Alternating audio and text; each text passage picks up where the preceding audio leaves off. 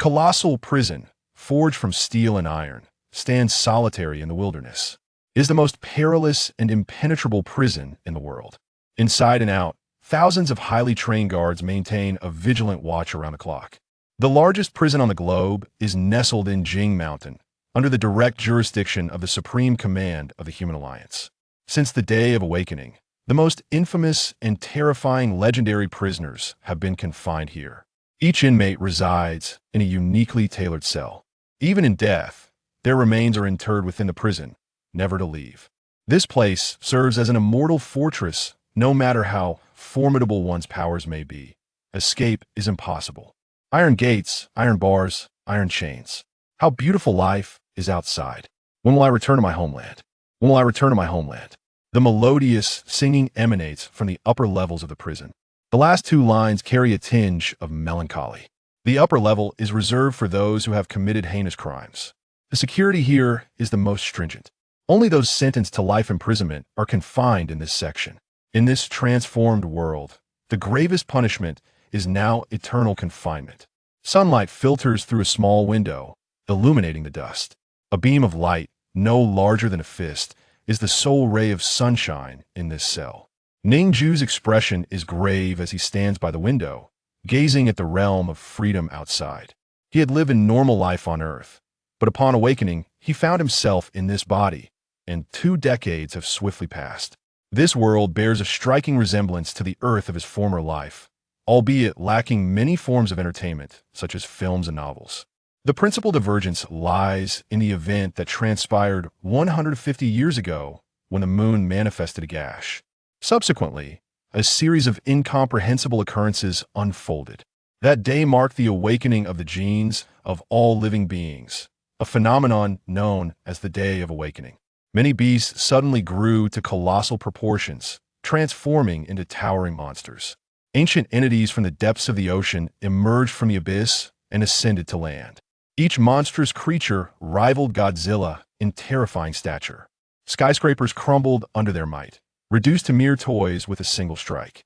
Even the most mundane small animals mutated to several times their original size, capable of easily crushing humans. A common wild mouse could grow to the size of tiger as a terrifying aberration. Once the dominant species, humanity faced merciless slaughter. The towering beasts were classified as shrank, often possessing formidable supernatural abilities. Even deploying nuclear weapons proved ineffective against them, often resulting in greater harm to humanity itself. In just a decade, the world's population plummeted to a mere 30%. Fortunately, at this critical juncture, humanity awakened its own supernatural abilities.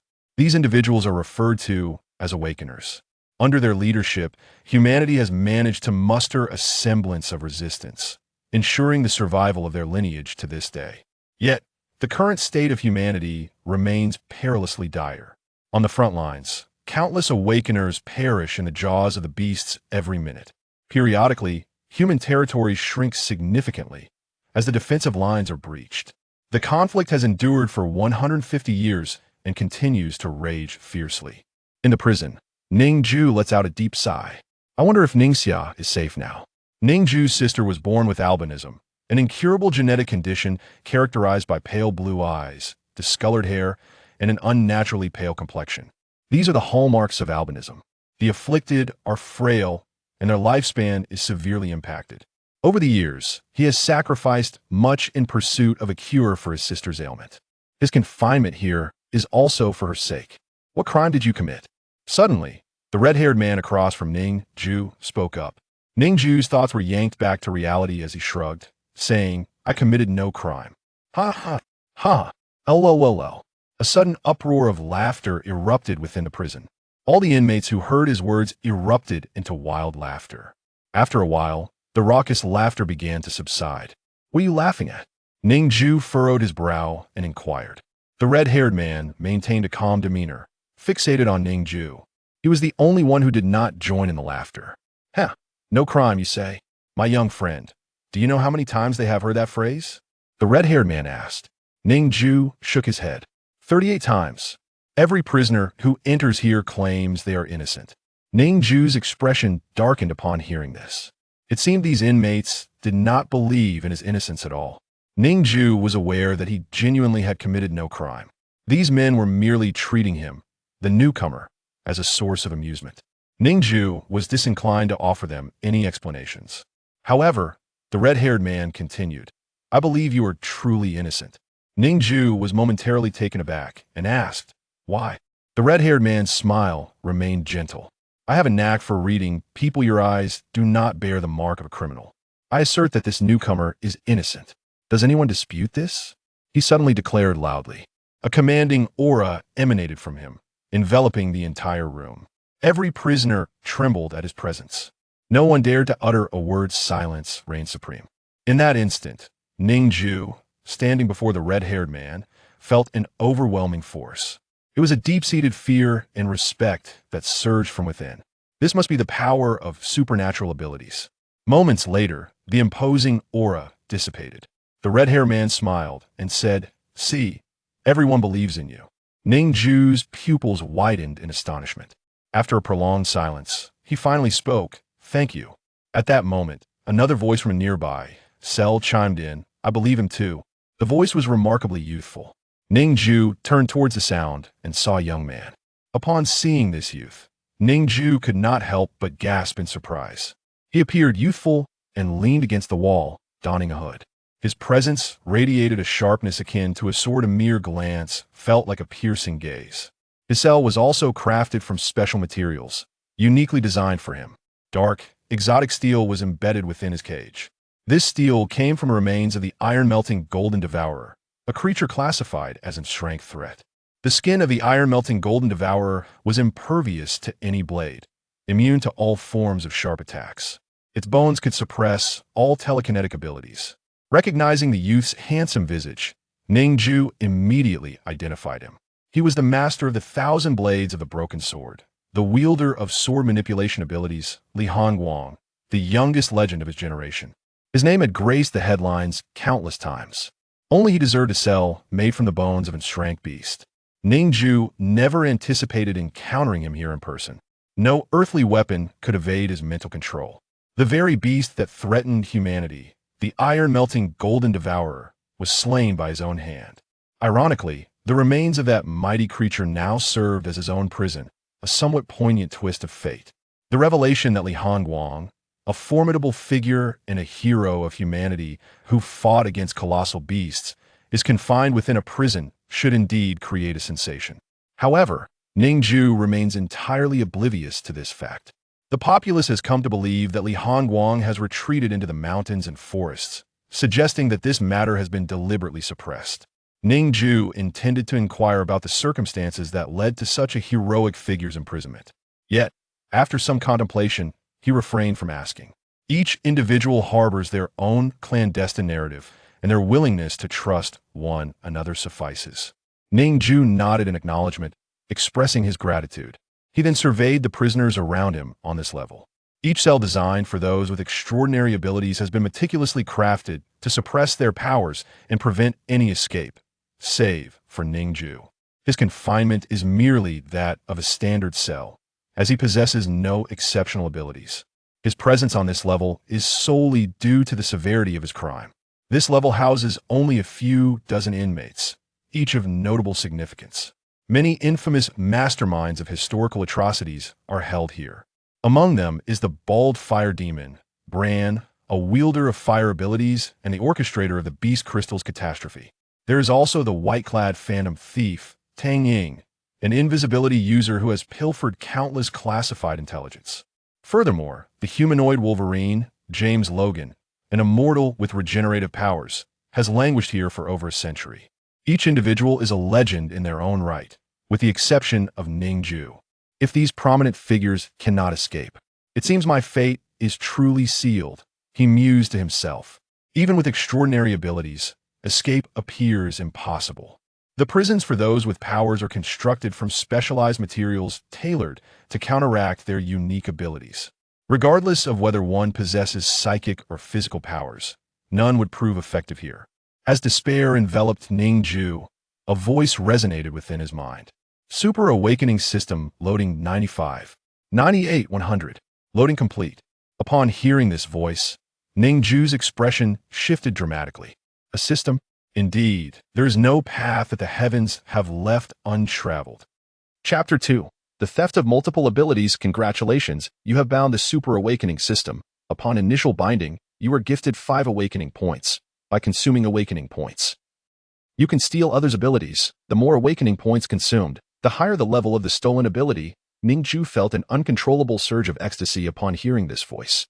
Is there a limit to the number of abilities one can possess simultaneously? Ning Jue tentatively inquired in his mind. You can currently hold up to 5 abilities simultaneously. Consuming awakening points can increase this limit. Ning Jue's spine tingled, and his pupils trembled. Incredible, truly remarkable. This meant he could possess numerous abilities at once. A feat unparalleled in history. He gazed through the steel bars at the red-haired man in the opposite cell. This enigmatic figure was shrouded in mystery. None of the inmates knew his identity, nor did anyone understand his past. System, I wish to consume 1 awakening point to steal his ability, Ning Jue whispered. The theft failed. He possesses no ability. Ning Jue was taken aback. How could he have no ability? The red-haired man had uttered not a word. Yet the atmosphere among the vicious inmates was stifling. None dared to make a sound. In that moment, Ning Jue truly felt the weight of his authority, which was not derived from any supernatural power. Was it possible that it stemmed solely from his personal charisma and innate presence? This exceeded Ning Jue's comprehension. He turned his gaze to the adjacent cell. Li Hongguang. This man undoubtedly possessed an ability. As expected, Li Hongguang's profile materialized in Ning Jue's mind. Li Hongguang. Ability. Sword control. Rank. S. Description. This individual was born with innate internal energy, driven by his will, permeating his body and transforming into sword intent. Despite being in an era devoid of magic, he can still manipulate swords through his energy to cut down foes, as effortlessly as directing one's own limbs. Innate internal energy? Ning Jue was astounded. Does such an esoteric power truly exist in the world? I will consume 1 awakening point to steal his ability, Ning Jue announced, rubbing his hands together. The theft was successful, obtained mental ability, sword control, and the next moment, Ning Jue felt a jolt throughout his being. As if a wondrous energy filled his very core. His gaze sharpened perceptibly. Success. Ning Jue's heart swelled with joy. Li Hongguang in the cell ahead suddenly looked up, locking eyes with Ning Jue. That glance sent a shiver down Ning Jue's spine. Yet, after merely a fleeting moment, Li Hongguang's attention diverted elsewhere. Ning Jue breathed a sigh of relief. Within the confines of the prison, Li Hongguang furrowed his brow, his expression rife with confusion. At that instant, he sensed a faint loss of power. Though the disappearance was but a minuscule fragment of his ability, it would not significantly impact him. Yet it was nonetheless imperceptible to his keen senses. After pondering, he could find no explanation and dismissed it as a mere figment of his imagination. Trapped in this prison, there was no hope of escape, nor the use of abilities. Thus, the minute loss of power held little significance. Ning Jue took to a corner of his cell. Suppressing his excitement, he accessed the details of his newfound ability. Sword control, rank, E. Description. A strand of sword intent enters the body, allowing the manipulation of sharp objects to levitate and kill from a distance. Abilities are categorized into 6 ranks: S, A, B, C, D, and E. The rank signifies the potency of the ability.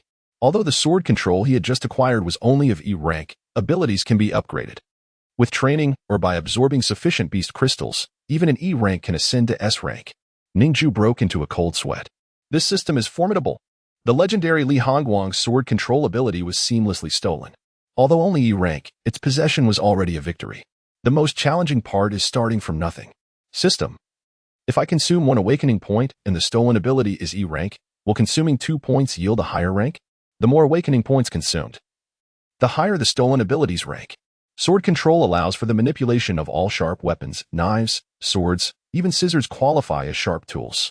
However, in this level of the prison, there were no sharp objects present.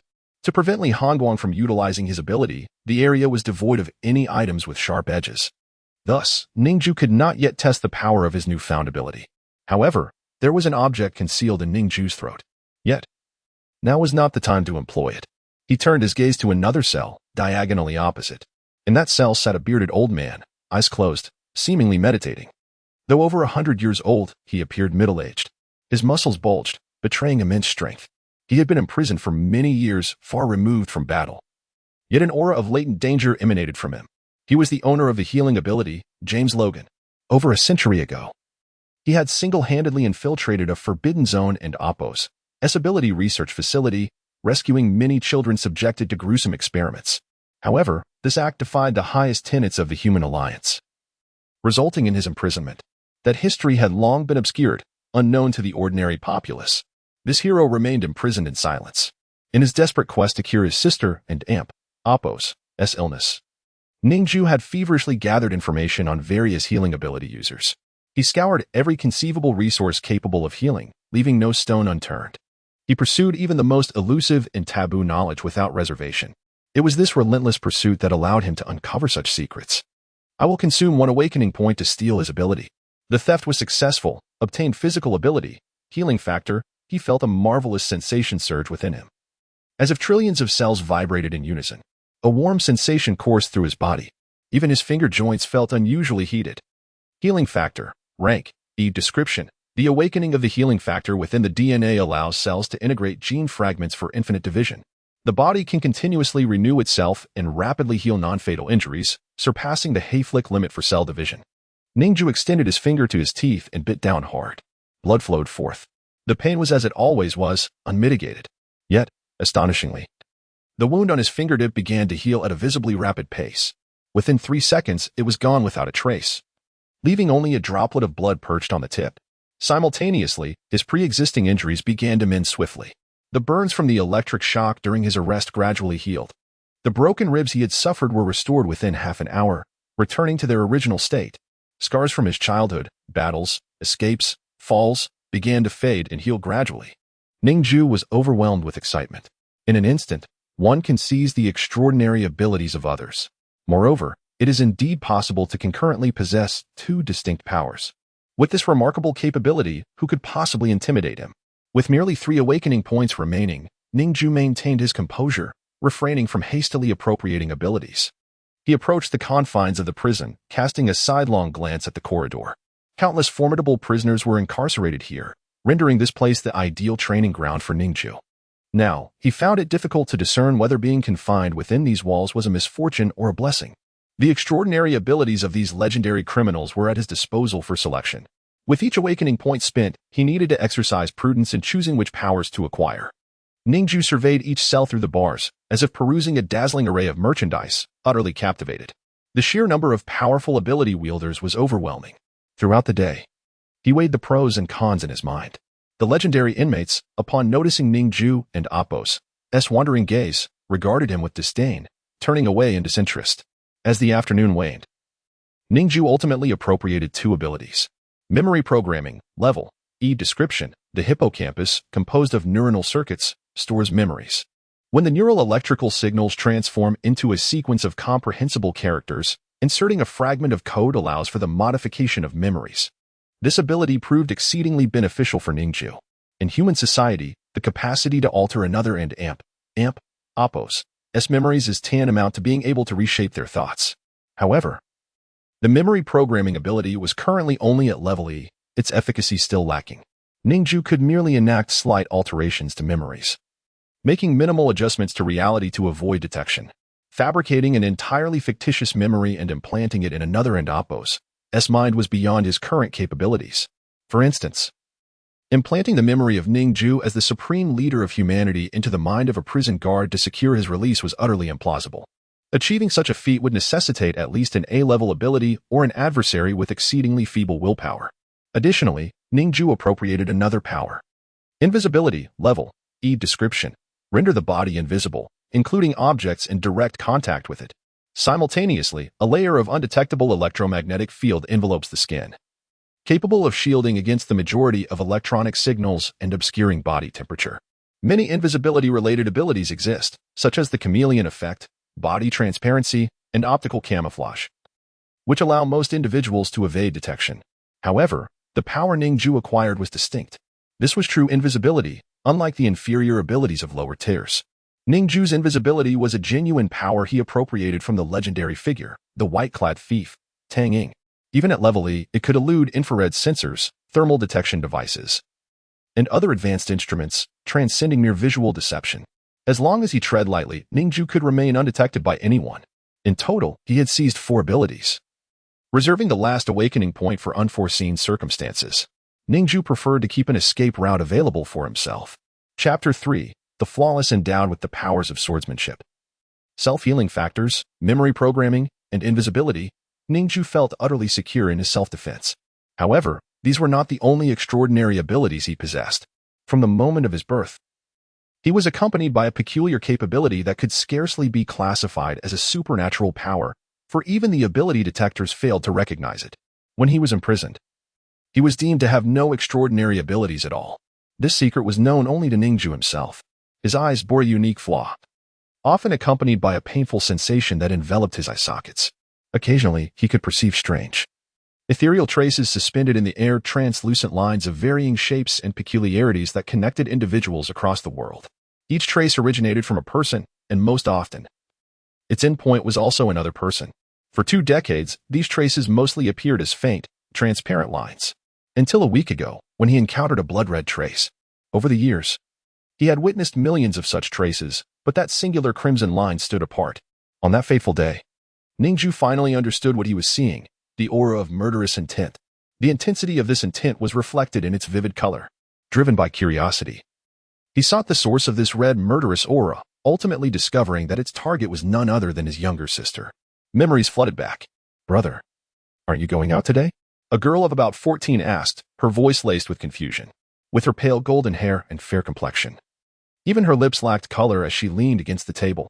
The most striking feature was her pair of light blue eyes, reminiscent of hidden stars in the night sky, truly enchanting. Yet, this beautiful exterior was a facade, born of suffering and illness. "Today is your birthday. I'll keep you company," Ning Jue replied with a smile. Ningxia, surprised, blinked her sparkling eyes. Today was not her birthday. In the next moment, she smiled gently, sensing her brother and Appo's underlying purpose.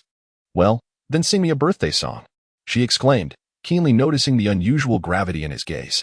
Over the years, the siblings had developed an unspoken understanding. Ningxia knew her brother could never forget her birthday. His actions must hold significance. "Happy birthday to you," Ning Jue sang, devoting the entire day to his sister, never leaving her side. For the source of that blood-red trace loomed just outside, making it imperative to stay close. This was the first time he had encountered the origin of a trace so near. Although he appeared calm, his heart raced with anxiety. Ningxia, unable to perceive the murderous intent, remained blissfully unaware of the danger surrounding them. As night fell, an explosive crash echoed through the air. The iron door, forged from steel, shattered, sending dust and debris flying. Ningxia's heart raced, her pupils dilating in shock. Yet, she steeled herself, maintaining her composure. Knowing her brother's unusual behavior hinted at impending trouble, she braced herself. The door lay in ruins, yet no one stood there, only emptiness. Most of Ning Jue's earnings had gone toward treating his sister's albinism, forcing them to reside in a dilapidated area on the outskirts of the city, where crime ran rampant and mutated birds occasionally harassed them. It was the first time they faced an intruder, but Ning Jue was not surprised. He had grown accustomed to such circumstances, knowing that the impoverished were often targeted. Shielding his sister behind him, he stealthily handed her a sleek black handgun, his prized possession. An antique that had existed even before his awakening. It held the last 4 bullets, already chambered. Ningxia gripped the gun, her expression tense, yet her hands remained steady. Having survived numerous trials alongside her brother, she was no stranger to peril. Ning Jue drew forth a multifunctional military knife, its blade marred by rust. A relic of a bygone era. In this world, conventional weapons held little value for those with extraordinary abilities. It was only the 2 of them, abandoned by parents and devoid of powers, who required such means for self-defense. A mocking laughter echoed from the doorway, youthful yet raspy, a disembodied sound that filled the air. Ning Jue recognized it as belonging to an individual with invisibility powers. They had acted discreetly, unaware of how they had provoked an extraordinary being. With heightened vigilance, he raised his knife, his eyes darting wildly in search of the enemy's position, feigning ignorance of their presence. The laughter grew nearer, laced with arrogance as the intruder believed he had outsmarted Ning Jue. Little did he know that despite Ning Jue's inability to see him, his eyes could perceive the murderous intent, the crimson trace connecting him to Ningxia. Through this line, Ning Jue discerned the intruder's approach, his footsteps leisurely and confident. He assumed victory against the impoverished siblings. After all, who would consider them a threat, especially a high-ranking extraordinary individual? Ning Jue feigned blindness to the enemy's presence, wildly swinging his knife through the air. The laughter became increasingly derisive, relishing the spectacle of these mere mortals being toyed with. Yet, as the foe drew within a meter, the distance became perilously short for both Ning Jue and Ning Jue.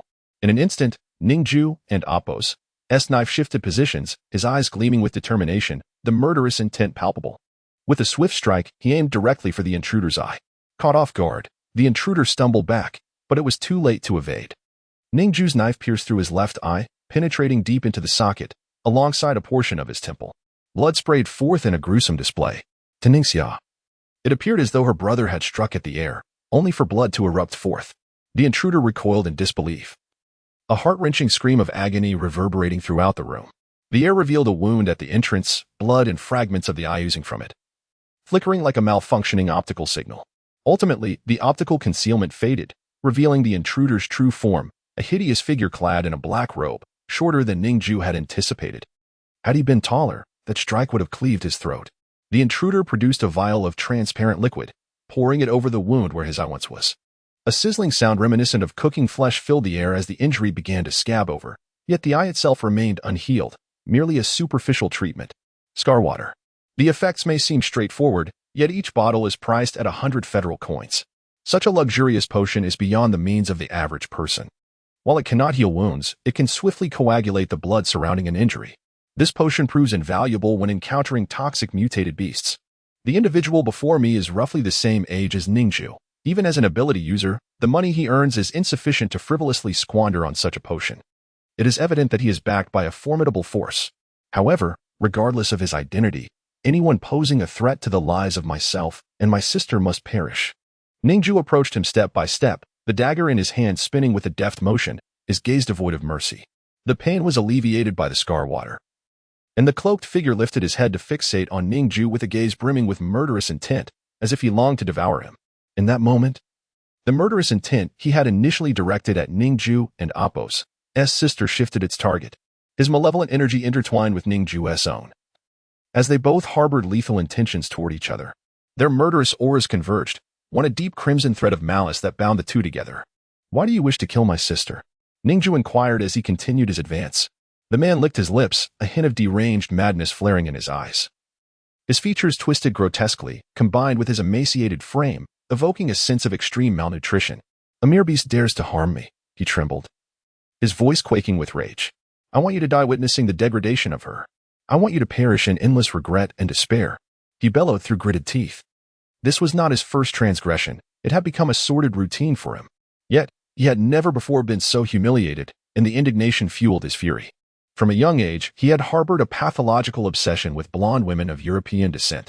Following the arrival of the awakening day, humanity suffered tremendous losses, and the population of the Nordic continent was nearly obliterated, leaving only a scant few with blonde bloodlines.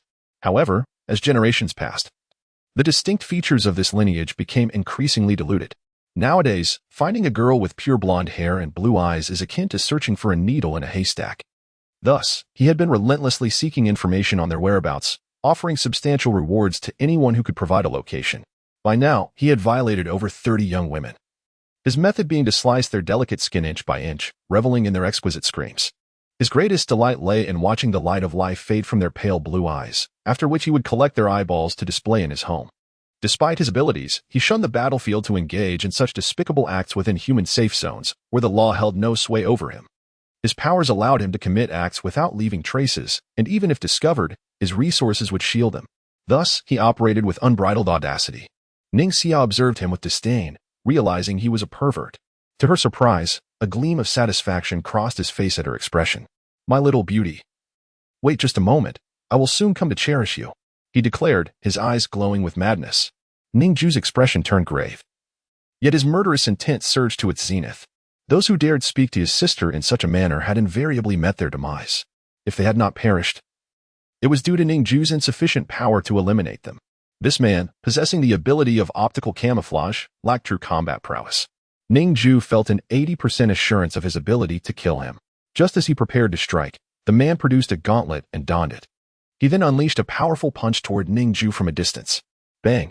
A resounding crash echoed as Ning Jue was sent flying, blood spewing from his mouth. His eyes widened in shock, trembling slightly. An extraordinary weapon. Alongside the awakening day came not only abilities and monstrous creatures, but also an array of items imbued with unique powers, collectively referred to as abnormal weapons. These weapons were exceptionally rare and valuable. Ning Jue felt a wave of alarm as he struggled to rise, every inch of his skin and bones aflame with agony. It seemed this gauntlet was the source of the man's ability to smash through the steel door. Ning Jue's ribs felt as though they had fractured.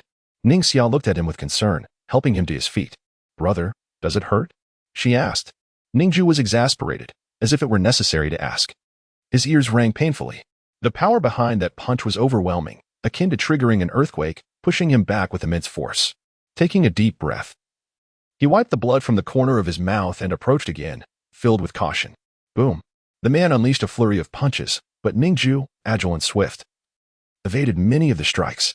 However, the shockwaves from the gauntlet were intangible and pervasive, and he was struck several times, blood spilling forth as he collapsed in despair. The man strode forward, delight gleaming in his eyes, relishing the prospect of revenge. "I initially intended to keep you alive, to let you witness your sister's torment. But your skills are unexpectedly impressive, so I will eliminate you first to avoid prolonging the inevitable. Furthermore, I dislike having an audience during my endeavors," he declared with a sinister smile, raising his fist to strike. In that instant, Ning Jue abruptly opened his eyes. It was a ruse. He had feigned defeat to lure the man closer. Ning Jue rolled to his feet just in time to evade the blow, which shattered the cement floor, sending debris flying. With swiftness, he aimed his dagger at the man's neck. Whoosh! The strike was swift, precise, and lethal. Yet, a faint golden membrane appeared in that very moment. Clang! The blade was rendered ineffective. Another ability item? The implications of this man and Appo's background sent a shiver of unease through Ning Jue. Killing him could lead to significant trouble. Yet, with no way out, he resolved to end it. Ning Jue discarded his dagger, flipping over to seize the man's elbow to restrain him. "Ning Xia, shoot," he commanded. Without hesitation, Ning Xia raised her gun and fired. Bang! The bullet aimed for the cloaked man's forehead. Should it hit, he would undoubtedly die. A gun! The man's face fell into shock. He had never expected this impoverished brother-sister duo to possess such a precious weapon from the last century. While firearms might hold little value against other powerful ability users, for him, it was a weapon that could claim his life. The abnormal items he possessed could not withstand a bullet's assault. He watched in despair as the deadly light drew near, his rationality clouded by panic. In a frenzy, he fumbled for a necklace at his chest, hoping to place it on his forehead in a desperate attempt to block the bullet. Ning Jue's keen eyes caught this movement. In the next instant, he twisted the man's head aside, narrowly avoiding the bullet, which embedded itself in the wall, leaving a dark pit. The cloaked man, puzzled, wondered why Ning Jue would save him. Yet, before he could contemplate further, he heard a crisp crack. Subsequently, his neck was bent at an unnatural angle against his back, a full 120 degrees. The sensation of his occiput pressing against his spine was one that he would experience but once in a lifetime. His vertebrae had been brutally snapped, rendering his lower body paralyzed, leaving him utterly immobile. The only ability he could struggle to employ was his optical camouflage, the shimmering waves of transparency surrounding him, yet failing to cloak his entire form. Then, Ning Jue decisively severed the supernatural necklace around his neck. Without protection, Ning Jue seized a dagger and swiftly decapitated him. Blood gushed forth, and this unfortunate soul did not even have the time to sense the life ebbing from his body. Precise and decisive, he left no final words behind. Years of training had enabled Ning Jue to break bones with sheer force. Without supernatural powers, he relied solely on his physical strength to fight. Rising to his feet, he found himself splattered with blood. He discarded the protective necklace on the ground, suspecting it might contain a tracking device. Ning Jue would not allow greed to lead him into peril. He also refrained from taking the gauntlets. "Brother, why one and Appo's? Do you let me kill him?" Ning Xia inquired. Ning Jue shrugged. "Do you truly believe I would allow you to take a life? Allowing my 14-year-old sister to commit murder would make me an utterly incompetent brother." "If he is a villain, I see no issue," Ning Xia retorted, hands on her hips. Ning Jue, unable to counter her, simply patted her head, only for her to jump up and strike his head in protest. "You." Ning Jue was both amused and exasperated. Soon after, Ning Jue and his sister departed from their dwelling. The man in the black cloak had significant connections, and it was wise to leave before trouble arrived. However, in this vast world, supernatural abilities abound. Some individuals can glimpse the past through dreams, while others can discern a killer's appearance merely by smelling a corpse. In this realm, it is immensely challenging for ordinary people to escape the watchful eyes of those endowed with powers. Common folk are often crushed into dust by the titans of history, leaving nothing behind. Despite their relentless journey, the siblings were ultimately captured. That fateful early morning, Ning Jue found himself plunging into a nightmarish abyss.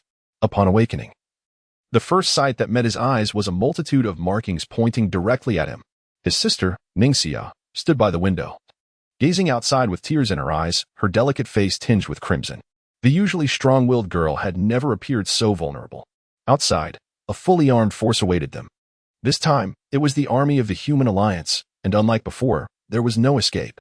Ning Jue entrusted his possessions to his sister, including an antique pistol that contained 3 remaining bullets. He then rose to his feet. "Wanderer, you are surrounded."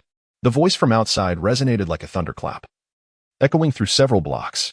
Ning Jue's identity was not registered in the Human Alliance's citizen registry.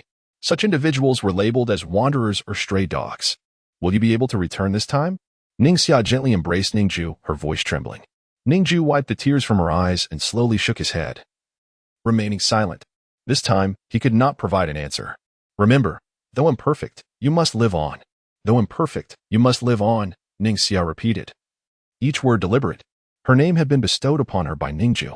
He then opened the door, raising his hands high and striding boldly outside, with Ning Jue trailing closely behind him. "I surrender," Ning Jue called out loudly. Numerous modern weapons were aimed at him. Observers unfamiliar with the situation might have mistaken Ning Jue for a colossal beast that had laid waste to a city. Several dozen fully armed supernatural beings surrounded this small border town.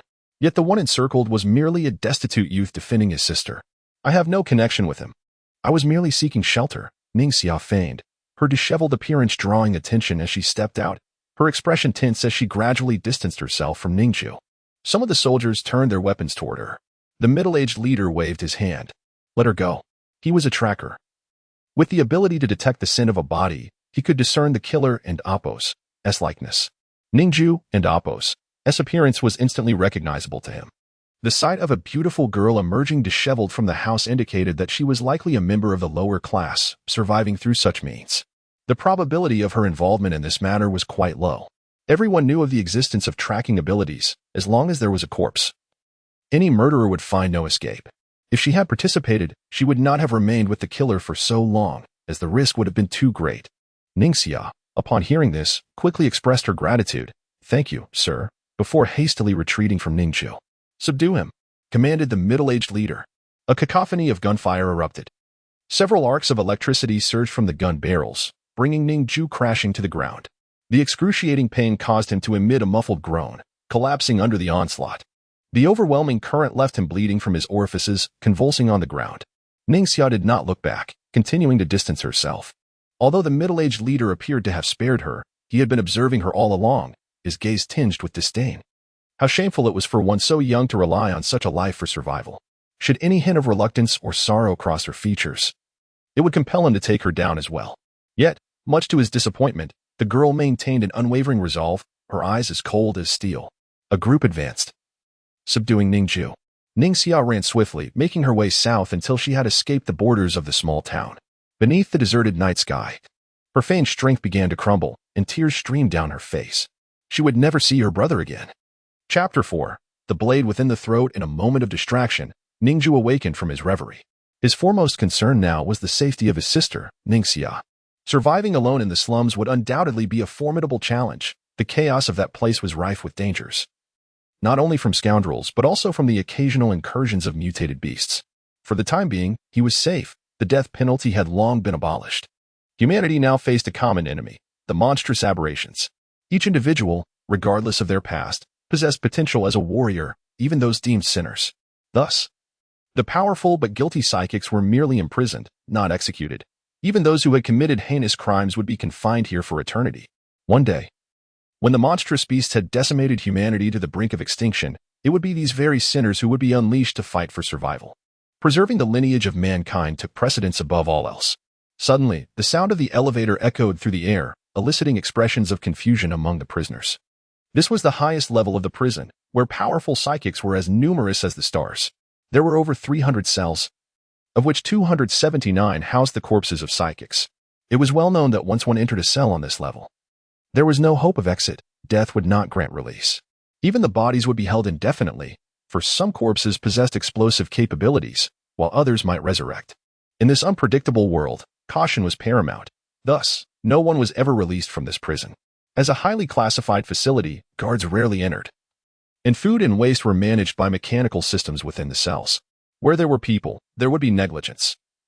One could never be certain if the materials suppressing the psychics had developed any flaws, allowing for a potential uprising. The heavy sound of footsteps approached. A towering, muscular guard, clad in full armor, entered. Strangely, he was alone, not escorting any new prisoners. This was unprecedented. As Ning Jue heard the footsteps, an ominous premonition crept into his mind. Then, a transparent thread connected him to the guard. The feeling of foreboding was confirmed. Was it a threat of murderous intent? Did this guard harbor ill will towards him? Ning Jue was taken aback. The death penalty had been abolished. Why would he seek to kill him? He fought to suppress his shock, taking a deep breath to regain his composure. This could be an opportunity. Indeed, the guard approached Ning Jue and Apos' cell and halted. He twisted the lock and stepped beside Ning Jue, his large hand pressing firmly onto his shoulder. A surge of electricity coursed through Ning Jue and Apos' body, causing excruciating pain and rendering him immobile. Beads of sweat formed on his brow as he struggled to articulate a sound. The guard tightened his grip and dragged him out. The guard's ability to manipulate electricity was ideally suited for his role, capable of incapacitating others. Ning Jue gritted his teeth, enduring the torment in silence. As the guard pulled him past the cell of a red-haired man, the latter inquired coldly, "What do you intend to do with him?" The burly guard remained expressionless, resembling a robot, offering no response as he continued to drag Ning Jue away. The red-haired man's countenance turned frigid, ready to issue a threat. Few dared to ignore his menacing presence, for he had undergone a procedure that removed his frontal lobe, rendering him emotionless. At that moment, a voice emerged from the adjacent cell. Li Hongguang, his eyes narrowed, fixing a gaze on the back of the guard's head. Upon hearing this, the red-haired man noticed the large wound on the guard's scalp. The removal of the frontal lobe caused a loss of emotional capacity and many brain functions. A procedure deemed inhumane, one that stripped a person of their humanity and turned them into a mere shell. The human alliance was indeed formidable. To ensure absolute loyalty from the guards, they resorted to such extreme measures. The red-haired man's expression turned grave, rendered helpless by the guard's condition. Confined within the vast and oppressive Jing Mountain prison, no matter his extraordinary capabilities, they would remain unutilized. The onlookers witnessed Ning Jue being dragged away. His fate all but sealed. There was no escape. Only death awaited him. In a corner cell, a disheveled man sighed deeply. The abolition of the death penalty applied only to psychics. For ordinary individuals guilty of grave crimes, living was merely a waste of resources. With a bitter smile, he leaned against the wall, staring at the shackles around his ankles. His eyes were dim, devoid of any spark. Yet, even in his filth, he was recognizable as the once renowned white-clad thief, Tang Ying, who had once thrived on robbing the rich to aid the poor. As he spoke, a heavy silence enveloped the level. No one dared to respond. After a prolonged pause, someone finally broke the stillness, and the atmosphere grew lively once more, albeit with increasingly vulgar banter, as was customary. Good people were, after all, a rarity. The majority of those imprisoned were indeed criminals and scoundrels. Despite their formidable abilities and legendary status, the undeniable truth remained. Their lives were not worth preserving. The elevator continued its ascent, and Ning Jue's vision blurred from the electric shock. Before him lay a dark, murky void, obscuring his view. When the current finally dissipated, he emerged from the depths of pain. To his dismay, he found himself strapped to an electric chair, entirely immobilized. The massive guard was expertly manipulating the control panel, and Ning Jue understood that this was to be his execution. The guard's ability to induce paralysis through electricity, though torturous, was not lethal. To execute Ning Jue, the electric chair was necessary. Cold sweat beaded on Ning Jue's forehead, yet he remained remarkably composed. He had been taken from the highest, most secure level of the prison. Perhaps this was his chance to escape. Concealed within his throat was a slim blade, nestled against the flesh without causing harm. During a time when he and his sister lived with an old beggar, he had learned this unique skill from him. The blade was perfectly positioned against his Adam's apple, undetectable even by X-ray. Harnessing his psychic power, Ning Jue carefully manipulated the blade within his throat, urging it upward. The blade slowly ascended, guided by his will. The power he wielded was intangible, yet he felt its heat coursing through him. As he focused his thoughts, the blade gradually detached from his throat, reminiscent of an ancient, legendary force, Qi. This was the first time Ning Jue employed this ability, and he was still quite inexperienced.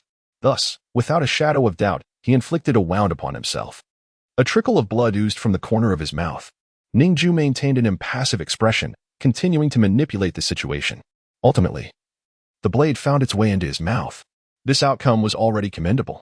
Had he not possessed the power of swordsmanship, Ning Jue would have had to exert his vocal cords, using the muscles of his trachea to expel the blade, resulting in a far greater loss of blood.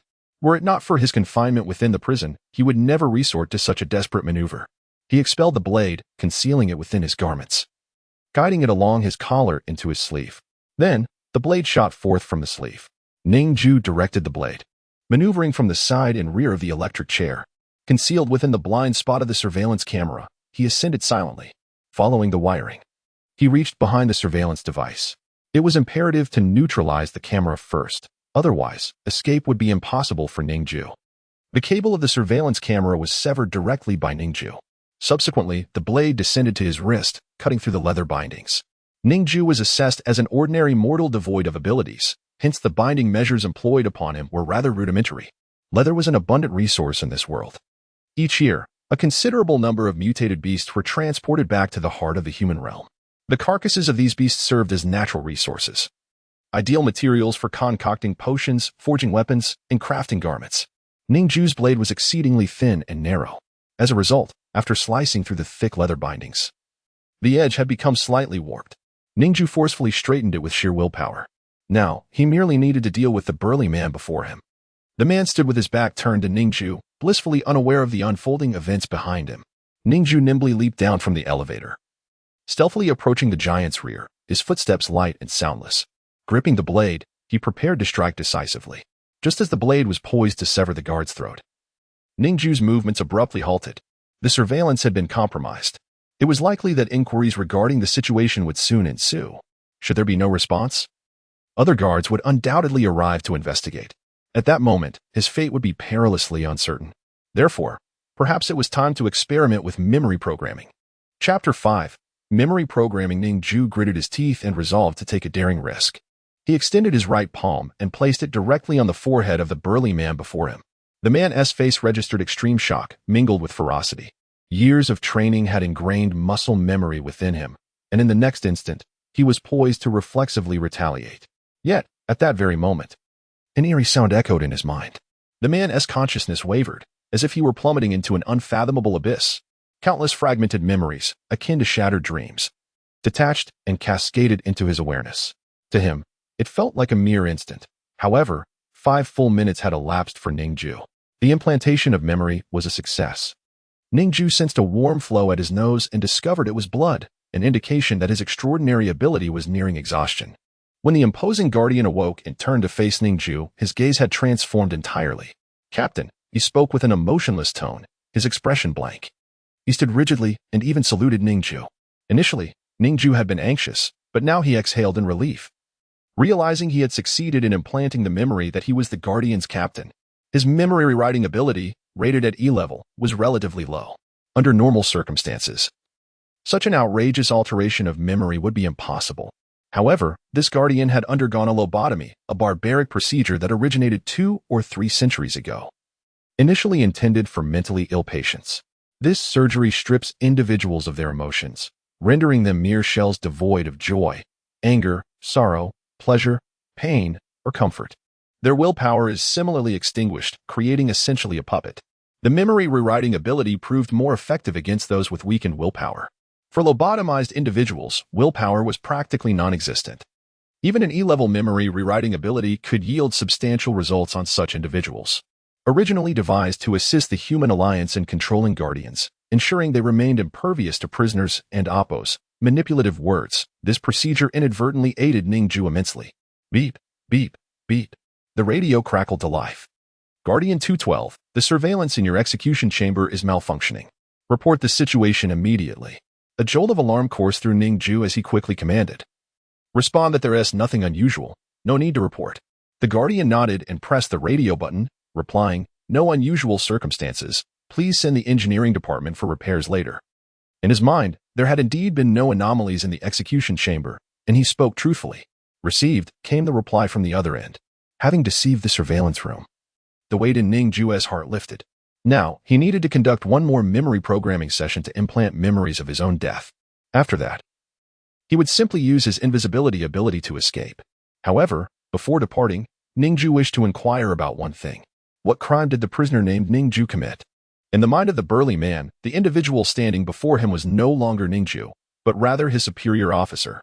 The prisoner named Ning Jue had just been brought here for execution, and then, what transpired was unclear to him. He presumed the execution had likely been completed. The Guardian reported with mechanical precision. Report, Captain. The prisoner murdered Professor Zhao Ting's son, Zhao Xiaoshan. The crime of murder warrants a 50-year sentence. But at Professor Zhao Ting's behest, Ning Jue was sentenced to the most severe punishment, life imprisonment without parole. Ning Jue's countenance darkened upon hearing the name Zhao Ting. Undoubtedly a figure of great stature for him, increasing a criminal's sentence was merely a matter of a word. It was Zhao Ting who had once proposed to the Human Alliance the implementation of lobotomies for all prison guards. Moreover, many genetic enhancement serums were developed by him for injection into the human military. Without him, humanity and Oppos' territorial borders would have receded by several thousand kilometers. A great benefactor of mankind, and yet, Ning Jue had killed his son. Ning Jue had not anticipated such a renowned scientist would have a son so cruel and perverse.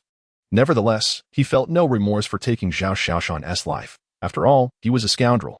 Among the top-tier prisoners, there were seldom any without capabilities. Had Ning Jue not crossed Zhao Ting, he would not have found himself imprisoned there. The fact that Guardian 212 was to execute him was likely not unrelated to Professor Zhao Ting. Offending such a prominent figure felt surreal. Previously, Ning Jue would have never imagined he could be entangled with someone of such high caliber. Approaching the Guardian from behind, he once again extended his hand to utilize his memory programming ability. Instantly, a wave of excruciating pain engulfed Ning Jue's mind. His powers were waning. Yet he gritted his teeth against the agony and implanted a new memory. This time, it took only a minute. After all, the fact that he had escorted Ning Jue here was already established. He merely needed to clarify that vague memory and weave in a narrative that the execution had been completed. The Guardian's eyes momentarily glazed over before he swiftly regained lucidity. He picked up a stamp and pressed it onto a document, marking it with the inscription, "Execution completed." Ning Jue exhaled deeply, finally accomplishing his task. This maneuver could be likened to a grand deception. In this world, even if he were to be erased, as long as he escaped, he would regain his freedom. Ning Jue clenched his fists, filled with exhilaration. The dawn of liberation lay within reach. Ning Jue turned to the Guardian and said, "Guardian 212, accompany me to the lowest level of the prison. I have a matter to attend to." The Guardian nodded and turned to open the door. "Do not look back without my command," Ning Jue instructed. "Understood." Ning Jue gripped a blade, piercing the back of his neck to extract a chip nestled within his flesh. A surge of pain coursed through his brain, yet he remained silent, enduring the torment. He discarded the tracking chip into the incineration barrel for bodies, his expression grave. Silently, he activated his invisibility ability. A peculiar sensation enveloped his limbs, as if his body were floating. He felt as though he had dissolved into the surrounding scenery, blending seamlessly. Ning Jue perceived an invisible force field surrounding him, seemingly capable of shielding him from infrared devices and temperature detectors. He pushed the door open and stealthily followed Guardian 212. Upon witnessing the scene beyond the door, Ning Jue's heart trembled violently, as if struck by lightning. This was the central level of the vast prison, the execution grounds. Hundreds of execution chambers, forged from steel and iron, appeared ominous. Despite being sealed, the chambers were permeated with a lingering stench of blood. Ning Jue wrinkled his nose, feeling a wave of nausea. As he passed by these execution chambers, the sounds of torment echoed incessantly. Upon reaching the end, Ning Jue inhaled sharply. In the corner stood a transparent cube, measuring approximately 30 to 40 meters in width and height. Within lies an inconceivable number of human corpses, their forms grotesquely contorted, distorted by the pressure of their surroundings. This place resembles a macabre dumping ground for bodies, akin to discarded pork, heaped together post-slaughter. The sound of gunfire resonates from the execution chamber, echoing repeatedly. The chamber is equipped with a massive one-way glass, allowing an external view of the grim scenes within. Ning Jue witnesses numerous methods of execution that he had never dared to imagine. The executioners, having undergone frontal lobotomies, resemble emotionless automatons, executing their tasks with ruthless efficiency. As Ning Jue observes these prisoners facing their demise, a tumult of emotions swirls within him. Although capital punishment has ostensibly been abolished, in reality, a stark disparity persists behind the facade. Yet, he feels no anger, Many of these prisoners are indeed deserving of their fate. One could hardly fathom the heinous crimes committed by that seemingly pitiful, emaciated old man who has just been executed. While this place may harbor the wrongly accused, the malevolent undoubtedly constitute the majority. Witnessing this scene, Ning Jue quickens his pace. Were it not for his extraordinary abilities, he too might have become one of them. Chapter 6. Farewell, Prison. Ning Jue resolutely followed the brainwashed guard into the elevator. Descending from the execution level, they journeyed downwards until reaching the very bottom. The execution ground was situated on the central level, a place reeking with the stench of decaying corpses. Upon leaving that dreadful space, the air grew significantly more bearable. Ning Jue and Amp. Appo's gaze was fixed on the LCD screen within the elevator, watching the floor numbers decrease as he clenched his fists, a wave of anxiety washing over him. He was oblivious to what awaited him below. How many guards were stationed there? Would he be able to escape? What was the layout like down there? All remained shrouded in uncertainty. When he was captured, he had been in a state of unconsciousness. Upon awakening, he found himself ensnared within the confines of this prison. Everything about this environment was unknown. A single misstep could lead him into an abyss from which there was no return. Now, he had to tread carefully with every step. The height was daunting. 56. 31. 10. After what felt like an eternity. Nearly half an hour had passed before they finally reached the prison and Appo's lowest level. With a click, the elevator doors opened. A thick haze of smoke, burned odor, and the scent of machine oil wafted from the gap beneath the elevator doors. Despite the elevator and Appo's intricate steel construction, the friction from rapid descent had caused wear, and the heat released the metallic scent. As the doors parted, Ning Jue's expression soured, his pupils fixated on the void ahead. This lowest level was engulfed in complete darkness. No sunlight penetrated, it was utterly sealed off. Guard 212 stood motionless within the elevator. Was there no exit? How would he escape? A foreboding sense gnawed at Ning Jue and Appo's heart. He hastily inquired, "Where is the exit?" Guard 212, expressionless, replied, "Report to the captain. The exit is on this level. But we require higher authorization to proceed. Only with the proper clearance can we be escorted out. Normally, this area is not accessible." A buzzing filled Ning Jue's ears, and he stepped back, despair gripping him. This prison was indeed a fortress from which escape seemed impossible. With walls over 100 meters thick, if there was no exit, escape was utterly futile. Ning Jue could not conceive of any power capable of breaching such fortified walls.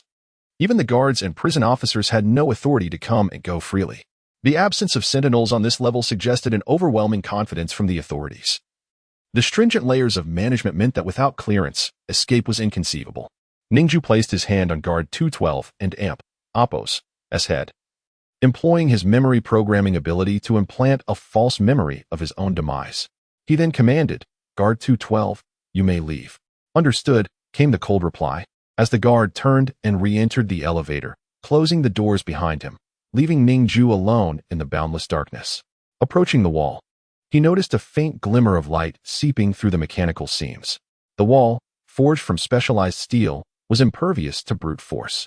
The exit was tantalizingly close, yet beyond his reach.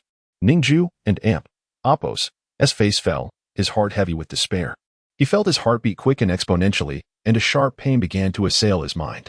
His mental energy was waning, and his invisibility power was nearing its limit. Clenching his teeth, he felt utterly defeated. Was it truly impossible to escape? Just as despair consumed him, another elevator suddenly whirred to life behind him, the sound reverberating through the silence. Ning Jue's gaze fixed on the descending floor numbers, which came to a halt on his level. Was someone arriving at the exit? Anxiety surged within him. Had his escape been discovered? In his current state, drained of energy and without any advantage, he was as good as dead if pursued. Standing before the elevator doors, Ning Jue strained to maintain his nearly extinguished invisibility. In the oppressive stillness of that level, he could hear the rapid thumping of his own heart. The elevator doors slowly opened, and Ning Jue and Appo's heart leapt into his throat. A tall, middle-aged man emerged, supporting a shackled individual within. Ning Jue and Appo's eyes widened, his pupils quivering. The shackled man was none other than James Logan, the possessor of the self-healing ability. How could he have been brought down from the top level? That was a place from which no inmate could escape. Not even in death. It was unfathomable for anyone to be released from there. Who possessed such authority? Ning Jue and Appo's gaze shifted to the tall man beside Logan. He was slender, perhaps over 6 feet tall, dressed in an old, simple suit, and sporting glasses. His eyes held a humble glint, and he exuded an aura of cultured intellect. His gaze was sharp, revealing a depth of wisdom. Surely, he was a person of considerable knowledge. What an extraordinary figure! Tall yet possessing the demeanor of a scholar. Who might he be? Ning Jue noticed that in his other hand, he held a stack of documents. The pages were densely packed with notes. Words like case truth, rights of ability users, children, human experimentation, and evidence leapt out at him. Among the titles, one caught Ning Jue and Appo's attention, list of wrongful convictions. His heart raced as he recognized one name, James Logan. Was this man a lawyer? Entering the prison to seek justice and bail out the most heinous criminals? What remarkable power! To stand for the oppressed and champion justice. Ning Jue had long thought such individuals were mere figments of imagination.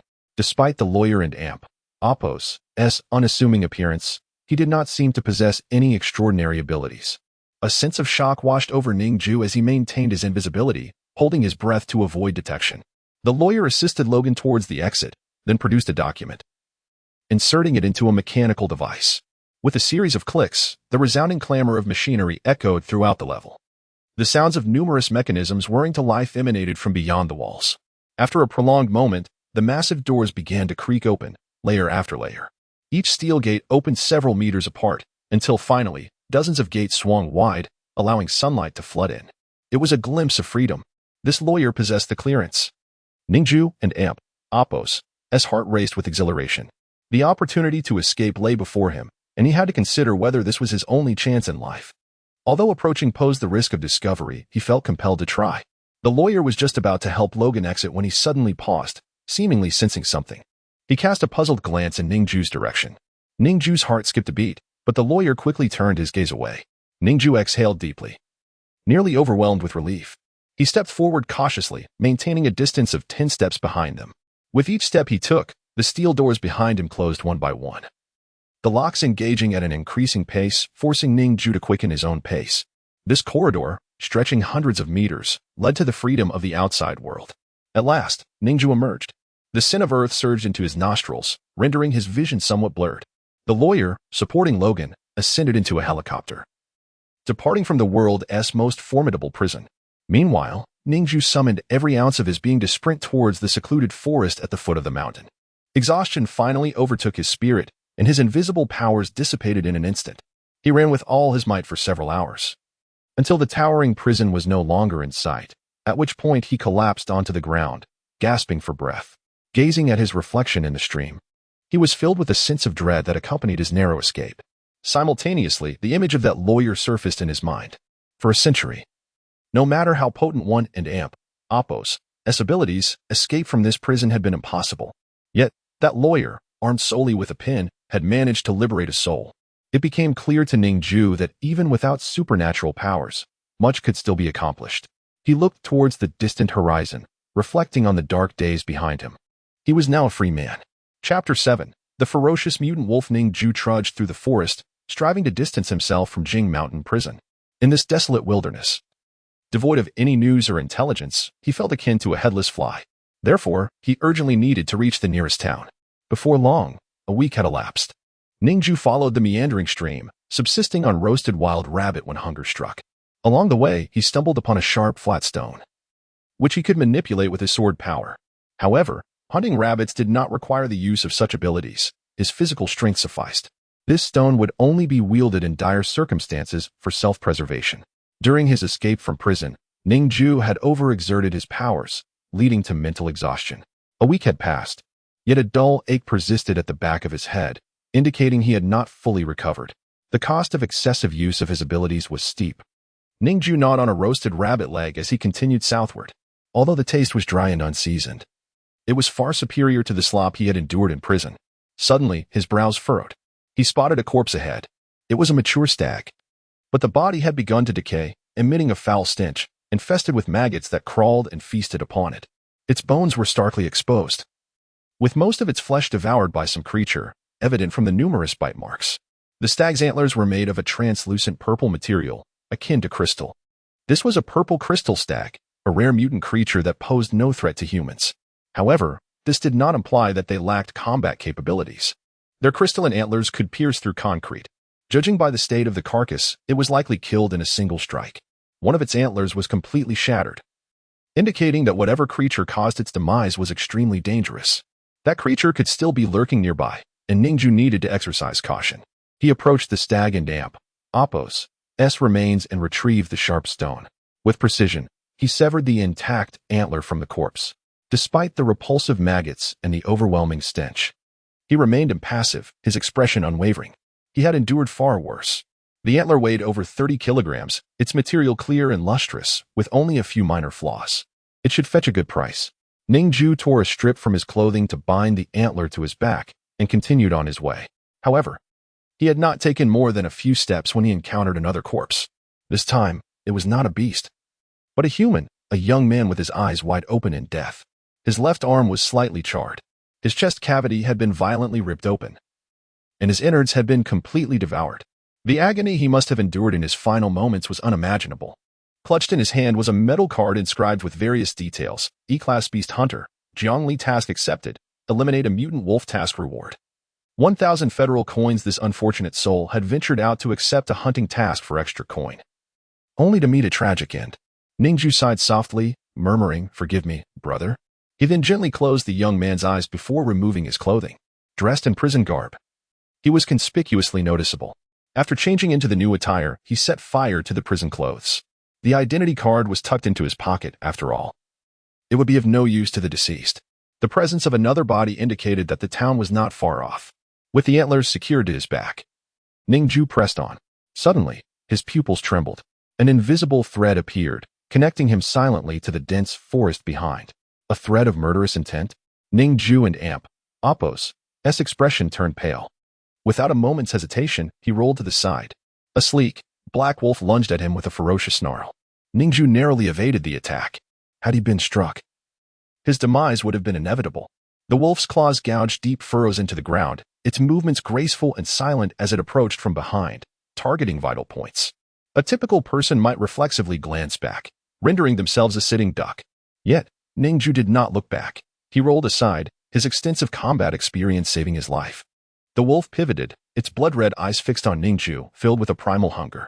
The creature was massive, towering like a horse, its sinewy muscles visible beneath its fur. Limbs powerful and sturdy. Its coat bore singe marks, likely from the earlier battle with the mutant. Blood stained the corners of its mouth, and its eyes glimmered with ravenous hunger. Ning Jue felt a bead of cold sweat form on his brow as he locked eyes with the beast. He could not turn away. He could not flee. Escape was impossible against such a formidable foe. He had to confront it. Ning Jue summoned his sword power, causing the sharp stone to hover beside him, ready for action. The mutant wolf charged directly, dismissing Ning Jue as a trivial threat after all. It had just feasted on a creature of similar stature.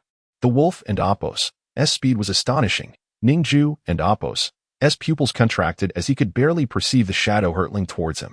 How could he strike? In a moment of desperation, Ning Jue activated his invisibility ability, vanishing from sight. He swiftly evaded to the side. However, the mutant wolf surprisingly altered its course, hurtling towards his position as if it could sense him. It dawned on Ning Jue that a wolf's sense of smell far surpassed that of a human. Even if he could deceive its eyes, he could not escape its nose. As the wolf's razor-sharp claws lunged towards his chest, a stone suddenly hurtled through the air, leaving a gray trail in its wake. With a sharp slice, the stone's edge targeted the wolf's wrist. The wolf howled in agony as one of its forelegs was severed, crashing to the ground. Despite the excruciating pain, the creature's fury intensified, and it lunged again, its remaining paw aimed directly at Ning Jue. Although Ning Jue had anticipated this move and rolled aside, he still felt the searing pain as the wolf's claws tore through his chest, leaving a deep gash that exposed his ribs. Wincing in pain, Ning Jue retreated. Dispelling his invisibility, it had proven futile, merely draining his mental energy. After its strike, the mutant wolf stumbled momentarily, yet it quickly regained its footing. As if oblivious to its injuries, glaring with fury, it unleashed a blood-curdling howl and charged once more at Ning Jue. Now missing a foreleg, it approached with even greater ferocity. Ning Jue's heart raced as he summoned the sharp stone to his side, spinning it as a protective barrier. The glimmering claws of the wolf descended, targeting his neck. The limits of human muscle, no matter how much one trains, cannot surpass the speed of a wolf. At this moment, there is no time left to evade. Ning Jue's pupils suddenly dilate, concentrating all his mental faculties. He propels a sharp stone to intercept the wolf's claw. However, with a crisp sound, the claw shatters the pebble into countless fragments. The claw is harder than the stone? A sense of foreboding fills Ning Jue's heart. The mutated wolf presses forward, and in the next second, death looms imminent. Yet, in this fleeting moment, Ning Jue displays no fear, only tranquility. Panic is not an option. Once panic sets in, all is lost. He has faced greater dangers than this. Can I, Ning Jue, perish at the hands of this wild wolf? With a swift movement, Ning Jue turns his body, thrusting his left arm directly into the wolf's jaws, then flips completely, his right hand wielding a sword, violently stabbing into the wolf's eye. The blade pierces with a squelch. Blood splatters across Ning Jue's face as the wolf emits a wretched howl akin to that of a dog. With another thrust, squelch, the other eye is rendered entirely blind. Ning Jue, feeling the excruciating pain in his left arm, grits his teeth and focuses his mind. The severed wolf claw rises from the dirt, suspended by his sword-wielding power. The claw darts forward with incredible speed, accurately piercing the wolf and Appos, SI socket. Each of the severed claws measures 20 centimeters, sufficient to penetrate its brain. The mutated wolf emits one final howl before collapsing with a thud. Its body convulses. Its eyes still twitching, yet its brain has ceased to function. As life ebbs away, the fury and hunger in its gaze gradually fade. Even in death, the wolf refuses to relinquish its grip, still clenching tightly. Ning Jue manipulates the 3 claws from the severed limb, prying them away from the bone and flesh. He carefully extracts his left arm, drenched in cold sweat. Any slight movement now sends waves of agonizing pain coursing through him. His left arm is nearly severed. With only a strip of muscle remaining, the bone and flesh almost entirely torn away. The wolf and Appos' bite force is already terrifying, not to mention that of a mutated wolf. Fortunately, Ning Jue was quick to strike, causing the wolf to loosen its grip slightly. Had he delayed even a second longer, his left arm would have been irrevocably torn away. Ning Jue cannot help but admire his audacity. Sacrificing a left arm to save his life is indeed perilous. The wound is perilously close to his neck. Slaying a small mutated beast grants 0, 1 awakening points. The system's voice echoes. Ning Jue's expression darkens. Nearly paying with his life for such a fierce beast yields a mere 0, 1 awakening points. How stingy. Shortly thereafter, the hunter card in his possession suddenly glimmers. E-rank task. Killing a mutated wolf completed. Funds have been transferred to the hunter card. The balance section of the card now reflects an increase of over 1,000 federal coins. Despite the newfound wealth in his account, Ning Jue's countenance remains grim. The pain is unbearable. He collapses to the ground, carefully binding his arm to stabilize it. The agonizing bandaging process consumes him for half a day. He controls the 3 wolf claws, bringing them before him. After mutation, each claw extends over 20 centimeters, composed not of ordinary bone, but of a cold, steel-like material that glimmers ominously. This aligns perfectly with Ning Jue's telekinetic prowess. While the claws were still attached to the wolf, he could not manipulate them, as they were still alive. Only upon death can he exert control. Ning Jue skillfully wields the 3 steel claws, severing the wolf's limbs. He meticulously extracts every claw, leaving no trace of flesh or sinew behind. A stack of crescent-shaped steel claws appears before him. These claws transform into his weapons, an effective utilization of resources. Unlike ordinary wolves, the mutated wolf possesses 3 claws on each limb, totaling 12 steel blades. Ning Jue attempts to levitate these blades around him, but he quickly realizes that his current mental strength can barely manage 3 at once. Controlling all 12 claws simultaneously proves impossible, as they would inevitably fall to the ground. He stretches his foot, hoping to stand upon the floating blades and soar through the air. Miraculously, he finds his footing upon the steel edges. His body rises and falls gently with the blades. He concentrates, yearning for the blades to carry him aloft. However, as they take flight, he loses his balance and tumbles to the ground. The moment the blades soar, his own inertia makes it impossible to maintain his stance. The prospect of flying with the blades now seems utterly unattainable. Blood trickles from his nose as a sudden wave of dizziness washes over him. Has his mental energy been exhausted? How is that possible? He hardly expended much during the battle. Could it be that controlling the blades while bearing his own weight drains his mental energy exponentially? Ning Jue considers this possibility. Severely injured, he bears a long gash across his chest, deep enough to expose bone, and his left arm is nearly torn away. If he encounters another mutated beast now, it would spell disaster. Fortunately, after a day and night, Ning Jue has not encountered any more ferocious beasts. At last, he spots the town in the distance. Chapter 8. Forging weapons. The Human Alliance established numerous dispersed bases. Before Ning Jue stood a towering iron wall, 10 meters high and 3 meters thick, fully enclosing the interior. Upon arriving at the gate, Ning Jue observed several sentinels, armed with thermal weapons, standing guard. Their equipment was rudimentary, consisting merely of basic iron armor and the most elementary thermal firearms. Their expressions were grave upon noticing Ning Jue. They would not permit an injured stranger to enter. After all, they had no way of knowing whether he was an escaped criminal guilty of heinous acts from another base. If they allowed a felon to enter, they would bear the consequences. With cold eyes, they scrutinized Ning Jue, slowly approaching him, prepared to intercept. Suddenly, one soldier's gaze brightened. He spotted the enormous amethyst antler strapped to Ning Jue's back, along with the several steel blades at his waist. His expression shifted slightly. "Hunter?" he inquired. Ning Jue nodded affirmatively. "Please present your credentials." Ning Jue produced the beast hunter card belonging to Jiangli. The soldier inspected it briefly and nodded. "Indeed. A hunter from our base, and an ability user at that, E-grade fire ability. You may enter. Your injuries appear severe. It would be wise to tend to them promptly." The soldier kindly advised, noting Ning Jue's wounds. Ning Jue nodded in gratitude. The two soldiers watched his retreating figure, exchanging glances and sighing softly.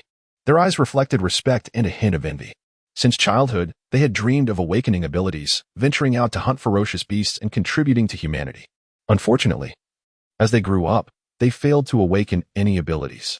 As ordinary mortals, bereft of equipment or powers, no matter how hard they tried, they could only remain common soldiers, with their dreams forever unfulfilled. Inside the base, Ning Jue walked through the streets with a stern demeanor. The amethyst antler on his back drew considerable attention. Many gazed at him as he passed. However, his imposing aura deterred strangers from approaching. This base sprawled across thousands of acres, accommodating tens of thousands of inhabitants.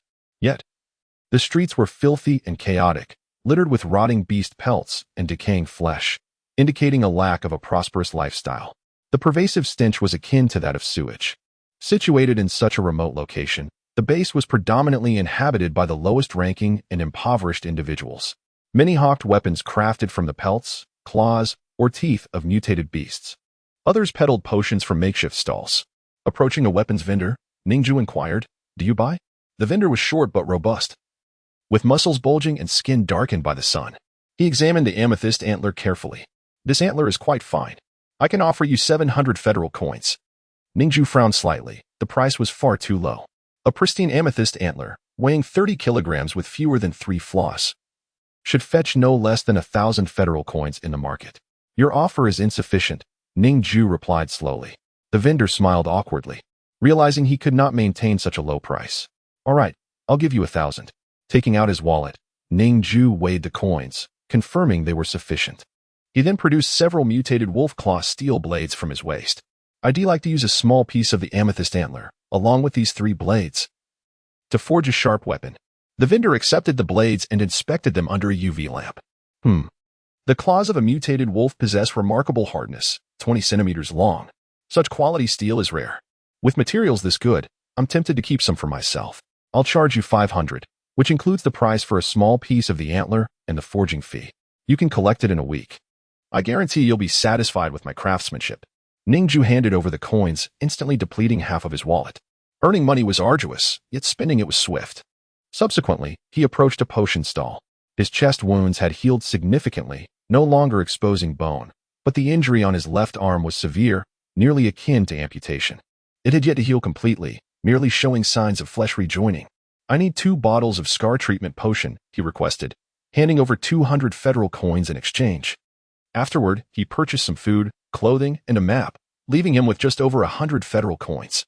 Even with abilities, he still faced financial hardships. This world was exceedingly difficult to navigate. Ning Jue stepped into a secluded alley and opened a bottle of the scar treatment potion, applying it to his arm. The transparent liquid reacted upon contact with his flesh, emitting white smoke as the platelet count surged, swiftly covering and sealing the wound. Within minutes, his entire left arm was enveloped in red scar tissue. Coupled with the self-healing factor, he anticipated full recovery would not take long. Now clad in a special coat made from beast hide, entirely black, with 9 steel blades concealed within, he carried a small bag at his waist containing a small amount of food and a bottle of scar treatment potion. Pulling out the map, Ning Jue studied it for a moment before his expression darkened. He focused intently on the coordinates, a heavy weight settling in his chest. He had parted ways with his sister, Ningxia, in the impoverished district of South State, Yet this base was designated as Base 310 in the West District. A considerable distance away. It would likely take many months to reach her, and the wilderness teemed with vicious mutated beasts fraught with peril. Without a formidable mode of transportation or a weapon with teleportation capabilities, reuniting with his sister within a short time frame seemed implausible, feeling a profound sense of gravity. Ning Jue folded the map away. Suddenly, a thought sparked in his mind. Was there a space teleportation ability in this world? If he could successfully acquire a spatial or flight ability, wouldn't all his problems be resolved? However, spatial abilities were surely exceedingly rare. One step at a time. He resolved, turning to exit the alley. An old beggar, physically impaired and leaning on a cane, approached. His eyes were blind, gazing vacantly. One of his arms was missing, leaving only the right. His frame was emaciated, resembling a dying person. The old beggar held an empty bowl, slowly making his way to Ning Jue. His expression was calm, and though he could not see, it felt as if he was staring directly at Ning Jue. Without uttering a word, the old man's intentions were clear. Ning Jue pulled out a few scattered coins and dropped them into the bowl. The old man, hearing the sound, remained impassive and simply said, "Thank you." Before turning to leave, Ning Jue watched the old man's retreating figure, slowly shaking his head. He habitually offered small change to beggars he encountered. The world was fraught with suffering. Even a little assistance could make a difference. This small amount of money would not significantly impact him. The old man bore the marks of hardship, with numerous scars from battles. In his youth, he must have accomplished great deeds. Yet, now in his old age, he had met such a fate. Would he, too, face a similar downfall in the future? Chapter 9. C-Class Mission. Where are the most extraordinary ability users found? The Beast Hunter Association. At the heart of every city stands a formidable Beast Hunter armament division, established and overseen by the Beast Hunter Association, which originally emerged from grassroots efforts.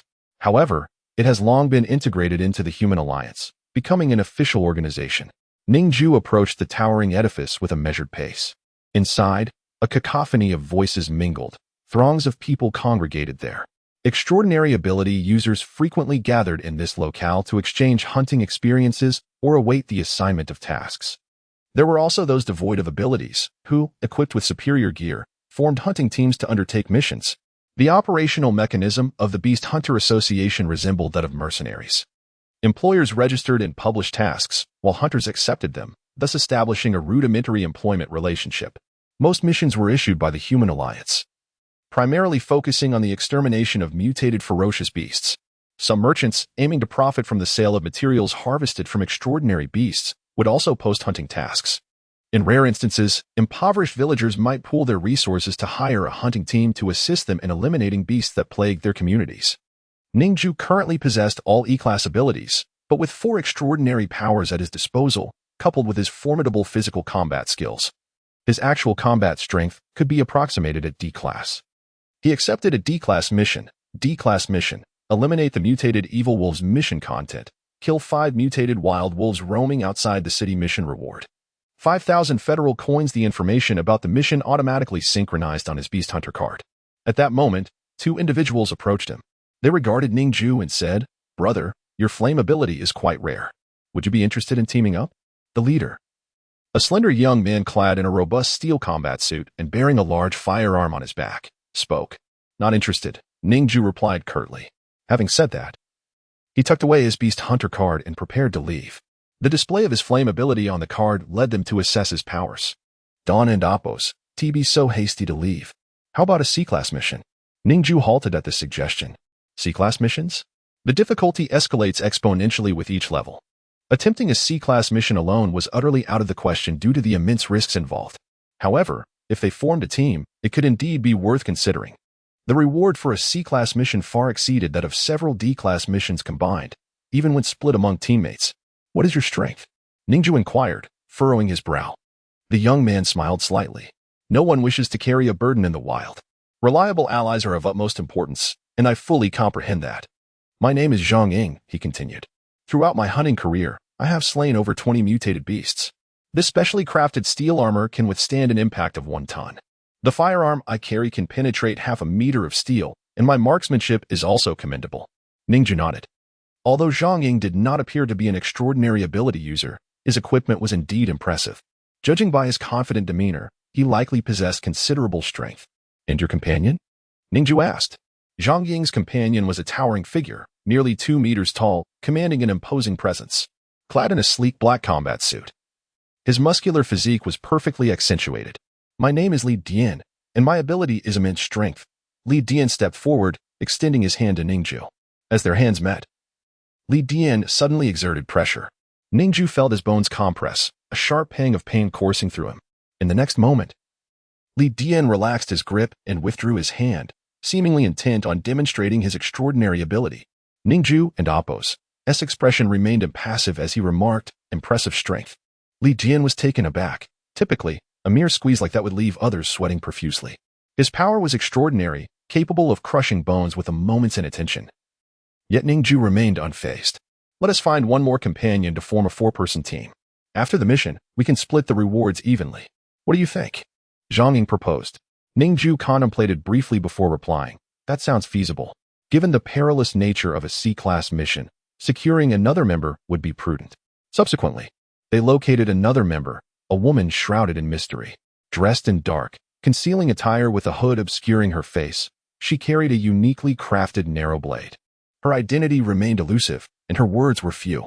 "My name is Guoqin," she stated flatly. Ning Jue nodded in acknowledgement. "Pleased to meet you. I am Jiang Li." This alias he chose to adopt without hesitation. Having just escaped from the most formidable prison, he had no desire to be captured again due to a moment of carelessness. Caution was paramount. "What is the mission content?" Guoqin inquired. Upon hearing this, Zhang Ying produced the Beast Hunter card and transmitted the details to each member and Appo's card. C-class mission. Slay a young mutated beast mission content. Kill one young mutated beast mission reward. 40,000 federal coins. 1 E-class extraordinary weapon. The rewards were exceedingly generous. "Everyone, the benefits extend beyond the mission rewards," Zhang Ying reminded them. "After we slay the beast, we will also obtain a beast crystal core. However, as you can see, there is only 1 crystal core and 1 extraordinary weapon, which cannot be evenly divided. Therefore, upon completion, Li Dian and I will take the crystal core and the extraordinary weapon, while you each receive 20,000 federal coins." How does that sound? Ning Jue and Appo's gaze flickered. The market value of the beast crystal core and the E-class extraordinary weapon was roughly 20,000 to 30,000 federal coins. He could reluctantly accept this distribution, considering that the quality of the extraordinary weapon remained uncertain. Receiving cash was undeniably more convenient. Yet Guoqin disagreed. "No, I will take the beast crystal core." Her voice was cold and somewhat hoarse. Zhang Ying appeared puzzled. "You could use the money to purchase one. I want it fresh." The group fell silent. Even Ning Jue was taken aback. Was there truly a distinction regarding the freshness of a beast crystal core? "Very well, I will take the extraordinary weapon. Li Dian will receive 20,000 federal coins, Jiang Li will receive 20,000 federal coins, and Guoqin will take the beast crystal core." After confirming that everyone had no objections, the distribution was settled.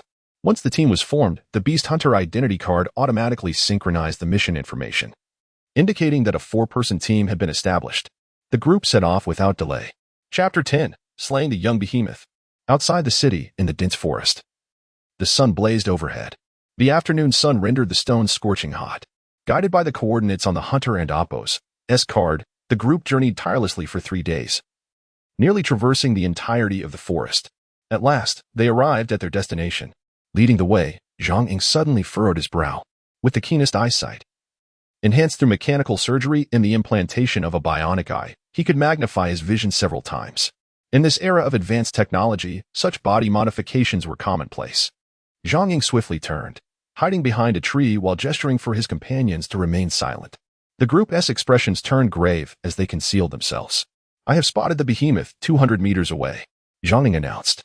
Ning Jue looked into the distance and beheld a terrifying young behemoth prowling through the trees. Towering at an estimated 7 meters, it loomed even higher than the surrounding trees. Its mouth was lined with hundreds of sharp teeth, and its long arms resembled those of an upright gorilla. Its skin was pitch black, reflecting a metallic sheen that glimmered ominously under the intense sunlight. "Damn it. It's a gorilla-type behemoth, exceptionally agile. This will be a tough adversary," Zhang Ying gritted his teeth. Li Dian, concealed in the underbrush, felt his muscles tensing.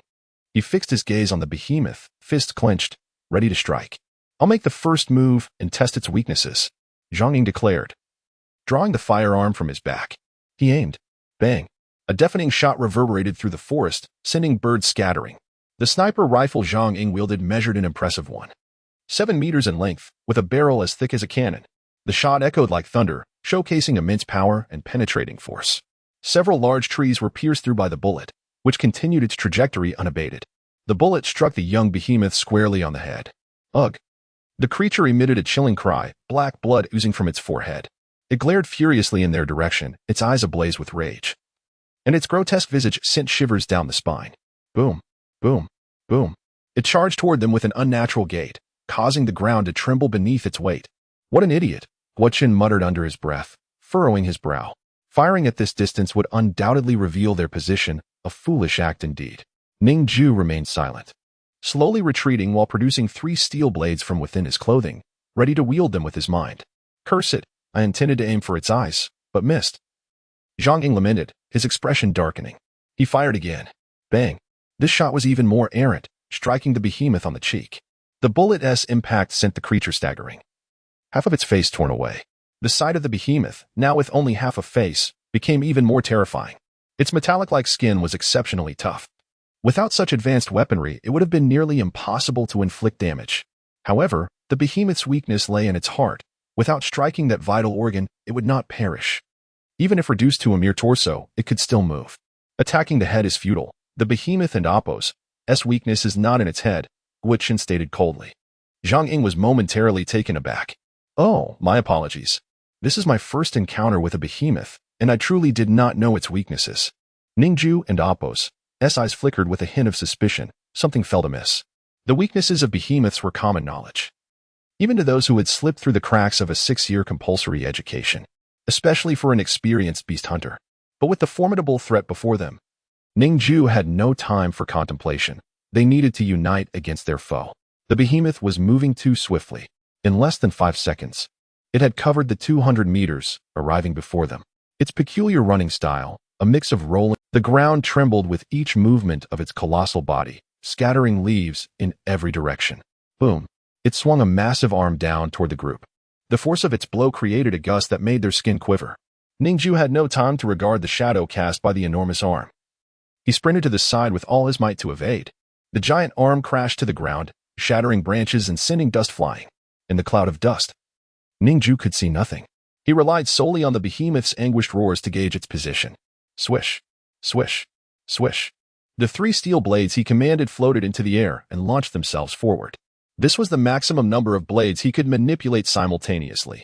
The blades whirled rapidly, slicing through the air. The swirling dust parted slightly, allowing him to make out the behemoth and Appo's form. He witnessed it raise its palm for another strike. Boom! Another powerful slap descended. The speed and agility of such a colossal creature were astonishing, defying all logic. The dust obscured their vision, providing Ning Jue's abilities with excellent cover. Seizing the moment, he directed the 3 steel blades toward the behemoth and Appo's heart. Slash, slash, slash, to Ning Jue and Appo's astonishment. His blades failed to even breach the behemoth's skin.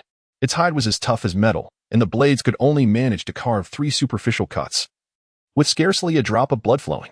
The blades spun wildly, attempting to slice through the behemoth's heart. In less than a minute, Ning Jue had made dozens of frenzied slashes, all aimed at the heart's weak point. The behemoth roared in confusion, unable to discern who was attacking it. Finally, he managed to create a small incision in the beast and Appo's chest. However, it was far too small for the blades to penetrate. As the dust settled, everyone regained their visibility. Ning Jue hurriedly commanded the blades to return to his clothing, concealing them. He could not afford to reveal such formidable powers.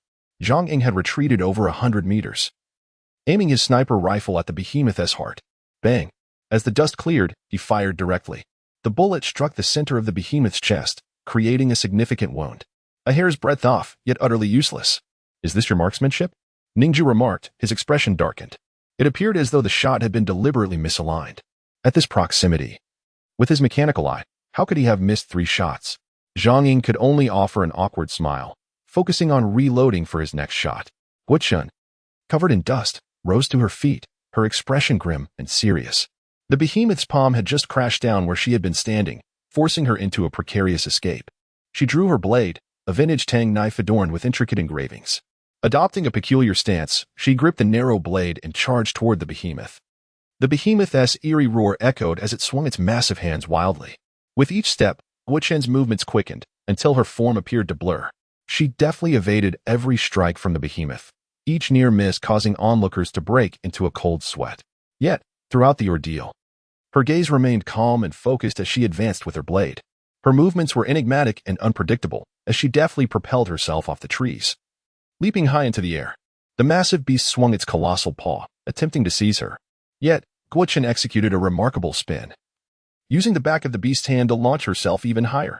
This maneuver was a gamble with her very life, but she emerged victorious. In the fleeting moment of landing upon the beast and Appo's chest, she thrust her blade forward. With a swift motion, a gaping wound, measuring nearly a meter in length, appeared, revealing the beast's interior, including its skeletal structure and the pulsating crystalline heart hidden within its flesh. What a remarkable agility, Ning Jue mused inwardly. Dark blood gushed forth. Guoqin landed, drenched in the beast's viscous blood, obscuring her vision. The beast, in agony, let out a mournful cry, simultaneously delivering a kick. Blinded, Guoqin was struck with full force. She was sent hurtling backwards, crashing into a tree. She coughed up a significant amount of blood. Her face contorted in pain and struggle. Desperate to rise with her blade, she found herself unable to stand. Her bones had shattered too extensively, leaving her to slump helplessly on the ground. Bang! Zhang Ying fired his weapon once more. The sniper's bullet flew, yet it failed to strike the beast's heart, nearly grazing its shoulder, a far cry from its vulnerable point. Ning Jue's expression darkened with irritation. The beast was severely injured, its speed significantly reduced. Its immense heart, larger than an entire person, lay exposed, making it impossible for Ning Jue to miss. With his mechanical eye providing automatic targeting assistance, there was no chance of a misfire. Was Zhang Ying merely an actor? Time was of the essence. Ning Jue needed to eliminate the beast swiftly. He retrieved 3 steel blades and hurled them with sudden force. Whoosh! The blades spun through the air with blinding speed, slicing through the atmosphere and creating a gust of wind. In a dazzling display, the 3 steel blades struck the beast's heart with remarkable precision. Though they seemed merely thrown, they were propelled by the hidden power of sword manipulation. As mere arm strength would not suffice to slay such a formidable creature. The blades whirled within the wound, shredding the heart into a mass of flesh. The beast let out a final wail before collapsing. Its black blood cascaded like a waterfall, staining the surrounding earth, the stench rising to the heavens. As the beast's gargantuan form fell, it stirred up a cloud of dust. In that instant, a voice resonated in Ning Jue's mind. 1 juvenile beast slain. Reward, 1 awakening point. The system's announcement invigorated Ning Jue.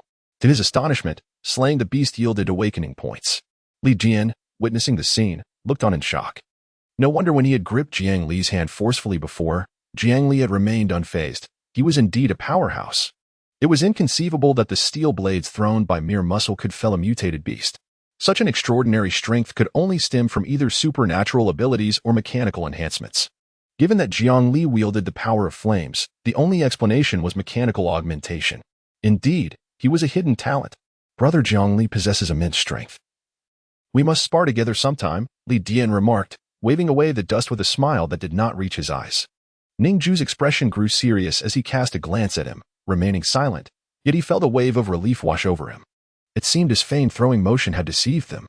The hunter's card displayed a message, C-class mission, slay a juvenile mutated beast completed. Reward distribution as follows, Li Dian, 20. 000 federal coins Jiang Li, 20. 000 federal coins Zhang Ying, E-class anomalous weapon.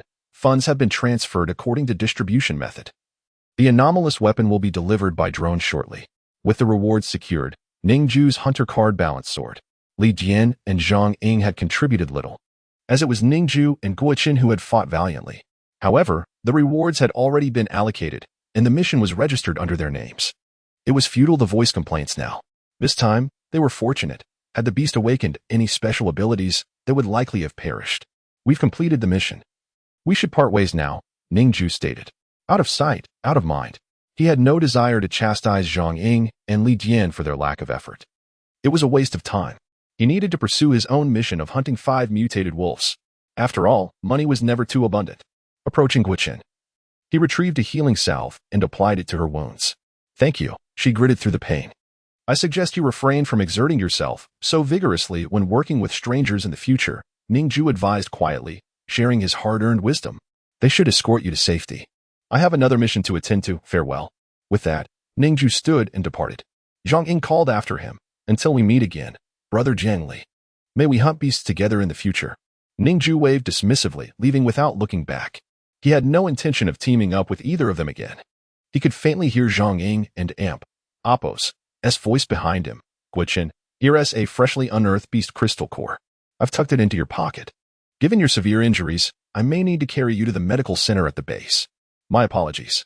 Li Dian added, their tones imbued with righteousness. Chapter 11.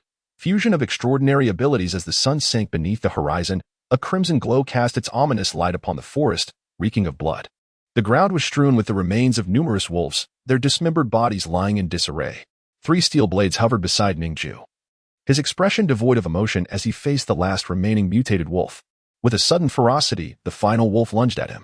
In a swift motion, the 3 blades formed a triangle, encircling the wolf and Appos' head before converging sharply. A resonant sound of metal grinding echoed through the air as the wolf's head fell to the ground. Moments before, 7 formidable mutated wolves had launched a collective attack against Ning Jue, yet he dispatched them all in less than 30 seconds. In the past, confronting even a single mutated wolf had been a strenuous endeavor, primarily because he wielded nothing more than a stone, which hardly qualified as a weapon. Now, however, armed with weapons fashioned from the wolves and Appos' own steel claws, he found it effortless to slice through their skin and bone. He emerged from the encounter with barely a speck of blood on him, unscathed. With the proper application of force and the aid of powerful weapons, the extraordinary ability of sword manipulation far surpassed other abilities of the same rank. A notification appeared on his Beast Hunter card. D-Class task of exterminating mutated wolves completed. Funds have been transferred to your identity card. A sum of 5,000 Federation coins arrived instantaneously. Gazing upon the lifeless bodies scattered around him, Ning Jue felt a pang of regret. The claws of these wolves represented a fine grade of steel, capable of fetching a handsome price. Yet he could not carry them all. He could only take a portion with him. With a pack laden with over 20 steel claws from the mutated wolves, he made his way back to the base. These claws could be reforged by a blacksmith into more powerful weapons, and any surplus could be sold for a good price. As he journeyed, Ning Jue contemplated his remaining awakening points. He had 2 points left and 1 vacant slot for an extraordinary ability. This indicated that he could still acquire 1 final ability. System, how can I increase the limit for simultaneously held abilities? Consume 10 awakening points to increase the limit of the first ability. Subsequent increases in ability limits will require 10-fold awakening points. 10 awakening points. It would take an eternity to gather such a sum. Ning Jue's expression grew grave. A juvenile giant beast required only 1 point, yet posed a grave danger. Thus, he would need to slay 8 more juvenile giant beasts to enhance his ability limit. The task was daunting. Moreover, the second enhancement would demand 100 awakening points. An endeavor nearly impossible, with each subsequent increase escalating geometrically in difficulty. Aside from acquiring new abilities and raising the limit for simultaneous holdings, what else could awakening points be used for? You can utilize awakening points to fuse multiple abilities, resulting in a brand new ability. Ning Jue and Appos' eyes brightened at this revelation. Abilities could be synthesized. He summoned a translucent system interface within his mind and began to experiment. Sword manipulation, invisibility, memory programming. He sought to merge these 3 abilities, yet it required 3 awakening points. For each additional ability fused, another awakening point would be consumed. Reluctantly, Ning Jue settled for combining sword manipulation and invisibility. In an instant, his last 2 awakening points were depleted. A peculiar sensation of pain coursed through his limbs. Yet it remained within tolerable limits. Ning Jue felt a surge of anxiety, uncertain of the outcome. Was it possible to forge a lesser ability? Surely not. System, do not betray me. Eventually, a tremor coursed through Ning Jue's mind as an extraordinary power enveloped him. The fusion was complete. He acquired a psychic ability, Veiled Blade Manipulation, Level D. Description. Enables the user to control sharp objects with thought, rendering them invisible, along with the user and Appos' own body. To his astonishment, the ability had escalated in rank from E to D. Ning Jue tested his newfound control over the steel blades concealed within his garments. With a swift motion, 9 blades levitated into the air, now under his precise command. These blades danced through the air, slicing with astonishing speed. With a mere thought, the blades obeyed his will. The performance of the blades was vigorous, their lethal glints shining brightly. The number of blades he could manipulate simultaneously had tripled. Even more alarming was the apparent increase in their strength and speed, now at least 2 to 3 times greater. Each elevation in ability rank brought forth a qualitative transformation. Conceal, Ning Jue commanded. Instantly, the 9 blades vanished into thin air, becoming imperceptible even to him, leaving him to sense their positions solely through intuition. Impressive. Ning Jue marveled at the power of invisibly controlled blades. With this ability, he could strike without warning, leaving his foes oblivious to their demise. He felt confident in his capability to confront the juvenile mutated giant beast alone. The art of stealthy assassination had become an extraordinary skill. Clenching his fists, his desire for awakening points intensified exponentially. Chapter 12. The Invisible Blade. Most lethal. The following day at noon, a torrential rain fell. The sky was dim, and the ground was riddled with filthy puddles. The sound of the rain pattered incessantly, resonating through the forest. Ning Jue walked through the woods, heading towards the city. Yet an ominous premonition lingered in his mind. Suddenly, 2 lines of murderous intent appeared before his eyes, transparent traces, tainted with impurities. Connected to the top of Ning Jue's head, he followed the traces, which led to a thicket ahead. An ambush awaited him, and they were merely 50 meters away. It seemed the enemy had just spotted him. Otherwise, the murderous intent would have already been established. Ning Jue halted his steps. 5 steel blades flew out from within his garments. There was no need for more. 2 adversaries would suffice. His gaze was grave and cautious as he fixed his eyes on the thicket ahead. He resolved to strike first. The steel blades, concealed by the downpour, floated forward. Just as Ning Jue was about to launch his attack, 2 figures emerged. Upon seeing their faces, a flicker of surprise crossed Ning Jue's heart. One man, lowering his mechanical sniper rifle, approached slowly. "Ah, Brother Jiang Li, you startled me. I almost fired my weapon." He chuckled. It was Zhang Ying. Li Dian stood beside him, also wearing a smile as he stepped closer. Jiang Li, what a coincidence." Li Dian forced an awkward grin. However, his gaze flickered slightly, betraying a hint of nervousness. Though both men wore smiles, the lines of murderous intent connecting to Ning Jue's head did not dissipate. Rather, they emanated from these 2. Their smiles masked ulterior motives, and Ning Jue's vigilance intensified. He stepped forward slowly. "Li Dian, Zhang Ying, I never expected to see you here. Indeed." "A twist of fate," he remarked, offering a benign smile. Zhang Ying and Li Dian quickly chimed in. "Indeed, indeed." The 2 seemed disinterested in provoking Ning Jue. Yet their tension and the lingering murderous intent were perplexing. What were they concealing? Ning Jue's gaze scrutinized the 2 men in the shadows. An object at Zhang Ying's waist caught his attention, a transparent container housing a colossal beast core. This core belonged to the juvenile beast they had slain days prior. Wasn't it supposed to be given to Guochen? As he beheld the core, a glimmer of suspicion flickered in Ning Jue's eyes. Suddenly, his expression sharpened. He detected 2 new threads of murderous intent. These traces were faint yet persistent, extending from the thicket ahead and connecting to Li Dian and Zhang Ying. The source of these murderous lines did not belong to Ning Jue, but rather to another individual yet to reveal themselves. The intent was not directed at Ning Jue. The faintness of the traces suggested that their owner was incredibly weak, possibly on the brink of death. Ning Jue's face remained impassive as he politely addressed them. "Zhang Ying, Li Dian, I have matters to attend to and must return to the city. Let us gather another time." Li Dian and Zhang Ying nodded hastily. With that, Ning Jue passed them by, continuing forward. Li Dian and Zhang Ying exhaled in relief, watching him walk away. However, they were unprepared for what transpired next. As Ning Jue neared the thicket, he suddenly veered off course and stepped into it. "Grass. He is playing us." Li Dian erupted, unable to contain his fury. His physique surged, the black elastic uniform stretching to twice its size, horrifying muscles rippling across his form. He grew 20 centimeters taller, his veins bulging. "Super strength," he roared, charging forward. Zhang Ying's expression darkened as he raised his weapon, aiming at Ning Jue. Ning Jue's movements were swift. He stepped into the thicket. What he beheld next caused his pupils to tremble violently. A girl sat in a muddy pit, her body covered in bruises. Her shattered leg bones rendered her unable to stand. Her hands were shackled, her face smeared with dirt, biting her lip as dried blood was washed away by the rain. The torrential downpour seemed intent on stealing her last glimmer of hope. It was Guochen. She looked up to see Ning Jue's arrival, shock flashing in her eyes. How could Jiang Li be here? Were they all in cahoots? After a moment of panic, despair returned. These 3 were likely united. A heavenly savior descending in this cruel world was utterly unfathomable. In the next instant, a deafening gunshot echoed through the forest, scattering raindrops in the air. A large hole appeared in the tree trunk beside Ning Jue. Guochen's face turned pale with astonishment. Had Zhang Ying turned on Jiangli? Were they not allies? Bang! Bang! Two more shots rang out in quick succession. Trees splintered, debris flew through the air, yet not a single bullet struck Ning Jue. They all grazed past him. Zhang Ying's expression turned horrified. His marksmanship was impeccable. Hitting a gigantic beast was child's play. At this distance of less than 50 meters, he could not possibly miss. He had always possessed absolute confidence in his shooting skills. However, each time he pulled the trigger, an inexplicable force seemed to lift his gun barrel, causing him to miss. Yet nothing was physically attached to the muzzle, leaving him utterly bewildered. Li Dian charged forward, sprinting towards Ning Jue.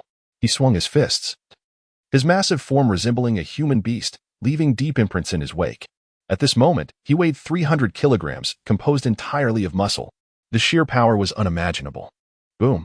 His right fist swung down, crashing towards Ning Jue's head. His fist was nearly the size of Ning Jue's head. A blow like this would surely shatter Ning Jue's skull like a watermelon. Raindrops exploded around them as his fist descended. Yet, contrary to his expectations, Ning Jue's head did not explode as desired. Instead, with a sickening sound, his own arm was cleaved in half by an invisible force. Blood sprayed forth, staining the ground. The rainwater turned crimson. His massive physique and high blood pressure enabled him to move with such bulk. Thus, when injured, blood gushed forth like a fountain. His face paled instantly, and excruciating pain contorted his features. Aya! He let out a horrific scream, stumbling backward. His arm had struck an unseen blade, mercilessly severing it, cutting through bone and severing nerves and muscle. He gazed at Ning Jue ahead, yet there was nothing visible. How could this be possible? Confusion clouded his mind, his pupils quaking. Ning Jue stood unmoving, his expression cold. From the very beginning, he had not shifted an inch. During Li Dian's assault, Ning Jue had manipulated an invisible blade to hover before him. Li Dian's fist had collided with the blade instead.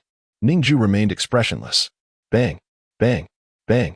The thunderous gunfire resounded like a tempest, which splintered into fragments. Yet, not a single bullet struck Ning Jue. Zhang Ying's expression darkened to an extreme. He set down his sniper rifle and approached. Standing 10 meters before Ning Jue, he spoke. Brother Jiangli, we can discuss this. Cold sweat dripped from Zhang Ying's forehead. I know what you used to interfere with my bullets. As he spoke, Zhang Ying glanced at Li Dian's right arm, which was grievously injured, severed into two. The once robust arm resembled a deflated balloon, thin and lifeless, hanging like two feeble straws. Zhang Ying had initially wished to avoid conflict with Ning Jue because his ability was fire, a rare and powerful elemental ability, far more destructive than Li Dian's brute strength, and even more formidable than his own sniper rifle. To oppose such an adept would be sheer folly. Thus, Zhang Ying had been evading combat. Who would have thought that Ning Jue would discover their misdeeds?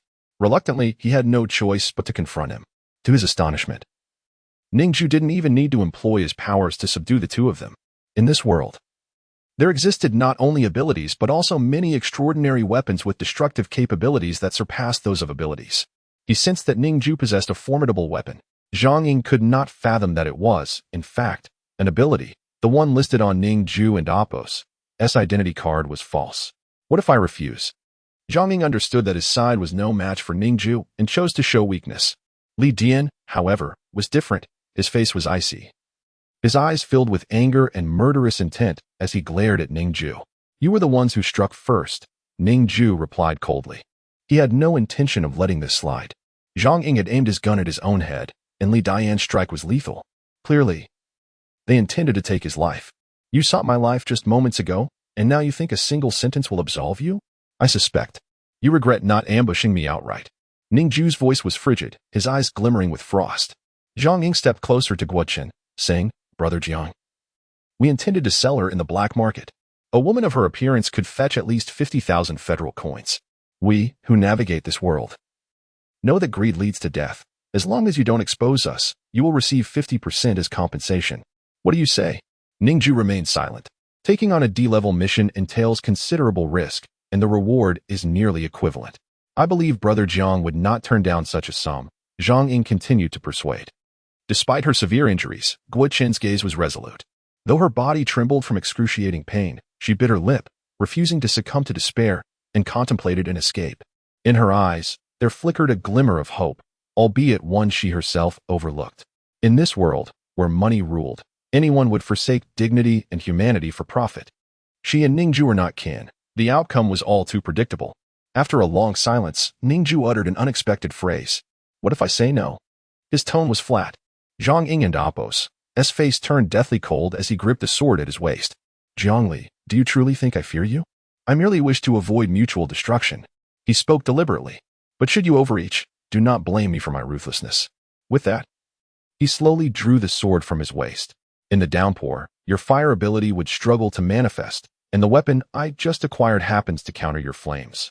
This sword bore an unusual shape, with droplets of water swirling along the blade. In the torrential rain, it appeared even more lethal. Zhang Ying lunged forward, the droplets on the sword suddenly condensing into a water blade aimed at Ning Jue. Water can penetrate stone, thus, the power of a blade formed from condensed water should not be underestimated. If one were truly a flame wielder, encountering such a weapon would indeed spell trouble. Unfortunately, Ning Jue and Apos' ability was not fire. In tandem with Zhang Ying and Apos' movement, Li Dian also struck. He wielded an ancient long knife, which originally belonged to Guochen. The blade glinted ominously as his robust frame swung it, launching a surprise attack from behind Ning Jue. The two-pronged assault was perilously close. Yet, Ning Jue neither flinched nor dodged, coldly observing their reckless actions. At that moment, the sword in Zhang Ying's hand was less than 10 centimeters from Ning Jue's throat. A flicker of murderous intent and exhilaration flashed in his eyes. I've succeeded. In such a downpour, what could a flame wielder hope to achieve? Yet, in the next instant, the light in his eyes vanished abruptly. In the rain, both the knife and sword came to a standstill. Even the water blade formed by the downpour halted midair. All three blades were suspended. The water blade, sharp and measuring a meter in length, was poised at Ning Jue's brow. Yet, the final centimeter would not yield. Everyone was struck with unparalleled astonishment. How is this possible? To counter both my and Zhang Ying's simultaneous attack, what kind of weapon do you possess? Li Dian was utterly stunned, his pupils trembling violently. His brute strength, when fully unleashed, could surpass that of a dozen men. The force of a single strike capable of being measured in tons. Yet, Ning Jue had effortlessly withstood it. The rain intensified, water cascading from Ning Jue's hair. He wished to waste no more words. With a subtle movement of his fingers, two invisible blades sliced through the air, leaving behind two trails of crimson that mingled with the torrential rain. Zhang Ying and Li Dian fell lifelessly. The water blade that had been suspended in the air shattered, scattering into droplets. Throughout the encounter, two invisible steel blades had remained pressed against their throats, yet they had been utterly oblivious. Ning Jue's ability was undoubtedly of a completely overwhelming caliber.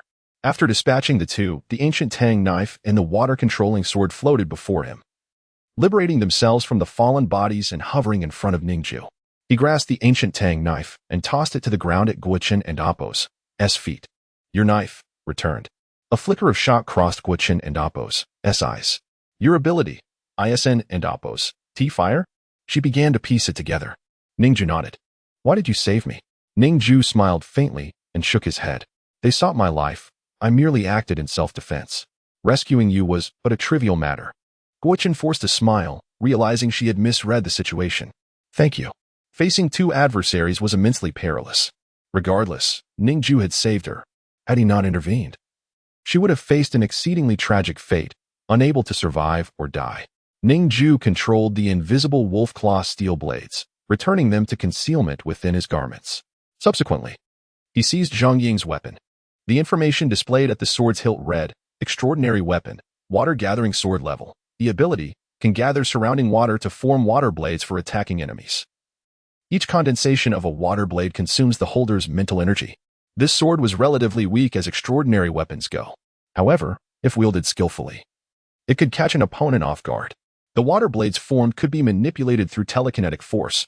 Any sharp object could be guided by mental power. Ning Jue sheathed the sword, slinging it over his shoulder.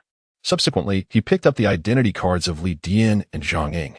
Li Dian's balance stood at over 60,000 federal coins, while Zhang Ying's totaled 80,000. Truly, they were seasoned hunters, likely having engaged in numerous morally questionable activities to enhance their fortunes. Lowering their ethical standards had evidently augmented their financial wealth. All funds were promptly transferred to his own account. Ning Jue's assets instantly surged to 180,000 federal coins. Such a sum was sufficient to purchase a robust off-road vehicle. Ning Jue took the beast core, placing it before his eyes for examination. The core emitted a soft blue glow, pulsating with energy. After scrutinizing it, Ning Jue affixed the beast core to his waist without any intention of returning it to Guochen. Observing this scene, Guochen found herself at a loss for words. After all, in her current condition, she was no match for Ning Jue. Moreover, he had just saved her life, so she considered it a form of gratitude. Your lower body is shattered, and your internal organs are severely injured. You can't move, can you? Guochen nodded in response. Well then, I shall carry you back to the city. Ning Jue coughed lightly to mask the awkwardness of claiming the beast core in front of her. He then lifted her from the ground and carried her back toward the city. Chapter 13. The bloodstained storage ring sold at a loss on the journey. Guochen and Ning Jue engaged in casual conversation. Since your ability is a fabrication, your identity must also be fictitious, correct? Ning Jue nodded. Not at all surprised by her deduction, as his powers had no relation to flames whatsoever. What is your true name? Guochen inquired. Ning Jue shook his head, reluctant to answer the question. I have already responded to one of your queries. Now it is your turn to answer mine, he stated. When hunting the juvenile mutated beasts, your agile and mystical movements were unlike anything I had ever witnessed. Was that your ability? It is not an ability. I am an ordinary person, Guochen replied, shaking his head. That is a technique passed down from my ancestors. I have practiced it diligently since childhood, for a total of 15 years. Ning Jue was somewhat astonished, realizing that such martial arts truly existed in the world. When Guochen utilized this technique, his speed undoubtedly surpassed human limits. The fluidity and unpredictability of his movements led Ning Jue to mistakenly assume it was some form of supernatural power. To possess the physique of an ordinary person yet rival those with abilities was remarkable. Ning Jue had always considered martial arts to be mere figments of imagination, only to discover their authenticity. After a moment of contemplation, Ning Jue proposed, "How much for your technique?" "I wish to purchase it." Guochen responded with a cold smile. "You probably wouldn't be able to learn it anyway."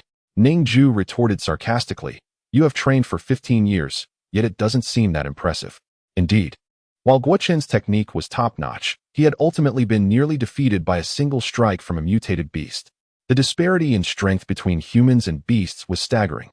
Although Guochen was stung by the remark, he refrained from retaliating, as he was still at the mercy of Ning Jue, who was carrying him on his back.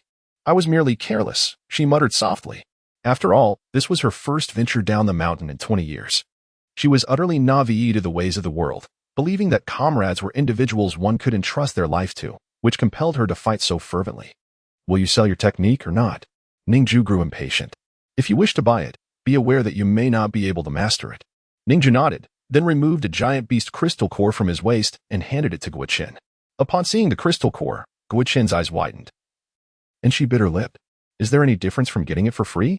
It is merely a return of what belongs to its rightful owner." "What?" Ning Jue feigned innocence, his expression one of confusion. She rolled her eyes and exhaled deeply. "It's nothing." She accepted the crystal core, recognizing that she owed him a great debt and could not afford to act out. She took out a tome from her bosom and handed it to Ning Jue. "This is a copy, identical to the original." Ning Jue accepted it, stating with solemnity, "Pleasure doing business." Guochen shot him a glance but remained silent. She was aware that Ning Jue could have easily killed her and taken everything she possessed, yet he chose not to. He could be considered a good person, albeit somewhat shameless. In principle, this family heirloom was not meant to be shared lightly, but after enduring this life-threatening situation, she feared the loss of her family's legacy. This technique had been passed down through dozens of generations. The rigid, conservative mindset of her elders, what with not sharing it with outsiders or passing it down to women, had never appealed to her. Moreover, she was now the sole survivor of her family. She could decide for herself. Finally, Ning Jue returned to the city. Within this formidable steel base, he felt a sense of security. After ensuring Guochen was settled in the medical center, he prepared to leave. During this time, she had been in a severely injured state, her body exceedingly weak, yet she displayed remarkable strength without revealing her condition. "Thank you," she said, seated in a wheelchair. Bidding farewell to Ning Jue, he waved his hand dismissively and departed. Her injuries were extremely grave, with multiple fractures and internal bleeding. However, Ning Jue had previously applied a healing salve to her external wounds, preventing any infections. The medical center was staffed with numerous healers and equipped with healing weapons, so her injuries would be addressed without issue. Ning Jue navigated through the crowd and made his way to the weapons merchant's shop. The weapon he had commissioned a week prior should be nearly complete. Upon seeing Ning Jue's arrival, the merchant immediately retrieved a sword case from behind him and handed it over. Opening the case revealed a long sword resting peacefully within. The blade consisted of 3 layers. with a transparent center and a pitch-black edge that appeared capable of slicing through iron effortlessly. This is a crystal-handled wolf steel sword, with a core made from purple crystal deer antlers. The blade is forged from refined mutated wolf claw steel, hammered 1,000 times. And I even added some extra materials myself, the merchant stated earnestly, a hint of pride in his eyes. He was quite pleased with this creation. Ning Jue hefted the sword, feeling its weight and solidity. The mere heft of this single sword equaled that of 7 or 8 wolf claw steel blades combined. With a swift motion, he swung it. Whoosh! The blade cleaved through the battered wooden practice post, splitting it cleanly in two. This weapon was indeed well suited, albeit somewhat heavy. The mutated wolf claw had been refined hundreds of times to eliminate impurities, supplemented with some purifying agents, resulting in an extraordinarily hard steel. Coupled with the resilient purple crystal deer antler core, it boasted both durability and sharpness. While forging this sword, I may have gotten a bit carried away and added a lot of rare steel into the mix. I won't say I'm profiting from you, but at least I won't be at a loss. The merchant chuckled. Ning Jue returned the sword to its case and slung it over his back. Thank you, merchant. He smiled. The sword was indeed of exceptional quality, a rarity. However, it was implausible that he had not made a profit. That was merely a superficial remark. Ning Jue removed a large bag from his waist containing 20 wolf claw steel blades. He also placed 9 steel blades hidden within his clothing onto the merchant's table. Merchant, I possess nearly 30 mutated wolf claws. Please refine and forge them into a pure wolf steel blade. Now, Ning Jue had a crystal-handled wolf steel sword and an E-class weapon, the Gathering Water Sword, 2 formidable arms. The mutated wolf claws seemed somewhat redundant, unable to penetrate the skin of juvenile beasts, making the creation of a new weapon more desirable. The merchant gasped upon seeing the quantity. 30-plus mutated wolf claws to forge a wolf steel sword? You might as well break your hands. The materials were extravagantly excessive. The final product would likely be sharper than the crystal-handled wolf steel sword and incredibly heavy. He had never taken on such a task. Young man, taking on this order, the service fee may be a bit steep.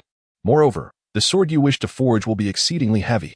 That is of no concern, Ning Jue replied calmly, producing the hunter's card and transferring 5,000 federal coins to the merchant.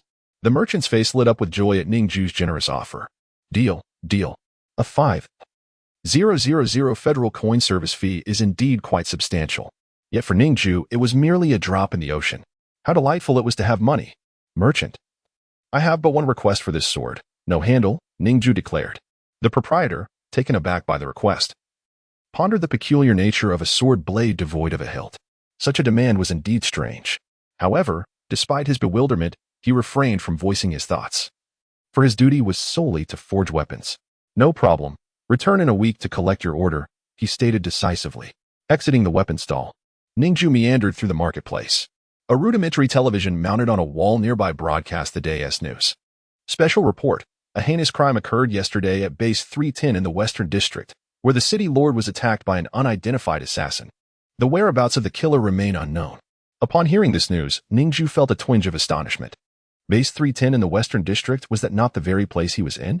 The position of city lord was of considerable stature, even in such a modest base. The lord wielded significant power and was safeguarded by numerous extraordinary individuals. What manner of formidable assassin could carry out such a brazen attack and escape unscathed? As he mulled over these thoughts, he carried 2 long swords slung across his back, exuding an air of cold detachment. Passers-by instinctively kept their distance, for the marketplace was predominantly filled with ordinary folk, who had no desire to provoke a beast hunter. 1 cubic meter of storage ring, being sold at a bargain. Suddenly, the voice of an elderly man caught Ning Jue's attention. Stooped and seated on the ground, he had set up a meager stall displaying only a few items. Among them, a battered ring piqued Ning Jue's interest. A storage ring was once something he could scarcely have dreamed of possessing. It was a complex creation born from the fusion of advanced technology and extraordinary abilities, each ring exceedingly valuable and scarce, often unattainable for the common person. To encounter one in this disheveled market was truly unexpected. How much for the storage ring? Ning Jue inquired as he approached the stall. The old man abruptly lifted his gaze, his sightless eyes staring vacantly, sending a chill down Ning Jue's spine. Upon glimpsing the man's face, Ning Jue's expression shifted. Was this not the same old beggar he had encountered days prior, to whom he had graciously given a few coins? It seemed this man was not merely a beggar after all. To possess a storage ring indicated he was far from ordinary. This ring cost 100,000 federal coins. The old man rasped. Ning Jue furrowed his brow at the exorbitant price. 100,000 could forge numerous powerful weapons. Yet, the true worth of a storage ring was indeed well beyond that figure, at least tenfold, to reflect its actual value. Such a rare treasure is not merely sought, but is a stroke of fortune. I'll buy it. Ning Jue did not haggle, promptly transferring the funds. The old man picked up the storage ring and handed it to Ning Jue. As the frail, withered hand made contact with his own, a sudden chill swept through Ning Jue's palm. Simultaneously, an overwhelming sense of murderous intent surged from the old man, penetrating deep into Ning Jue's very being. Quickly withdrawing with the ring in hand, he felt a cold sweat break out along his back. The murderous aura enveloped the old man to such an extent that it had become instinctual. This elderly figure was certainly not to be trifled with. Hastily departing, Ning Jue's breath came unevenly. Who exactly was this old man? A sense of trepidation washed over him. But he could not fathom the identity of the old man and chose to put the matter aside. Holding the battered storage ring in his palm, he examined it closely, only to discover it bore a trace of dried blood. Was this ring tainted with the residue of illicit dealings? A terrifying suspicion burgeoned within Ning Jue and Appos' mind. Could it be that this old man was the very assassin who had slain the city lord? Was he peddling goods to dispose of stolen property? A cold sweat enveloped him as he realized the trouble he had just acquired. Hopefully, he had not been tracked. Regardless, having spent a hefty sum of 100,000 coins, he felt compelled to utilize it. Wiping away the bloodstains, Ning Jue slipped the ring onto his finger, immediately establishing a peculiar connection with it. With a mere thought, he could glimpse into the storage space, but found it utterly barren. The space indeed measured 1 cubic meter, albeit its form was incomplete, hinting at a greater capacity had the ring remained intact. One could easily store numerous consumables, healing potions, and more within it, allowing for effortless movement unencumbered by excess baggage. Truly, a storage ring was a remarkable asset. Yet, he chose not to stow his 2 swords within it, for he preferred to keep his weapons within immediate reach. In times of peril, there was no luxury of time to retrieve his weapons from the depths of the ring. Chapter 14. The fragment of Lingbo microstep. Ning Jue sat cross-legged on his bunk, eyes closed in meditation. He had rented a modest inn to recuperate. Regrettably, he had left behind Zhang Ying's formidable spear. That weapon possessed extraordinary power, capable of penetrating the bones of young mutated beasts, surely worth at least 20 to 30,000 federal coins. However, at that moment, Ning Jue was burdened with carrying Guqin and a large bag of wolf claws, making it impossible to take the spear as well. Nevertheless, he had scavenged over 100,000 coins, which was more than sufficient. Ning Jue retrieved an ancient tome from his possession, its pages worn and weathered. Although it was a copy, it bore the weight of decades of history. This was Guqin's ancestral martial art technique. Upon seeing the title inscribed on the cover, Ning Jue's eyes sparkled with intrigue. Puwibu. Puwibu? The name struck him as peculiar yet vaguely familiar. Suddenly, a memory surfaced, and his brow furrowed. In his previous life, he had encountered a martial art in a Wuxian novel known as Lingbo microstep. He recalled that the text described Lingbo microstep as an exquisite technique, rooted in the I Ching's 64 hexagrams, enabling the practitioner to move with ethereal grace, as if strolling leisurely through a garden. The addition of Ling at the forefront of Puwibu, along with the 3 dots of water, made it unmistakably akin to Lingbo microstep. Could this be a remnant of the supreme martial art? No, that was impossible. Fictional martial arts do not exist in reality. Suppressing his excitement, Ning Jue began to study the tome. The first page revealed, Puwibu is a supremely advanced light-footed technique, grounded in the I Ching and Appos' 64 hexagrams. When executed, the practitioner moves in harmony with the hexagrams, demonstrating exceptional finesse. When mastered, each step from the beginning to the end forms a grand circle, allowing one to retreat unscathed from the midst of 1,000 foes. This confirmed that it bore a striking resemblance to the Lingbo microstep from the novel. Turning to the second page, Ning Jue was met with a dense array of footprints, intricately illustrated. The chaotic arrows pierced through hundreds of footprints, creating an overwhelming complexity that could easily bewilder the observer. Yet, within this tome, only 32 steps were delineated. This fell short of the 64 hexagrams of the I Ching by another 32 steps. Moreover, many of the techniques appeared disjointed and lacked coherence, suggesting they had been severely truncated. Ning Jue dedicated an entire day to deciphering this martial art. In the end, he hastily sketched half a grand circle on paper. Lingbo microstep's lower half was indeed a fragment. Just a fragment, he murmured. His heart soared with exhilaration. He could hardly believe that such an unparalleled martial art truly existed in this world. What remarkable lineage did Guqin's ancestors possess? Exchanging a young beast crystal core for this technique was an outrageous bargain. Although he only had half of it, it was more than adequate, if he truly mastered it. He could navigate the world with unparalleled ease. Upon achieving full mastery, he could even evade bullets. Ning Jue devoted an entire week to fervently studying this technique. The first 2 days were sleepless, yet he found no entry point. However, as time progressed, his improvement was marked, and his movements became light and swift. In a fleeting moment, Ning Jue had grasped half a step. In just 1 week, mastering half a step might seem slow. Yet Guoqin had taken over a decade to achieve a similar level of proficiency. Could it be that he was a rare prodigy in martial arts? Ning Jue pondered, stroking his chin. This was not mere vanity. He truly possessed extraordinary talent. Standing with hands clasped behind his back, Ning Jue stepped forward. With a single stride, it felt as if his form transformed fluidly, ultimately landing 5 meters away. Although his movements were somewhat awkward, there was an undeniable warrior's aura in his gestures. The synchronization of his breath was a testament to the sublime nature of this martial art. Closing the tome, Ning Jue exhaled deeply. This past week, he had not slept a wink, yet he felt invigorated. Such top-tier martial arts had a purifying effect on the spirit. Stepping out of his room, Ning Jue wandered through the bustling marketplace. With every step, he subconsciously aligned with the hexagrams, although he did not explicitly practice Lingbo micro-step amidst the throngs of people. His clumsy gait and breath coordination were, in fact, a form of covert practice. He made his way to the weapon shop, where the owner appeared weary. Dark circles under his eyes, his hands marred with wounds and calluses. Upon seeing Ning Jue, the owner turned to retrieve a sword case. This past week has been exhausting. I haven't slept a wink while working on this, he said, yet when he unveiled the blade, the weariness in his eyes vanished, replaced by pride and affection for his creation, a testament to his passion for his craft. The unhanded wolf steel sword weighed 50 kilograms, its density and hardness rivaling that of diamond. The quality was even superior to the crystalline-handled wolf steel sword he had crafted previously. I wonder, young man, can you handle it? The owner squinted, observing Ning Jue with curiosity, eager to see how he would manage such a heavy, unripped blade. Ning Jue smiled slightly, lifted the sword case, and departed without indulging the owner's curiosity. Wait, aren't you going to try the sword? The owner asked, somewhat taken aback. Ning Jue shook his head. No need, I trust your craftsmanship. With that he left, leaving the owner with only his silhouette. The owner scratched his head and chuckled, bemused by the young man and Appo's refusal to satisfy his curiosity.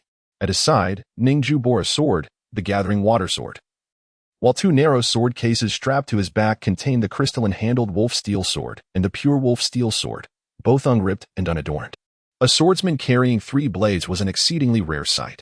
Wherever he went, he drew curious glances, for such an ensemble was indeed peculiar for a beast hunter. Ning Jue proceeded to the Beast Hunter Association, where he accepted several substantial contracts, all involving the extermination of grade D or higher beasts. He no longer lacked for money. His only scarcity was in awakening points, rendering low-level tasks devoid of significance.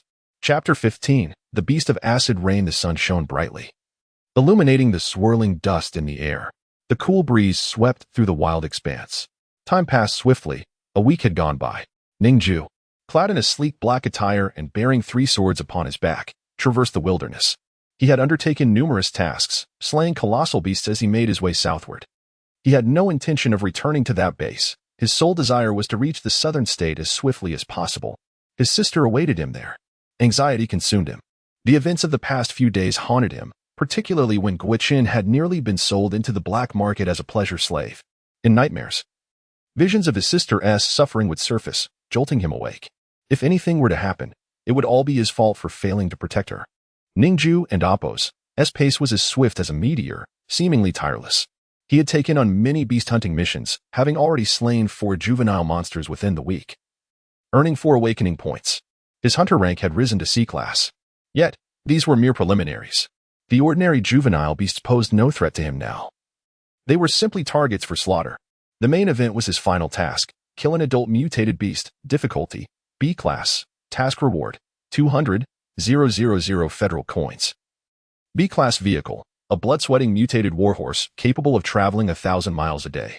The distance to the southern state was vast. Traveling solely on foot would take months. Thus, he did not intend to rely on his legs alone. The reward of a blood-sweating horse, capable of covering great distances daily, was the reason he accepted this challenging task. Adult beasts often possessed mutated abilities, powers that defied physical laws. Engaging such a creature could result in a gruesome demise. Yet, Ning Jue had to take the risk. With the horse, he could return to the southern state in mere days. The speed of a B-class vehicle was astonishing, yet they were rare in the markets. He had seen none. Thus, he had no choice but to depend on this mission. As he passed a small stream, Ning Jue paused to fill his water flask. Suddenly, frantic footsteps approached. The sound was erratic, breaths labored, and the pace unsteady. Ning Jue turned to see a blood-soaked young man rushing towards him. His skin was blackened and festering, pus oozing forth, accompanied by a hissing sound as if he had been splashed with concentrated sulfuric acid. His face was grotesquely disfigured, resembling a mass of rotting flesh. He plunged into the cool waters of the stream, instantly contaminating the clarity with murkiness. Through his distorted eyelids, the last remaining eyeball caught sight of Ning Jue. He struggled to cry out, "Help! Help!" His voice was muffled, his throat and mouth already decaying. Before Ning Jue could inquire, the ground trembled violently beneath him. The earth seemed on the verge of cracking, and the ominous sound grew closer. Ning Jue turned back to behold a massive creature, its scaly body glinting, charging towards him on all fours. As it approached, its bizarre features locked eyes with Ning Jue. The terrifying visage was exceedingly grotesque. Before Ning Jue could react, its enormous tail, resembling a meteor hammer, swung towards him with devastating force. The tail extended several dozen meters, aimed directly at his face. Ning Jue cursed loudly and executed a maneuver he had just mastered, the wave step, swiftly darting aside. He leaped in an arc, landing on the opposite bank of the stream. As he touched down, he wobbled precariously, nearly losing his balance. This was his first time using the wave step to cross the water, and it was only after he landed that ripples appeared on the surface of the stream. The technique was enigmatic. Boom!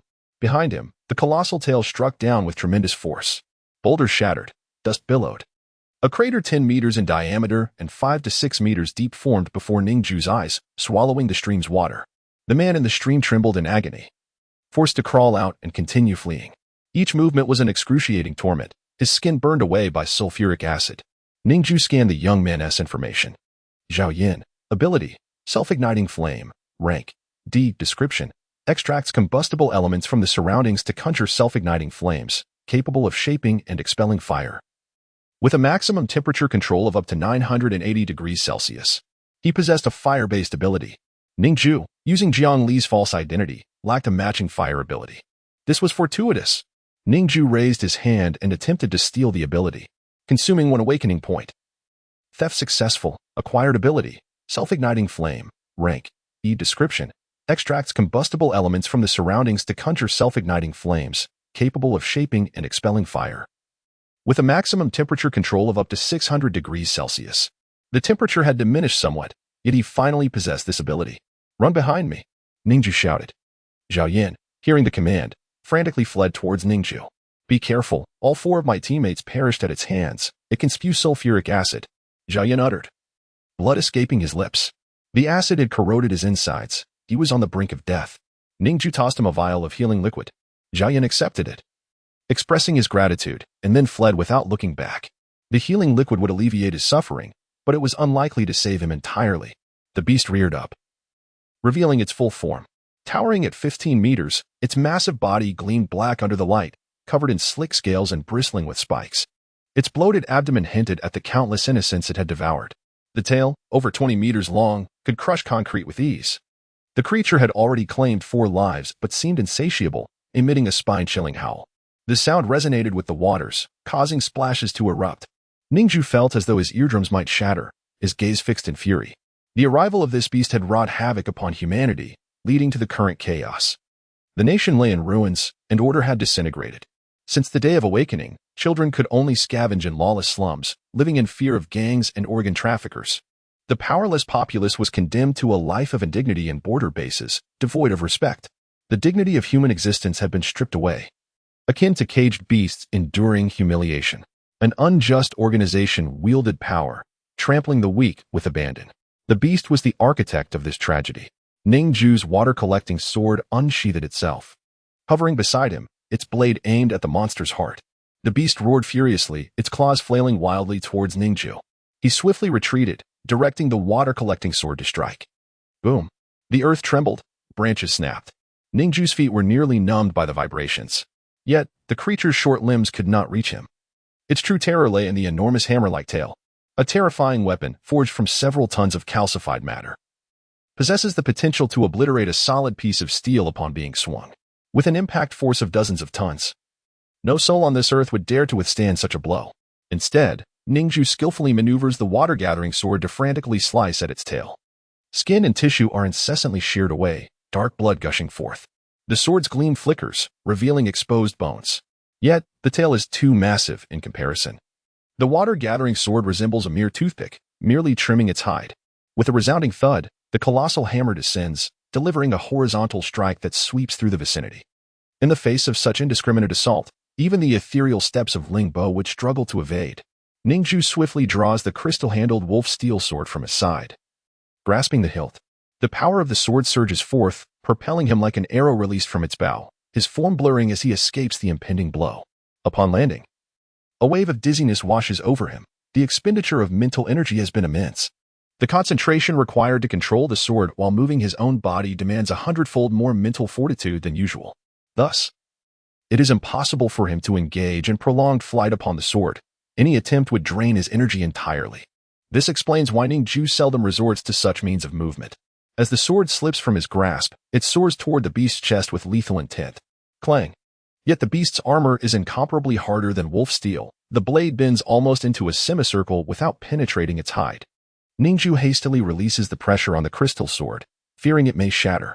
Meanwhile, the water-gathering sword continues to viciously carve at the tail. Having already severed a significant portion, I must find a weakness.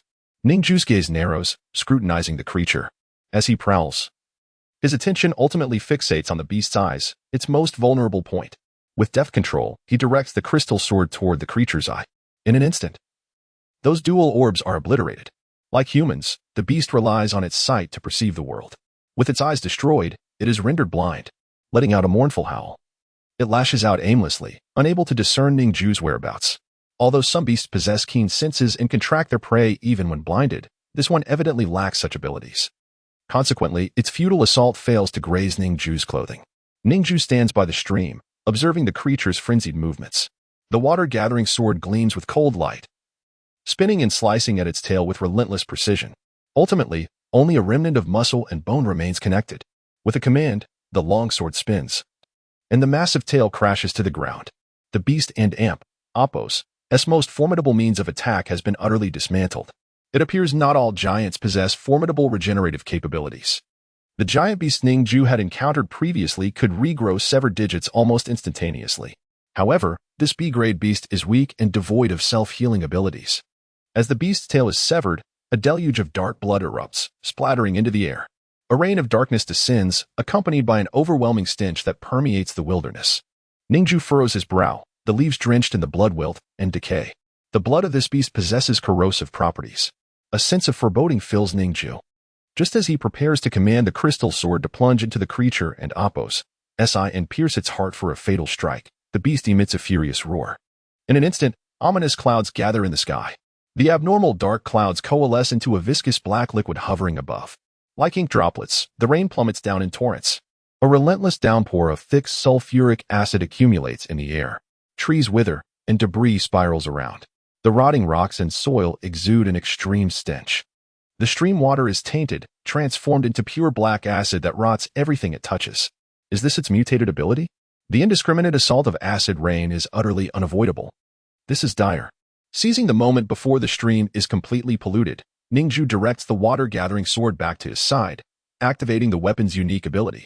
Water gathers to form a blade. The last remaining drop of clear stream water levitates, coalescing into a semicircular blade that slices through the air. Ning Jue controls the water blade, positioning it above his head. All the falling sulfuric acid is intercepted. Thankfully, the water-gathering sword can withstand the acid. Nothing else could possibly shield him. Braving the torrential downpour, Ning Jue strides toward the beast. Behind him, the pure wolf steel sword escapes its sheath, transforming into a shadow that flickers with the speed of thunder. The blade, reflecting the sunlight, vows to slay the beast. With a fierce strike, it plunges into the beast's eye socket, descending within while spinning in tandem with the crystal sword, merging their might. Blood streams from the beast's orifices as it trembles violently. All its internal organs are reduced to a pulpy mass. Ultimately, the two swords emerge, suspended momentarily before returning to their sheaths. The creature collapses, drained of vitality. Lifeless upon impact, its body rotting into a repulsive sight. Within its belly lie numerous dismembered human limbs, coalescing into a grotesque mass, emanating an abominable odor. The number of lives claimed by this beast exceeds Ning Jue and Appo's wildest imaginings. These beasts lack excretory and digestive organs. They consume humans solely for the act of consumption. When their bellies can hold no more, they either evolve or perish in a catastrophic explosion. It is as though they are born solely for the slaughter of humanity. Defeated an adult mutated giant beast, gained 2 awakening points. At this moment, Ning Jue holds 5 awakening points in his grasp. He directs both swords into the heart, extracting a radiant blue crystalline core from the flesh.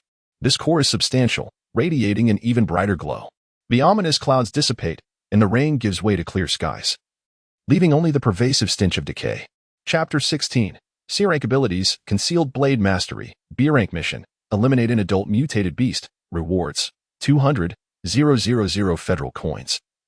B-Rank Mount, Sweat Blood Variant Warhorse, capable of traveling 1,000 miles a day. The Warhorse has set off and will arrive at your identity card's location. A notification confirming the completion of the commission task appeared on the identity card. By completing the B-Rank mission independently, your Hunter rank has been elevated to B-Rank. A B-Rank Hunter. At last, I have attained some status. B-Rank Hunters are exceptionally rare, commanding respect wherever they tread. Ning Jue cast his gaze upon the carcass of the beast, raising his hand to conjure a sphere of flame. The fire gathered, ultimately erupting into a torrent, igniting the beast's body. The creature's hide was exceptionally tough. Flames at 600 degrees could not harm it. However, its internal organs could indeed be set ablaze, and its acidic blood contained numerous combustible substances, easily ignitable. It was best to incinerate this carcass. Otherwise, if scavengers consumed it and digested the mutated genes, further mutations might ensue. Ning Jue felt a pang of fear. Creatures with aberrant abilities were indeed formidable adversaries. The surrounding area had already been engulfed by acidic rain. At this moment, flames were spreading in concentric circles. Ning Jue stepped through the repulsive, viscous acid, hastily departing from the scene. Upon exiting the acidic zone, a towering inferno blazed behind him, smoke billowing into the sky. Having traversed through the acidic liquid, Ning Jue's shoes had corroded, leaving him barefoot. The intense pain from his acid-burned feet caused beads of sweat to form on his brow. He retrieved his water flask, rinsing the wounds on his soles, and then patiently awaited the activation of his self-healing factor. Within a minute, the wounds healed completely. Regrettably, his calluses had vanished, leaving his feet tender and unprotected. Those calluses had served as an excellent barrier, marking a significant loss. He retrieved a new pair of shoes from his storage ring and donned them, his gaze contemplative. All tasks had been fulfilled. What lies ahead? Ning Jue lifted his head to gaze southward, murmuring, "I will await my brother." He began to walk steadily toward the south. Suddenly, Ning Jue's expression sharpened. In the desolate terrain lay a massive stone, atop which rested a grotesque, oozing mass of flesh riddled with sores and blood. It was impossible to discern whether this figure was human or some other creature, as the bones had decayed into a pulpy mass. Tragically, he had not ceased to breathe. He could see nothing, merely awaiting the arrival of death. His senses, hearing, smell, sight, and touch, had entirely faded. This was Zhao Yin, the young man who had fled earlier.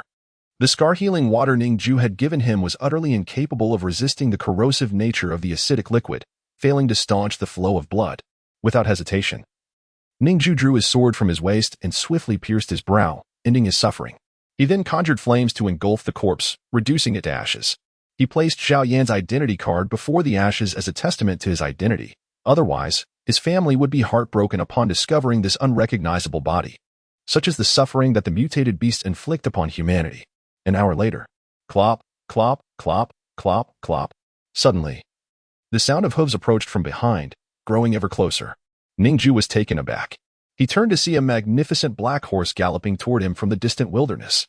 Its long mane billowed in the wind, its hooves barely touching the ground, racing forth like a gust of wind, as swift as lightning. How astonishingly fast! It truly travels 1,000 miles a day. What had Ning Jue a week to traverse? This horse accomplished in just over an hour. Despite his delays from slaying beasts, he had exerted every effort to move swiftly. The speed of this steed did not disappoint. When the warhorse reached Ning Jue, it came to a sudden halt, raising its front hooves in a cloud of dust and letting out a deep neigh. The gust of wind it carried tousled Ning Jue's hair and rustled his garments. As it approached, Ning Jue took the opportunity to examine the horse closely. It stood proudly before him, striking in appearance. Its jet-black mane contained a hint of eerie deep purple, visible only in the sunlight, indicative of its mutated lineage. Clad in specially crafted lightweight black armor forged from fine steel, it boasted exceptional durability, even capable of withstanding gunfire. Towering over 2 meters, it was a head taller than Ning Jue. Its sturdy ankles and powerful limbs resembled those of a barrel, harboring an explosive potential. The specially designed hoof nails were studded with spikes and encased in steel, ensuring excellent traction in any terrain. The horse and Appos, S intelligent eyes regarded Ning Jue calmly, as if it understood him. "Let us find the south," Ning Jue said. The horse, named Xiaonan, trotted in place for a moment, its tail swishing as if in agreement. He scanned its information. Variant sweat blood horse Xiaonan. Level B. Description: the purebred sweat blood horse is one of the oldest horse lineages, having undergone artificial experimentation to implant mutated genes. Upon achieving genetic stability, it possesses night vision capabilities, and its physique surpasses all ordinary horse breeds. Trained since birth, it comprehends various commands in human speech. Whether for long, medium, or short distances, its speed is unmatched. With a robust digestive system, it can thrive on both vegetarian and carnivorous diets, making it the ideal companion for your wilderness adventures. Ning Jue gently patted Xiaonan and leaped onto its back. "Let us go." Xiaonan took off, its 4 hooves flying, resembling a shadowy arrow as it surged forward. Ning Jue felt the fierce wind whip against him, rendering the scenery ahead a blur. Though it was his first time riding, he and Xiaonan seemed to share a profound connection. Maintaining balance felt effortless, as if he could not fall off even if he tried. Xiaonan adeptly navigated obstacles, maintaining full speed even through the forest. Had he been riding a motorcycle at this speed, he would have lost control and likely crashed into a tree. The young man in the black robe, bearing 3 swords, rode southward like a startled phoenix. As he passed, dust rose and leaves danced in the wind. Ning Jue took a giant beast and Appos' crystal core from his storage ring, examining it in hand. Over the past few days, he had slain a total of 5 giant beasts, 4 juvenile and 1 adult. He utilized the cores of the 4 juvenile beasts to elevate his abilities. The level of the self-healing factor rose from E to D, significantly enhancing its efficacy. The memory programming ability also advanced to D rank. To upgrade from E to D rank required the consumption of 2 juvenile beast cores. Now, he had only 1 adult beast core remaining. Ning Jue contemplated how to use this palm-sized core. Perhaps he should enhance the concealed blade mastery, as it was currently his primary means of combat. He placed the core near his heart, and it melted instantly, flowing into his heart. A peculiar force surged into Ning Jue's heart, creating ripples of energy within him. He trembled slightly, sensing his ability to manipulate the sword and amp Appos' power had significantly strengthened. He accessed his information. Concealed blade manipulation, rank C, possesses the ability to expertly wield sharp objects through mental control, allowing them to levitate and swiftly reposition, rendering both the manipulated objects and the host's own body invisible. Ning Jue commanded the crystalline sword at his waist to soar forth, hovering alongside him with a steady grace, perfectly synchronized with his pace as he advanced. The flying sword, undeterred by the galloping steed beneath him, maintained its position effortlessly. With a subtle flick of his fingers, he unleashed the crystalline sword. In an instant, a tree with a diameter of 0.5 meter was struck down with a thunderous crash. To cleave such a stout banyan tree in a single stroke speaks volumes of the formidable strength behind that blow. Surely, the skin of the B-rank acid rain behemoth would now yield to my utmost efforts with ease. The previous bending of the blade, nearly resulting in fracture, was due to an inadequate instantaneous acceleration, which led to a clash of resilience. With sufficient force and swiftness in my control, even a wooden sword could pierce through steel. The D-rank concealed blade manipulation was already capable of narrowly overcoming B-rank behemoths. With the recent elevation to C-rank, Ning Jue felt even more assured in his ability to hunt B-rank beasts. Yet, he harbored no trace of arrogance. After all, he had witnessed firsthand the formidable nature of B-rank behemoths. Their strength lay in their ceaselessly bizarre and mutated abilities, even with overwhelming power. Facing creatures endowed with special capabilities instilled a sense of caution regarding his own safety. Chapter 17. The Pursuit of the Bounty Hunter. The speed at which Xiaonan advanced was astonishing. Within 3 days and nights, he had entered the territory of Nanzhou. Ning Jue, weary and travel-worn, continued onward without pause.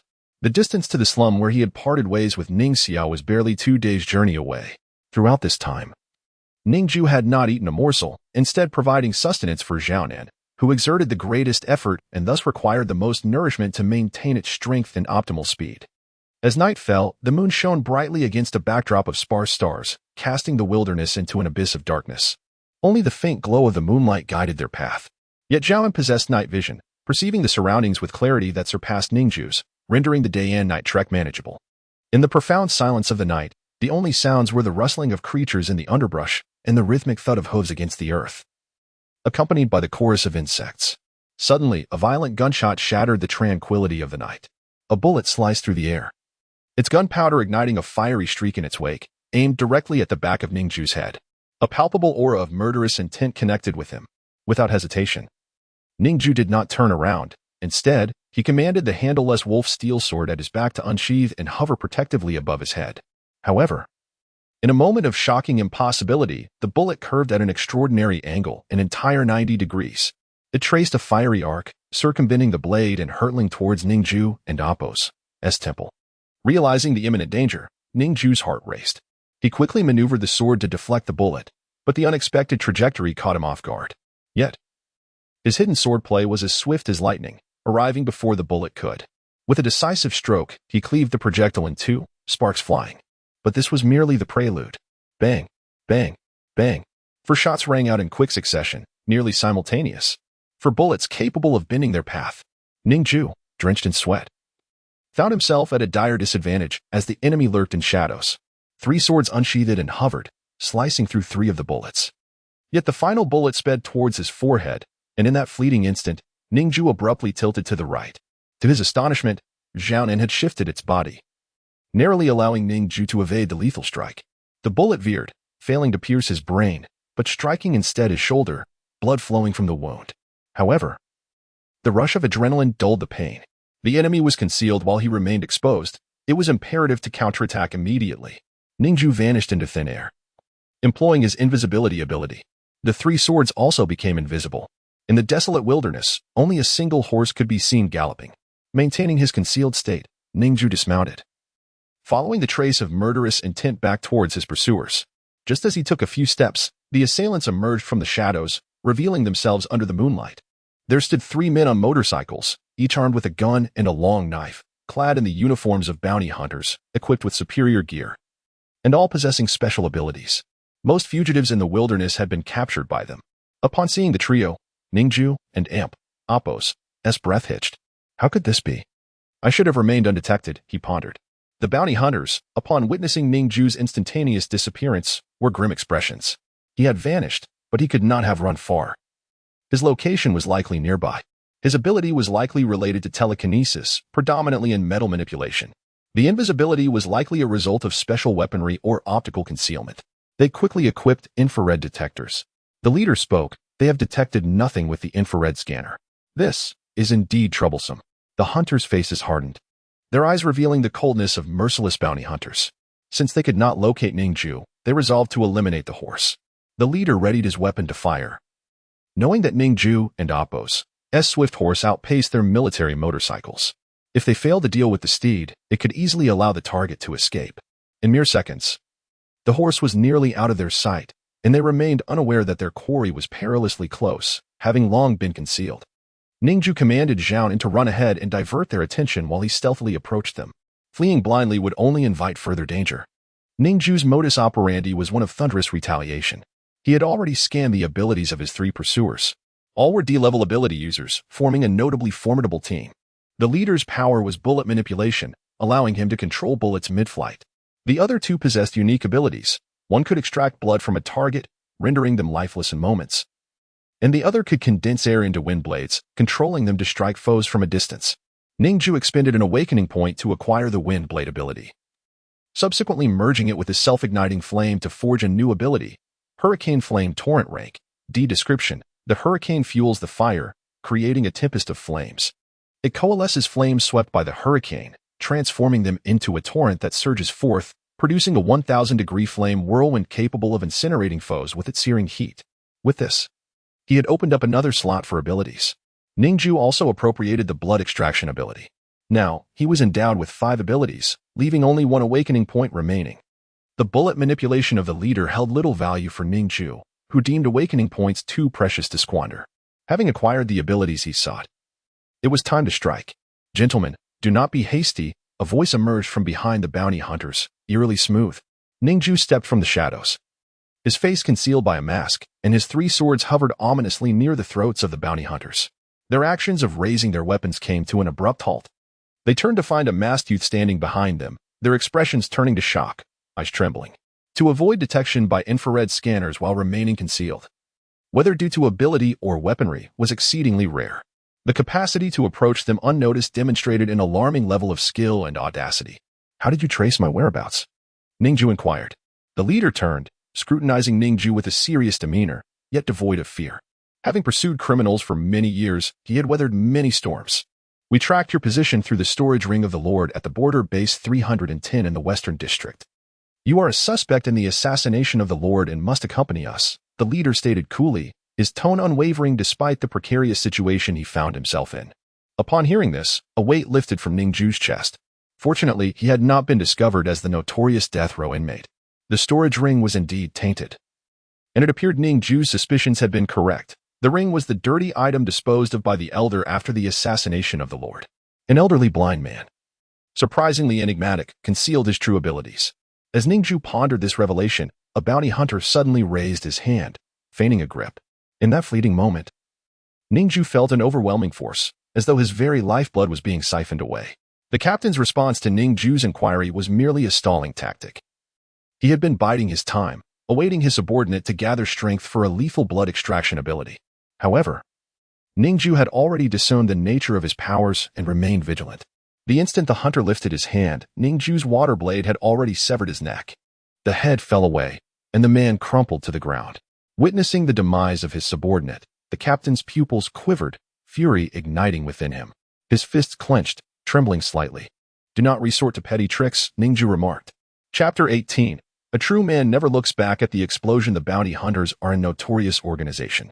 Whenever a criminal escapes or a case remains unresolved, they spring into action to apprehend the fugitive and claim their reward. They pride themselves on acting as agents of justice. However, in reality, they are merely a group of unscrupulous individuals driven solely by profit. They are no different from beast hunters, except that their targets are human beings. The Human Alliance often collaborates with bounty hunters to eliminate criminals, leveraging their capabilities to maintain order. Within the bounty hunter community lies an infamous unspoken rule. Well known to all, when faced with insignificant cases, they may capture innocent and vulnerable individuals to take the blame and collect the bounty. The higher-ups turn a blind eye, as it benefits everyone involved. This widespread knowledge has tarnished the reputation of bounty hunters. Ning Jue harbored a deep disdain for this organization. A childhood friend of his had been wrongfully captured by bounty hunters and has remained imprisoned for over a decade. While there may be a few good apples within the organization, the majority are indeed nefarious. "I merely stumbled upon this ring. I am not the true culprit," Ning Jue asserted. The captain scoffed derisively. "No need for excuses. You have killed my subordinate. The grievance is settled. The truth is irrelevant. I shall take you in to bear the blame." As he spoke, his reflective steel armor suddenly expanded, a sheet of iron protruding from his chest to protect his neck. His subordinates mirrored the action. The iron plates, forged from exceptionally thick special steel, were as hard as the skin of a colossal beast. Ning Jue initially failed to break through. Whoosh! A blade of wind gathered beside Ning Jue's face and swiftly sliced through, leaving a long gash. Startled, Ning Jue realized he was surrounded by dozens of wind blades. These two were truly courting death. If they sought their demise, they had only themselves to blame. Ning Jue's voice turned icy as he swiftly retreated, evading the onslaught of wind blades. With the ethereal grace of the Lingbo Weibo, the two had never witnessed such a profound technique, leaving them momentarily stunned. Before they could react, Ning Jue's thoughts surged, and with a flick of his finger, his crystal-handled wolf steel sword cleaved through the metallic collar protecting the captain's neck, severing it in two. In a single stroke, he decapitated the captain. Simultaneously, the gathering water sword soared to Ning Jue's side. With a swift turn, he grasped the sword midair and stepped forward. Thud! Ning Jue stood tall, sword poised, and thrust it into the heart of his last adversary. You. The final foe's furious gaze widened. But his words were cut short as his life force ebbed away. With a gentle flick of his fingers, the three swords hovered and returned to their sheaths. After dispatching the group, Ning Jue became aware of the numerous wounds adorning his body. The relentless assault of wind blades left no room for escape. Having only mastered a half-step of Lingbo Weibo, complete evasion was impossible. His clothes were tattered, bloodied, and his flesh bore deep lacerations. The pain from a gunshot wound in his shoulder was excruciating. Fortunately, aided by his self-healing factors, all his injuries were rapidly mending. A minute later, a bullet was expelled from his fresh flesh, clattering to the ground with a metallic sound. Approaching the bodies, Ning Jue began to inspect their gear. The captain possessed a radar detector that tracked Ning Jue's location, albeit with several hundred meters of deviation, which accounted for their failure to realize he had stealthily approached. With the reign of colossal beasts over Earth, the wilderness lacked signal stations and satellite surveillance, rendering signals weak. Damn it! This ring indeed contains a tracking device. More pursuers are likely on their way. Ning Jue cursed inwardly, feeling thoroughly betrayed by the old man. Yet, he had invested all his worth into the ring. Discarding it would necessitate relinquishing everything else. It was no wonder it was sold far below market value. He had been thoroughly duped. Ning Jue wrestled with his conscience for several seconds before gritting his teeth and resolving to remove the storage ring, preparing to discard it. Just as he was about to let it go, a sudden realization struck him. Wait, I remember studying signal jamming devices during the college entrance examination period. Attempting to crack their code. Though this notion seemed fanciful, who hasn't been young and ambitious? Although Ning Jue ultimately failed to break the code, he had learned the principles behind constructing a signal jammer. He decided to give it a try. First, he rifled through the belongings of the fallen bounty hunters. The balance on the Beast Hunter card surged to 600,000. With such wealth at his disposal, he could now be considered a commoner of considerable means. He also packed their firearms, all of the same model, classified as D-tier exotic weapons, each capable of penetrating power and valued at no less than 30,000 to 40,000 on the market. Next, Ning Jue approached their motorcycles, intent on disassembling them. Modern motorcycles are marvelously intricate machines. The widespread adoption of technology has resulted in numerous circuit boards and electronic components within them. By dismantling these components and altering the circuits, he might discover an opportunity. Having been a science student on Earth, he retained a solid grasp of mechanical knowledge. Though he hadn't applied it in a long time, the memories returned readily. Kneeling, he busied himself for half an hour, surrounded by IC boards and wave filters. One of the motorcycles had already been modified and was equipped with a signal jammer. The components within the jammer conveniently met Ning Jue's requirements. Fortune truly smiled upon him. At last, he grasped a circuit board, entangled in wires. Success hinged upon this moment. Ning Jue retrieved the radar, his heart racing with excitement as he gazed at the display. It worked. The glowing dot indicating his location had vanished. Without hesitation, he bound the circuit board to his hand with a rope. For the time being, he no longer needed to worry about pursuers. However, this rudimentary homemade jammer would not last long, powered by the residual current from the circuit board's button battery. It would hold for a few days, after which he would need to seek a specialist in the black market to thoroughly eliminate the tracking device. Ning Jue was well aware of how to dispose of illicit goods. After all, he had lived in the gray area of society with his sister since childhood. Boom. A whirlwind of flames surged in Ning Jue and Appo's palm, swirling like a tempest. The flames possessed a cutting force, wreaking havoc. He raised his hand, and the fiery tempest erupted forth. The inferno blazed toward the sky, engulfing the three corpses. Within the swirling flames, flesh and bones were reduced to ash-like sludge, ultimately evaporating into fine dust. Evidence of their existence was annihilated. The flames spread, consuming the three motorcycles as well. Ning Jue let out a sharp whistle. In the distance, a cry echoed. Find Nan. Upon hearing the whistle, Nan returned like the wind. Ning Jue mounted swiftly, pressing onward without pause, heading south. A thunderous explosion erupted behind me. In the inferno, the motorcycle's fuel tank was ignited, intensifying the flames. Yet, a true man never glances back at the blast. Chapter 19. The deluge of putrid corpses. Southern state, a remote borderland, stands as the front line in the battle against colossal beasts, representing the outermost edge of the human alliance. Countless ferocious creatures lurk beyond the Great Wall of Southern State. For those residing in this region, it is not uncommon to witness mutated monstrosities with wingspans exceeding 10 meters soaring through the sky. Occasionally, children are even snatched away by these beasts. The small villages within Southern State suffer greatly, frequently falling prey to the ravages of these savage creatures. Under the crimson-tinged sky, tainted by the color of blood, Ning Jue rides his horse, racing towards his destination. As he approaches Southern State, the mutated beasts he encounters grow increasingly formidable. He has already slain 7 giant beasts on his journey. The sight of any beast prompts him to strike with unyielding ferocity. With his current strength, dispatching lower-tier beasts has become almost effortless. Higher-tier beasts present more of a challenge, yet they are still manageable. His recent battle with a B-class beast has endowed him with a wealth of combat experience. Now, he possesses 9 awakening points. Listening to the rushing wind, Ning Jue knows he is nearing his destination, the blood-refining city, the place where he last parted with his sister. He commands the system to organize his abilities, as his slots for powers are full, necessitating some evolution. Extracting blood and merging it with memory programming, he successfully evolves his ability, expending 2 awakening points to acquire the power of memory extraction.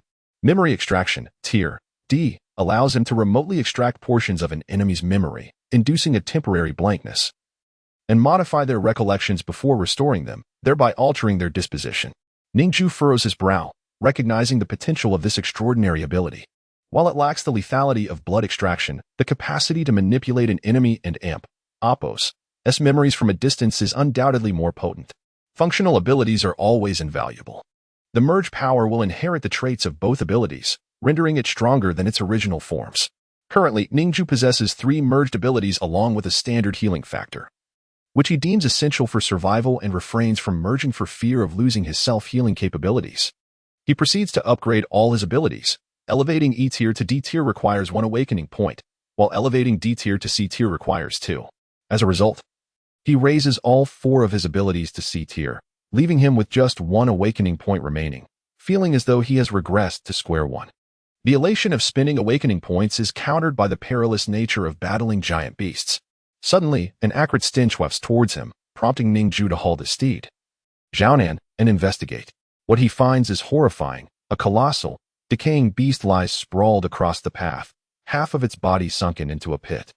This giant has been dead for quite some time, its putrid skin and festering flesh teeming with maggots. Its massive bones are exposed, decomposed and fractured, surrounded by swarming vermin. The soil in the pit is blackened and contaminated, resembling a hellish mire. Insects and rodents have made their home here, feasting on the beast's remains. Showing signs of mutation themselves, the maggots have grown numerous legs, taking on a deep crimson hue, while the rodents have swelled to the size of ferocious dogs, their eyes glowing red and claws menacing. This beast is immense, surpassing any creature Ning Jue has ever encountered, measuring over 30 meters in length, nearly the height of a crane. Fortunately, it is lifeless. Had it been alive, Ning Jue would have been unable to glimpse its true form. Defeating such a creature would be an insurmountable challenge. Ning Jue maneuvers Xiaonan around the pit. Xiaonan, a specially trained mutant steed, boasts extraordinary endurance and remains unperturbed by any terrifying sight, always under Ning Jue's control. As they pass the decaying carcass, the enormous beast's eyes suddenly snap open. Its pupils are shattered, filled with wriggling maggots. In an instant, a torrent of vermin seems to receive a command, coalescing into a mass that bursts forth into the giant's body, causing it to swell grotesquely. The beast's skin cracks, and a deluge of pus and crushed maggot bodies erupts forth. Through the fissures, countless insects writhe within, resembling blood composed of decay. The corpse emits an eerie wail, a sound produced by the vibrations of the vermin scuttling across its vocal cords, sending chills down Ning Jue's spine. The creature's limbs begin to twist unnaturally, joints contorting in a grotesque display, flipping over dozens of times in mere seconds. In the next moment, the giant beast stands upright, an exceedingly unnatural sight. Ning Jue, witnessing this, tightens his grip on the reins and urges Xiaonan to charge forward. Instantly, a repulsive torrent of insects surges toward him. The cacophony of their relentless chittering fills the air, a terrifying sound. In an instant, the ground where Ning Jue had just been standing is engulfed by this tide of vermin, scattering across the terrain.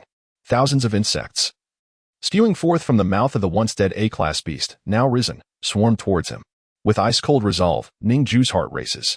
He hadn't anticipated that even in death, a mutated giant beast could pose such a threat. He presses his palm forward, conjuring a fierce wind that whirls into a vortex. Flames erupt, creating a conflagration that scorches the air, morphing into a translucent wave. The C-tier firestorm he unleashes reaches temperatures exceeding 1,000 degrees, sufficient to reduce bones to ash within seconds. Naturally, these frail mutated insects are obliterated instantaneously. Ning Jue presses down with determination. A whirlwind, ensconced in flames, suddenly expands, forming a fiery vortex with a diameter of 5 meters, crashing down to the ground. The resounding boom reverberates, releasing a pungent odor wherever the flames sweep by. Insects and rodents alike are reduced to charred remains, transformed into mere ash. The torrent of fire spreads across the earth, and in the blink of an eye, All the creatures on the ground are utterly incinerated. The flames reach skyward, and not a single insect remains to inflict harm upon Ning Jue, not even a hair. Countless insects find their demise in this inferno. Yet, beads of cold sweat break upon Ning Jue's brow, and his heart remains taut with tension. For the number of insects he has slain pales in comparison to even a fraction of that found within the carcass of this decaying giant beast. Chapter 20. The Blade of Wind and Fire, commanded by thought. In the wilderness, the charred remains of insects and rodents lay strewn about. Consumed by Ning Jue's tempestuous torrent of wind and fire, reduced to mere ash, Xiaonan emitted a piercing whinny, swiftly retreating backward. Its speed was astonishing. In the blink of an eye, Ning Jue found himself in a secure location. Turning to face the A-class behemoth, a grimace marred his expression. An eerie wail resonated from its throat, echoing for miles, sending chills down spines. The colossal creature stood motionless on its decayed feet. Endless maggots and rats writhing beneath its rotting soles, resembling a grotesque zombie. Xiaonan, retreat. Ning Jue commanded, and Xiaonan surged forward, a shadow darting through the air like thunder. The wind roared, and Ning Jue's hair danced wildly. A frenzied buzzing emanated from within the giant beast as its skin undulated, revealing numerous bulging masses beneath. Suddenly, the creature convulsed violently and lunged forward. Ning Jue's eyes widened in shock. The beast's speed rivaled that of Xiaonan. Damn it, this creature is incredibly formidable. He had no intention of wasting time battling this A-class behemoth, as he truly lacked confidence in defeating it. Yet now, escape was futile. He had no choice but to confront it head-on. Ning Jue's gaze sharpened. The three swords he carried unsheathed themselves, floating into the air, the water-gathering sword, the crystal-handle wolf steel sword, and the wolf steel sword. All three blades were unleashed. A sharp hum resonated as the blades sliced through the air. The blades shimmered with a cold light as they slashed at the giant beast. With just 100 meters separating them, any lapse in attention could lead to being overtaken. Therefore, Xiaonan maintained full speed. Dark, putrid blood and pus gushed from the wounds inflicted by the swords, the beast's already decaying skin yielding like tofu beneath the blades. Despite one's skin once being as resilient as steel, time's relentless decay ultimately reduced it to fragments. Yet, Ning Jue's countenance remained troubled. Even if the blades could pierce the skin, it was futile. The wounds would be swiftly sealed by the rat's gnashing teeth. These superficial injuries were of no consequence. Moreover, the deceased giant bore no vulnerabilities. The monster's heart, the vital core, had long been extracted by its slayers. This meant there was no single strike capable of delivering a lethal blow. The only way to vanquish this beast was to annihilate the hundreds of thousands of maggots and mutated rats within it. Such a daunting and terrifying quantity left Ning Jue feeling utterly overwhelmed. His most powerful ability, the shadowy sword control, felt inconsequential in the face of this grotesque monstrosity. This was the first time he confronted such an overwhelming giant. He wielded the three swords, targeting the creature's limbs, which were the most frequently traversed areas by the rats and maggots. Each chaotic slash of his swords claimed hundreds of the writhing pests. Yet, the sheer volume of maggots was staggering, akin to an endless sea. Regardless of how fiercely Ning Jue attacked, he could not diminish the beast's strength. Suddenly, a frown creased Ning Jue's brow. Two of his blades became ensnared, as if caught tightly by some unseen force.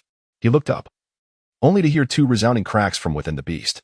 With a shattering sound, the water-gathering sword and the deer-antler wolf steel sword were obliterated. The fragments were instantly devoured by the swarm of maggots and rats. Only the most resilient wolf steel sword remained, still valiantly holding its ground. This was dire. The mutated maggot's corrosive pus had softened the blade, which was soon bitten in two by the rodents. Ning Jue clenched his fists, hastily maneuvering the wolf steel sword to pierce through the giant's body, pulling it back. The sword was now coated in putrid pus and dark, decayed blood, exuding a foul stench. He swung the long sword in the air, shaking off the rotten fluids before sheathing it.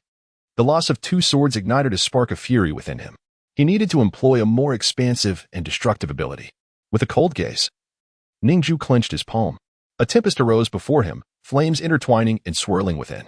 The air crackled with intensity as gusts of wind stirred up a cloud of dust. The scorching flames illuminated the ground with a blood-red glow. The two elements merged, the gale guided by the fire, coalescing into a colossal fire tornado. The flames howled, their heat emitting a charred scent. Simultaneously wielding two abilities drained his mental energy significantly. Gritting his teeth, he persevered. The fire tornado grew larger, ultimately reaching a height exceeding 10 meters. Die. Ning Jue's voice was frigid as his wrist flicked. The fire tornado crashed down upon the giant beast. The fearsome winds and flames, with temperatures soaring into the thousands, combined with slicing winds, rendered all in their path obliterated. even from a distance. One could feel their eyebrows singeing. Such heat was bound to severely injure the monster. Boom. The fire tornado violently collided with the behemoth. Its decaying skin ignited upon contact. The putrid flesh within, along with countless mutated maggots, was mercilessly shredded by the hurricane's fury. The horrifying screams of the rats echoed, a pitch that surpassed human endurance.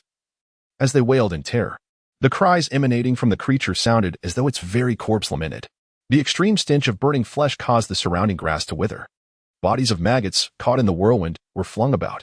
The fire tornado resembled a high-temperature meat grinder, pulverizing everything within into minuscule fragments before incinerating them. Countless bits of flesh scattered like rain in the sky, a shower of smoking, charred remains. The horrific odor, combined with the scent of burning, made Ning Jue grimace. After 3 long minutes, the fire tornado gradually weakened. The once mighty beast had been reduced to a puddle of muck, with only a few scattered maggots crawling on the ground. The giant's carcass finally collapsed. These scattered pests could no longer support such a massive body, rendering it harmless. As the tornado dissipated, it transformed into hundreds of flaming wind blades, carried away by the breeze. Ning Jue's gaze sharpened. He attempted to manipulate these fiery wind blades with his sword control. To his surprise, it worked. Under the enhancement of his sword control, the wind blades became even sharper, slicing through the air with a whoosh. The wind blades, generated by his fire tornado ability, could already be controlled. Now, with the addition of his sword control, their power was terrifying.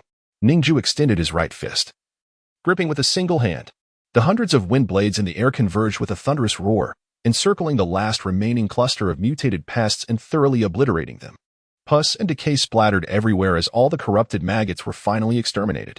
Even the C-grade swordmaster can only manipulate a mere few dozen blades at once. However, when it comes to the windfire blade, conjured from the power of the Tempest Blaze, one can simultaneously control hundreds of them.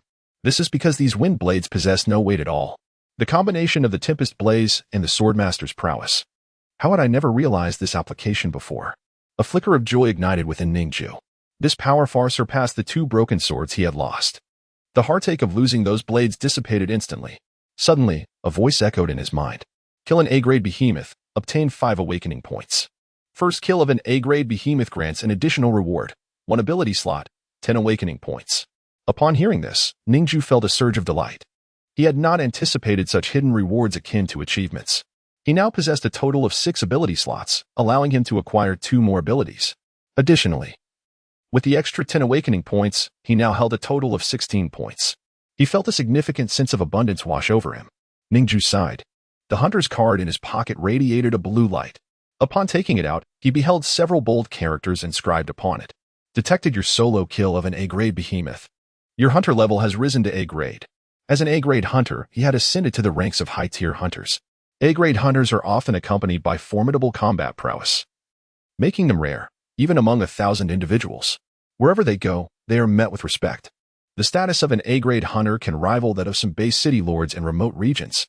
The privileges are countless, granting them the right to select missions before others. The tasks available in the Beast Hunting Hall are essentially leftovers chosen by A-grade hunters. Certain newly discovered secret realms only invite A-grade or higher hunters for preliminary exploration. These realms are fraught with danger but also rich in treasure, potentially harboring powerful high-tier anomalous weapons. Newly initiated A-grade hunters can visit the Hunter Association to select and receive an A-grade anomalous weapon at no cost, aimed at rewarding those valiant souls who have slain A-grade behemoths. The journey from E to B grade is merely quantitative. However, ascending to A-grade hunter signifies a qualitative transformation. Wherever one goes, they are treated as esteemed guests. Chapter 21. The Dragon Blood Cultists. The charred remnants of maggots and flesh transformed the surrounding land into a sea of darkness, spreading for hundreds of meters. A layer of decaying, blackened sludge hung from the branches above. The battle had been ferocious, leaving devastation in its wake. The carcasses of the mutated behemoths had to be reduced to ashes by flames. Otherwise, if consumed by other creatures, the latent mutated genes within the flesh would infect them. These genes harbored a deep-seated loathing for humanity and an insatiable thirst for blood. The countless maggots had been corrupted by these mutated genes, filling them with a vehement hatred for humans.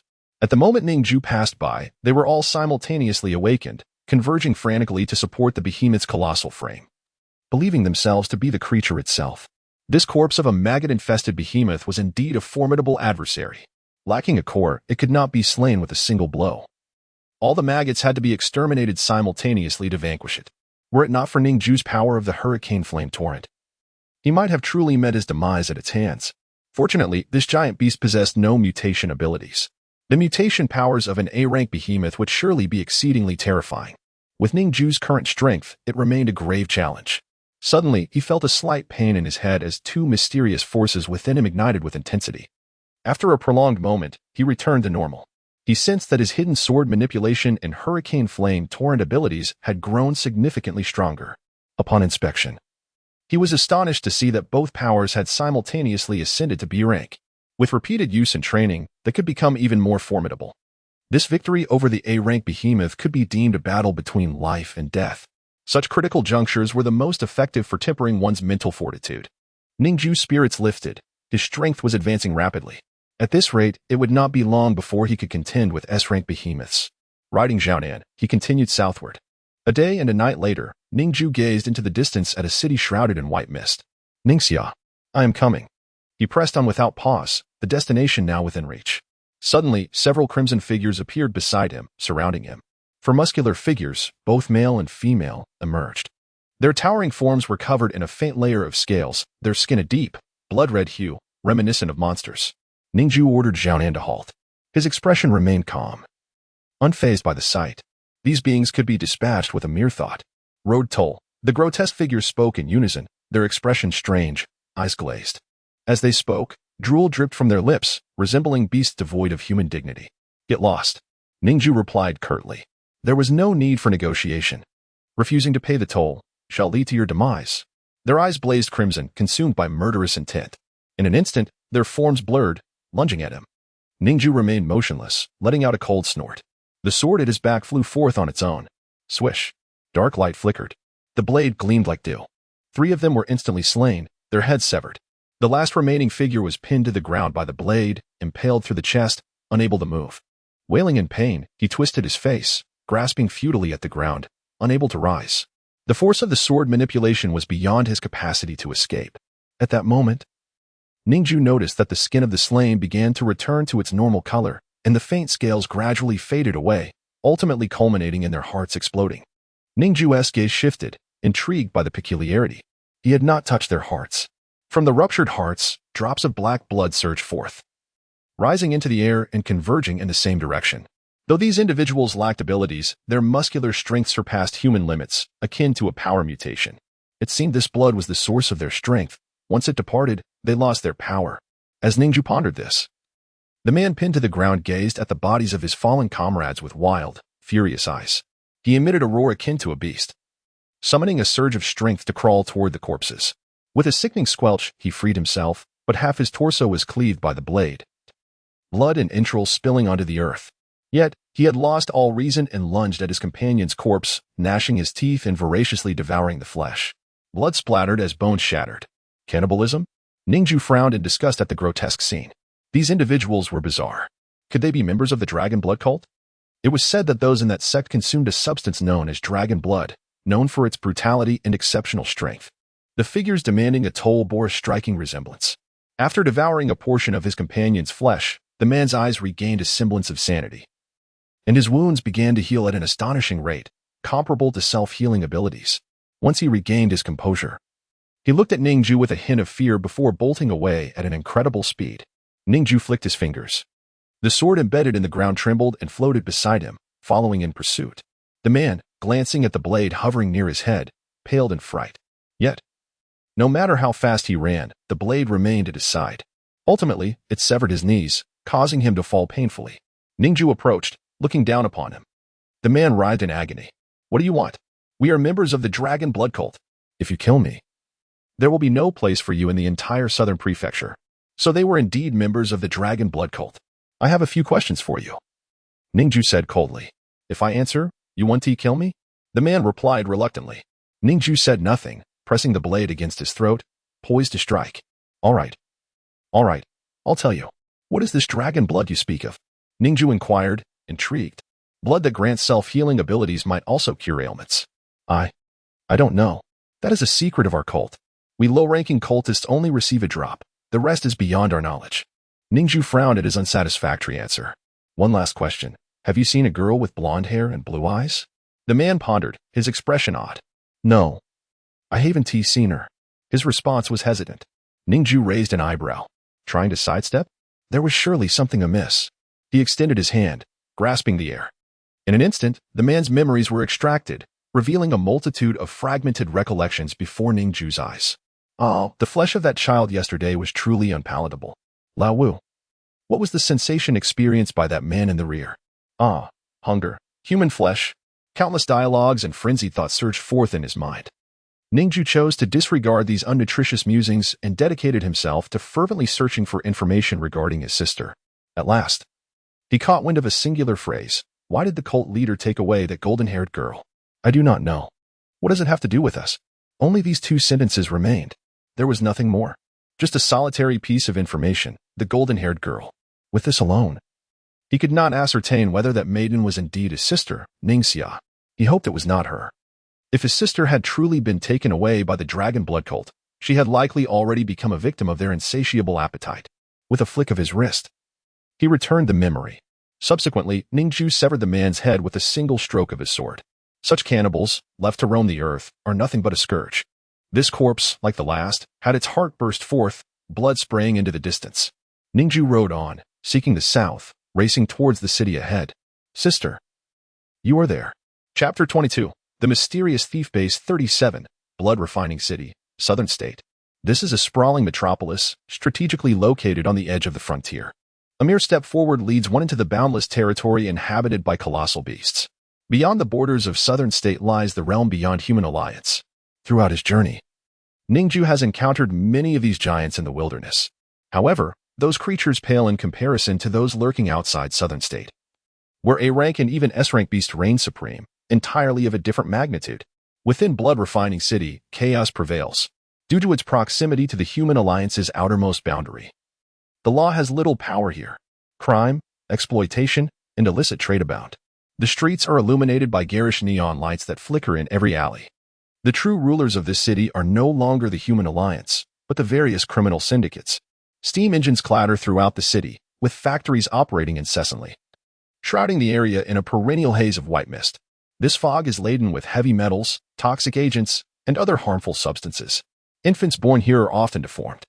For adults, although the toxicity of the mist is relatively low, prolonged inhalation over the years can still prove fatal. This white smoke emanates from factories that produce not ordinary goods, but the city's specialty ability enhancers known as blood smoke, derived from the purified blood of mutated beasts. A single inhalation can temporarily amplify one's powers, though at a steep price. A young man clad in a black robe, bearing a hiltless black sword, leads a weary black horse into the city, Ning Jue. As he inhales the acrid air, a grave expression crosses his face. The toxicity of the white mist is not particularly potent for adults, causing minimal immediate effects. The smell, however, is pungent enough that while a gas mask may not be necessary for short stays, prolonged residence demands one.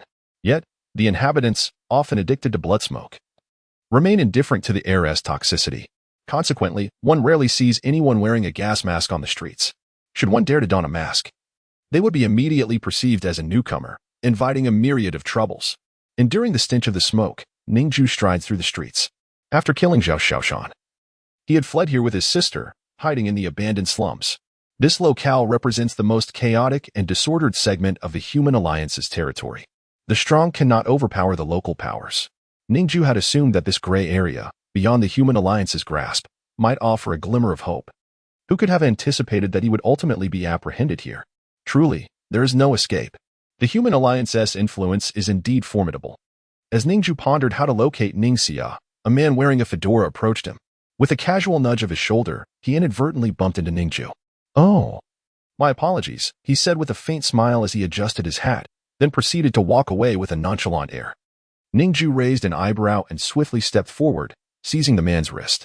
Hand over the storage ring, he demanded, his voice icy, laced with a hint of menace. The man's expression shifted slightly, caught off guard. He had not anticipated being discovered. Observing Ning Jue's attire, he assumed he was an outsider, easy prey for theft. To his surprise, he was instantly unmasked. He shrugged and handed over a fragmented black ring. My apologies, friend. I thought you were a rookie. Taking the storage ring. Ning Jue examined its contents, finding nothing missing, which alleviated some of his murderous intent. The man's thieving skills were remarkable. With a mere shoulder bump, He had deftly lifted an item from Ning Jue's possession, an almost impossible feat without years of rigorous practice. This individual was undoubtedly a seasoned thief, though his methods were remnants of Ning Jue's past exploits. "Begone," Ning Jue coldly instructed. Yet the man did not retreat. He squinted, eyeing the ring in Ning Jue's hand. "Brother, I must warn you, there's a tracker embedded in your ring." Frowning, Ning Jue retorted, "What concern is that of yours?" The man stepped closer and removed his hat, revealing a youthful yet weathered face, exuding an air of mystery. "It was rather presumptuous of me to steal your ring. But the deed is done. This disarming device is a token of goodwill. I hope you harbor no ill will towards me." He offered a small, minuscule circuit board, no larger than a fingernail. "Leave a sliver of hope for future encounters," he added with a slight smile before donning his hat once more. Ning Jue merely glanced at the item in his hand, but when he looked up, the man had vanished. The white smoke enveloped the area, obscuring visibility. Upon the circuit board, a line of small text read, "Zhang Tongxia, Maker." Presumably, this was the man's name. Ning Jue placed the circuit board on the ring. With a click, the board shattered in an instant, resulting in a small explosion. Pain shot through his fingers, yet his skin remained unscathed. Following the blast, the ring bore a new imperfection, revealing intricate circuitry within, clearly a tracking device. He discarded it on the ground, crushing it underfoot. Subsequently, he removed the signal blocker from his hand. Glancing at the radar confirmed the absence of any trace. The tracking device had been thoroughly dismantled. This individual was not ordinary. He was adept and cunning, akin to a smiling tiger. Based on his demeanor, it was likely he possessed an extensive network of contacts. In this world, connections are a form of power. Given his skill set, had he stolen something without detection, he would have likely also ensnared Ning Jue in his web of relations. To be robbed of both possessions and connections is indeed a formidable plight. Perhaps his acquaintances were all unwitting victims of his stealthy thievery. Ning Jue contemplated in silence. He should have inquired about Ning Xia's whereabouts. Such a well-connected person would surely have a wealth of information. Regrettably, he had already disappeared without a trace. With a sigh, Ning Jue resigned himself to the reality that he must rely on his own efforts to seek her out. Chapter 23. The weakness of dragon blood. The streets of Blood Refining City are bustling with activity and overwhelming cacophony. This place is teeming with people, making it one of the most chaotic cities on Earth. Yet, paradoxically, it is also a realm brimming with opportunities. Here, danger and opportunity coexist in a delicate balance. In this gray area, numerous unsavory jobs are available. Those who harbor dreams from the lower echelons of society converge here, eager to seize even the slightest chance to transform their mundane, wretched lives into something extraordinary. However, the greater likelihood is that they may become mere stepping stones for others. There remains lost among the bones of the unfulfilled. Yet, as long as there exists even a 1% chance, many are willing to take the plunge. As Ning Jue walks the streets, he encounters a myriad of peculiar, mutilated individuals and cyborgs. He furrows his brow, disturbed by the pervasive stench of filth. The streets are rife with debauchery, displayed openly without shame. In this place, a sense of decency is the most worthless of commodities. Theft and robbery unfold in every alleyway. "Sir, have you seen a girl with blonde hair and blue eyes? Where is the Dragon Blood sect?" Ning Jue inquires, leading his black horse as he goes. "Can't you see I'm busy? Ask your mother and get lost." A passerby snaps, "I haven't seen anyone. Get lost." After an entire morning of fruitless inquiries, he has gleaned nothing. No matter the approach, no one has seen her. It is as if he is chasing shadows. At that moment, a statuesque woman strides past him. Her movements light and graceful, exuding an air of refined beauty. She stands at least 6 feet tall, easily standing out in the crowd. A cigarette dangles from her lips, her calm gaze surveying everything on the street. Upon noticing Ning Jue, her eyes widen with a flicker of astonishment, and she quickly approaches. "You," she exclaims, somewhat taken aback. Yet, before she can finish her sentence, the astonishment fades from her eyes, swiftly masked. Upon closer inspection, she realizes Ning Jue is not who she thought, merely resembling someone else. She quickly conceals her surprise, donning a facade of charm, though a glimmer of disappointment lingers in her depths, unnoticed by Ning Jue. "New to Blood Refining City?" she inquires with a smile. "I'm looking for someone," Ning Jue responds tersely. "Ah, short on cash and seeking my sister? With your looks and physique, you could fetch a good price," she teases, gently patting his face. Ning Jue furrows his brow. "Don't waste my time." Taken aback by his brusqueness, she remarks, "I've never encountered anyone so cold in Blood Refining City. Who are you looking for? Do tell." "A girl with blonde hair and blue eyes." She ponders for a moment, taking a drag from her cigarette. I have no recollection. She then produces a card, extending it toward Ning Jue. You can seek this person. He may assist you in your search. With that, she turns to leave, her cheeks slightly flushed, radiating allure. Brother, don't forget to thank me when you're done, she calls, her voice fading into the distance.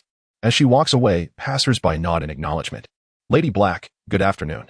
I've seen Lady Black. They greet respectfully.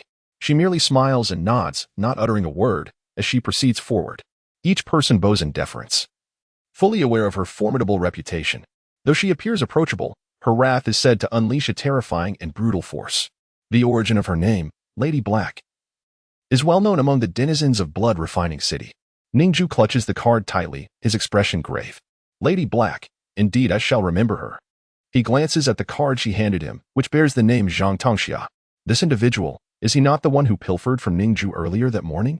With resolve, Ning Jue grips the card, pressing the number inscribed upon it. 3 beeps sound, and a man's voice emanates from the card. 1400 hours, Blood Alley.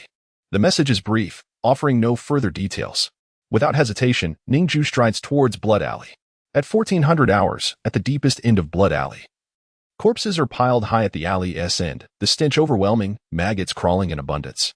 The noxious odor of decay has contaminated the surrounding white mist, turning it a sickly greenish black. The depths of Blood Alley resemble a refuse dump for blood refining city, where all unspeakable things are discarded. Once a profound passage, it now teeters on the brink of being completely filled. Rarely does anyone venture here. Ning Jue arrives to find a man in a hat leaning against the corner wall of the alley. Upon recognizing Ning Jue, the man's expression shifts. Aren't you the one Lady Black contacted? Ning Jue shakes his head. She provided me with your contact. Zhang Tongxia slowly shakes his head, looking at Ning Jue with pity. You're truly unfortunate. Owing a favor to Lady Black is no trivial matter. The implication of his words hangs heavily in the air. Ning Jue dismisses the small talk and gets straight to the point. My name is Jiangli. I'm searching for someone. Zhang Tongxia is unfazed. His business is multifaceted, including locating individuals. Tell me about your target, he replies. A girl with blonde hair and blue eyes, 14 years old, named Ningxia. Ning Jue's gaze intensifies. Zhang Tongxia, unhurried, lights a cigarette and exhales slowly. Oh, she is dead. At this, Ning Jue's pupils constrict violently, a surge of murderous intent igniting within him as he fixes his glare on Zhang Tongxia. Are you certain? Zhang Tongxia remains composed, his eyes narrowing as he meets Ning Jue's gaze. Jiangli, please do not doubt my professional abilities. I do not even need to rely on my network. I saw that girl with my own eyes half a month ago. In Blood Refining City, the only blonde-haired, blue-eyed girl was her. At that time, she was abducted by members of the Dragon Blood sect from the slums. I can only surmise that she has since become one of the many corpses behind me. Ning Jue's clenched fists tremble, blood beginning to seep from his palms. He is aware of the Dragon Blood sect.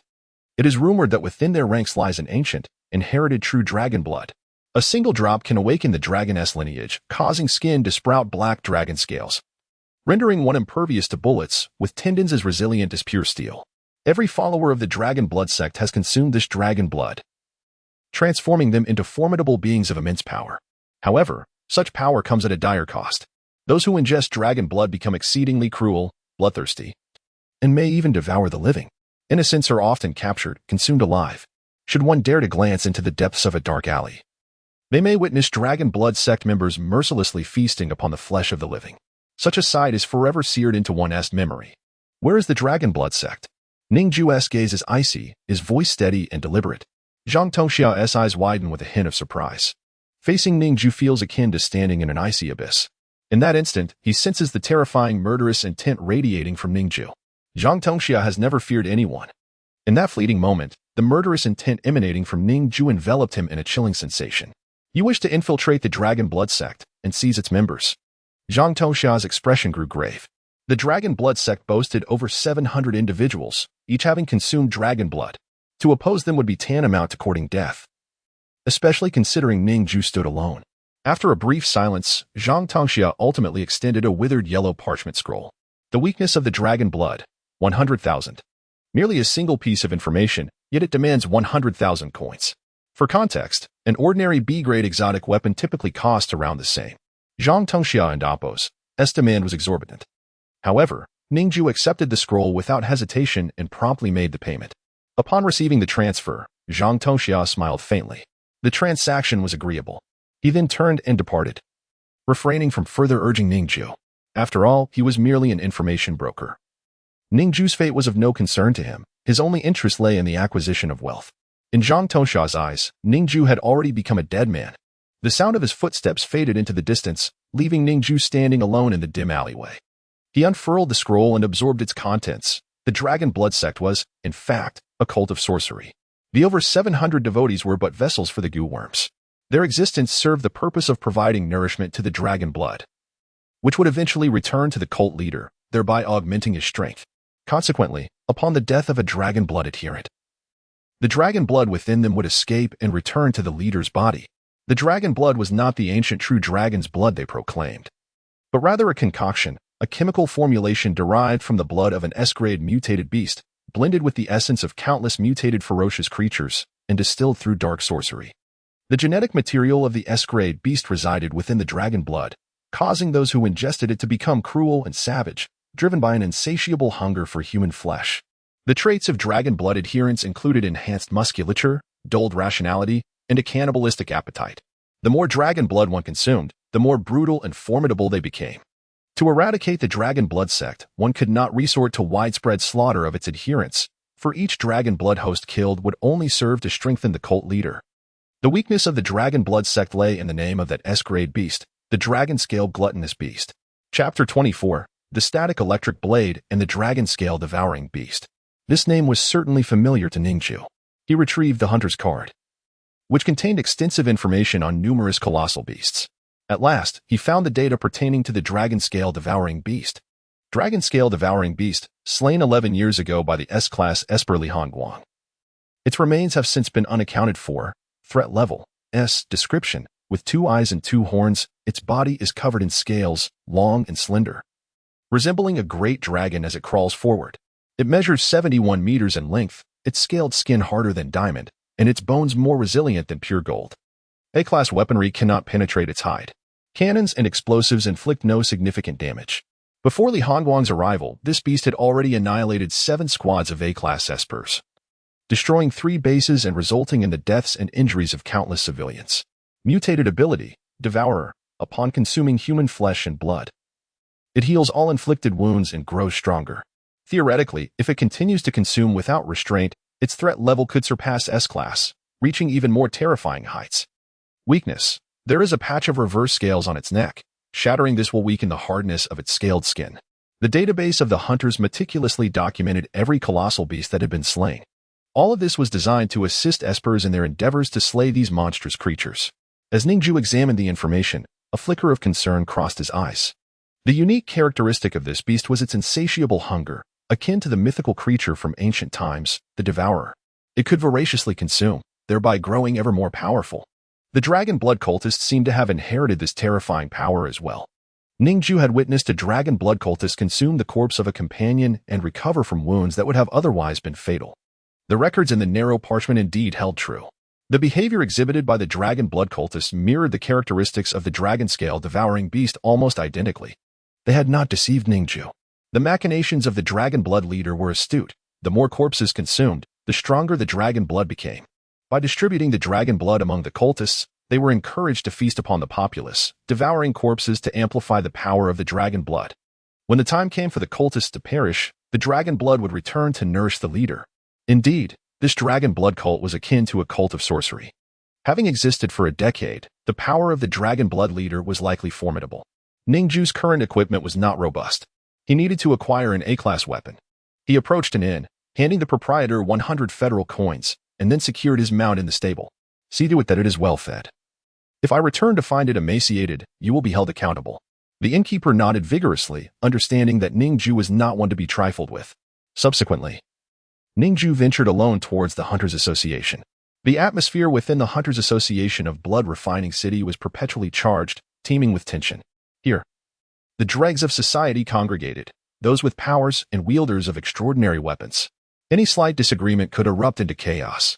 As Ning Jue entered the hall, he was met with a multitude of hostile glares. His lean stature, armed with but a single sword, projected an image of weakness. However, no one dared to act rashly. In this world, judging by appearances could be perilous. With a cold gaze, Ning Jue strode directly into the privileged passage. Two guards immediately halted him, their expression stern. Privileged passage, no entry for outsiders. Ning Jue slowly produced his identification card. A brilliant blue emblem, glowing softly, appeared in the upper left corner. A-class hunter, Jiangli. The guards exchanged glances, their expressions shifting to one of embarrassment. They had never encountered such a young A-class hunter. Reaching A-class typically required thousands of battles. A relentless forging of one's skills. Even if one's power was A-class, it did not guarantee an easy victory over A-class beasts. Many inexperienced A-class espers had fallen to C-class beasts. Given Ning Jue's age and his attainment of A-class status, it suggested the possibility of his future ascent to S-class, potentially becoming a hero of humanity. Apologies, Lord Jiangli. We meant no offense. The guards bowed, their demeanor filled with respect and a hint of trepidation. An A-class hunter was undoubtedly fierce. Even in a crowd, it would be unwise to provoke him, and they were quick to apologize. Ning Jue nodded, replying, "No harm done." Before continuing into the privileged passage, behind him, the looks of admiration made Ning Jue feel uncomfortably warm. He disliked such attention and quickened his pace. Inside the opulent hallway of the privileged passage, luxurious offices unfolded before him, each a private chamber ensuring confidentiality. In this world, only strength commanded respect. And only A-class hunters and above could indulge in such privileges. Ning Jue entered one of the rooms. A strikingly beautiful woman of notable grace sat at a window. "I have come to claim an A-class weapon." The woman responded with a professional smile. "Certainly, Mr. Jiang, please hold on a moment." A transparent glass screen before her illuminated with hundreds of extraordinary weapons. "As you are newly promoted to A-class hunter, you are entitled to select one A-class weapon free of charge. Please choose wisely." Ning Jue scanned the array, marveling at the diverse array of remarkable weapons, each boasting unique effects. He deliberated for over 10 minutes before his gaze settled on a longsword. The static electric blade. This sword was infused with the power of lightning. Each strike would unleash electric force, inflicting devastating damage upon foes. Even the bones of a B-class beast would be reduced to charred remains when struck by the lightning of the static electric blade. This sword resonated with Ning Jue. With his current abilities in wind and fire, acquiring lightning would grant him dominion over 3 elemental forces. "I shall choose the static electric blade," he declared. The attendant nodded, recording his choice. Soon, a mechanical device brought forth a sandalwood box. "This is your selected A-class weapon, the static electric blade." Ning Jue opened the box to reveal a long sword resting inside. The blade shimmered in a pale silver hue, measuring 1.2 meters in length. Adorned with intricate patterns that glimmered with a faint golden light, an indication of its electric essence. The blade was razor-sharp, gleaming ominously. The sheath was crafted from a special black ceramic, an insulator designed to protect the wielder from electric shocks. Ning Jue strapped the electric blade to his back. "Thank you." Just as he prepared to leave, the attendant spoke again. "Mr. Jiang, would you be interested in attending an auction? You have arrived just in time, at 3 a.m. tonight. We will be co-hosting a high-tier auction with the Black Duke Tavern, featuring numerous rare treasures, and there is a possibility of S-class weapons being available." S-class weapons were beyond mere monetary value. They were treasures that defied the market. If one could procure an S-class extraordinary weapon at an auction, regardless of the price, it would undoubtedly be a lucrative endeavor. Such elusive treasures are rarely turned down, yet Ning Jue resolutely declined. His intention was to confront the Dragon Blood sect. "Thank you, but I have pressing matters to attend to," he stated. The reception lady blinked coyly, a charming smile gracing her lips as she seemingly nonchalantly tugged at her garment, revealing her alluring curves. Did it truly count? Her gaze towards Ning Jue held a glimmer of anticipation. If she could align herself with an A-rank hunter, her future would be secured, free from the burdens of sustenance. Her only asset was her own physique. Thus she endeavored to ingratiate herself with Ning Jue. Alas, he had no time to spare. Feigning ignorance, Ning Jue turned away and departed. As he traversed the hall, he surveyed the extraordinary abilities of the hunters present. Most were of little worth, and he only appropriated one ability, expending 4 awakening points to acquire a C-class skill, photographic memory, rank, C, description, anything seen once. Be it an object, scenery, knowledge, text, or sound, will be permanently and vividly etched in the mind. Even fragmented dreams can be pieced together and retained. This extraordinary ability was remarkably formidable. After seizing it, Ning Jue exited the hunter's hall and hastily made his way towards the Dragon Blood sect, where a storm of blood and chaos was on the horizon. Chapter 25. Both swords awaken in the dark night. A crescent moon illuminated the surroundings with its silvery glow, casting a serene yet solemn blue light over the white mist that enveloped the city. A young man clad in black, his hood drawn low, traversed the streets with two swords strapped to his back, his destination being the lair of the Dragon Blood sect. Having witnessed the flight of the Dragon Blood, he possessed a rough sense of direction, though the precise location remained to be discovered. From a shadowed alley, a group of cultists, their skin scaled and crimson, surrounded a female corpse, ravenously feasting upon it. Ning Jue's gaze flickered as he lifted his wolf steel sword, launching a swift strike. The cultists were oblivious. Their skulls shattered in an instant, their lives extinguished. As their hearts burst, drops of dragon blood ascended, drifting into the distance. Ning Jue's murderous intent surged as he directed his sword to intercept a single drop of the dragon blood, capturing it in a glass vial. The drop thrashed violently within. Striving towards a specific direction, it was a beacon guiding his path. With nimble steps, Ning Jue moved as swiftly as the wind, having mastered the technique of the ripple step. This ability alone allowed him to surpass the majority in agility. Through the vial, he raced toward the location of the Dragon Blood sect. The sound of the wind slicing through the air. This night, he was determined to kill. Deep within the southern part of Blood Refining City, in the innermost chamber of an underground palace, a gaunt man submerged in a pool of blood remained tranquil, relishing the nourishment of dragon blood. Suddenly, several drops of dragon blood flew from afar, merging with the reverse scales on his neck, coursing through his body. The infusion revitalized him, a contented smile gracing his lips. Alas, a few cultists had perished, yet their meager consumption of flesh yielded insufficient blood for complete evolution. He exhaled deeply, the crimson glow within him pulsing as dragon blood coursed through his veins, fortifying his meridians. However, a frown creased his brow strangely. One drop of dragon blood had been intercepted. After a moment of hesitation, he chose to remain reclined in the sanguine waters, dismissing it as mere illusion. Few dared to obstruct his dragon blood within this city. Outside the underground palace, several cultists guarded the entrance, beneath a grand sign emblazoned with the words Dragon Blood Sect, crafted from blood. The dimness of the subterranean realm relied on flickering torches for illumination. A long staircase, stretching 300 meters, led into the depths of the sect. The cultists stationed there were elite warriors, having consumed 10 drops of dragon blood, their combat prowess rivaling that of B-rank superhumans. The atmosphere was eerily calm, devoid of any disturbance. Suddenly, fine blood traces appeared upon the cultists' necks, a seemingly superficial wound, yet profoundly deep. In the next instant, their heads severed cleanly from their bodies. Falling to the ground, the cuts as smooth as polished glass. Their expressions shifted, confusion etched upon their faces, unaware of their demise until the moment of brain death consumed their consciousness. As their hearts exploded, dozens of drops of dragon blood soared into the air. But before they could travel far, they spontaneously ignited, evaporating into nothingness. From the shadows emerged Ning Jue, his invisibility power rendering him the ultimate assassin, capable of silently dispatching his foes. He had secretly extracted the memories of one victim, delving deeply into them. He beheld a frightened blonde girl being escorted into the innermost sanctum by the sect leader, Ning Jue, his heart ignited with rage at the sight. With a swift and lethal strike, he obliterated the cultists. Recalling the sect leader's commands to his brainwashed followers, in times of peril, they must commit suicide, rather than allowing them to self-destruct later, empowering the leader with their blood. He opted to eliminate them now and incinerate the dragon blood. Re-entering the shadows, Ning Jue advanced hastily through the throngs of oblivious cultists, a hidden sword poised to strike. He refrained from attacking the lower-tier cultists, mindful of the chaos that would ensue from a single death. Maintaining his stealth, he pressed deeper into the sect, intent on assassinating the leader. Finally, he reached a room at the end of the corridor, where the stench of blood mingled with decay. A vast pool of blood occupied the center, and a gaunt man reclined within, eyes closed in meditation. He appeared to be practicing a sinister martial art. Red light coursing through him, his body covered in scales, an eerie sight. The room was saturated with dragon blood, its thirst for life palpable. The blood seemed to sense Ning Jue's presence, rippling and converging towards him, as if echoing the roars of a great beast intent on devouring him.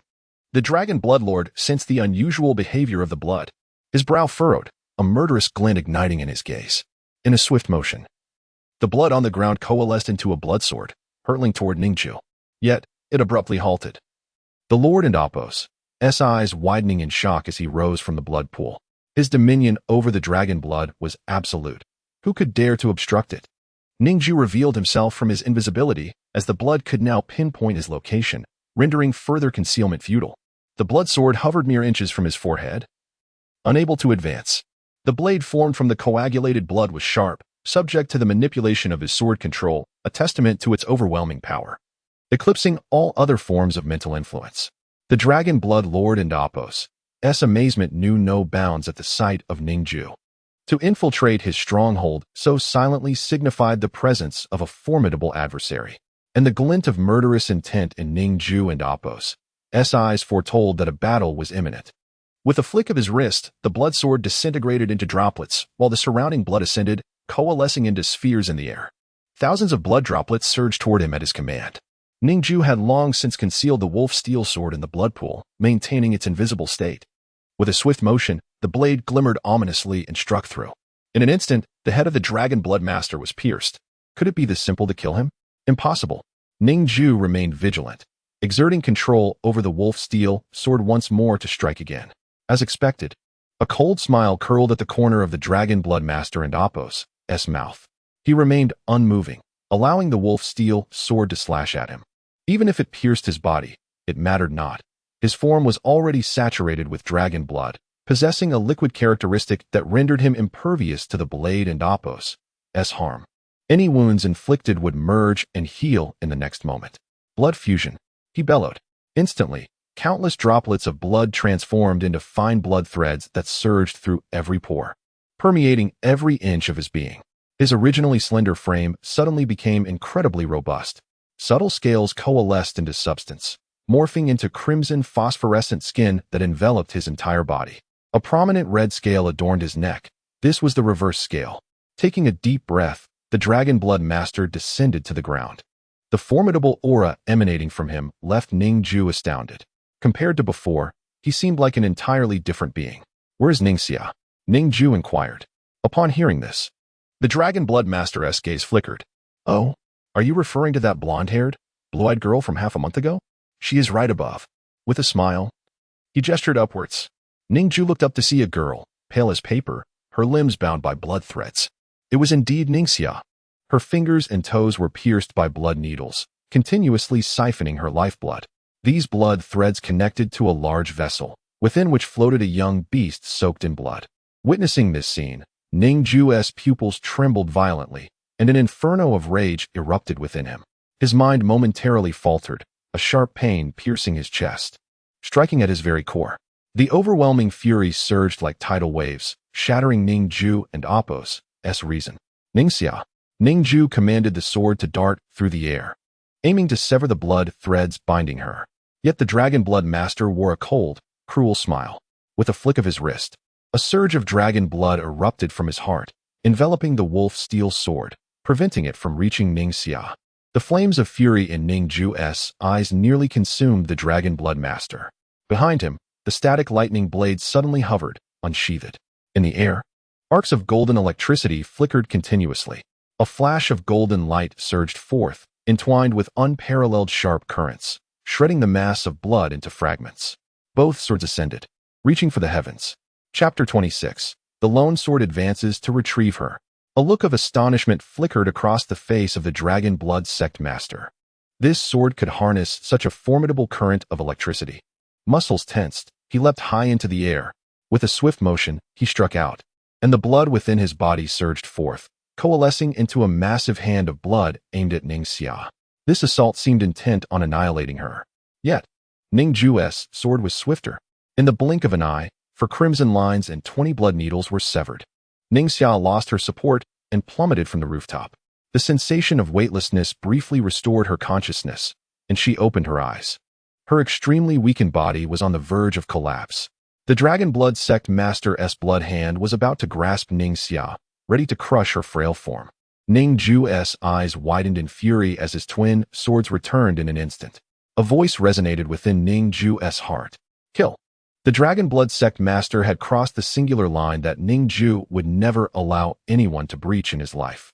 A flicker of golden electric arcs illuminated the air, and terrifying lightning flashed, piercing directly through the Dragon Blood Sect Master's forehead. The acrid scent of charred flesh wafted through the air. Even as he transformed into liquid, he could not merge with the seared wound. Nevertheless, it was not enough to completely vanquish him. The scorched wound began to heal rapidly.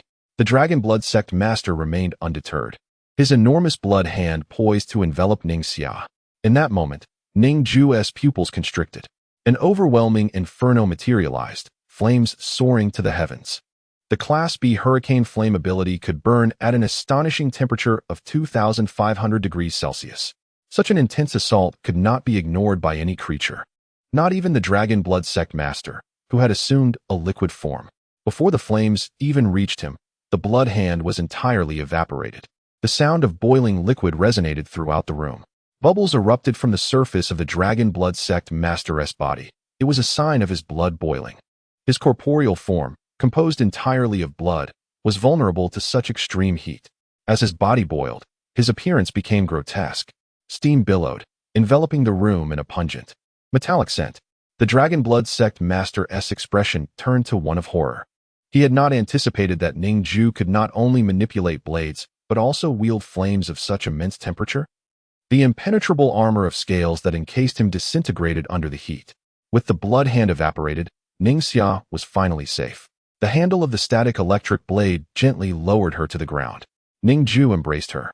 Due to excessive blood loss, Ning Jue's body had turned ghostly pale, devoid of color. She had previously been fragile, and now she was further drained by the insatiable Dragon Blood Sect Master, who had greedily siphoned her blood. Ning Jue's heart bled for her. Slowly, Ning Jue opened her eyes, and, upon seeing Ning Jue, her parched lips trembled. "Am I dreaming?" Tears welled in Ning Jue's eyes as he managed to smile. "Silly girl, it's real." Surprise flickered in Ning Jue's eyes. "Brother, you lied to me. You said you wouldn't return." "Liar." She coughed, speaking softly. Ning Jue gently leaned her against the wall. "Wait. Brother will take you away from here soon." Rising to his feet, he turned his gaze upon the Dragon Blood Sect Master. In his lifetime, he had never felt such terrifying intent to kill directed at a single individual. The Dragon Blood Sect Master had transformed into a monstrous figure, scarcely resembling a human. He chuckled darkly. "Such scorching flames have distorted my body. Indeed impressive." His voice was peculiar, resonating with a chilling laughter. "But my body has been replaced with dragon blood, and my self-healing abilities are unparalleled. Even if you turn me to ash, I will revert to my original form." With this, he resembled a shrunken version of the dragon-scaled Taotai beast.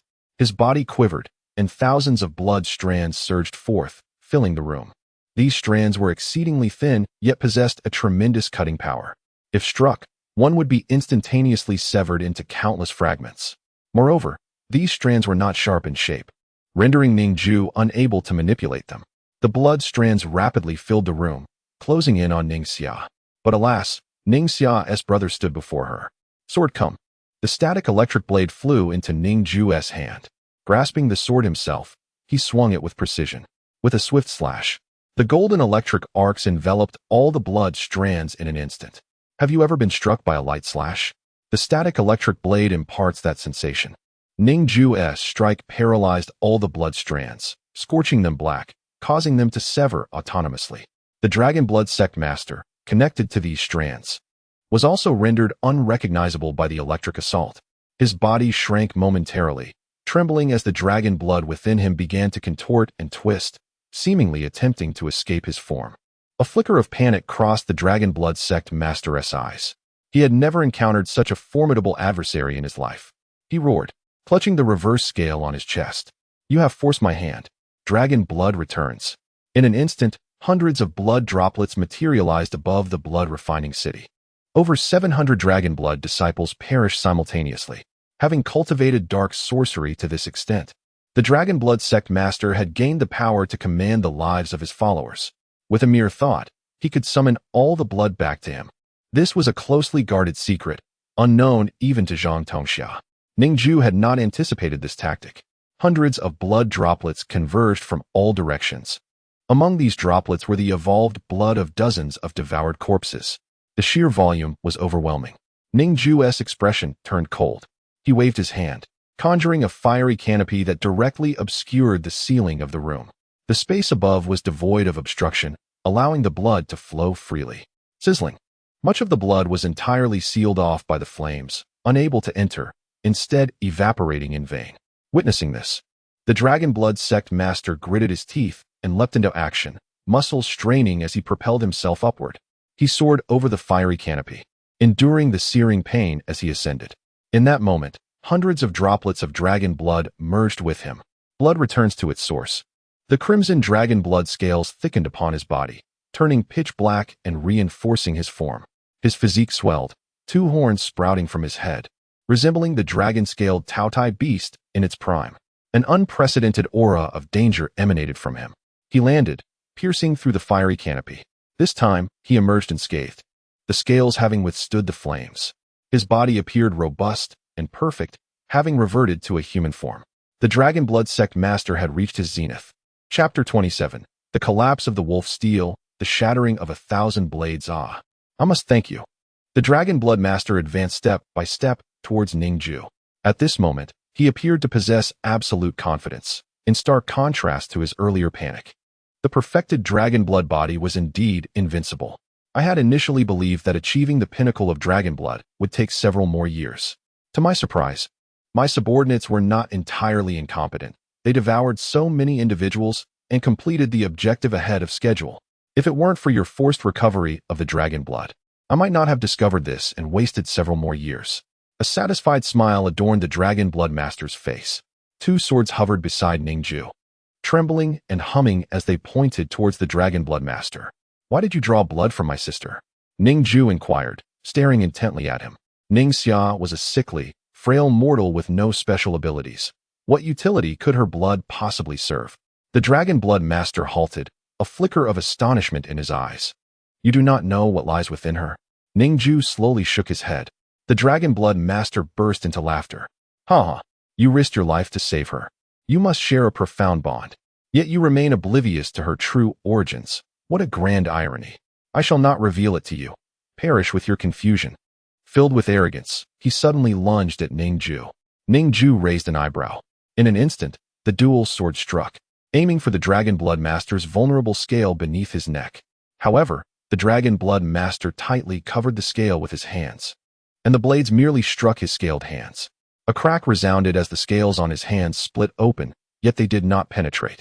Remarkably, he withstood the onslaught of the two swords. The wounds healed rapidly, leaving no trace behind. The Dragon Blood Master's current defensive and regenerative capabilities rivaled those of an A-grade ability user. A colossal bloodied hand, obscuring the sky, suddenly swiped down. Ning Jue could hear the roar of the dragon blood that comprised the hand, seemingly intent on devouring him whole.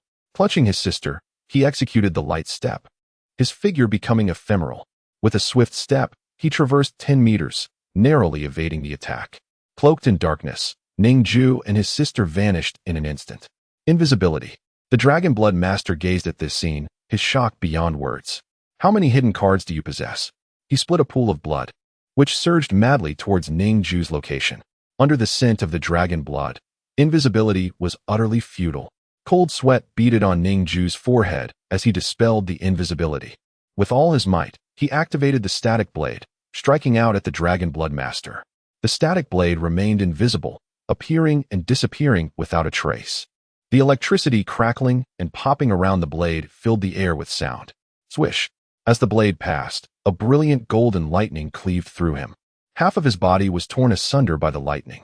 The sword perfectly pierced the Dragon Blood Master's body.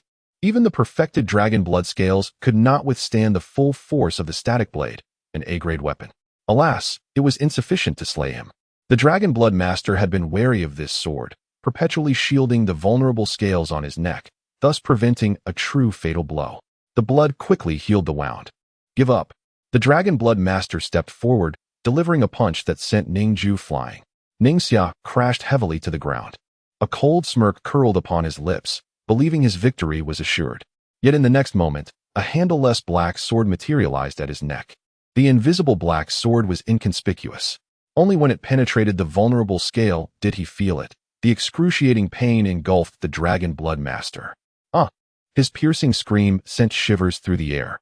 Ning Jue struggled to rise. The strike he had executed with the static blade was merely a feint to divert the Dragon Blood Master's attention. The true lethal move lay hidden in the black sword. When the Dragon Blood Master relaxed, releasing his grip on his neck, it was the opportune moment for the wolf steel sword to strike. The scales of the Dragon Blood Master shattered with a thunderous crash. Blood flowed forth, and his body collapsed as if it had turned to goo. No, this cannot be. My 10-year plan, my arduous training in dragon blood. How can it end today? Sacrificing his lifespan, he forcefully fused the dragon blood. His body trembled violently as the blood coalesced, returning to its original form. However, the vulnerable scale on his neck had truly shattered. The wolf-steel sword lodged in his neck was crushed by the sheer force of his muscles, shattering it into thousands of fragments that scattered to the ground with a metallic clink. As the dragon blood master raised his head, his skin aged and his hair withered. I sacrificed 50 years of my life, yet I have still preserved my perfected dragon blood body. You shall pay for this. Despite managing to maintain his power, the dragon blood master was now left with only a few years of vitality. Consumed by rage, he roared, his muscles bulging as he stomped through the floor towards Ning Jue, clearly intent on delivering a fatal blow. Ning Jue's wrist trembled as he reached out. The thousands of sword fragments on the ground levitated into the air. In the next moment, 1,000 blades surged forth, converging beside Ning Jue. The shattered blades formed a protective arc around her. The fragmented blades, small and light, created a shield that absorbed the dragon blood master's assault, rendering it ineffective against Ning Jue. The dragon blood master, in a fury, plunged his hand into his own heart, extracting a copious amount of dragon blood. This blood formed a monstrous apparition, resembling the original blood beast, the dragon scale glutton, a dragon seemingly composed of blood hovering in the air. Blood dragon attack. The towering blood beast radiated an unprecedented aura of danger, causing the entire room to tremble, with cement and plaster peeling away in layers. The beast charged towards Ning Jue. This was the dragon blood master's most formidable attack. Ning Jue felt his mental energy waning, biting his tongue to force himself to remain alert. With a gentle step of the light step, he positioned himself in front of Ning Jue. The 1,000 blades coalesced into a slender sword, stretching 30 meters long. A tempest of wind and flames surged within the room. Fiery light illuminated the space, while the howling wind roared amid the flames. The wind-bladed flames, numbering in the hundreds, exploded in an instant, filling the chamber. Ning Jue clenched his wrist. The wind and fire blades concentrated around the dragon blood master. The storm engulfed him. The blades, capable of shredding, finally breached the dragon blood master's scaled defenses, rendering his flesh to ribbons.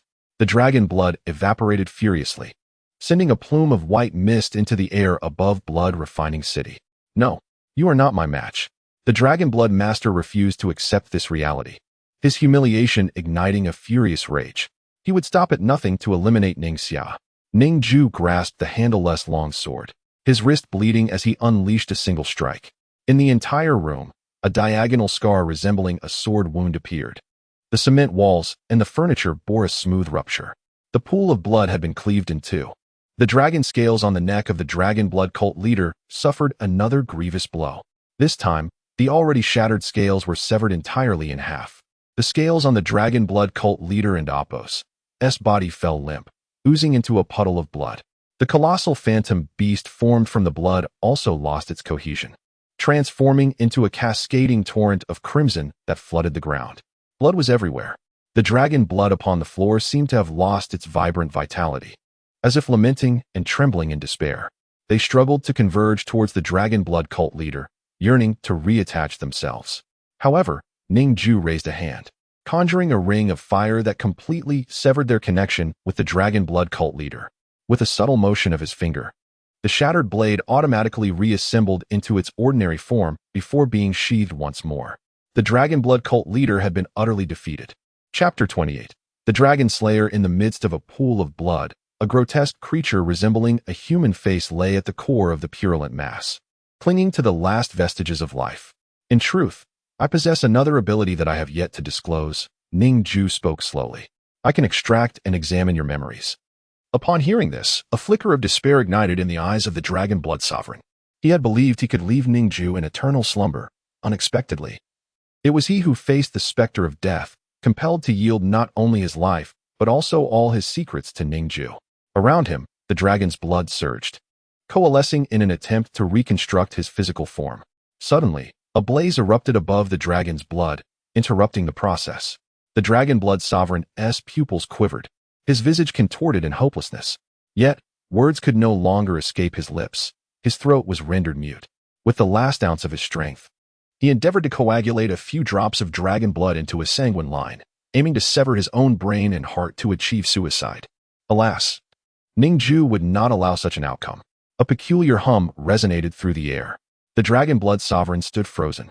All action ceased as his memories were instantly extracted and laid bare within Ning Jue's mind. Here, take this blood body sorcery. It is sufficient for a lifetime of practice. Thank you, Master.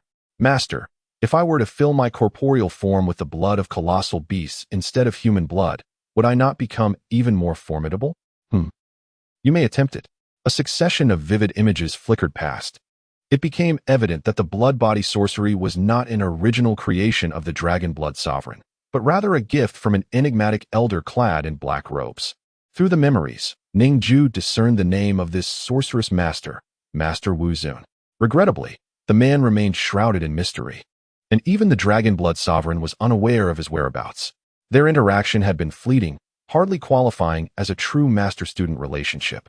After perusing this segment of memory, Ning Jue had mastered the blood body sorcery himself. His prodigious ability of photographic memory proved invaluable at that moment.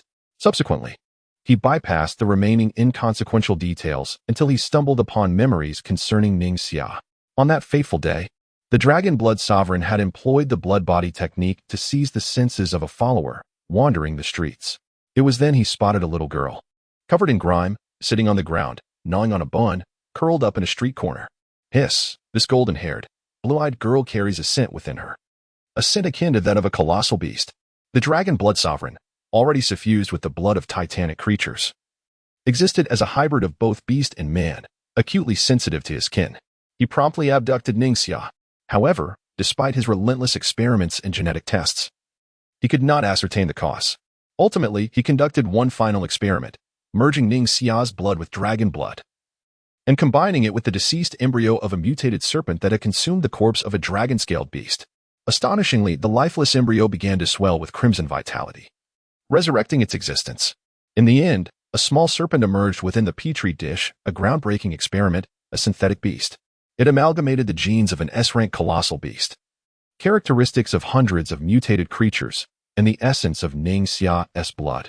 Although minuscule in size, it undoubtedly possessed the traits of the dragon-scaled beast, heralding a terrifying potential for future growth. Even the Dragon Blood Sovereign was oblivious to the formidable hybrid genes brewing within that small serpent, the culmination of countless experiments and sleepless nights of toil. Yet, at this moment, he was on the brink of death, poised to relinquish everything to Ning Jue. After witnessing these memories, Ning Jue was overwhelmed with shock. His sister, who had always been by his side, bore the essence of a colossal beast within her. This revelation surpassed his comprehension. As he traversed the memories, Ning Jue empathized deeply with all he observed, the insatiable hunger and torment the Dragon Blood Sovereign endured due to the dragon blood within him, the peculiar sensations while seizing the body of a follower, the sanguine satisfaction derived from devouring human flesh. Everything felt so genuine, as if he had lived through it all himself.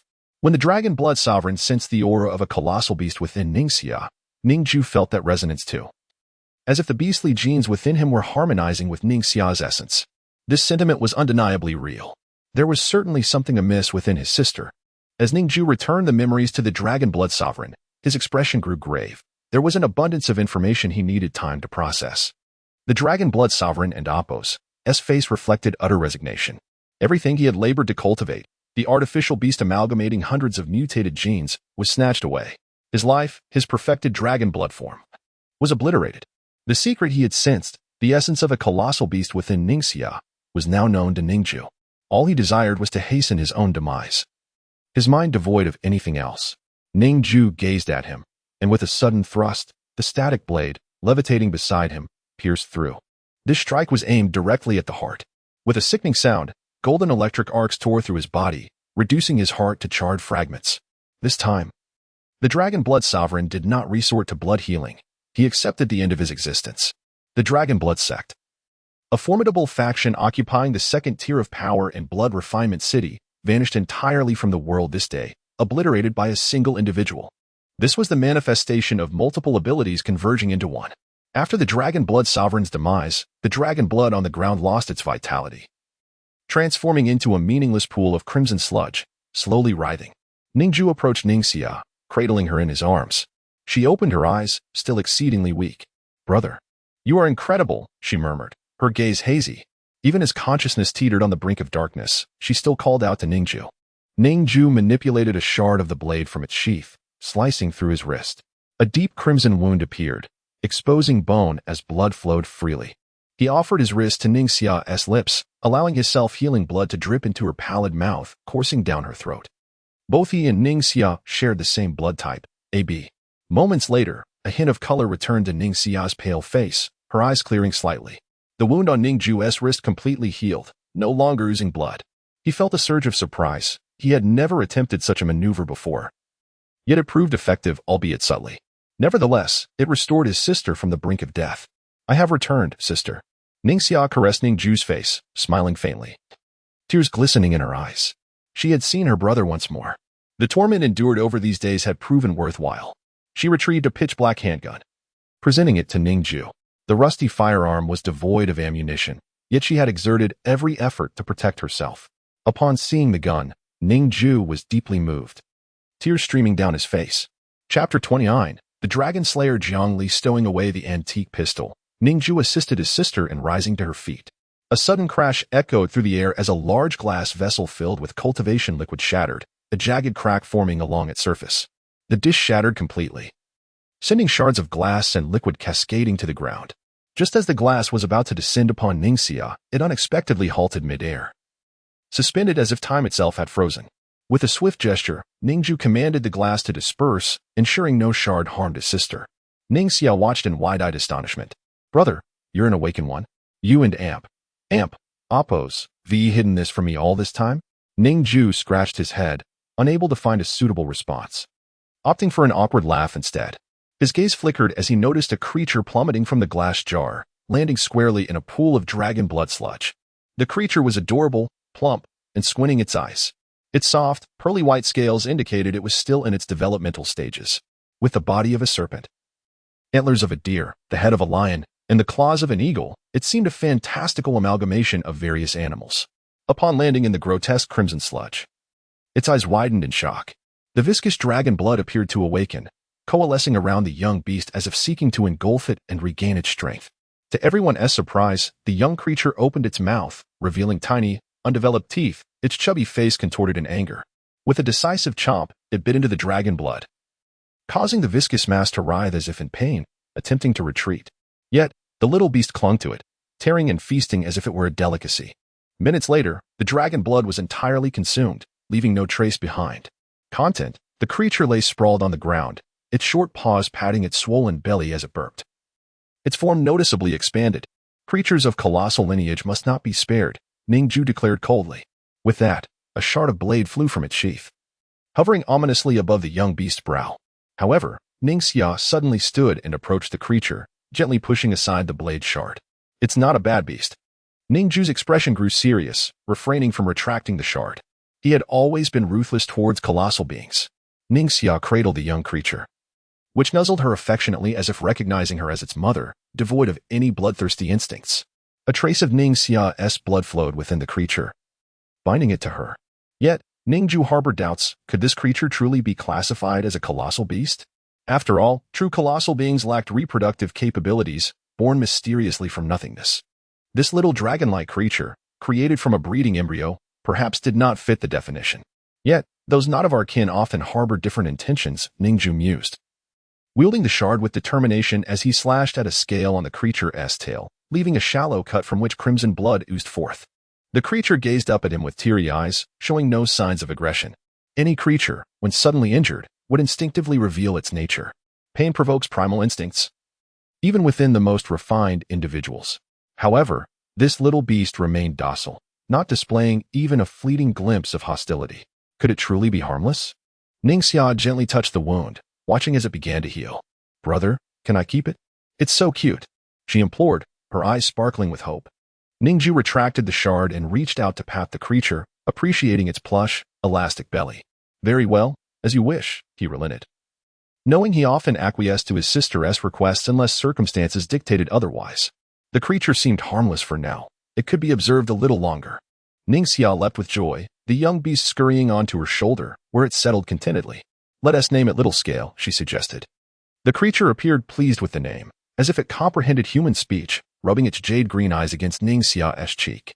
A rumble emanated from its belly as it digested its feast, its rotund form gradually shrinking. The dragon blood it had consumed was swiftly metabolized, and soon, its body glowed with a crimson luminescence. Its eyes transformed into a vivid blend of green and red, and its scales hardened noticeably, losing their softness. Its length increased by 5 centimeters, shedding its earlier plumpness for a more slender appearance. It had undergone a transformation, marveling at its own tail and sparkling eyes. A testament to its lineage from the dragon scale devourer, possessing the power to consume and convert what it ingested into strength, thereby evolving. This little creature truly possesses immense potential, Ning Jue murmured, taking Ning Xia's hand as they ambled away from the scene. The ground was littered with corpses. The underground lair of the dragon blood sect lay silent, its followers sprawled lifelessly, each heart having exploded from the dragon blood coursing through them, willingly turning their bodies into vessels for sustenance. One could only say it was a mutual agreement. These followers had slain countless innocent lives, their demise scarcely regrettable. As Ning Jue surveyed the remains, he felt no stirrings of emotion, even collecting the identity cards from the deceased and transferring their balances to his own account. The sect leader was no exception, with over 9 million federal coins lying in their account, coupled with the balances of the other followers. Ning Jue suddenly found himself a millionaire, wealth beyond his wildest dreams. Upon returning to the city, he was met with the acrid stench of white smoke. Ning Jue equipped his sister with a gas mask designed to filter out the noxious fumes. Ning Xia, recently recovering from grievous injuries, was in a weak state, and any measure to mitigate harm was welcome. As they stepped outside the Dragon Blood Sect's temple, Ning Jue was met with a throng of people, hunters adorned in eccentric attire and unknown tiered ability users had gathered, the commotion echoing throughout Blood Refining City. Upon seeing Ning Jue, their eyes widened with a mix of astonishment and fear. They had anticipated the destruction of the Dragon Blood Sect to be the work of a formidable team of ability users, never expecting it to be accomplished by just one individual and a young girl. 2 individuals vanquished the Dragon Blood Sect. Such formidable prowess left the entire assembly in stunned silence. All were astounded. Ning Jue, gently holding his sister's hand, strolled forward with an air of ease. No one dared to impede his path, as the crowd instinctively parted to create a small passage. A flicker of light danced in Ning Jue's eyes as he noticed a tall, graceful woman emerging from the throng. The enchanting Lady He approached him, her complexion flushed and her eyes wide with astonishment. You have truly found her. Moreover, you have obliterated the Dragon Blood Sect. The Lady He, having once been young and impetuous herself, understood the immense strength that such an accomplishment required. It was nothing short of extraordinary. Ning Jue must possess at least A-grade abilities. The Lady He was taken aback by her own spontaneous decision to assist such a formidable young man. Thank you for your assistance, Lady He, Ning Jue said with humility. Refraining from adopting an air of superiority, Lady He chuckled, her laughter imbued with charm. Oh, dear brother, your prowess is so remarkable that I cannot accept such a formal address. Every smile and frown she made was utterly captivating and exuded an innate allure. I still owe my sister a favor. Should you require anything, do not hesitate to call upon me. My name is Jiangli. Ning Jue spoke earnestly. Had it not been for Lady He's contact information, he might have been unable to locate Zhang Tongxia.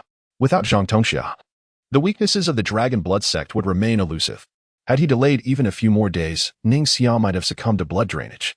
Ning Jue himself could have perished at the hands of the Dragon Blood Sect's leader, falling victim to a counterattack.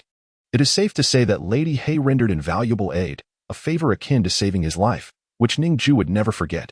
Lady He, momentarily taken aback, then bestowed upon him a radiant smile. Her impression of Ning Jue was exceedingly favorable. This young lady is gravely injured. Please follow me. I possess considerable medical knowledge. Ning Jue lowered his head, contemplating briefly, before guiding his sister to accompany her. The crowd remained silent as they passed. From that day forth, within the confines of Blood Refining City, a legend emerged. The Dragon Slayer, Jiangli. Alone, she had dismantled an entire sect. Chapter 30. The Eye of Deconstruction. In the heart of Blood Refining City lies a realm of opulence and grandeur. The ground is meticulously crafted from a variety of rare metals. The inhabitants here are impeccably attired, devoid of any exposure. This area stands in stark contrast to the chaotic and squalid outskirts of Blood Refining City. Here, order reigns supreme, for it is the domain of the Black Lady, who abhors disorder. Ordinary folk are simply incapable of entering this sanctum, as this street belongs solely to her. Ning Jue guided his sister into a secluded alley alongside the Black Lady. With a gentle push, she unveiled a stone wall, revealing a hidden passage. Upon entering, they discovered a lavish establishment reminiscent of an upscale tavern, suffused with an air of luxury. Ning Xia's eyes sparkled. She had never encountered such a place. On the grand central stage, dancers adorned in traditional attire moved with abandon. Patrons sipped red wine, reveling in the ambience. The crimson walls, embellished with intricate carvings, depicted heroes of humanity battling colossal beasts. Beneath their feet lay a crimson carpet trimmed in gold. This was the Black Duke Tavern, a concealed enclave within blood-refining city, a place of indulgence that transcends the ordinary. Within these walls, the women were under the protection of the Black Lady, making it a sanctuary where one would dare not provoke a courtesan. Though they earned their livelihoods by selling their bodies, they held greater dignity here than ever before. Those permitted entry into the Black Duke Tavern were no mere commoners. One's abilities had to reach at least C rank, or one must possess assets exceeding 1 million federal coins. "Welcome back, my lady," greeted a female attendant with a respectful bow upon seeing the Black Lady. "These two are dear friends of mine. Please escort them to my chamber," the Black Lady commanded. With a smile, the attendant led them deeper into the tavern. At the end of the corridor, the door to room 001 opened for Ning Jue. This was the most luxurious chamber, typically reserved for the Black Lady herself. A wall of display shelves showcased dozens of high-tier weapons, resembling exquisite jewelry. The necklaces, earrings, and hairpins worn by the Black Lady were all weapons of extraordinary caliber, most at least C rank, with several B rank items among them. In the center of the room, a diamond-encrusted jewelry box contained an A rank weapon, a stunning necklace. Ningxia gazed at it, her cheeks flushed. Young girls often yearn for beautiful things, yet she knew better than to stare, suppressing her desires. The room was suffused with a fragrance unique to women, an intoxicating scent of femininity. "Dear child, lie upon the bed. I shall assess the severity of your injuries," the Black Lady said gently.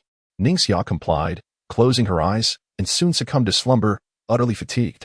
As the Black Lady prepared to examine her, a small serpent coiled protectively around Ningxia's chest, baring its teeth and glaring defiantly at her, as if to say, "I shall protect her. You shall not touch." "Oh, this plump little serpent is rather adorable," the Black Lady remarked, lifting it into her hands and playfully squeezing it. The creature was taken aback, astonished by the woman's immense strength. "Little serpent, she means no harm," Ning Jue reassured. The Black Lady set it down, and the serpent reluctantly withdrew its head, refraining from obstructing her. The Black Lady began her examination of Ningxia's condition. After a considerable time, she turned to Ning Jue. "Rib fractures, bruising, dislocation, weak heartbeat, dehydration. She has endured much suffering." Ning Jue's heart sank with guilt at her words. He had been too slow. Down to the rooftop. With piercing agony draining his sister's blood, the torment was excruciating, even for him. A wave of regret washed over him, regretting the decisive manner in which he had dealt with the Dragon Blood sect leader. "Do not fret. I am confident I can restore her health. These are not life-threatening injuries," the Black Lady assured, her smile exuding knowledge and poise. Yet, the shadows of worry lingered in Ning Jue's gaze. "Do you have a remedy for albinism?" "My sister suffers from it," he inquired earnestly. The Black Lady's eyes flickered with surprise as she re-examined Ningxia. Her expression shifted to something peculiar. "But, Jiangli, your sister does not have albinism." Ning Jue and Appo's disbelief was palpable. "It's impossible. I have sought treatment for her since childhood. Every physician has diagnosed her with albinism." The Black Lady shook her head slowly. "They have misdiagnosed her. Her symptoms do resemble albinism, yet they are not. The true culprit behind her pale skin, discolored hair, and light blue eyes is her genes." The gravity of her gaze deepened. "There lies a force within her genes that has been gradually consuming her other cells, serving as nourishment, keeping her in a state of perpetual weakness without leading to death." Ning Jue was taken aback. "Are you saying the genes are devouring each other?" The Black Lady nodded gravely. "The power within her genes resonates with her essence. It does not appear to be foreign. It is as if her genes were destined to be this way. If forcibly removed, her genetic structure would sustain damage, leaving us powerless to intervene." "I must convey some unfortunate news, Jiangli," the Black Lady continued, her tone solemn. Ning Jue's expression hardened. "Please, do not hesitate to speak. Your sister has at most 2 years left." Her words pierced through Ning Jue's heart, sending tremors through his resolve. The force within her genes was growing stronger, devouring ever more nourishment. Her cellular regeneration could no longer keep pace with the consumption. The pallor of her skin was a direct result of the melanocyte cells being devoured. In 2 years, at most, she would perish. The Black Lady's steady gaze met Ning Jue's, her seriousness palpable. Ning Jue felt as though his heart was bleeding. His fists clenched tightly in determination. He resolved to discover a cure for his sister within the next 2 years. As long as the awakening system existed, there was hope. He would traverse mountains and seas, facing any peril, all for the chance to keep her in this world. Come, I shall gently pat your shoulder. The Black Lady said softly. At 3 a.m., my Black Duke Tavern will host a prestigious auction in collaboration with the Beast Hunter Association. Many valuable items will be available. Would you like to attend? She hoped to distract Ning Jue from his sorrow. He shook his head, his spirit too burdened to partake. Moreover, if something were to happen to my sister while I am away, the thought was unbearable. He could not bear to witness Ning Jue suffer again. Rest assured, I shall remain here to keep her company. She will be safe, the Black Lady assured him. In her domain, no harm could befall those she protected, not even from the mightiest of foes. Yet, Ning Jue remained resolute in his refusal. Despite the Black Lady's apparent goodwill, he remained unaware of her true intentions. In this world, aside from Ning Jue, he could not entrust his heart to anyone else. Lady Black sighed softly and rose from the adornment wall. Retrieving a pair of necklaces, she placed one upon Ning Jue and Appo's neck and then handed the other to Ning Jue. The silver necklace was adorned with a striking blue gem at its center. As Ning Jue accepted it, he glanced at the details.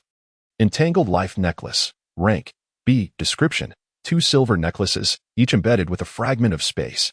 When one of the necklace's owners sustains a fatal injury, a physical barrier will erupt to shield them from the attack, shattering the necklace and triggering the power of the space fragment to teleport the other owner to their side. A one-time use extraordinary weapon, reputedly forged by an ancient king who expended the might of his entire nation for the sake of his beloved queen. This is far too precious. Ning Jue gazed at the necklace, his words rejecting it.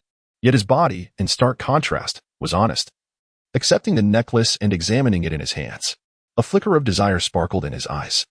This necklace was nothing short of the divine artifact he had long yearned for. With it, he could instantly be by his sister's side whenever she faced peril. For her sake, he simply had to accept it. Do not assume this is a gift without strings. I have ample means to ensure you repay this favor in the future. Lady Black said with a charming smile, casually brushing her fingers against Ning Jue and Appo's cheek. Indeed, Ning Jue was quite handsome, and it was no wonder she felt a flutter of affection. However, Ning Jue had never been preoccupied with matters of the heart.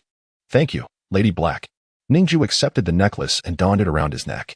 Though he now owed a debt of gratitude, the cost felt justified for this necklace.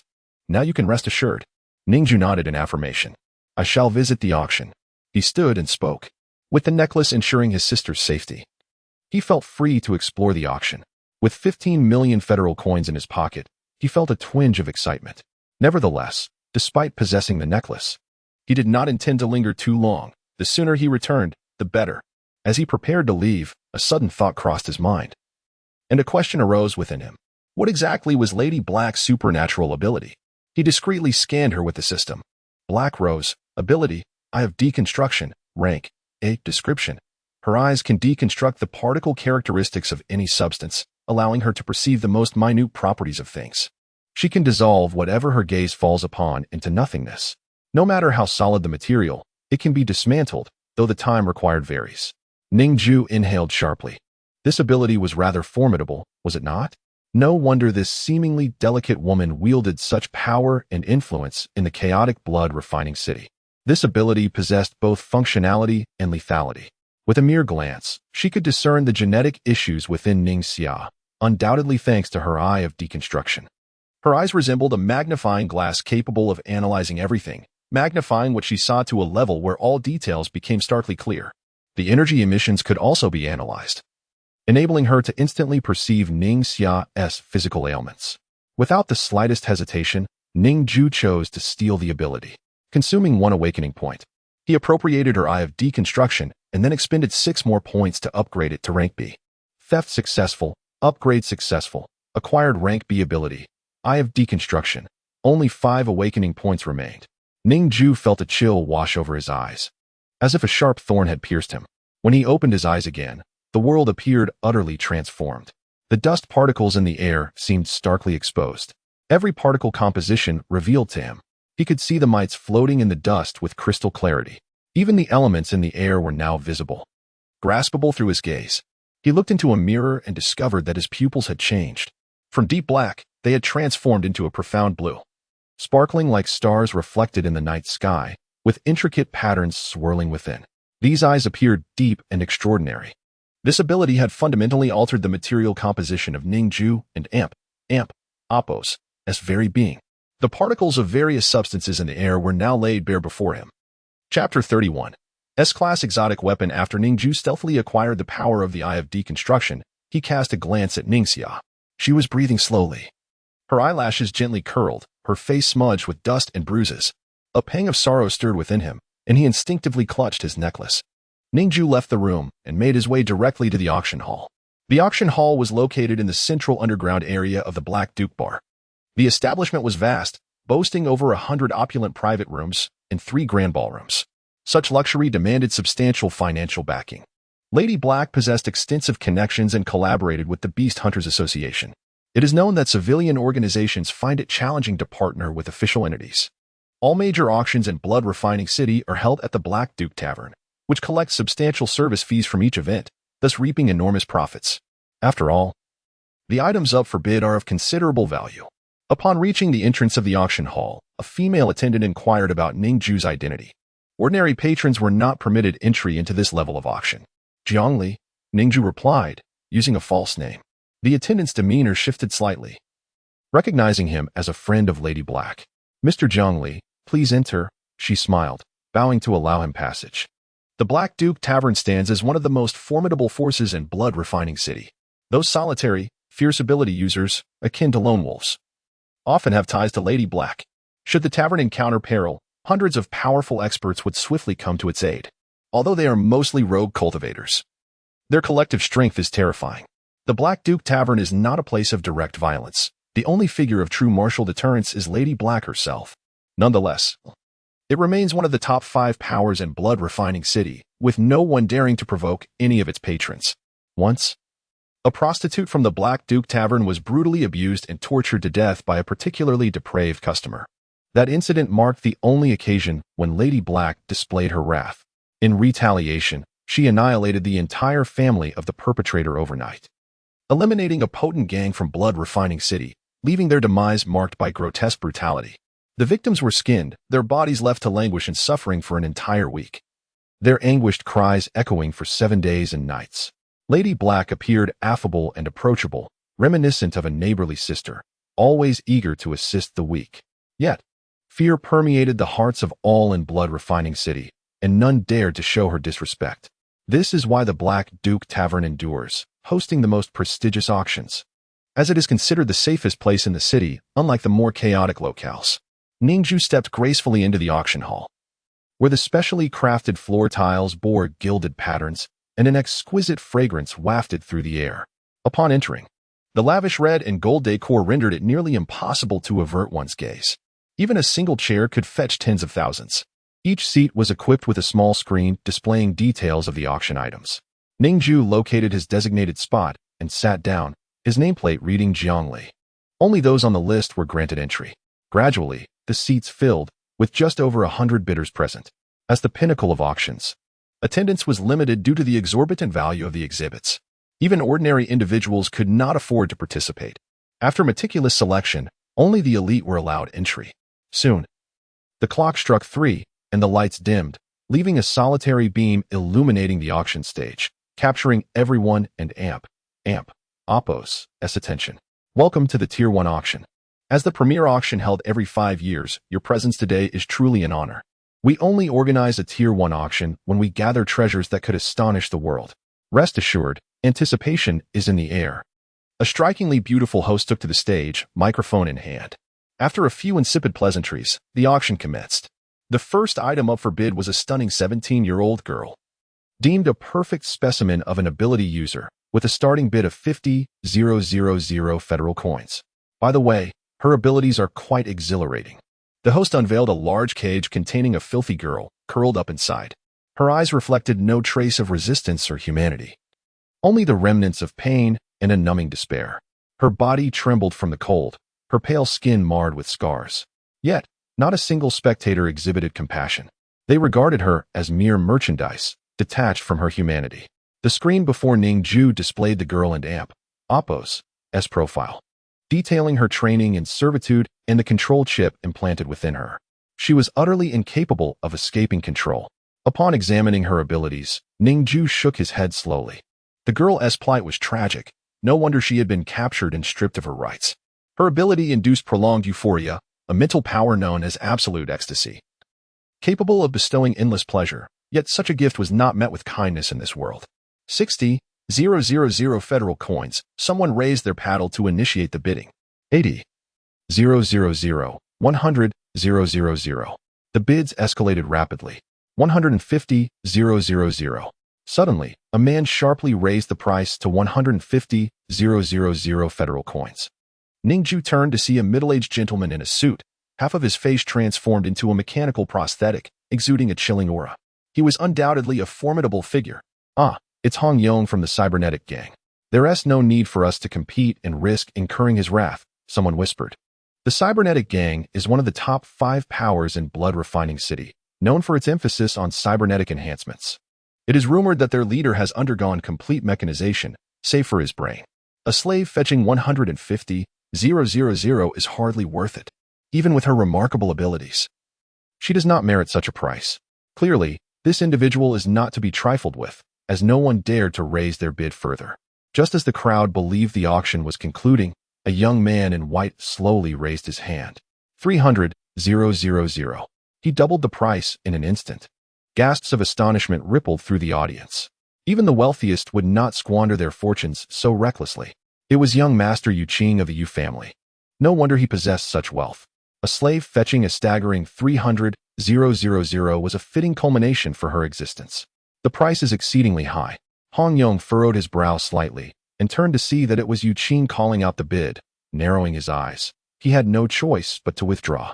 Behind Yu Qing stands the Yu family conglomerate, whose wealth is certainly not measured in mere millions, and their influence extends far beyond the confines of Lianchue City. Holding a significant position within the entire human alliance, engaging in a bidding war with this young master of the Yu family is utterly futile.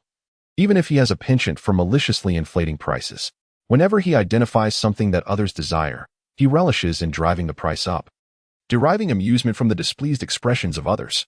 However, in the presence of Yu Qing, he did not even wish to engage in bidding. No matter how high the price escalated, this gentleman would remain unfazed, wearing an expression of serene indifference. Bidding against him is pointless. It is merely a waste of time. Ultimately, the slave girl was successfully acquired by the elegantly attired Yu Qing. The second item for auction, the crystal core of an A-rank behemoth. With a starting bid of 500,000 Federation coins, the crystal core of an A-rank behemoth is an exceedingly rare commodity, commanding a high price. After all, there are very few hunters in this world capable of vanquishing an A-rank behemoth. 550,000. 610,000. Ning Jue focused intently on the behemoth's crystal core. Activating his deconstruction eye to discern its composition. It was composed solely of pure energy, vibrant and refreshingly potent. The behemoth he had previously slain had been a rotting carcass, its core long since extracted by others. Thus, Ning Jue had never before encountered an A-rank behemoth-esque crystal core. He was determined to secure this A-rank core at the auction. Once absorbed, it would undoubtedly elevate a B-rank ability to A-rank. The distinction between A-rank and B-rank abilities is monumental. As bids reached 700,000, Ning Jue raised his paddle. 850,000, he stated calmly. With over 10 million Federation coins at his disposal, he regarded a mere few hundred thousand with indifference, directly increasing the bid by 150,000, effectively silencing the majority of competitors. After a prolonged silence, no one dared to raise the stakes further. The behemoth's crystal core was successfully claimed by Ning Jue. The third treasure, an S-rank weapon, the shattered blade of 1,000 edges, a fractured longsword, encased in a wooden box, was brought onto the auction stage. The moment Ning Jue laid eyes on the longsword, his gaze trembled violently. This is it not the weapon of the human hero Li Hongguang. Chapter 32. Malicious bidder. Ning Jue stared intently at the longsword resting within the wooden box, his pupils trembling in disbelief. He was utterly astonished. How could Li Hongguang and Appo's S-weapon possibly be here? Could it be a counterfeit? As Ning Jue and Appo's gaze deepened, intricate patterns began to emerge in his eyes. Glimmering with a brilliant light, he activated his deconstructive vision, scrutinizing the shattered sword within the box. The blade, riddled with countless cracks, was composed of exactly 1,000 distinct fragments, intricately pieced together. Its edge, sharp and imbued with a chilling blue luminescence, caused Ning Jue's eyes to sting merely from gazing upon it. Upon deconstructing its composition, He found that each particle forming this sword was extraordinarily hard, tightly bound together, and possessed an exceptionally high density. Ning Jue had never encountered a material of such hardness. Looking deeper, he discovered a peculiar force embedded within the sword, one that was exceedingly sharp and subtly connected each fragment. However, this unifying force was remarkably fragile, suggesting that even the slightest contact could cause the entire sword to disintegrate. Yet, this very sword had claimed the lives of countless S-rank behemoths. The power concealed within its edge felt hauntingly familiar to Ning Jue. It seemed to resonate with the essence of sword intent. A strange humming sound reverberated in Ning Jue's mind. Suddenly, one of the sword's fragments quivered imperceptibly. No one else in the room noticed this subtle movement. Only Ning Jue did. The fragment shifted slightly toward his position, not due to any manipulation on his part, but as if it had recognized him. The sword intent seemed to echo back, as if the fragment yearned to return to him. With Ning Jue possessing Li Hongguang and awakens' extraordinary ability, the familiar aura caused the sword intent attached to the fragment to quiver in response. At that moment, the host's voice interrupted Ning Jue's reverie. He shuddered and deactivated his deconstructive vision. I presume everyone is quite curious as to how the weapon of S-rank ability, user Li Hongguang, ended up here. As an insider scoop, we shall enlighten you, but please, keep this information confidential. The female host smiled enigmatically, her lips curling slightly. Many have wondered why the human hero Li Hongguang has remained silent for so many years. In truth, he has been incarcerated in the Jing Mountain maximum security prison. Upon hearing this, some in the audience were taken aback. They had believed Li Hongguang to be living in seclusion. The most secure prison in the world only housed those guilty of unforgivable crimes. This revelation was sensational for them. However, many others remained unfazed, as they had been aware of this information long before. Such a powerful figure certainly had ample means to acquire information. His crime was an attempted assassination of the leader of the Human Federation. Although he had failed, it was still a grave transgression. Consequently, he was sentenced to life imprisonment, doomed to remain behind bars indefinitely. Ning Jue's expression turned grave upon hearing this news. He was adept at gathering intelligence, having thoroughly researched the life stories of many healing-type ability users. Even the concealed crimes of James Logan had been unearthed by him. Despite official attempts to keep such matters under wraps, some insider information inevitably leaked through the underbelly of the criminal network. However, he had never investigated Li Hongguang, primarily because his ability could not heal his sister. The credibility of this news, coming from the Hunters Association, was exceedingly high. It was almost a foregone conclusion. What puzzled Ning Jue was why Li Hongguang, one of the highest-ranking S-rank ability users, a figure of immense prestige and glory, would choose to orchestrate an assassination against the Federation leader. Despite his efforts to reason through the situation, he could not arrive at a satisfactory conclusion. This revelation served merely as a spice to enliven the audience and awakens' spirits. Now, I shall commence the bidding. The female host continued. The starting price is 8 million Federation coins. This announcement sent shockwaves through the audience. An opening bid of 8 million? A price of astronomical proportions. Such an amount could purchase an entire small survivor base, allowing one to reign as its lord. Those present hesitated, gazing at the peculiar weapon. Though it was an S-rank extraordinary weapon, its actual power was considerably diminished. Only Li Hongguang could wield it effectively. Others would struggle to harness its potential. The risk of the blade shattering at any moment loomed large, and should it fracture during a confrontation, the consequences would be dire. Time passed, and no one dared to bid. 10 million. Ning Jue abruptly called out, shattering the silence. He raised the bid by 2 million, hoping to intimidate the other participants. He must possess this shattered sword, 1,000 blades. Fortunately, this weapon was exceptionally unique, rendering it nearly useless in the hands of an average person, a fact that would deter most from pursuing it. Just as Ning Jue believed no one would venture to purchase the sword, a voice called out, 5 million. It was Hong Yong from the cybernetic gang. What purpose could he have for this sword? Ning Jue was filled with confusion. Was his ability also related to blade manipulation? Ning Jue promptly initiated a scan. Hong Yong, ability, energy transformation, rank, A, description. Energy is the quantified transformation of matter in motion. It can convert any form of energy for personal use.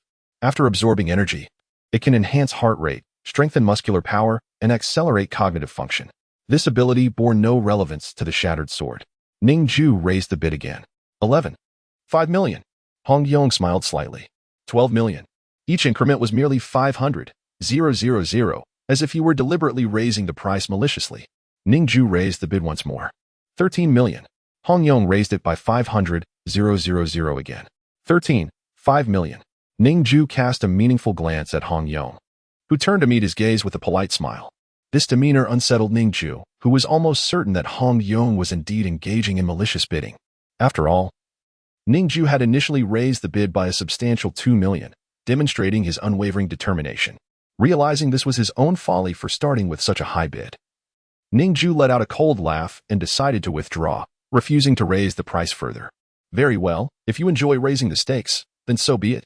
After all, Ning Jue possessed the ability to subtly manipulate the sword. He could later pilfer it from Hong Yong's possession without spending a single coin.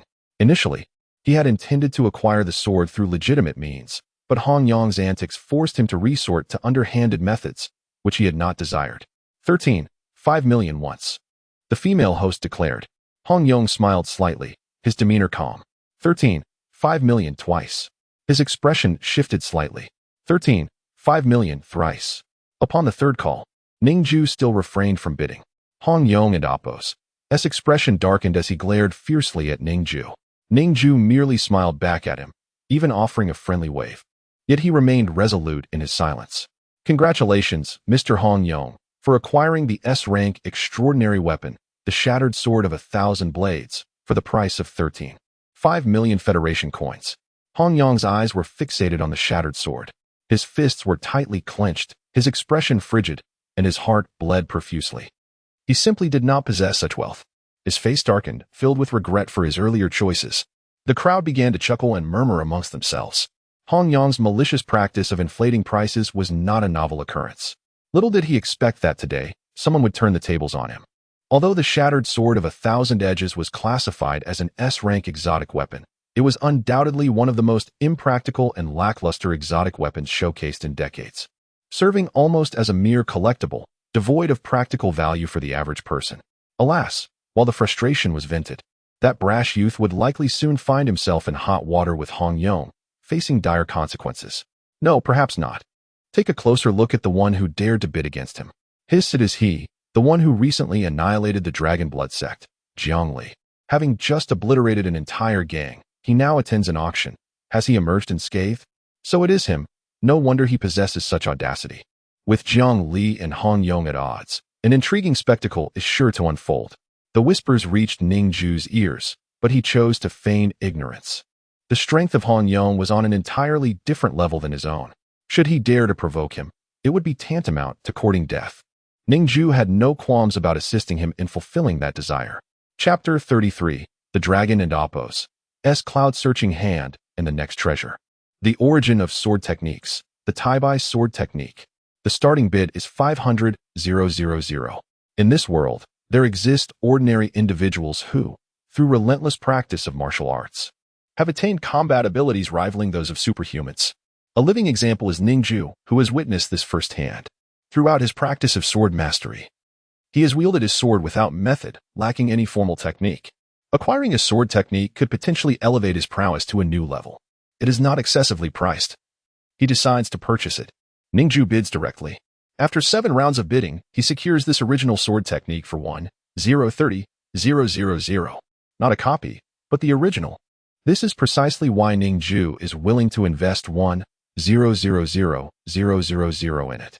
He firmly believes that copies invariably miss some essential elements of the original.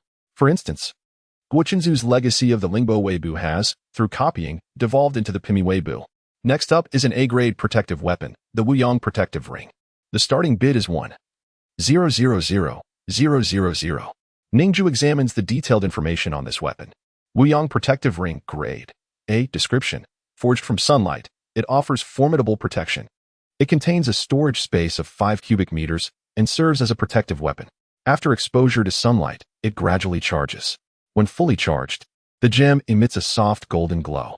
If the host is attacked, the sunlight energy is expended to activate a barrier that withstands the attack, capable of enduring a force of up to 50 tons. After subsequent exposure to sunlight, it can recharge and be reused. Without hesitation, Ning Jue places his bid, spending 130,000. The next treasure is a B-grade protective weapon, the heart-guarding flawless pendant. Heart-guarding flawless pendant. Grade B. Description: an earring pendant that generates a plasma protective layer when the wearer's heart is subjected to a lethal attack, absorbing the impact of that attack while the pendant shatters. Another single-use protective weapon. Ning Jue bids and acquires it for 300,000. Subsequently, he loses interest in most of the auction items. He only engages when protective weapons appear. No one dares to raise the price maliciously against him anymore. In the end, all 9 protective weapons displayed at the auction are claimed by Ning Jue, none left behind. The attendees gaze at him with a mix of astonishment and disbelief. How could this individual, who just annihilated a gang, be so fervently acquiring protective weapons? He appears utterly unfazed by the prospect of death. The curious glances directed at him retract upon encountering his icy demeanor. Having endured bloody battles, he emanates an aura of lethal intent that deters any provocation.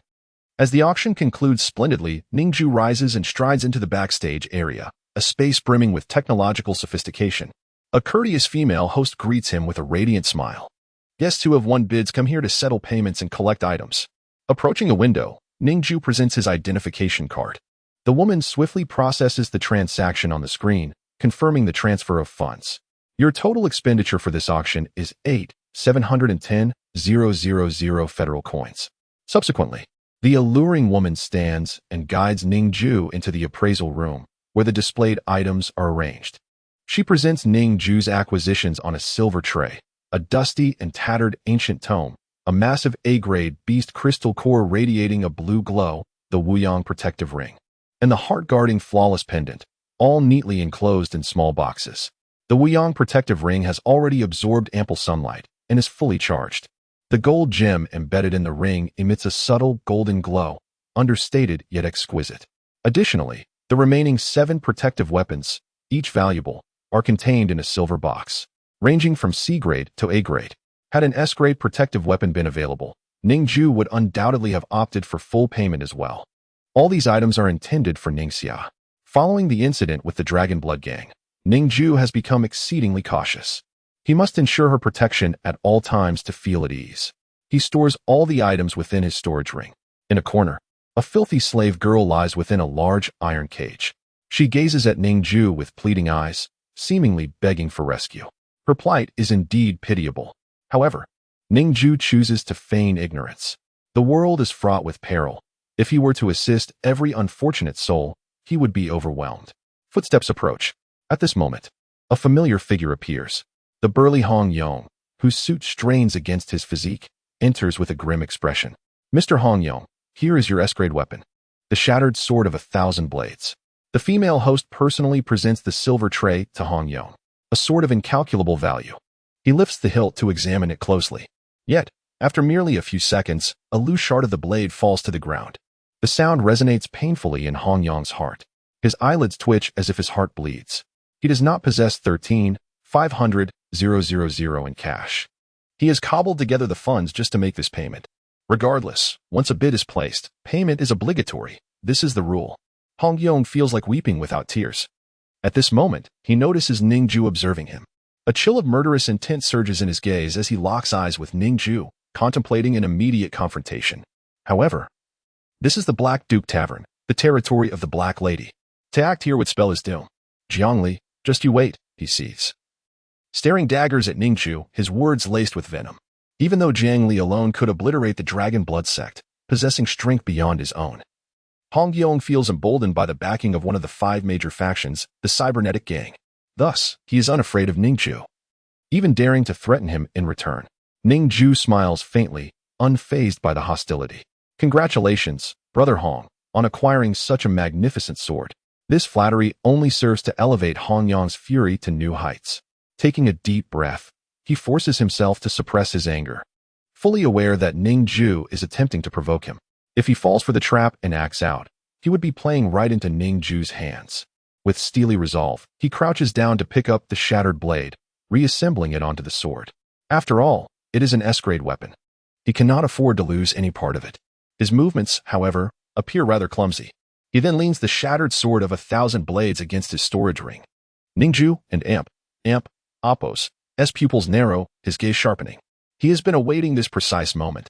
The instant Hong Yong leans the sword against the storage ring presents an opportune moment for theft. Activating his deconstruction eye, he observes the spatial energy within the storage ring suddenly coalescing. In the next second, it prepares to absorb the entire shattered sword of 1,000 blades. With a mere thought, Ning Jue renders the sword invisible, making it vanish. It then slips from Hong Yong and Appo's grasp. The 1,000 shards disperse, floating back to Ning Jue's storage ring, seamlessly entering the storage space. In silence, the S-grade weapon, the shattered sword of 1,000 blades, is stolen away. Ning Jue and Appo's thievery skills are unparalleled. Hong Yong and Appo's expression turns curious, tinged with disbelief. Today, the sensation of placing items into the storage ring felt somewhat peculiar. The sword did not appear to vanish into thin air. Rather, it seemed to soar away. He was filled with confusion. Before he could investigate further, Ning Jue had already departed from the scene. Cloaked in his ability of invisibility, Ning Jue swiftly exited the treasure appraisal room. Suddenly, a harrowing roar echoed behind him. "No. Where is my sword?" Ning Jue smiled faintly. For him, thievery was a commonplace affair, and he was certainly not a virtuous individual. Hong Yong had truly brought misfortune upon himself by provoking him. Chapter 34. The unbearable past. Stepping out of the auction house, Ning Jue realized that dawn had already broken. This auction had unknowingly extended for over 3 hours. The array of peculiar and rare items was overwhelming, providing a feast for the eyes and a broadening of knowledge. Even for those not inclined to purchase, the continuous showcase of high-level extraordinary weapons challenged one's perception, making time seem to fly by. Upon returning to his sister Ning Xia's room, he found her awake, propped up against the bed, while sipping a concoction brewed by the Black Lady. Perched on her shoulder was the plump little creature, its eyes fixated on the dark potion, brimming with desire. Its large eyes seemed to perceive the nutrition contained within the bowl, expressing an intense longing. However, as Ning Xia was drinking, it remained obedient and did not attempt to snatch it away.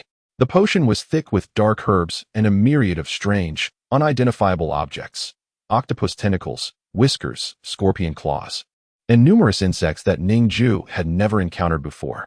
Observing the brew, he promptly activated his deconstruction eye. Within the potion swirled an amalgamation of bizarre, intertwining energy forms. Yet it bore no toxicity. Ning Jue sighed in relief. "What is this medicine?" he inquired. "It is a specially crafted witch's brew, an energy-neutralizing potion, concocted with the least toxic ingredients." "You need not worry," the Black Lady explained. "I added some deep-sea octopus tentacles and whiskers to enhance its sweetness, making it more palatable for the young girl." The Black Lady took an octopus tentacle, chewed it, and let the purple, sweet juice trickle from the corner of her mouth. She laughed softly, revealing a rare glimpse of her endearing femininity. No one had seen her in such a light before. Ning Jue, having perused the memories of the Blood Dragon sect leader, had absorbed some knowledge of witchcraft, particularly the technique of blood body manipulation. Thus, he discerned that the potion posed no harm. After Ning Xia consumed it, her complexion visibly brightened, and her once parched lips began to regain their color. This was more miraculous than both traditional and Western medicine. "Thank you, sister. I truly feel much better, and it tastes wonderful," Ning Xia exclaimed, her eyes sparkling with delight. The Black Lady affectionately ruffled her hair, and then turned to pull Ning Jue out of the room for a private conversation. Her expression grew serious. "This potion has implanted several mutually counterbalancing energies within her cells. These energies can stave off genetic deterioration for a year. In other words, it grants her an additional year of life. However, her body is too frail to contain more power, so this is the limit. The energy consumed by her genes will only increase over the years, and eventually, my potion will no longer sustain her. You must find a way for her to survive within these 3 years." Ning Jue nodded solemnly at her words. The Black Lady had gone to such lengths for someone she barely knew, and Ning Jue felt a deep sense of gratitude. "I truly appreciate your numerous acts of assistance," he said earnestly. "A girl as beautiful as this, I would have saved her regardless. Alas, if it weren't and Appo's tea for her illness, I would have loved to keep her close and protect her well." The Black Lady sighed, gazing at Ning Jue's face, her eyes momentarily clouded with chaotic thoughts. It seemed his visage stirred memories of a past acquaintance, an unspoken reason for her willingness to assist him beyond mere favor. "What do you wish to do next?" she inquired. "I initially intended to take her to the central capital to seek a healer with restorative abilities. However, it appears she is not ill. Rather, there is an issue with her genes. Consulting a doctor may be futile. In a few days, I plan to take her to Xiangyang Prefecture in search of a solution. Xiangyang is not a domain for extraordinary beings, nor is it under the jurisdiction of the Human Alliance. It is completely independent of their control. After slaughtering the Zhao Shaoshan gang, Ning Jue had contemplated fleeing to Xiangyang, but its remoteness and the difficulties ordinary people faced in entering forced him to choose the lesser option of escaping to Blood Refinement City. The inhabitants of Xiangyang relied on cultivating techniques for power. Extraordinary abilities would not cure Ning Xia. Only ancient practices could hold that potential. That was Ning Jue's singular hope. The Black Lady nodded, acknowledging that this truly was the only viable option, even if they ultimately failed to heal her. It would still afford Ning Xia some beautiful memories in her final moments. Upon returning to the room, they found Ning Xia still smiling, watching them with bright eyes. Yet, beneath her cheerful exterior lay a fleeting shadow of sorrow, unnoticed by anyone. Yes, she was acutely aware that her time was limited, more so than anyone else. She feigned ignorance to spare her brother and Appo's worry. Not even Ning Jue perceived her sadness. Only the little creature seemed to share a spiritual connection with her. It lowered its eyelids and nuzzled her cheek in a gesture of comfort. Ning Jue produced a collection of adornments from his storage ring, the Noon Sun protective rings, the Heart and Amp, Appo's wholeness pendant, and several other protective extraordinary weapons. The Black Lady was taken aback by the sight of these treasures, 2 A-grade weapons for B-grade and 3 C-grade, worth millions. The presence of such luxury was unexpected, though given Ning Jue's recent massacre of an entire gang, it was not entirely surprising. Ning Xia and Amp, Appo's eyes sparkled upon seeing the necklaces, pendants, and rings. Girls are often enchanted by such things, and having grown up in the lower echelons of society, she had scarcely tasted luxury.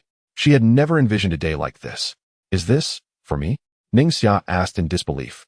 All of this is yours, Ning Jue replied, personally fastening 2 exquisite earrings onto her. The silver material was etched with energy patterns. The earrings, though mismatched, exuded opulence. He adorned her left wrist with 2 bracelets embedded with azure-hued special metals, placed a hairpin behind her ear, and secured a pink hairpin to hold her bangs in place. The Noon Sun protective ring adorned her left index finger, a fireproof emblem rested on her chest, and the entwining life necklace hung gracefully around her neck. In that moment, Ning Xia and Amp, Appo's worth soared to the realm of 7 or 8 million. Each piece was essentially an extraordinary weapon, a rarity of such grandeur. She was filled with joy, her eyes shimmering with excitement. Gazing into the mirror, delight danced in her azure eyes. Though she might have washed her face, she still bore the traces of a hard life. Despite donned in fine attire, her essence remained that of a princess fallen from grace. A girl raised in hardship could hardly escape the aura of her struggles. Yet, Ning Xia was unbothered by these thoughts. Her brother had given her the very best. She remained unaware that every ornament she wore was an extraordinary weapon, or else she would have jumped for joy on the spot. Ning Jue watched her with a gentle smile. Everything he did was ultimately inconsequential. During his childhood, countless perilous situations were endured solely because of Ning Xia and Amp, Appo's unwavering support. I recall a particular instance when Ning Jue was brutally assaulted by a gang, sustaining severe injuries. His body was fractured, teetering on the brink of death. Just as he seemed destined to perish on the hospital bed, Ning Xia, alone and undeterred, ventured into the darkest alleys, masquerading as a prostitute, sacrificing her dignity to barter her body. Just as a client was about to act upon his desires, she pulled the trigger of Ning Jue and Appo's handgun, eliminating the man in that shadowy lane and seizing his wallet. However, that client harbored twisted proclivities and mercilessly battered Ning Xia before the act, leaving her battered and bruised, nearly to the point of death. The scars from those wounds remain to this day, the bloodstains hauntingly vivid. Yet, with sheer determination, she returned with a leather wallet in hand. Her tattered clothing and blood-soaked appearance, alongside her foolish grin, evoke in Ning Jue a profound sorrow, rendering his eyes bloodshot and forcing him to hold his breath to suppress the terrifying rage that wells within him. Chapter 35. Rigorous training in martial arts. After the departure of the Black Rose, Ning Jue allowed his sister to rest in her room, while he retreated to his separate chamber adjacent to hers. The tasks he intended to undertake were too vigorous and would disturb her recuperation. The journey to Xiangyang was fraught with peril, teeming with ferocious beasts. Within the city of Xiangyang, danger lurked at every corner. One could easily encounter a youth who had spent a decade honing his swordsmanship, capable of severing one and Amp, Appo's throat with a single stroke. The populace there revered martial prowess, making it a bastion for the most dedicated warriors. Without equivalent strength, one could only be overwhelmed. Thus, thorough preparation was imperative. Ning Jue retrieved a colossal beast crystal core, radiating an ethereal blue luminescence. This A-rank beast crystal core was the size of his head and theoretically contained enough energy to elevate a B-rank ability to A-rank. Without hesitation, he pressed it against his chest. The energy surged into his lungs, guiding its flow towards his heart, where the essence of his sword intent resided.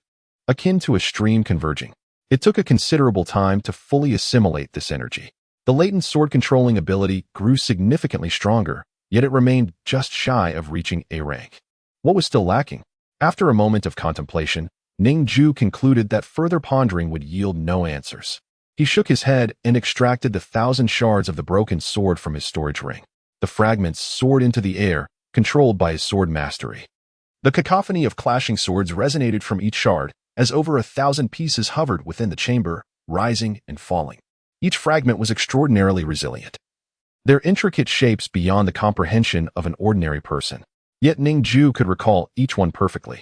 The thicker shards were heavier and had greater inertia, ideal for breaching armor defenses.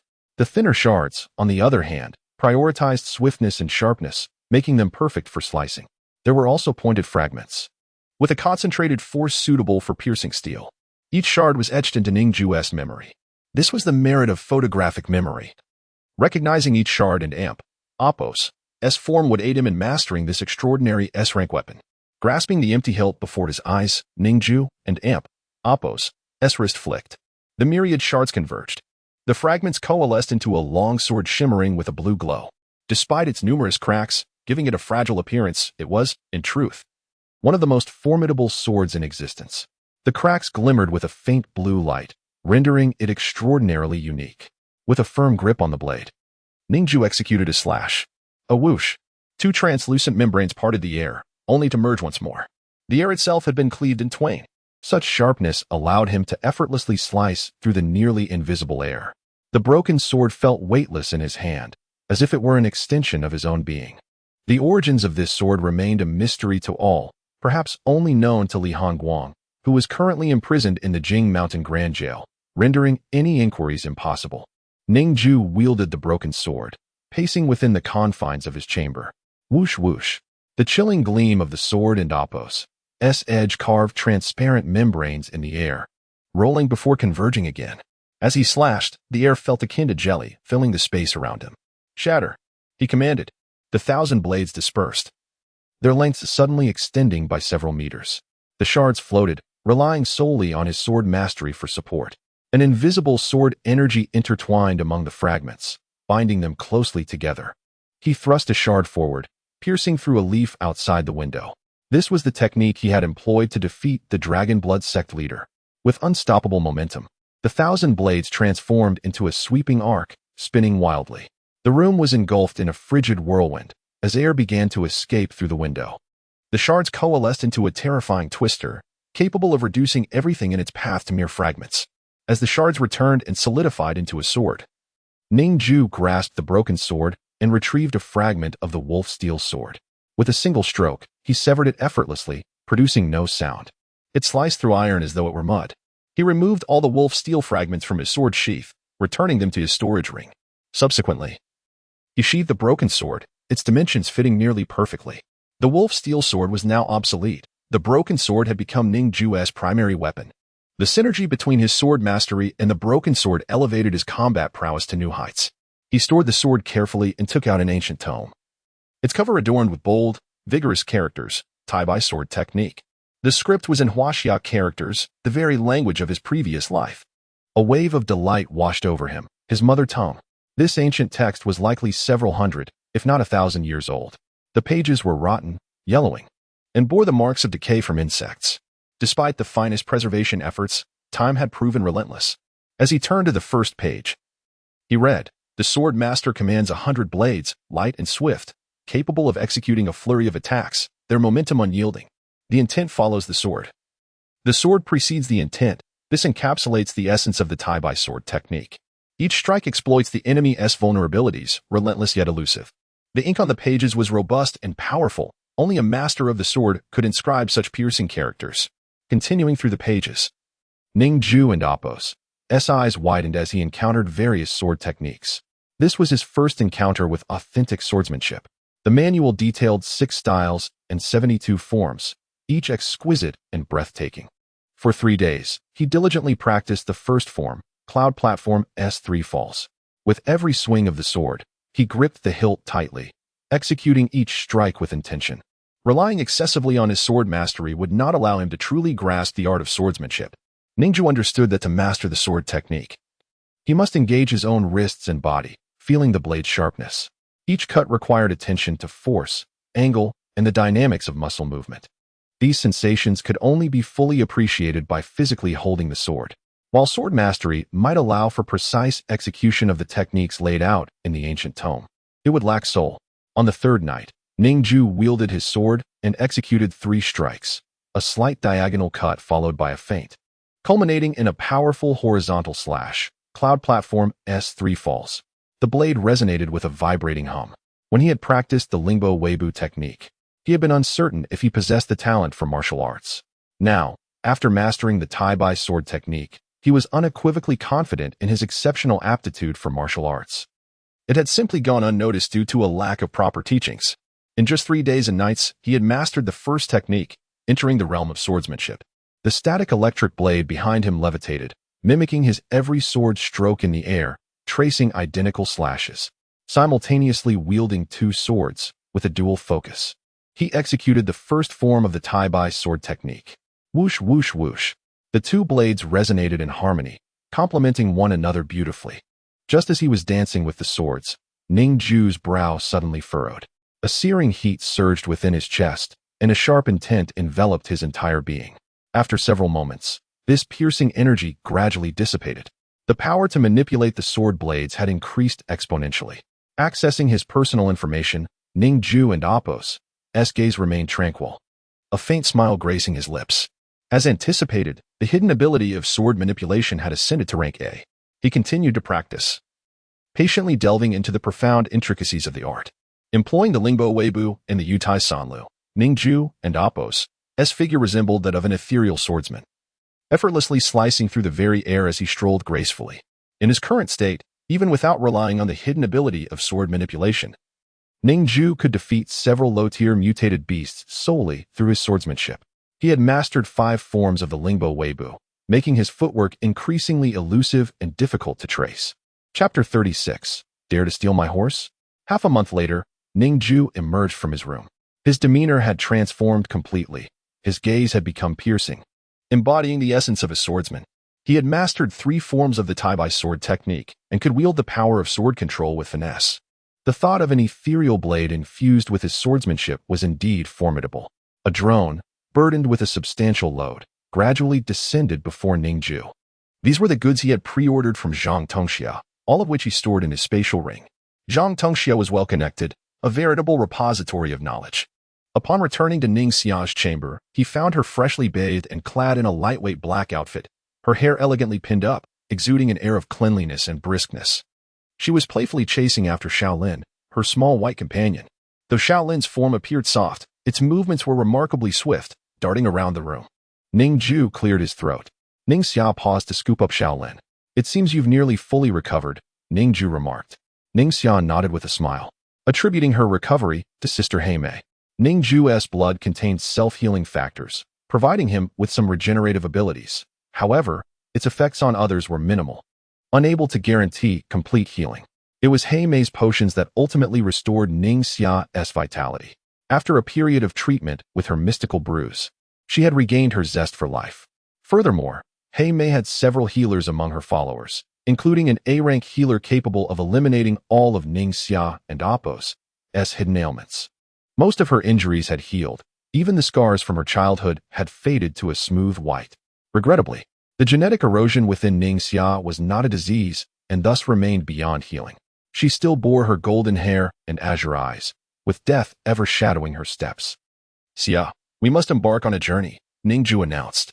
Ning Xia nodded, already prepared. Ning Jue handed her a rusty black pistol and then grasped her left hand, causing their rings to touch, instantly transferring a substantial quantity of ammunition into the protective space of the Wuyang ring.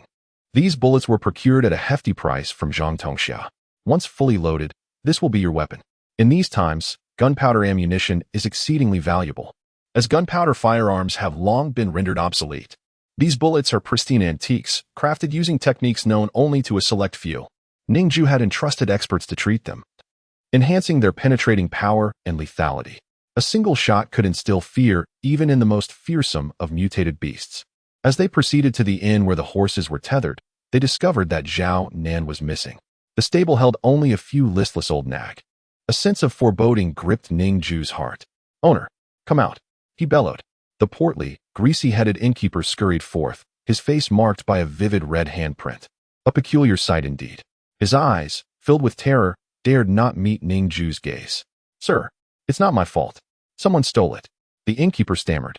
Ning Jue's brow furrowed in skepticism. Zhao Nan was a B-rank warhorse, immensely valuable. Who would dare to say it wasn't he, the innkeeper who, lured by greed, had sold Zhao Nan? Seeing the doubt in Ning Jue's eyes, the innkeeper trembled. "Please, don't be hasty. I have surveillance footage," he exclaimed, retrieving a transparent tablet from behind him. The screen displayed the stable's activity from a week prior. In broad daylight, a burly man approached and severed the tether, brazenly leading Zhao Nan away. Half of his body appeared mechanized. Zhao Nan's attempts to resist were futile. It seemed as though its energy had been sapped. The more the horse struggled, the stronger the man's grip became. His mechanical arm was thicker than a human thigh, exhibiting immense strength. Ning Jue recognized this thief all too well. After a moment of contemplation, realization struck him. This was none other than Hong Yong of the cybernetic gang. The footage revealed the innkeeper attempting to intervene, only to be struck down and rendered unconscious, explaining the handprint on his face. "Sir, that brute said something before he struck me," the innkeeper added. "What did he say?" Ning Jue inquired. "If you want your horse back, come find me in the southern part of the city." A cold smile crossed Ning Jue's lips. Hong Yong was indeed courting death. The cybernetic gang frequently dealt with mechanical augmentations and likely had control over the entire surveillance network and blood-refining city. Hong Yong had presumably tracked Ning Jue's movements and orchestrated the theft of Zhao Nan to bait him, having spent 13.5 million on a worthless sword, only to have it stolen in return. Hong Yong was boiling with rage, compelled to vent his frustration. Yet, he had made a grave error. Zhao Nan, having shared a deep bond with Ning Jue, was effectively provoking him to act. "Ning Xia, follow me. I'll take you to confront him." With that, Ning Jue clasped his sister's hand. His ability to render himself and those nearby invisible had reached an A-rank level. The siblings vanished into thin air. Ning Xia gasped in astonishment, her eyes wide. "Why can't I see myself? Where's my body?" she exclaimed, startled. "Apologies, my powers are rather diverse," Ning Jue chuckled.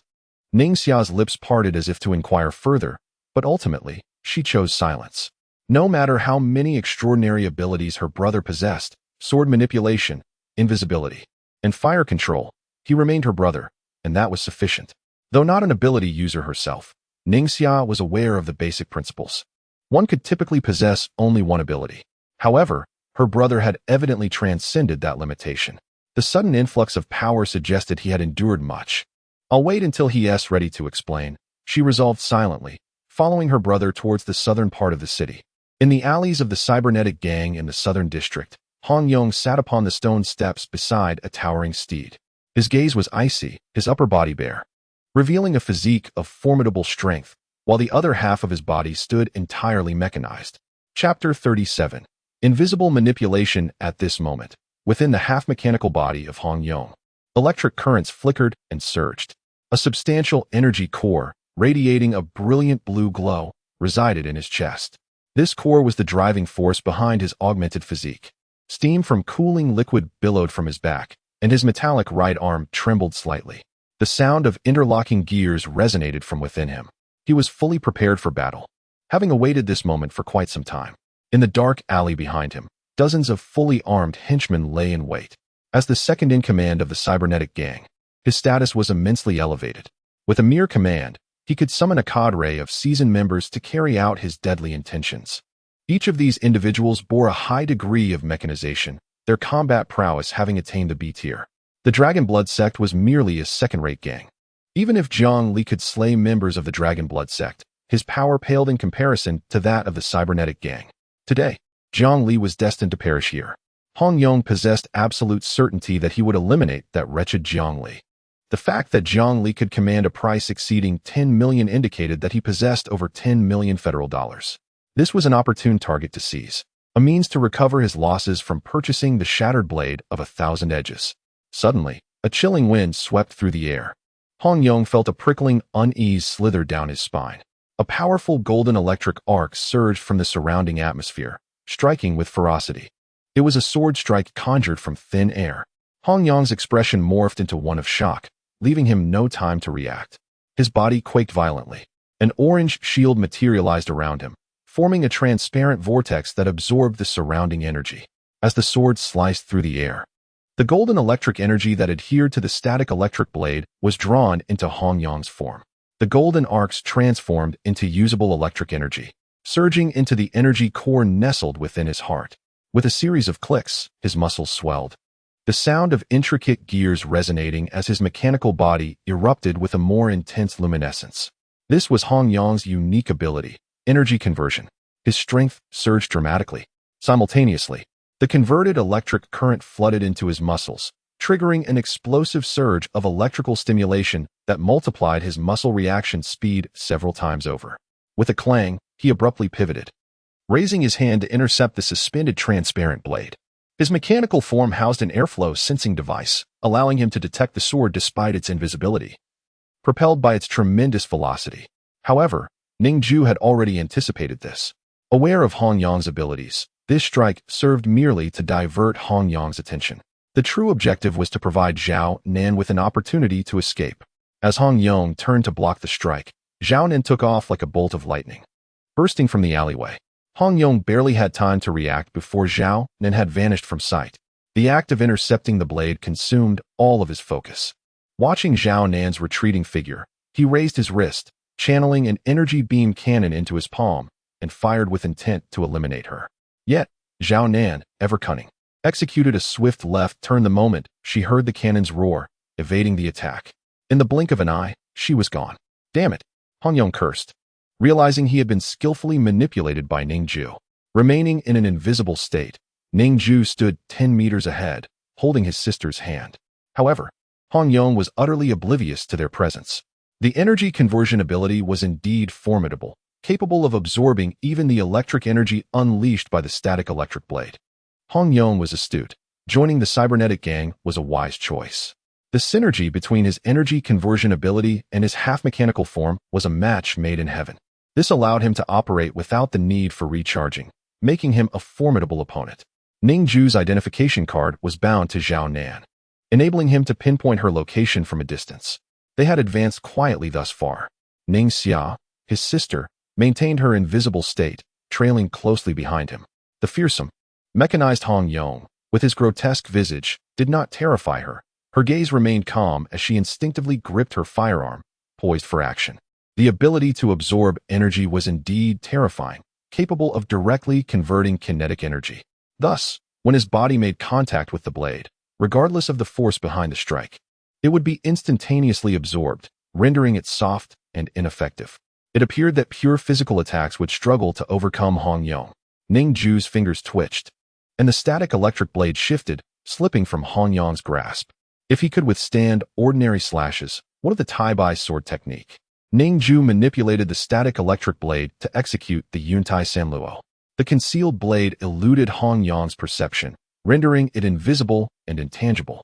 Despite the advanced nature of his airflow sensing device, it paled in comparison to the clarity of direct sight. He could only hear the sound of the blade slicing through the air near his ear, feeling its proximity without accurately locating it. Swish! A blade sliced past his ear.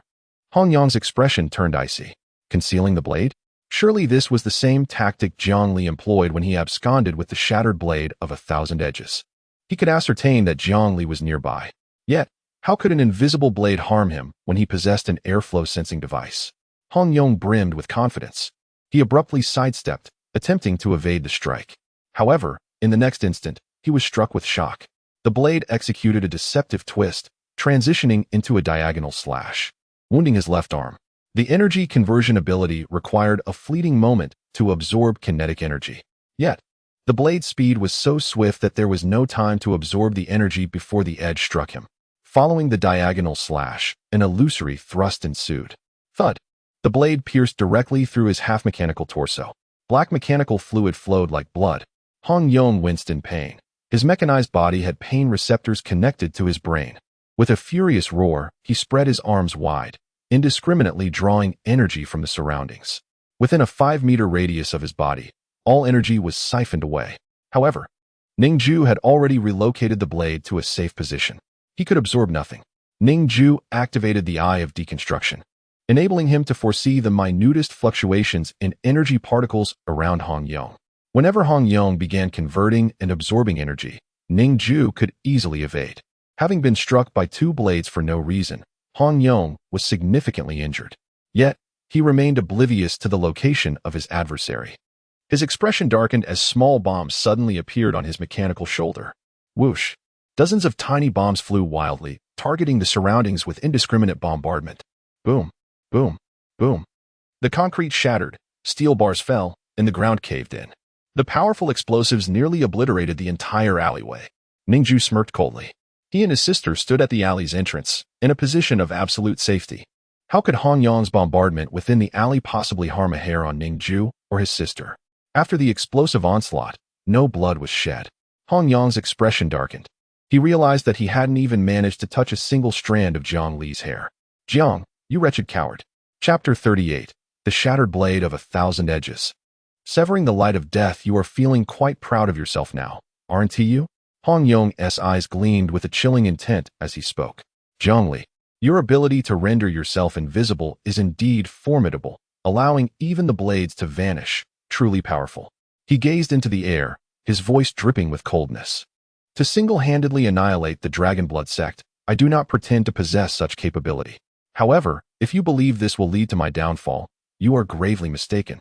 You stand alone, while behind me lies the entire cybernetic gang. A sinister smile crept upon his lips as he abruptly raised his hand and commanded, attack. From the dark alley behind, dozens of gang members surged forth. Their bodies had undergone partial mechanization, rendering them agile and swift. With mechanically enhanced legs, they leapt effortlessly to heights of over 10 meters. The swarm of individuals descended upon the surrounding streets, encircling them completely like a horde of locusts. Ning Jue grasped his sister's hand, observing the scene with a cold gaze. He had long anticipated an ambush, though he hadn't expected such a multitude, nor the strength of these gang members to exceed his expectations. Nevertheless, they posed no real threat to him. Ning Jue's combat prowess was overwhelmingly superior.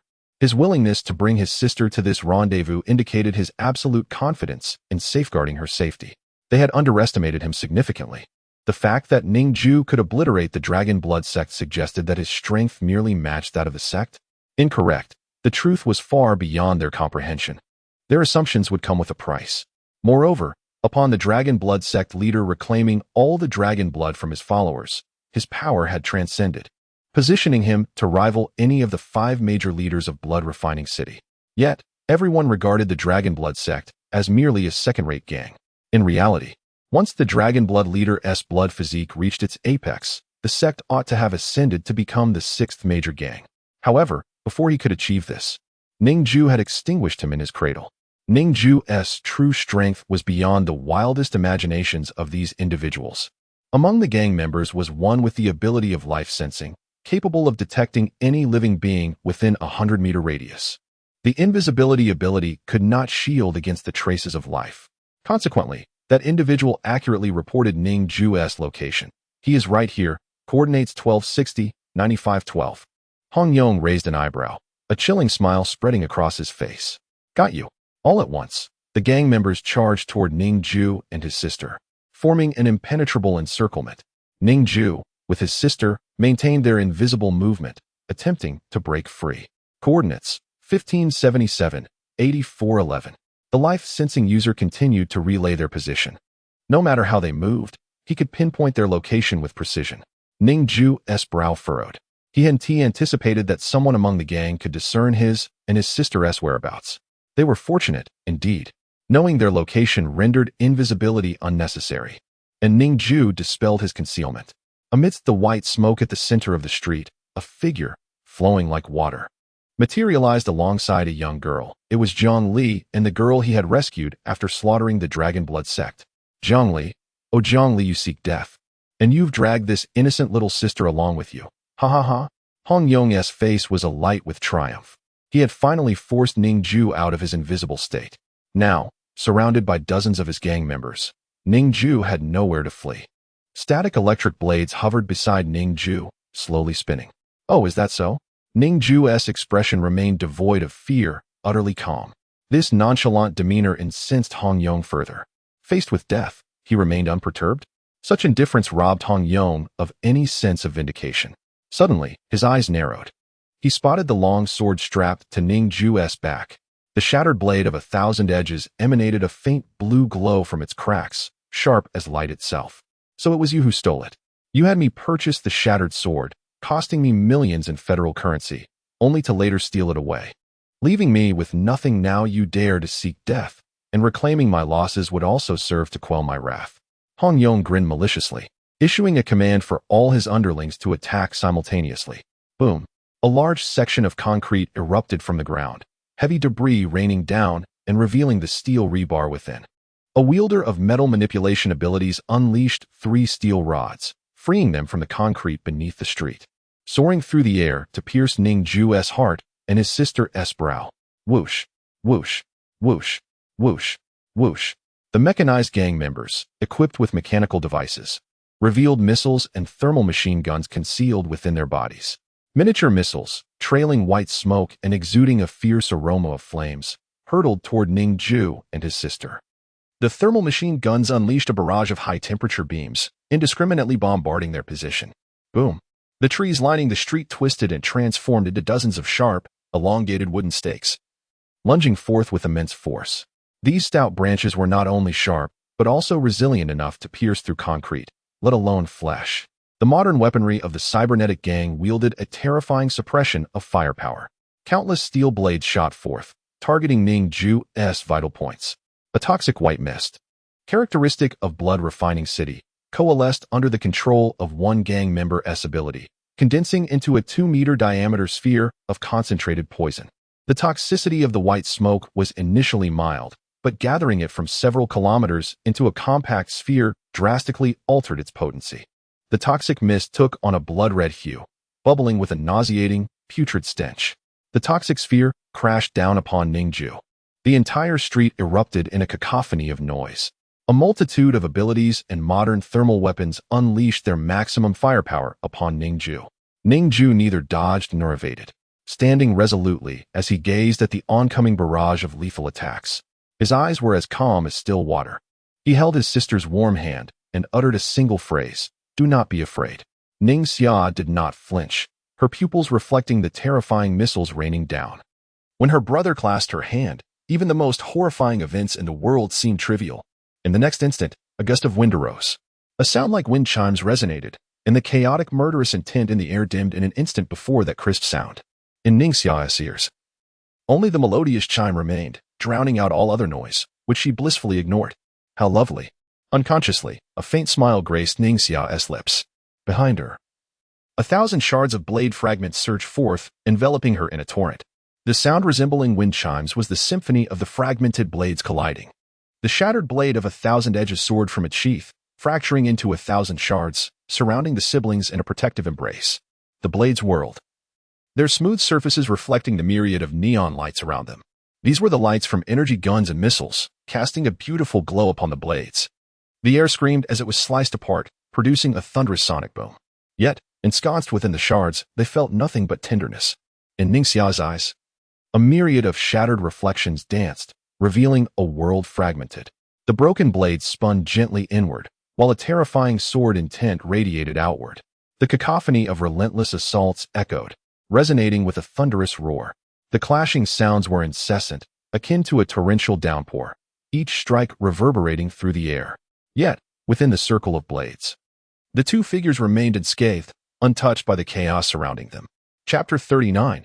You shall be well. No one can harm you. Little Scale trembled upon Ning Xia's shoulder. Overwhelmed by the grandeur of the scene, it shut its eyes and buried its head in its chest, too frightened to witness the onslaught. The air was filled with whirling shards, fragmented yet lacking anything to shatter. The robust steel bars, crafted from a specialized material derived from modern technology, stood firm, supporting the structure of the street. Their sharp edges could effortlessly pierce through concrete. However, those steel bars, launched into the air, were reduced to mere powder upon contact with the rapidly spinning shards.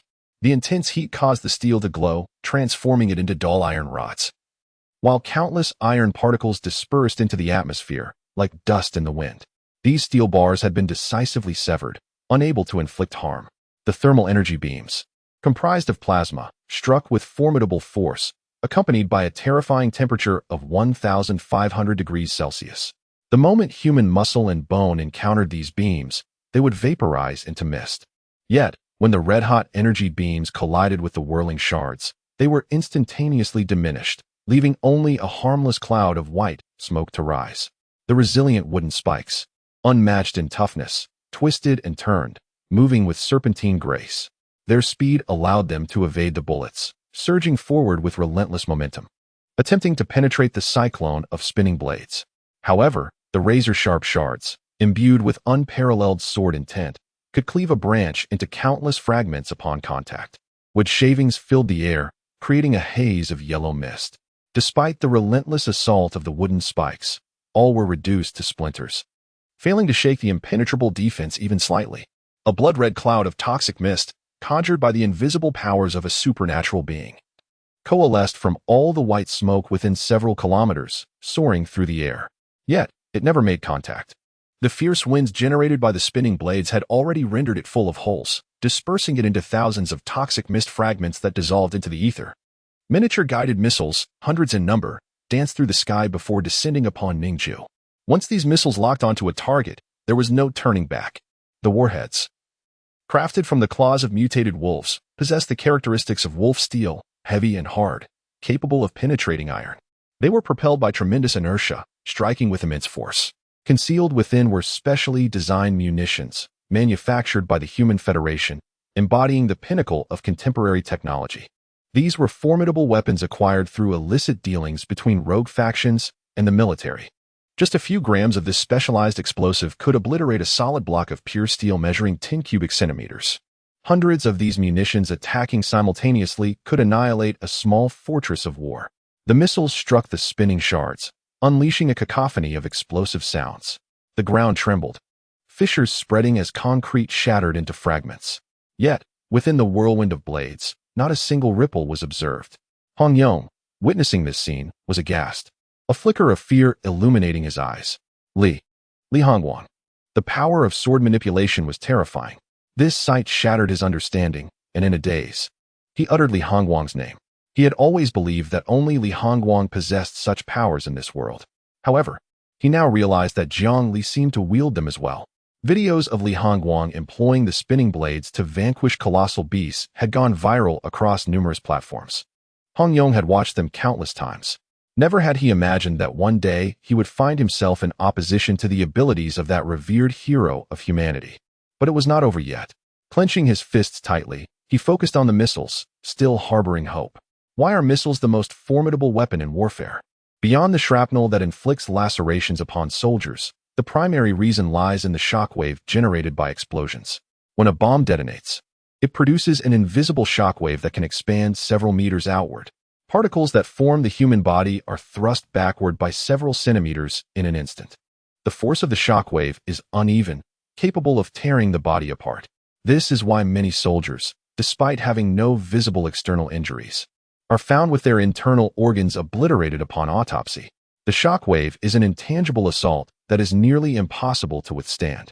He could not fathom that the spinning blades controlled by Jiang Li could even withstand the shockwaves of bombs. However, the events that unfolded in the next moment nearly dropped his jaw in disbelief. Ning Jue's defense of the spinning blades was indeed invincible. Even the invisible shockwaves were completely neutralized. The unyielding material of the sword blades, composed of atomic structures without any gaps, rendered the impact of hundreds of missile shockwaves utterly ineffective. The rigidity of the blades withstood all the shockwaves, and not a single particle shifted even by a micrometer. Hong Yong was astounded. Regardless of the relentless assault from his subordinates, the tremendous roars echoed throughout blood-refining city. After a full 11 minutes, all missiles and firearms had exhausted their ammunition.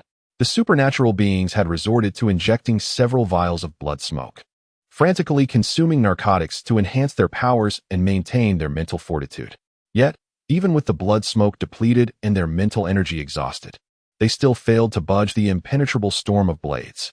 The surrounding streets were in disarray. The area of 100 square meters had sunk 3 meters deep, littered with shell casings and shattered steel fragments. The ground was strewn with several tons of concrete debris, a scene of utter chaos. Dozens of steel bars were extracted and thrust forward, but now, those bars had disintegrated into iron dust, blanketing everything in a layer of silver and wooden gray. As the onslaught subsided, the rotating shards that had shielded the two remained suspended in midair. The fragments coalesced, forming a long sword, which flew into Ning Jue's hand. He sheathed it with a swift motion, leaving only several shards hovering before him. With a flick of his wrist, the shards shot forth. Whoosh! Each shard spiraled toward the forehead of an enemy. The cold glint of the blades swept through the air, and small holes appeared simultaneously in the foreheads of all adversaries. Blood flowed from the wounds, and one by one, the assailants collapsed. Ning Jue twisted his wrist, and the shards returned to their sheath of their own accord. Some corpses remained standing, rigid and unblinking. In the blink of an eye, every foe had fallen. Hong Yong, witnessing this, felt a glimmer of despair wash over him. Chapter 40. Dissolution in an Instant. Chapter 41. The Opulent Young Master. Chapter 42. Extraordinary Abilities.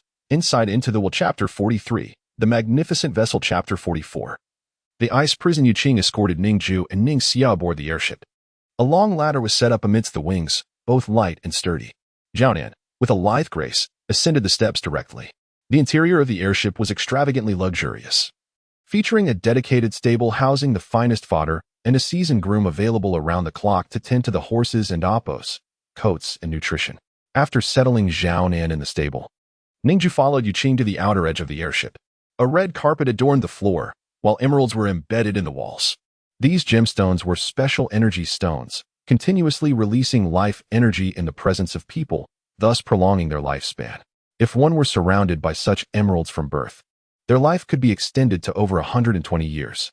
However, these precious stones were a privilege reserved for only the wealthiest families, as their extraction was exceedingly arduous, requiring mining at depths of several thousand meters. Moreover, they were extremely rare, often costing the lives of several miners to unearth even a single stone. The abundance of life emeralds on this airship was a testament to the blood and sweat of countless miners, a thought that left Ning Jue shuddering. Throughout their journey, Yuqing treated Ning Jue with utmost courtesy, devoid of any arrogance typical of the affluent. After all, Ning Jue and Appo's abilities were no less than those of an A-tier esper. Such talent commanded respect, even from a powerful family like the Yu clan. Their current wealth and status were undeniably bolstered by the contributions of skilled individuals. Should they allow their riches to breed disdain for true strength, even the mightiest of families would inevitably decline. An elderly servant named Gong Tangshan followed closely behind Yuqing, never straying from his side. Seizing the opportunity, Ning Jue stealthily appropriated his ability. One awakening point consumed. Theft successful, acquired E-tier ability. Ice convergence, a chill course through Ning Jue's body, sweeping through his veins. He glanced at the air, feeling the pervasive moisture. An intuition told him that with a mere gesture, countless frigid ice spikes would materialize around him to vanquish his foes. However, having just acquired this new power, he stifled the urge to unleash it and followed silently. Brother Jiang, this suite is the most luxurious aboard the airship, with a breathtaking view right at the edge. Your sister will surely adore it, Yuqing remarked with a smile as they approached a guest room. Thank you, Ning Jue nodded in response. Just as he was about to usher his sister into the room, a booming voice resonated from below the airship, echoing through the blood-refining city. Zhongli, come out and face your demise. The voice, unmistakably male, was deep yet laced with a mechanical undertone, a fusion of human and machine that exuded a magnetic allure. It was calm yet imbued with a terrifying malice, amplified by mechanical devices so that the entire city could hear it. Yuqing furrowed his brow. Who dares to disrespect a guest of the Yu family? Looking down, he saw a man fully mechanized, his gaze fixed upon the airship. His body had been entirely replaced with mechanical parts, even his face concealed behind an iron mask, his head encased in metallic constructs. His eyes emitted an ominous orange glow, and the intricate machinery surrounding him produced a rhythmic, melodic sound. He was utterly transformed, likely with only his brain remaining organic. With a sudden leap, he soared upward, flames erupting beneath him. His landing point was directly before Ning Jue, yet Yu Qing stood beside him, unyielding. His expression was icy as he regarded this uninvited guest. Behind him, the old servant Gong Tangchen stepped forward, positioning himself protectively in front of Yu Qing. Suddenly, a frigid tempest swept over everyone, causing even Ning Xia's eyelashes to frost. Despite Ning Jue's exceptional physical condition, a bone-chilling cold enveloped him. Crack! A massive block of ice materialized before them, measuring 10 cubic meters, nearly as tall as the gates of Blood Refining City, completely encasing the intruder in a frozen prison. The ice hung suspended, its surface etched with intricate patterns, swirling with white mist. In an instant, snow began to fall around them. It was frigid. The white mist within the ice thickened until the interior became obscured, while translucent veins extended throughout. Impressive, Ning Jue mused inwardly. The pure elemental ability had been wielded with such finesse, showcasing the extensive combat experience of the old servant. A sound reverberated through the ice, reaching their ears. The man encapsulated within emitted a red glow from his skin as his mechanical body ignited in flames. The ice began to melt violently, droplets cascading down. Gong Tangchen narrowed his eyes. How can he move at minus 50 degrees Celsius? By all accounts, mechanical devices should have ceased functioning entirely. Yet the man encased in ice was evidently outfitted with the most advanced mechanical enhancements. His steel skin blazed a fierce red, creating a significant space within the icy confines. The center of the ice melted away, transforming into droplets that evaporated into white mist. A bizarre spectacle unfolded at the heart of the ice. If this continued, the man would surely thaw all the ice and break free. Gong Tangchen swiftly rotated his wrist and clenched his fist. The colossal block of ice shattered, scattering into countless ice spikes, which then converged to pin the intruder in place, aiming to crush him at once. The mechanized man, sensing the imminent danger, extended a third arm from his back and unleashed a laser barrier, enveloping his body within its protective embrace. The high-temperature laser was more than sufficient to melt any ice. The enormous ice spikes pierced forward, but only produced futile clouds of steam as they struck. In the end, despite all the ice spikes lunging at him, none could harm him in the slightest. Gong Tangchen's expression remained composed. He had yet to reveal his full prowess and still possessed a backup plan. Nonetheless, a hint of concern flickered in his eyes.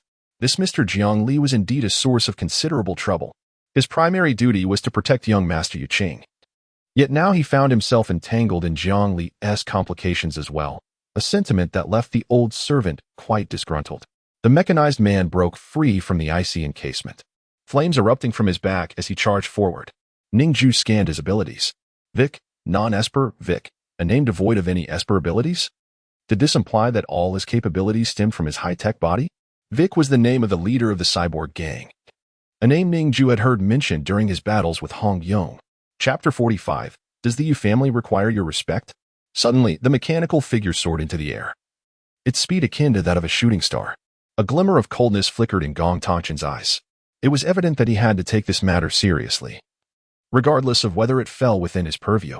The slightest misstep on the young master's part was something he could not afford to bear. With a swift motion, he raised both hands. The massive ice block, which had previously melted into a stream, instantly reformed into solid ice. Moreover, all the moisture within a kilometer radius converged towards him, summoning an extreme frost storm. Frost began to descend upon the city walls. Crack, crack, crack.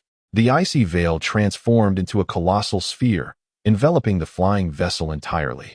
This ice was the result of Gong Tangchen and Appo's utmost effort, with temperatures plummeting to a staggering minus 100 degrees Celsius.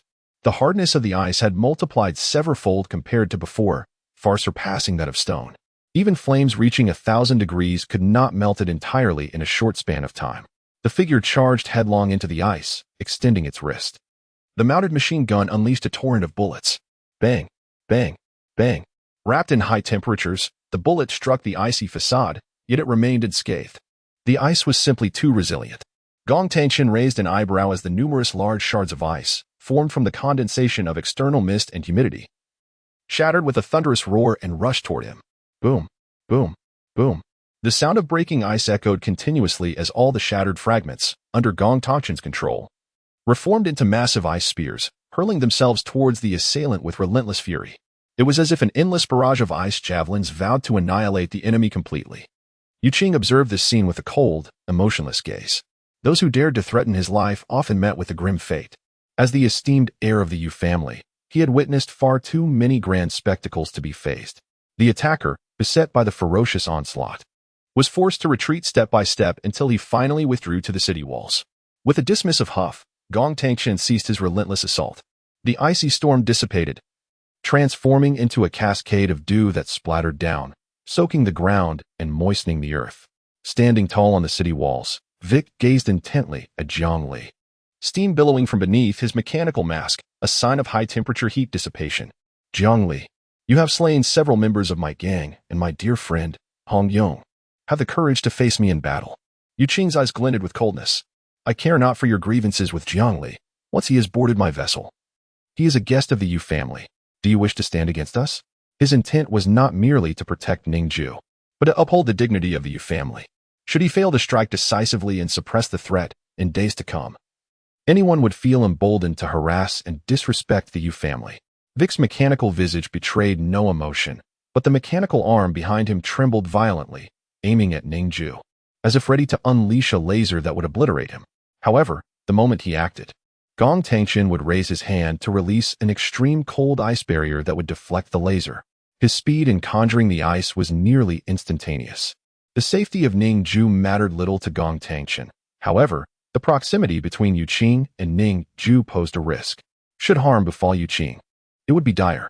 I shall not emerge, Ning Jue replied with a faint smile, exuding utmost shamelessness. Since he could refrain from intervening, he had no desire to engage. Young Master Yu, we bear no enmity. Please do not interfere in my matters with Zhang Li. I have come alone this time, without any followers, thus granting you ample respect. Vic sought to reason with him, fully aware that the Yu family would likely obstruct him. Hence, he had chosen not to bring his entire gang. With over 1,000 members of the cyborg gang, many of whom were also capable of extraordinary abilities, he feared that even Gong Tangshan, no matter how formidable, could not withstand such numbers. Yet, he was equally apprehensive of offending the Yu family, as they could easily obliterate him and his entire gang with a mere finger. Thus, he opted to come alone. Does the Yu family require your respect? Yu Qing's expression remained calm as he slowly articulated those words, exuding an air of utmost dominion. Vic fell silent for a long moment before finally retracting his mechanical arm and turning to leave. He would not utter threats. His body had undergone complete mechanization, rendering him impervious to emotional sway. Hatred, too, could be digested as a product of his mind. If he could not eliminate Zhang Li today, he would have to bide his time for another opportunity. With a fiery blast from his wrist, he departed the scene. Uncle Gong, why didn't you simply eliminate him? Yu Qing furrowed his brow. Only by vanquishing the provocateur could the Yu family establish sufficient authority. Young master, his entire body has been mechanized, making him exceedingly difficult to kill. Even injuring him would merely allow him to replace parts. His sole vulnerability lies within his brain, which cannot be replaced by machinery. However, it is encased in an exceptionally tough armor, crafted from extraordinarily unique materials, harder than even the teeth of an A-tier behemoth. My ice cannot penetrate it. Even if I could injure his body, I would not be able to claim his life, Gong Tangshan respectfully explained. Yu Qing nodded, finally comprehending the situation. Below the flying vessel, those who had received the blood smoke and were preparing for secret realm exploration began to arrive in droves, hundreds of them. This was indeed an extraordinary gathering. Yu Qing turned to Ning Jue and Ning Xia. Brother Jiang, I must attend to matters now.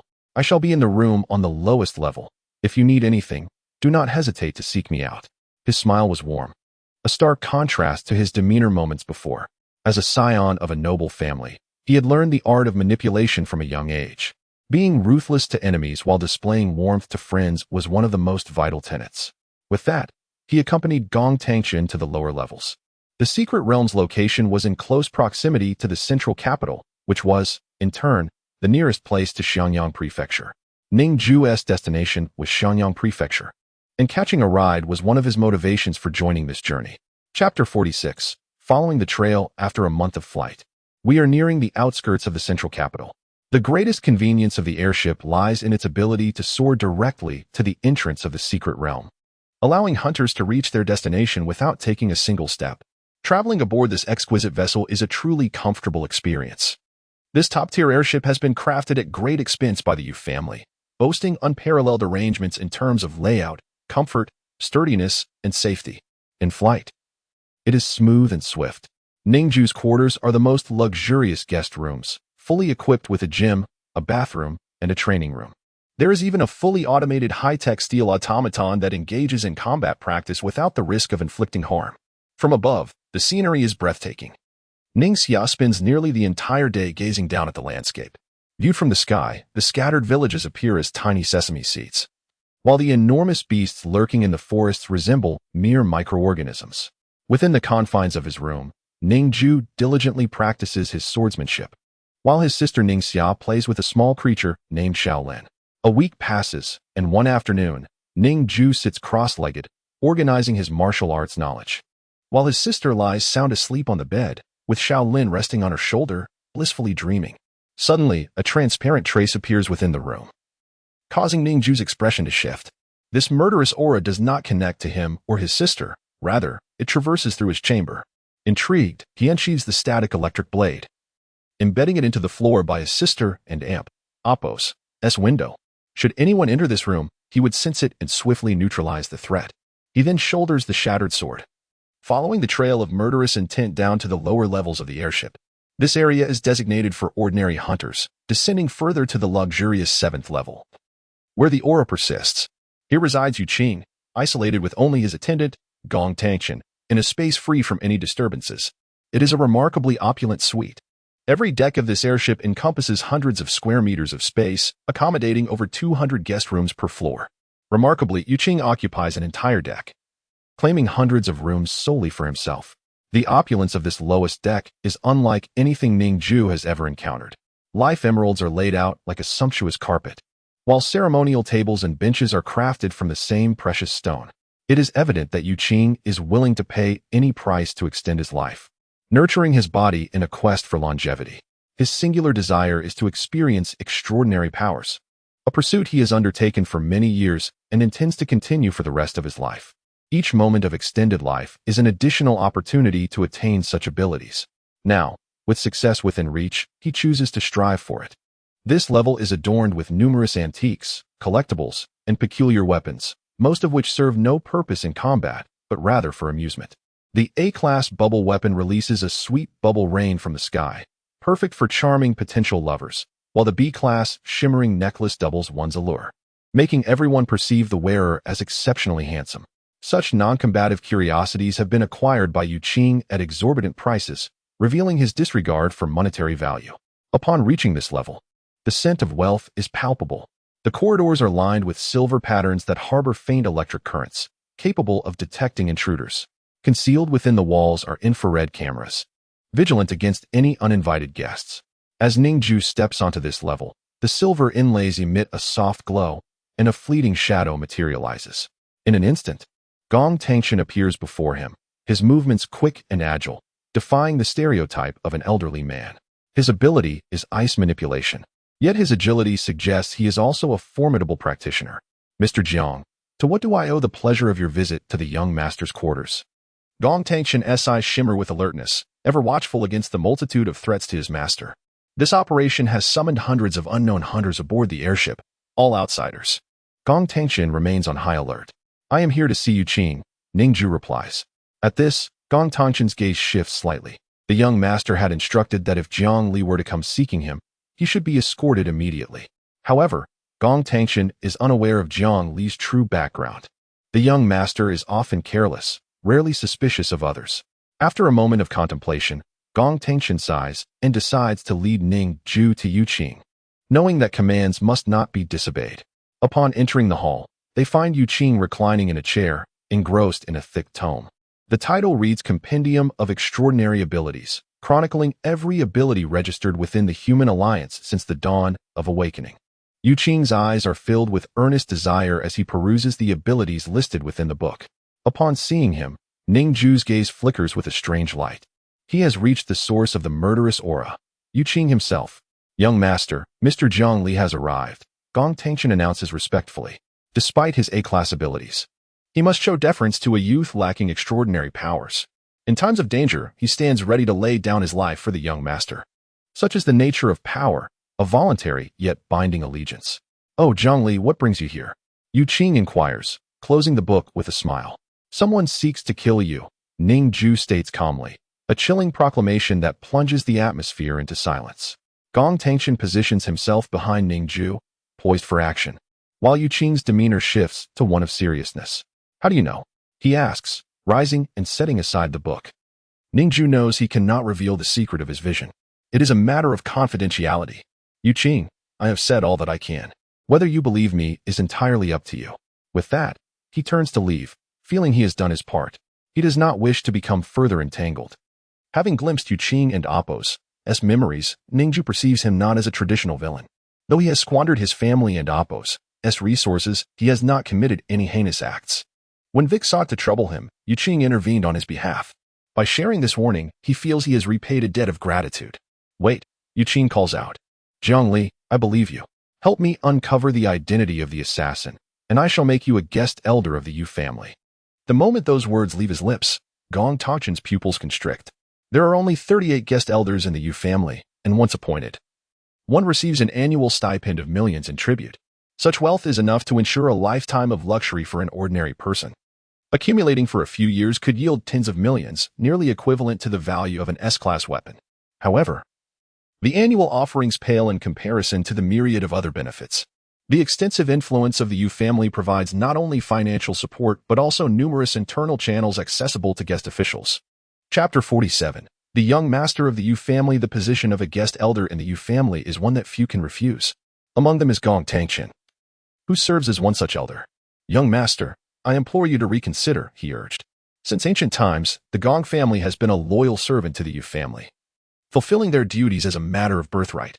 Accompanying Yu Qing is not solely about safeguarding his life. It is equally vital to ensure that he does not act against the interests of the family. At just over 20, Yu Qing remains too naive and requires the guidance of someone seasoned and wise. The position of guest elder is reserved for those who can contribute to the family, and one must be at least an 8-tier ability user. Although Jiangli possesses the requisite strength, one must question whether his loyalties truly lie with the Yu family. Only those of considerable utility are deemed worthy of the substantial investment required to appoint a guest elder. In Gong Tangshan's eyes, Jiangli clearly does not meet this criterion. A week prior, a mechanized individual named Vic attempted to assault Jiangli. He did not retaliate, which led Gong Tangshan to doubt the authenticity of the rumors surrounding Jiangli's prowess. Each year, the Yu family allocates funds to their guest elders, and with nearly 40 such individuals, the expenses are considerable. Recklessly increasing the number of guest elders, regardless of the family and Appo's wealth, could ultimately lead to ruin. Such rash actions are unequivocally inadvisable. Yet Yu Qing's expression remained resolute as he declared, I have made my decision. Gong Lao, there is no need for further discussion. Though Gong Tangshan had served Yu Qing since childhood, a mentor-like figure in his life, this time, he was met with complete disregard for his counsel. Gong Tangshan furrowed his brow but felt powerless to interject further. With the young master's mindset, he had no recourse. Ning Jue stood in contemplation. The title of guest elder is undoubtedly more esteemed than that of an 8-tier hunter. With annual offerings in the millions, one could easily become a lethargic parasite. Moreover, the abundant resources of the Yu family would pave the way for one's endeavors. Will being a guest elder curtail my freedom? Ning Jue inquired. Not at all. The Yu family only summons guest elders in times of war or under exceptionally unique circumstances, Yu Qing replied with a shake of his head. At all other times, guest elders enjoy absolute freedom. Ning Jue stroked his chin, pondering for a moment. Very well, I shall help you identify that assassin. Yu Qing smiled lightly, raising a glass of century-old Burgundy wine. Then I thank you, Brother Jiang. With that, he downed the wine in one gulp. It is daytime, and the deck is teeming with people. I cannot act now. I shall make my move tonight, Ning Jue stated. Yu Qing nodded, suggesting, in the meantime, Brother Jiang, do you have time to indulge in some leisure? What kind of leisure? Ning Jue asked. Have you ever heard of billiards? At this, Ning Jue felt an overwhelming sense of incredulity. Billiards? With an assassin lurking on the ship, this young master was contemplating a game of billiards. He exhibited a complete lack of urgency, embodying the carefree essence of a sheltered flower. I know a bit, Ning Jue replied. Having lived in a world where billiard halls were ubiquitous, he was quite familiar with the game. Yu Qing's eyes lit up with delight. Come, let us play a few rounds. Billiards was Yu Qing and Appo's favorite pastime, and he had set up a billiard room on this floor to entertain himself now and then. This ancient game had fallen out of favor, leaving few who could play, thus he often played alone. Since the day of awakening, survival had become a struggle, leaving little time for leisure pursuits. As time passed, the tables and balls had dwindled to a mere few. In the present world, those who knew how to play this game were as rare as phoenix feathers. Yu Qing, seeing a kindred spirit, led Ning Jue to the green felt table, his gaze fervent. Although the table was impeccably clean, maintained daily by servants, it bore numerous scars of wear, being an antique over a century old. Ning Jue's perceptive eye could discern the weight of the materials, even sensing the currents of air. His ability to calculate outcomes was remarkably astute. With a casual stroke, he could clear the table entirely but chose instead to grant Yu Qing some dignity, subtly allowing him a chance. The two engaged in a spirited exchange, and after several rounds, dust began to settle. Brother Jiang, your skills are truly impressive. To hold your own against someone who has played for 7 or 8 years like myself is no small feat. You are undoubtedly a master, Yu Qing exclaimed, his eyes sparkling with joy, reveling in this unprecedented thrill. He remained oblivious to Ning Jue's deliberate concessions. I am fatigued. Let us take a break and return another time, Yu Qing suggested with a smile. Ning Jue nodded and glanced out the window at the darkening sky. The traces of murderous intent surrounding Yu Qing began to intensify. It seemed the assassin was poised to strike. I must take my leave. The assassin is preparing to act, Ning Jue declared, turning to exit the room. Gong Tangshan approached Yu Qing's side, flicking his wrist. A thin layer of ice swiftly spread from beneath his feet. The sound of cracking frost echoed as the icy layer enveloped the entire room, covering the ceiling, door, and windows. It was a fragile barrier, easily pierced with a touch.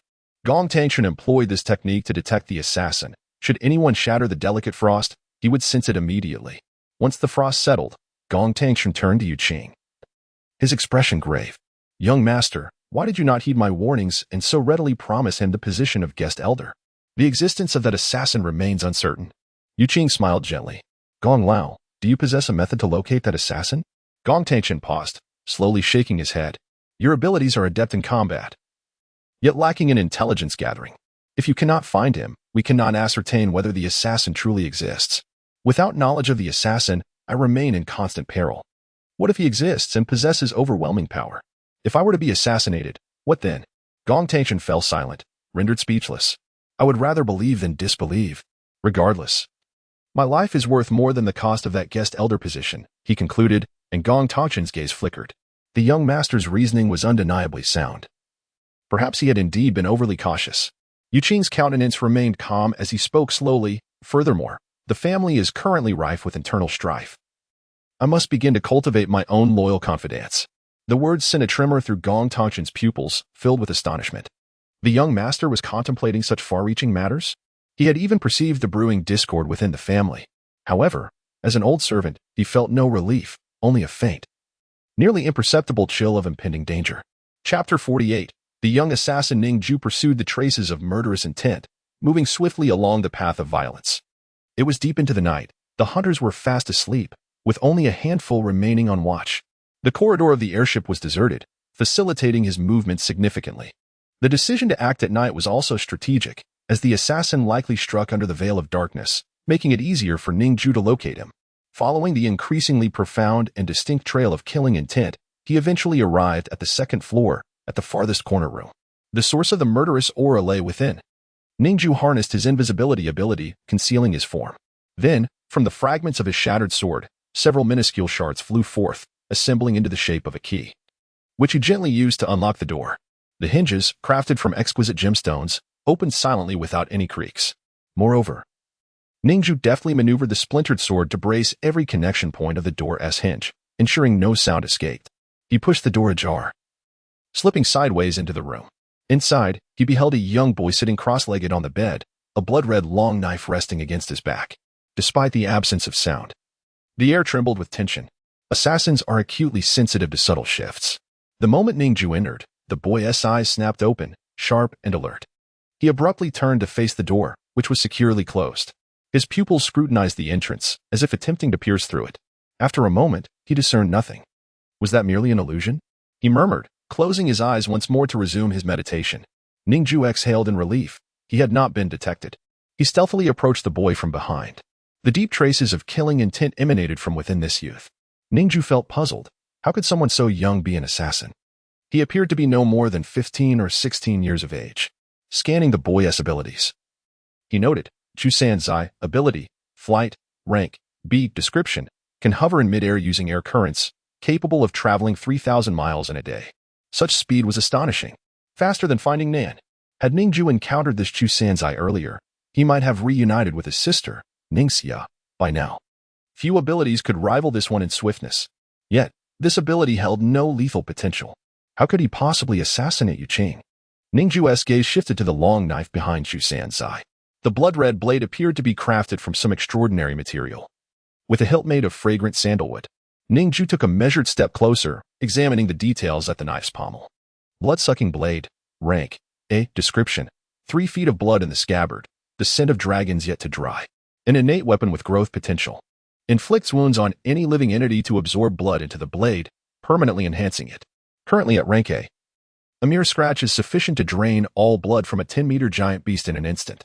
An innate weapon. Such a rarity. These formidable tools manifested alongside the awakening day on Blue Star, unique and irreplaceable. The blood-sucking blade had no upper limit for enhancement. Did this mean the knife could grow indefinitely stronger? Quite remarkable. A simple cut could spell instant death. Even a low-tier giant beast, once wounded, would have its blood entirely siphoned away in an instant. A mere graze could reduce one to a desiccated corpse. It was a death sentence upon contact.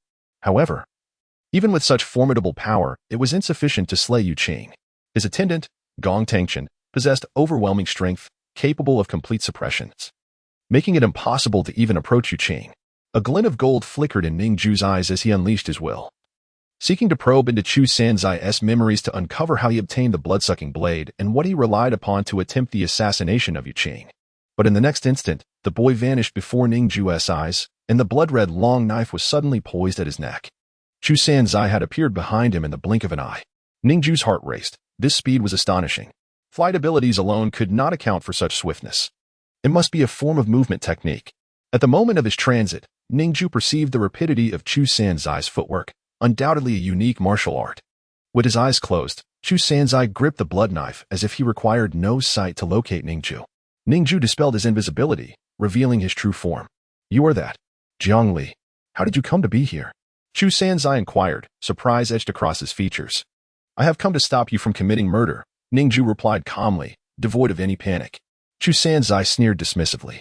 Ah, yet another pawn of the elite. Speak. How much did he pay you? Ning Jue smiled indifferently.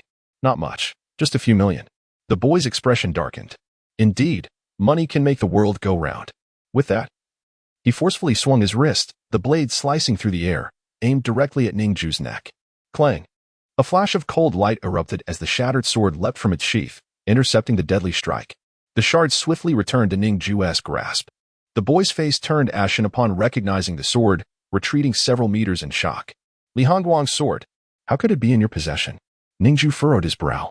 He had not shattered the sword, but had stopped the blow with its intact form.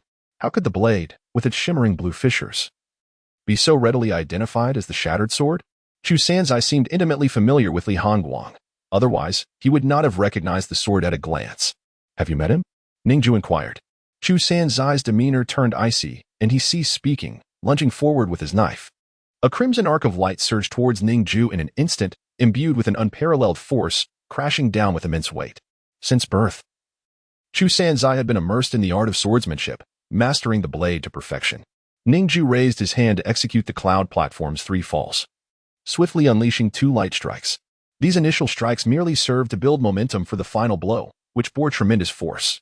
The sword descended. Clang. The clash of blade and knife resonated as Ning Jue successfully blocked the strike. Yet, in the next heartbeat, the blood-red blade inexplicably shifted its angle, striking from an incredible position, directly above Ning Jue and Appo's head. What an extraordinary technique! This singular thought emerged in Ning Jue and Appo's mind. Chapter 49. To slay one and save many, the blade was an inexorable force that Ning Jue could no longer withstand. Even though he was a martial arts prodigy, he had only practiced swordsmanship for a few weeks. How could he possibly compare to this youth, who had devoted over a decade to arduous training? Witnessing his swordplay, Ning Jue suddenly comprehended why he dared to venture alone to assassinate Yu Qing, and why he could perceive Ning Jue's concealed presence. It turned out he was indeed a formidable martial artist, a warrior, and Appo's senses are exceptionally acute. Even the most stealthy approach would not escape their notice. Moreover, Chu Sanzai's martial prowess was dreadfully formidable. Such sword techniques could spell doom for even an A-rank ability user if they were careless. Detecting Ning Jue's invisibility was trivial for him. Ning Jue sighed softly, reluctantly employing the power of sword control. His gaze sharpened. The blood-drinking blade that hovered above him trembled violently, unable to descend. Chu Sanzai's eyes widened in shock as his right arm's muscles bulged. Yet, no matter how much he exerted himself, the blood-drinking blade remained suspended in the air, seemingly sealed by an unyielding force, unable to advance. Unbelievable! The astonishment in his eyes was palpable. Ning Jue's expression was calm. His strength overwhelmingly suppressed Chu Sanzai's. From the very beginning, he had not exerted his full power. Grasping the fragmented sword of 1,000 blades, he aimed for Chu Sanzai and Appo's heart and struck with precise intent. Chu Sanzai and Appo's pupils dilated in terror, and he decisively relinquished his blood-drinking blade, retreating several meters to evade the lethal thrust. Gasping for breath, he stared at the blood-drinking blade suspended in midair, his body trembling with shock. It was eerily similar. This ability was far too akin to sword control. Was the price of several million federal coins truly worth such an endeavor? His voice was filled with fervor. These noble families ascended to power by treading upon the corpses of the common folk. Every coin squandered by Yuqin was a life lost. Were you unaware of the collusion among the 3 major noble families, capturing countless children with abilities to serve as experimental subjects? Did you not know that the Yu family forced tens of thousands of beggars into slave labor to mine the longevity green gemstones? Were you oblivious to the Yang family's support for the Human Alliance's child experimentation program? There were many insidious deeds concealed, and even now, many continued to suffer. Ning Jue remained silent, unmoved. This assassin was indeed Navi. How could he hope to persuade a stranger with such words? Compared to the immediate interests at stake, those sentiments were childishly simplistic. Seeing Ning Jue's indifference, Chu Sanzai's eyes filled with sorrow. He locked his gaze onto Ning Jue's, gravely imploring, Mr. Jiang. To slay one is to save many. It sounded like a plea for him to fulfill his mission. Yet, Ning Jue showed no inclination for mercy. The blood-red blade above him surged forward at his command. Killing Yuqin would not alter the formidable status of the Yu family, nor would it change the deeds they had committed. Although this assassin was filled with righteous fervor, his thoughts were far too simplistic. A flicker of resolve ignited in Chu Sanzai's eyes. In the next instant, his wrist trembled as he abruptly pressed a hidden button within the palm of his hand. Ning Jue caught this subtle movement, his eyes widening in alarm, but it was already too late to intervene. Boom! An explosion thundered forth. The entire room was reduced to ruins.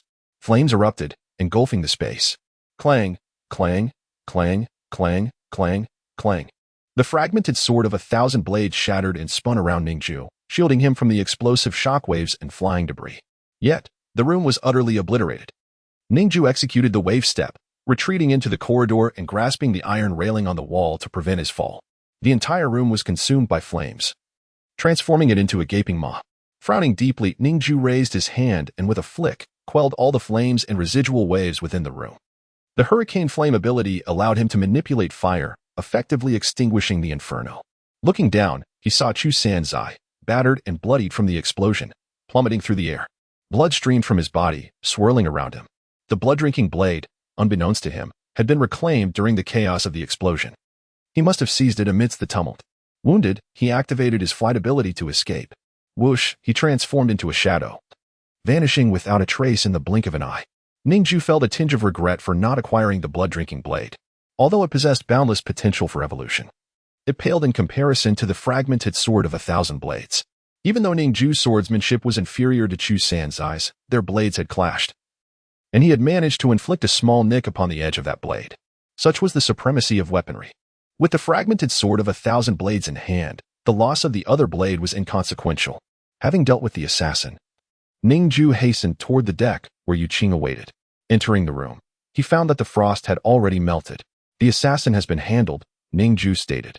Although Chu Sanzai had survived, he was gravely injured, the result of his own bomb, which had nothing to do with Ning Jue. That explosion had burned him severely. It was likely that he would be incapacitated for 10 to 15 days after fleeing. He would need to seek the aid of a healer, which would take some time. In any case, it seemed Chu Sanzai would be unable to pose a threat to Yuqin for the duration of this journey. However, judging by the youth's demeanor, filled with fervor, he appeared to perceive his actions as a matter of justice. He was likely to return in the future. But those matters would no longer concern Ning Jue. I have seen it, Yuqin remarked. He had just observed through the window as an explosion erupted in a room at the rear of the ship, followed by a bloodied youth plummeting down. Though it had caused considerable damage to the flying vessel, at least the assassin had been eliminated. They were not close enough to ascertain whether the youth had lived or died. "Thank you, Brother Jiang. I have contacted my family and recorded you as a guest elder." Yu Qing smiled. The hunter's card shimmered slightly. Ning Jue's hunter card reflected a deposit of 4 million federal coins. Just how many colossal beasts would one need to slay to earn such wealth? As a guest elder, one could receive annual benefits at no cost. The first year would be 4 million, with an increase of 1 million each subsequent year. Henceforth, Brother Jiang would be one of us in the Yu family. Should you encounter any difficulties, you may seek assistance from us, and our doors will always be open to you. Likewise, if the Yu family faces challenges, we shall likewise seek your aid. When we do, you may choose to come or not. However, if you decline, the family may revoke your guest elder status. So please contemplate this carefully, Brother Jiang. Ning Jue nodded in acknowledgement and expressed his gratitude. He then turned and departed from Yu Qing's chamber. The position of guest elder would not bind him. This was precisely why Ning Jue was willing to undertake this mission. With the Yu family and Appo's stature, which had endured for a century, it was nearly impossible for them to face a crisis that required every guest elder to intervene. Therefore, becoming a guest elder could mean a lifetime without having to lift a finger, while still reaping the benefits of the Yu family's various privileges. Why not seize such an opportunity? As one of the 3 great families, the Yu family and Appo's methods were indeed unsavory. Should they ever require Ning Jue to commit acts that would incite public outrage, he could simply withdraw. Ning Jue held no delusions of unwavering loyalty toward the Yu family. His intention in becoming a guest elder was solely to gain some benefit. Chapter 50, Dragon Blood Devourer, Little Scale's Evolution upon the Airship. A distinguished chef crafted exquisite dishes for the guests. Even on the second deck of the vessel, there existed a specialized breeding ground, cultivating delectable mutant chickens. Characterized by their small bones and abundant meat, the entire operation was completely self-sufficient. As Ning Jue approached the doorway to his room, he noticed a servant holding a platter of food, poised to knock and deliver the meal. "I'll take it," Ning Jue said, accepting the roasted chicken from the servant. He pushed the door open, and the static electric blade trembled, returning to its sheath. On the bed, Ning Xia was still fast asleep. I'm hungry," she murmured, her cheeks slightly flushed. I'm hungry. Ning Jue sat beside her and inquired, "What are you hungry for?" Ning Xia seemed to catch a whiff of the roasted chicken. Suddenly, she sat upright, her eyes barely open, yet she appeared not fully awake. In a dazed and raspy voice, she repeated, I'm hungry. The roasted chicken lay before her, yet she remained in a slumbering state. What a silly girl, Ning Jue thought, gently flicking her forehead. Startled, Ning Xia woke and began scanning her surroundings. Upon seeing the roasted chicken in Ning Jue's hand, her drowsy eyes widened in astonishment. What a huge roasted chicken. I thought I was dreaming. The sight of the chicken illuminated her expression, and her mouth nearly watered in anticipation. Get up and enjoy the feast, Ning Jue said, placing the roasted chicken on the table.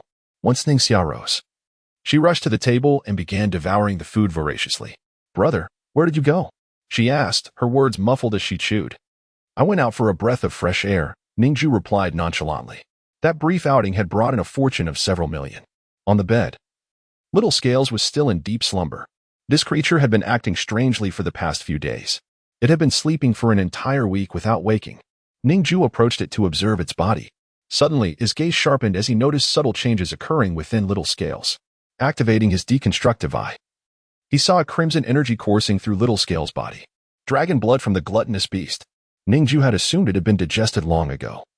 But it seemed that the energy within the dragon blood was still far too potent for Little Scales to assimilate in such a short time. Ning Jue focused intently on the energy within.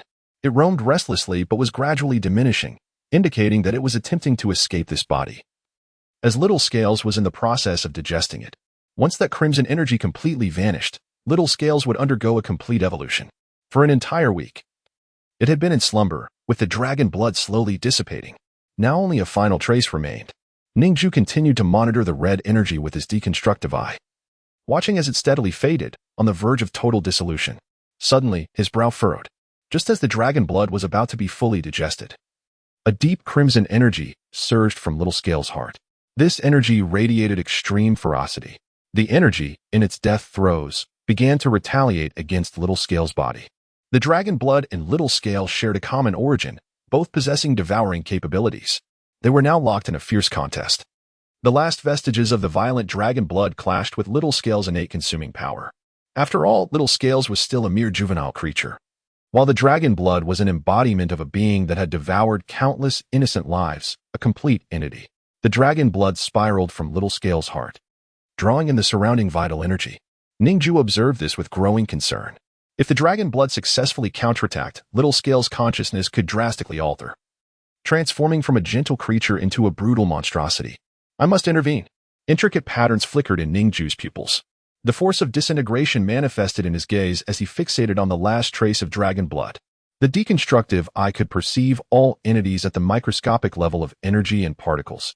Even within Little Scales, Ning Jue could enact disintegration. With a hum, Ning Jue's dark pupils quivered. An invisible force swiftly engulfed the obstinate dragon blood, melting it into the void of darkness. After the final traces of the malevolent dragon blood were eradicated, a remarkable transformation occurred within Little Scales. Brilliant golden light erupted from the fissures in its scales, lasting several minutes before fading away. This radiance emanated an unprecedented, formidable energy. Once all the dragon blood energy was absorbed, Little Scales completed its evolution. It opened its eyes, which transformed to a pure golden hue. Its scales, previously pure white, now bore a subtle golden sheen. 2 small horns began to sprout from its head, elongating slightly. Ning Jue reached out to touch its scales, finding them still soft to the touch. However, upon noticing Ning Jue's gesture, Little Scale's eyes widened, and its scales glimmered with a faint golden light, becoming remarkably rigid. Its entire body transformed from a soft texture to scales harder than steel, adorned with a hint of gold. Little Scales now resembled a dragon, albeit a short and plump one. After saving it, it showed no gratitude, glaring at him instead. Ning Jue felt a twinge of annoyance and raised his hand to give the little creature a light tap as a lesson. However, just as he moved, a golden shield materialized, blocking his finger. The shield was intricately patterned with transparent scales, identical to those on Little Scales. Ning Jue was taken aback. What was this? Had it learned a new skill? Little Scales, nestled within the barrier, wore an expression of pride, unafraid of Ning Jue. Ning Jue poked at the shield with his finger, and golden ripples surged across its surface, proving to be surprisingly sturdy. Using his deconstructive eye to scrutinize the barrier, Ning Jue discovered it was filled with abundant golden energy. Imparting a sense of sanctity, he delicately beckoned, and the static electric blade unsheathed itself. Gripping the hilt, Ning Jue swung the sword toward Little Scales. Startled, Little Scales quickly reinforced the barrier, intensifying the golden glow. With a crack, the blade struck the shield but made no headway. Ning Jue's eyes widened in astonishment. This barrier could withstand strikes from an A-rank weapon. Although Ning Jue had not unleashed his full power, the defensive capability was already formidable. The barrier was incredibly resilient. But Ning Jue had only delivered a gentle strike. He sensed that if he exerted his full strength, he could indeed break through. Not to mention the power of his swordsmanship. Against that force, the barrier would be as fragile as paper. Yet, it was essential to note that Ning Jue wielded an A-rank weapon. If it were any other weapon, this barrier would be exceedingly difficult to breach. Having consumed dragon blood, Little Scales had evolved to such a remarkable level, truly impressive. Meanwhile, Little Scales trembled in fear, nestled within the protective barrier. Chapter 51. The Sword of Wind and Thunder. Shaolin observed with trepidation as Ning Jue thrust his massive sword against the barrier, instilling an overwhelming fear within him that rendered him hesitant to show his face. Though the barrier remained intact, the psychological shadow it cast lingered. Ning Jue withdrew the static blade and tapped on the golden shield, remarking, "Please, lower the barrier."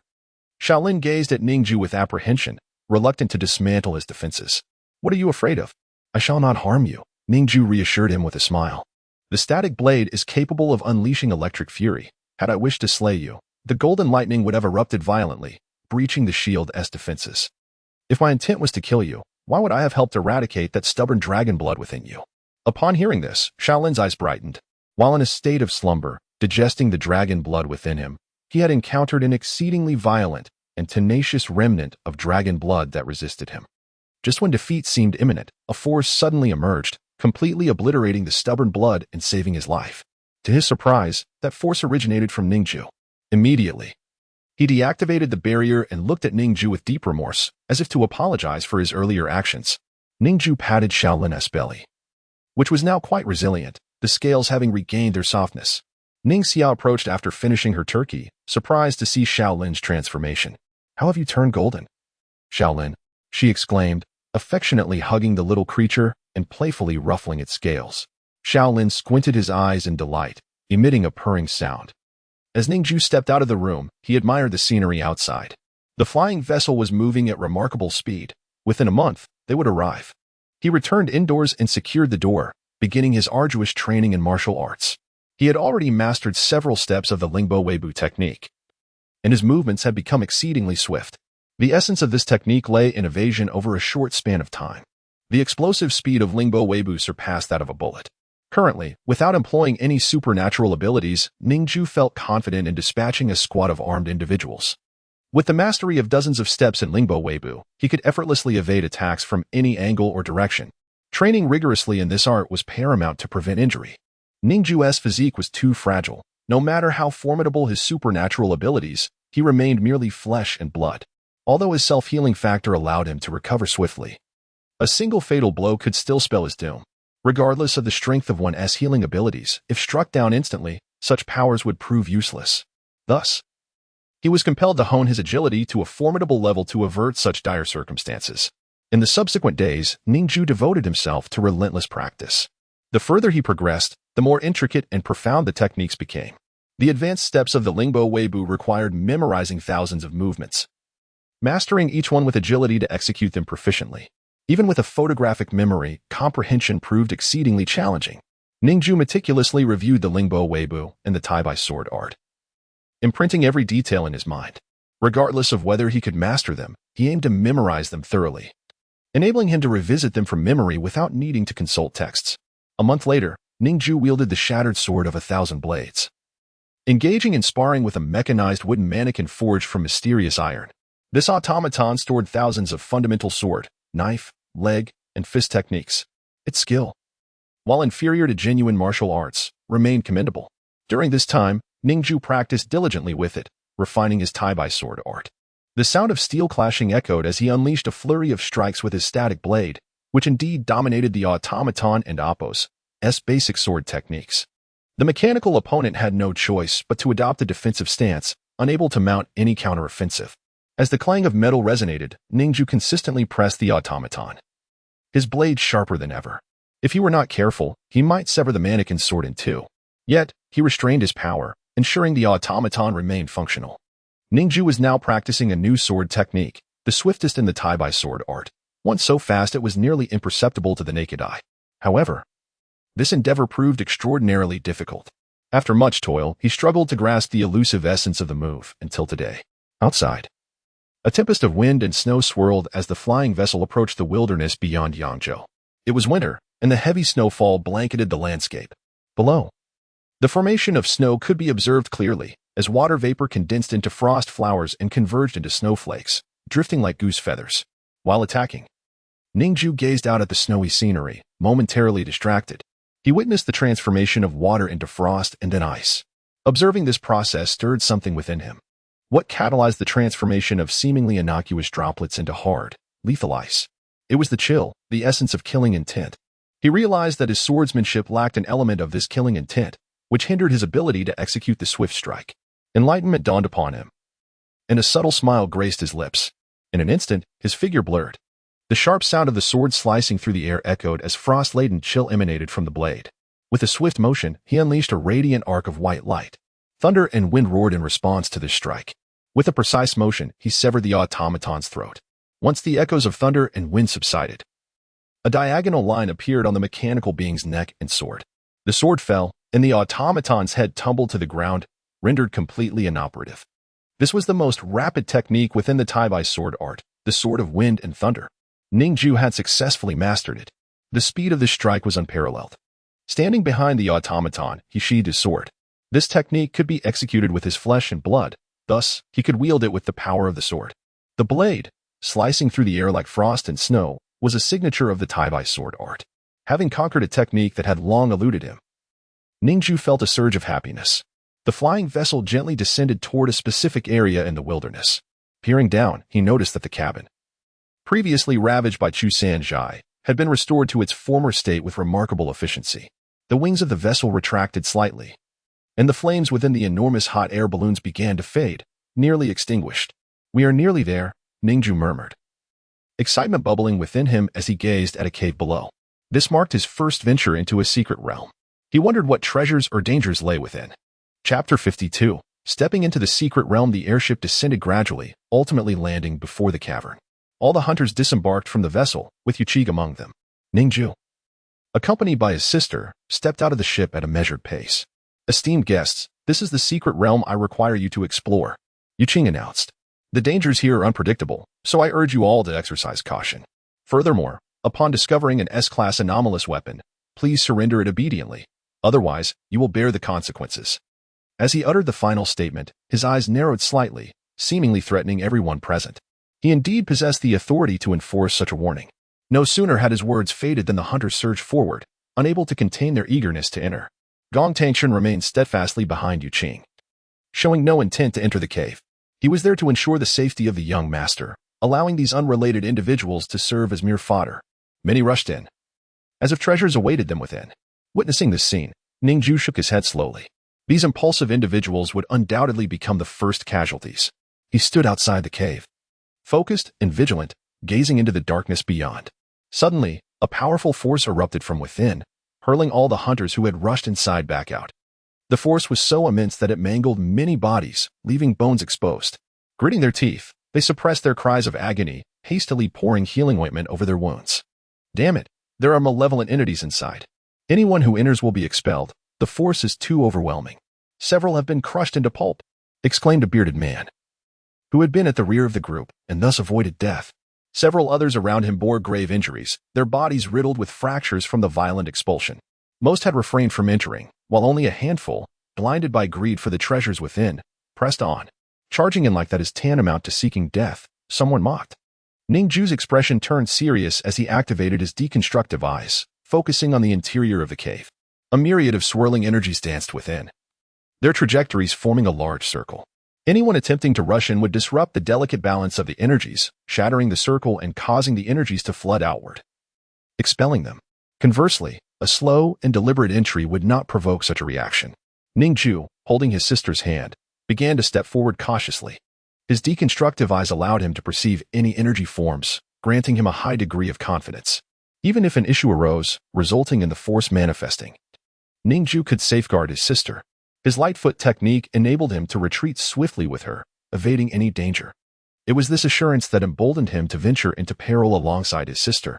As he stepped into the dark cavern, onlookers scoffed at his slow movements. Does he think he can evade the traps by tiptoeing? Yet, as Ning Jue's figure gradually vanished into the cave, astonishment rippled through the crowd. He truly went in. Many found it hard to believe. A few began to mimic Ning Jue, slowing their pace to follow suit, and to their surprise, they succeeded in entering without encountering the force. Gradually, more individuals began to adopt Ning Jue's method and entered the cave. At that moment, however, the bearded man remained obstinately skeptical. Curses. It must be that the mechanism was triggered only once, hence the absence of the force. It cannot possibly be due to his slow pace. With that, he charged in at breakneck speed. "Fool. Don't." Many faces turned pale as they watched him, ignoring their warnings. He barreled forward. Boom. After his entrance, a strange wave surged forth, propelling everyone else back out again. Many were grievously injured, including the bearded man, who lay on the ground, barely clinging to life. One hunter, clad in reinforced steel armor, bore a grim expression. The force was too overwhelming, capable of obliterating a human body. If not for the reckless man's intrusion, they might have successfully entered. In a fit of rage, he drew a peculiar black spear from his back, plunging it into the heart of the bearded man. Thud. The spear pierced through, blood gushing forth as the man succumbed to death. "A reckless fool," scoffed a female hunter clad in fitted attire. No one stepped forward to intervene. It was a consequence of his own folly, a lesson in the brutal reality of this wild world. Mistakes led to death. Unless one possessed overwhelming strength to crush all opposition, Ning Jue ventured deeper into the cavern, where he discovered a tattered flag planted at the entrance. The black flag bore an engraved skull, reminiscent of a pirate's insignia. As he continued onward, he noted the ground littered with wood shavings and debris. Deeper still, he encountered waterlogged planks, and soon the remnants he observed grew increasingly substantial. After walking several hundred meters, he stumbled upon a broken mast lying on the ground. How could there be a ship on land? Ning Jue pondered, perplexed. He pressed on, the environment growing increasingly damp and dark. Before long, the water on the ground rose to the level of his feet. Utilizing his deconstructive eyes, he discerned that the water was non-toxic but had a high salinity. Indeed, it is seawater, he mused, intrigued as he continued forward with his sister. Suddenly, a large black fish leaped from a pool of water, measuring 2 meters in length. It was stout and covered in black spines. Its mouth gaped open, revealing long, sharp teeth. The black spikes adorning its body extended a meter, extremely lethal. Through his deconstructive eyes, Ning Jue perceived the horrific venom hidden within those spikes. The fish soared toward Ning Jue, its eyes shimmering with a bizarre blue light, brimming with a thirst for blood. Clearly, it had been starving for quite some time, as no other creatures resided in the cave. Ding! Suddenly, a golden membrane enveloped Ning Jue, shielding her completely. The black fish's teeth could not harm a single hair on her head. Ning Jue glanced at the small scale on her shoulder, noting its trembling form, radiating golden light. The barrier was indeed a manifestation of its protective magic. Ning Jue activated his deconstructive eyes, the patterns within his gaze swirling. A peculiar sound resonated, and the black fish's body began to disintegrate from its skin. In an instant, its entire surface, along with the black toxic spikes, vanished. Blood gushed forth wildly as the fish writhed in agony, unable to endure the intense pain. Next, its bones crumbled, and it fell into the water, no longer exhibiting its previous ferocity. Finally, its innards dissolved completely, erasing it from existence. Only a vast pool of crimson blood remained in the water. Chapter 53. The Stranded Millennia-Old Ship. Little Scale. Well done. Ning Jue glanced at the little snake perched on her shoulder, smiling. Little Scale beamed with joy at the praise. Ning Jue gave Little Scale a thumbs up, which invigorated the little creature. It was akin to comforting a child. Although at that moment, Ning Jue's hand was already resting on the hilt of his sword, ready to draw it at a moment's notice to slay any threat to Ning Jue. However, as Little Scale took action, he relaxed his grip and employed the Eye of Deconstruction to vanquish the fish. Little Scale was quick to react, following its sister's lead, serving as a protector in its own right. Ning Jue now felt that sparing the little beast was indeed a judicious choice. As they pressed onward, an increasing number of mutated creatures roamed the waters. Suddenly, a bizarre, large fish surged from the depths, not leaping into the air but aiming to bite at Ning Jue's feet. Yet, Ning Jue was ever vigilant, his gaze fixed on the water. Should any creature dare to threaten Ning Jue, he would strike with merciless fury. With a swift motion, the static electric blade was drawn, and Ning Jue reversed his grip on the sword, thrusting it into the depths. The blade glinted coldly, pinning the fish to the watery abyss. The deeper they ventured, the more mutated beings appeared. The pool beneath them grew increasingly profound. Then, from the shadows ahead, hundreds of glowing red eyes emerged, startling Ning Jue.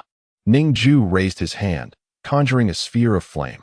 With a resounding boom, the bright light illuminated the cavern, scattering the hundreds of glowing eyes as they charged towards Ning Jue and Appos' position. The chilling shrieks of the mutated bats pierced the air, sending shivers down their spines. These were not ordinary bats. They were massive, with long fangs. Ning Jue's eyes gleamed with cold determination as he assessed their overwhelming numbers. Each bat exuded a potent toxicity. They screeched and charged, their wings creating ripples across the surface of the pool. Ning Jue remained calm, undeterred by their approach. A ball of fire appeared in his hand, swirling with razor-sharp winds. The fiery vortex erupted, unleashing hundreds of blazing wind blades. Slash, he uttered coldly. In an instant, the blades spun and struck, each one destined for a bat. The sound of their demise echoed like cutting through vegetables. These mutated bats were mere low-tier beasts, far inferior even to juvenile mutated giants.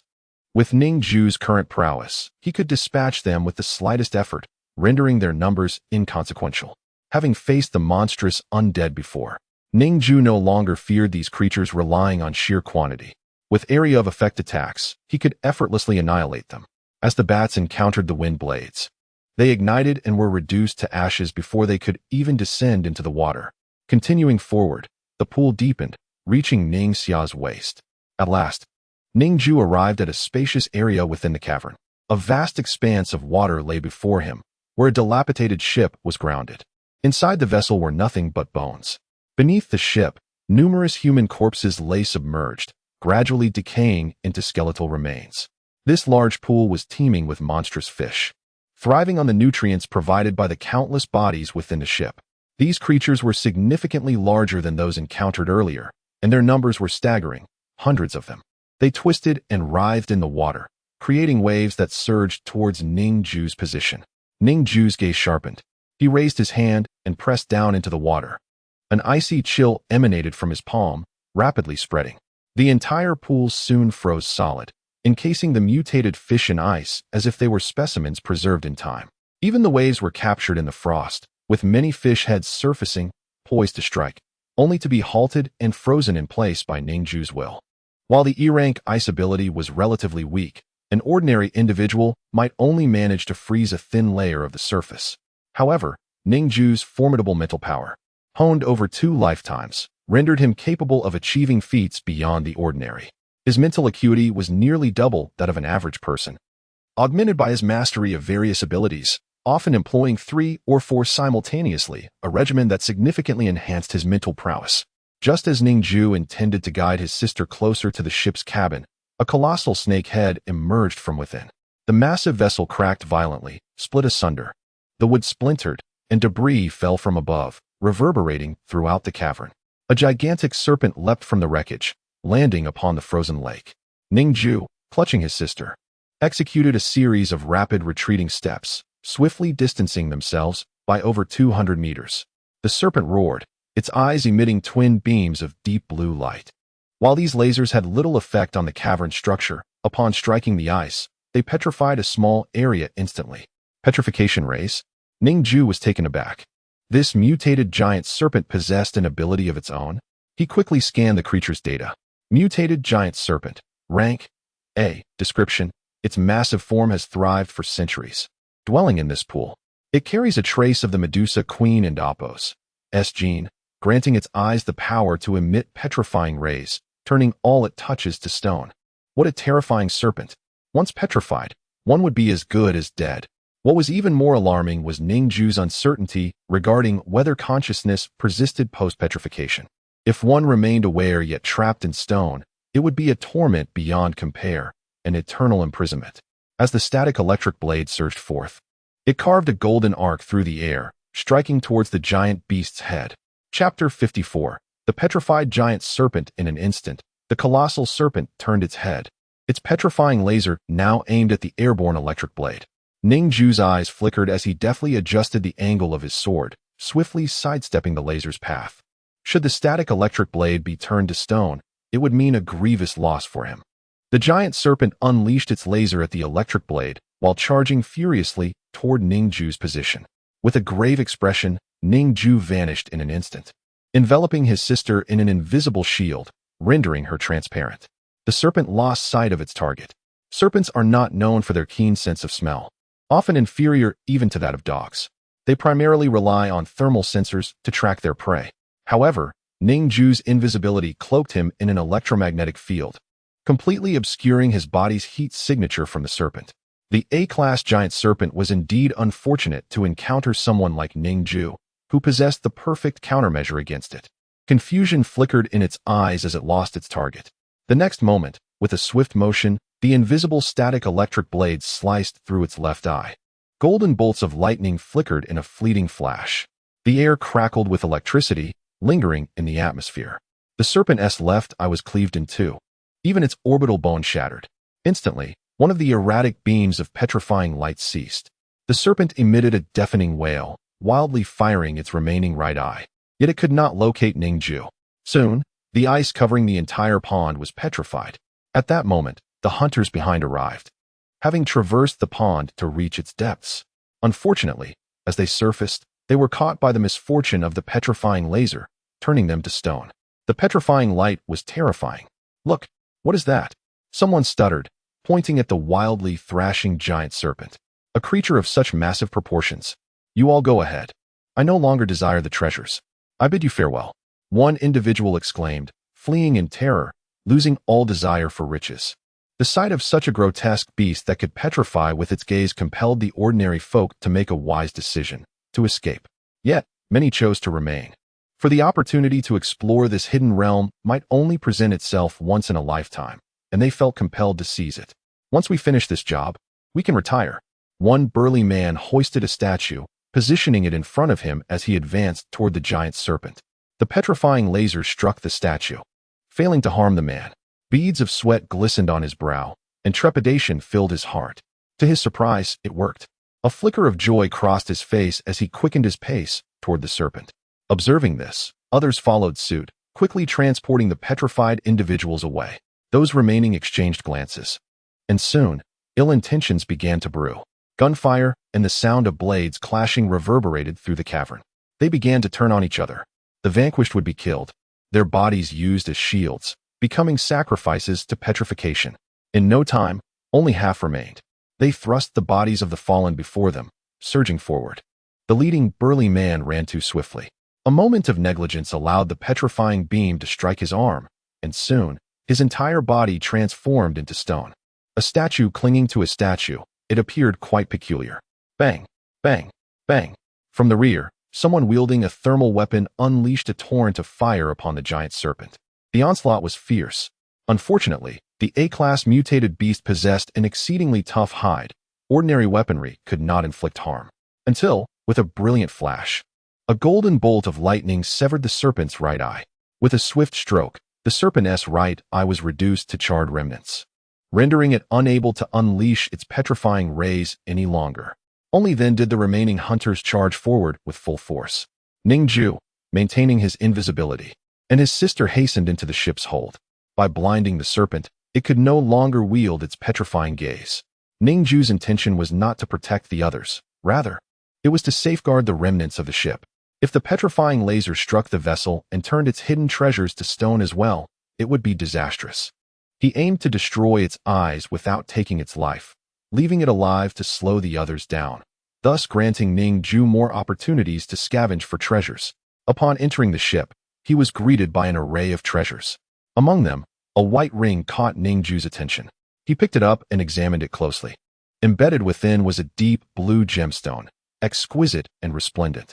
Heart of the Ocean Ring. Rank A. Description: cold depths reflect the dark pearl, delve into the azure sea.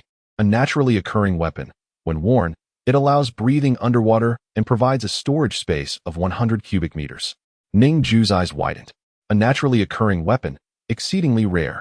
A ring that allowed one to breathe underwater, ensuring survival even in the deepest ocean depths. Even more astonishing was the 100 cubic meters of storage space. The largest storage rings he knew of only offered several dozen cubic meters. This ring boasted an impressive capacity. He promptly removed his own small ring, which held merely 1 cubic meter, and transferred all its contents into the heart of the ocean ring. The moment he donned it, Ning Jue felt his breath lighten significantly. Elated, he surveyed his surroundings. The ship's structure appeared to be on the brink of total decay, likely over 1,000 years old. Standing within, he felt an unsettling tremor. Within the ship's timbers, he discerned numerous maggots slowly wriggling, gnawing at the wood. Ning Jue gathered all the treasures he encountered and stored them away. Upon reaching the captain and Appo's cabin, he furrowed his brow.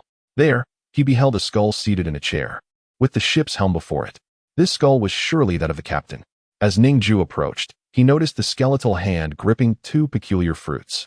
One was black, adorned with spiral patterns, and bore a bite mark, while the other was significantly smaller, pure white and intact. Both fruits were coated in dust and ensnared in cobwebs. Yet astonishingly, they showed no signs of decay. The maggots, despite feasting on wood, seemed disinterested in these fruits. With a breath, Ning Jue exhaled a gust of wind, sweeping away all the dust and cobwebs to reveal the true appearance of the fruits, remarkably fresh. Chapter 55. The Devil Fruit. Ning Jue scanned the information of these 2 fruits. Damaged tremor fruit. Rank S. Description: the heavens may still fall. A single thought can shatter the earth. A naturally occurring one-time weapon. Consuming it grants a permanent S-level ability tremor, but this fruit has already been bitten, resulting in a 50 chance of immediate death upon consumption. This pitch-black fruit possesses a terrifying effect. Upon consumption, one would directly acquire an S-level ability. However, it has been partially consumed, rendering its power incomplete. Most likely, it was the deceased captain who took a bite before succumbing to catastrophe. Regrettably, he only managed to bite it and did not gain the ability, resulting in his demise alongside the ship. Only the fruit remains, preserved until now. Both fruits are unblemished by the passage of time, appearing fresh and plump. Unfortunately, this S-level fruit is flawed. Consuming it could lead to immediate death with a significant probability of 50. Ning Jue would never consider eating it, though S-level abilities are rare and formidable. Securing one comes with immense risk. Given Ning Jue's plethora of abilities, death would mean the loss of all his powers. Everything would vanish. Death is the greatest cost in this world. Even with just a one chance, Ning Jue would not dare to take the risk. He tucked the fruit away into his pouch and turned his gaze towards the milky white fruit. Surgery fruit. Rank. A. Description. A naturally occurring one-time weapon. Consuming it grants an A-level ability, surgical space, a power so profound that it could fulfill humanity's age-old dreams. This small white fruit remains intact and presents no risk upon consumption, allowing one to obtain an ability without peril. Ning Jue did not hesitate to place it into the storage ring. His ability slots were already full. He would not consume this fruit. Moreover, he had the capability to replicate abilities. At worst, he could allow his sister to consume it and then replicate the ability for himself. Acquiring abilities was far too simple for him. However, the means to bestow abilities upon others are exceedingly rare. After securing both fruits, Ning Jue prepared to depart. The colossal serpent behind him continued to roar fiercely, while the hunters fought valiantly against it. With a thought, the suspended static blade struck down. Boom! A thunderous clap reverberated throughout the cavern. A golden bolt of lightning streaked through the air, illuminating the entire cave as if it were day. The flash of lightning delivered a final strike to the severely wounded serpent, cleaving its neck in twain. The severed head fell to the ground, devoid of blood due to the intense heat of the lightning, which charred and sealed the wound. Slayed an A-rank mutated beast. Gained 5 awakening points. This maneuver was colloquially known as picking up heads. His awakening points now totaled 8. Maintaining invisibility, Ning Jue prepared to exit with his sister. The ship had been split in two. He thoroughly scavenged the wreckage of one half. However, he had yet to explore the other half, leaving it for the hunters. It would be quite unfortunate for them if he were to take everything. As he descended from the shipwreck, Ning Jue's gaze suddenly sharpened. He observed a familiar pattern etched upon a boulder behind him. It depicted a circle composed of black and white. Within the black, there lay a hint of white. Within the white, a touch of black. The harmony of yin and yang. Was this not the symbol of Tai Chi? What is this pattern? I have never seen it before, Ning Xiao whispered. Tai Chi, Ning Jue replied succinctly, in just 2 brief words. He acknowledged that this world likely had no one acquainted with such a design. This was a symbol from the Book of Changes. Approaching the stone, he scrutinized the markings surrounding the Tai Chi symbol, which displayed 8 directions, each with 3 black lines. Some were broken, while others were connected. Yet their arrangement appeared somewhat flawed. Ning Jue felt a twinge of curiosity. He strained to recall the classics he had read regarding Tai Chi in his past life. After a prolonged moment, his gaze sharpened with realization. He remembered. Qian represents heaven, Kuan represents earth, Zhen represents thunder, Sun represents wind, Kan represents water, Zhen represents mountain, Li represents fire, and Dui represents marsh. This was the Bagua from the Book of Changes. He rearranged the 8 sets of black lines surrounding the Tai Chi symbol into their correct positions. To his astonishment, the Tai Chi symbol began to rotate slowly. Subsequently, the stone shattered, revealing an ancient tome encased in stone, covered in dust and debris. 4 large characters adorned its surface. Tai Chi profound art. A martial art? Ning Jue exclaimed, astonished, as he picked it up.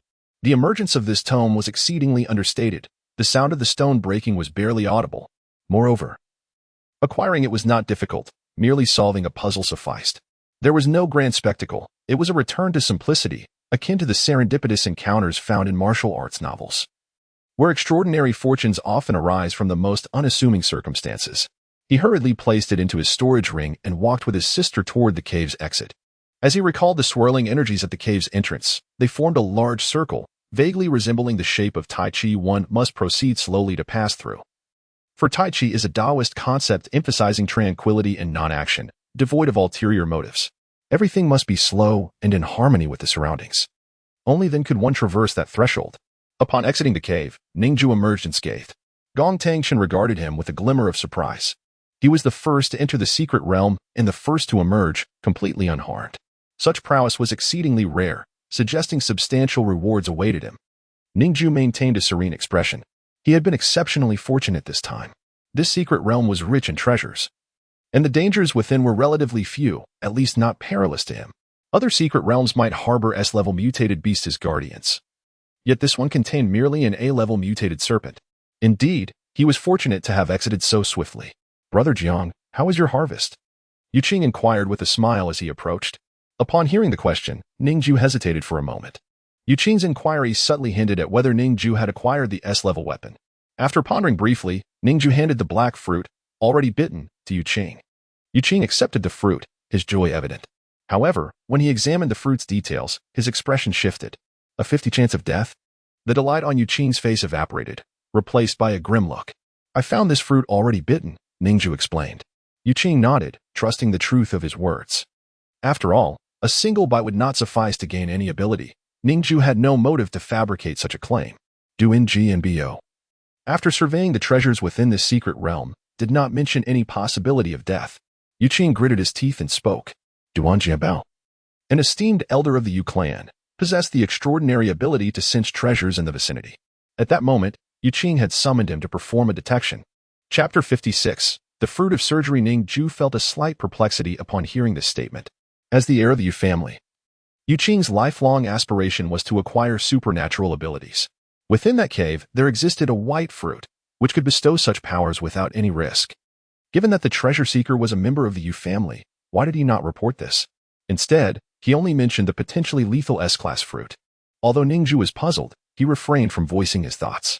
After all, he intended to keep the white fruit for himself. Yuqing was after the S-class fruit, and Ning Jue had not violated any agreement. Retaining the S-class fruit was of little use to Ning Jue. It would be far better to give it to this young Master Yu. What would happen to him after consuming it, whether he would live or gain abilities, was entirely up to fate. If he were to perish, it would simply be his destiny. Farewell, Ning Jue declared. May we meet again by chance. Yuqing's face turned ashen as he waved his hand dismissively.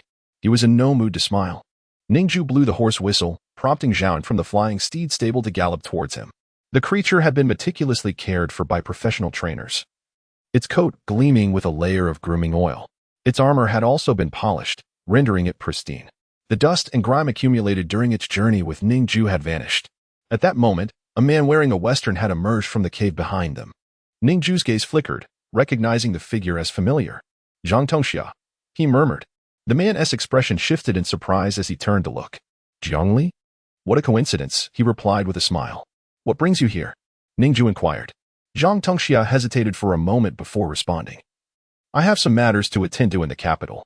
Subsequently, he pulled his hat down to obscure his face and walked alone toward the northwest. It seemed Zhang Tongxia was also seeking a free ride. Ning Jue dismissed the encounter from his mind, mounting his horse alongside his sister and heading towards Xiangyang Prefecture. They parted ways, concluding matters related to the secret realm. Zhaonan, agile and spirited, maintained its speed even while carrying 2 riders.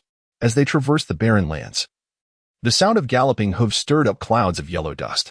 Following the domination of colossal beasts over the earth, humanity had retreated, and many once thriving cities were now buried beneath the sands. After half a month of travel, they were nearing Xiangyang Prefecture. In the woods, a campfire blazed as they roasted wild chickens, hares, and grass carp. Sitting on the ground, Ning Jue sprinkled seasoning over the food he had brought. Zhaonan, beside him, nibbled on wild grasses, having exhausted its energy from the long run. Thus, Ning Jue decided it was time to rest. Ning Xia watched hungrily as the delicacies sizzled by the fire, her stomach grumbling. The peculiar energy within her continuously gnawed at her body, necessitating substantial nourishment to stave off the encroachment. This was why, despite being a young girl, she had such a hearty appetite. Ning Jue had attempted to use his deconstruction eye to analyze the mysterious energy within Ning Xia, aiming to dismantle it. However, he found it utterly impossible.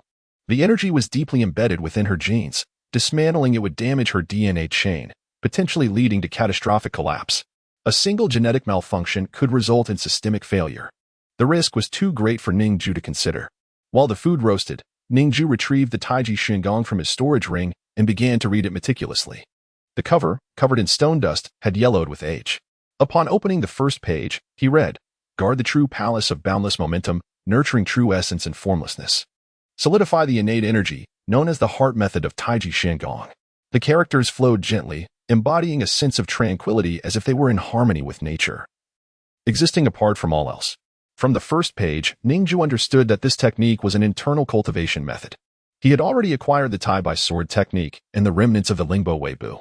With both body and sword techniques in hand, he now needed a foundational internal skill. Internal cultivation was indeed the cornerstone of mastering any martial art. Turning to the second page, he read, Lead the qi with intention. Let the qi guide the form. Embrace the void, creating from nothing. The dense and obscure phrases filled the page, leaving Ning Jue bewildered. He attempted to comprehend them but could not grasp their meaning. With a sigh, he continued to flip through the pages, committing all the Taiji Shingon verses to memory. Afterward, he closed the book and returned it to his storage ring. If he could not practice it now, he would remember it for a day when understanding might suddenly dawn upon him. Ning Jue then produced a pure white fruit, resembling an apple yet oddly shaped. Not of this world. Xia, would you like to acquire supernatural abilities? He asked, contemplating for a moment. Ning Xia's eyes filled with curiosity. Brother, do you have a way for me to gain powers? She asked. Supernatural abilities were typically innate, with few instances of individuals acquiring them postnatally. The Human Alliance had employed countless elite scientists, spending billions annually to research methods for awakening these abilities, yet success had been elusive. Ning Jue nodded. Do you desire it? Filled with anticipation, Ning Xia replied without hesitation. I do. In her youth, she had been able to assist her brother, but as she grew, her health deteriorated further. Her skin became increasingly pale, and her hair turned golden. She felt herself becoming a burden to her brother and wished to change that. Only supernatural powers could enable her to help. Consume this fruit, and you shall attain such powers, Ning Jue stated, handing the snow-white fruit to her. She examined it closely, noting its unusual shape, having never seen anything like it before. Without a moment's hesitation, she took a bite. Sweet juice flowed from her mouth. How delicious! She exclaimed, surprised by the refreshing and icy sweetness of the fruit. She devoured it eagerly, her eating manners betraying her gender. As she swallowed the last morsel, her pupils flickered. She distinctly felt a surge of energy manifest within her, an extraordinarily potent force. Her gaze sharpened, as if she suddenly comprehended something profound. Raising her hand, she conjured a swirling vortex that expanded explosively. The gusts of wind sent leaves scattering through the trees. The semi-transparent tornado rapidly engulfed a 100-meter radius, ultimately condensing into a translucent spherical form that enveloped the surroundings. Standing within this sphere, Ning Jue felt overwhelmed, struggling for breath. With a wave of her hand, the fish roasting by the fire flew into her grasp. Separation, she stated calmly. The crispy-skinned, tender fish had all its bones instantaneously detached from its body. Chapter 57. The greedy pursuer's Ning Jue was astonished as he beheld the fish spines floating beside Ning Xia, hundreds of them, including many that were finer than a strand of hair. After all, this was a crucian carp, which possesses numerous spines within its body. Yet, with a mere wave of her hand, Ning Xia effortlessly separated them all, not a single spine accompanied by flesh. There was no error. It was an absolute display of precision. The fish, devoid of its skeleton, had transformed into a mass of tender meat, languishing upon the skewer. Even more astonishing was the fact that the fish's body remained unscathed, as if those spines had been teleported away rather than extracted.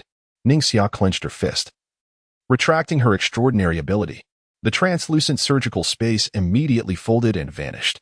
She was elated, never anticipating that she would acquire such a formidable power. Brother, isn't it impressive? She exclaimed, her eyes shimmering with anticipation as she gazed at Ning Jue.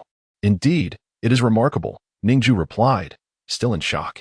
Once I activated the surgical space, I could perceive any matter within it and manipulate, slice, assemble, or exchange it at will, provided I scanned the object with my eyes. I feel as though I have become a master surgeon, deftly operating upon the entities within this space. Ning Xia's newfound ability was a manifestation of spatial power, something even Ning Jue lacked. He felt a surge of desire. Unfortunately, his ability slots were full, or he would have attempted to acquire it immediately. Ning Xia raised the fragrant roasted fish and consumed it in a few bites. A fish without spines was a rare delicacy in the world. Brother, I desire a knife, she said, her mouth full of roasted fish. Why? Ning Jue inquired, puzzled. His sister had never practiced any form of swordsmanship, even with a knife. She could not engage in close combat. I have an instinct that wielding a knife will enhance the power and precision of my surgical space ability, she replied. An ability holder knows their powers best, and Ning Jue chose not to question her further. He began searching through the storage ring. After a considerable time, his eyes brightened as he retrieved a slender, lightweight broadsword, its blade gleaming with a deadly sheen that suggested lethality surpassing that of a wolf steel sword. Upon closer inspection, one could discern the engraved words concentrate and empower upon the blade. This knife is light enough for you to wield effortlessly, he noted as he scanned its details. Concentrated broadsword, rank, B, description, an exceptional auxiliary weapon. When wielded, it gradually absorbs mental energy, enhancing the wielder's spiritual power. It was indeed a B-rank weapon.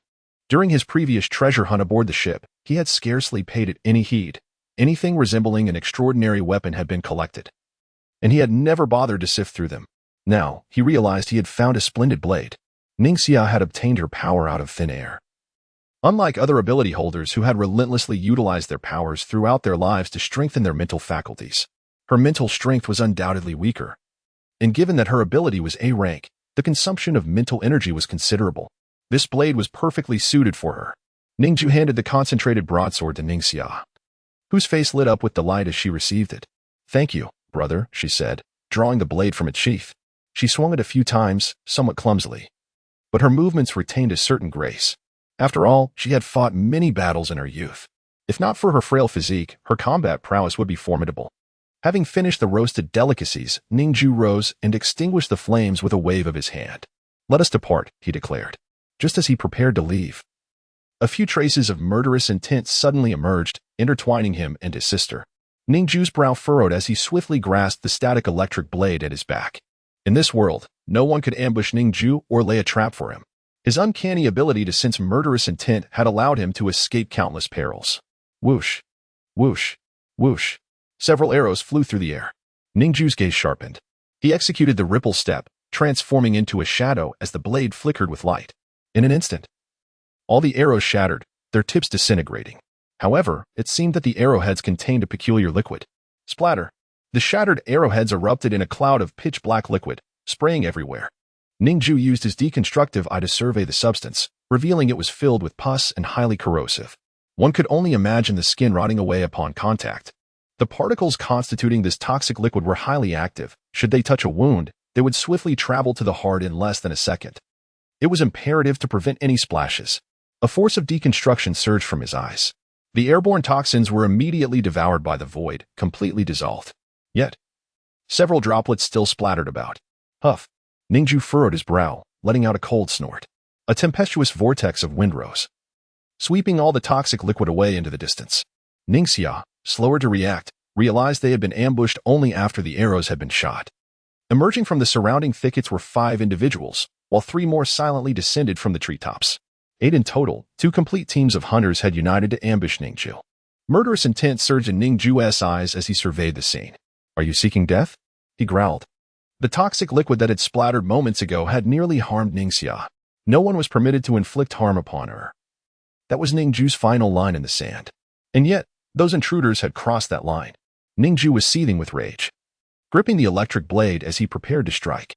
"Jiangli, I bet you're quite pleased with yourself now," a young man clad in a cloak, wielding a pitch-black spear, stepped forward.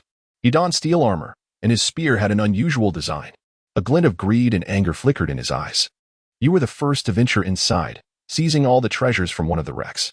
Surely you amassed dozens, if not hundreds, of extraordinary weapons for yourself." He gritted his teeth.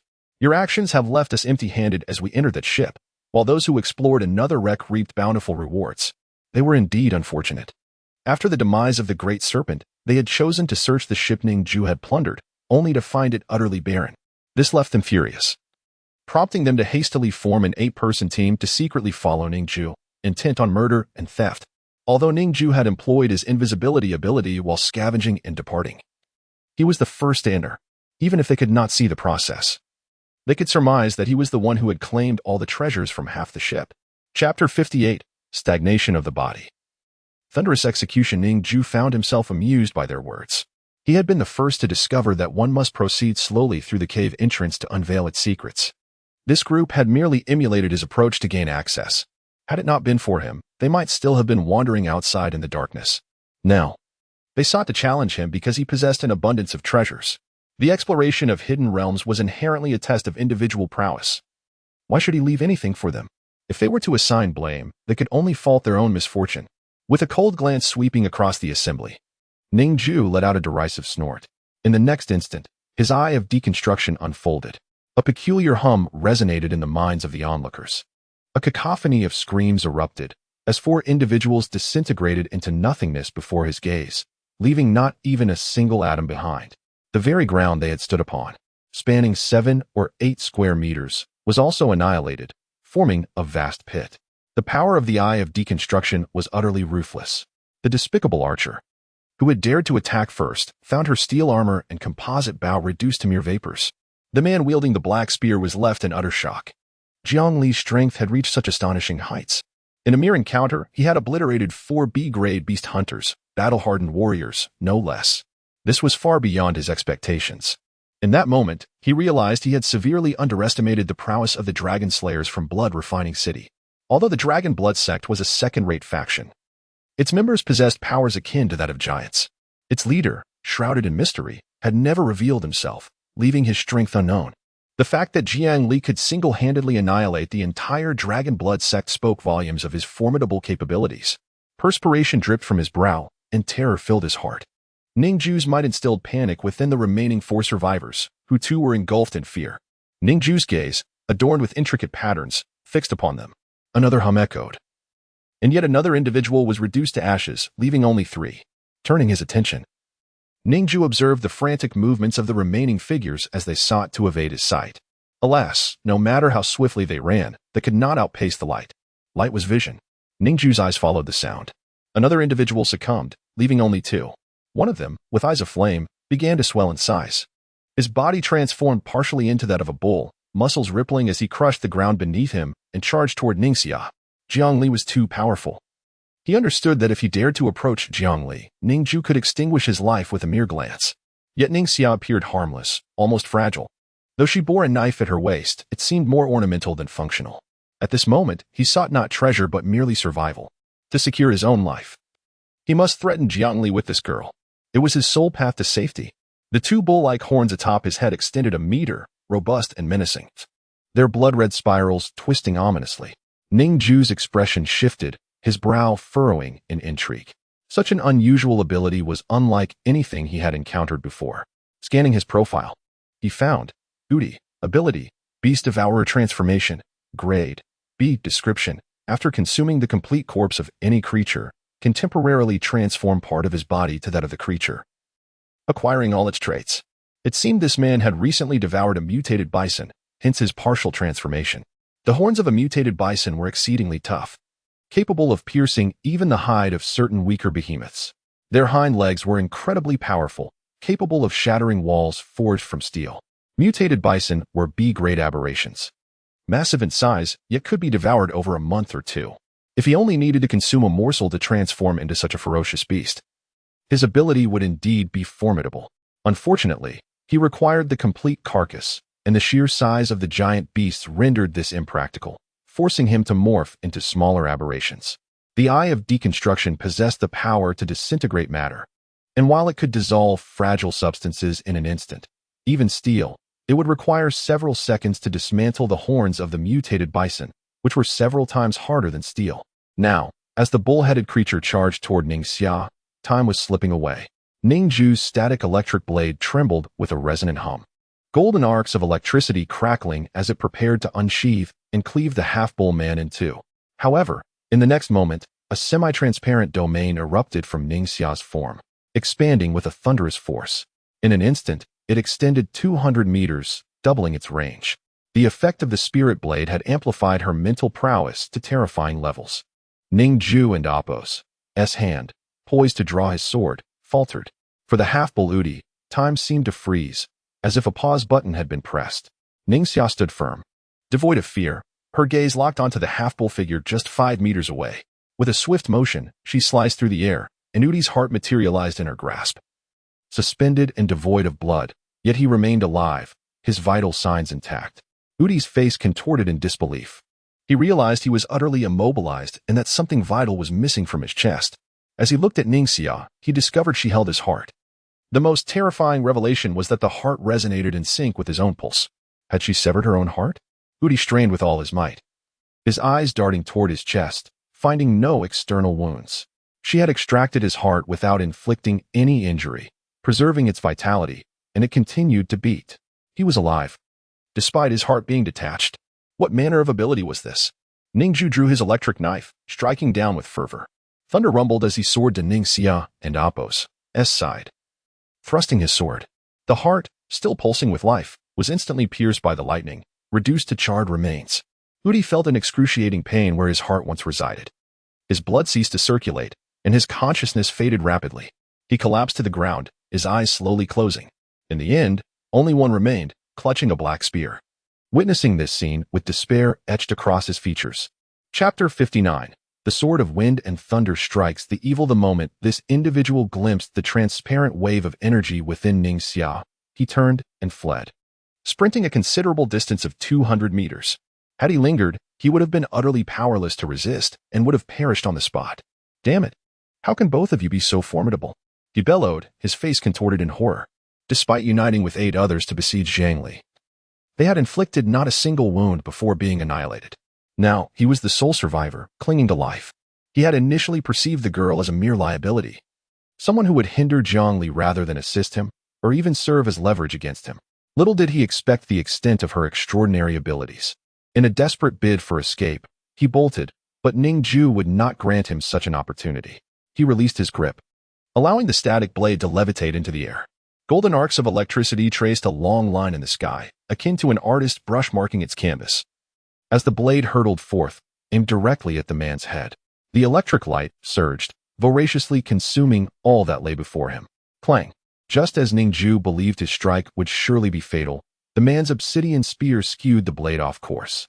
He crouched low, narrowly evading the lethal blow, though he sustained grave injuries. The terrifying current carried by the blade surged along his spear, coursing into the arm that wielded it.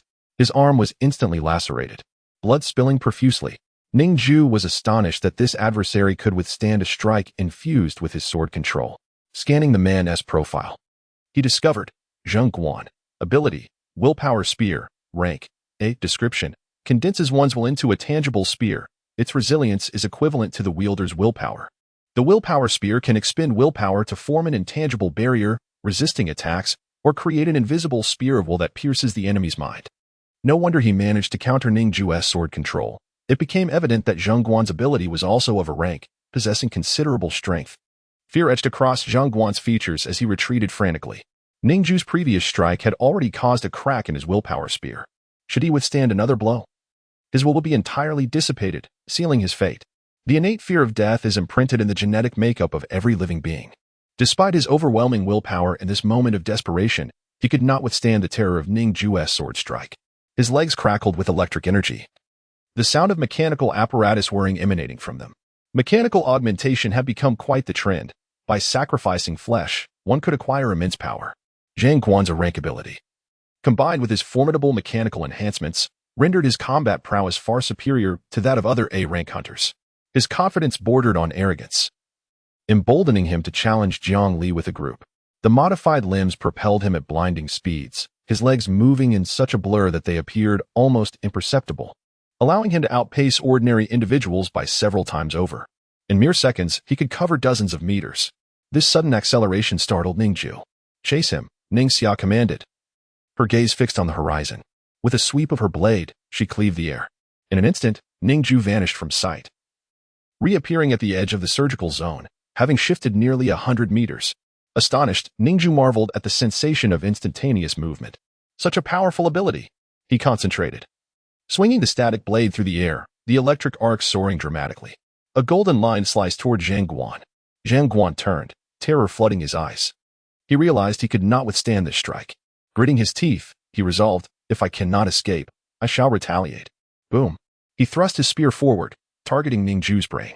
This strike was not physical. It was a pure manifestation of willpower, imperceptible and intangible. In that moment, Ning Jue was struck by a searing pain in his head. A willpower attack. Was Zheng Guan prepared to exhaust his entire mental energy to achieve this? Ning Jue and Appo's expression turned frigid. His own willpower surpassed all. Enduring the agony in his mind, he focused on the electric blade, reciting the incantation of the sword technique. Amidst the golden electric glow, a white flash emerged. The wind howled as it severed the air. The blade and Appo's speed accelerated exponentially, hundreds of times faster. The sword of wind and thunder sliced through the air in an instant, cleaving Zheng Guan's head in twain. The combined forces of thunder and wind resided within that singular stroke. Zheng Guan and Appo's willpower spear had not yet fully penetrated Ning Jue and Appo's mind when he was irrevocably slain. The excruciating pain in Ning Jue and Appo's mind vanished without a trace. A few droplets of blood oozed from his brain, flowing from beneath his eyelids. His vision turned crimson. The whites of his eyes tinged with a faint red hue, an omen of intracranial bleeding. Had he hesitated even a moment longer, allowing the intangible spear of will to fully manifest and pierce his mind, the injuries he would have sustained could have been catastrophic, even with his formidable willpower. It would have been futile. After all, his own will was entirely dispersed, while the enemy and Appos' was concentrated into a solid spear, capable of penetrating with precision.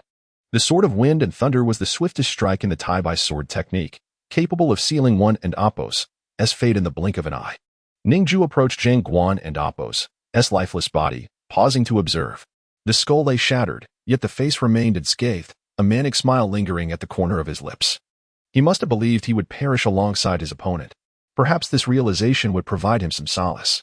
The dark willpower spear dissipated into ethereal motes of light, vanishing from existence. Ning Jue collected his storage ring, filling his own with its contents.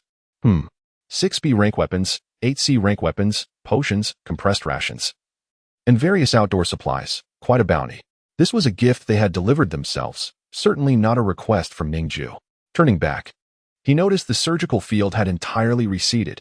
Ning Xia lay unconscious on the ground. Ning Jue activated his swift steps, rushing back. Had the toxin from the arrows splattered upon his sister? Panic surged within him. Shaolin hopped anxiously upon her shoulder, seemingly trying to rouse her. Approaching, he found no wounds upon her and breathed a sigh of relief. A glance at his sister's earrings prompted a self-deprecating smile. Of course, I nearly forgot, she possesses numerous protective artifacts, none of which had been triggered. In battles of this magnitude, she was unlikely to sustain any harm under the protection of her artifacts. Chapter 60, Class A Superpower. Wrath of the Elements. As Ning Jue lifted Ning Xia into his arms, his gaze flickered slightly. He noticed that she had a nosebleed, a clear indication that her mental energy had been depleted, causing her to faint from exhaustion. Ning Jue had experienced similar circumstances before. Gently placing his sister onto Zhaonan, he mounted the horse himself, allowing her to lean against him. "Zhaonan, let us proceed," he whispered. Zhaonan galloped forward, the sound of its armor clanging in a crisp rhythm. Ning Xia's frail body struggled under the weight of an A-class superpower, which demanded an immense amount of mental energy, making it difficult for her to maintain her abilities for long periods. Moreover, this foolish girl lacked the skill to control her powers adeptly. She extended her abilities as far as she could reach. However, even with the amplification effect of the Mind Blade, she could not sustain it for long. In the recent battle, a range of merely several dozen meters would have sufficed. No matter how fast Zhengguan ran, he could not outpace the sword blades controlled by Ning Jue, for the range of his sword manipulation exceeded 200 meters. The further the distance, the weaker the control over the blades became. The A-class sword manipulation could exert formidable power within a kilometer radius, rendering Zhengguan's fate all but sealed. Ning Jue currently possessed 8 awakening points. He directly condensed ice and fused it with the torrent of flames. A notification from the system echoed in his mind, consuming 2 awakening points, fusion successful, superpower traits compatible, perfect fusion achieved, acquiring the superpower, Wrath of the Elements. Wrath of the Elements, rank A, description, can conjure and fully manipulate 5 natural elements: wind, fire, ice, lightning, and earth. The brief description left Ning Jue gasping in astonishment. His torrent of flames, initially a B-class ability, had risen to A-class upon fusion. Typically, fused superpowers do not ascend in rank unless the 2 abilities are exceptionally compatible, which was evidently the case with the torrent of flames and ice condensation, both being elemental in nature. Thus, the fusion granted him the power to manipulate additional elements of lightning and earth. A remarkable boon indeed. Ning Jue's thoughts shifted as the surrounding soil erupted suddenly, forming a sturdy earthen wall behind him. He wished to test whether he could manipulate the natural elements around him at will. Therefore, he continued to exert his power. Zhaonan galloped at full speed, and the ground on either side erupted, raising 3-meter-high crimson earthen walls along their path. After running several kilometers, they had inadvertently created a road of earth. Breathless, Ning Jue ceased his exertions, marveling at the strength of this ability, which allowed him to conjure and control 5 natural elements at will. Now, he possessed 2 A-class superpowers, the hidden sword manipulation and the Wrath of the Elements. His combat prowess had ascended to a terrifying level.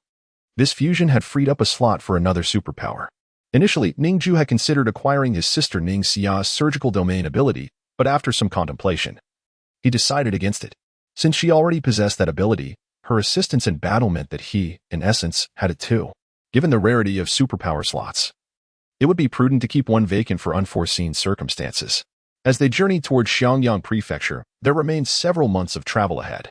Ning Jue's expression grew grave, his heart laden with worry. If the people of Xiangyang could not heal Ningxia, then he truly could not conceive of anyone else capable of saving her. No, there remains hope, he mused. If the warriors of Xiangyang were also unable to cure Ningxia, then Ning Jue would traverse the world, gathering various superpowers until he found the ability to heal her. If no superpower could suffice, he would merge all of them, ultimately creating a force that transcended all. As long as he could heal her, everything else could be negotiated. Time passed swiftly. 2 months slipped by. During their journey, Ning Jue encountered numerous mutated beasts and giants. For any beast below B class, he need not draw his sword. A mere gesture would conjure a thunderous spear to pierce their hearts. Any audacious mutated creature that dared to provoke him was essentially courting death. His typical method involved using his powers to lift a substantial mass of earth and envelop the beast within, then crushing it suddenly, compressing it into a pool of blood, turning the soil crimson. Central Province stood at the heart of the human domain, characterized by its formidable defenses and a congregation of powerful beings. The surrounding beasts were mostly of low rank, with encounters of B-class being rare. A-class beasts were even more elusive. Only near Blood Refining City did such terrifying creatures roam, with some S-class beasts lurking even further south. Thankfully, Xiangyang was not beyond the borders. Otherwise, Ning Jue would have hesitated to bring his sister along. As Ning Jue passed by these low-level giants, he found that Zhaonan did not need to slow down. In an instant, he could slay them and manipulate the earth to draw their cores to him. After 2 months of travel, he had slain 37 beasts, including both C and B class. His awakening points surged to 55. His first order of business was to enhance his superpower slots. Having slain an A-class beast previously awarded him 1 slot for free. Thus, Ning Jue's first enhancement of his superpower limit cost him only 10 awakening points. However, the next enhancement would require 100 points. With 7 superpower slots, 5 were now occupied, leaving 2 remaining. Yet Ning Jue felt this was still insufficient. He needed to hunt ferociously to continue his advancement. He expended additional awakening points to elevate his lowest level superpower, the healing factor, to B class. Suddenly, his eyes caught sight of a town ahead. It was fairly large, rivaling a base. They had reached the border of Central Province, and soon they would enter Xiangyang territory. Let us rest in the town and procure some supplies, Ning Jue suggested. Ningxia nodded, her eyes sparkling with anticipation. After weeks of consuming barbecued game, she was weary of it. Moreover, the jolting ride had left her back aching.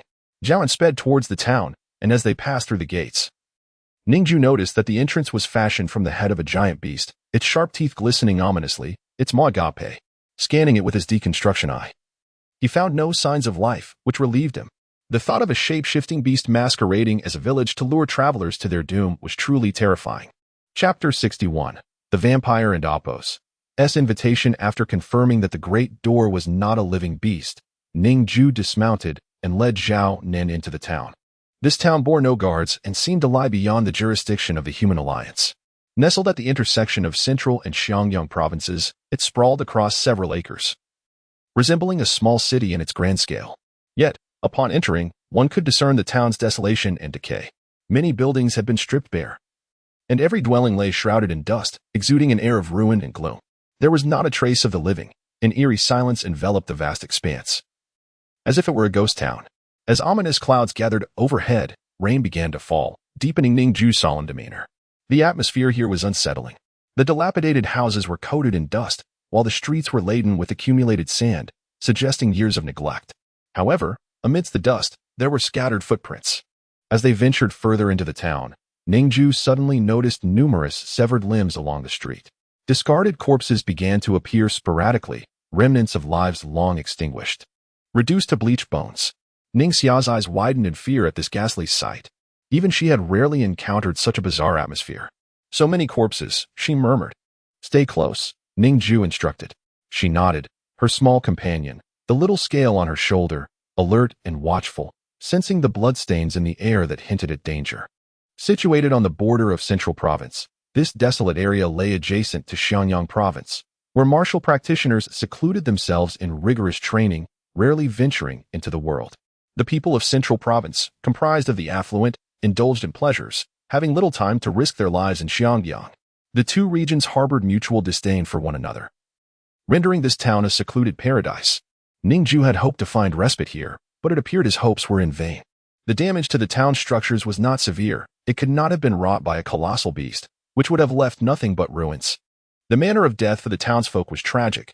Limbs twisted grotesquely, skulls shattered, and bodies desiccated, as if drained of blood. Their garments lay in tatters, suggesting a horrific ordeal.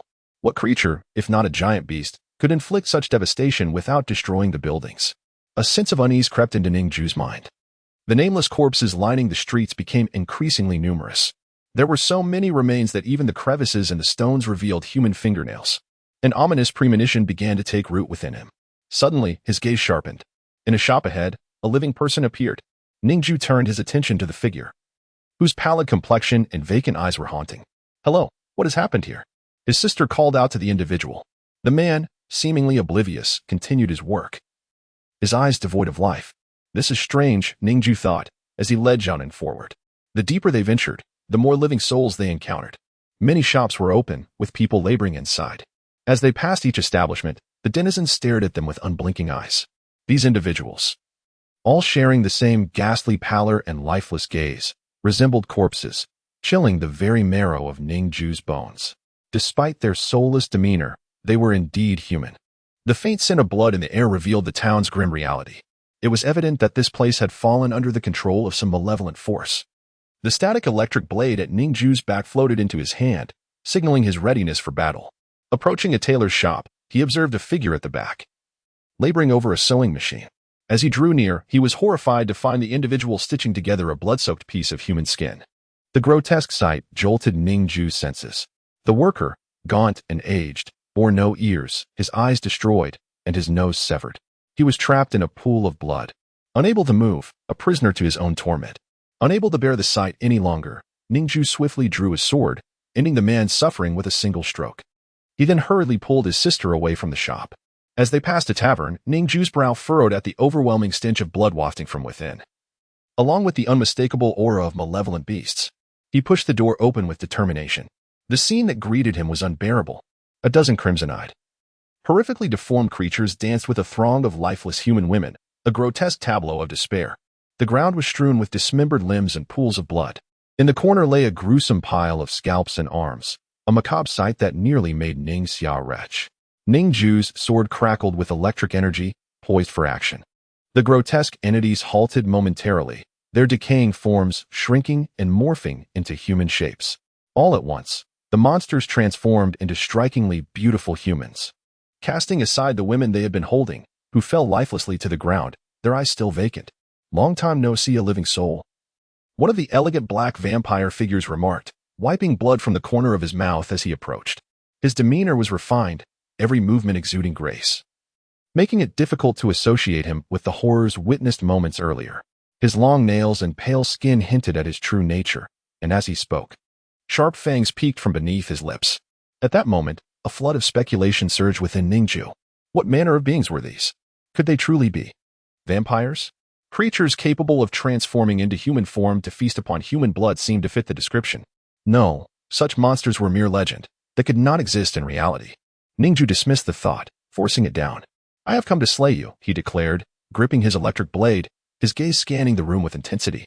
His words elicited laughter from the gathered crowd, their amusement echoing around the room. "My friend, you possess great courage. Would you care for me to transform you into a vampire?" The refined black vampire inquired. Ning Jue's pupils dilated. Could it truly be a vampire? The very embodiment of legendary horror, possessing beauty and terrifying power.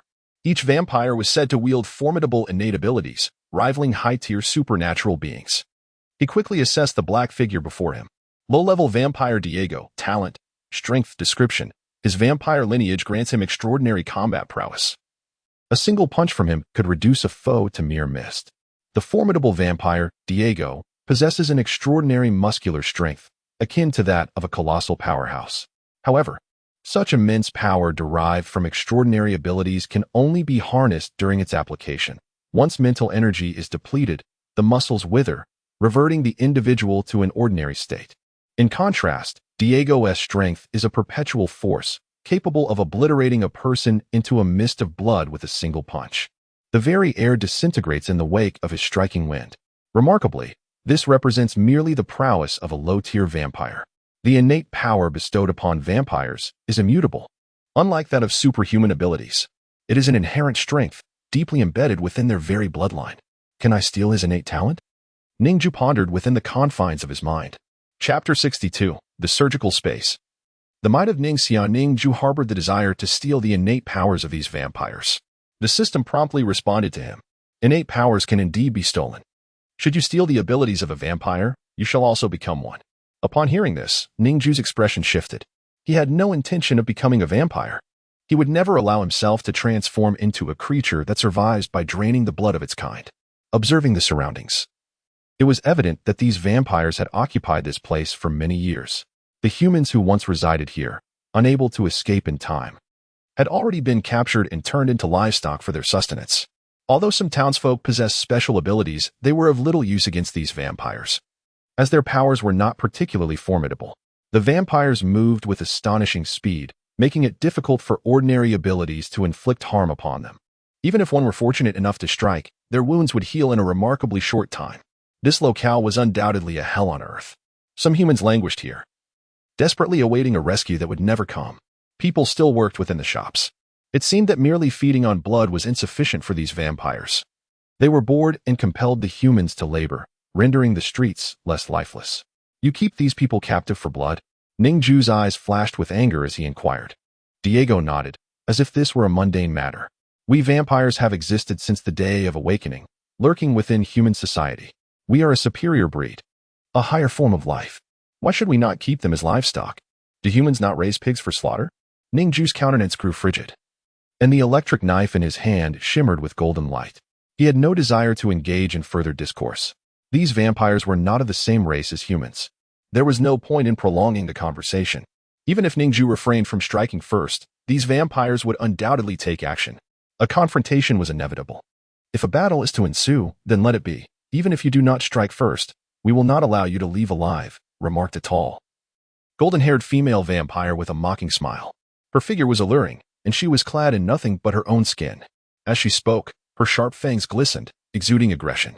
She was a purebred Nordic vampire, having lived for centuries, a rare lineage indeed. Xia, protect yourself, Ning Jue whispered. Ning Xia nodded resolutely, drawing her blade with sudden intent.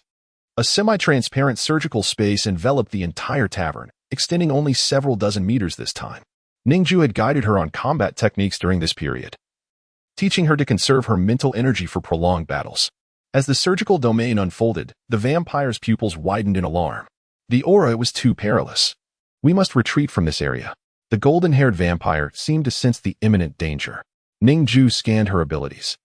Innate talent, danger precognition, description. This vampire can sense danger in advance. It was akin to a prophetic ability.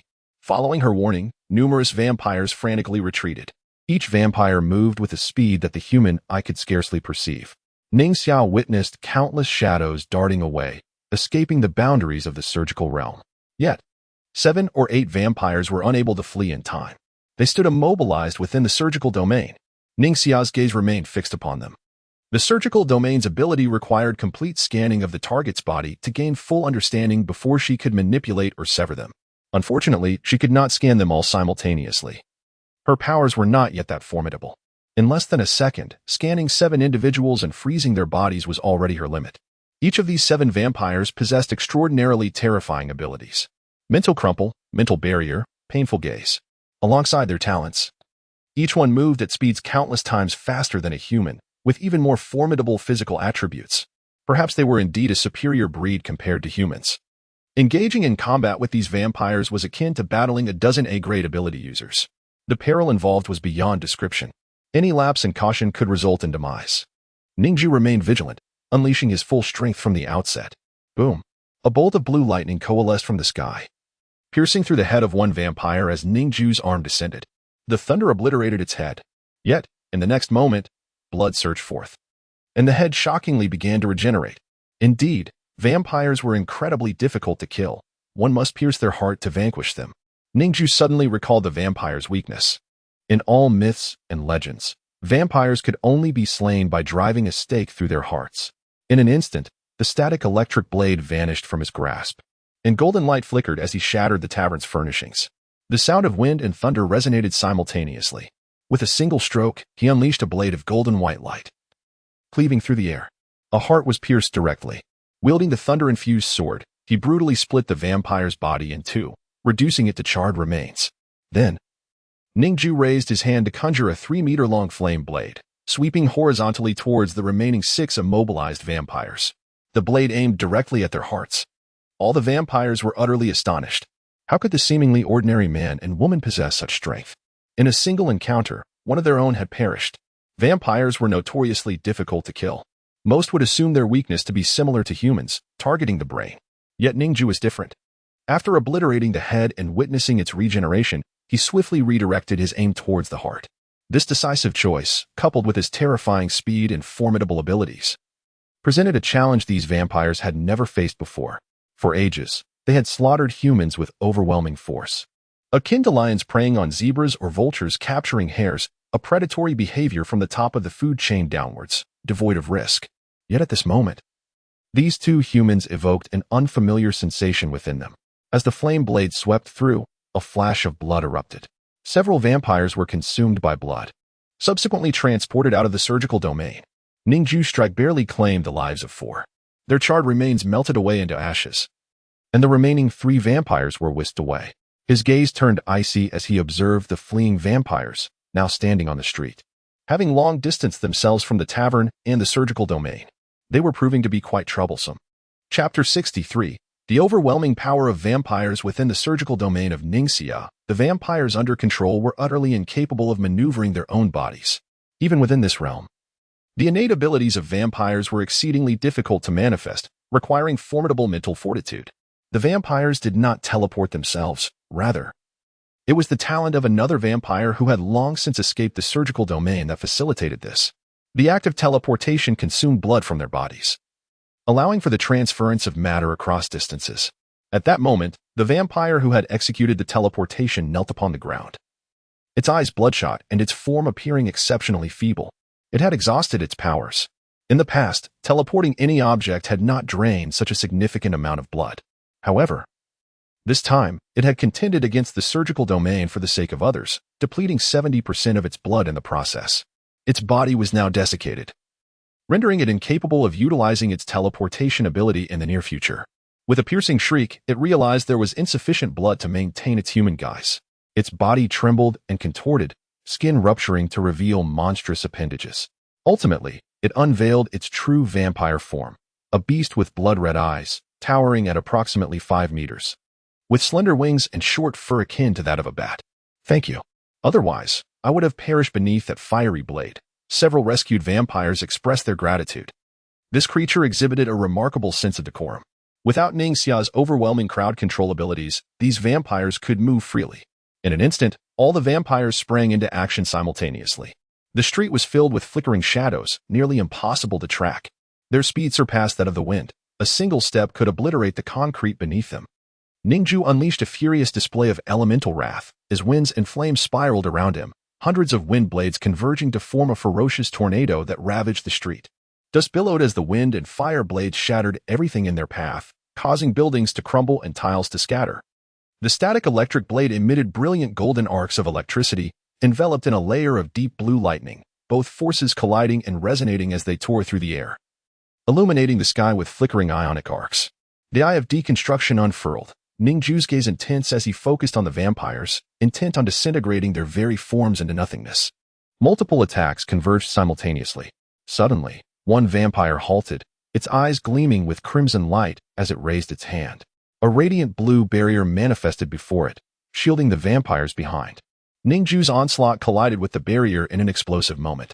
The deconstructive force acted upon this mental barrier, its dissolution slow, with only the corners fading into the void, demonstrating its formidable strength.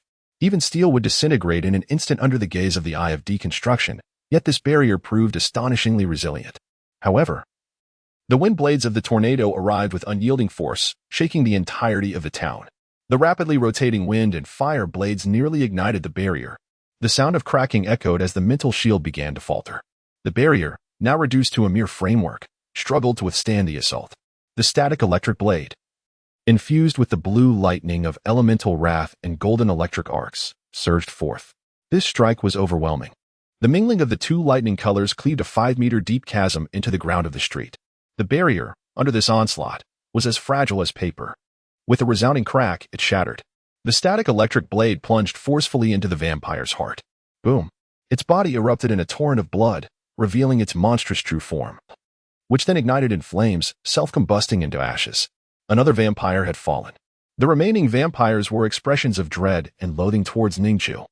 You dare invade my family's territory and slaughter my kin. You shall pay.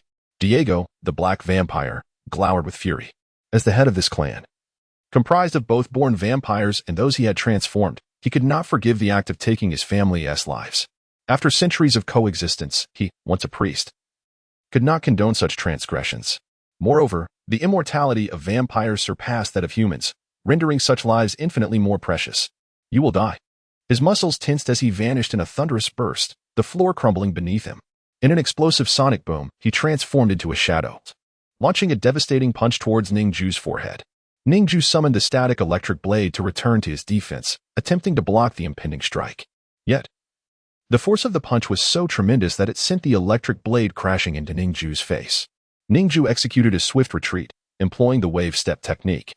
However, the blow still grazed his shoulder, causing his bones to shatter and his clothing to rip apart. Fortunately, he had evaded a direct hit to his head. After all, he stood within the surgical domain. He was hurled backward, kneeling on one knee, his expression one of shock. Diego and Apos' innate talent was raw power, the most ferocious of gifts. The adage one force can overcome 100 rang true. That single punch bore a force exceeding 100 tons, creating a pressure that made Ning Jue's skin tremble. His shoulder wound began to heal rapidly. Ning Jue and Apos' self-regenerative abilities had reached an A-grade level, capable of mending fractures within mere seconds. Once his injury was restored, he rose slowly. Such formidable self-healing capabilities, Diego remarked, clenching his fists, his expression grave. I have never encountered a human with such diverse abilities, Ning Jue stated anxiously. As someone who had only recently acquired her powers, facing such a powerful vampire clan was indeed overwhelming. The strength of these vampires rivaled that of high-level behemoths, each posing a B or A-grade threat. Now, Ning Jue felt considerable pressure as Diego exited the surgical domain only to charge back in, intent on attacking Ning Jue. This time, Ning Jue activated the Eye of Deconstruction. He ceased his gaze upon Diego, for he was too swift for the human eye to detect. However, the particles in the air would be disturbed by his movements. Ning Jue focused on the airborne particles. As he moved, they scattered, allowing him to perfectly sense Diego and Apos' location.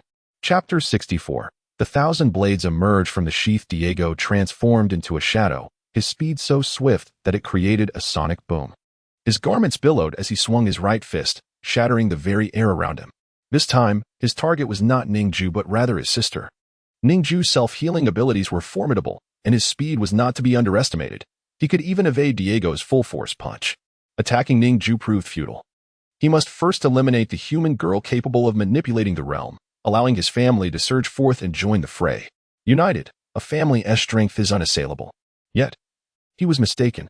Ning Jue was far more resilient than Ning Jue, for Ning Jue would exhaust every ounce of his being to protect her. A small scale on Ning Jue's shoulder emitted a golden glow, enveloping her in a barrier replete with a sacred aura. Diego, upon witnessing this barrier, felt a flicker of surprise. Such a divine presence, albeit feeble, if only it were stronger, it might withstand. Alas, it was too weak. He scoffed. Such a flimsy defense could scarcely withstand the force of his wind. Ning Jue's gaze fixated on the scene, his eyes glinting with frost. Although Ning Jue possessed numerous life-saving artifacts capable of withstanding the impending strike, most were one-time use and exceedingly precious. Ning Jue had no desire to waste them. With a cold snort, his sword intent surged forth. Buzz! A peculiar sound resonated. The clash of countless metallic fragments filled the air. The shattered blades emerged from their sheath. In an instant, as Diego charged forward, hundreds of sword fragments soared in front of Ning Jue, suspended in midair. These fragments aligned into a complex formation, forming a shifting net of blades that shielded Ning Jue. To harm Ning Jue, he would have to plunge recklessly into that intricate array of blades. His expression turned frigid, devoid of fear. What were these worthless shards worth? His form was as solid as they come, the strongest vampire in his clan. His vampiric lineage was purer than that of his kin, for he had been transformed centuries ago and had since thrived. He bore a sense of pride. He regarded Ning Jue and Ning Xia as mere animals, devoid of intellect. To him, humanity was no more than livestock, a mere source of sustenance. Thus, he chose to face the shards head-on. However, as he barreled into the fray, his expression froze in shock. What was happening? Where were my hands? He glanced down, horrified to find his body severed into countless pieces. He was rendered immobile, unable to act as his form lay disjointed. The tremendous force of his fist could not be unleashed. A glimmer of terror crept into his eyes. Were these blades truly this sharp? What manner of weapon was this? He attempted to flee, yet his body, now fragmented, was unable to move, propelling him forward by sheer inertia. His flesh was continually sliced. At the terminus of the shattered blade net, a minuscule fragment emerged. This shard was remarkably sharp, smaller than a fingernail, yet it was aimed directly at his heart. For the first time, fear ignited in Diego's eyes. If that exceedingly sharp blade pierced his heart, he would undoubtedly perish. These two humans, who had so abruptly entered the fray, surpassed his wildest expectations. His speed began to wane, and Ning Xia finally seized the opportunity to scan his form. With a decisive strike, she severed his heart from his body, placing it a mere centimeter from the shard. In the next instant, it would be pierced through. A flurry of memories from centuries past flashed before his eyes, memories from the Central European era. Cold sweat drenched his body. He could scarcely believe that the specter of death loomed before him. Centuries of wisdom accumulated over time surged through his mind. He could play nearly any instrument, grasped nearly any chemical principle, and had lived through the historical tapestry of Europe for hundreds of years. He was a living relic. Yet now, his once endless life was poised to conclude. He could not accept this reality. Just as he resigned himself to his fate, an eerie sound erupted. A pool of blood engulfed him, and in an instant, his heart and entire being vanished from sight. He reappeared outside the surgical domain, his fragmented form reassembling and healing in an instant. He had snatched back a life. However, upon turning to the side, he beheld a family member, endowed with teleportation abilities, who had expended their last drops of blood to activate their talent, pulling Diego from the surgical realm. Yet, they too had lost their life, their body turning to ash, scattering in the wind. Diego's eyes brimmed with madness as he glared at Ning Jue, his once refined demeanor utterly obliterated, replaced by sheer insanity and a thirst for blood. With a piercing scream, his human form contorted, revealing his true nature. Wings unfurled, spanning several meters. The most formidable manifestation of a vampire. The terrifying visage sent tremors through Ning Xia. With a shriek, all vampires reverted to their true forms. This appearance was their most powerful. Having ventured into the surgical domain twice, Diego had discerned its weaknesses. As long as one moved swiftly enough to evade Ning Xia and Appo's gaze, they could dodge the domain's attacks and manipulations. Through his howl, he signaled to his kin, imparting this vital information. With wings unfurled, he surged forward, leading the vampires into the fray. No longer afraid, they flooded into the tavern in unison. One vampire unleashed their innate power, summoning a tempest. The entire tavern was uprooted, the structure collapsing under the force. Ning Jue's expression hardened as he raised his hand. The tempest, instead of being directed outward, turned back upon its creator. In the presence of Ning Jue, to toy with the wind was akin to courting death. Any elemental ability beneath the fury of elements would fall under his command. The wind blades cleaved the vampire into pieces, its massive form crashing to the ground, blood spilling forth. Yet all that blood belonged to humans. The vampire's body was shredded, its innards violently expelled. It was all too swift for even the vampire to heal in time. Its heart lay exposed in the open air. With a snap of his fingers, all the wind blades ignited in flames, converging upon that heart. With a resounding crack, the heart shattered. Another vampire fell lifelessly. Only a handful of vampires remained, fewer than 8. Ning Xia concentrated, diligently scanning the remaining beasts. Their colossal forms moved with astonishing speed, swifter than their humanoid counterparts. Each scan took several seconds, but fortunately, her gaze was equally swift. She successfully scanned one of the vampires in its entirety. Subsequently, she swung her blade, and a heart materialized before her, suspended in the air. With a swift stroke, the heart was cleaved in two, and another vampire fell lifeless to the ground. Regardless of the circumstances, these vampires were no match for Diego's swiftness. Even if they exerted their utmost efforts to evade Ning Xia's scanning, it remained a formidable challenge. Chapter 65. The threat before death of vampires, filled with grief and rage, found their tranquil existence abruptly invaded. In their eyes, Ning Jue was the true embodiment of evil. As he gazed upon these grotesque, fluttering creatures, his heart bore no pity. Even if they could articulate their thoughts, exhibiting civility and remarkable beauty, or even if they were willing to sacrifice themselves for their kin, they remained fundamentally inhuman. Their ostensible refinement was merely a facade. Their true nature revealed them as monsters that tormented and devoured beings identical to themselves. Boom. Several vampires charged towards Ning Jue and Ning Jue. One of them, with blood-red eyes, suddenly radiated a fierce crimson light. Ning Jue felt a searing pain strike her mind, causing her surgical domain to dissolve instantaneously. She could not suppress a heart-wrenching scream. Upon hearing her cry, fury surged within Ning Jue. This vampire wielded a talent known as mental suppression, capable of inflicting pure torment on a psychological level, far exceeding human tolerance.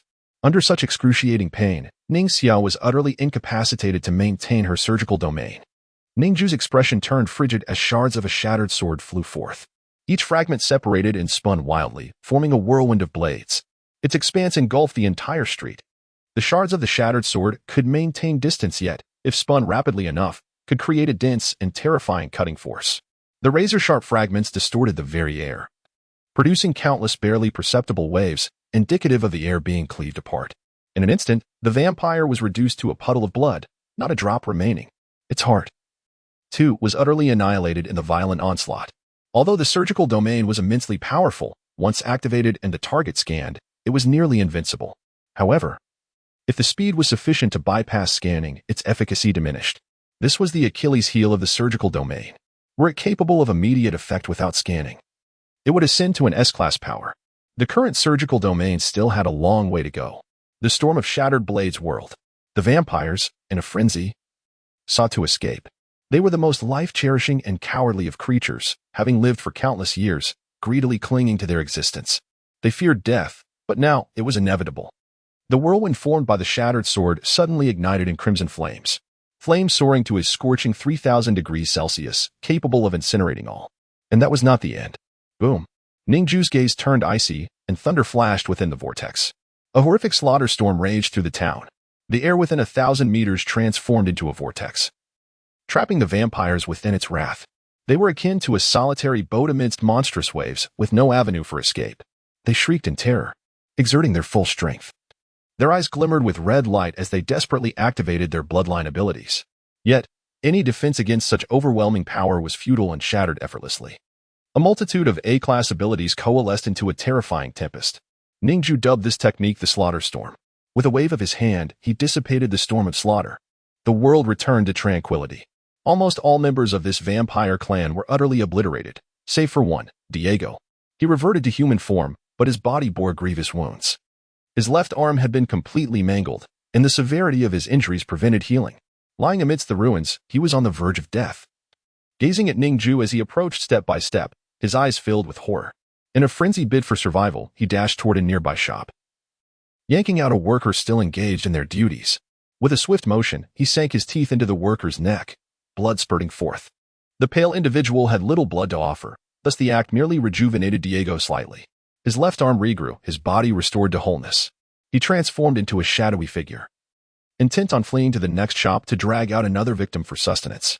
Ning Jue's gaze flickered, and the shards of the shattered sword converged, forming a slender blade 100 meters long.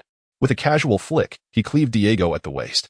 The razor-sharp fragments inflicted such grievous wounds that even Diego could not swiftly regenerate. He clawed forward, determined to live, even without his legs. From a distance, Ning Jue thrust the blade, aiming to pierce his heart. "Give me a chance. I beg you." Diego screamed, his eyes wide with terror. At that moment, genuine fear consumed him.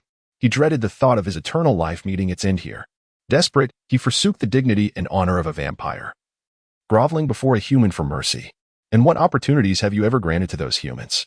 Ning Jue replied coldly. The desolation of this town suggested decades without human presence. This indicated that the vampire clan had occupied this place for many years. The townspeople endured extreme suffering daily, tormented relentlessly, trapped in perpetual darkness, a veritable hell. It was not hard to imagine that those initial humans awaited salvation. However, as time passed, their suffering became unbearable, propelling them to contemplate ending their own lives. Yet, they were shackled by their own bodies, powerless to escape their fate, forced to endure such existence for decades. Ultimately, those souls relinquished all thought. Such a tragic plight would find no forgiveness from Ning Jue. He thrust his sword forth. At that instant, Diego's gaze turned wild as he retrieved an item from behind his waist, a silver box concealing a silver dagger. Clutching the dagger, he attempted to strike Ning Jue from afar. Yet, Ning Jue raised a hand, and the dagger slipped from Diego's grasp. Diego's eyes widened in disbelief. This was a treasured gift from the master who transformed him into a vampire. How could it have slipped away so easily? The silver dagger then turned, piercing Diego's heart. His body disintegrated into ash. Vampires feared silver, and this dagger was composed primarily of that very metal. He perished by the hand of his own weapon. A truly tragic fate. Diego's eyes brimmed with incredulity. His century-long life crumbled in that instant. He erupted in a frenzied howl. "You dare to kill me? My master, the first vampire, will not let this go." But before he could finish, he succumbed entirely to death. Chapter 66. The vampire's divine artifact, the shattered blade of 1,000 edges, automatically returned to its sheath. A silver dagger flew into Ning Jue's hand. And all the vampires were slain. Ning Jue helped his sister up. "I'm sorry, I couldn't assist again," she blushed and said. Ning Jue slowly shook his head. She remained unaware of her own significance. Among the first wave, one of the 7 vampires she had controlled possessed a terrifying ability to cause instant death. However, Ning Jue had managed to seize control of that vampire, allowing Ning Jue to execute it first. Had she failed, the consequences would have been unimaginable. "Your role is far more significant than you realize," Ning Jue encouraged her. He helped his sister onto the horse and was just about to mount and leave the small town when he suddenly felt a disturbance beneath his feet. He manipulated the earth below, uncovering the ruins of the tavern. On the dust-laden floor, he discovered a hidden passage. Approaching, he opened the door to the dark chamber. And a foul stench assaulted his nostrils. The sight within the basement nearly made Ning Jue retch. It was filled with people, stacked one atop another, crammed into a space of less than a few dozen square meters. It was pitch black, devoid of any light. Over 100 individuals were piled here. The ones at the bottom struggled for breath under the weight of those above, yet they were forced to cling to life. They were all still alive. The blood of the vampires coursed through each of their bodies, providing forced sustenance that prevented them from committing suicide, an abominable food supply. Among them were children, their faces etched with despair and pain, lying atop a mound of flesh and blood. The vampire blood numbed their bodies, rendering them incapable of taking their own lives and compelling them to breed, thus ensuring a steady source of fresh blood. Those who dared to resist had long been exterminated, leaving only those too weak to fight back. The vampires treated humans like livestock, not only drinking their blood but also relishing the taste of their living flesh. The features of these individuals had been carved away, leaving them devoid of sensory perception. To be alive was merely a torment. To the vampires, they were nothing more than forcibly sustained meat. In the basement, excrement and blood were strewn about, and the stench caused Ning Jue to vomit. Ning Jue sighed deeply, controlling the shattered blade of 1,000 edges to split into hundreds of razor-sharp fragments. In a precise strike, he pierced the forehead of each individual, bringing an end to their suffering. Their wills had crumbled, their thoughts lost in the agony of years. There was no saving them. It was better to terminate their pain. In a flicker of cold light, the once living beings transformed into corpses. Ning Jue raised his hand and unleashed a flame, engulfing the basement. The years of uncleaned waste and blood within emitted a repugnant odor, further sealed within, creating a pocket of methane. When the flames ignited, the gas exploded violently, incinerating all the corpses in an instant. Ning Jue mounted his horse and departed from this wretched place. Along the way, he encountered numerous shops, each bustling with activity. With swift strokes of his blade, he dispatched them mercifully. After annihilating everyone, he emerged from the town. With a wave of his hand, towering flames erupted, surrounding the entire settlement. Above the monstrous, tooth-like gate of the town hung a sign inscribed with the words Beast Hunter Town. Perhaps this town had been established by a hunter, renowned for slaying ferocious beasts in the wilderness. The beast that formed the town gate must have been at least an A-class creature. It was a pity that such a martial village had been effortlessly occupied by the vampires. The strength of the vampires was indeed formidable. This time, Ning Jue had only slain the lower-tier vampires of a single family, with only Diego being particularly powerful. His bloodline was comparatively pure. While the rest of his family had been transformed by him, their bloodlines diluted. Diego was merely a low-tier vampire. Yet his speed and strength rivaled that of an A-class esper. What, then, of the high-tier vampires? A sense of dread washed over Ning Jue. He spurred his horse onward, quickly leaving the area. He retrieved Diego and Apo's silver dagger and examined it closely. The silvery blade refracted the sunlight, appearing pallid and cold to the touch, measuring 15 centimeters. It was remarkably compact, with a sharp tip that could pierce the air itself. What a fine blade, Ning Jue mused, scanning the weapon's details. He found white oak short sword, rank S, description. Once the weapon of a legendary demon hunter, its pure silver blade is infused with white oak ash at its core, capable of inflicting immense damage on vampires. This sword once pierced the heart of high-tier vampire Camilla, putting her into a slumber for a millennium. During this time, the short sword was nourished by the potent magic of the high-tier vampire, gaining formidable power, but only a vampire can wield the magic within this short sword. Ning Jue was astonished. This was indeed an S-class otherworldly weapon. No wonder Diego had fought desperately to land a blow, seemingly wishing to exchange his life for Ning Jue's. Fortunately, he had seized control of the dagger using his sword manipulation ability. Otherwise, the outcome could have been dire. The power of any S-class otherworldly weapon was cataclysmic, even in his weakened state. Diego wielding this weapon could have led to mutual destruction or even a counterstrike against Ning Jue. It was unfortunate that the formidable capabilities of the short sword could only be harnessed by a vampire. In human hands, it was merely a dagger effective against vampires, hardly qualifying as an S-class weapon. Diego had only resorted to using this dagger at the last moment, when his life was at stake. Clearly, wielding this dagger came at a significant cost. High-tier vampire. Camilla. Ning Jue committed the name to memory. Camilla was likely the high-tier vampire who had transformed Diego. Even with her heart pierced by this dagger, she remained in slumber. After a millennium, her blood had imbued a common dagger, transforming it into an S-class otherworldly weapon. Just how terrifying must her power be? Ning Jue dared not dwell on it. Despite possessing numerous abilities and the weapon of a human hero Li Hongguang, he felt no confidence in defeating such an adversary. He urged his horse towards Xiangyang City, his mind too preoccupied with thoughts of the past months. Time had flown by, and his sister had only 2 years and a few months left. Ning Jue could only hope that the warriors in Xiangyang City had a solution. Chapter 67. Xiangyang. Throughout his journey, Ning Jue diligently immersed himself in the profound teachings of Tai Chi Xian Gong, committing all the essential mantras to memory. Yet, he found himself unable to grasp the initial entry into its practice. One fateful day, he caught a glimpse of the rising sun, heralded by ethereal purple mist.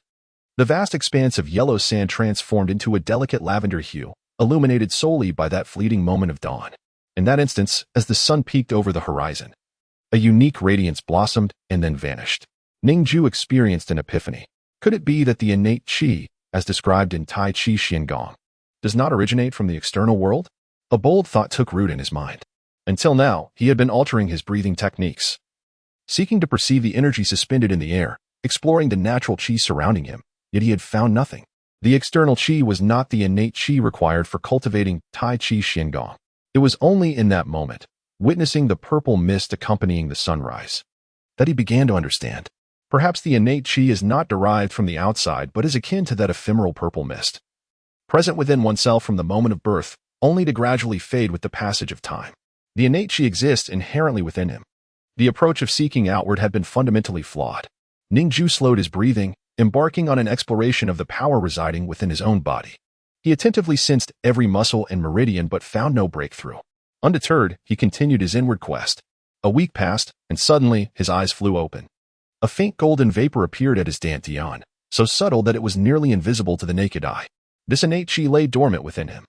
Why is it that infants experience a period of rapid growth? It is indeed the power of innate qi. Human infants can heal from minor fractures without medical intervention, recovering in a remarkably short time, a feat unattainable by adults. This remarkable recovery is the work of innate qi within them. Ning Jue had found it. He had discovered numerous traces of innate qi scattered throughout his limbs and bones, remnants lingering in every meridian, gradually fading away with time, threatening to disappear entirely. Fortunately, he had uncovered them. He guided all the innate qi within his body towards his dantian, as instructed by the mantras of Tai Chi Xian Gong. Ultimately, it coalesced into a faint golden essence. His body seemed to be revitalized. As this innate qi took form, Ning Jue felt his muscular strength multiply exponentially. He had finally entered the realm of cultivation. Unlike other internal martial arts, which seek to absorb the qi of heaven and earth to augment one's power, Tai Chi Xian Gong emphasizes an inward exploration, relying solely on the inherent strength already possessed. External elements cannot compare to the innate qi. With the mere formation of this essence, his physical prowess had magnified several times over. If he continued to cultivate, He might even gain powers surpassing those of extraordinary abilities. Ning Jue persisted in his practice. Time flew by, and after half a month, he finally beheld the city of Xiangyang. The mountains rolled in majestic waves, with fragrant pine trees standing sentinel. Nestled within this vibrant highland was an ancient city, isolated yet protected by nature's own barriers. Upon reaching the city gates, he dismounted and approached, gently knocking on the door. Thud, thud, thud. No response. He continued for half an hour, the towering gates groaning under the strain. Finally, a voice emerged from within. "Grandfather, someone is knocking." It was the innocent voice of a young boy, perhaps 5 or 6 years old. "Why? Don't speak so recklessly. We haven't had visitors in ages," an elderly voice cautioned. Ning Jue persisted, knocking once more. Thud, thud, thud. "Grandfather, listen. There is indeed someone." "Indeed. There is a voice," the elder replied, astonished. Yet he added with a serious tone, "But why? One who knocks may not necessarily be human." Ning Jue ceased his knocking and called out, "Elder, please open the door." A glimmer of curiosity sparkled in the elder's eyes. "It truly is a person. What brings you here?" Ning Jue responded earnestly. "I have come to seek medical aid for my sister." There was a long silence from beyond the door. After a while, the gate creaked open with a thunderous sound, revealing layers of dust accumulated from years of disuse. The rusted hinges groaned as the door swung wide. Ning Jue, holding his sister's hand, stepped into the city. Before him lay an expanse of ancient architecture, where every building was crowned with tiled roofs. The shadow of modern technology was nowhere to be found. The main street of Xiangyang bustled with life, filled with people clad in simple cotton garments, some brandishing bows and arrows, likely hunters. The inhabitants of this city were self-sufficient, living in harmony with nature. Ning Jue felt as though he had slipped back into a time long past. A dirty, plump boy stood at the city gate, curiously observing Ning Jue and Ning Xia. His face was smeared with dirt, and he wore a tattered pair of shorts, clearly a mischievous child, likely Ui. An elderly man in a cotton shirt gazed intently at Ning Jue. "Thank you for knocking," Ning Jue said gratefully. "Judging by your attire, you must belong to the Human Alliance. You have traveled a great distance to seek treatment for your sister, facing countless dangers along the way. I shall grant you this opportunity, but make haste to leave once your business is concluded." The elder waved dismissively. Ning Jue nodded in acknowledgement, expressing his gratitude with a respectful gesture. The people of Xiangyang were far more compassionate than he had anticipated, exhibiting a warmth of humanity that surpassed those outside. He and his sister entered the city together. Upon stepping into Xiangyang, Ning Jue sensed an unfamiliar energy permeating the air, something he had never encountered before. Inside the city, the ambient chi felt even purer and more transparent, imbued with a vibrant energy. With each breath, this essence filled his lungs, invigorating him with a newfound vigor. "Brother, the air here is so fresh," Ning Xia remarked slowly. "I feel much better and stronger." Her eyes sparkled with wonder, having never experienced such a sensation before. Ning Jue clenched his fists, hope blossoming within him. Salvation was near. They were finally on the path to recovery. This energy in the air must be the authentic chi required for martial cultivation, explaining why warriors chose to dwell here, rarely venturing beyond its borders.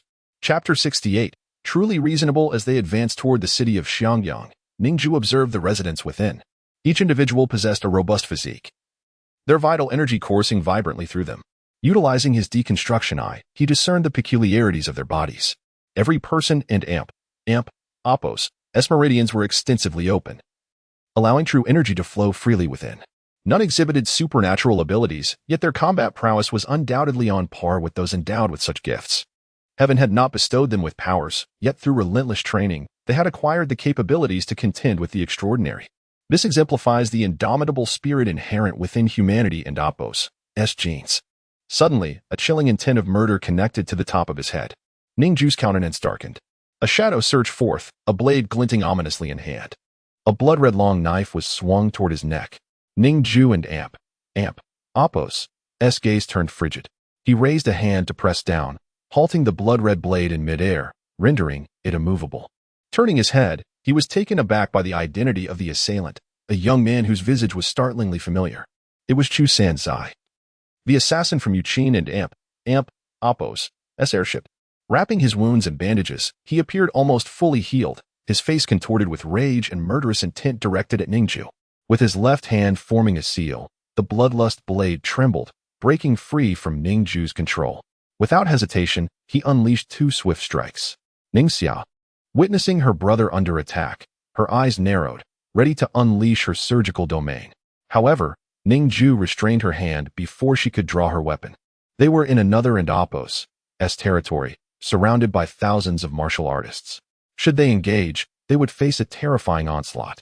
Ning Jue had no desire to become an enemy to so many warriors. With a cold snort, he summoned his sword control with all his might, causing the bloodlust blade to hover, freeing it from Chu Sanzai and Apos' grasp, and it plunged into the ground behind him, vibrating ominously. Chu Sanzai's beloved blade fell from his hand, leaving him unable to attack. His expression darkened, fists clenched tightly. The surrounding spectators were astonished. Controlling a sword from a distance, was this the Heart Sword realm? A hunter clad in animal skins gasped in disbelief. He is merely a lackey of the powerful. How could he possibly reach the Heart Sword realm? That is his supernatural ability. Chu Sanzai retorted angrily. The elderly man who had opened the door for Ning Jue slowly approached. Though his hair was white and he was aged, he stood tall, exuding a vibrant energy. His feet barely touching the ground as he walked steadily. Despite his amiable demeanor, Ning Jue sensed the profound depth of his cultivation. He was not to be trifled with. Sanzai, why do you attack him? The elder inquired. Chu Sanzai glared at Ning Jue, hostility radiating from his eyes. Grandfather, I was gravely injured last time because of him. Had it not been for his interference, I would have certainly slain the eldest son of the Yu family. He is a lackey of the human alliance. He must not be permitted entry. The elder's gaze flickered with a peculiar light upon hearing this. Having grown up within Xiangyang City, Chu Sanzai could not possibly be lying. The injuries you sustained were caused by a bomb you detonated yourself. And have nothing to do with me, Ning Jue replied coldly. At that moment, he felt a surge of anxiety. After much effort to reach Xiangyang and gain entry, he now found himself face to face with such a nemesis. Truly, his luck was abysmal. If a fight ensued, he would surely lose. The combined might of the martial artists in Xiangyang could easily topple even a central capital, and there was no way he could withstand such an onslaught. With a disdainful smile, Chu Sanzai scoffed, Jiangli, you are a spy of the human alliance, intruding into Xiangyang with ulterior motives. I fear. Hangu has also perished at your hands. He pointed at the shattered sword behind Ning Jue, his voice icy. Grandfather, look at the sword on his back. Many spectators exclaimed in shock. The elder's eyes narrowed as he beheld the long sword behind Ning Jue. The shattered sword, riddled with cracks, instantly astonished him. A formidable aura erupted from him, causing the wind to whip and Ning Jue and Apos' garments to flutter violently. The elderly man stepped forward, unleashing an unremarkable punch. Yet it distorted the air around it, summoning a phantom of a true dragon composed entirely of pure true energy, which violently descended upon Ning Jue. Knowing that a single blow from this punch could spell his doom or grievous injury, Ning Jue hastily activated his sword control. 1,000 fragments of the shattered sword erupted from their sheath, forming a half-circular barrier in front of him. This was indeed the shattered sword of 1,000 edges. Hanair and Apos' weapon. Witnessing the flurry of blades, many were left in utter astonishment. The elder's fist struck solidly against the barrier of shards.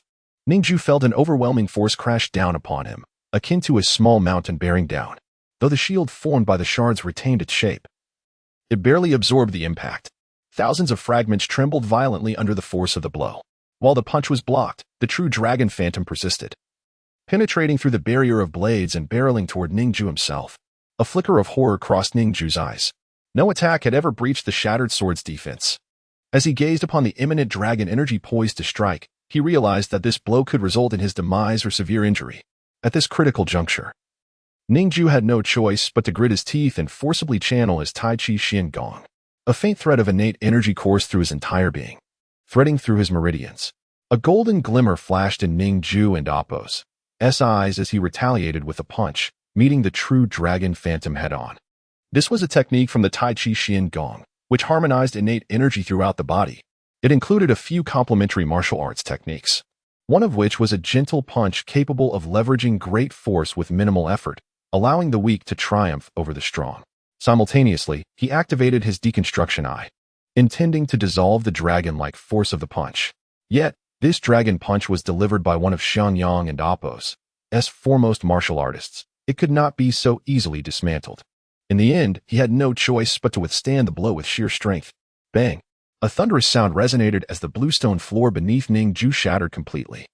His entire being was sent flying several dozen meters. The shattered sword of 1,000 edges lost its sustaining power and fell to the ground with a cacophony of clinks and clatters. Blood trickled from the corner of his mouth, and his right shoulder was completely shattered. The Tai Chi punch had not yet reached its full potential. He was unable to overcome the strong with the weak. Seeing her brother in such a dire state, Ning Jue rushed toward Ning Jue. She helped him up. Her eyes gleaming with cold fury, her hand resting on the hilt of her blade, ready to unleash her surgical domain. Despite the agony coursing through his mind, Ning Jue maintained his composure. He pressed down on his sister's hand, preventing her from attacking. Do not strike. It would lead to certain defeat. I did not kill Li Hongguang, Ning Jue uttered, blood seeping from his lips, enunciating each word with effort.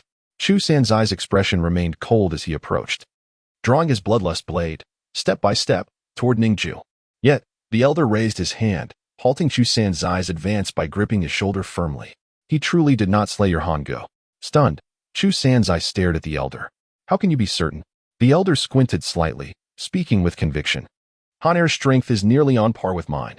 He could not even withstand a casual punch from me. How then could he have killed Hanair? Chu Sanzai challenged. What then do you make of the sword on his back? Upon hearing this, Zhang Yi turned his gaze towards Ning Jue. And Xiangyang. We are people who value reason. Please, elucidate your perspective. Chapter 69, The Assassin Organization. Ning Jue's expression darkened. He was acutely aware that uttering even a single erroneous word could lead to his demise. It appeared that this place was indeed the hometown of the human hero, Li Hongguang. Had he known earlier, he would have donned a mask and concealed the fractured sword of 1,000 blades. He resolved to lay everything bare. My true name is not Jiang Li, but Ning Jue. This revelation marked the first time he disclosed his true identity since his release from prison. Xianyang City was a solitary fortress, completely free from the grasp of the human alliance. And here, revealing his true name posed no threat from spies. Subsequently, he flicked his wrist and cast aside his identity card. This card possessed multiple functionalities, capable of projecting and displaying information. A blue light emerged, forming a dossier of criminal records suspended in the air. Life imprisonment criminal, Ning Jue, crime, murder. The photograph bore an uncanny resemblance to Ning Jue. Anyone could search the Human Alliance's criminal database for information on offenders, encouraging civilians to mobilize and capture fugitives in exchange for rewards. Chu Sanzai scrutinized the information. Indeed, it was authentic. They could verify it immediately. I stand at odds with the Human Alliance, having concealed myself from them all along, with no connection whatsoever. You need not worry, Ning Jue declared, disassociating himself from the Human Alliance. These warriors seem to harbor a profound disdain for the Human Alliance. You believe Li Hongguang is dead? That is not the case. I was imprisoned in Jing Mountain Prison and encountered Li Hongguang on the top floor. Ning Jue spoke slowly. At this revelation, everyone was taken aback. He is still alive? The crowd murmured in astonishment. Li Hongguang was an unprecedented prodigy of the sword, endowed with immense internal power from birth. He was the pride of Xiangyang. He had disappeared without a trace while training outside many years ago, and everyone assumed he had fallen victim to foul play. No, that must be a falsehood. If Brother Han could not escape that prison, how could you? Chu Sanzai retorted. Ning Jue's injuries began to heal rapidly. In the span of a few exchanged words, the sounds of cracking bones echoed, nearly mending completely. His prison was constructed from the bones of an S-rank beast, the iron-melting gold-devouring beast, capable of dissolving any nearby metallic substance. And the fractured sword of 1,000 blades had been confiscated, making escape impossible. As for me, for reasons unknown, I evaded the detection of supernatural abilities and was confined in a standard cell. Ultimately, fortune smiled upon me, and I successfully escaped. Old Zeng, upon hearing this, stroked his chin. It does seem somewhat plausible. He bent down to retrieve the hilt of the fractured sword of 1,000 blades. With a flick of his wrist, true energy surged into the blade. The 1,000 fragments of the sword on the ground levitated and reassembled back into the hilt. Then, how did Han's weapon, the fractured sword of 1,000 blades, end up in your possession? Ning Jue inquired, his tone measured. I acquired it at an auction held by the Beast Hunters Association. Old Zeng replied, his expression calm as he nodded. In his youth, he too had ventured into the world and had once been an S-rank hunter within the Beast Hunters Association, well-versed in matters beyond Ning Jue's knowledge. The Human Alliance's insatiable pursuit of profit knows no bounds. Should those formidable criminals' weapons be deemed useless, they would be distributed by the Human Alliance to the Beast Hunters Association for auction. Though the fractured sword of 1,000 blades is an S-rank weapon, it would not unleash its true power in the hands of anyone but Li Hongguang. Any other individual wielding this sword would find it unable to withstand even a child's strike, shattering upon contact. Such a worthless weapon would naturally be sent to auction. What crime did Brother Han commit? Chu Sanjai asked. Ning Jue slowly uttered a few words. Attempted assassination of the Human Alliance leader. The room fell silent, stunned. Even old Zheng's usually placid gaze flickered with astonishment. That was reckless. It is not characteristic of his usual demeanor. He slowly shook his head. Han is certainly not the type to act so rashly. You are lying. A hint of murderous intent began to surface in his eyes. No. He speaks the truth. At that moment, a voice interjected. Ning Jue turned to see Chu Sanjai, the very person least likely to defend him. Sanjai, do you know the details of the matter? The crowd pressed him for answers. Chu Sanjai's eyes wavered, but ultimately, he decided to reveal everything. Brother Han would occasionally return during his training to share tales of his adventures. The last time he returned, he informed me that he intended to undertake a significant task, to assassinate a powerful figure. At that time, I was young, my memory's hazy, and I had no idea who he sought to kill, so I did not relay this to you all. Old Zheng's expression trembled at this revelation. No. How could Han be so reckless? Within the Human Alliance, S-rank superhumans are heavily guarded. Even if Han possesses extraordinary strength, it would be nearly impossible for him to infiltrate the ranks to assassinate the leader of the Human Alliance alone. Chu Sanjai's gaze grew serious as he focused on the fractured sword of 1,000 blades in old Zheng's hand. No, he was not alone. He told me that he had joined an assassin organization, where he was the second assassin. He collaborated with the entire organization to orchestrate that operation. At this juncture, Chu Sanjai's face turned solemn. Before departing, Brother Han disclosed the organization's location to me. I, too, joined that assassin organization during my training years. Old Zheng's expression shifted to one of concern. Why did you choose to join that organization? A glimmer of fervor ignited in Chu Sanjai's eyes.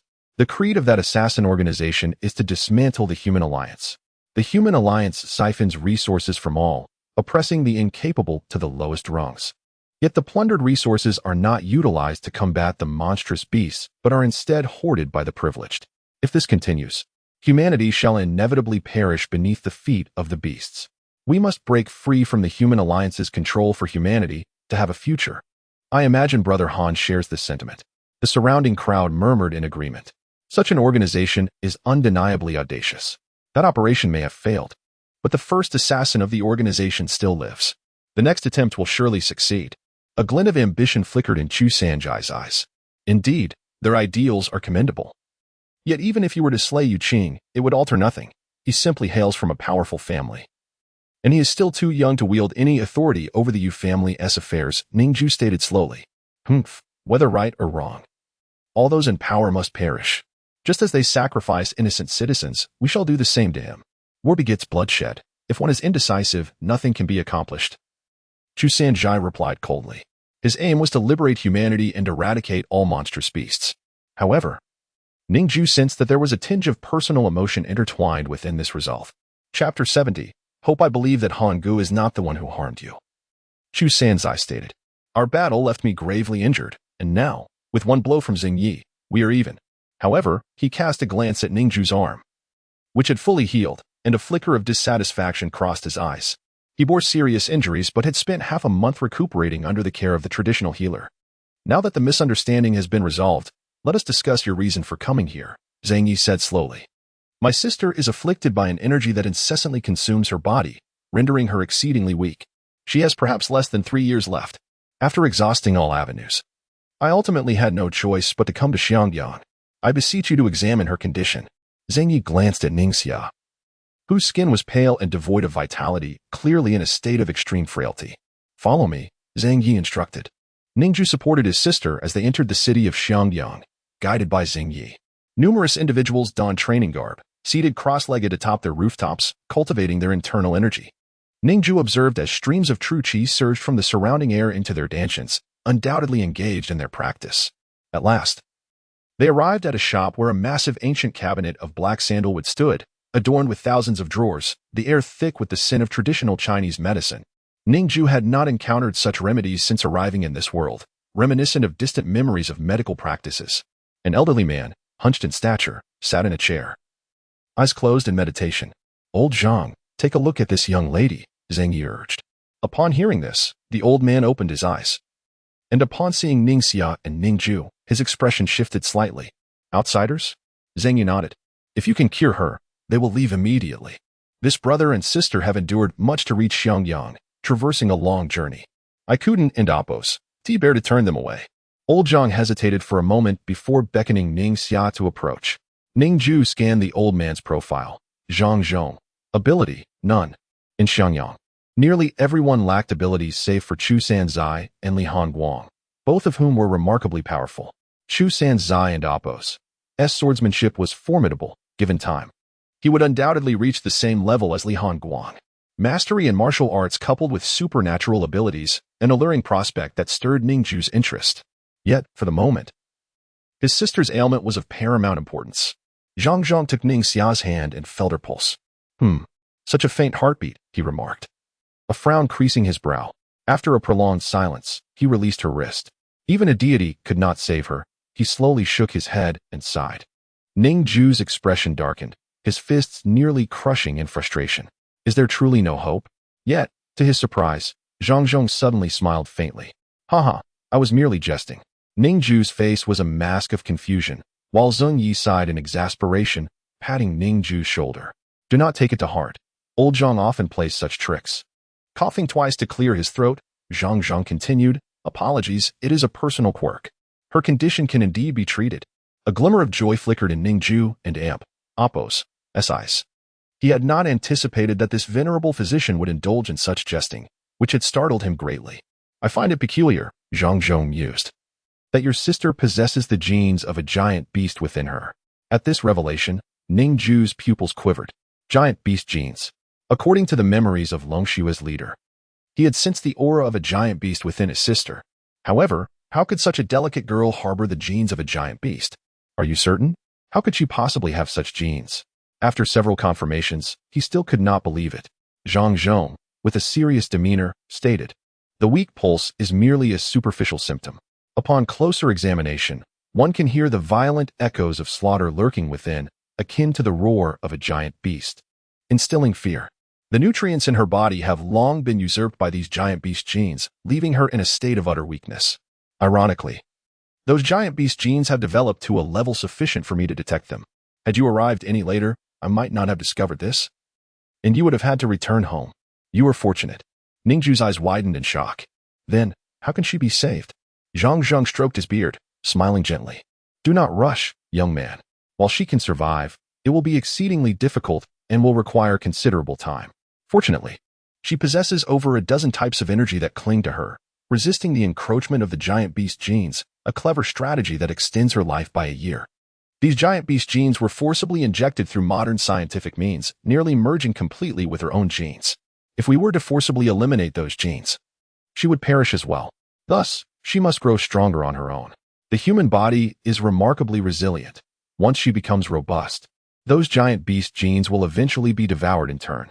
Perhaps, she may even gain the strength contained within those giant beast genes as a result. Ning Jue clenched his fists, overwhelmed with excitement.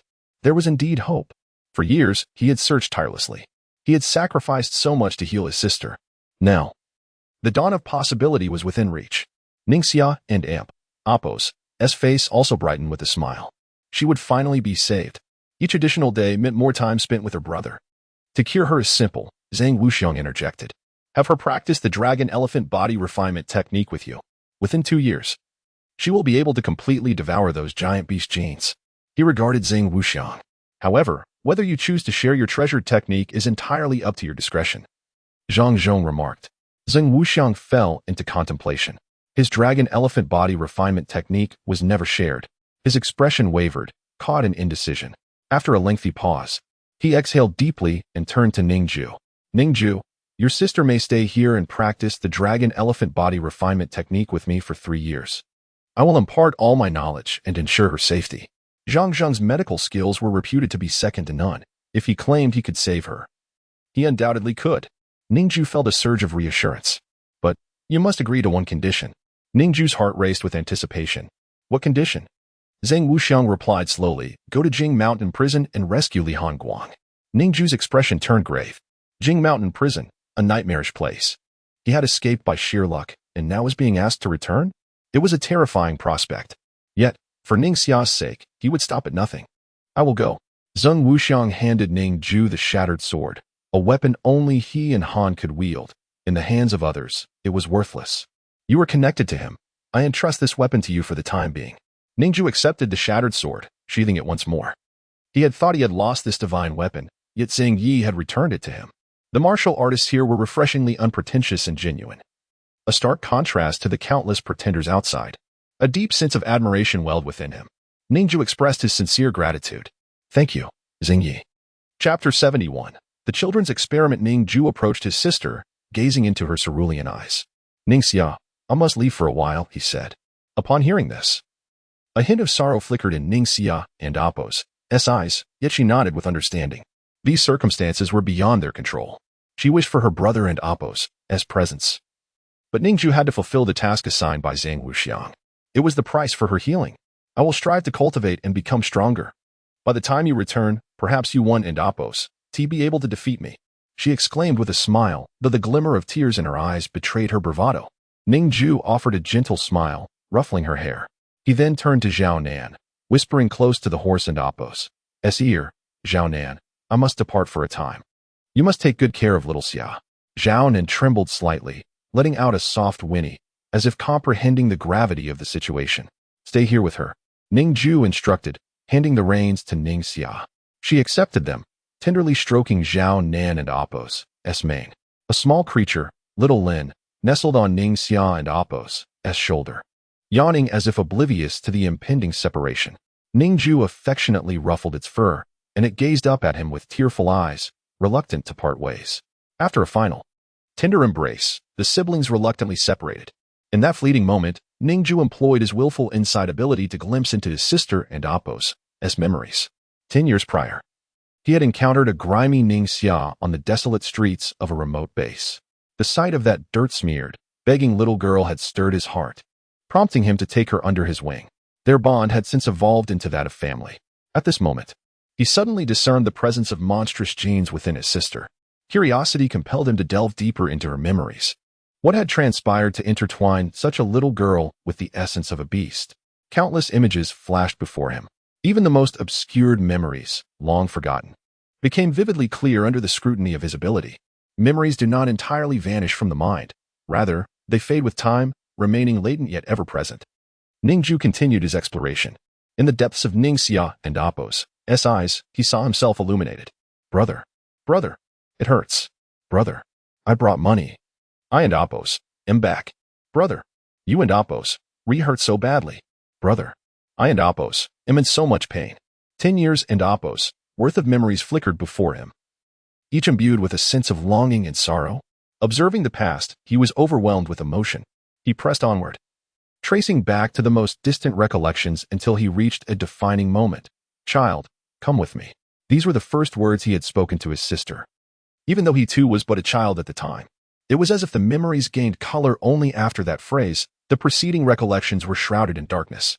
Ning Jue and Appo's expression turned grave as he pursued the truth. Ultimately, he witnessed the harrowing reality through the blurred perspective of an infant, submerged within a glass vessel filled with nutrient solution. Gazing outward through the glass, he observed scientists clad in protective suits, busily examining test tubes. The memory was indistinct. Yet the wall opposite was lined with infants suspended in jars. The raw agony surged from every tube inserted into their bodies. The excruciating pain was unbearable even for an adult like Ning Jue, let alone a mere infant. Yet the infant could not voice her suffering, enduring in silence. This torment persisted for 2 to 3 years until a man injected a reagent into the culture dish.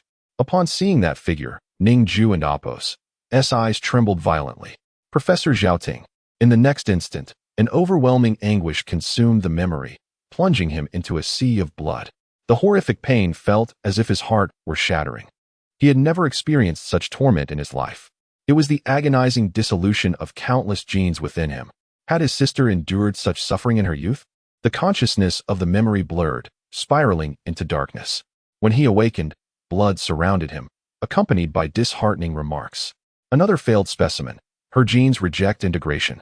Flawed and unable to harness the power of the beast. Though unsuccessful, there has been progress. We are not far from success. Professor Zhaoting is truly the hope of our kind.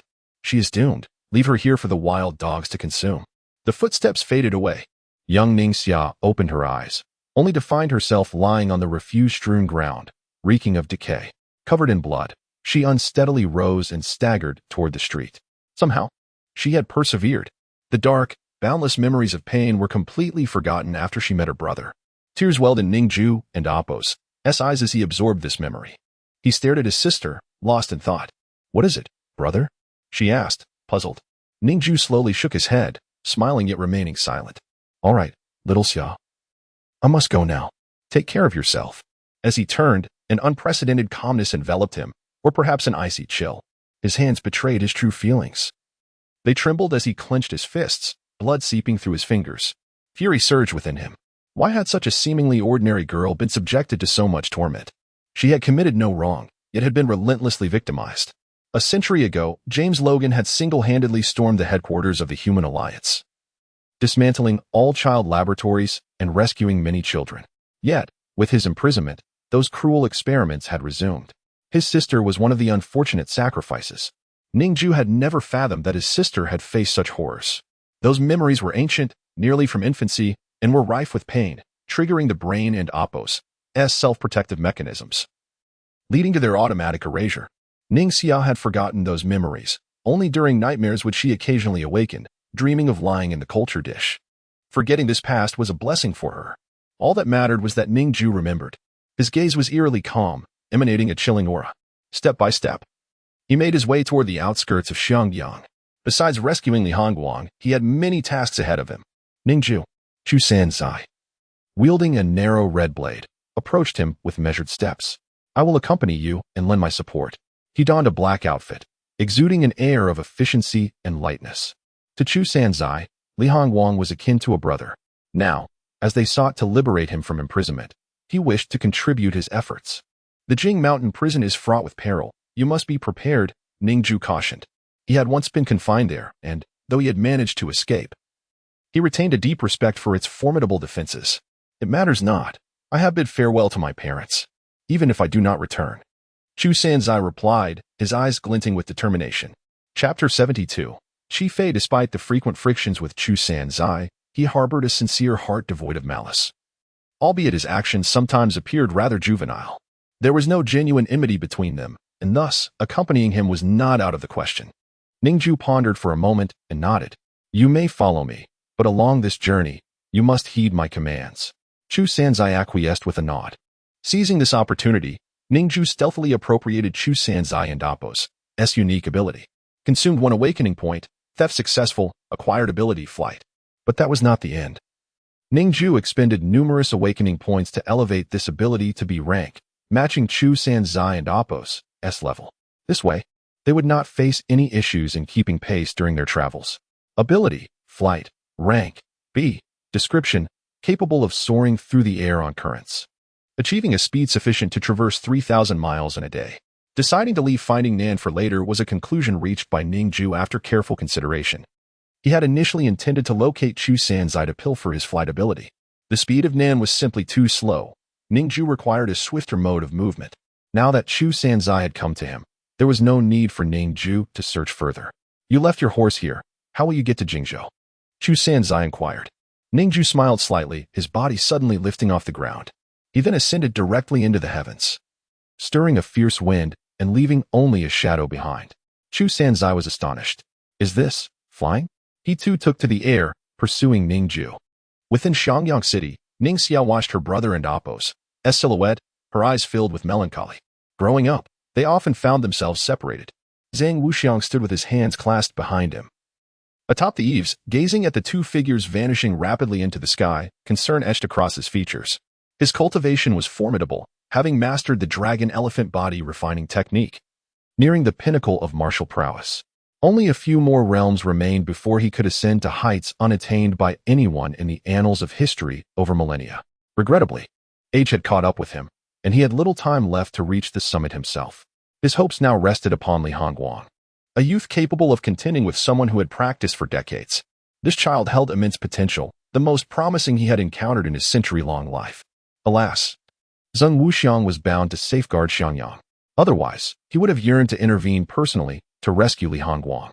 However, the Jing Mountain super prison was notoriously difficult to breach. guarded by countless formidable experts. Even if Zheng Wuxiang were to take action himself, he would have little assurance of success, since Ning Jue had previously escaped from there. It indicated his familiarity with the place and that he possessed his own methods. In such a location, employing covert strategies would undoubtedly yield a higher success rate than a brute force assault. One could only hope they would succeed. With a sigh, Zheng Wuxiang gracefully descended from the eaves, landing soundlessly before Ning Xia. Ning Xia, from this day forth, I officially take you as my disciple. Without hesitation, Ning Xia knelt before him. Ning Xia pays her respects to master. Zheng Wuxiang raised a hand, an invisible force aiding her to her feet. Ning Xia felt a warmth in her knees, a power supporting her rise. Take the horse to the stable, then return. From this moment, we shall begin your training. You have but 2 years left, not even 3. Time is of the essence. Zheng Wuxiang and Apos' expression turned stern. He had mentored many disciples, including Li Hongguang, whom he had taught since childhood. However, he had never passed on the dragon elephant body refining technique, as Li Hongguang's parents had left him a comparable method, rendering it unnecessary. Chu Sanzai was also a product of Zheng Wuxiang's tutelage, yet his restless temperament rendered him incapable of enduring the tedious discipline required for body refinement. Neither of these two could be considered his formal disciples, nor had they received his true legacy. Ning Xia, however, was his first genuine disciple, formally acknowledged. In his youth, he had been scorned by others in the martial world. Now, in his advanced years, Zheng Wuxiang had come to understand the importance of passing on his knowledge. Should he reach the end of his life without an heir to his legacy, it would be a grave loss. It was better that someone carry on his teachings. In the air, Ning Jue reveled in the wondrous sensations brought forth by his flight ability. The speed was exhilarating. The current seemed to part before him, the fierce wind tousling his hair. Chu Sanzai soon followed, his crimson blade tracing a bloody arc through the sky. You can also fly. Ning Jue nodded. So, back on the Yu family's airship, you were holding back against me? Chu Sanzai exclaimed in astonishment. Ning Jue's flight speed was not inferior to his own, indicating that he could have easily pursued and eliminated Chu Sanzai back then. Ning Jue contemplated for a moment before responding. You could perceive it that way. Although I only acquired the flight ability recently, I indeed had the means to control the shattered sword of 1,000 blades to strike you down at that distance. Yet, I had no need to exert myself to eradicate the assassin entirely for the Yu family, hence I spared your life. He had thought he would never meet him again, only to find themselves reunited now, a twist of fate. Chu Sanzai clenched his fists, feeling a pang of sorrow. He had not anticipated being so weak as to require mercy from his enemy to survive. I apologize. I misunderstood you, he said. Ning Jue shook his head. It matters not. Our stances were simply at odds then. Moreover, you truly do not grasp the true value of several million federal coins. This shattered sword of 1,000 blades is worth over 10 million at auction.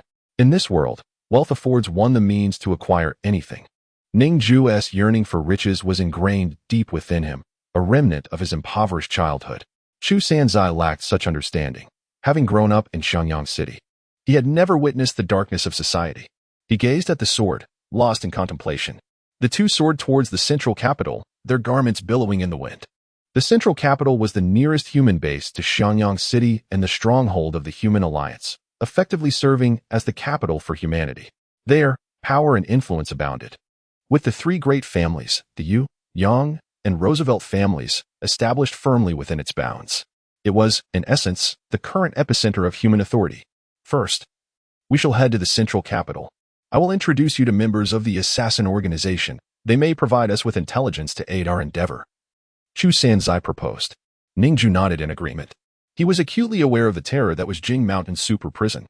The outer layer of the prison was constructed from the bones of various S-class behemoths, rendering it immensely sturdy. No one could breach it through sheer force. This journey was fraught with peril, necessitating assistance from external forces. Furthermore, Ning Jue was curious about the allure of this organization that had drawn both Li Hongguang and Chu Sanzai to its ranks.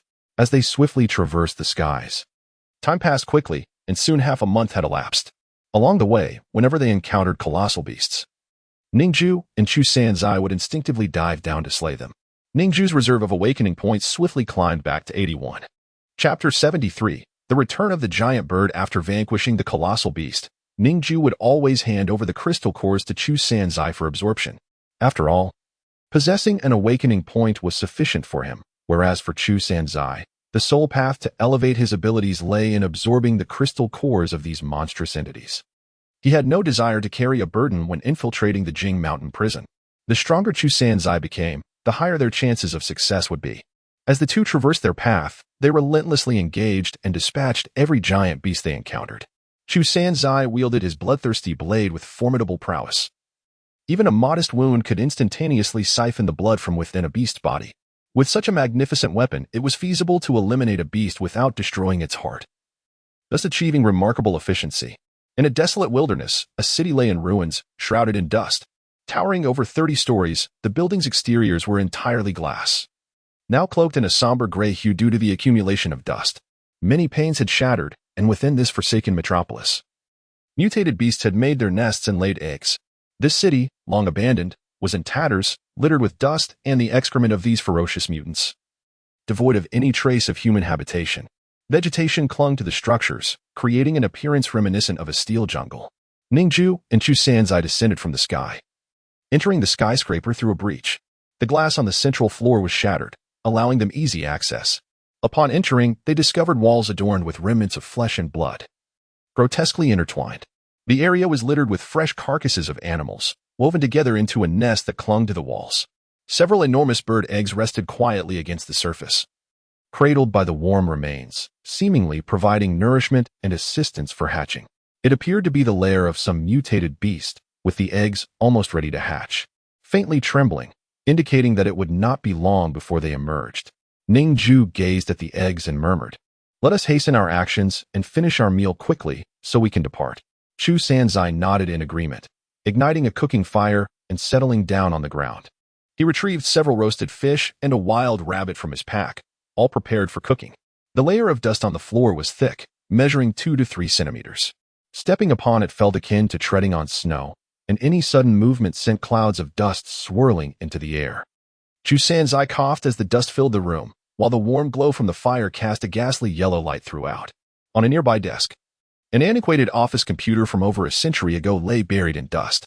Ning Jue's gaze wandered to the corner, where several skeletons clad in suits rested, lost in contemplation. They were likely office workers who had taken refuge here when the day of awakening arrived but never managed to escape. Suddenly, a thunderous sound of wings flapping drew near, and a fierce wind swept through the building, stirring the thick dust from the ground into a tempest of particles. The roasted fish and rabbit were instantly soiled. Fuming, Chu Sanzai gritted his teeth and instinctively grasped his bloodthirsty blade, peering outside. A colossal bird hovered before the skyscraper, its tremendous wings spread wide. Its enormous eyes fixated on Chu Sanzai, brimming with boundless fury. The powerful gusts from its flapping wings caused Chu Sanzai's flesh to tremble. In its beak, it clutched the fresh corpse of a mutated python, which appeared diminutive in comparison, having just returned from hunting. The bird was incensed to find 2 unwelcome intruders in its lair, while its offspring awaited hatching. Rage flickered in its eyes as it discarded the python's body. In the next instant, it unleashed a terrifying shriek. The sound struck Chu Sanzai with excruciating pain, nearly shattering his eardrums. Ning Jue's expression turned frigid as he unsheathed the 1,000 shards of fragmented sword behind him. The fragments whirled rapidly around him, creating a barrier. Upon contact with the sharp blades, the sound waves disintegrated instantaneously. Sound, after all, is merely a trembling frequency. The barrier formed by the 1,000 shards of fragmented sword spun at a velocity and frequency surpassing the speed of sound. No matter how the bird screeched, its sonic waves could not penetrate the defense. Even the shockwave from an explosion could be mitigated, thus sound waves were no challenge. Chu Sanzai experienced a rush of blood from his ears, the searing pain disrupting his focus. He struggled to maintain his composure, glaring fiercely. In a sudden leap, he soared into the sky, ascending several thousand meters. The intensity of the sound waves diminished significantly at such heights. From above, he hurled the blood-red, bloodthirsty blade downward. As a martial artist, his thrown weapon traveled swiftly, producing a sound of slicing air. The crimson blade descended vertically. The giant bird, noticing Chu Sanzai's movement, became wholly absorbed in him and flapped its wings to ascend rapidly, oblivious to the blood-red line plummeting from above. At last, with a sickening thud, the bloodthirsty blade struck the center of its brow, embedding itself halfway into the flesh and piercing through feathers, secured firmly in place. However, the hardness of its bones prevented the blade from penetrating completely. Even the acceleration from several thousand meters of free fall was insufficient to shatter its skeleton. Yet, Piercing the skin was sufficient. Suddenly, a scarlet glow erupted from the bloodthirsty blade, an ominous suction force emanating from the edge. In an instant, the blood within the giant bird was drawn forth, converging towards the blade. Ning Jue observed from below as the B-rank mutated bird shrank rapidly, its blood vessels bursting and skin tearing under the force of the blood being siphoned. Within mere seconds, it had transformed into a desiccated husk. Its body, once capable of overshadowing an entire floor, now resembled a crumpled mass, shrunken to a fraction of its previous size. All muscle, skin, and organs withered into a desiccated lump, devoid of any moisture. In that moment, it was irrevocably dead. Its brain, a mushy mass composed of 80% blood, ceased to function as the life-giving fluid was drained away. Despite its lack of moisture, the pure mass of flesh remained heavy, plummeting to the ground and causing the already dilapidated building to collapse under its weight. The structure, having weathered the ravages of time, bore rusty steel frames eroded by decay. Ning Jue waved his hand, sheathing the 1,000 shards of fragmented sword. With a single step, he executed the wave-walking technique, swiftly exiting the building. He hovered in midair, clutching a skewer of roasted fish, his gaze calm as he watched the edifice topple. Chu Sanzai swiftly descended, surveying the debris-laden street now blanketed in a cloud of dust, towering over 100 meters high. "My food, it's all gone. Why didn't you help me grab a skewer?" he lamented, nearly in tears. Chapter 74. The kind survivors of the ruined city. Ning Jue wielded the power of sword control, manipulating the countless spines within the fish's body, piercing through flesh and skin, and sending them flying outwards. Hundreds of fish spines hovered briefly before cascading down. The fish flesh was tender and succulent, and Ning Jue devoured it entirely, a technique he had learned from his sister. He cast a sidelong glance at Chu Sanzai. "You were reckless, soaring above the building and causing its corpse to collapse the structure. You brought this upon yourself," Ning Jue remarked coldly. With a deep sigh, Chu Sanzai soared to the center of the ruins, extracting his blood-draining blade from the corpse. It shimmered with a red glow, having absorbed a considerable amount of blood. This B-class mutated beast, the shrieked demon bird, was of considerable size, its wingspan reaching several dozen meters. After draining all its blood, the blood-draining blade was further enhanced. Chu Sanzai secured the blade and flew beside Ning Jue. His eardrum had been ruptured by the shriek, causing blood to flow, but it had nearly healed now. Aided by a concoction he had applied. Being a martial artist, his physical capabilities surpassed those of ordinary individuals. With no roasted fish left, he had to resort to the dry rations in his pack, which were rather unpalatable. However, the extensive duration of flight had drained his energy, necessitating sustenance. After several hours of full-speed flight, he would reach his limit. Yet, Ning Jue seemed tireless, always flying at full capacity. Chu Sanzai felt perpetually outpaced, pushing himself to the brink just to keep up. The two continued onward, their path serene, devoid of any beastly interference. However, just as they were about to leave the desolate city, Ning Jue's brow furrowed, and he suddenly seized Chu Sanzai in midair. Chu Sanzai's face was a mask of confusion. At the edge of this ruined city, why had they halted? "Look closely at what lies before you," Ning Jue instructed. Chu Sanzai examined the scene more carefully, his pupils widening in shock. Before them sprawled a vast expanse of white spider silk, towering to a height of 1,000 meters, encircling the entire city. The web was incredibly intricate, laden with stickiness. Dust particles in the air were ensnared, rendered immobile. "We flew at a higher altitude when we arrived, which is why we were not hindered by the web," Ning Jue observed, gazing intently at the white strands. Spiders lay vast webs to ensnare their prey, lying in wait. They only need to rest at the junctions of their webs, ready to react to any vibrations. Swiftly climbing to investigate. Given the size and resilience of this web, it must be the work of an A-class mutated giant spider, cultivated over several years to create such an extensive protective barrier around the city. Ning Jue employed his eye of deconstruction to scan the web, quickly discerning that it was not merely a single layer but rather dozens of layers intertwined, forming an exceptionally durable web defense. "We should circumvent it," Ning Jue advised. Chu Sanzai nodded, and the two ascended into the sky, bypassing the web and flying toward the city's outskirts. Just as Ning Jue thought they had escaped, a powerful surge of energy suddenly struck from behind. Sensing imminent danger, he glanced back. Through the eye of deconstruction, he perceived a swirling void of darkness. The energy was instantly disintegrated, He focused his gaze to see a man clad in animal hides, riding atop a colossal bird, rapidly pursuing them. Chu Sanzai turned back, witnessing the man's aggressive approach. The giant bird was no smaller than the one he had just slain. Who was this individual capable of commanding mutated beasts? He pondered. Having never encountered such a person before, must he resort to direct attack?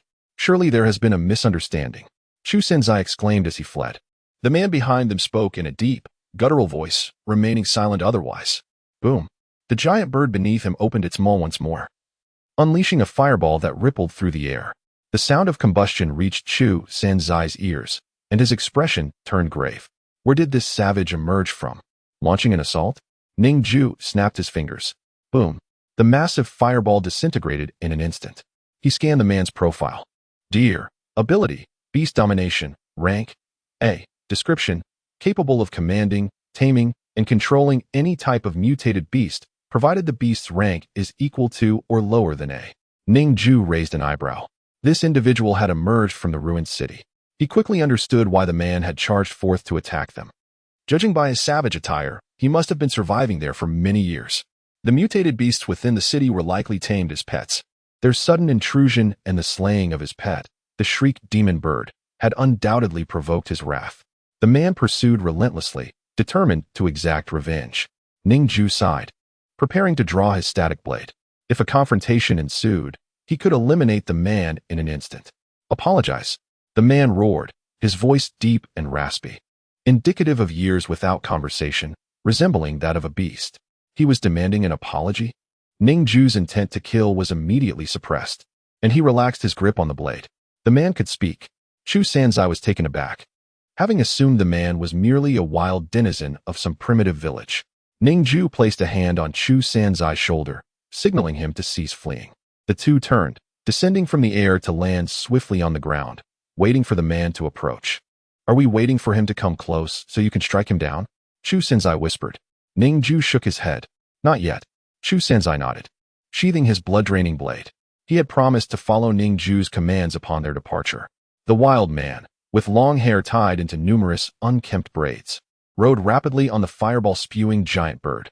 He landed with a gust, storming toward them, glaring fiercely. Apologize, he bellowed. Ning Jue stepped forward, his eyes shimmering with golden light as he fixed his gaze upon the man, employing his ability of mind insight. He pierced through the man's thoughts, gleaning his memories in their entirety. Countless images flickered before him. It turned out that 2 families of survivors resided within this desolate city since the day of awakening. They had been trapped here, unable to communicate with the outside world, surrounded by mutated beasts, unable to flee. They had established a small base of operations to survive to this day. Fortune had favored them. The city had never been besieged by colossal beasts, only occasionally encountering smaller mutated creatures, all of which they had narrowly defeated. The 2 families had struggled to survive within this ruined city, enduring through several generations until only Deer remained. In Deer's childhood, his parents discovered his ability to control beasts and dedicated themselves to his education. They instilled in him the belief that the lives of humans were always paramount to those of beasts. However, they also cautioned him that should he encounter outsiders intending to harm him, he was to unleash the beasts without mercy, as they were the true villains. However, if those individuals harbor no intentions of causing you harm and have merely slain your beast by mistake, should their demeanor be amiable, then you may find it within your heart to forgive them. Malevolent beings may be vanquished, yet the virtuous must be spared. To you, the fearsome creature is but a gentle companion, while to others, it is a source of great terror. Under the influence of such fear, they may inadvertently harm your beast. Child, you must discern right from wrong. Always remember, your kin are of greater significance than the fearsome creatures. Thus, Deer's mother instilled these teachings in him from a young age. Ning Jue could not help but express his admiration from the depths of his heart. This isolated survivor, possessing such kindness, it was indeed the benevolence of Deer's mother that spared her son's life. Had Deer sought not an apology, but rather Ning Jue's life, Ning Jue would have long since acted, delivering a fatal blow to him. Chapter 75. The Beast King in the Forest. Deer sincerely wished to apologize to Ning Jue. His upbringing instilled in him the belief that humanity held greater significance than ferocious beasts. Thus, he was inclined to offer Ning Jue a chance to demonstrate his attitude. All he truly sought was an apology, nothing more, devoid of ulterior motives. Ning Jue stepped forward and bowed gently. I apologize, dear. My friends and I, while journeying, inadvertently entered your city to rest and were attacked by that shrieking demon bird. In defense, we killed it, unaware that it was a beast belonging to someone. I hope you can forgive us, Ning Jue spoke earnestly. Upon hearing this, the anger in Deer's eyes gradually dissipated. Very well. I forgive you. You may leave now. I shall not trouble you further. His gaze was forlorn and sorrowful. This towering man had reddened eyes, still harboring a flicker of unspent ire, which he managed to suppress. Ning Jue retrieved a communicator from his storage ring. This device, a product of Human Alliance's modern technology, was something he had scavenged from an enemy, the specifics of which he had long forgotten. This is a telephone, with energy sufficient for a century of use. Should you ever feel lonely and wish to connect with the outside world, you can use this. Humans are social creatures. To exist in solitude is to invite madness. He added, feeling the weight of his previous actions, having slain Deer's tamed beast. To his surprise, Deer slowly shook his head, declining the offered gift. Thank you, but I do not wish to go outside, he declared with righteous fervor. With that, he turned and mounted the mutated beast, taking flight and leaving. Ning Jue watched his retreating figure with a sigh. This man was exceedingly kind-hearted, having long since become disconnected from the outside world.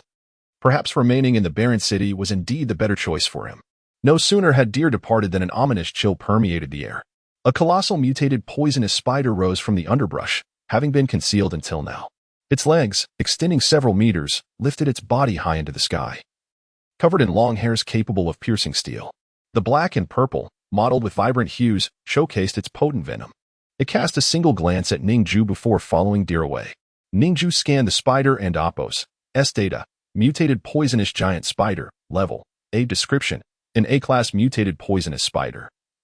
Larger than a skyscraper. Its toxic bile can be discharged thousands of meters, corroding everything in its path. If one is contaminated by this venom, their blood will coagulate instantly, resulting in immediate death.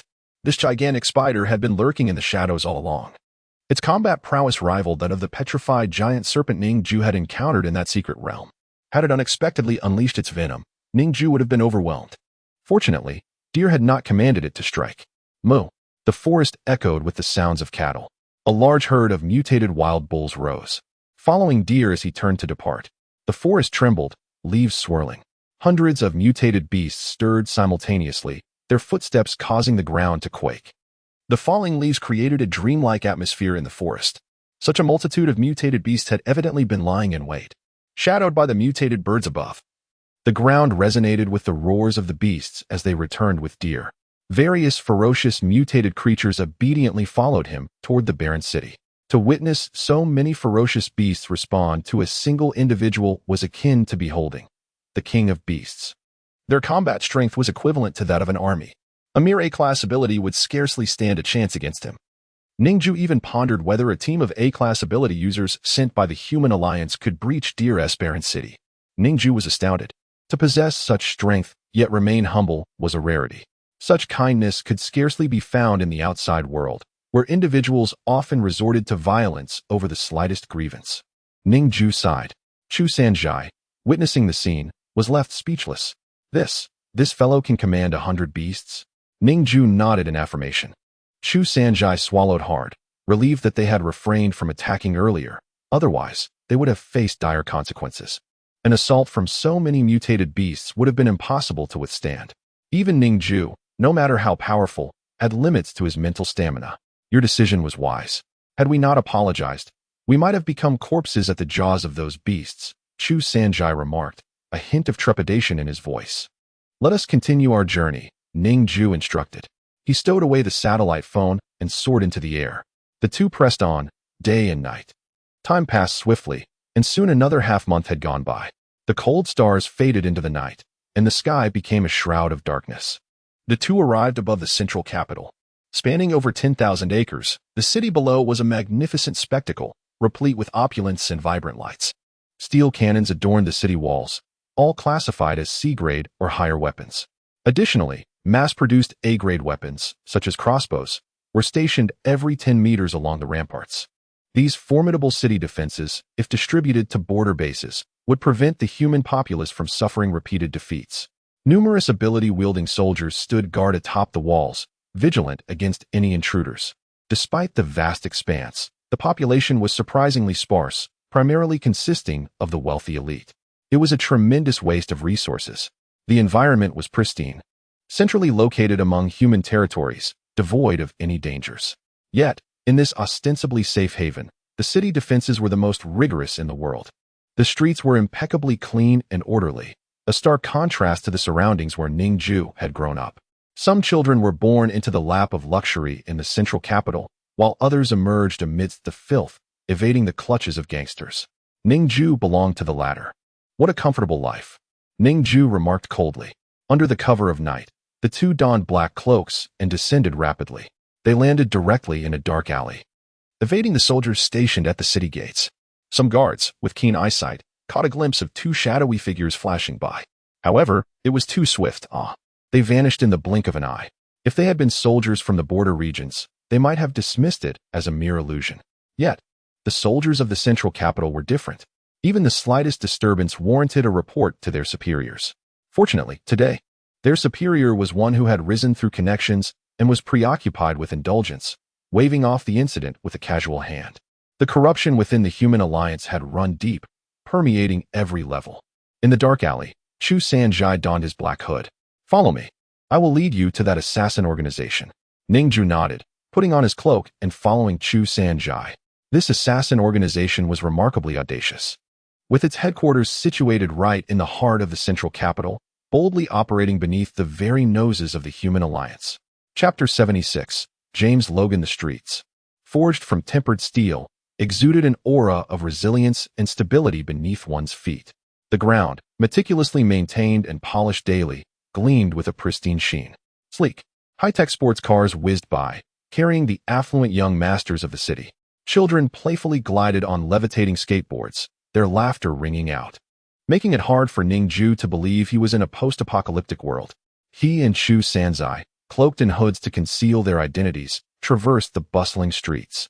Their disheveled appearance drew curious glances from passers-by, marking them as outsiders, clearly the impoverished denizens of the borderlands.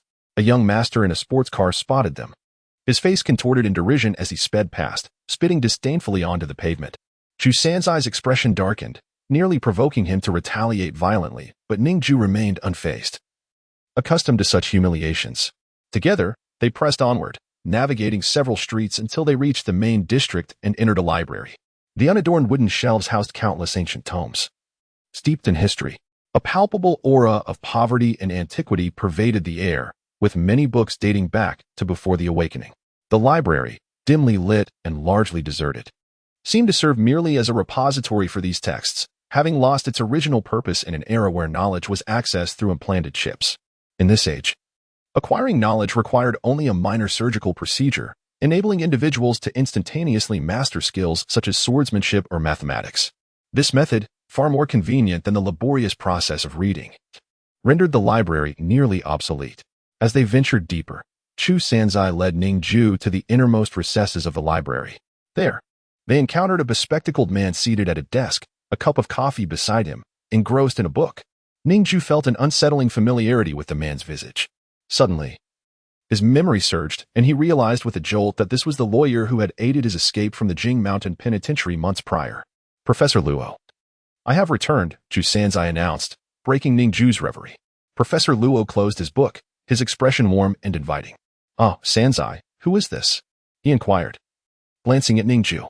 "Mr. Luo, I am a friend of Chu Sanzai, here to seek your assistance," Ning Jue replied, taking the moment to scan the professor and Appo's details. Luo Xiang, ability, none, a true non-ability user. This was the lawyer who had orchestrated his escape with sheer intellect and audacity, inspiring Ning Jue and Appo's deep admiration. Professor Luo set down his coffee, and his demeanor shifted to one of gravity. He opened a concealed door behind him. "Let us discuss this inside." "Surveillance is rampant in the central capital," he urged. As a prominent attorney and law professor, he was acutely aware of the scrutiny he faced, with his office discreetly monitored. They entered the hidden chamber, descending into an expansive underground library. Unlike the public library filled with mundane literature, this concealed space held significant documents, including sensitive files the human alliance would rather keep hidden. At the far end, they discovered a simple bedding area, cluttered with exercise equipment, where a rugged man performed push-ups. his muscular form almost straining against his shirt. James Logan. Ning Jue recognized him instantly, the legendary Wolverine.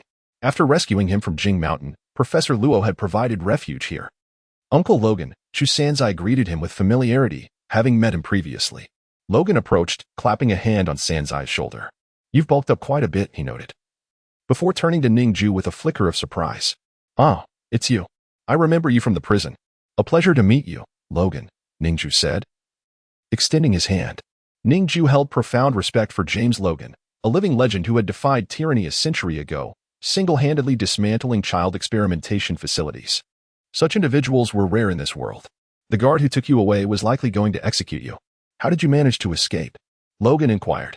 "I was fortunate not to be detected for my abilities. I utilized my powers to reach the lowest level and fortuitously encountered Professor Luo, who facilitated my escape," Ning Jue explained.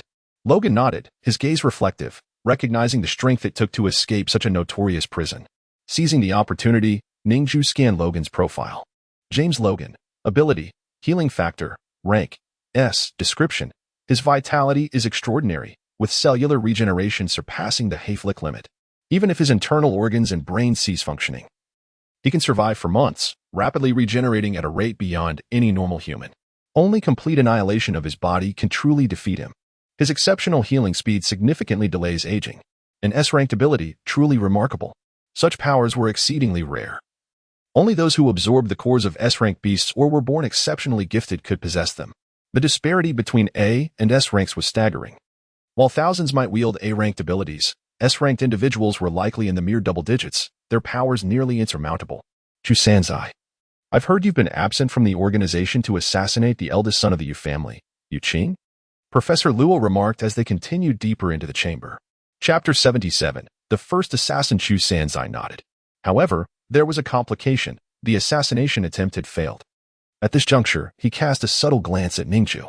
Professor Luo Xiang's expression was grave as he led the group to a round table to discuss matters. Fortunately, your assassination attempt did not succeed, he remarked, adjusting his glasses. Chu Sanzai was taken aback. Why is that?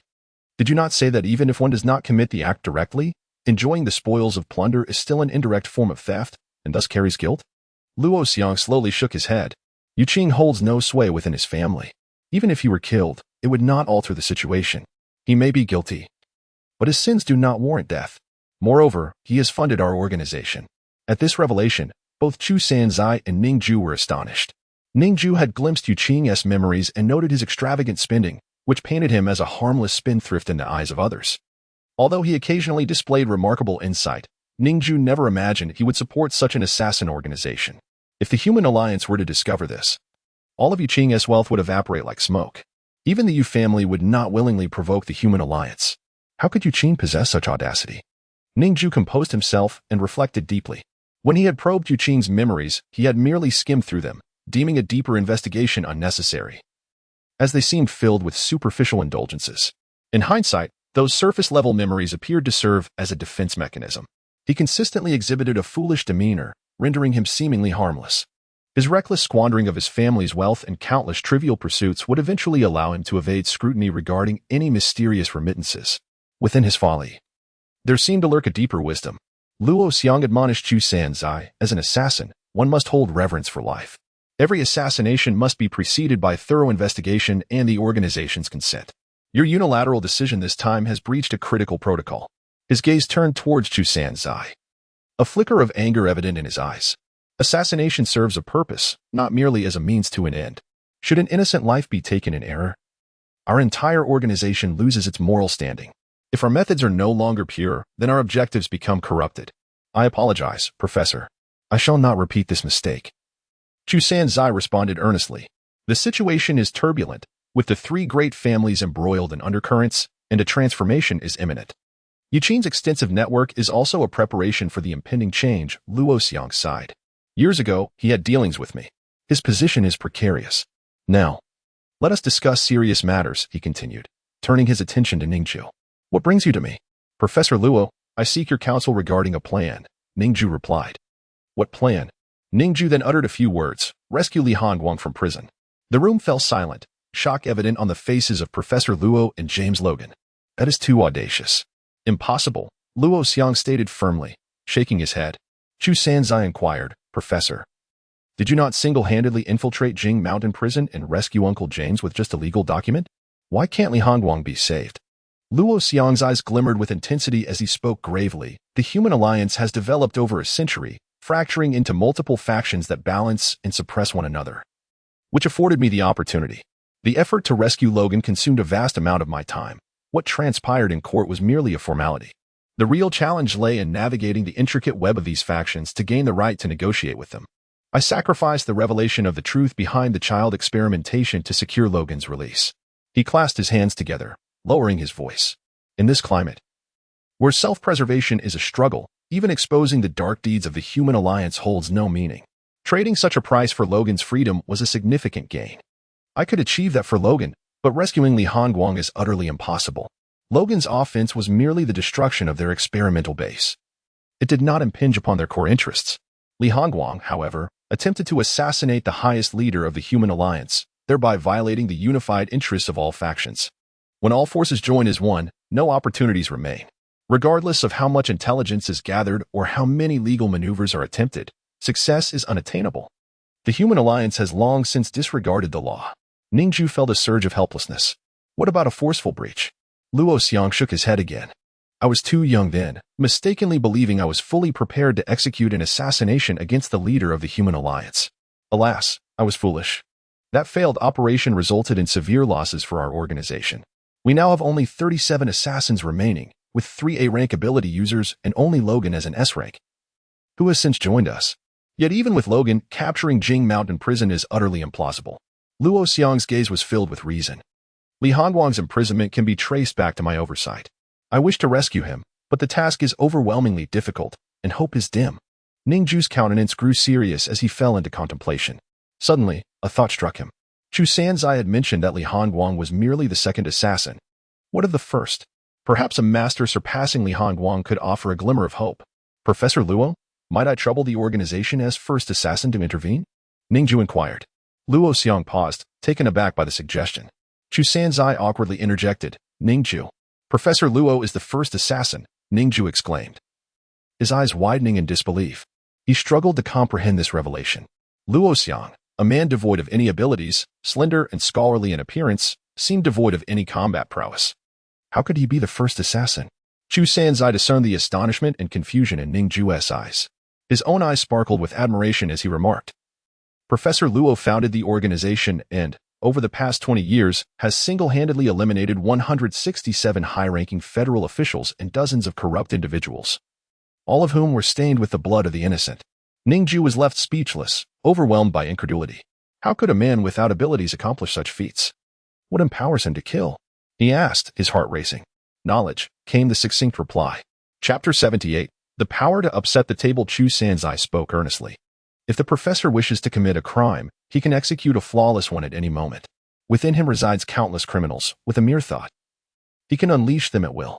The professor's methods exceed your imagination. In the courtroom, he has never known defeat, even though the human alliance possesses extensive reach. Capable of flouting the law, they are still bound by the rules of the game, compelled to imprison certain individuals whom the professor has accused. For the intelligence the professor holds is sufficient to coerce them into playing this game with him. Ning Jue remained perplexed and inquired, but Professor Luo lacks any supernatural abilities. Does he not fear the human alliance overturning the table and sending assassins after him? Chu Sanzai chuckled coldly. Professor Luo can also overturn the table. Moreover, he does so with greater force. Should the professor perish, there will immediately be individuals from every base who will expose all past records and intelligence to the world. At that moment, chaos will surely ensue within the human alliance, potentially igniting a civil war. The 3 great families will suffer grievous losses. Within each major force, there exist numerous minor factions. The professor's intelligence could plunge those factions into internal strife. No one dares to bear such a risk. However, once that intelligence is revealed, it will bring untold suffering to humanity, which is why the professor has refrained from making it public. Ning Jue felt a chill run through him. A mere mortal wielding such power. How formidable. With a human body, he could restrain the human alliance and the 3 great families. Professor Luo maintained a calm demeanor and spoke slowly. Do not deify me. I am not the first assassin. That title was merely bestowed upon me by you. Humans are inherently limited. Luo Xiang gestured for Chu Sanzai to cease his further comments. Power does not stem from hollow titles, but from the balance of various forces. Once you grasp this principle, you can stand against them. However, rescuing Li Hongguang remains impossible. He is too formidable. And his rebellious nature makes his release a threat no less significant than my own. For many years, I have endeavored to secure his freedom, yet to no avail. He is someone the human alliance will never allow to escape. No means will suffice. Ning Jue's expression grew complex, and he fell into a prolonged silence. If even the mighty Professor Luo could not rescue Li Hongguang, then only one final method remained. After a long pause, he finally spoke. Then, Professor Luo, could I implore you to assist me with one last favor? What favor? Please send me back to the top level of Jing Mountain Prison, Ning Jue replied coldly. At this proclamation, everyone was taken aback. The top level of Jing Mountain Prison was a place from which one could expect no return. Ning Jue, have you lost your mind? Chu Sanzai exclaimed, astonished. This is the only way, Ning Jue asserted. The walls of Jing Mountain Prison were over 100 meters thick, constructed from exceedingly hard materials. Even an S-class superhuman would find it difficult to breach. The only way to enter was to be lawfully imprisoned. Very well, Professor Luo said, his gaze unwavering. A glimmer of wisdom shone in his eyes. He was not surprised by Ning Jue's decision. This approach had the highest likelihood of success for rescuing Li Hongguang.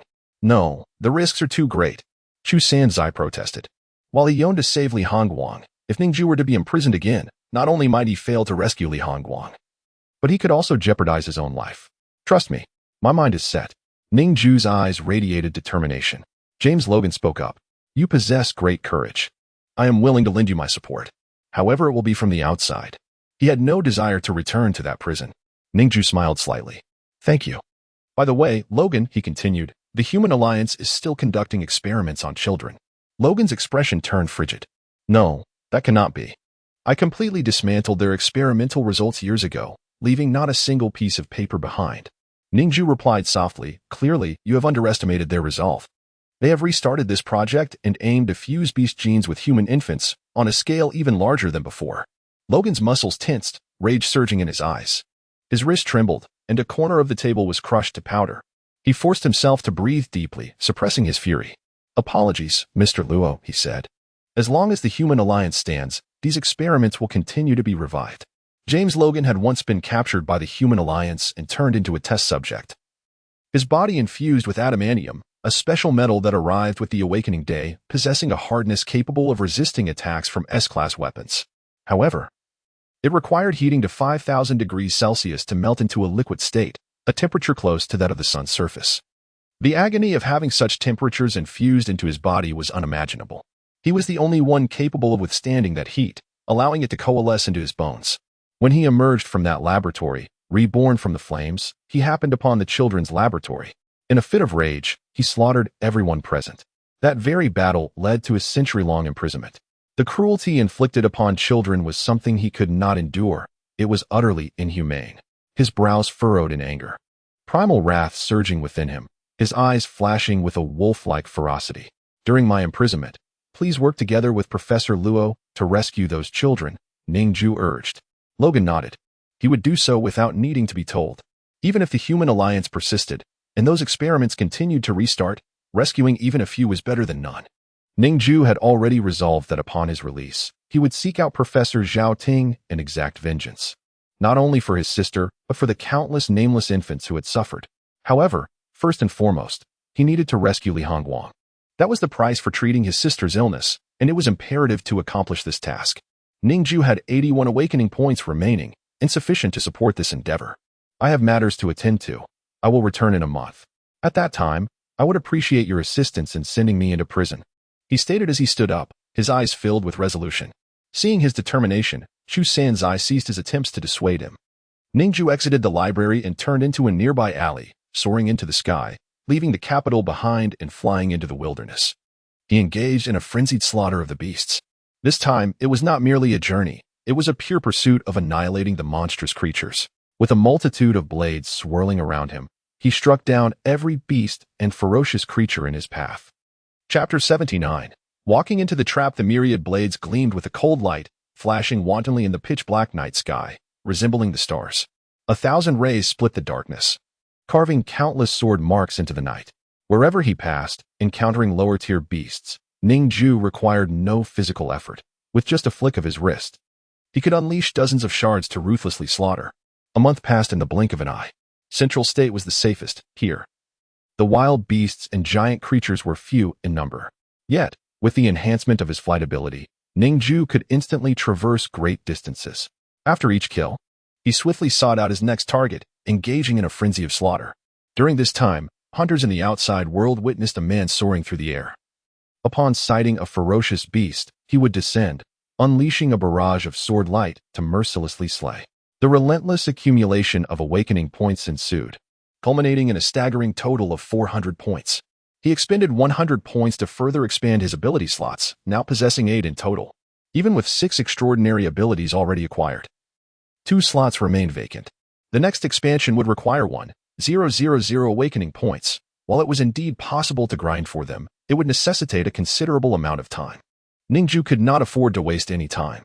The remaining 300 awakening points would suffice for him to execute his plans within the prison. With ample reserves for unforeseen circumstances, Ning Jue turned and flew back to the central city, descending into a dark alley. Upon reaching the library, he found Chu Sanzai reporting on his tasks. In the past month, he had completed several assassination missions. Ning Jue presented his Jiangli identity card to Chu Sanzai, which contained approximately 10 million Federation dollars. Leave 8 million for my sister, and save the rest for yourself, he instructed. Chu Sanzai accepted the heavy card, his hands trembling at the generosity. Following this, he handed over a storage ring filled with high-tier extraordinary weapons. Keep this safe. I will reclaim it upon my release. He also entrusted the static electric blade to Chu Sanzai. Everything was passed over, except for the final piece, the shattered blade of 1,000 edges. Ning Jue presented it to Chu Sanzai, who failed to notice a minuscule notch on the blade fragment, which was not part of the sword itself. Upon entering the prison, a thorough search would be conducted, including ability detection and X-ray scans to prevent any contraband. Thus, Ning Jue had to first dispose of his belongings. He leaned closer to Chu Sanzai and Appos' ear, imparting his final instructions. After completing this, he approached Professor Luo Xiang, saying, "Professor Luo Xiang, I entrust this to you. You may proceed. I will handle the rest." With that, Ning Jue departed the library, walking deliberately toward the city gate. He gazed at the night scene, illuminated by neon lights, a sight of beauty. Lost in thought, he found himself at the city gate, where the guards began their inspection. "What is your name?" one inquired. "Ning Jue," he replied calmly, no longer concealing his true identity. The soldier produced a device and swiftly inserted it into Ning Jue and Appos' wrist, extracting his DNA. The screen immediately displayed a red warning, followed by a blaring alarm. The guard's expression shifted to shock. The criminal, Ning Jue. He was executed at Jing Mountain Prison. How could he still be alive? Regardless of the circumstances, we must apprehend him immediately. Without hesitation, the soldiers opened fire. Energy beams pierced through Ning Jue's body, and electric shock weapons mercilessly struck him, rendering him paralyzed. Yet, Ning Jue remained serene, kneeling on the ground, his gaze fixed on the earth below. This scene was eerily reminiscent of the moment he was arrested, separated from his sister. However, this time, he could effortlessly annihilate all the soldiers with a mere flick of his finger. Ning Jue silently endured the onslaught. The fierce currents coursed through him, but the Tai Chi Xiangong protective barrier allowed his consciousness to remain alert. Moreover, his self-healing factors would swiftly mend his wounds. A soldier with extraordinary abilities raised his hand to crush Ning Jue's bones, causing him to collapse to the ground. An escapee from Jing Mountain Prison was unprecedented. Thus, the Human Alliance's military intelligence was at a loss on how to handle the situation. Typically, they would execute without hesitation. For a man of Ning Jue's impoverished status could not afford legal representation. Naturally, there would be no trial. The harshest penalties would be applied without question. However, this time, Professor Luo Xiang personally took charge of the case. Previously, due to Zhao Ting's influence, Ning Jue, an ordinary individual, had been detained at the highest level. Now, upon capture, he would likely be imprisoned in another section of the facility, preventing him from meeting Li Hongguang. Thus, Luo Xiang's intervention was essential. As Ning Jue's consciousness faded, he found himself drowsy in court. A sleep-inducing ability user accompanied him, ensuring he succumbed to slumber. An escapee from Jing Mountain Prison posed a significant threat. No one knew what abilities he possessed. Everyone treated him with utmost caution. The stern-faced judge presided from a lofty position, but upon recognizing Professor Luo, his expression shifted to one of shock. "Professor Luo?" he exclaimed, his arrogance evaporating. Luo Xiang offered a gentle smile, signaling him to remain composed. Encounters with former students in court were not uncommon. In this court, we shall speak of matters devoid of personal ties. We will discuss further outside, Luo Xiang said with a refined smile. The judge nodded vigorously, admiration evident in his eyes. His aspiration was to become a distinguished professor like Luo, even participating in legal reforms.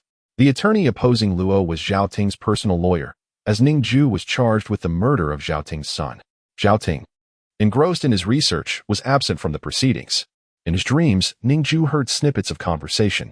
This is incorrect. This regulation does not pertain to such incidents. Your legal provision is misapplied. Furthermore, when I established this law, it was to prevent exploitation of loopholes in Article 21 to evade liability. It is not applicable in this scenario. The opposing lawyer, hired at a premium by Zhao Ting, was undoubtedly among the top-tier attorneys available. Yet, before Luo Xiang, he was drenched in sweat, desperately wiping his brow as his arguments grew increasingly flawed. Despite Luo Xiang and Appos' overwhelming victory in the debate, he ultimately faced defeat in court. This marked Luo Xiang and Appos' first and only loss in his lifetime, yet he achieved his objective. Unbeknownst to all, they were subtly being led by Professor Luo and Appos' deft manipulation. One step at a time, he guided the opposing attorney and the judge to speak in accordance with his design. In the end, the judge ruled for Ning Jue to be confined at the highest level of Jing Mountain Prison, all under the guise of Luo Xiang and Appos' impeccable defense. Ning Jue has been sentenced to the most severe punishment. Chapter 80. A glimmer of hope at the pinnacle of Jing Mountain Prison. Ning Jue lay within one of its cells, and the location remained unchanged, still that very same room. Each inmate, upon entering this place, is subjected to an ability detection system. At that time, Ning Jue activated a cloaking field of his invisibility power, successfully masking his abilities from the detection devices. However, the prison he now occupied had undergone formidable renovations, for he had previously escaped. Regardless of whether he possessed powers, the prison had been reinforced. Psychic shielding metal lined the walls to prevent mind control over the guards. Embedded within the walls was a special metal that incessantly absorbed mental energy. Once depleted, no matter how potent one and Appos' abilities, they could not be exercised. Every aspect of this prison was fortified, rendering Ning Jue and Appos' powers nearly unusable. Like the other prisoners, he was subdued to the status of an ordinary mortal. "Oh, it's you?" exclaimed the red-haired inmate in the adjacent cell, his expression one of shock. "Weren't you captured and executed by the guards?" The surrounding prisoners turned their gazes toward him, approaching the bars to observe Ning Jue. Even the normally stoic Li Hongguang appeared astonished, his eyes filled with disbelief as he regarded Ning Jue. Ning Jue met their stares with a faint smile.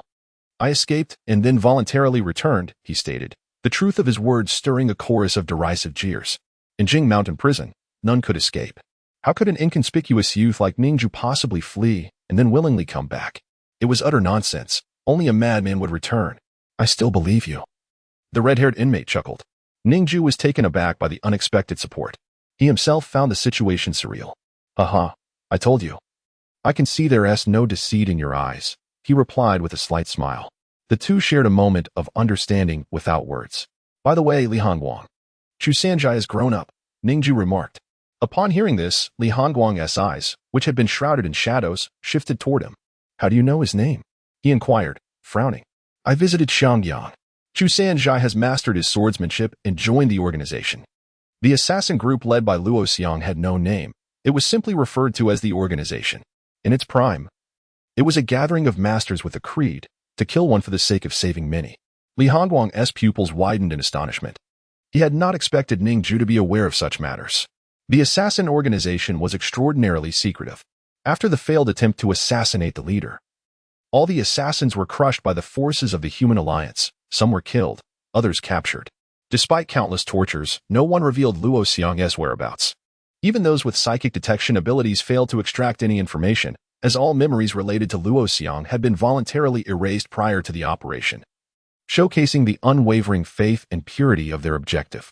Li Hongguang had similarly erased his memories before the operation, rendering him impervious to the inquiries of memory-probing ability users. Now, after so many years, those memories resurfaced. "You truly escaped?" Li Hongguang exclaimed in shock. "Yes," Ning Jue replied, his lips parting slightly. almost revealing that he had returned to rescue him. However, he chose to withhold that sentiment for the time being. There would be an opportunity to share once the mission was accomplished.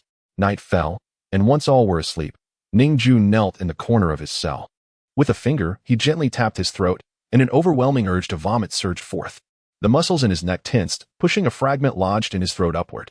Ultimately, he coughed up a considerable amount of blood, stifling any sound that might escape him. Agonizing pain coursed through his neck, yet the wound in his throat gradually healed.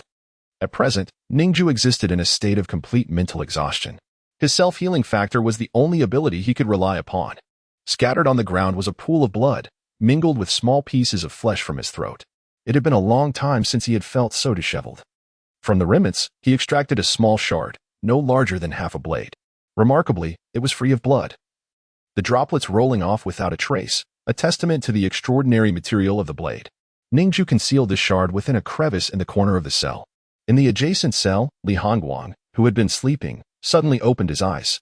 He glanced over, sensing a familiar yet faint aura that had unexpectedly appeared in Ning Jue's prison. However, it was too subtle. After a moment of contemplation, he closed his eyes once more and returned to sleep. Days passed monotonously, with no news penetrating the prison walls. Ning Jue lay in his cell, practicing Tai Chi in silent meditation.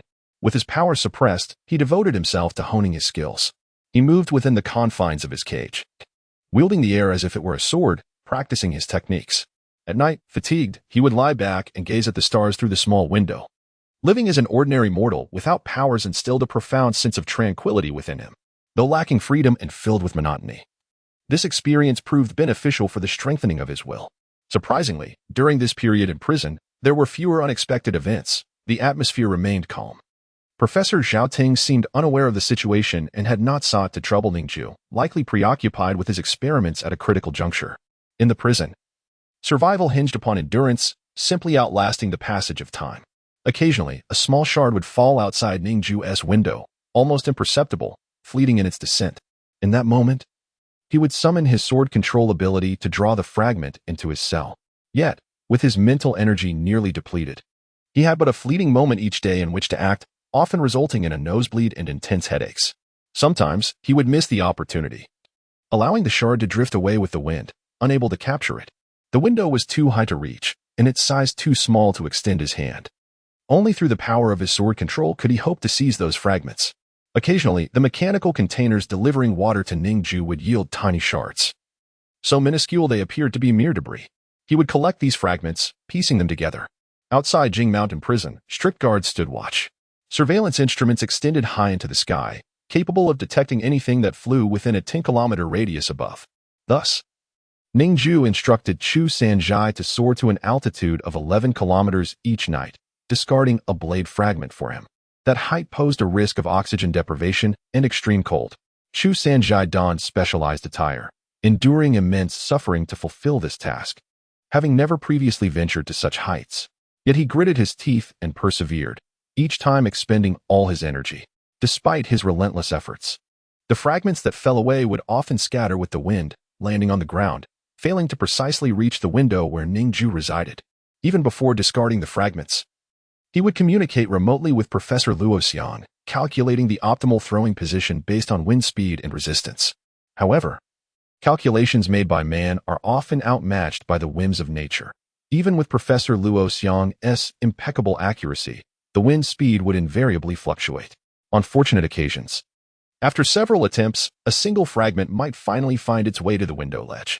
The water provided to the inmates at the Jing Mountain Prison is directly sourced from the sewer. Once mixed with a purifying agent, the sewage becomes potable. A mere drop of this agent suffices to cleanse the water, rendering filtration unnecessary. This tainted water is fitting for the criminals, allowing for significant cost savings.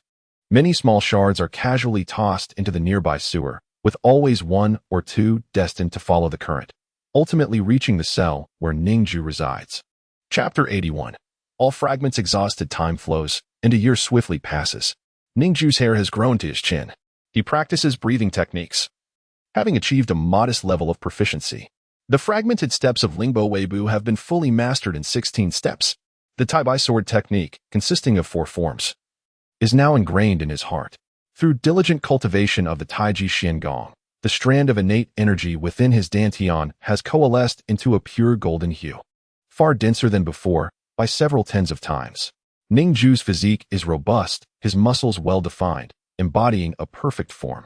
To date, he has assembled 94 fragments, approximately 1/10 of the total number of the 1,000 blades. He must wait a little longer. Ning Jue's gaze is as tranquil as water as he speaks slowly. The prison remains sealed, entirely cut off from the outside world, with no news reaching in. No one knows that in the span of a year, the world outside has drastically changed. Beyond the borders, the number of colossal beasts has suddenly surged. A vast number of high-tier beasts have violently breached the border bases. In just 1 year, humanity's frontier has retreated by 400 miles. This distance, though seemingly not vast, has brought untold suffering to the people along the border. The 400 miles encompass numerous square kilometers, with hundreds of survivor bases and countless rural villages completely overrun. If one were to visit, they would witness sprawling ruins of steel, with the bodies of humans piled high like mountains. The beasts emerge from the depths of the sea, ascending to land. To evade the beasts, humanity has chosen to settle inland, away from the coast. Many have not seen the ocean for years. Now, as the border retreats further, the distance to the sea grows ever more daunting. Tens of thousands of surviving refugees surge inward, but the food supplies at each survivor base are limited. It is impossible to accommodate the refugees without restraint. Many wander aimlessly, starving to death or becoming homeless, contributing to a burgeoning population of vagrants. Countless refugees are left to survive in the wilderness, with many succumbing to starvation. A great famine has arrived. The beasts roar, ravaging cities and uprooting trees. The mountains of the border are suddenly stained red with blood. The stench of death permeates the air, painting a grim picture. Yet, this tragedy unfolds solely in the border regions inhabited by humanity. The powerful in the central regions remain blissfully unaware of any urgency. They continue to don luxurious attire, lavishly consuming the finest foods, reveling in their comforts. Elevated in status, they are oblivious to the scent of their compatriots' blood. The central city remains a bastion of tranquility and safety. Another year has passed. The human border recedes another 200 miles, and the number of refugees dwindles. This is due to the fact that many refugees are soon to perish. Supernatural beings are ultimately a minority. The majority of civilians are powerless. They lack the means to purchase formidable weapons and equipment. Even when facing the lowest-tier mutated beasts, they are bound to meet their demise. Some beast hunters have banded together to form volunteer groups to protect the refugees. However, the hunters remain few, and only a small fraction of refugees receive assistance. The majority are left to lie unburied. The border is far from Xiangyang, which remains relatively safe. Yet, within Xiangyang, many buildings stand abandoned. Numerous young men from Xiangyang have voluntarily ventured to the border to protect refugees and combat the beasts. Their martial prowess rivals that of supernatural beings. However, the number of beasts is endless, and inevitably, some will fall. In the heart of Xiangyang stands a spirit tower covering several acres, towering over 70 stories. Within lie hundreds of thousands of memorial tablets, each representing generations of Xiangyang's people. At this moment, the tablets continuously shatter, signifying the extinguishing of lives. The elder generation, with tears in their eyes, painstakingly reassemble and restore the tablets. Zhang Wuxiang stands at the entrance of the spirit tower, observing this scene. His brow is furrowed. His expression stern, yet the sadness in his eyes cannot be entirely concealed. The number of martial practitioners is dwindling. Xiangyang is nearly the last bastion. With each death, the numbers dwindle further. Yet, a true man, living in this world, has practiced martial arts for over a decade precisely for this day. With humanity in decline and calamity looming, how could he dissuade the young from rushing to the front lines? With a heavy sigh, Zhang Wuxiang turns to leave. Heading towards the training ground, his eldest disciple, Ning Jue, sits cross-legged, eyes closed, her frail form now considerably more robust, her complexion vibrant. Her breathing follows a unique rhythm, inhaling thrice and exhaling once.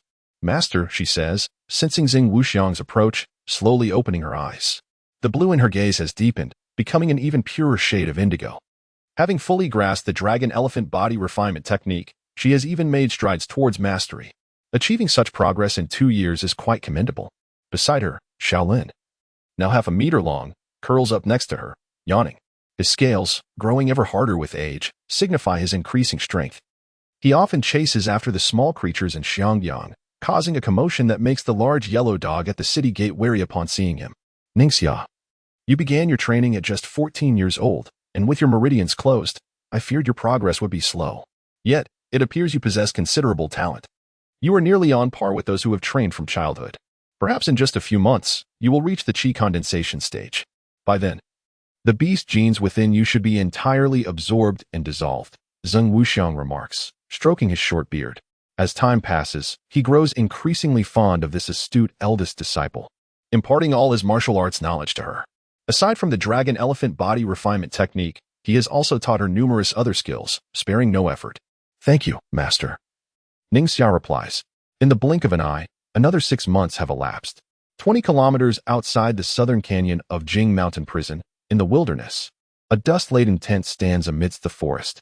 Chu Sanzai practices his swordsmanship outside the tent, surrounded by trees marked with countless knife scars, intricate and complex, numbering in the tens of thousands. He has resided here for 2.5 years, wielding his blood-drinking blade, executing his family's ancestral technique, the Xuanxu sword technique. This technique has been passed down for generations, remaining intact and unblemished. Each generation of the Chu family diligently masters this sword technique, ensuring it remains unforgotten despite the passage of time. It can be said that this sword technique is etched into the very genes of the Chu lineage. Daily, he practices with the blade to enhance his strength. During the stillness of the night, Chu Sanzai ascends into the skies above Jing Mountain Prison, dropping a shard of blade each night without fail. To date, over 2.5 years, he has cast down a total of 1,000 blade fragments. Suddenly, the identity card in his waist pack vibrates. It is the identity card left to him by Ning Jue, bearing the name Jiangli. He takes it out to inspect. Only the urgent report from the Yu family could be heard. Chapter 82. The dramatic shift of the Yu family. Enemies all around. Esteemed guests, hasten back to the central capital and assist the Yu family. The Yang family and the Roosevelt family are poised to launch a surprise attack. The fate of the Yu family hinges on this moment. Chu Sanzai gazed at the message above, his eyes fixed on the identity card. No, it cannot be true. The Yu family has been a formidable force since the inception of the human alliance, enduring until this day. They wield decisive influence even in determining the leadership of the Federation. The Emerald Trade, wholesale of exotic weaponry, shares in the Hunter and Oppos Association. There are too many ventures, too many entanglements, too profound a legacy. How could such a towering family be attacked in unison by 2 other great families? This news is simply staggering. Chu Sanzai could hardly believe it. He glanced towards the distant, towering Jing Mountain Prison. I have discarded all shattered swords. I know not how many Ning Jue has collected. For now, I have no further role in this. I shall await his next move. I will leave for a moment to return to the central capital and assess the situation. Chu Sanzai soared into the sky, stirring up a cloud of dust. The Jingzhou region lies not far from the border and is also not distant from the central capital, occupying a middle ground. After all, the existence of Jing Mountain Prison is intended to release criminals only when absolutely necessary, to counter the impending extinction of humanity by colossal beasts, and to preserve the bloodline of mankind. If Jing Mountain Prison were placed at the border, the ever-receding boundary would eventually surpass the prison, leading to its occupation and destruction by the beasts, allowing the powerful superhumans to escape prematurely. Yet, it cannot be too close to the central capital, for the powerful do not wish to be near those bloodthirsty inmates. Thus, a balanced distance is maintained. Moreover, with Chu Sanzai's flying abilities having reached grade A, returning to the central capital would not take long. Days passed. In the central capital, amidst a darkened night, the moon concealed behind ominous clouds. The cool autumn night rendered even the dim light somber. Within a luxurious estate sprawling several tens of kilometers, over 100 superhumans cloaked in black surrounded the entire compound. All were grade A superhumans. The scent of blood hung thick in the air. Flames roared, illuminating the night sky. The courtyard was littered with the corpses of guards and servants. This was once one of the 3 great families, the Yu family. The term once applies now, for only 2 great families remain. The Yu family has been obliterated. A frail old man hobbled through the courtyard, his eyes blind, leaving only hollow sockets. I have eradicated all high-ranking superhumans. You are to deal with the remaining servants, guards, and family members. Remember, leave no survivors. His voice was frail, chilling to the bone. Upon finishing, he departed the estate. No matter how powerful a family once was, once it falls, it becomes as nothing but a toppled mountain. The unpredictability of the world is daunting. No matter the depth of legacy, annihilation can occur in an instant. A middle-aged man stood in the Yu family courtyard. Gazing at the dozens of superhumans before him, his hands clasped behind his back, his temples graying. His expression was one of authority and vigilance. Yet, a gaping wound marred his chest, his heart completely pierced. His gaze was piercing, as if he still lived. In truth, he was already dead on his feet. Yu Ting, the S-class superhuman of the Yu family, had perished on the spot. Half of the Yu family and awakens guest experts had received the news and rushed to assist. But now they lay lifeless in pools of blood. The Yang and Roosevelt families were too formidable. 2 S-class superhumans participated in this operation, while the Yu family had but one, rendering them utterly powerless.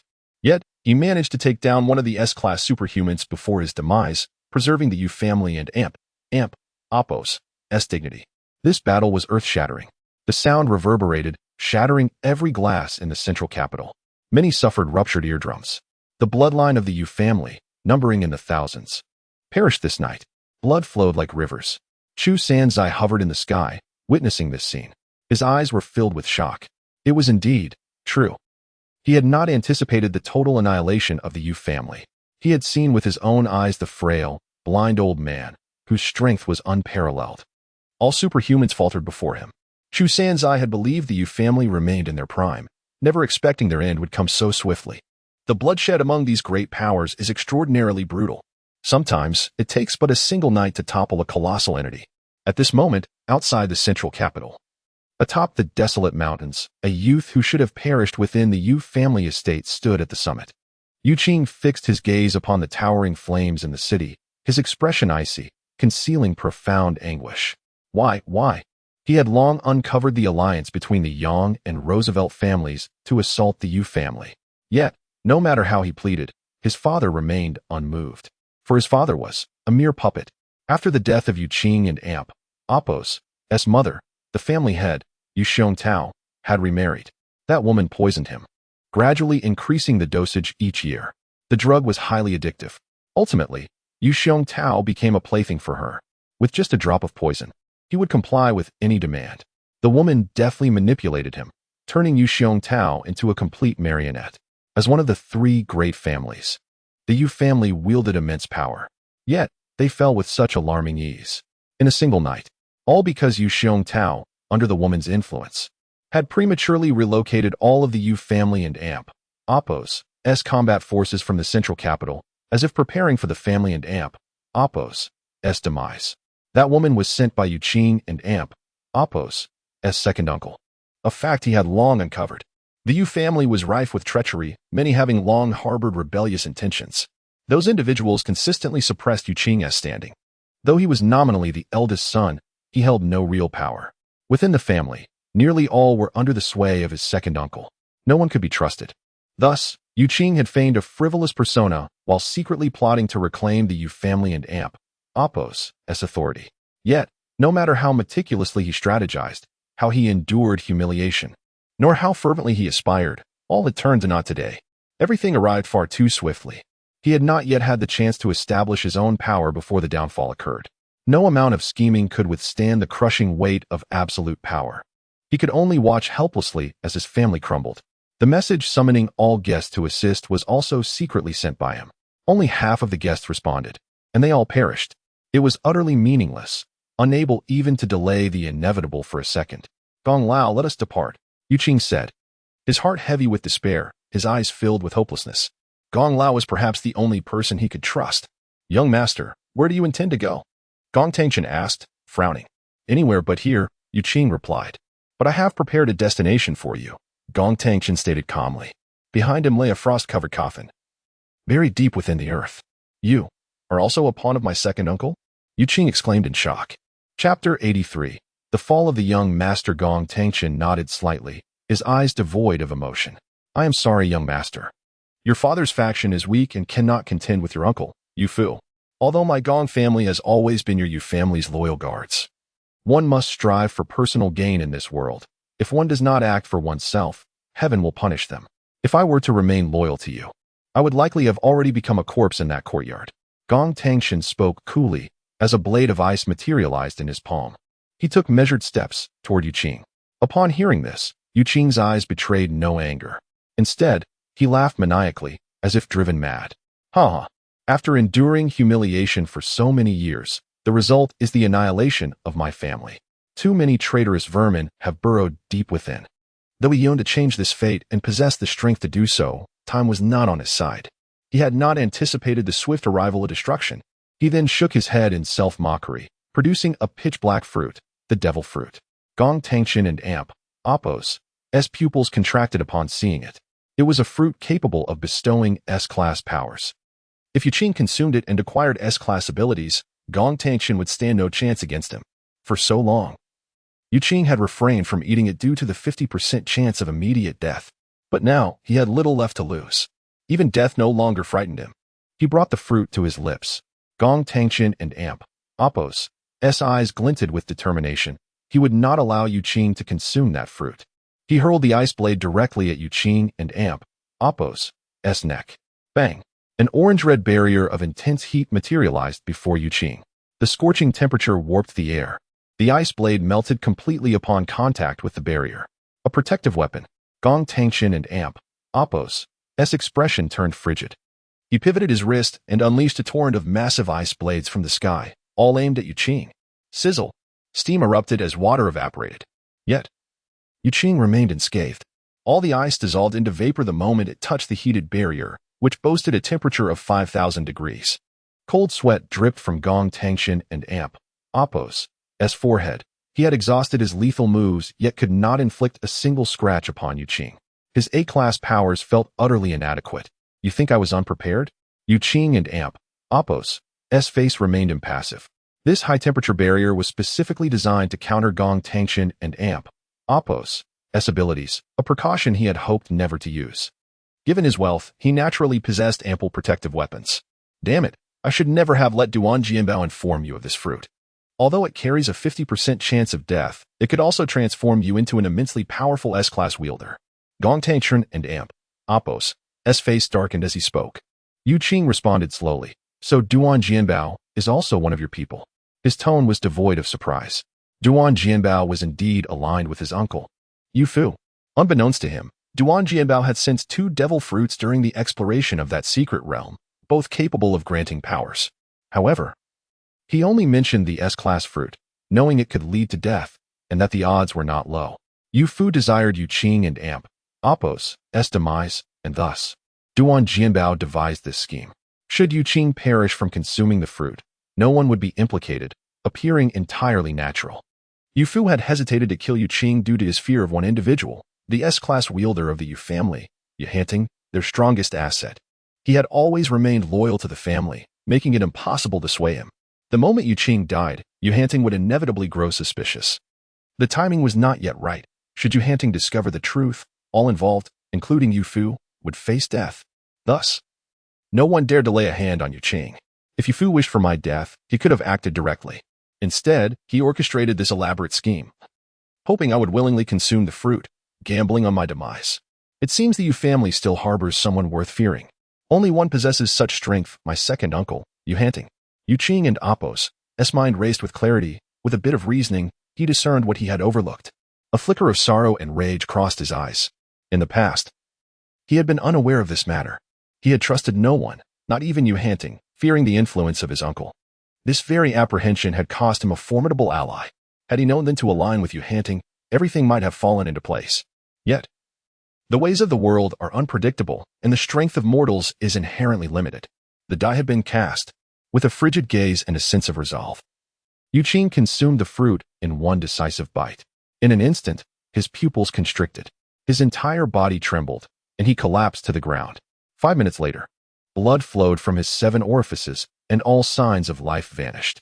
His eyes remained wide open, unblinking. The high-temperature protective barrier deactivated automatically. Gong Tangshan approached, letting out a long sigh. Yuqing and Appos, S fortune is truly unfortunate. The S-class power does not belong to him. Had Yuqing survived and attained S-class abilities, it would have been Gong Tangshan facing death instead. He raised his hand and placed Yuqing and Appos, S body into an ice coffin, sealing it with frost. Lord Yang, Yuqing is dead. Gong Tangshan retrieved his identity card and used its remote communication function to relay the scene before him. Yuqing and Appos, S corpse lay in a tragic state. Excellent, came the cold voice from the other end. Subsequently, Gong Tangshan buried Yu Qing's body in a pit, completely entombing him. The last remnants of the Yu family's direct lineage were utterly extinguished. Expressionless, Gong Tangshan took slow strides toward the capital. Ning Jue sat cross-legged in his prison cell, eyes closed in meditation. After 2.5 years, his hair had grown to shoulder length. He had mastered the 32 steps of the Lingbo Weibu and fully grasped all the moves of the Tai Bai sword technique. His Tai Chi Xiangong had reached a minor completion stage. The innate energy within him had grown robust enough to circulate through his body, constantly nourishing his meridians. In the crevices of the wall, he pieced together a short sword, formed from 187 fragments, measuring a mere 20 centimeters. Chu Sanzai had discarded 1,000 shards, and Ning Jue had managed to collect 187, a stroke of extraordinary luck beyond his expectations. Having been imprisoned for over 1,000 days, not a single shard remained in Chu Sanzai's possession. All had been relinquished. Ning Jue gazed longingly out the window at the world beyond. Freedom awaited. Perhaps. It is time, Ning Jue stated calmly. The innate energy surged into the crown of his head. The special metal embedded in the wall, which had suppressed and drained his spiritual power, now held no significance for him. The innate energy cleared Ning Jue's mind. The spiritual power, akin to a withered spring, which had been depleted for over a year, began to revive at this moment. Having cultivated the innate energy to this extent, he could even enhance his spiritual power. Chapter 84.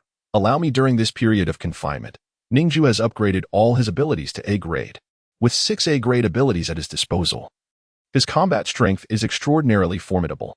However, he remains unable to contend with S-grade powerhouses. The S-grade abilities are simply too potent. Life in the prison is tranquil. Yet Ning Jue is beset with unease. He senses turmoil outside. A metallic tang of blood fills the air. Ning Jue stealthily siphons the abilities of a prisoner in a nearby cell. One awakening point consumed, theft successful. He acquires the ability Time Bubble. Immediately, he elevates this ability to A grade. This was once a coveted power for him, but at that time, his slots were limited and awakening points were scarce, forcing him to relinquish the desire. Now, he must secure this ability. Upon obtaining it, he promptly upgrades it to A grade. Time Bubble, level A description, creates a spherical area using mental energy where time is slowed by a factor of 1,000. This ability consumes a significant amount of mental energy. Time slowed by 1,000-fold. A bullet that would typically traverse in 1 second now takes 1,000 seconds to pass through. This deceleration is akin to a cessation of time itself. If he envelopes his adversary in this technique, no matter how formidable their abilities, they would be rendered impotent. Their consciousness would be slowed 1,000-fold. With this ability, the possibility of escape grows exponentially. Just as Ning Jue prepares to act, the sound of the elevator resonates. His brow furrows in concern. Who could it be? Has the plan been compromised? He hastily picks up a shard of a blade from the crevice, gripping it tightly, blood streaming from his hand. Yet he does not let go, ever ready to strike. The elevator doors slide open, revealing a familiar figure. A tall, gaunt man in his 30s approaches, clutching a book. He leans on a cane, his gait unsteady. His right leg has vanished, the pant leg flapping in the breeze. Upon witnessing this, Ning Jue's eyes tremble. A guard follows closely behind. Lawyer Luo, you are prohibited from communicating with the prisoners and must remain 5 meters away from the cell, the bald guard states impassively. I possess unlimited visitation rights for my client. You need not intimidate me, Luo Xiang replies coldly. Li Hongguang's eyes widen in shock upon seeing Luo Xiang. After many years, the professor's right leg has been amputated? Professor Luo? His voice barely registers, almost inaudible. Luo Xiang furrows his brow, seemingly not recognizing Li Hongguang. Li Hongguang understands the necessity of concealing their connection. Otherwise, the human alliance would have ample justification to apprehend Professor Luo as well.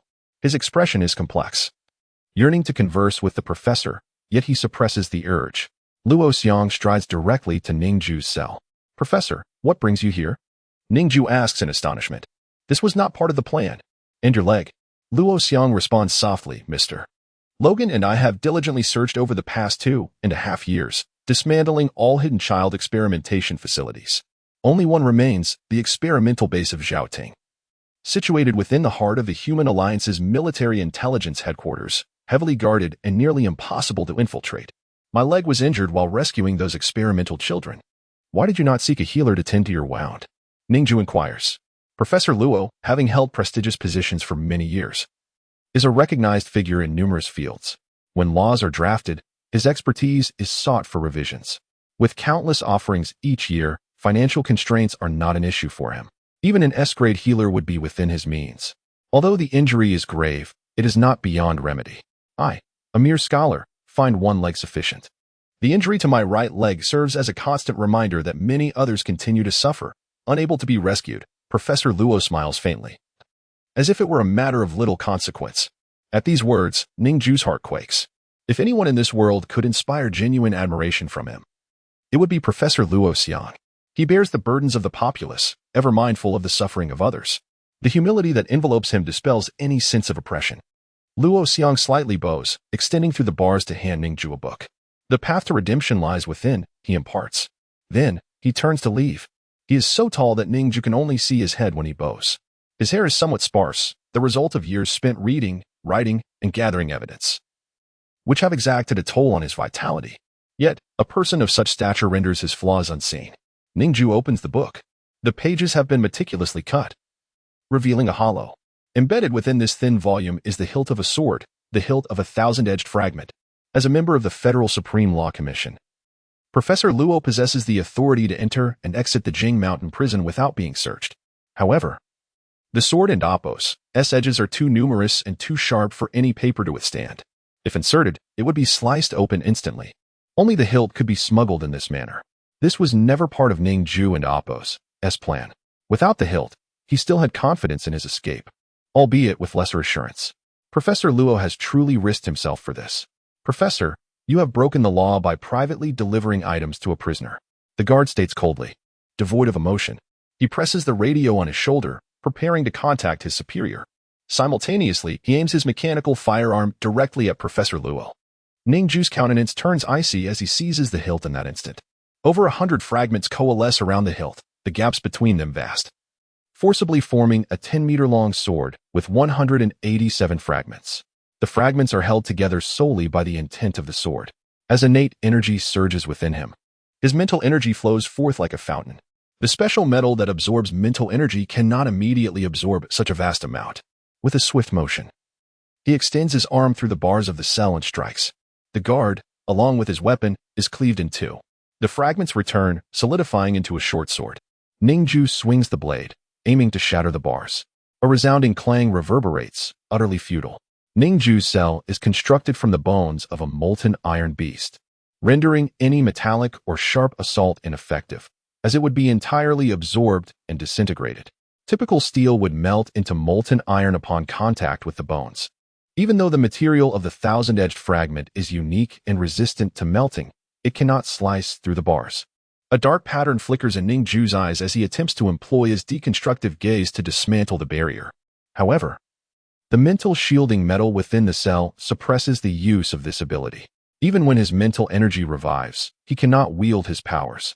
Earlier, he had manipulated the thousand-edged fragment using sword intent, a force that cannot be suppressed. Allow me, a voice softly sighs. It is indeed Li Hongguang. Chapter 85. The invisible ability user, tanging the sound of a red alarm echoed within the confines of Jing Mountain prison, signaling the brutal murder of a guard. Reinforcements would soon arrive in droves, and a fierce battle loomed on the horizon. Professor Luo Xiang had put himself at great risk, and should he perish, the loss would be catastrophic. The jailbreak had commenced. Li Hongguang found himself compelled to act. This was their singular opportunity. Without hesitation, Ning Jue hurled the shattered sword of 1,000 blades towards him. His initial plan had been to piece the sword back together and then entrust it to Li Hongguang, as he himself could not break through. However, Li Hongguang was more than capable. Among the ability users known to Ning Jue, he was undoubtedly the strongest. The power of swordsmanship was the first ability Ning Jue had acquired. He understood well how formidable that strength could be. Li Hongguang's expression remained calm as he caught the shattered sword of 1,000 blades, his eyes glimmering with a fierce light. "Professor, step back," he instructed softly. Luo Xiang promptly moved to the rear. Behind Li Hongguang, a small section of the prison wall lay damaged, revealing the metallic floor beneath the skeletal remains of a colossal beast. Among the debris, hundreds of sword fragments lay scattered. Li Hongguang's fingers bore the scars of countless blows. For 10 long years, he had pounded that very corner. No matter how resilient the S-class beast's bones, time had eroded their strength, rendering them brittle. Coupled with a decade of relentless strikes, he had finally shattered a corner. A native of Xiangyang, Li Hongguang had trained in martial arts from a young age. Even with his power sealed, he remained an exceptional swordsman. His martial prowess was at the channeling realm, surpassing 2 major levels of the body refinement realm. His physique could unleash tremendous force, capable of penetrating steel with a single punch. After 10 years of rigorous training, his fists were calloused and strong. That small corner could accommodate some sharp objects, housing over 200 fragments. At this moment, his gaze was serene, yet within it, a myriad of sword lights flickered. The 200 fragments began to levitate, converging and descending towards the shattered sword of 1,000 blades. Are those the fragments of the shattered sword of 1,000 blades? Ning Jue gasped in astonishment. Li Hongguang was also gathering fragments, and in greater quantity than he possessed. Since your arrival, I've noticed pieces of the shattered sword occasionally falling at night, Li Hongguang revealed. I observed your collection efforts and was already aware of your plan. Some fragments landed near my window, and I used my sword intent to draw them to me. Ning Jue was taken aback. Li Hongguang had been aware all along. His silence hinted at profound thought. Holding the familiar sword, a faint smile graced Li Hongguang's lips. This sensation was one he had not felt in ages. The moment he grasped the sword, his demeanor transformed. His eyes, filled with an intense sharpness, reflected the essence of a true swordsman. With a hum, the sword resonated. Half of the blade came together seamlessly. A tremor coursed through Li Hongguang's wrist, and the blade instantly dispersed, elongating into a narrow sword of 1.5 meters, a complete length of the shattered sword of 1,000 blades. The unique material of the sword was highly attuned to sword intent, with each shard being particularly sensitive to its pull. Even if his mental energy had been drained by the prison's metallic confines, his cultivated sword intent alone could wield the blade. With a swift motion, he unleashed a strike. The chilling gleam of the blade stung Ning Jue's eyes. The skeletal cage of the molten iron-eating beast was cleaved, leaving dozens of sword scars, shattering it entirely. Li Hongguang stepped forward, emerging from the prison without employing his abilities. By sheer force of his arm, he had obliterated the beast's remains. Had the molten iron-eating beast still been alive, such a feat would have been impossible. Yet, it lay lifeless now, once free from the confines. His mental energy surged back to life. Approaching Ning Jue's cell, he struck again. The prison bars shattered instantly. Ning Jue stepped out, liberated from the oppressive mental dampening metals. Both had successfully escaped the prison. However, this was merely the beginning. Jing Mountain Prison is guarded by S-class ability users, Li Hongguang stated calmly. Escaping the cell without breaching the prison itself is utterly meaningless. Ning Jue was well aware of this. He stepped forward, his eyes shimmering with dark patterns as he activated his Eye of Deconstruction. Within mere seconds, the opposing cell collapsed, as its material was inferior to that of Ning Jue and Li Hongguang's cells. A man with deep scars etched across his face, remnants of old wounds, emerged from the prison. He possessed only one arm, the other sleeve hanging empty. His gaze, initially filled with shock, regained composure, and a self-deprecating smile formed. You truly have a way to escape, he marveled. After a moment of astonishment, he regained his calm, recognizing the miracles that life can present. Thank you, friend. I am Shanks. Ning Jue nodded, briefly introducing himself. Ning Jue. He then approached the nearby cell, liberating numerous inmates. Among them was Tang Ying, the elusive thief renowned for his ability to turn invisible. He had been imprisoned for stealing classified information from the Human Alliance. Ning Jue freed him, recognizing that he was not malevolent. Rather, he epitomized the concept of robbing the wealthy to aid the poor. His S-class invisibility ability made him exceedingly difficult to capture. He had evaded the Human Alliance for 12 years, ultimately apprehended only through the threat of his family's kidnapping. At the time of his imprisonment, Tang Ying was merely 27. Years had passed, and he now bore the weight of time upon his features, transformed into a middle-aged man. His disheveled appearance suggested madness from his long confinement. Now, upon his successful escape, he felt as if he were in a dream. Is this real? He murmured. Yes, Mr. Tang, Ning Jue affirmed. In an instant, Tang Ying activated his invisibility, attempting to vanish into thin air. Tang Ying, without our assistance, you cannot escape, Ning Jue warned coldly. However, no one responded. Tang Ying had languished in confinement for far too long. His spirit had been shattered. His overwhelming desire for freedom had clouded his judgment. He activated the elevator, hurriedly descending to the lower levels. With his S-class invisibility, he was undetectable, eluding all forms of detection. His ability had reached a level where he could ionize his body instantly, rendering him immune to any form of attack. Yet, he could not escape. The exit of Jing Mountain Prison might remain closed for an extended period. With both he and Li Hongguang now outside, security would tighten further. leaving Tang Ying with little hope of ever breaking free again. But this was his choice, and Ning Jue could not intervene. Once Tang Ying became invisible, no one could capture him. Chapter 86. A Grand Amnesty. The entire prison erupted with a cacophony of sound. The resounding echoes reverberated through the heavens. In the central level of the prison, thousands of superhumans, fully armed, surged upwards in a massive elevator. Ning Jue, listening to the footsteps echoing from below, wore a grim expression. He had initially intended for Tang Ying to unleash his full power to cloak the entire Jingshan prison in invisibility. An S-rank invisibility could render the entire facility unseen. At that moment, the guards would be oblivious to even their own bodies, standing bewildered in the air, providing a significantly greater opportunity for escape amidst the ensuing chaos. However, that plan had gone awry. Tang Ying had fled on his own accord. Ning Jue furrowed his brow and extracted the moisture from the air. He pressed his hands into the ground, and icy energy surged forth, forming a long pathway of frost. This frigid chill, plunging to minus 150 degrees, entirely sealed off many cells. Such extreme cold was enough to alter the physical properties of steel, rendering it brittle. At this juncture, an attack using high temperature would create a devastating interaction, shattering the steel in an instant. Ning Jue raised his hand. With a hum, a sphere of intense flame coalesced in his grasp, morphing into a long sword of vibrant orange-red, radiating fierce heat. The scorching flames rendered the air unbearably hot, reaching temperatures of 3,000 degrees.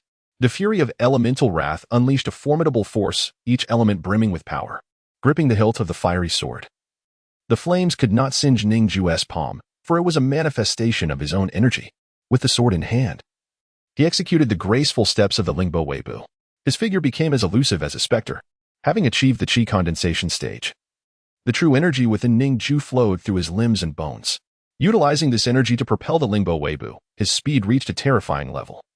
Nearly imperceptible to the naked eye, countless fiery sword flashes slashed through the air, a tempest of blades slicing with precision, the most intricate move from the tie-by-sword technique. Rain falls, clouds drift, was unleashed, cascading like a gentle rain, flowing like drifting clouds. As he unleashed continuous strikes, a crimson light flashed between the crowd, piercing through the entire corridor. An array of fiery sword auras followed, striking down upon the prison. The bars of the cells disintegrated completely. Most of the prisoners were heinous criminals. Ning Jue had no desire to liberate them, but with an impending battle, chaos was advantageous. He released them all. With madness etched upon their faces, they emerged from their confines. "Thank you, young man," a skinless bald man leered, a sinister smile curling his lips. He was the mastermind behind the Crystal Beast robbery, the bald flame demon brand. He had orchestrated a heist on a rewards vault of a hunter association, only to burn the place down, leaving no spoils for his accomplices. His teammates perished in the flames he had ignited, in an attempt to monopolize the bounty. Ironically, he too became trapped in the inferno he created, losing his skin and hair in the process. In desperation, he consumed all the crystal cores from the beasts, elevating his B-rank ability to S-rank. Yet, he had barely begun to harness this newfound power when he lost consciousness, waking up in Jingshan prison. That inferno claimed countless innocent lives, scorching nearly half the city. Ning Jue yearned to end his life, but the moment was not right. Escape was paramount.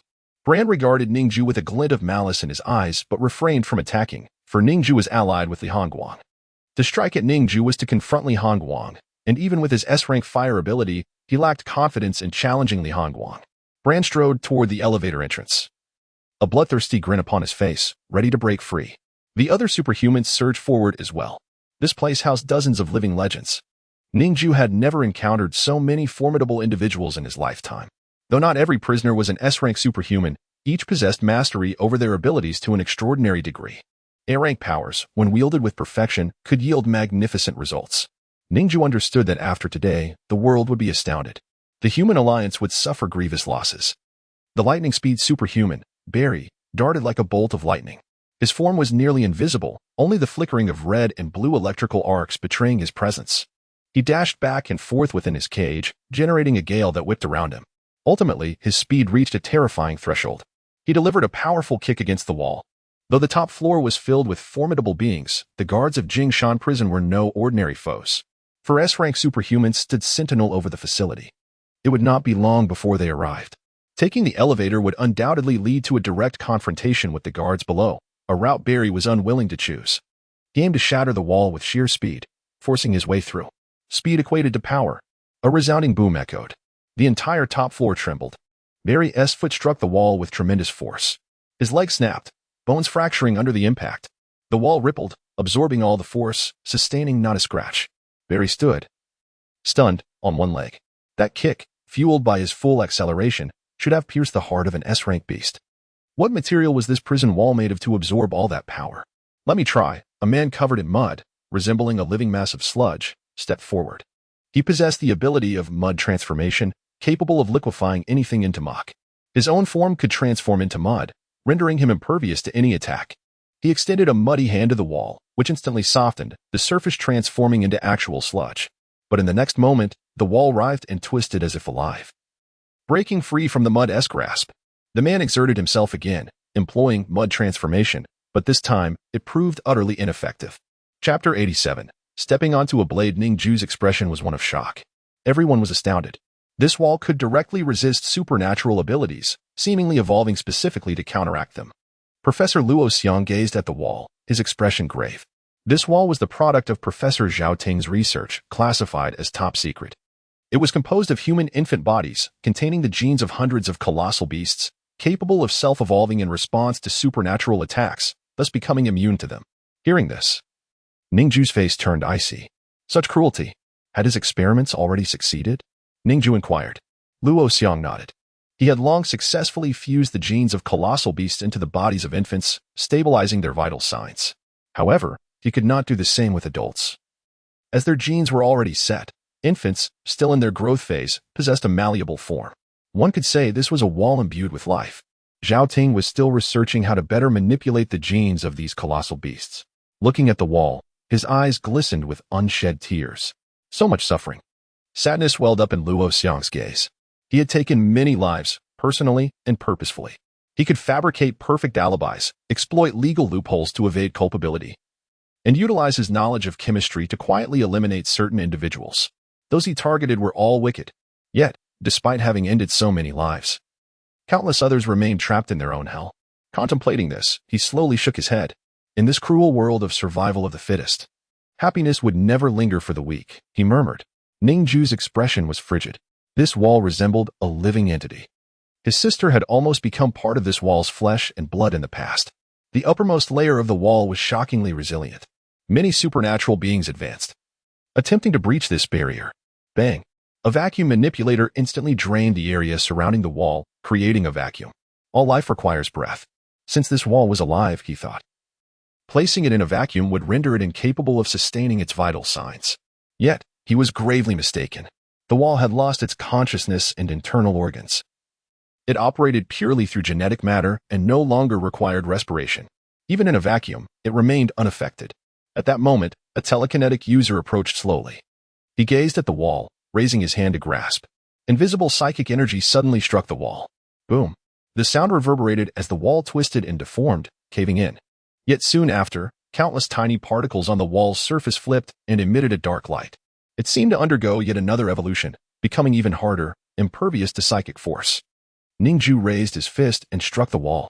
An extreme cold, at minus 150 degrees, erupted forth, encasing the area in a frozen wasteland. At this temperature, anyone daring to touch it would find their fingers instantly glued to the ice, requiring skin to be torn away to free them. That finger would turn black and necrotic in an instant. In this frigid temperature, the wall could not move. Yet, Ning Jue sensed the wall rapidly increasing in temperature. Heat surged, gradually melting the internal ice. Ning Jue channeled all his energy, the innate force within him rising, continuously replenishing his mental strength.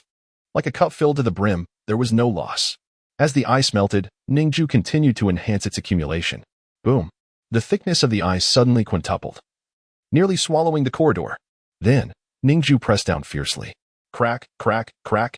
The sound of ice shattering echoed as all the ice was instantaneously compressed. The density multiplied several times.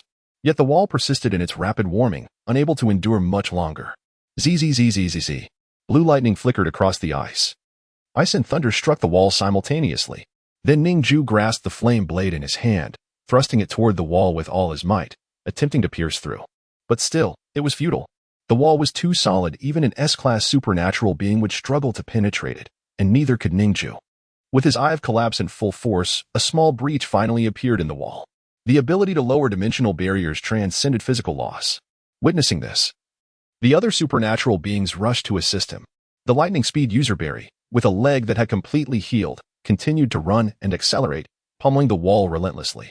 Many supernatural beings, previously obscured from Ning Jue's view due to the confines of the prison, revealed their formidable powers. A man shot lasers from his eyes, the intense heat causing smoke to rise from the air. A woman raised her hand, altering the weather over several kilometers, causing dark clouds to gather. Thunder roared from the heavens, striking the wall. The wall instantly charred. Enduring such a barrage of attacks, the wall's capacity for evolution finally began to falter, showing signs of collapse. Li Hongguang's gaze was frigid. With a sweep of his sword, 100 fragments of blades shot forth. The S-class swordsmanship unleashed an extraordinarily sharp blade aura, slicing diagonally. This ferocious strike broke through the wall's final defenses, the last straw that broke the camel's back. As the sword light flashed, the wall shattered. Many individuals leapt through the breach. Ding! The elevator reached the designated floor. Was it so swift? Someone exclaimed. The guards used a combat unit-exclusive elevator, capable of accommodating hundreds, and it was seldom occupied, ensuring its speed. The elevator doors swung open. The bald fire demon Brand grinned sinisterly. He raised his hand. Boom! A torrent of flames surged forth. The steel of the elevator melted into molten iron in an instant. The supernatural guards within were burned to cinders, falling as they perished. An S-class fire user could generate flames reaching 6,000 degrees Celsius, temperatures nearing the surface of the sun. No material could withstand such heat. Even the specially crafted metallic elevator dissolved upon contact with the flames. Everyone surged through the collapsing wall. The top of the Jing Mountain prison stood several thousand meters high. Yet those leaping down had ways to land without injury. Ning Jue, protect the professor, Li Hongguang commanded. He waved his hand, severing the iron railings. The sharp edges became weapons he could control. The railings clashed against each other, slicing all the metallic materials in the prison into flat, sharp blades.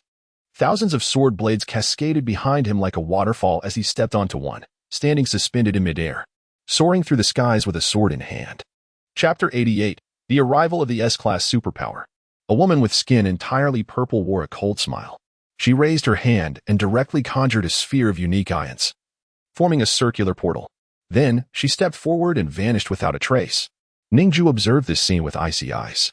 If she possessed such abilities, why had she not utilized them sooner? Had he known, he would have refrained from rescuing her and allowed her to rot in her cage. Xiangke did not approach the wall, but instead entered another intact elevator. Xiangke, are you not fleeing? Ning Jue inquired. Xiangke smiled slightly. I am going to reclaim my belongings. Ning Jue nodded in understanding. Since he had his own plans, he would not interfere. Accompanied by Professor Luo Xiang, he unleashed his flight ability and soared into the sky. Below, countless energy machine guns unleashed a barrage. Thousands of energy machine guns were capable of firing tens of thousands of rounds in a mere second. The entire space was nearly filled with bullets, and the sky was awash with orange-yellow beams. Many superpowered individuals were struck. Though they were all legendary figures, the overwhelming firepower was nearly impossible to evade entirely. After all, they had just escaped from prison, their mental energy had been absorbed, and they were only just beginning to recover. Bullets came at them from all directions. Ning Jue conjured an ice barrier, shielding himself and the professor within. However, the bullets were relentless, and the ice layers began to peel away, barely holding firm. Yet, in the next moment, silence enveloped the world. No sound could be heard. Ning Jue beheld countless sword lights flickering, as if they were cleaving through the very light itself. The energy bullets shattered completely, and the machine guns below were rendered to mere scraps. Countless steel blades hovered in the air, filling the entire area with overwhelming firepower. In an instant, tens of thousands of energy beams were effortlessly sliced apart. Li Hongguang had made his move. Ordinary steel could sever plasma bullets. Some were astonished. But it was indeed true. Ning Jue found it hard to comprehend. The S-class sword mastery was astonishingly formidable. Under the absolute dance of blades, even the most mundane steel could slice through bullets. The A-class flight ability propelled him at an unimaginable speed. The ice barrier followed closely, protecting the two. Otherwise, at such acceleration, even the wind could crush a person. In but a moment, Ning Jue reached the nearest base, Base 301. After escaping from Jingshan years ago, he had rested here briefly. Professor, stay safe. I will go assist. Ning Jue settled the professor here, stating, Survive, Professor Luo urged. Then, Ning Jue soared into the air, resolutely flying back to Jingshan. Li Hongguang was still there, fighting valiantly alone. The barrage of bullets had been entirely dismantled. The dozens of criminals on the top floor escaped without hindrance, akin to the 8 immortals crossing the sea, relying on their own abilities. The lightning-powered Xiang Ku was so swift that the guards saw only a flash of lightning before he vanished.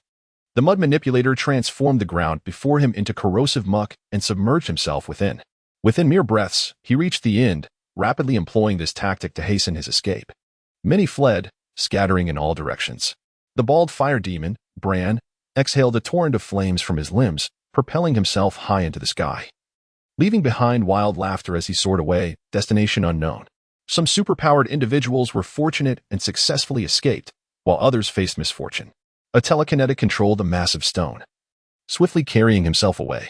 However, his ability was only A-class, and the mental energy required for movement was immense. Before long, he was utterly exhausted, collapsing to the ground. Cracks resembling shattered glass appeared before him, as if the very fabric of space were fracturing. A man with a long knife and a grim demeanor suddenly materialized before him. "You are not fortunate," he said coldly. The next instant, the long knife fell, severing his neck. In the blink of an eye, the man and Apos' figure vanished, leaving only a rift in space. He was Zheng Qingyi, an S-class superpower and a federal war general. He relentlessly teleported, capturing and eliminating those who fled.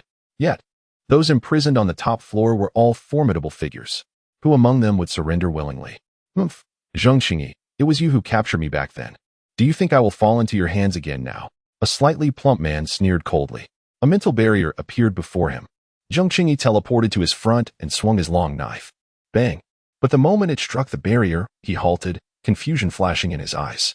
His long knife, an S-class weapon capable of cleaving through buildings, was effortlessly blocked. This plump man had been captured by him years ago, and his powers were merely A-class. A butterfly suddenly pierced through the barrier before him. No physical form, a mental barrier. "I remember now, your power does not create a physical barrier. Instead, it implants a barrier within people's minds, preventing our bodies from ever issuing commands to breach the shield," Zheng Qingyi said expressionlessly. In the next moment, his long knife trembled. A shock wave surged from the blade, directly penetrating the mental barrier and utterly obliterating the plump man, reducing him to mere pulp. Zheng Qingyi's figure vanished, leaving behind another rift in space. He pursued relentlessly, but these individuals were too swift. Those imprisoned on the top floor were all exceptionally powerful. His instant teleportation ability had distance limitations and could not traverse overly vast distances. Moreover, the number of fugitives was overwhelming and widely dispersed. His expression darkened as he resolved to eliminate the mastermind behind this chaos first. Li Hongguang stood atop a steel sword, suspended in the air. Countless superpowered guards surged below, forming teams to search for and capture the fleeing individuals. Yet, many had already escaped. Those they managed to stop were none at all. Each legendary criminal on the top floor possessed their own means. Capturing them was far from easy. A gust of wind swept through, and a rift in space extended outward. Zheng Qingyi appeared before Li Hongguang, his long knife reflecting the cold gleam of the overcast sky. The weather manipulator had created a dense fog before fleeing, obstructing visibility and hindering the pursuit of the others. "Li Hongguang, you are a key criminal, having committed heinous crimes. Your capture is our highest priority. We cannot allow you to escape. You know well that staying here quietly would be the most sensible choice," Zheng Qingyi said, his eyes narrowed. Li Hongguang remained calm, gazing intently at him. Behind me, countless steel blades clashed, producing a cacophony of intricate sounds. Chapter 89, 3S Class. No need to chase anymore. With a decisive command, Zheng Qingyi ordered all the ability users to cease their pursuit of the fleeing individuals. Given their prowess, those escapees had long vanished, rendering any chase futile. He scoffed coldly, prompting everyone to withdraw to avoid possible harm. Upon his declaration, all the ability users retreated several kilometers and continued to distance themselves further. The power of Li Hongguang was far too terrifying. In the presence of an S-class ability user, any additional personnel were merely offering themselves as targets. Only an S-class ability user could contend with another of the same rank. Consequently, everyone fled in the opposite direction, except for Ning Jue, who alone headed toward the prison. Swimming against the current, he maintained his invisibility ability and witnessed many successfully escaping. Lightning speed, Barry, mud path, Yang Shui, weather manipulator, Song Zi. Ning Jue brushed past them, and in that fleeting moment, he stole Barry's ability, consumed one awakening point. Theft successful, acquired ability, lightning speed, rank, Description: harnesses the power of lightning to stimulate muscles with immense current, enabling running speed to exceed the limits of an ordinary human, reaching 10 times that speed.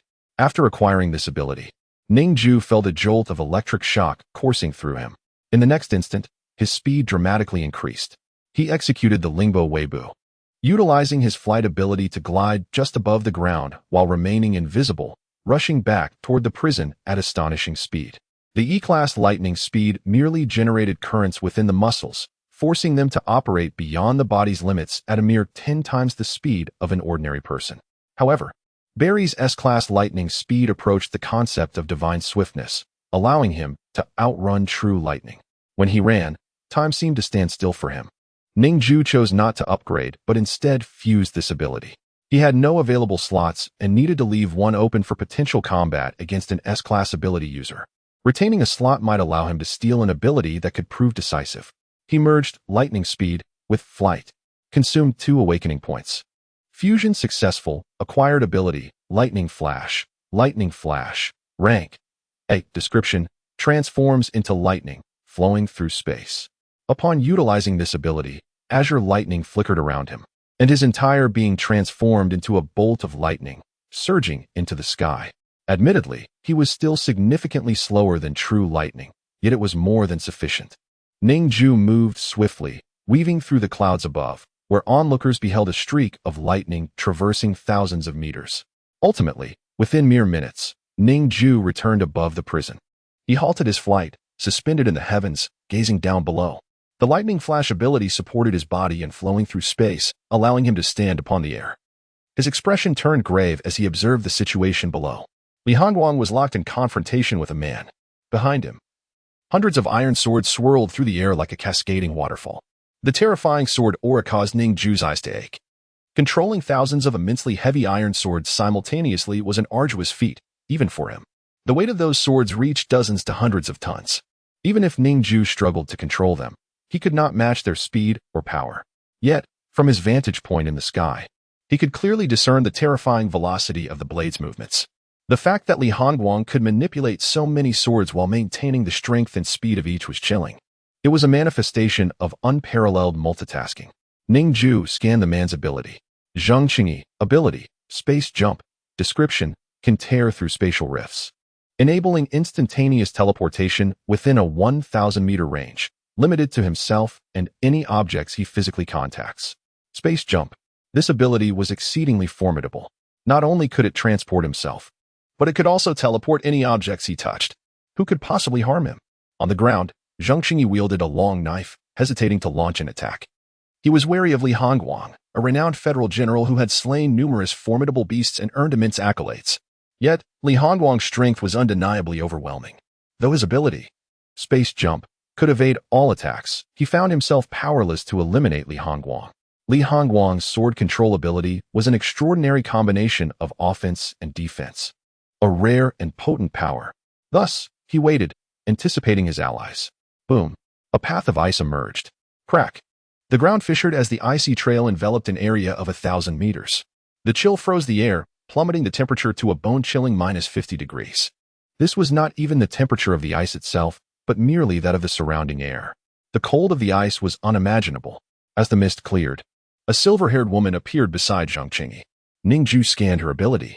Su Bing, ability, absolute 0, rank, S, description, can utilize mental power to reduce the temperature of an area to approach absolute 0, causing particle vibrations between materials to slow or even cease, resulting in the shattering of any solid substance upon contact. This ability left Ning Jue in a state of shock. To instantaneously lower the temperature of an entire area to near absolute 0. The lethality of such power was astounding. Absolute 0 is theoretically the lowest temperature possible in thermodynamics, unattainable in reality. The closer one approaches absolute 0, the lower the average kinetic energy of particles. When the average kinetic energy of particles reaches the quantum mechanical minimum, it is absolute 0. At this temperature, all matter would self-disintegrate. Even S-class weapons would undoubtedly be obliterated. While not capable of achieving absolute 0, her ability could approach it indefinitely.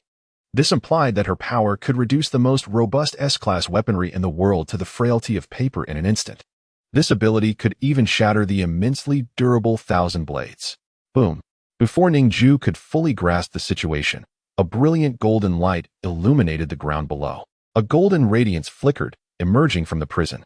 Ning Jue's expression turned frigid as he beheld a slight man appearing beside Su Bing. "Oh, Li Hongguang. Were you the one who incited the upheaval at the top?" The man sneered. Ning Jue scanned his ability. Huang Yuan, light incarnation, rank S. Description: can transform any part of his body into light and possesses the power to manipulate light, enabling movement and attacks at the speed of light. His speed is equivalent to that of light. He is light itself.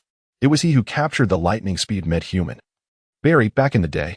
Chapter 90. Amidst a tempest of swordplay, Li Hongguang found himself entirely encircled by three formidable S-level ability users, Huang Yuan, Zheng Qingyi, and Su Bing. Each possessed an utterly terrifying power. Yet, Li Hongguang's gaze remained calm, devoid of any trace of fear. He scrutinized the trio, gripping his fragmented sword, Qianren. With steady breaths, he walked upon his sword, his speed not quite rivaling teleportation, nor could it match the speed of light. He understood that even if he were to take the initiative, they would swiftly pursue him. His priority to be captured was paramount, hence he chose to remain, awaiting the arrival of the other S-level ability users. "Why are there only 3 of you? One is still missing," Li Hongguang remarked coldly. Within the confines of Jing Mountain Prison, 4 S-level ability users were stationed, a fact well known to him. Huang Yuan smirked coldly. "Haha, Elder Yang is tied up with some matters and will arrive shortly. Besides, you shan't see him again. The 3 of us are more than sufficient to eliminate you." He licked his lips, a bloodthirsty grin spreading across his face. "I've long yearned to take your life, but lacked a valid reason. Now, at last, we can engage in battle." For a criminal who had escaped imprisonment, immediate recapture was imperative. If capture was unfeasible, annihilation would suffice. Su Bing's eyes shimmered with an icy hue as she gazed at Li Hongguang, her expression a complex tapestry of emotions. "You rescued so many ability users, yet now they've vanished without a trace. Such ungrateful wretches. Why bother?" she murmured. Li Hongguang stood resolutely, confronting the 3 S-level ability users, an overwhelming pressure emanating from the multitude of swords behind him. "I have long wished to duel with you. The power of sword mastery shall finally be realized today," Zheng Qingyi declared. In the next instant, his form abruptly vanished, leaving a rift in space behind him. When he reappeared, he was directly behind Li Hongguang. The S-level weapon crashed down upon him. Clang! Dozens of steel swords swiftly interposed themselves, attempting to intercept the blow. Yet, this S-level weapon was astoundingly sharp, slicing through steel as though it were mere clay. The multitude of swords, controlled by the power of sword mastery, shattered upon impact. Li Hongguang stood unmoving, even refraining from turning. The long blade was poised to strike at his neck. "Humph, the power of sword mastery is hardly impressive," Zheng Qingyi scoffed, convinced that he would dispose of Li Hongguang with a single move. He felt he had overestimated Li Hongguang significantly. However, at the very moment his blade was about to meet Li Hongguang's neck, it was halted an inch away. The power of sword mastery could manipulate even the blade. He was astounded. Pressing a concealed button on his weapon, a blue light flickered, unleashing a formidable shockwave aimed directly at Li Hongguang's head. Yet, the blade was suddenly yanked upward by an overwhelmingly powerful, intangible force. The shockwave dissipated into the air, soaring toward the heavens. Moreover, the weapon was being dragged by that immense strength, nearly slipping from his grip. In alarm, he executed a spatial leap, retreating from the scene, weapon in tow. Yet, regardless of how far he fled, the blade remained under Li Hongguang's control, unable to break free. No matter where he escaped, the sword was ensnared. Buzz, buzz, buzz. He repeatedly utilized spatial leaps, creating countless rifts in the air and on the ground. He turned sharply, retreating 3 kilometers. Yet, the sword continued to be manipulated by the power of sword mastery. Ultimately, clang, the blade swung back toward his own neck. With no other option, he could only evade. Buzz. Utilizing a spatial rift, he reappeared beside Su Bing, panting heavily. Meanwhile, his long blade returned to Li Hongguang's side, aimed at him. A sharp pain surged through his neck. Zheng Qingyi stared blankly, feeling the blood. A wound had appeared on his throat, blood gushing forth, his artery severed. He struggled to breathe. At the moment Zheng Qingyi made his move, Li Hongguang had already manipulated a sword to slice past him, unnoticed. Zheng Qingyi's face was a mask of shock. He never anticipated that the power of sword mastery could wrest control of his weapon from him. The force was terrifyingly strong. The S-level long blade was capable of enhancing muscle strength, yet even so, he could not maintain his grip, helpless against Li Hongguang's influence. He produced a vial of the highest-grade healing potion and poured it onto his neck. The injury to his severed artery healed instantaneously. Zheng Xingyi felt a shiver of fear. Was Li Hongguang truly this formidable? He forced himself to steady his breathing, his gaze icy as he fixated on Li Hongguang. He retrieved a massive hammer, gripping it tightly. Still an S-level weapon, he had been supplied with many by the Human Alliance due to his high rank. I was careless before. Now, we shall engage in earnest combat, Zheng Xingyi declared coldly. His earlier misstep stemmed from Li Hongguang's ability to control his weapon. Now, with the enormous hammer in hand, he felt confident to contend. S-level ability users had endured countless battles, their mental fortitude far surpassing that of ordinary individuals. Even after sustaining a grievous injury, he felt no fear toward Li Hongguang. Huang Yuan let out a sinister chuckle. Heh, to injure Zheng Xingyi, you do possess some skill. Now behold my next move. His form morphed into a golden bolt of lightning, hurtling toward Li Hongguang. Boom. The myriad of swords behind Li Hongguang clashed, leaving a trail of glimmering light in their wake. Swish, swish, swish, swish. The blade sliced through the air, aiming to impede Huang Yuan. Yet, his speed was too swift. Light speed is the fastest in the world, insurmountable. Not even the power of sword mastery could hinder him. In a series of dazzling flashes, the light zigzagged and ultimately appeared before Li Hongguang. Huang Yuan unleashed a kick, his calf enveloped in a radiant aura. This kick, akin to a scythe, aimed straight for Li Hongguang's heart.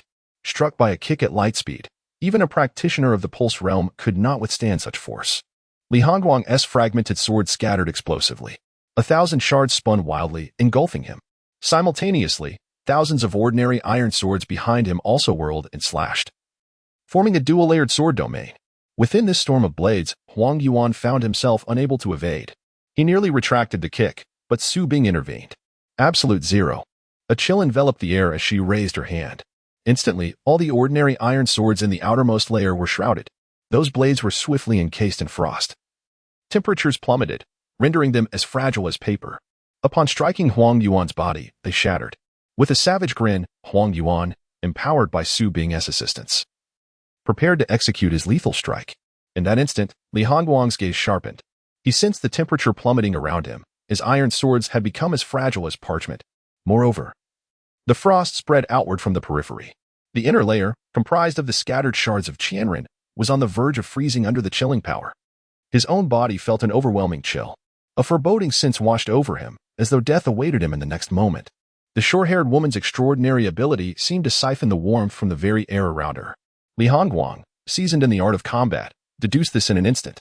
He knew he must retreat from this perilous vicinity without delay. Chapter 91. Injury. Li Hongguang was acutely aware that remaining in this frigid locale would soon render him a mere statue of ice. Thus, he swiftly took to the skies on his sword, departing from the frozen expanse. In his wake, hundreds of swords remained, their forms and the surrounding air crystallized into frost. Quite the quick response, Su Bing remarked coldly. Though Li Hongguang had evaded her strike, Huang Yuan, moving at the speed of light, was an altogether different challenge. There was no way to escape his onslaught. This maneuver created a gap in the storm of blades, allowing Huang Yuan to press forward with his assault. The velocity of light enabled him to slip through even the tiniest of openings, effortlessly traversing the swirling tempest of fragmented blades.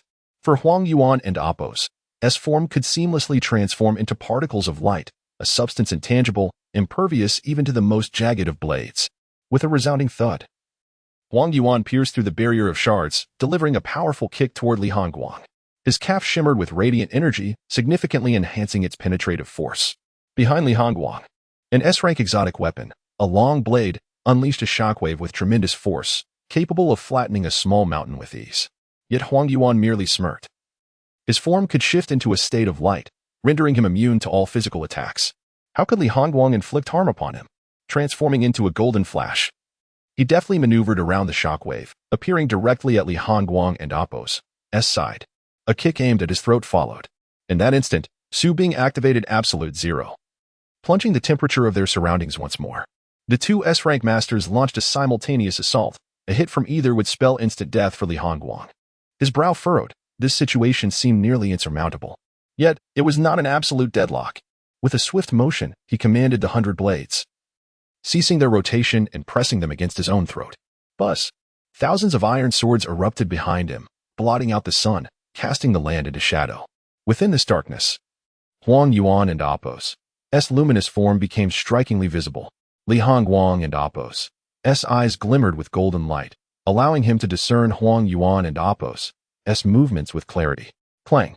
Huang Yuan and Apos' strike landed squarely on his throat, but the protection of the 100 blades rendered it non-lethal. Seizing the moment, Li Hongguang thrust an iron sword through Huang Yuan and Apos' shoulder. In the obscurity, blood splattered forth. Despite his ability to transform into light, Huang Yuan had to materialize to attack. And Li Hongguang capitalized on this fleeting opportunity. Huang Yuan and Apos' face contorted in shock as he hastily retreated. In a flash, a shard of a blade shot towards Su Bing. Her power was formidable, with an expansive range, allowing her to attack would be untenable. Therefore, she had to be prevented from doing so. As Su Bing beheld the minuscule shard hurtling toward her, aimed directly at her brow, she realized that if it pierced her brain, there would be no chance for recovery. She had no choice but to cease her assault on Li Hongguang, instead conjuring an enormous ice wall to intercept the shard. Yet, astonishingly, the shard twisted and turned with remarkable speed, evading the ice barrier. Su Bing and Apos' expression turned frosty. Li Hongguang was proving exceedingly troublesome. She was compelled to dart across the ice, evading the shard, unable to retaliate against Li Hongguang. Just a single shard was enough to thwart her attempts to strike back. Huang Yuan, in a state of disarray, extracted the iron sword from his shoulder and applied a healing potion to the wound. The injury, which had penetrated his bone, began to mend at an observable rate. The technology of the human alliance had evolved to such a degree. Yet the pain remained all too real. Whoosh! After being pushed back, Huang Yuan unleashed hundreds of iron swords towards Su Bing, entangling her. Li Hongguang soared through the air, wielding the 30-meter-long 1,000 shards of the broken sword. In an instant, he flicked his wrist, unleashing a flurry of strikes that cleaved through the ground, shattering stones and causing the earth to sink. The sword light flickered. Su Bing had no time to react before she felt the sting of a blade. Fortunately, her entire body was enveloped in a thin layer of absolute zero barrier, capable of repelling any substance upon contact. When the blade struck her, it shattered into countless fragments. Many shards flew behind her, but in the next moment, the disintegrated pieces reformed into a long sword. The blade's intent pierced through her, penetrating her chest. The shards dispersed and then reassembled, breaching her absolute zero defense and inflicting grievous harm upon her. Agony coursed through her body, yet her expression remained unchanged as she pressed her palm down. The absolute zero barrier around her thickened exponentially, encasing her in ice. She nearly succeeded in freezing the 1,000 shards of the broken sword within. Li Hongguang's gaze sharpened as he withdrew his blade from her body, encased in solid ice. Su Bing's eyes glinted with murderous intent. Boom! Tens of thousands of icy spikes converged upon Li Hongguang. The swords that obscured the sky split in half to counter the ice projectiles. The remaining swords returned, slashing wildly. The entire area was engulfed in a vast wave of sword light. As the blizzard dissipated, Li Hongguang stood resolutely amidst the myriad blades. Having momentarily repelled both Huang Yuan and Su Bing, two formidable S-rank adversaries, Li Hongguang's gaze remained tranquil as he regarded the three.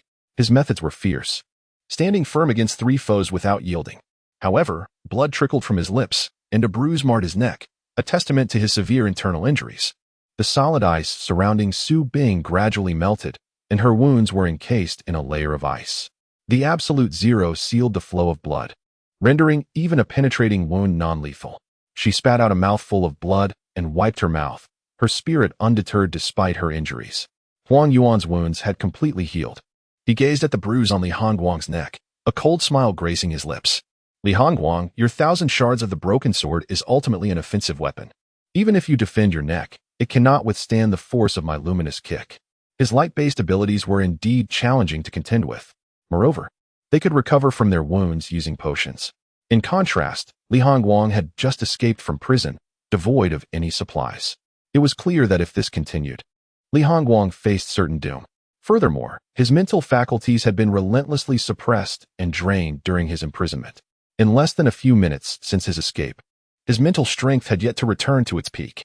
Zhang Qingyi observed the two assailants with a cold gaze, gripping the large hammer in his hands. Li Hongguang was undeniably injured. Even heroes of humanity could sustain wounds. Chapter 92. The first of humanity, the ability to duplicate. Everyone has fled, leaving you all alone. Why continue this futile struggle? Zheng Qingyi stared at Li Hongguang, his expression devoid of emotion. Li Hongguang had exerted tremendous effort to escape from prison and had even released all the criminals. Yet now, they had all vanished without a trace, leaving not a single person behind to assist him. Criminals, after all, are but scum devoid of moral constraints. Huang Yuan shook his head, a mocking smile gracing his lips. Li Hongguang, surrender now, and we might grant you a swift end. The chill emanating from Su Bing's hands signified her readiness to launch an attack on Li Hongguang at any moment. Standing alone amidst the curtain of swords, Li Hongguang's gaze remained as tranquil as a still pond. Have you ever considered, he spoke slowly, that even if your abilities are formidable, they are ultimately just flesh and blood? As he uttered these words, a fierce killing intent surged from his frail frame. Despite his evident weakness, he instilled a tremor of fear in everyone present. Though the odds were 3 against 1 and Li Hongguang was injured, they felt a shiver run down their spines and cold sweat bead upon their foreheads at his words. Li Hongguang had managed to injure 2 of them even while being besieged. Such prowess suggested that, given the right opportunity, he could very well retaliate and claim 2 lives. Indeed, no matter how powerful they were still composed of flesh. A single lethal blow could lead to their demise. Zheng Qingyi, gripping his massive hammer, fixed his gaze intently upon Li Hongguang. The oppressive aura he exuded, even while at a disadvantage, was terrifying. Enough. Why continue this charade? You have just emerged from prison. Your mental strength is weak. You must be nearing exhaustion. You face us 3 alone, a mere shadow of your former self. Prepare to die. Huang Yuan sneered.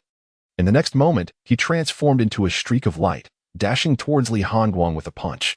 The speed was so swift that 1,000 swords could not defend against it. Yet, in an instant, a blue flash of lightning streaked from the distant sky, piercing through the air. As it approached, it suddenly vanished into invisibility. The thunder followed suit. A bubble materialized in the arena, enveloping Huang Yuan in a transparent force field. Inside the bubble, time was slowed to a crawl. What could have been traversed in an instant now required an infinitesimal fraction of a second. Light refracted within the bubble, creating a peculiar spectacle. Huang Yuan was oblivious to the anomaly until it was too late. He had completely penetrated the bubble, while Li Hongguang had evaded the strike. Ning Jue maintained his invisibility, descending from the heavens above. He stood beside Li Hongguang, casting the time bubble around Huang Yuan. The time bubble, having reached A grade, could slow time by a factor of 1,000. However, against the speed of light, even 1,000-fold deceleration would allow for mere moments to breach it. Yet that fleeting moment was sufficient for Li Hongguang to dodge the blow. What kind of ability is this? Is there another? Huang Yuan exclaimed, shocked, as his punch missed its target. Only then did he realize that Li Hongguang had already evaded him. Ning Jue had observed the battle from above and witnessed the blinding flash of golden light followed by the eruption of ice. Soon, Li Hongguang was besieged, a flurry of swords making him nearly invisible. Ultimately, 1,000 swords aligned to obscure the sky, rendering everything indistinct. In the blink of an eye, encounters between several S-rank experts transpired in mere moments. Ning Jue had rushed over at full speed, but Li Hongguang was still severely injured. Now, he needed to assist Li Hongguang in escaping this predicament. Huang Yuan, having missed his strike, retreated abruptly, suspecting that the newcomer was likely an S-rank ability user. After all, an A rank would not come to their demise willingly. Thus, he remained vigilant and chose to withdraw. Zheng Qingyi furrowed his brow, realizing that someone had come to aid Li Hongguang. A swift resolution was imperative. He had to eliminate Li Hongguang first. With a flick of his wrist, the massive hammer in his hand vanished, only to reappear directly above Li Hongguang's head. This colossal hammer, an S-rank weapon, weighed an astonishing 10,000 tons and was drawn to the ground with greater speed than other objects due to its special effect. Only Zheng Qingyi could wield it. Anyone else would be reduced to mere dust beneath its might. This weapon had been specially crafted for Zheng Qingyi by the Human Federation, perfectly complementing his space-jumping abilities. The hammer, propelled by space manipulation, manifested directly above the enemy's head. The immense pressure was capable of physically compressing a person. Having learned from earlier mistakes, Zheng Qingyi was determined not to engage Li Hongguang in close combat. As 1,000 swords turned to face him, they collectively braced against the hammer. Clang!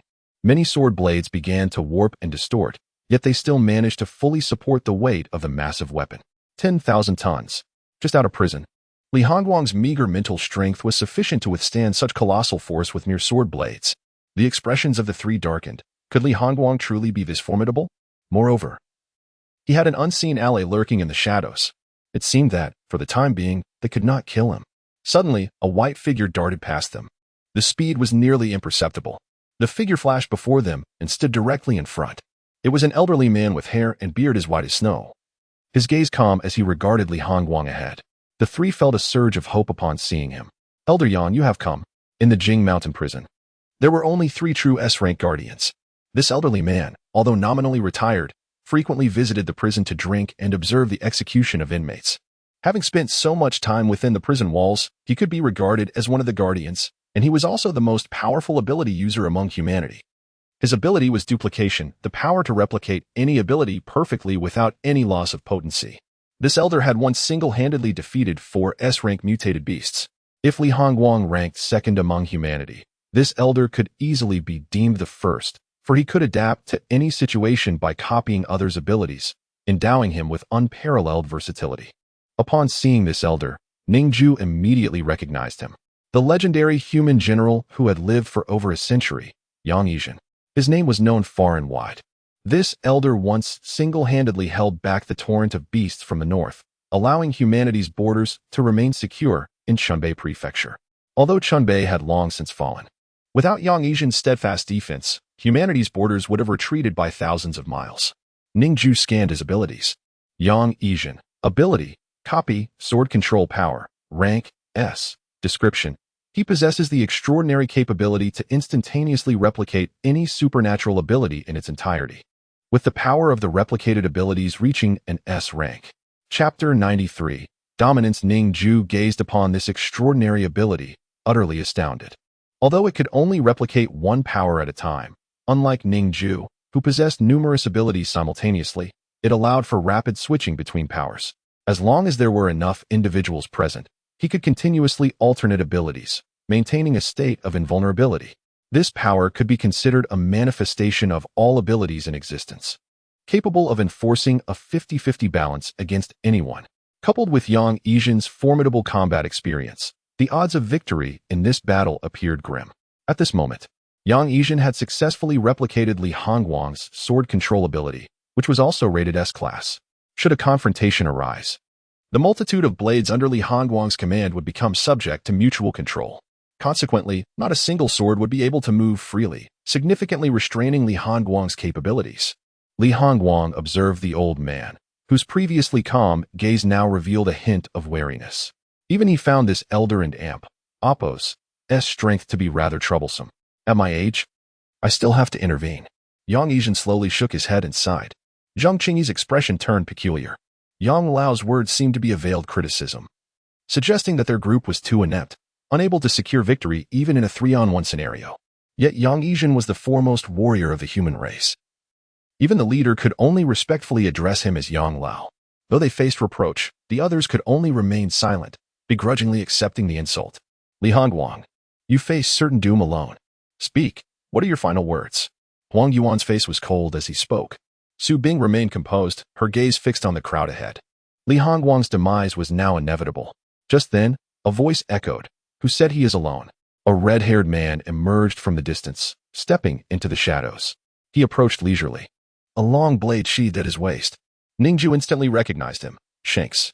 You and Ning Jue freed me from captivity. I would never abandon you, he said.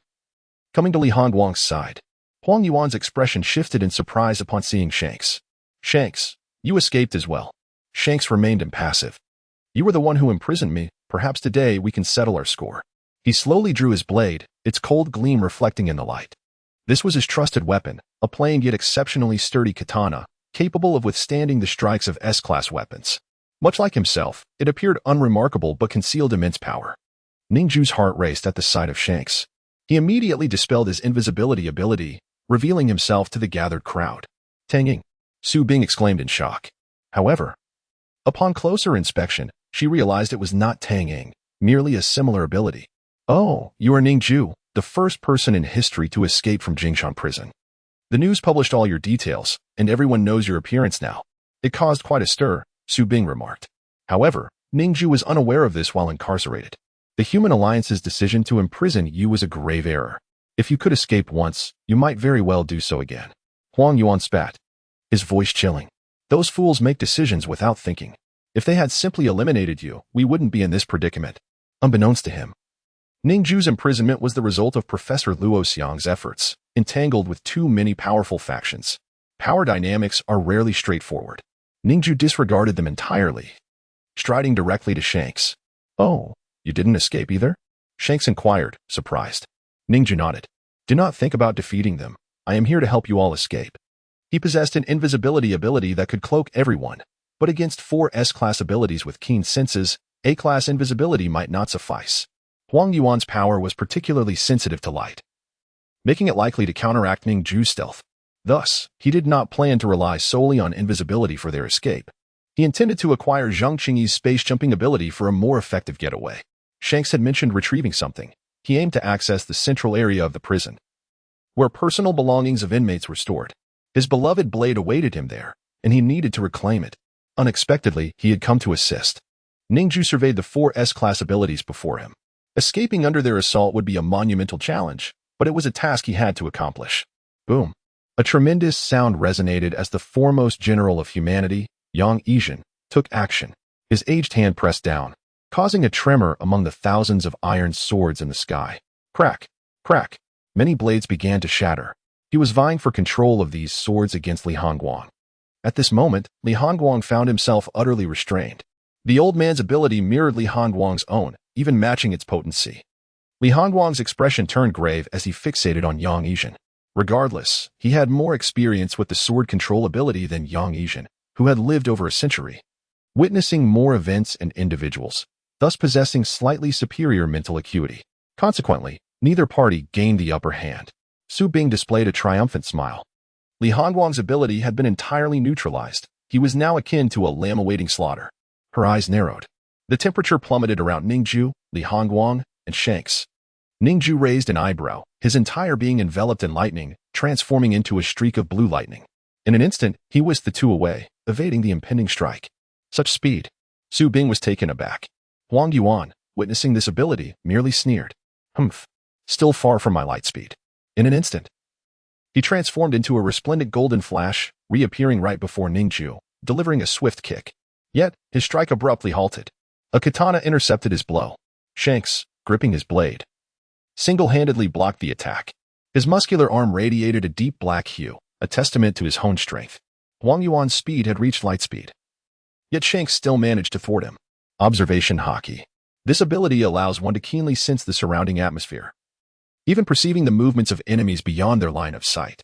The human eye may indeed struggle to capture light speed, but observation Haki can almost read minds, detecting actions through non-physical means, enabling precise predictions and blocks. This was Shanks' power. Though he lacked an ability, he could contend with S-class powers. Huang Yuan's strength relied on speed. Yet he found himself countered by Shanks' prowess, rendering him incapable of overcoming Shanks in battle. The capture of Shanks back in the day was facilitated by his own treachery, as he had poisoned the trust between them. He and Shanks were once friends, a fact shrouded in obscurity and known to no one. Chapter 94. Mutual Destruction. Huang Yuan retreated to the rear, his expression grave. Shanks joined the fray, along with Li Hongguang and the enigmatic Ning Jue. The first two were confirmed to possess combat abilities at the S-rank level, while Ning Jue remained shrouded in mystery. The time bubble he had produced earlier seemed to be one of his abilities, yet now he exhibited the power of lightning-like movement. Such a plethora of capabilities rendered him inscrutable. If Ning Jue were indeed an S-rank ability user, it was quite possible that fatalities could occur today. Zhang Qingyi instantaneously teleported to his hammer, seizing it before retreating. Seizing this opportunity, Ning Jue successfully siphoned Yang Yizhen's ability. Consumed one awakening point, theft successful. He acquired the ability copy, which instantly ascended to A rank. Then, utilizing his newly gained copy ability, he appropriated Zhang Qingyi's spatial leap power. In an instant, Ning Jue felt a surge of spatial energy within him, ready for his command. Opening his eyes, he beheld the air around him shimmering like glass, as if he could shatter it with a mere punch. Ning Jue activated his deconstructive eye, channeling all his energy into the collapsed gaze, directing it forward. He intended to use this technique to drive everyone back, and in the ensuing chaos, he would swiftly escape with Shanks and Li Hongguang. The 4 S-rank ability users were suddenly engulfed by a profound sense of crisis. A vast expanse of air was disintegrated by the power of Ning Jue's eyes. The deconstructive eye was fully unleashed. Although it was merely A rank, its destructive force was terrifyingly potent. Despite being S-rank ability users, they were still flesh and blood. Ning Jue could dismantle their very bodies in less than a second. However, Huang Yuan moved with astonishing speed, transforming into light as he whisked Su Bing away. Zheng Qingyi raised an eyebrow, employing his spatial leap to vacate the area. A rift in space expanded outward. Yang Yizhen stood motionless, his gaze icy. He found his eyes darkening. At that moment, 1,000 swords in the air ceased to tremble. He had replicated Ning Jue's deconstructive eye. It was overwhelmingly powerful. The deconstructive eye he had copied was of S rank, even more formidable than Ning Jue's. A torrent of disintegration surged forth. Ning Jue stood at the forefront. In an instant, his skin was entirely disintegrated. Flesh was stripped away. Excruciating pain consumed him. Li Hongguang's focus sharpened as he commanded 1,000 swords to converge. Boom. The myriad blades surged forward, forming hundreds of layers of barriers to shield against Yang Yizhen's gaze. Those iron swords were continuously devoured by the void, leaving not even a scrap of metal behind. In an instant, he adapted his abilities to the unfolding battle scenario. It was astonishingly powerful. Li Hongguang used his blades to block the disintegration force, granting Ning Jue a moment to breathe. His wounds healed completely within mere seconds, showcasing the formidable nature of A-rank self-healing factors. Yet, he still appeared alarmed, his eyes filled with trepidation. The multitude of blades he wielded was on the verge of being entirely consumed by the void. At that very moment, Li Hongguang's eyes narrowed. His wrist trembled as he forcefully grasped the hilt of the fragmented sword 1,000 blades. Subsequently, the hundreds of floating blade fragments automatically returned to him. He then coldly commanded, "Swords, come." Within a 10-acre radius of Jing Mountain Prison, all scattered sword fragments, whether hidden in the grass, buried in the soil, or trapped in steel crevices, were drawn to him. In that instant, every piece of the fragmented sword 1,000 blades converged, gathering from the surroundings where they had been left behind. A flicker of murderous intent ignited in Li Hongguang's eyes. Hundreds of fragments converged from all directions. Ultimately, they returned to the hilt of his sword. The fragmented sword 1,000 blades reached its zenith, fully restored without a single fragment missing.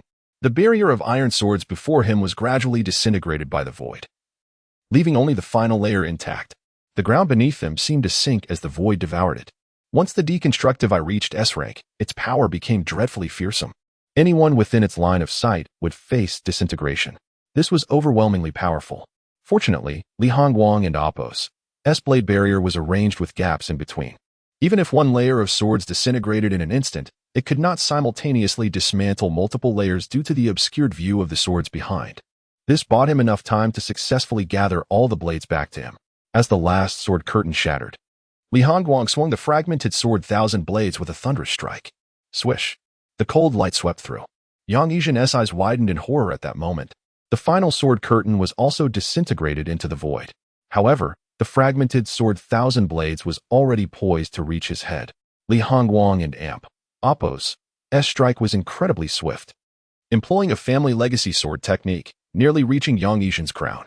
There was no time to switch abilities now. A flicker of astonishment crossed Yang Yizhen's murky old eyes. He realized that in the next instant, he and Li Hongguang would exchange blows.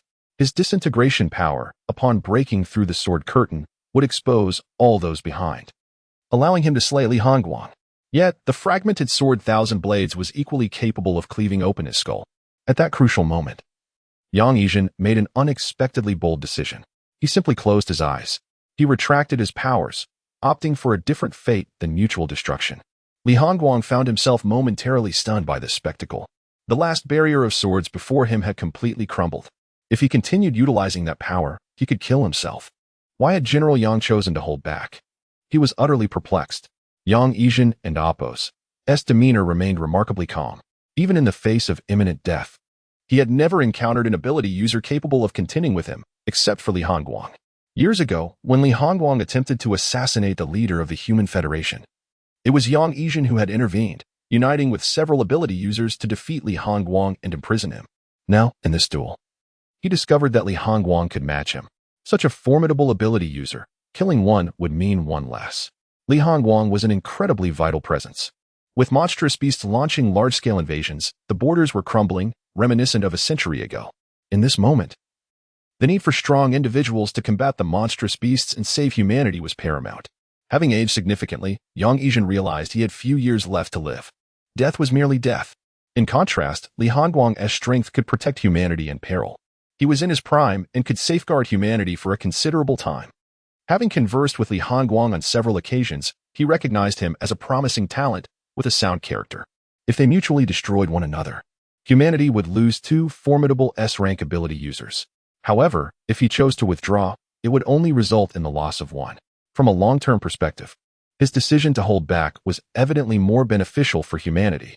With a serene expression, he calmly awaited death. Yet, he did not receive the blade of demise he anticipated. He merely furrowed his brow, sensing a gentle breeze against his face. Upon opening his eyes, he beheld an empty expanse before him, save for a solitary rift in space. Yang Yi shook his head, a slight frown gracing his features. These younger generations, Huang Yuan, accompanied by Su Bing, returned to the battlefield, only to discover that everyone had fled. Even old Yang had escaped. Chapter 95. Farewell, Prison. Yang Yizhen nodded slightly, a faint smile gracing his lips. They have all escaped. Su Bing and Appo's expression turned to one of shock. On the ground, a vast chasm of void and corrosion appeared. Yang Yizhen had just stolen the Eye of Deconstruction, causing the earth within his line of sight for several kilometers to collapse into a deep pit. Even the foundation of Jing Mountain Prison was laid bare, a testament to the ferocity of the battle. When Li Hongguang defended against the deconstructive force with his sword array, it was a gradual disintegration. Yet, the S-class deconstructive power made quick work of these ordinary blades. Though it seemed like a gradual process, it took merely a few seconds. Ning Jue was shrouded in mystery. As he activated the Eye of Deconstruction, Huang Yuan had already whisked Su Bing away to an unknown distance. Uncertain of Ning Jue and Appo's true strength and range, he hesitated for a moment. Upon returning, the scene was one of desolation. Was that spatial rift created by Zheng Qingyi? Su Bing inquired. Yang Lao shook his head. That was their doing. Su Bing's eyes widened in horror. She had witnessed Ning Jue unleash a multitude of abilities. Who exactly was Ning Jue? Could he also replicate powers? How was he capable of wielding such a variety of abilities? As an S-class ability user, she was acutely aware of the distinction between the powers of abilities and those of extraordinary weapons. The sheer number of abilities Ning Jue exhibited left her astounded. It matters not, Yang Lao said, gazing at the spatial fissure. I will pursue, Huang Yuan exclaimed, a radiance emanating from him as he prepared to chase. But in an instant, Yang Yizhen pressed a hand on his shoulder. There is no need to pursue. The elder and Appo's tone was calm but carried an air of authority. No one dared to defy Yang Lao and Appo's words. Reluctantly, Huang Yuan withdrew his intent. Ning Jue employed spatial leap to escape over 100 meters with Shanks and Li Hongguang. He continued to leap, covering 2 kilometers in total. The disparity between A-class and S-class spatial leaps was staggering. Even at full capacity, Ning Jue could only maneuver within 100 square meters, while Zheng Qingyi's range was tenfold that. Ning Jue would need to leap 10 times in succession to match one of Zheng Qingyi's movements. How terrifying that was. Li Hongguang bore significant injuries to his neck, bruised and with broken bones. His mental energy was nearly depleted, rendering him unable to continue fighting. Ning Jue and Appo's choice to flee via spatial leap was indeed prudent. Even if he managed to eliminate Yang Yizhen, he would still face numerous adversaries. The 1,000 blades returned to Li Hongguang and Appo's grasp. Too slow, he remarked, flicking his wrist. Hundreds of shards from the 1,000 blades flew out, assembling into 3 long swords. The swords soared beneath the feet of the group, lifting them away. As they flew, the scenery blurred past them at a dizzying pace. The S-class ability had allowed them to move as if riding the wind. Don't run. A furious roar echoed behind them. Ning Jue turned to see Zheng Qingyi. After dodging the deconstructive force, he had returned to find only a spatial rift, following the remnants of shattered space. The rifts left a trace, the singular weakness of spatial jumps. 2 spatial leap ability users could track each other through the remnants of their ruptured spaces. Yet now, Ning Jue no longer relied on spatial leaps to escape but flew on his sword. He raised his hand, and the massive hammer he wielded vanished, reappearing above their heads. This hammer was extraordinarily heavy. Upon its emergence, it expanded dramatically. As its size increased, so did its weight. This extraordinary weapon defied physical laws, capable of self-expansion in both volume and density. Moreover, it could plummet with astonishing speed. Boom! A tremendous pressure descended from above, obscuring the sky with the enormous hammer. Should it strike, it would surely flatten anything beneath it. Such size rendered Ning Jue's time bubble utterly inadequate to envelop it. Shanks, standing atop the flying sword, raised his hand and sliced down. Boom! The massive hammer was cleaved, a perfectly straight cut dividing it in 2. Li Hongguang's eyes widened at this display of swordsmanship. He too could sever the hammer, but only if wielding the 1,000 blades with all his might. However, when Shanks attacked, Li Hongguang felt no fluctuations in mental energy. This indicated that it was not an ability. Seizing the opportunity, Li Hongguang commanded the 3 swords to accelerate sharply. Boom! They escaped the hammer's descent, ascending into the sky. Zheng Qingyi stood rooted, watching the scene unfold, his eyes filled with rage. They had managed to flee right under his nose. Ning Jue stood atop the sword, soaring among the clouds, reminiscent of a heroic figure gliding through the skies. This sense of freedom filled Ning Jue with a bold spirit.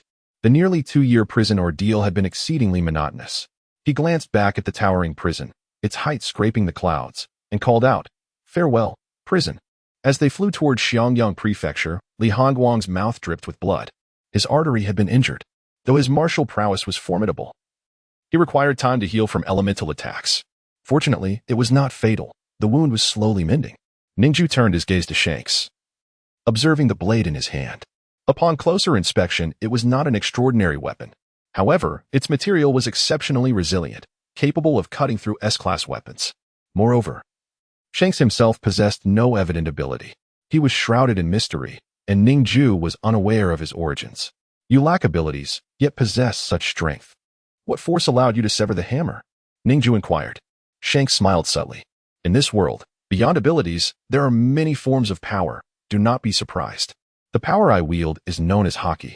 With armament Haki, I can enhance the blade, allowing me to withstand even the strikes of S-class weapons.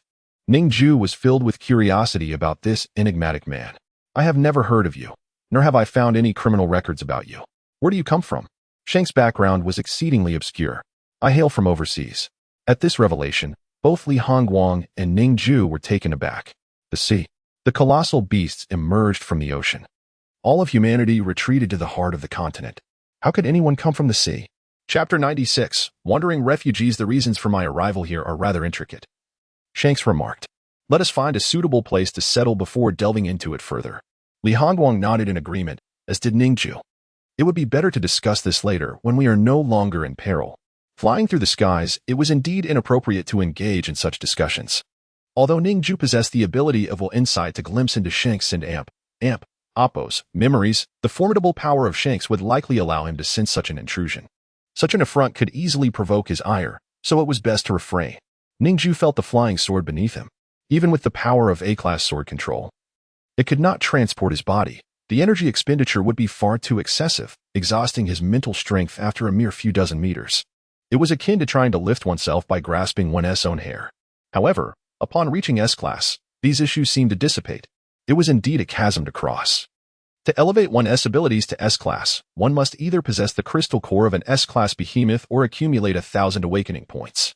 Currently, Ning Jue's awakening points were evidently insufficient. After battling these S-class foes, he felt his powers to be woefully inadequate. He must ascend to S-class swiftly. Professor Luo Xiang at base 301 was relatively secure. By handing over the book concealing the sword hilt, he had effectively exposed himself. The surveillance within the prison must have captured that moment. Hiding in base 301 was the best option for him. Among the ordinary populace, it would be impossible to search for the professor individually. Seeking him out now would only bring danger upon him. The entire world was hunting them. As they soared onward, a dense throng of tattered individuals emerged from the forest below.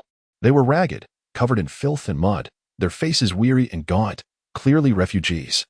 There were thousands of them. At this moment, several hundred mutated wolves had completely encircled them. Li Hongguang cast a glance downward, a flicker of light igniting in his eyes. He promptly descended. With 3 swift strikes, the 3 of them landed. "Mama, I'm scared." A small boy buried his head in his mother's embrace, trembling. "It's all right. It's all right," the mother, clad in tattered clothing, replied, her face weathered, lips parched. A clear sign of many days without water. Her emaciated form indicated she had gone without food for an extended period. Her voice was faint, almost a mere whisper. A horde of mutated wolves, numbering in the hundreds, surrounded them. The ravenous eyes of the wolves glimmered with a bloodthirsty hunger, their claws extending over 20 centimeters. Capable of slicing through steel and breaking bones with ease. Many refugees had already met a tragic end at the jaws of these starving beasts. A howl erupted from the pack as a massive white wolf, significantly larger than the others, rose as their leader, issuing a command. The pack surged forward. A terrifying wave of murderous intent that sent shivers down the spines of all present. These wanderers were merely ordinary civilians, their previous lives spent in mundane labor, farming, manufacturing, and other commonplace occupations. Such endeavors had not honed their combat skills. Armed only with makeshift weapons like pitchforks, rusted swords, and crude knives, they had been wandering the wilderness for months. Once a throng of tens of thousands, only a few thousand remained. Starvation had claimed many lives, while others fell prey to the beasts. Despair clouded the eyes of the survivors, rendering them nearly lifeless. They had witnessed relentless calamities that shattered their spirits. Once residents of a frontier base, they had watched as colossal beasts mercilessly crushed their homes. Many had seen their families slaughtered, their loved ones reduced to mere corpses. They had witnessed the horror of half-bodies pleading for a quick end amid piles of the dead. Having traversed through hell, they had become numb, their faces devoid of expression. As the wolves advanced, the surrounding people grasped their feeble weapons in defense. The sounds of clashing metal echoed as the wolves' claws shattered their weapons into fragments. In the next heartbeat, these individuals stood on the brink of death, surrounded by the pack. Suddenly, a piercing sound sliced through the air. Li Hongguang landed with precision, standing atop the Wolf King. With a single thrust, he pierced the mutated beast's forehead, silencing it instantly. The shards of his shattered sword scattered, creating a dazzling array of blades that streaked through the air, cleaving through 200 wolves in a heartbeat. The power of sword control unleashed a merciless slaughter. Flames roared to life as Ning Jue descended on his sword, fire engulfing the wolves mercilessly. The earth itself rose, forming a protective barrier that shielded all within its embrace. No matter how sharp the wolves' claws, they were rendered useless against the hardened soil. Ning Jue's elemental fury had solidified the earth into an unyielding shield, impervious even to the claws of the mutated wolves. Then, thunder rumbled as countless lightning spears descended from the heavens, impaling the wolves into the ground. The terrifying current coursed through their bodies, leaving them charred and lifeless, their forms reduced to cinders. As Shanks touched down, his eyes widened in shock. An overwhelming aura erupted, scattering the remaining wolves in terror. In that instant, it was as if the wolves beheld a horror beyond their comprehension, so frightened that they lost all control, fleeing in panic. Some even colliding with trees, leaving them bloodied and broken. Though they had not been directly targeted by this overwhelming aura, Ning Jue felt its oppressive force. Shanks, resting his hand upon his blade, stepped down from Li Hongguang's flying sword, grounding himself. Wolves had leapt toward them, only to be struck down midair, their corpses crashing onto the crowd, yet miraculously, no one was injured. Many had closed their eyes in resignation, bracing for death, yet it did not come. Instead, they heard the sounds of blades slicing through the air and the crackle of flames. When they finally opened their eyes, they beheld the lifeless bodies of hundreds of wolves sprawled across the ground. Someone recognized Li Hongguang and exclaimed in shock, You were Li Hongguang." Li Hongguang nodded in affirmation. Indeed, the world remained oblivious to his imprisonment, believing instead that he had chosen to live in seclusion. Chapter 97. Protecting the People First. Li Hongguang. The sword sanded the shattered blade. A voice exclaimed in astonishment. The little boy nestled in his mother and Appo's embrace lifted his head to gaze at Li Hongguang. The moment he beheld Li Hongguang and Appo's visage, his eyes sparkled with excitement. He often watched recordings of Li Hongguang slaying colossal beasts. Li Hongguang was his hero. He broke free from his mother's arms and rushed to Li Hongguang, embracing him fervently. Li Hongguang patted the boy and Appo's head with a gentle smile. The boy and Appo's face bore traces of dried blood, a testament to the many battles he had endured on his journey. Is that the legendary human hero who has been reclusive for nearly a decade? Some whispered in shock. The hero has arrived. There is hope. Many shouted in unison. Li Hongguang had intended to head directly to Xiangyang, but encountering this group of refugees compelled him to inquire, "Where are you headed?" Among the refugees, a stout man with resolute eyes stepped forward. His gaze was unwavering, his skin darkened by the sun, and his body marred by numerous scars. In his hand, he wielded a bloodied axe, a clear indication of his encounters with aberrant beasts. Ning Jue scanned his abilities. Song Ho, colossal strength, rank, E description, temporarily increases muscle cell count, granting tenfold strength compared to an average person. Though his ability was only of E rank, it was a rarity among common folk. Ning Jue immediately recognized him as the leader of these refugees. He was the first to engage in battle when the pack of wolves attacked. Regardless of his official title, he wielded significant influence over the group, and the refugees likely trusted his words implicitly. "Lordly, if you are willing to help us, we would be eternally grateful," he said, his eyes reddening. They had endured countless assaults from mutated beasts, escaping with great difficulty and leaving some behind to meet grim fates. These refugees were unarmed and powerless, many bearing severe injuries. their bodies stained with blood. Numerous among them had lost limbs, and their wounds had received only the most rudimentary treatment. We hail from the borderlands, which have been overrun by colossal beasts. We seek a base willing to shelter us, Song Ho implored, looking at Li Hongguang as if he were a savior. His eyes brimmed with hope, reflecting the urgency of their plight. A powerful ability user like Li Hongguang could swiftly eliminate all the ravenous aberrations.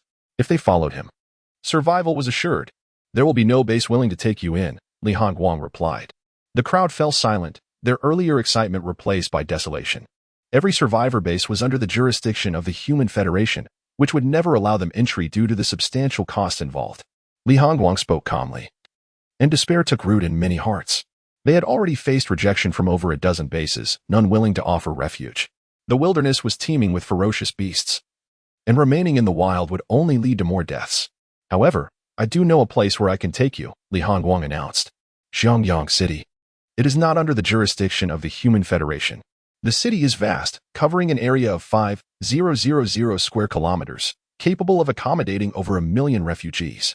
There is ample space for housing, making it an ideal destination for you. The only concern is the long journey ahead. I wonder if you are prepared for it. Joy surged in the refugees' eyes. Yes, of course. Hero, please take us with you. Many elderly individuals exclaimed, tears of gratitude welling in their eyes. After enduring so much hardship, they finally glimpsed hope. If Li Hongguang flew on his sword from Jingzhou to Xiangyang, it would likely take only a few days.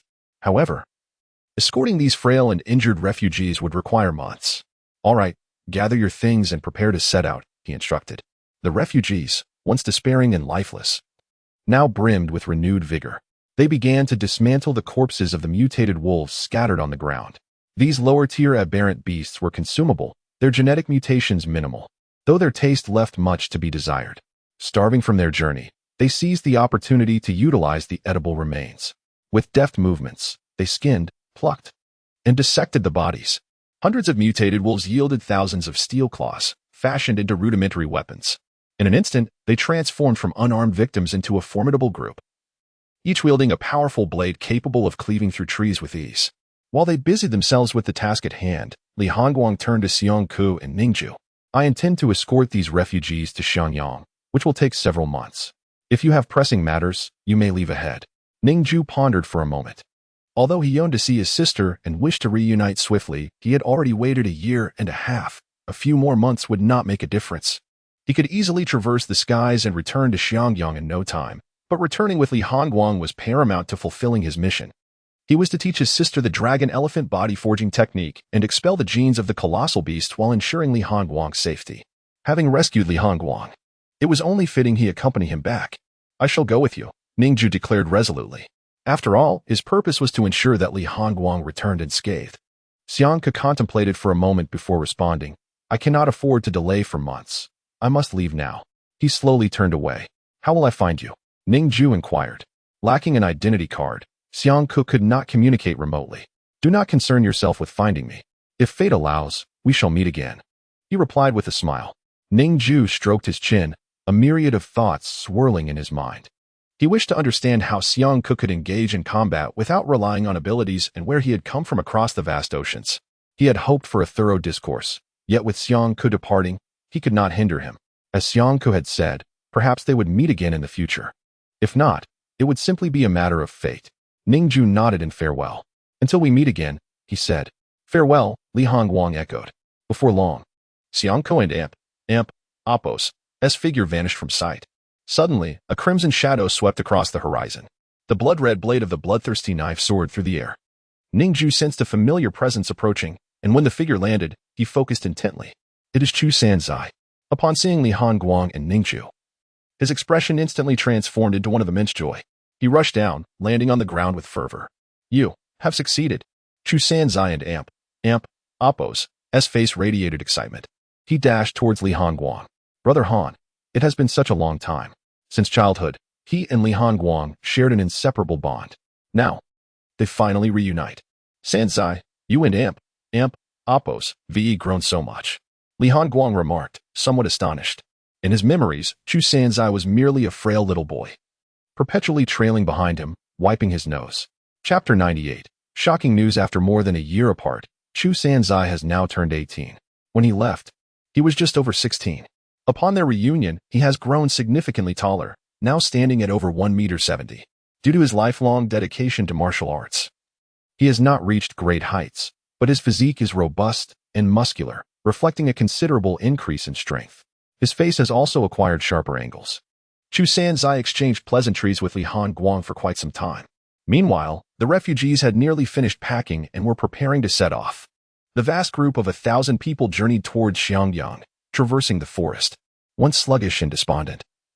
The refugees' spirits were lifted with Li Hongguang's promise of a better destination, igniting hope in their eyes and quickening their pace. I intended to rush here to assist, but I was delayed by a minor issue, Chu Sanzai remarked with a serious expression. After discarding the fragments of the shattered sword Thousand Blades, he had received news from the Yu family, prompting him to travel to Central State for a visit. Upon his return, he discovered that the prison escape had been successfully executed. He returned Ning Jue's storage ring and identity card, which contained all its contents intact. Ning Jue observed that nothing was missing, not even the balance in his identity card. The world was now aware of the sensational escape of top-tier criminals from Jing Mountain Prison, marking one of the most momentous events in history. Chu Sanzai spoke with a hint of delight on his face. The human alliance has always favored concealing unfavorable news. Yet the scale of Ning Jue and Li Hongguang's prison break was impossible to suppress. The notorious bald demon, Bran, wreaked havoc at various bases shortly after his escape, but instead of slaughtering the impoverished, he targeted members of the Human Federation, reverting to his old ways of rampant robbery. Numerous other ability users also became legends, making it impossible to conceal the truth. The Human Federation was suffering a significant setback, boosting Chu Sanzai's spirits. As they continued on their journey, they were frequently approached by pursuers, but Ning Jue utilized his invisibility ability to render both himself and Li Hongguang unseen, evading detection effortlessly. The pursuers, upon encountering the stench of the ragged refugees, were uninterested in lingering and left after a cursory inspection. The Human Alliance deployed substantial military forces, sweeping from Central City in a frenzied search, determined to locate Li Hongguang. They were terrified, overwhelmed by the fear of a potential assassination of their leaders by him. The presence of hundreds of thousands of ability users was indeed formidable. Yet, when the border bases fell and the refugees were left homeless, the Human Alliance had not dispatched troops. Now, with Li Hongguang and Oppo's release, they mobilized such a vast force, revealing their indifference towards the common populace. They only acted when their interests were at stake. Half a month passed. Li Hongguang's injuries had completely healed, restoring him to peak condition. Along the way, they frequently encountered mutated beasts drawn to their numbers. With thousands marching together, the ground trembled beneath them. The crowd was diverse, comprising the elderly, children, and the disabled. The cacophony of infants crying, elderly coughing, and young people conversing was overwhelming, making secrecy impossible. Many bore severe injuries, with wounds occasionally bleeding. The scent of blood easily detectable even from several kilometers away, attracting the attention of beasts. However, under the protection of Ning Jue, Li Hongguang, and Chu Sanzai, they were well guarded. The ferocious beasts could only futilely turn into meals for the group, providing sustenance. Chu Sanzai remarked that the taste of mutated wolves was the worst, while the mutated buffalo were the most delectable, tender, and flavorful. The refugees began to exhibit signs of vitality, smiles emerging on their faces. With the protection of their guardians, they finally felt a semblance of security, and the incessant cries of several infants subsided. On this day, Chu Sanzai approached Ning Jue, his expression grave. Ning Jue, I must inform you of something serious. Sensing the gravity of the matter, Ning Jue listened intently. The Yu family has been obliterated. Ning Jue's expression remained unchanged. Disbelief evident. Do not jest. You cannot truly believe the Yu family has fallen. He patted Chu Sanzai dismissively. However, Chu Sanzai's seriousness persisted. I witnessed Yu Qing's death with my own eyes. The Yang family and the Roosevelt family joined forces, deploying hundreds of A-grade ability users and 2 S-grade ability users, annihilating the entire Yu family, young and old alike. At this revelation, Ning Jue's gaze flickered. The fall of the Yu family was a surreal notion. The Yu family had been a formidable power long before Ning Jue's birth, an indomitable force with influence everywhere. He was still a guest elder of the Yu family. No, it cannot be, he murmured in disbelief. The identity card Yu Qing gave you sent a message calling for all guest elders to provide support. I flew over and witnessed the entire event. The Yu family's S-grade ability user, Yuhan Ting, fought against the two mysterious S-grade users, ultimately perishing with one of them. The horrific scenes of that bloody battlefield seemed to linger in Chu Sanzai's eyes. The residence of the Yu family, where all its members lived, had been utterly decimated. It was likely that their scattered forces elsewhere had also been systematically undermined or directly annihilated. Upon hearing this, Ning Jue retrieved his identity card, confirming the plea for assistance from the Yu family. In the year and more he had spent in prison, such a cataclysmic event had transpired. The collapse of such a colossal entity like the Yu family would undoubtedly incite a frenzy among various factions eager to claim its remnants.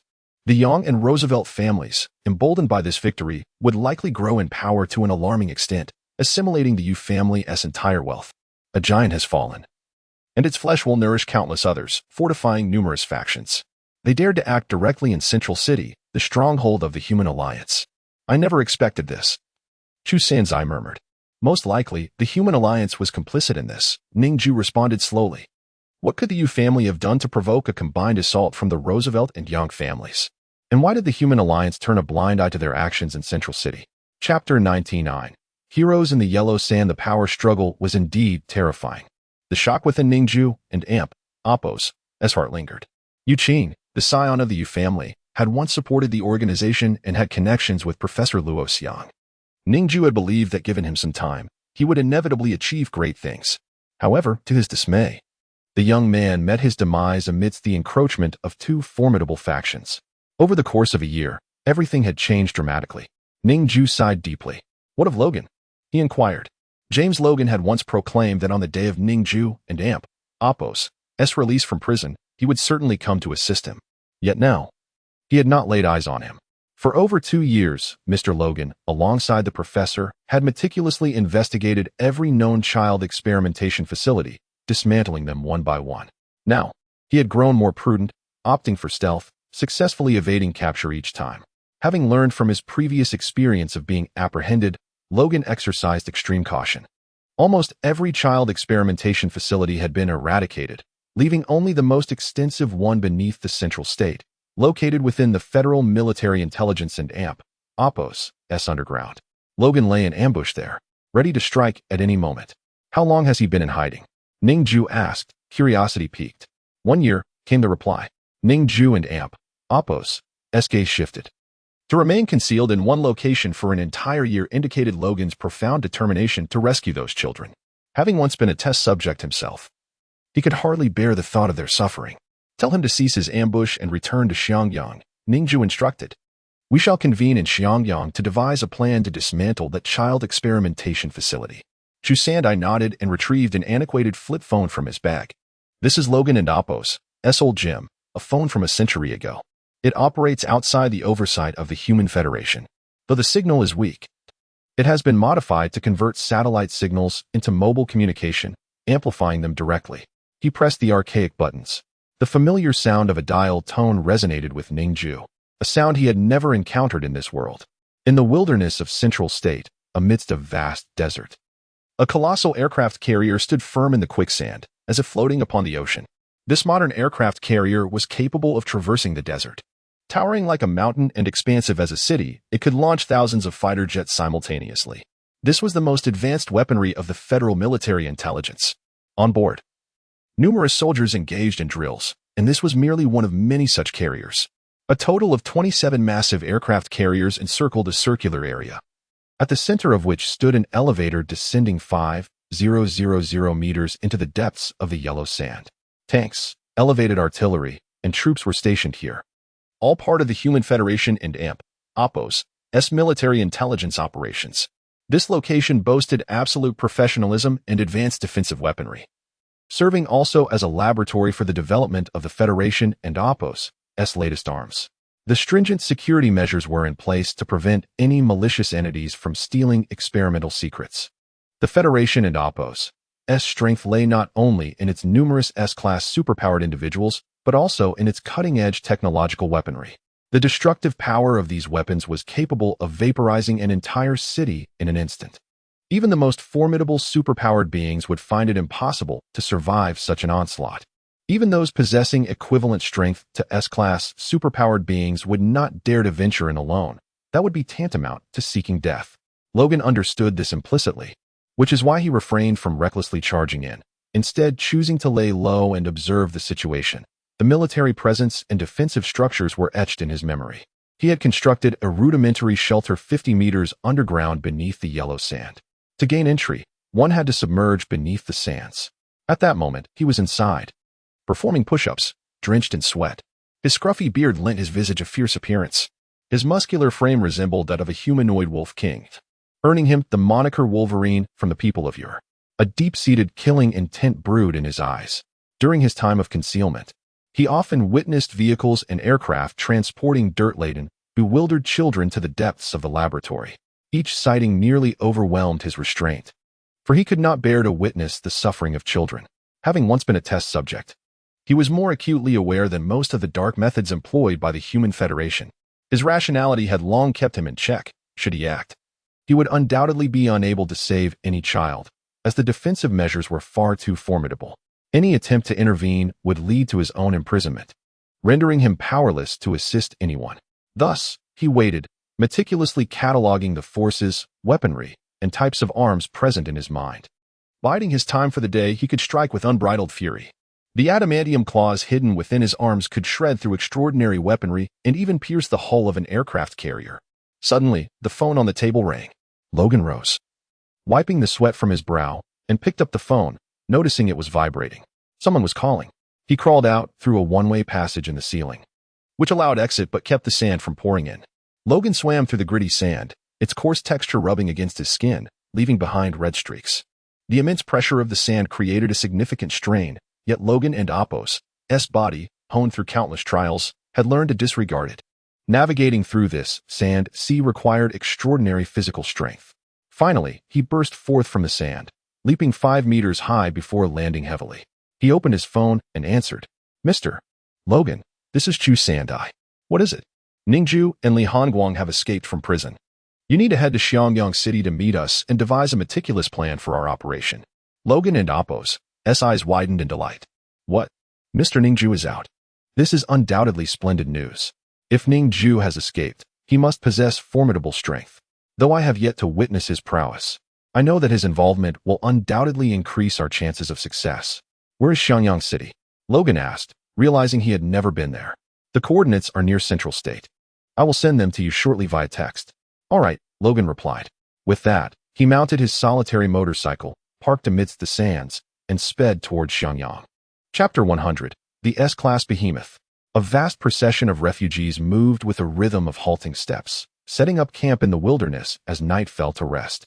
Lacking supernatural abilities and martial prowess, these individuals were not endowed with extraordinary endurance. As darkness enveloped the land, they required a respite. Among them were numerous disabled persons, victims of the monstrous creatures or ferocious mutated beings that had wreaked havoc upon their lives. Many bore grave injuries, necessitating frequent pauses to regain their strength. Their journey led them towards Xiangyang City, encountering various bands of wandering refugees along the way, which gradually swelled their numbers to a staggering 20,000. As they traversed the desolate terrain, it became apparent how many souls were caught in this desperate flight. Li Hongguang and Apos' countenance was grave. He had never envisioned that upon his release from prison, the world would have transformed into such a dire state. The sheer number of refugees hinted at the extent of devastation inflicted upon the cities along the frontier. Under the cover of night, his eyes reflected the weight of his thoughts. Once we return these refugees to Xiangyang, I must resume Professor Luoxiang's plan, he declared. Hearing this, Chu Sandai's expression turned complex. Brother Han, our organization and Apos' strength is exceedingly frail. After the last assassination attempt, the human alliance has grown increasingly wary, and the difficulty of carrying out such operations has escalated manifold. Li Hongguang fell into a contemplative silence. Ning Jue gazed at the stars above, pondering how to break through their current predicament. Suddenly, an utterly repulsive odor permeated the air, a noxious blend of decay and blood. A palpable sense of danger crept closer. Ning Jue lifted his gaze to the distance, where he beheld a colossal beast, towering over 100 meters, advancing slowly. Its body was encased in armor, impervious to harm. The crimson glare of its eyes radiated a visceral hunger for destruction. The ebony armor, glistening in the night, exhibited formidable defensive capabilities. Ning Jue activated his deconstruction eye. Scrutinizing the beast's armor, a material he had never encountered before on any creature. Each step of the giant trembled the earth beneath, a true titan of nature. Skyscrapers would seem like mere toys in its grasp, and the towering trees of the forest appeared as fragile toothpicks. As it passed, branches splintered and trees fell. Upon sighting this behemoth, a chill coursed through Li Hongguang. With so many refugees here, we cannot allow this creature to approach. The monstrosity, seemingly aware of the throng of people before it, leaned forward, its body surging into a run. Despite its size, its speed was astonishing, causing the entire forest to quake as if in terror, the ground sinking beneath its weight. In an instant, the distance of several kilometers vanished. The creature was so immense that even looking up, one could not see its head, lost among the clouds. Behind Li Hongguang, the 1,000 blades of shattered sword, guided by his sword mastery, unsheathed themselves. A resonant hum echoed as he swung his sword, cleaving a towering tree asunder. In the blink of an eye, he unleashed a flurry of strikes, employing his ancestral sword technique, carving a wooden sword from the fallen timber.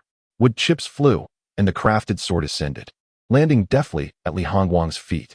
He stepped upon it, soaring into the air, the 1,000 blades shimmering with a silvery glint. The encroaching behemoth instilled fear among the refugees. It's enormous. Someone gasped. This creature was even more terrifying than the one that had obliterated their base. Many among them had suffered at the hands of such beasts, their homes reduced to ruins. They understood the horror that these creatures could inflict. Yet, the current beast was larger than any they had previously encountered. "Do not fear. We have Hero Li. He will surely save us," cried one, attempting to quell the rising panic. However, the tremor in their voice betrayed their uncertainty about Li Hongguang's ability to fend off the colossal creature. Li Hongguang ascended, a minuscule figure against the towering beast that dwarfed any city gate. Ning Jue scanned the creature's profile. Armored behemoth, rank, S, description. All information was marked with question marks. This indicated that the human alliance had never slain such an S-class beast. The revelation was a chilling shock to Ning Jue. How could an S-class behemoth appear on the outskirts of Central Province? He exclaimed in disbelief. Chu Sandai shared his astonishment. While Li Hongguang possessed formidable combat prowess, he was facing this S-class behemoth alone. An ominous premonition loomed over Ning Jue. S-class abilities did not guarantee victory over S-class beasts. History had witnessed countless S-class abilities fall to such creatures. If this behemoth possessed exceptionally powerful mutation capabilities, even an S-class wielder could meet their end. Chu Sandai, protect the refugees, I will assist. Ning Jue commanded. Chu Sandai nodded, recognizing Ning Jue's superior strength and the need for his intervention. His own abilities would be of little use in a conflict of this magnitude. Drawing his bloodthirsty blade, he ascended into the sky for a broader view. Although he could not contend with the S-class behemoth, dispatching ordinary beasts would still be within his capabilities. The emergence of this S-class behemoth signified a far more severe breach in the border defenses than anyone had anticipated. Ning Jue transformed, propelling himself through the air. He saw Li Hongguang closing in on the behemoth. A resonant clash echoed as Li Hongguang wielded his 1,000 blades of shattered sword, radiating lethal intent. With a powerful stroke, he struck the armored beast's chest. The creature emitted a mournful cry. Its armor, as tough as iron, could not withstand the force of the 1,000 blades and shattered. Yet, its ribcage proved too resilient, resisting subsequent strikes and preventing penetration to its heart. Li Hongguang, undeterred, continued his assault. The 1,000 blades fragmented, embedding themselves within the beast's body. Bypassing its skeletal structure, they converged, piercing through the flesh and successfully breaching the heart. However, the blades were too slender. They had to cleave completely through to be fatal. Otherwise, such a minor injury would not suffice. With a decisive twist of his wrist, Li Hongguang shattered the blades, setting them to whirl within the heart. Intent on delivering a lethal blow.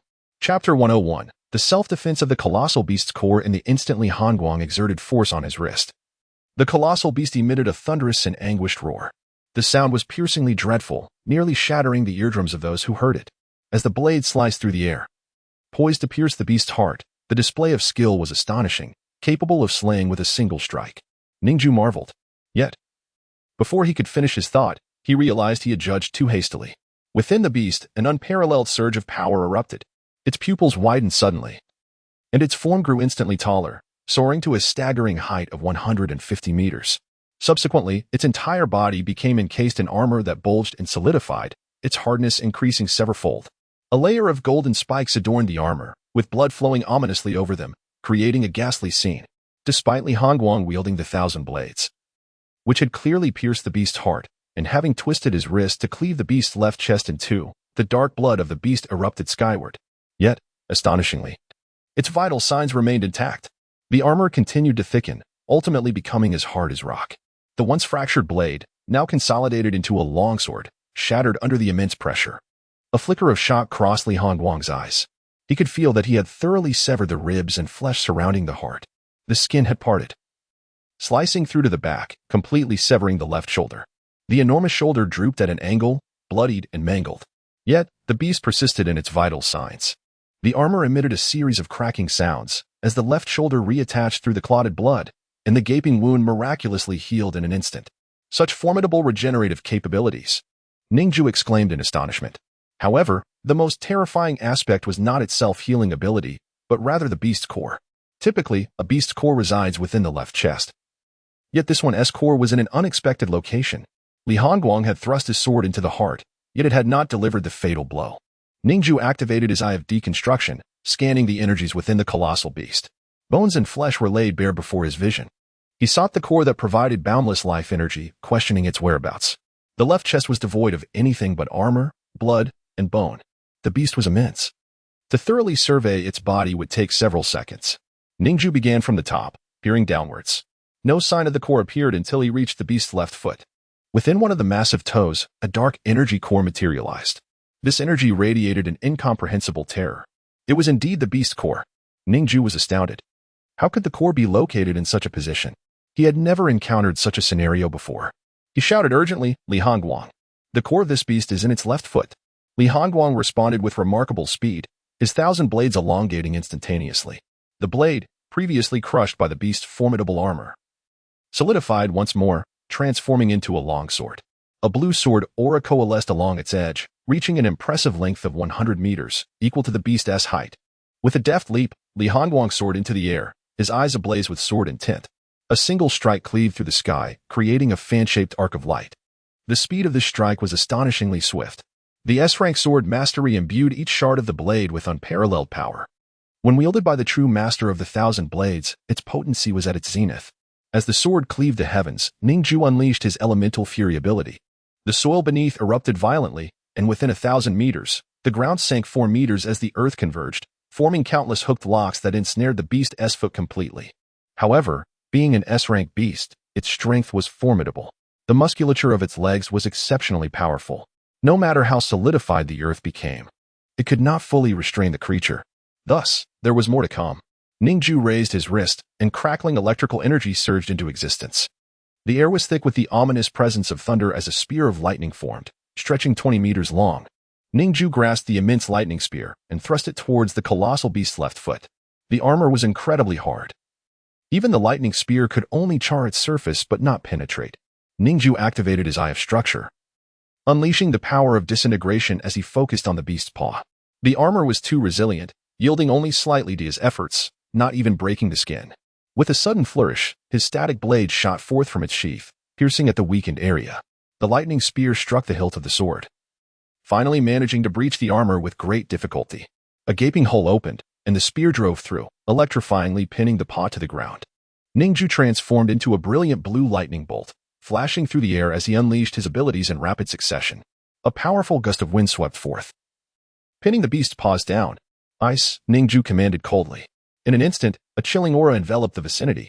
The ground was blanketed in a thick layer of ice, the temperature plummeting to a frigid -100 degrees. The massive paw of the beast was completely encased in ice upon the ground. But that was not the end. As the lightning crackled, Ning Jue darted to the beast's foot, palm raised, and struck. A terrifyingly cold temperature radiated from him, freezing the paw entirely. Lightning, wind, ice, and earth. Ning Jue wielded these 4 elements with finesse. He refrained from employing fire, as it would melt as ice. His intention was not to attack the beast, but to control it. Thus, he selected elements with superior control. The elements shimmered upon the massive foot, while the 20-meter-long lightning spear penetrated it completely. Even an S-rank beast, under such fierce assault, would find its movements hindered. The core was crystallized, immobilized. Li Hongguang's strike was flawlessly executed, severing the entire foot of the beast in an instant. With such mastery of swordsmanship, even an armored S-rank beast could be rendered utterly defenseless. This was the might of the human hero, Li Hongguang. As the paw shattered, blood gushed forth. Yet, the colossal beast remained alive.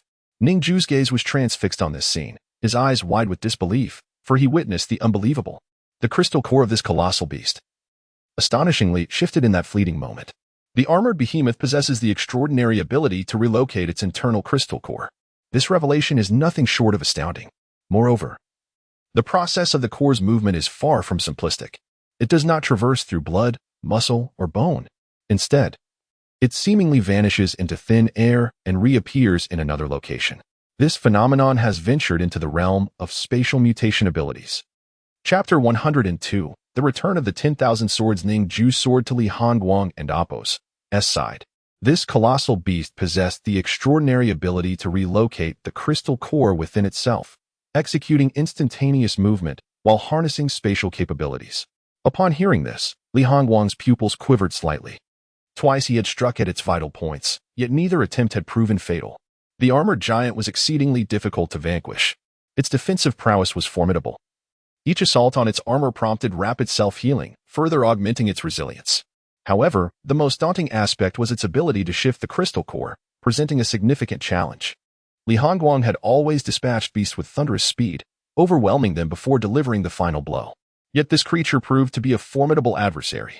The essential strategy in battling such a beast was to act swiftly, engage with lightning speed, concluding the encounter without delay. Ideally, it should be eradicated before it could unleash its anomalous abilities, as the beast possessed boundless self-regenerative capabilities, a trait humanity lacked. Prolonging the confrontation would inevitably lead to errors and potential injuries. Li Hongguang and Appo's brow furrowed in concentration. He stood firm in the air, refusing to retreat. For behind him lay 20,000 innocent citizens, 20,000 refugees bereft of their homes. He would not allow this beast to wreak havoc unchallenged. Gripping his shattered sword, he transformed into a flash of blade light, launching a relentless barrage of slashes. Swish, swish, swish. The cold light flickered from all directions. The thousand-edged sword morphed continuously, and the beast's armor began to shatter and peel away layer by layer. The merciless blades sliced through its flesh, and within mere seconds, the creature was reduced to countless enormous chunks of meat, tumbling to the ground and forming a grotesque mound. Yet, it still writhed, not entirely deceased. However, the refugees mistakenly believed the beast had perished, and their voices erupted in jubilant exclamations. But it was not over yet. Chu Sanzai's cold voice interjected. Many refugees, upon closer inspection, saw their joy swiftly diminish. No, those chunks of flesh, they were still alive. Shock coursed through the crowd as fear took root. The beast's vitality was astonishingly resilient. Even after being cleaved into innumerable pieces, it continued to squirm. Li Hongguang's expression turned frigid. He had meticulously sliced the beast into pieces just large enough to reveal the location of its crystal core. He could now clearly discern the pulsating dark energy nestled within a chunk of flesh. The crystal core of an S-class beast was pitch black. With a keen eye, Li Hongguang pinpointed the core's location. The thousand-edged sword emitted a sound reminiscent of glass shattering as he made a decisive strike, cleaving the air in two and reducing the flesh surrounding the core to a viscous paste. Instantly, he transformed the area into 4,500 fragments of meat. However, within that sanguine sludge, a spatial rift materialized. The crystal core, concealed within, vanished in an instant, transferred to another mass of flesh. Subsequently, the remaining pieces of meat swiftly encircled this new mound. A spatial rift? Ning Jue observed this as well, and an idea sparked in his mind. If the beast and Appo's core escaped through the spatial rift, then he could utilize his spatial leap ability to pursue it and capture the core directly. Li Hongguang, you cleave its flesh, and I shall infiltrate within to ensure its demise. Ning Jue shouted. He then plunged into the mound of the armored giant. The flesh pressed tightly around him, the pressure immense, and the blood-soaked environment made it difficult for him to breathe. Fortunately, wearing the ocean heart ring allowed him to breathe underwater, and blood served as a form of water. Thus, he maintained a steady airflow to keep his muscles and breath in peak condition to withstand the oppressive flesh. Gritting his teeth, Ning Jue delved deeper, seeking the location of the spatial rift. Outside, the sword light flickered as Li Hongguang wielded his thousand-edged sword, ruthlessly cleaving through the mass. Each of his strikes precisely bifurcated the mound without inflicting a single injury upon Ning Jue. Such was his mastery over the sword. Suddenly, the mound emanated an overwhelmingly potent scent of blood. Ning Jue and Appos' expression grew grave as he sensed the intense energy fluctuations within the beast. In the next moment, the mound trembled violently and erupted. Countless clumps of blood surged forth, spreading across the ground with the rapidity of a tsunami, sweeping towards the position of the refugees. In their wake, trees, mutated beasts, and wild hares were consumed without mercy. While the beast and Appos' armor was indeed resilient, its offensive capabilities were lacking. Ning Jue realized its true name should be the Blood Mud Devourer. This creature and Appos' genuine anomalous ability lay in its transformation into blood mud, ruthlessly consuming everything in its vicinity. Although the beast's armor was exceptionally hard and possessed infinite evolutionary potential to increase its hardness, it fortuitously encountered Li Hongguang, who had already severed its limbs before the armor could fully harden. At this moment, Ning Jue felt excruciating pain within the beast. The relentless pressure had rubbed his skin raw. In mere seconds, the self-healing factors would trigger, mending his wounds. Thus, Ning Jue endured a cycle of healing and injury, battling through the agony that enveloped his nerves. Yet he grit his teeth and persevered. He had to locate the spatial rift and destroy the crystal core before the refugees were engulfed by this monstrous beast. No matter how swiftly Hongguang's sword strikes were, they could not rival the speed of instantaneous movement. As he observed the beast transforming into blood mud and surging towards the refugees, he snorted disdainfully. Wretched creature! With the shattered sword in hand, he darted through the air, positioning himself directly before the 20,000 refugees. The 1,000-edged sword completely dispersed, instantly cleaving the surrounding trees into wooden shards. Tens of thousands of light wooden swords levitated under Li Hongguang's command, forming a protective wall to shield against the advancing blood mud. Boom, boom, boom. The blood mud crashed violently against the sword wall. Yet Li Hongguang and Appos' wooden swords proved overwhelmingly powerful, whirling chaotically and shredding the blood mud to pieces. Blood splattered everywhere. The beast and Appos' regenerative capabilities were astonishingly robust. Were it any other combatant, they would find it nearly impossible to inflict damage. The beast could maintain its armored form indefinitely, healing instantaneously from injuries while its armor continued to harden until it reached an indestructible state. However, Li Hongguang was different. Under the supreme sword intent, even the weakest weapon could morph into an invincible blade. He unleashed a barrage of lethal strikes at a staggering rate, rendering the beast incapable of healing, forcing it to remain in its blood mud form. Yet, this inadvertently triggered its true power. The blood mud surged forth, causing the refugees to tremble in terror. Quickly retreat. Flee. Chu Sanzai urged, leading the refugees away.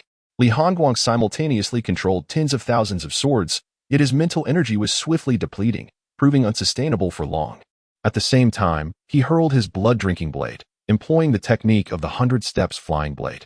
The sword and Appos' edge plunged directly into the blood-soaked earth. Blood was frantically absorbed. However, the S-class behemoth was colossal, and its blood was exceedingly viscous. Even the A-class extraordinary weapon, the blood-drinking blade, struggled to instantaneously extract all the blood. Yet, every little bit helped. Chapter 103, Slaying the S-class behemoth.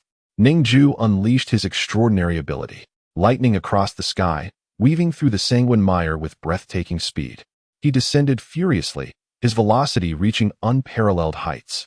Wherever the lightning coursed, the flesh and blood were seared into charred solid matter. In the midst of the sanguine sludge, he executed frantic spatial jumps, lightning across the sky. In a mere 10 seconds, he traversed the entirety of the mountain of flesh. At last, he beheld a sphere pulsating with an essence of inky black energy at the core. It was none other than the behemoth and Appos' crystal core. Ning Jue raised his hand, and the static blade, embedded in the ground, soared into his grasp. The blade shimmered with golden arcs of electricity. His figure transformed into a streak of lightning, slicing diagonally through the air. With a swift thrust, he pierced through the resistance of flesh, penetrating the very heart of the mass. A resounding hum echoed as the crystal core vanished instantaneously, leaving behind a translucent fissure suspended in the air. This crack remained stationary, unaffected by the writhing flesh around it. Suspended in space, Ning Jue extended his left hand toward the fissure. With a resonating hum, he activated his spatial jumping ability at full throttle. The smaller the fissure became, the faster it would seal. If he did not enter it quickly, it would vanish within mere seconds. In an instant, Ning Jue and Apos' form disappeared entirely. In the next moment, he reappeared at the pinnacle of the mountain of flesh. The crystal core lingered at the side of the fissure. Once more, he struck with his blade. The electric light terrifyingly potent, tearing through the obstructive flesh. Yet, the behemoth and Apos' crystal core evaded him again. Ning Jue pursued relentlessly as the spatial fissure manifested once more. The chase unfolded in a relentless cycle of pursuit and evasion, encompassing 18 spatial transitions in the blink of an eye. No matter how fervently he pursued, the behemoth and Apos' core would consistently employ its spatial evasion. A cold sweat broke out on Ning Jue's forehead. He realized that if this continued, Li Hongguang would ultimately be overwhelmed. Even the mightiest of warriors have their limits. The reserves of mental energy are not infinite. The next strike must annihilate the behemoth and Apos' core. This core seemed to possess a sense of awareness. Upon sensing an attack, it would instantaneously teleport away. Then let us render you immobile. Ning Jue surged through the fissure once more. However, upon arrival, he raised his hand. A 2-meter diameter spherical time bubble materialized, entrapping the behemoth and Apos' crystal core within. The flesh and blood inside the time bubble slowed to a crawl, appearing as though time itself had come to a standstill. What once required less than 1/10 of a second to escape the spatial fissure now demanded nearly 10 seconds to fully manifest. In Ning Jue's eyes, the patterns of the fissure from the core were reflected, stretching gradually like shards of glass fracturing through space. The fissures expanded. The mental energy consumption of the time bubble was immense as it engaged with the principles of time. Ning Jue could not sustain it for long. Thus he immediately employed the Eye of Deconstruction. From his dark eyes, an aura of void flickered. The crystal core, suspended within the time bubble, was instantly engulfed by the devouring force of deconstruction. However, the energy residing within the S-class behemoth and Apos' core was vast and violently turbulent. Merely relying on the Eye of Deconstruction could not obliterate it in an instant. A more formidable power was necessary. Ning Jue's spirit surged. Within the depths of the flesh mountain, a sword of thunder manifested. The speed of lightning surpassed all. Even if time slowed 1,000-fold, he would still be able to pierce through the core before it could escape. Lightning surged forth, ferocious arcs illuminating the atmosphere. A long sword, forged from condensed blue lightning, was enveloped by his sword-wielding prowess and thrust forward with tremendous force. With a resounding thrust, the flesh mountain was torn asunder. Thunder surged into the time bubble. Ning Jue beheld with clarity as arcs of electricity extended, diffused, and flowed within the bubble. The sight was eerily surreal. The mountain of flesh seemed to sense impending danger. Within, countless hardened armors emerged. These armors, originally meant to cover the surface, had become dislodged and now pressed inward toward Ning Jue, reacting with uncanny speed. Ning Jue enveloped himself in a thick layer of ice, encasing himself in an armor of frost. The surrounding flesh solidified into ice. Yet the armors pressed on relentlessly, colliding violently with Ning Jue. In an instant, boom, Ning Jue felt an overwhelming pain engulf him. In the next moment, his form was utterly crushed. His skin ruptured, fissures spiderwebbed across his body, and blood erupted forth. Ning Jue's bones shattered instantaneously under the immense pressure. The strength of the S-class behemoth was indisputable. It simply had the misfortune of encountering one of humanity's elite, Li Hongguang, and thus met its swift demise, reduced to a mere pulp. Indeed, the power of this S-class behemoth was formidable. In that moment, within its very being, Ning Jue was gripped by a profound sense of fear. In but an instant, the behemoth crushed him completely. The ice barrier he conjured was as fragile as glass, utterly ineffective. Fortunately, his head remained intact, thanks to the static blade braced against it.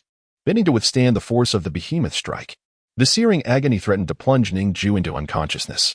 The pain of being crushed transcended any form of torture known to mankind. With his meridians severed and his organs damaged, his heart struggled to beat under the immense pressure. Ning Jue found himself immobilized. Even the static blade could not withstand such overwhelming force. It would not endure for long. The blade was on the verge of breaking. A bold idea took root in Ning Jue's mind. With a steely gaze, he summoned the last vestiges of his strength, raising a finger to envelop himself within the time bubble. Encased within, even consciousness would be decelerated 1,000-fold. Ning Jue's thoughts plunged into darkness. Within the time bubble, his perception dulled, and everything around him slowed. To him, The world outside accelerated 1,000-fold. Light dimmed, vision blurred. Consciousness began to wane. An unbearable pain engulfed his reason. He slowly closed his eyes. At that very moment, in the external world, a thunderous crash resounded. The colossal mountain of flesh collapsed with a deafening roar. All the scattered blood and mire became a quagmire of decayed flesh, toppling over. Subsequently, it dispersed into a shapeless mass, engulfing the entire forest in a sea of flesh. Thankfully, the behemoth had perished, devoid of any life signs, and would no longer pose a threat. Li Hongguang stood resolute, surrounded by a myriad of wooden swords. Swirling in response to his thoughts, the sword array effectively isolated a region from the sanguine mire, safeguarding the refugees from being swept away. Chu Sandai observed as a transparent sphere appeared in the sky.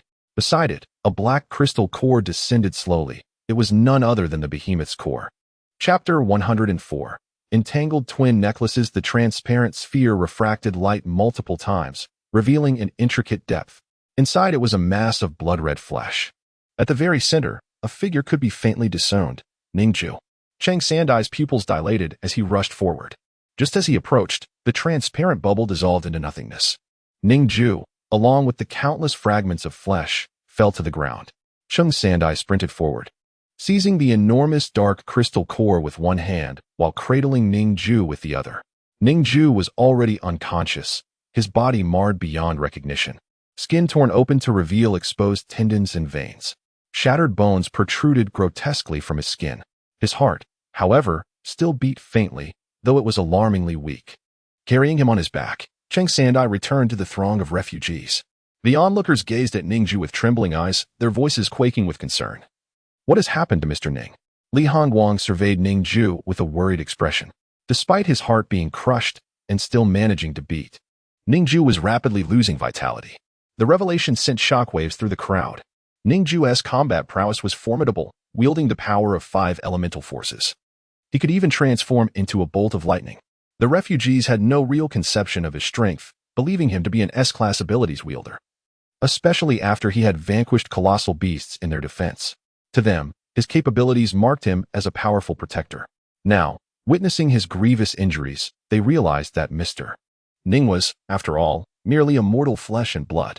Chang Sandai clutched the enormous dark beast crystal tightly, his gaze filled with urgency. He pressed the crystal against Ning Jue and Appo's storage ring. This S-class beast crystal bore marks of dark lightning, indicating that it was Ning Jue who had slain the beast. The energy contained within was sufficient to elevate an A-class ability to S-class, transforming an ordinary individual into a formidable force at the pinnacle of humanity. Yet, Chang Sandai chose to return the crystal to Ning Jue. He was not one to steal. As he placed the beast crystal into the storage ring, Chang Sandai suddenly felt a jolt of realization. A high-tech chip had fallen into his hand, embedded within the beast crystal. What was this? How could human technology exist within a beast crystal? Chang Sandai and Appo's face paled in shock. In the next moment, a deafening explosion erupted behind him. A terrifying white light illuminated the sky, engulfing everything in blinding brilliance.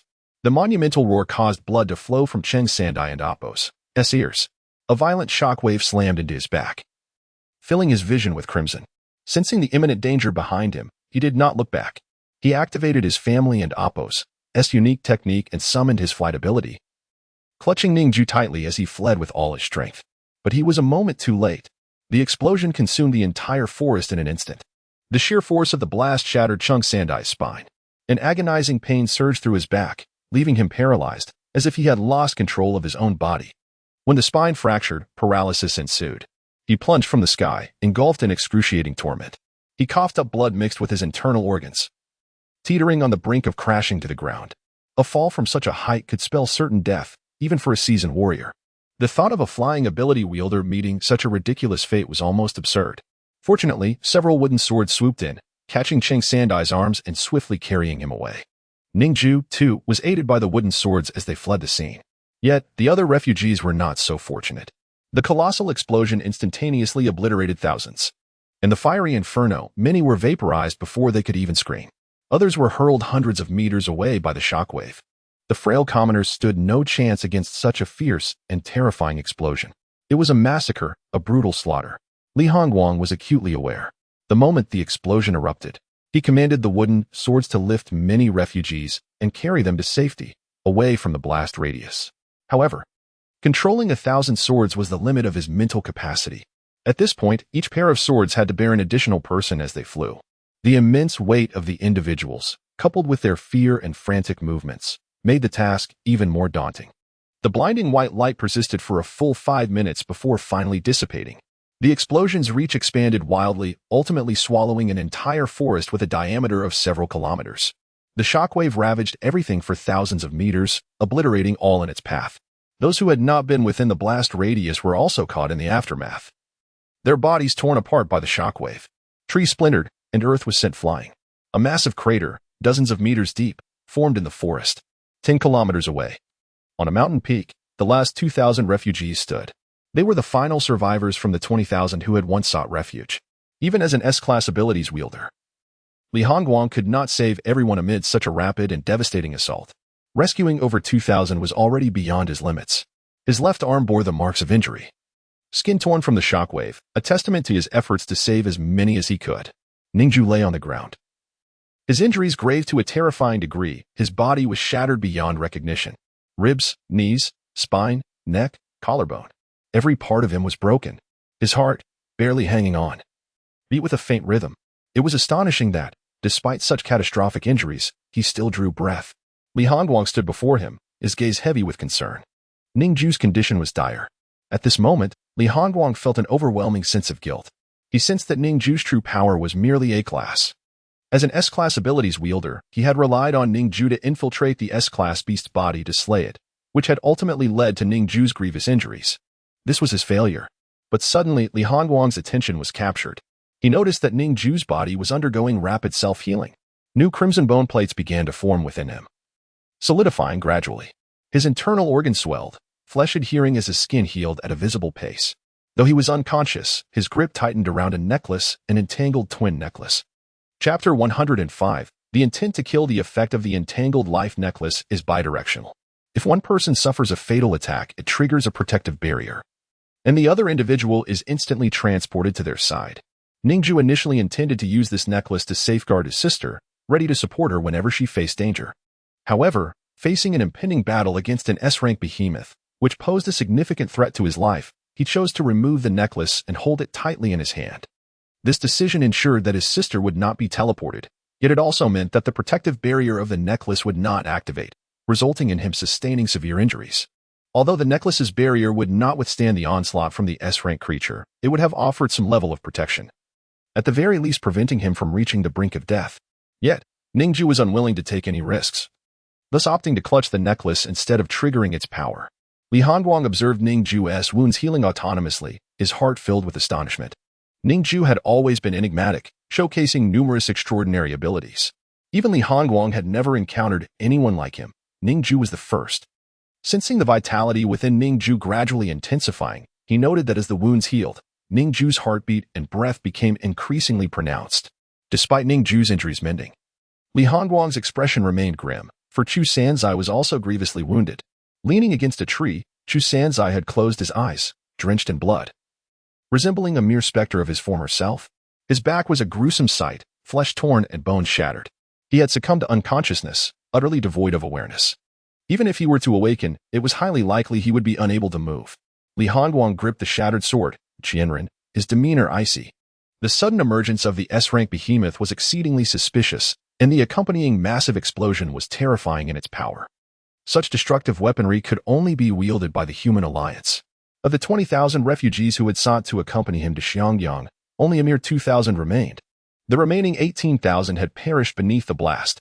The numbers were chillingly stark, yet behind them lay countless vibrant lives, each a poignant reminder of the humanity lost. A small boy, once cradled in his mother's embrace, now stood alone, his expression vacant and ashen. Moments ago, he had witnessed the tragic demise of his mother in the explosion. His world had crumbled.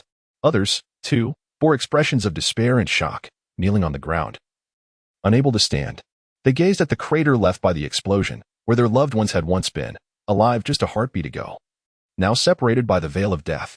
After months of wandering and facing relentless obstacles, with no refuge willing to take them in, they had finally encountered a few empowered heroes willing to lead them to Xiangyang. Yet, the sudden explosion had obliterated all hope once again. Despair followed by a flicker of hope, only to revert to despair once more. This cycle had stripped the last vestiges of survival instinct from these refugees. A man raised a dagger to his own neck, screaming in anguish. The sound of his cries echoed, a mix of pain and grief for his lost family. His voice dwindled to a whisper before it vanished entirely, a look of relief settling on his face as he collapsed to the ground, lifeless. Li Hongguang witnessed this scene without intervening. He could have stopped it, yet he refrained. For this man, perhaps self-destruction was the most merciful choice. Living on might only bring suffering. Li Hongguang held no authority to dictate the fate of others. He had intended to lead them to safety in Xiangyang. But the sudden explosion had left his heart steeped in murderous intent. The dreamscape these refugees had cherished was shattered in an instant. Who was responsible? He stared into the distance, and suddenly a rift in space appeared before him. A figure emerged, Zheng Qingyi. His expression was calm as he fixed his gaze upon Li Hongguang. How potent was the bomb just now? Zheng Qingyi inquired, his demeanor utterly composed. Did you deploy that bomb? Li Hongguang glared at him, demanding an answer. Zheng Qingyi shrugged, seemingly indifferent. Indeed, the brevity of his reply sent tremors through the shattered sword in Li Hongguang and Apos' grip. The lives of nearly 20,000 refugees appeared utterly inconsequential to Zheng Qingyi. That latest model of the bomb failed to take your life. You truly are fortunate, he remarked, glancing at the injured Ning Jue, whose wounds were visibly healing despite the grievous damage inflicted. You seem to have sustained severe injuries from the blast, but thankfully it was not in vain. Zheng Qingyi coldly observed. How did you track us down? Li Hongguang's eyes gleamed with a lethal intent. Professor Zhao Ting had uncovered the secrets of the behemoth genes, successfully converting certain individuals with unique genes into behemoths who were obedient to commands. The behemoth possessed a tracking chip. We released thousands of behemoths to patrol, and at last, we found you, Zheng Qingyi explained. The main force will arrive shortly. Li Hongguang surrendered. His brow furrowed slightly. At that moment, Li Hongguang comprehended why the bomb had detonated without warning. Zheng Qingyi had utilized his space-jumping ability to transport the bomb directly into the heart of the crowd, triggering the explosion amidst the unsuspecting refugees, making it impossible for Li Hongguang to detect him immediately. His hand, which had been trembling while grasping the sword, suddenly steadied, using the refugees as a shield to detonate the bomb. Was this the action of a so-called great S-rank abilities wielder? No longer wishing to engage in further dialogue, Li Hongguang swung the shattered sword, Qianren, with unwavering resolve. In that singular moment, Zheng Qingyi's pupils dilated in shock. He sensed an unprecedented wave of peril sweeping over him, his body bristling with alarm. Li Hongguang's strike was unremarkable in appearance, yet Zheng Qingyi failed to even perceive the blade's arc instinctively. He attempted to employ his space-jumping ability to evade the attack, but in the next instant, he realized he could not shatter the space to escape. His face contorted in disbelief. A warmth spread across his neck, and he numbly touched the area, feeling the crimson liquid flowing from a gash. Then, his head fell to the ground, the world spinning around him in a dizzying blur. As he descended, he retained a flicker of consciousness. A single strike? Just one strike had led to his demise. Life ebbed away rapidly. In those final moments, Zheng Qingyi was engulfed in boundless shock and regret. He had presumed his space-jumping ability would allow him to evade any attack, emboldening him to confront Li Hongguang. Who could have imagined that before one could even evade, they would be mercilessly slain? Chapter 106. The weeping refugees. Zheng Qingyi was oblivious to the sheer magnitude of Li Hongguang's strength. Previously, Li Hongguang had been preoccupied with confronting 4 S-class ability users simultaneously, which had afforded Zheng Qingyi the opportunity to survive. Had it not been for that distraction, Li Hongguang could have effortlessly taken his life in an instant. His speed with the sword was beyond Zheng Qingyi's capacity to react. At that time, there had been no compelling reason for Li Hongguang to eliminate him. Now, circumstances had changed, and thus, death had befallen him. Zheng Qingyi's head rolled on the ground, coming to rest at the feet of a small boy. The light had faded from his eyes, leaving him entirely lifeless, unable to close his eyes in eternal slumber. In a sudden outburst of fury, the boy began to pound Zheng Qingyi and Apos' head with his tiny fists, mercilessly reducing it to a grotesque pulp. The child screamed in a frenzy, seemingly impervious to pain, as bruises and blood adorned his hands. Soon, all the refugees surged forward, collectively unleashing their wrath upon the severed head. Shovels, iron swords, and claw blades rained down upon it. They wept, laughed, and bore expressions devoid of emotion, ultimately transforming his head into a mushy mass, shattering the bones within. Yet, their catharsis could not diminish the anguish of their bereavement. Li Hongguang observed this spectacle with a complex expression.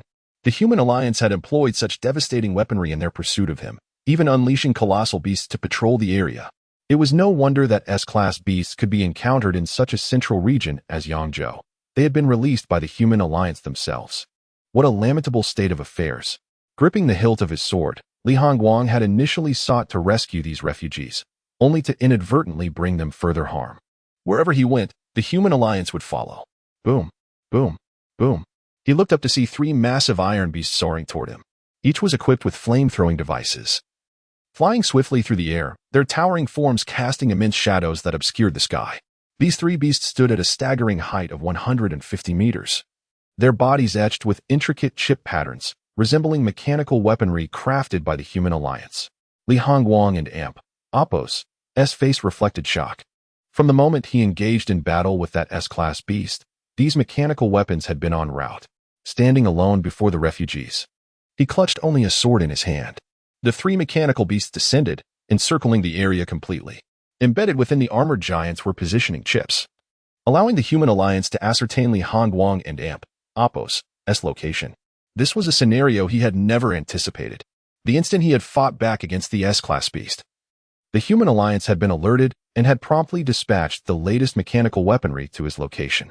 Zheng Qingyi possessed the ability to leap through space, making him the fastest among them and conveniently nearby to execute his mission.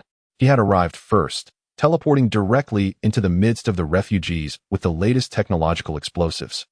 He detonated the device and fled in the nick of time. The bomb and awakens' destructive power was terrifying, capable of inflicting devastation across several kilometers. He had believed he could eliminate Li Hongguang, but who would have imagined that Li Hongguang would escape so swiftly, even managing to save over 2,000 lives? Ultimately, he had failed to fulfill his primary objective and had sacrificed his own life in the process, a truly disastrous outcome. As the 3 mechanical beasts approached, encircling Li Hongguang, a woman clad in form-fitting attire emerged from the distance. With flowing white hair, she appeared horrified upon seeing Zheng Qingyi and awakens' lifeless body. You killed him? Li Hongguang remained silent. Su Bing, one of the guardians of Jing Mountain Prison, possessed an overwhelmingly powerful ice ability. Yet, in the presence of Li Hongguang, she felt a genuine sense of terror. Zheng Qingyi and awakens' capabilities had allowed him to evade nearly any attack, yet he had been killed with such alarming swiftness. In shock, Su Bing refrained from attacking recklessly. Instead, she produced a holographic projection screen, placing it on the ground before Li Hongguang. It displayed the image of a middle-aged man. Fugitive Li Hongguang, surrender, and I can issue orders to spare the lives of the refugees behind you. The man in the hologram was none other than Wang Su, the leader of the human alliance. His demeanor was calm, his chiseled features exuding an undeniable air of authority. Li Hongguang and awakens' strength, no matter how formidable, was ultimately limited. Faced with the assault of 3 newly developed mechanical weapons and the onslaught of an S-class ability user, his prospects appeared grim. Surrendering seemed to be the most prudent option to minimize losses for all involved. Lost in contemplation, he heard Su Bing and awakens' voice. You need not think any further. You are bleeding from your nose, and your mental energy must be nearly depleted. Having battled the S-class beast and subsequently guided over 2,000 refugees to evade the explosion, it was evident that his mental reserves had been exhausted. The refugees, witnessing this scene, were left in shock. The hero of humanity, Li Hongguang, was actually a fugitive of the human alliance? The very organization that was pursuing the hero who had aided them. No, Commander, you must be mistaken. Our benefactor has protected us all along. He's a good person, cried one refugee. Commander, although I am uneducated, I implore you to trust me. Hero Li could never be a fugitive. Another exclaimed. Did not Li Hongguang once help you slay a beast? Why are you now pursuing him? The crowd rallied in support of Li Hongguang, mistakenly believing that reason would sway the high-ranking officials to spare their benefactor. Alas, such hope was futile. The leader of the human race in the hologram appeared unfazed, indifferent to their pleas. He would not allow Li Hongguang to escape. For Li Hongguang had once sought his life. This was a matter of principle, with no room for negotiation. Lowering his head, Li Hongguang remained silent for a long while. Finally, he slowly raised his gaze and spoke. I am willing to surrender. Upon hearing these words, Su Bing sighed in relief. The operators within the mechanical beasts exhaled as well. The tense atmosphere, charged with hostility, began to ease slightly. Fear. Everyone was afraid of Li Hongguang. Despite the advanced technology and the presence of an S-class ability user surrounding him, it was inevitable that he would exhaust his mental energy and perish. However, before his demise, it was certain that someone would accompany him to the grave. No one knew whether that person might be themselves, and none wished for their own death. Such a conclusion would naturally be welcomed by many, yet a certain group remained unwilling. The refugees erupted in anger. Hero Li, do not listen to them. Damn the human alliance. We have toiled for generations, and now, with our borders breached, they send not a single soldier to our aid. We have wandered for so long, with not a single base willing to shelter us. The human alliance does not even regard us as human, they shouted in fury, brandishing their steel blades and pitchforks as they charged recklessly toward the towering iron beasts. Su Bing was left stunned. These individuals were courting death. In their desperation to prevent Li Hongguang from capitulating, they were willing to take the initiative and attack the weapons. Their homeland had been overrun by beasts. Displaced and without refuge, families torn apart by bombings, benefactors hunted down. A multitude of rage, long festering, erupts in this moment. The young boy, consumed by fury, charges forth. The crowd surges towards Su Bing, towards the three-headed mechanical behemoth. The mechanical giant, however, will not allow itself to be assailed. From its shoulders, two machine guns unleash a torrential barrage. The deafening sound of gunfire reverberates incessantly, targeting the desperate refugees. Blazing beams of heat dance through the air. In this instant, Su Bing raises her hand. The domain of ice manifests, aiming to plunge the temperature of the entire area to near absolute zero. Should she succeed, all would perish in an instant. Li Hongguang lets out a soft sigh. The shattered sword disperses, its myriad blades fracturing and scattering with a thunderous roar. Chapter 107. Bloodshed in the cold light, the sea of swords. The shattered blades spun wildly, forming a semicircular shield that enveloped all the refugees, including Li Hongguang. The impending battle loomed ominously. In the instant the refugees attacked and the mechanical behemoths fired their weapons, there was no turning back. The storm of blades obliterated the holographic projection in an instant. Terrifying beams from energy weapons rained down, yet the swirling shield of 1,000 shattered blades, with a diameter of 300 meters, repelled all assaults, protecting the refugees within. 3 fragments shot forth, aiming for Su Bing and Appo's neck. She abruptly ceased using her powers, forced to flee in a panic. Even under the siege of 4 S-class power users, Li Hongguang managed to divert some of the blades to restrain Su Bing, preventing her from utilizing her abilities. At this moment, he could do the same. In the heart of the capital, within the tallest edifice, a middle-aged man sat before a massive screen, observing the battle from the perspective of the mechanical behemoths against Li Hongguang. Just moments ago, Li Hongguang had destroyed his holographic projection, signaling that negotiation was no longer an option. His face darkened as he slammed his fist on the table, issuing orders to eliminate Li Hongguang with all available force. In response, a throng of officers seated at their computers began relaying commands through their headsets, cascading orders down the chain. With modern technology, the commanders no longer needed to be on the battlefield. They could direct operations from the command center. The 3 mechanical behemoths represented the pinnacle of human technological advancement, capable of devastating destruction. Even an S-class power user would think twice before confronting such formidable machines. Countless energy weapons unleashed a torrent of plasma beams that pounded against the shield created by the shattered blades. However, the barrier Li Hongguang had forged was unyielding. The blades shimmered and whirled, slicing through the air with blinding speed. Though merely 1,000 fragments, they formed a circular shield with a diameter of 300 meters. The gaps between the fragments vast, yet their defensive strength formidable. This exemplified the terrifying power of S-class sword mastery, capable of protecting 2,000 souls effortlessly. The refugees huddled together within the shield, unharmed. Yet, blood streamed from Li Hongguang and Appo's nose, and his eyes gradually reddened from the toll of overexertion. He channeled his inner energy, forcing it through his meridians to sustain himself, grasping for a fragment of mental strength, but he knew it would not last long. Suddenly, one of the mechanical behemoths unleashed a blood-red laser, 5 meters in diameter. The terrifying energy illuminated the sky in a crimson hue, resembling a hellish landscape. Following suit, The other two behemoths unleashed the same devastating attack. The horrific lasers could penetrate the Earth for dozens of kilometers. Any contact with these beams would instantaneously vaporize even the toughest steel. This was the core technology of the Alliance, exhibiting unparalleled might. As Li Hongguang beheld the three terrifying beams converging upon him, a tremor flickered in his eyes. If he were alone, he could easily escape on a sword, but now, over 2,000 refugees depended on him. Had he not drawn the Alliance and Appos, ire, perhaps these innocents could have survived longer. The weight of responsibility bore heavily upon him. Retreat was not an option. He stood resolute, unwavering as the blood-red lasers approached. The blinding crimson light illuminated the eyes of all, overwhelming in its intensity. The searing heat caused the ground to billow smoke. The storm of shattered blades spun and sliced, their mirrored edges reflecting the oncoming lasers. Yet, the force was too great. Even Li Hongguang and Appos' blade curtain struggled to withstand it.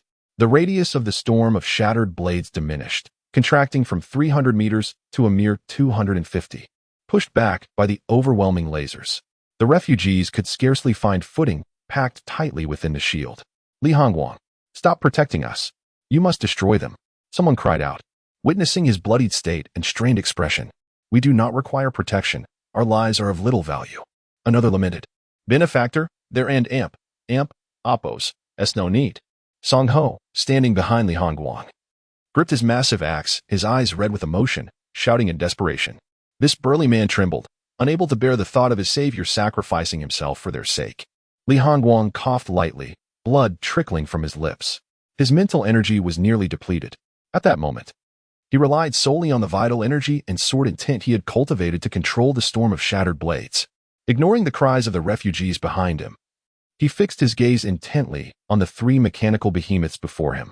Thousands of wooden swords rose from the ground, many splintered and broken from previous bombardments. Now, while simultaneously controlling the storm of shattered blades for defense, Li Hongguang guided the fragments of the wooden swords to levitate. Through the power of sword intent, he reassembled the shattered pieces into whole swords. Even as his mental energy waned, he relentlessly exerted his abilities to command 1,000 swords. The power of sword mastery surged, thoroughly exhausting Li Hongguang and Appos' body. His vital energy rushed upwards, flooding his brain to counteract the depletion of his mental strength. Yet it was but a drop in the bucket against such overwhelming expenditure. The behemoths were monstrous harbingers of death, and the human alliance, instead of eradicating them, sought to replicate their creation. Such actions were utterly devoid of conscience. Kill. The deluge of swords surged forth, propelled by unparalleled sword intent, charging relentlessly toward the mechanical behemoths. Resembling an ocean of blades that obscured the sky, divided into three streams, they converged with tremendous force, akin to a raging river. These wooden swords, though fragile compared to the behemoths and Appos' alloy armor, showcased terrifying combat prowess under Li Hongguang and Appos' command.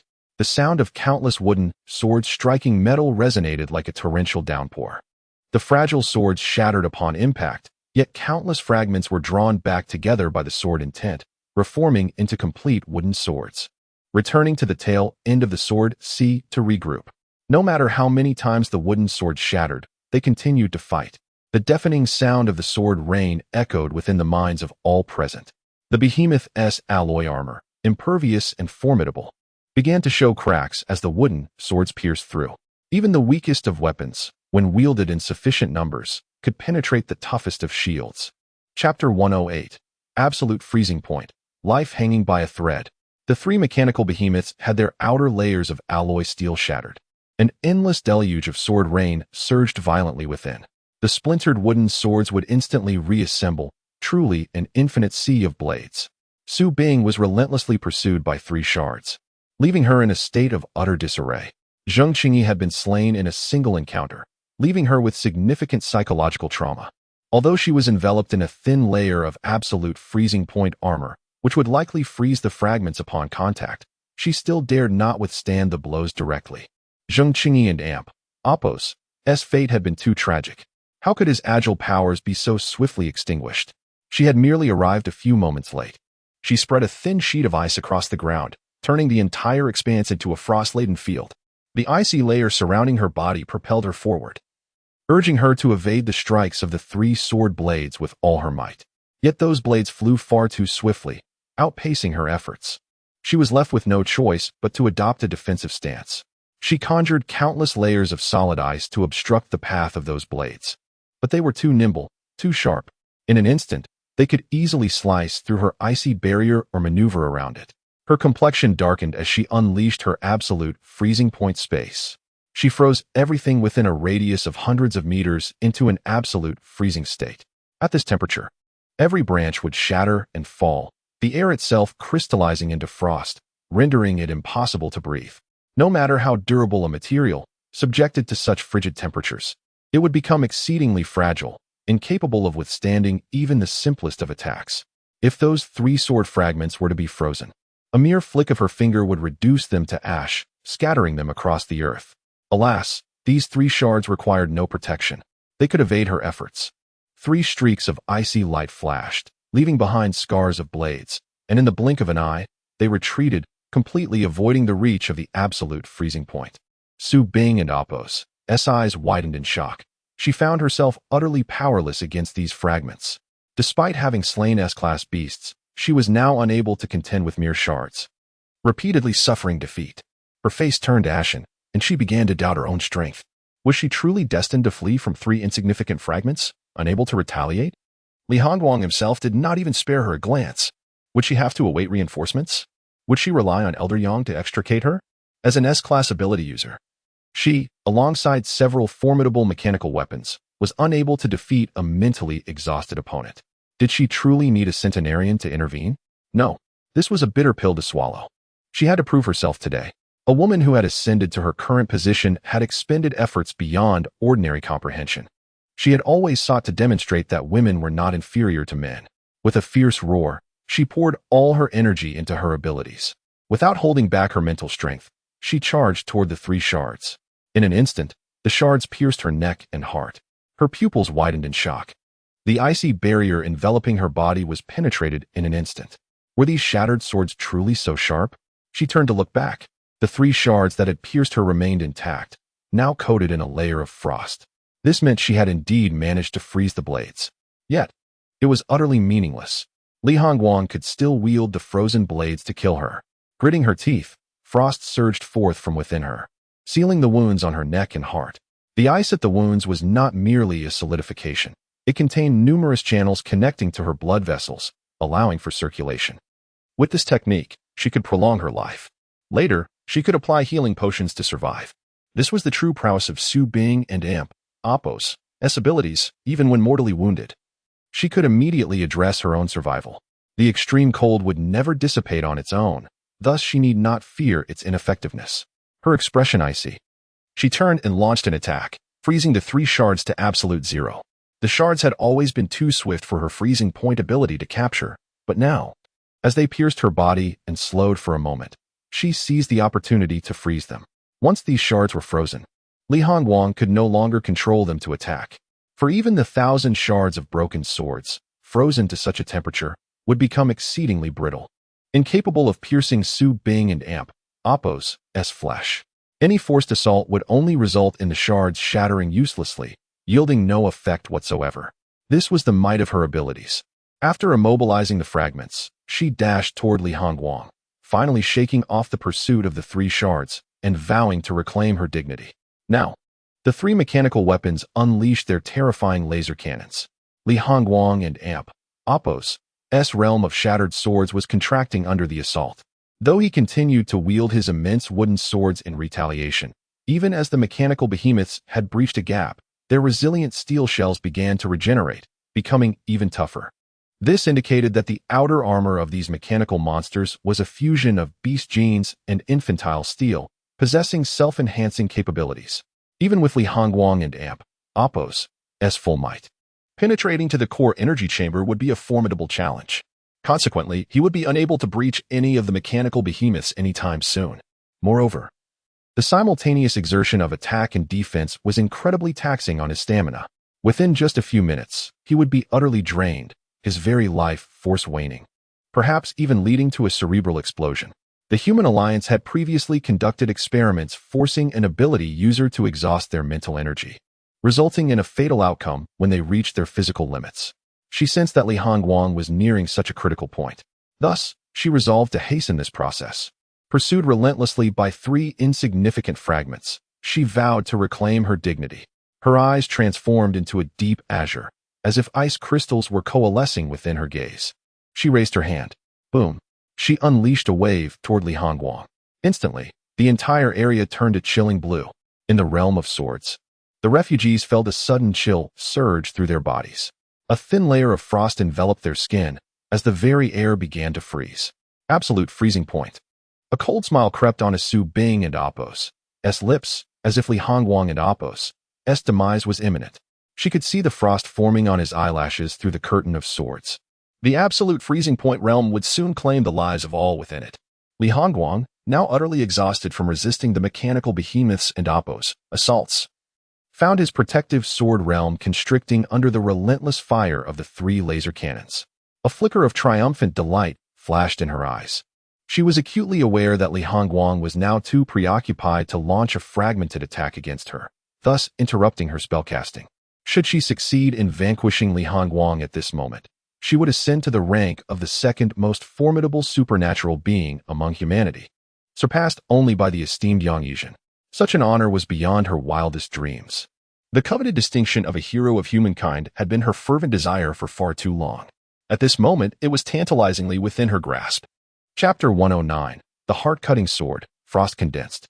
Li Hongguang and Apos' skin was frigid, sensing the imminent approach of death. The power of absolute zero could render the very atoms within the human body devoid of vitality, bringing everything to a near standstill. Heat emanates from the motion of particles. Thus, lowering the temperature equates to immobilizing those particles. Once the entire body is encased in ice, all organs would inevitably collapse and disintegrate. There would be no need for an external force to deliver the final blow. Death would ensue directly. Su Bing observed this scene, her gaze trembling. The life of a human hero lay before her. Whoosh! Dozens of wooden swords, manipulated by the power of sword control, soared forth. A torrent of swords converged towards the 3 mechanical behemoths, with a small fraction directed towards Su Bing. Su Bing regarded the wooden swords with disdain. The shattered sword of 1,000 blades was an S-grade weapon, capable of shattering her frost barrier. Yet, these wooden swords had already splintered numerous times. Even when pieced together from wooden fragments, they could not penetrate her frost armor, even under the influence of sword control. Crack, crack, crack. The wooden swords struck her skin. The absolute zero frost on her surface instantly transmitted cold to the wooden swords. They transformed into ice-blue frost swords in an instant. Their atomic structure disintegrated, and upon piercing Su Bing and Apos' forehead, they turned to ash. As expected, all the wooden fragments shattered. Human heroes are nothing but this, she uttered coldly. Her realm of absolute zero could freeze the entire sword domain in the blink of an eye. At that moment, all within would perish. Buzz. In the next moment, her pupils dilated abruptly. A flawless sword light swept across her body like a beam of moonlight. She had not fully comprehended it. The sword mark lingered in her vision for a fleeting moment before vanishing. Her expression froze, devoid of sensation. Feeling warmth on her face, she touched her cheek. Scalding blood trickled down. Having been ensconced in frost protection for so long, her skin had grown accustomed to the chill. But now, warm blood flowed. To her astonishment, the blood that dripped down was instantly solidified into blood ice by her frost armor, freezing onto her body. She looked down. A line of blood appeared at her heart, severing her upper body from her lower half. Her upper torso suddenly misaligned with her lower half, ultimately sliding to the ground. The arrogant expression on her face vanished instantly. What is happening? She murmured, blood trickling from her lips. The cut surface of her body was smooth as a mirror. Shock surged in her eyes as she gazed upon her injuries. It dawned on her that her body had been cleaved in two by a single sword strike. Li Hongguang. Having exhausted his mental energy, how could he possibly execute such a formidable strike? Feeling the life force within her rapidly dissipate, she realized she was nearing death. The layer of absolute zero protection enveloping her body was effortlessly severed in that instant. Impossible, impossible, impossible, she muttered, her expression dazed. She looked toward Li Hongguang within the sword domain. His brow furrowed, eyes tinged with a murderous glow. In his hand, he grasped the sword hilt. The hilt was bare. Yet outside the sword domain, Dozens of fragments from the shattered sword of 1,000 blades coalesced into an elongated blade that had cleaved her body in twain. He had executed a strike from afar, summoning the scattered shards within the sword domain to slay her. The protective sword domain, formed by the shattered sword of 1,000 blades, had diminished in scope due to the loss of several fragments in that moment. The refugees, now shoulder to shoulder, were nearly unable to stand. Su Bing gazed at Li Hongguang in the sword domain. He coughed blood, his nostrils and ears bleeding, his eyes bloodshot. A visage of utter exhaustion. Despite his condition, his eyes still brimmed with lethal intent. This strike was unparalleled, instantly vanquishing Su Bing. In mere minutes, Li Hongguang had triumphed over an S-grade mutated behemoth and 2 S-grade ability users, all while fending off the assault of 3 colossal mechanical monsters and protecting over 2,000 refugees behind him. Despite the terrifying onslaught, he had not allowed anyone to be harmed. Fear and despair toward death emerged in Su Bing and Appo's eyes. She was on the cusp of unleashing her absolute zero, just a moment away. But Li Hongguang was swifter. Her heart brimmed with regret and agony. Drawing on her last breath, she encased her severed body in an extreme frost to stem the bleeding. Her body transformed into a massive ice block. Yet, her heart had been cleaved in two, rendering survival impossible. Even with the frost sealing her wounds, it merely prolonged her demise. Such grievous injuries rendered both freezing and healing liquids futile. She did not wish to perish in this manner. She was barely in her 20s, a young S-grade ability user with a promising future. How could she die today? Was Li Hongguang truly an invincible existence? Despair clouded her eyes as her consciousness began to fade. In her final moments, she saw one of the mechanical weapons cease its laser bombardment. The mechanical behemoth turned to her, enveloping her body in a transparent shield. Then, a gaping maw opened within the mechanical beast, emitting light that encompassed her. She felt a wave of warmth before succumbing to slumber, her body gently floating away. Subsequently, the mechanical behemoth ascended, departing the battlefield. The concentrated laser fire directed at Li Hongguang reduced to merely 2 beams. The pressure of protection lessened significantly, and the encroaching range ceased to retract. However, Li Hongguang was utterly exhausted and could no longer summon the wooden swords to attack. His previous assault had drained his final reserves of strength, leaving him only capable of passive defense. His mental energy was futilely expended. This was merely waiting for death. The mechanical behemoth seemed to have received orders from above, halting its attack and prioritizing Su Bing's escape. An S-grade ability user had already been lost in Zhengqingyi. They could not afford to lose another. Even the human alliance could not withstand such losses. Su Bing vanished into the mechanical beast, heading toward the Central Military Affairs Office, where medical personnel and the most formidable human scientist, Professor Zhao Ting, awaited. Yet whether they could save someone with a severed heart remained uncertain. Li Hongguang fixed his gaze on the 2 behemoths before him, feeling utterly powerless. One of the behemoths was retreating. One of the behemoths was escaping. There was hope. The refugees gasped in astonishment. "Benefactor, please counterattack and defeat them," someone shouted. A young boy, who had lost his mother, glared at the 2 mechanical beasts with contempt. The emblem of the human alliance was inscribed upon them. 3 figures lifted a triangle, symbolizing unity among humankind. Alas, the human alliance had failed in this endeavor. "Li Hongguang, are you not a hero? Why do you not strike back?" The boy's eyes brimmed with tears as he yelled in anguish. Chapter 110. Despair. The twilight of heroes, why do you not strike back? The refugees urged, their faces alight with fervor. Li Yingxiong has already evaded an assault from a mechanical weapon. We must retaliate swiftly and decisively. They were exhilarated by the sight of Li Hongguang, who had just wielded his sword to slay a female superpowered adversary, igniting their spirits. "Li Hongguang, why do you hesitate to act?" A young boy, filled with outrage, shouted as he observed Li Hongguang's inaction. His mother had perished beneath the bombs of the human alliance, and his heart brimmed with unquenchable fury, plunging him into a chasm of despair. The boy could not comprehend why Li Hongguang, possessing such power, chose to remain passive. He stepped forward, ready to confront him. At that moment, Li Hongguang turned his gaze toward the refugees behind him, his eyes tranquil as a still pond. Yet tears of blood streamed down his face, a testament to his profound exhaustion. A bitter smile emerged as he felt a wave of pain wash over him. Was this the limit of his endurance? A cacophony erupted in the distance as dozens of massive drones soared into view, reinforcements from the human alliance. They unleashed a torrent of missiles towards him, their speed leaving trails of white smoke in their wake. The mechanical behemoths were not the entirety of the attacking forces. A greater terror was on the horizon. The resolve of the human alliance to eliminate Li Hongguang was unwavering. As long as he drew breath, their leader would know no peace, haunted by sleepless nights. Thus, he had to perish, and the alliance was prepared to pay any price for his demise. In the wasteland, one could behold hundreds of thousands of superpowered soldiers marching in formation, their eyes shielded by red goggles, capable of locking onto targets and displaying commands from their superiors. Modern warfare relied solely on superpowered troops, turning the mountains into a dark sea of soldiers, encroaching from all directions. Li Hongguang maintained a serene countenance as he observed the impending onslaught of hundreds of bombs, each possessing the destructive force equivalent to the one detonated by Zheng Qingyi. The frailty of his sword domain could not withstand such a deluge. It would be obliterated in an instant.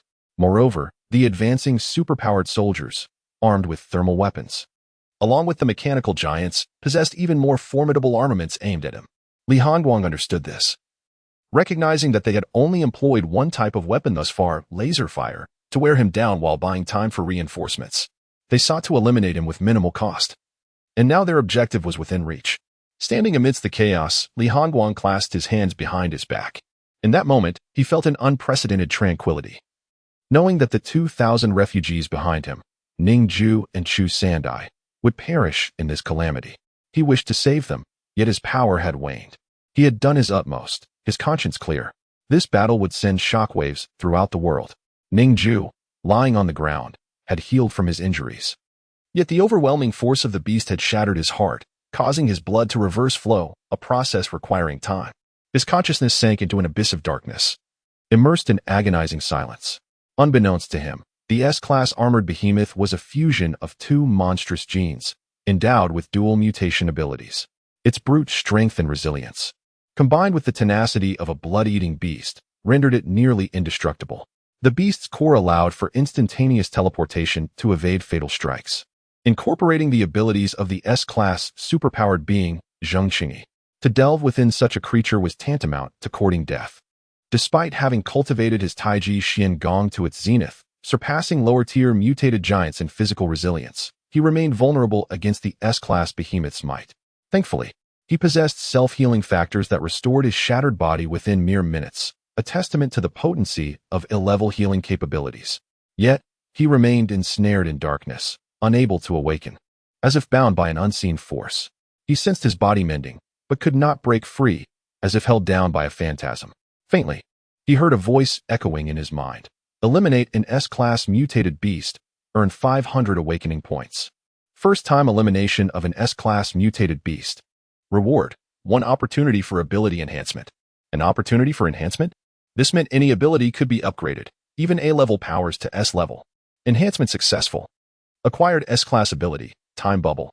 Time bubble, rank, S-class, description, slows down the flow of time in a designated area by 100 million times, with the host remaining unaffected within this space. The possessor of the time bubble ability was merely A-level. Ning Jue had ascended to S-class. He was now the sole individual in the world endowed with this extraordinary power, devoid of any range limitations. As long as his mental strength was sufficient, he could encompass the entirety of Blue Star within his time bubble. However, the mental energy required for such a feat was unfathomably immense, a task beyond his current capabilities. Suddenly, cries echoed from the darkness as the sounds of missiles and explosions surged forth. The piercing sound of the breaking air surged forth, sharp and unsettling. The cries of the refugees echoed around him. He seemed to faintly discern the words spoken by those desperate souls. Thank you, hero, to die alongside you today. It is we who have burdened you. An overwhelming sense of desolation enveloped him. He could sense the chilling breath of death drawing near. Chapter 111. Defeating the darkness. Ning Jue awakens. Ning Jue yearned to awaken, yet his body had sustained devastating blows. How could he possibly recover so swiftly? Suddenly, he felt a warmth from the necklace on his hand. It was the entwined life necklace. When he had plunged into the beast's body, he had clutched it tightly to protect it from shattering and causing his sister to be transported. But now, the necklace lay broken. A girl appeared by his side. She was around 16 or 17, tall and graceful, clad in simple ancient attire. Her physique no longer seemed frail. She appeared to have completely healed. Having not seen her for so long, her grown visage was beyond his recollection, a mere blur. He could only vaguely discern her smile. Brother. In the next instant, a missile struck. The girl was obliterated. A will, hotter than the sun, erupted within Ning Jue. The searing energy coursed through him, igniting excruciating pain. Yet his mind became instantly clear. Ningxia. The overwhelming darkness shattered under this formidable will, crumbling entirely. Ning Jue jolted awake. A deafening roar filled his ears. The relentless assault buried the area. Missiles filled the sky, accompanied by two massive crimson lasers, barreling down toward him. He glanced at the necklace in his hand. It had not shattered. His sister had not been transported. It was an illusion, a mere fantasy. A wave of relief washed over Ning Jue. In that moment, cold sweat beaded on his brow. He looked around. The refugees hoisted him, and Chu San's eye high above their heads. Li Hongguang's sword domain had receded to a diameter of less than 200 meters, with an area of merely 600 square meters. The 2,000 refugees were tightly packed together, yet they all lifted Ning Jue and Chu San's eye, shielding them from harm. Li Hongguang's mental energy had been utterly depleted. Had it not been for these 2,000 refugees, he could have engaged in guerrilla warfare, evading and attacking, easily overcoming the two iron behemoths. Even amidst the siege by hundreds of thousands of superpowered soldiers, he might have found a way to escape. However, now he had to expend significant mental energy to protect these people, standing firm against the onslaught. Ning Jue understood that Li Hongguang had reached his limit. He gazed at the explosions ahead, where a massive crater several kilometers wide had formed. Originally, there had been 20,000 refugees, now only 2,000 remained. Surely, this was the work of the human alliance, willing to slaughter civilians to eliminate Li Hongguang. Let me handle this, Ning Jue murmured. He slowly raised his hand. A strange, translucent sphere materialized in the wilderness, a 300-meter diameter orb enveloping all the refugees within. Every incoming missile, laser weapon, and bullet was frozen in midair. Their speeds reduced by a billionfold. From the outside, the movement of light appeared significantly slowed, creating a stark contrast between the scenes within and without. Even the speed of light could be delayed, crafting an almost time-stopping force field. Light refracted within, wielding an incomprehensible power. The wondrous orb enveloped everything. All missile attacks within this bubble moved at an agonizingly slow pace, as if time itself had come to a standstill. Drones overhead fired frantically, bullets converging. Yet upon touching the edges of the sphere, they halted instantaneously. All bullets floated, advancing slowly. The sky within the time bubble turned pitch black. Obscured by tens of thousands of bullets, mingled with numerous thermal energy beams, suspended and unable to advance. The blood-red thermal lasers, traveling at the speed of light, were still able to advance within the barrier, but at their speed reduced by a billionfold, they could only traverse 2.99 meters per second. Thus, the lasers within the time bubble began to flicker and falter. Those approaching the sword domain were all neutralized. The myriad of shattered blades spun slowly, appearing to be suspended in the force field, resisting the lasers. The injected lasers, at the edges, moved with excruciating slowness. Ning Jue harnessed his sword mastery, sensing the rotating shards. The power imbued within them was faint, each blade trembling slightly. Li Hongguang had exhausted all his strength. After dismantling the last remaining laser nearby, the power over the shattered blades faded completely. Li Hongguang succumbed to unconsciousness, standing still within the time force field. Ning Jue, wielding the power of dark hidden sword mastery, took control of the fragments. Buzz! The blades spun anew, their speed reaching a peak, unaffected by the time bubble, for this was Ning Jue's strength. The blades spread to the edges of the time bubble, cleaving through all lasers and bullets, obliterating them entirely. Within the time bubble, the A-grade dark hidden sword mastery achieved speeds comparable to S-grade sword mastery, for the deceleration of the projectiles effectively accelerated his sword strikes. The blades converged and returned to Ning Jue's grasp, including 3 fragments suspended in the air, previously dissolved by Su Bing's ice. Ning Jue gripped the sword, infusing it with the icy power of elemental fury, adhering it to the 3 shards.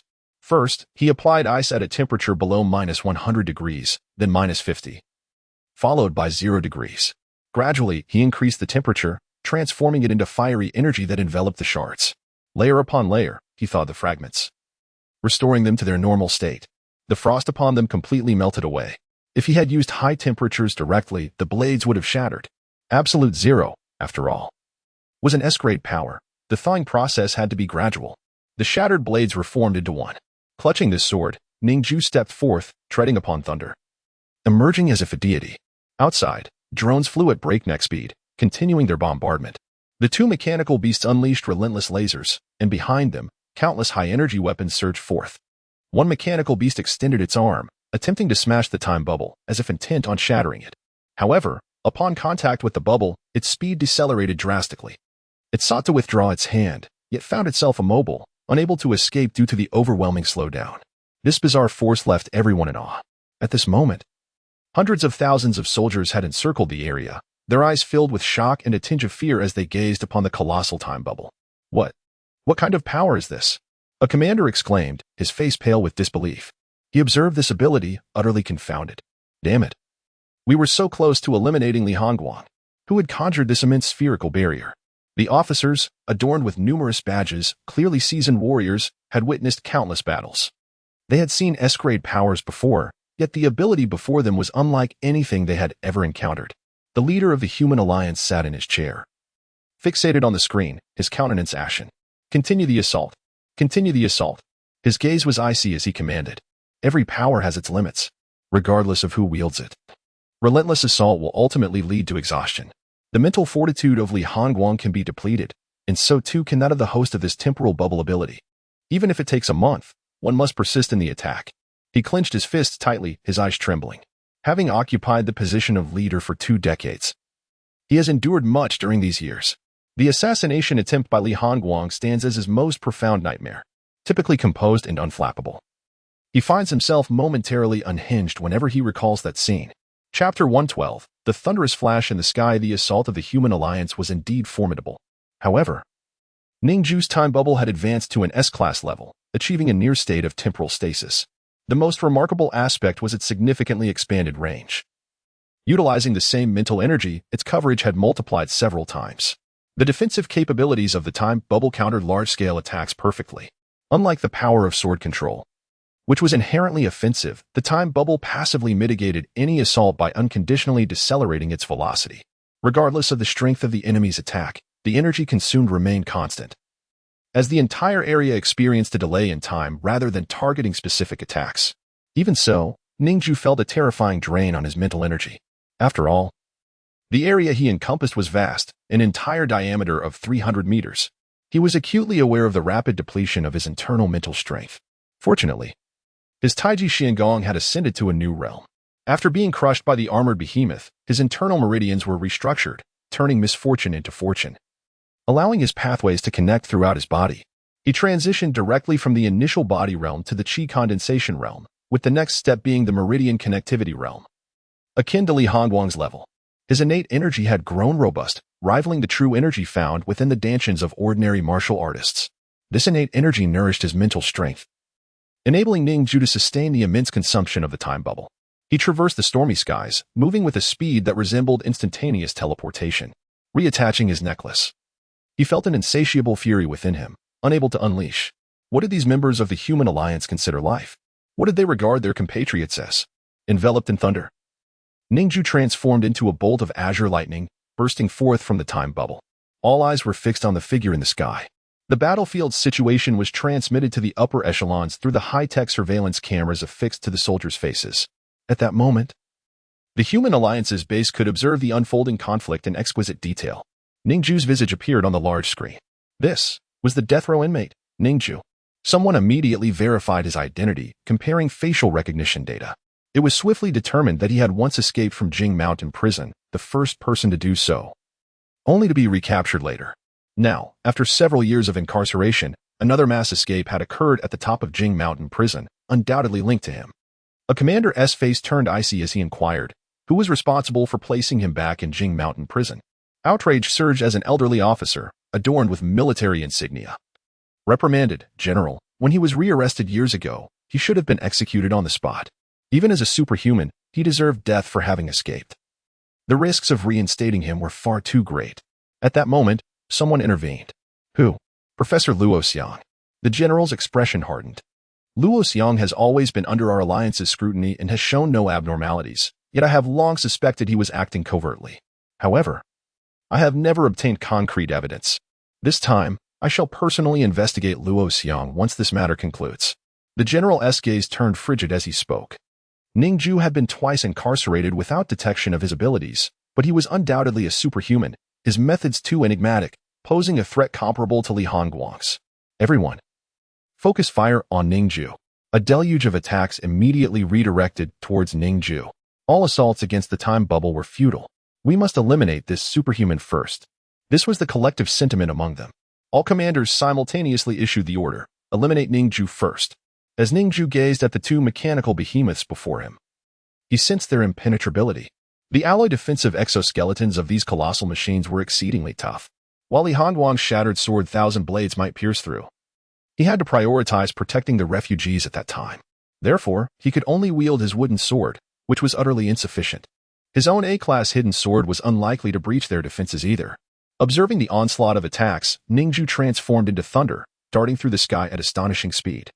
Every assault was in vain. His velocity was too great. The attacks merely struck the air behind him, rendering his figure nearly invisible, leaving only streaks of lightning in his wake. With his sword in hand, he engaged in battle, unleashing his deconstructive gaze to its fullest extent. Wherever he directed his gaze, the air would disintegrate. These fighter jets, crafted from unique alloys, were exceptionally resilient. Yet, the range of the deconstructive gaze was immense. Within his line of sight, the shells of all aircraft softened to varying degrees. Remaining within the sphere of deconstruction for an extended period, even the sturdiest could not withstand it for long. In the air, Ning Jue simultaneously wielded the deconstructive gaze and struck with the shattered sword 1,000 blades relentlessly. The explosions reverberated throughout the valley, creating a cacophony so loud that even survivors several kilometers away could hear it. A single aircraft was cleaved apart by a brilliant arc of light. The shattered sword 1,000 blades extended, vertically slicing through the fighter jet. The latest model, the FME-91, proved woefully fragile beneath the onslaught of the shattered sword 1,000 blades. Ning Jue resembled a divine warrior, moving with unrestrained fury. Wherever he passed, destruction followed. In a sudden flash, Ning Jue leapt onto one of the fighter jets, plunging his sword downward. The jet's power core detonated with a thunderous roar. In the aftermath of the explosion, he swiftly vacated the scene. Within mere minutes, all the fighter jets, 300 in total, lay in ruin, eradicated by Ning Jue. The destruction represented billions in manufacturing costs, equivalent to the configuration of an entire division. Such a multitude of FME-91 fighter jets could have easily annihilated a city. Yet, Ning Jue single-handedly obliterated them all. Once the shattered sword 1,000 blades extended, a single strike could dismantle several aircraft.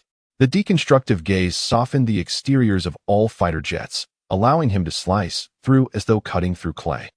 Coupled with Ning Jue's astounding speed, it was a true massacre. As he gazed down at the two mechanical monsters, their thick beams of laser were relentlessly pursuing him. The intensity of those beams was terrifying. Should he be struck, his demise would be instantaneous. Ning Jue dared not withstand the force capable of vaporizing his body. Though he had effortlessly brought down all the flying machines, he was currently in a position of high offense and low defense. Chapter 113. The greatest scientist in the heart of a desolate desert. Towering mechanical armaments stand resolutely amidst the yellow sands, safeguarding a highly secure facility. This is the largest and most critical military intelligence office of the human alliance, meticulously fortified. Beneath the shifting sands lies a labyrinth of metal laboratories, buried deep underground, forming a clandestine and tightly knit base. At the center of this metallic stronghold, a middle-aged man stands before a vast screen displaying a terrifying battlefield. The scene reveals Ning Jue, a relentless force wreaking havoc upon enemy aircraft, executing a merciless assault. The core blueprints of the F-91 extermination fighters are the brainchild of this very scientist, Zhao Ting, the greatest benefactor of humanity. His relentless spirit in research has birthed innumerable formidable weapons to combat the monstrous adversaries. The decentralized territories of the survivors' base are also his design, shaping the landscape of human dominion today. Scar-healing solutions, restorative liquids, airships, and desert aircraft carriers, various military-grade, mass-produced weaponry have all been conceived and manufactured under his guidance. Furthermore, many advanced thermal weapons are products of his ingenuity. Zhao Ting possesses an unparalleled understanding of the F-91 extermination fighters, having crafted them from a fusion of lightweight titanium alloy and the bones of colossal beasts, rendering them impervious to thermal assaults and allowing for remote control without the need for direct piloting.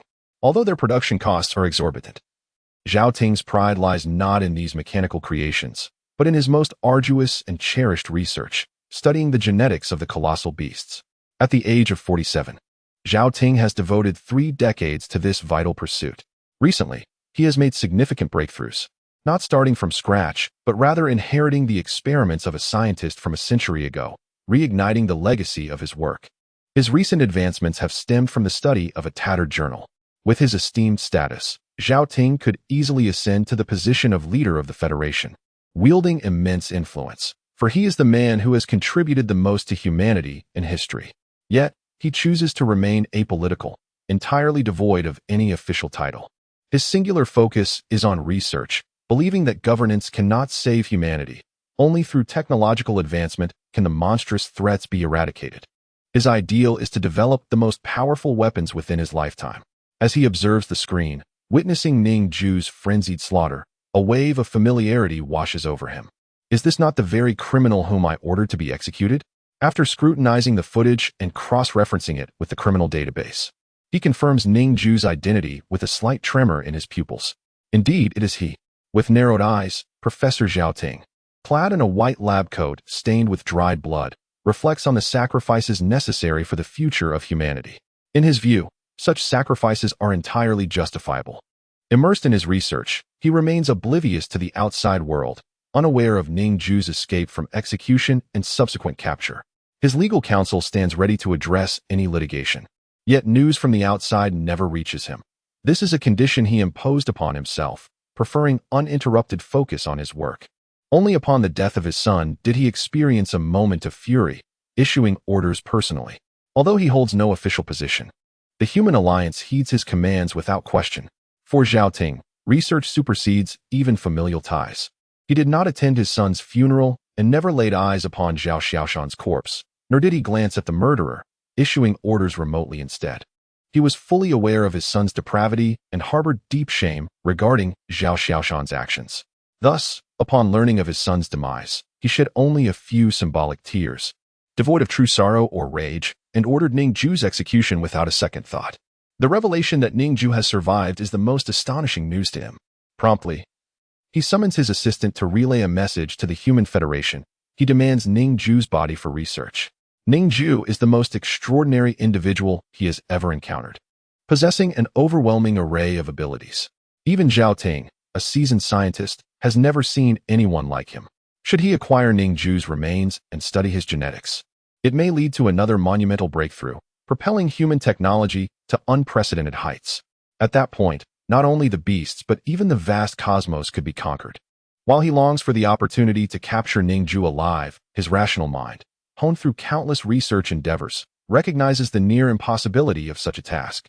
Securing the body would be a remarkable achievement in itself. After a prolonged moment, a resounding noise reverberates from outside. Descending from the skies is a colossal mechanical beast, one of Zhao Ting's ingenious creations. From its maw emerges a transparent container, encasing a woman, Su Bing. She has encased herself in crystalline ice, frozen completely, achieving absolute zero temperatures that preserve her consciousness and cellular activity. Even if her heart were severed, she could cling to life. The mechanical apparatus retrieves her as she delays her fate, knowing the human alliance is coming to her aid. She envelopes herself in ice, buying precious moments. Within the confines of the container, she traverses the sands, reaches the elevator, and arrives at Professor Zhao Ting's laboratory. Upon awakening, she discovers the ice has melted, leaving her on a freezing surgical table, tightly restrained. Countless tubes are affixed to her brain, and her severed body has been meticulously stitched back together. The halves of her heart have been intricately rejoined, beginning to beat weakly but preserving her life. Though feeling uncomfortable from her restraints, Su Bing finds solace in the presence of Professor Zhao Ting, the eminent scientist and champion of humanity. She is saved. Professor Zhao Ting. I am bound too tightly. It is unbearable, she implores, seeking his assistance in loosening her bindings. Yet, Zhao Ting pays her no heed, instead injecting a 20-centimeter-long syringe directly into her heart. A wave of excruciating pain engulfs her. Chapter 114. The S-Class Beast Crystal Core. Su Bing was in excruciating pain, teetering on the brink of unconsciousness. Yet, the tubes inserted in her mind prevented her from succumbing to the darkness, forcing her to endure the torment. She was paralyzed, every fiber of her being aflame with agony. In her desperation, she bit down hard on her tongue, blood gushing forth. However, Professor Zhao Ting paid her no heed. The white-clad assistants approached her, casting a cursory glance before they began to slice her skin with cold surgical blades. Various life support devices sustained her vital signs. Yet she could not fathom what these individuals were doing. She fought with every ounce of her being to harness her powers and escape this nightmare. Life had become unbearable. She would rather embrace death than continue to suffer. Gritting her teeth, her eyes bulged with pain, her entire body trembling.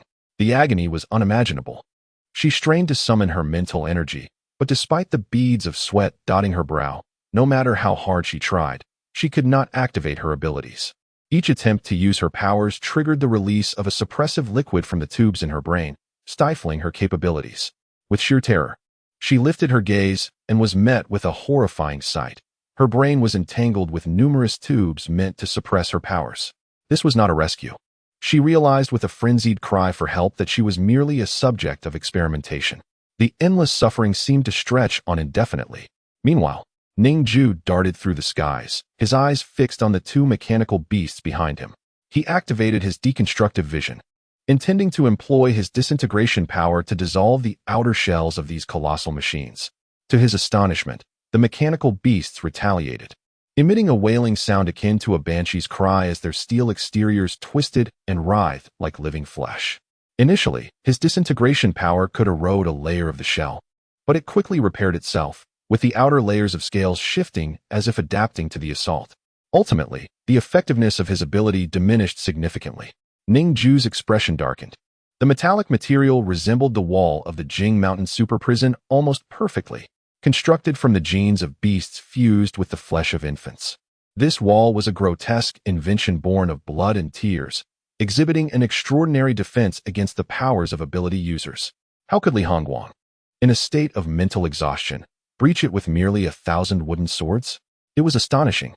Ning Jue considered that he could not achieve such a feat. Clutching the shattered sword of 1,000 edges, he transformed into a bolt of lightning, launching an attack. In a flash, he became a streak of electric brilliance, with his blade summoning a tempest of lightning and snow. The combined fury of wind and thunder unleashed a terrifying sword aura that sliced through the air.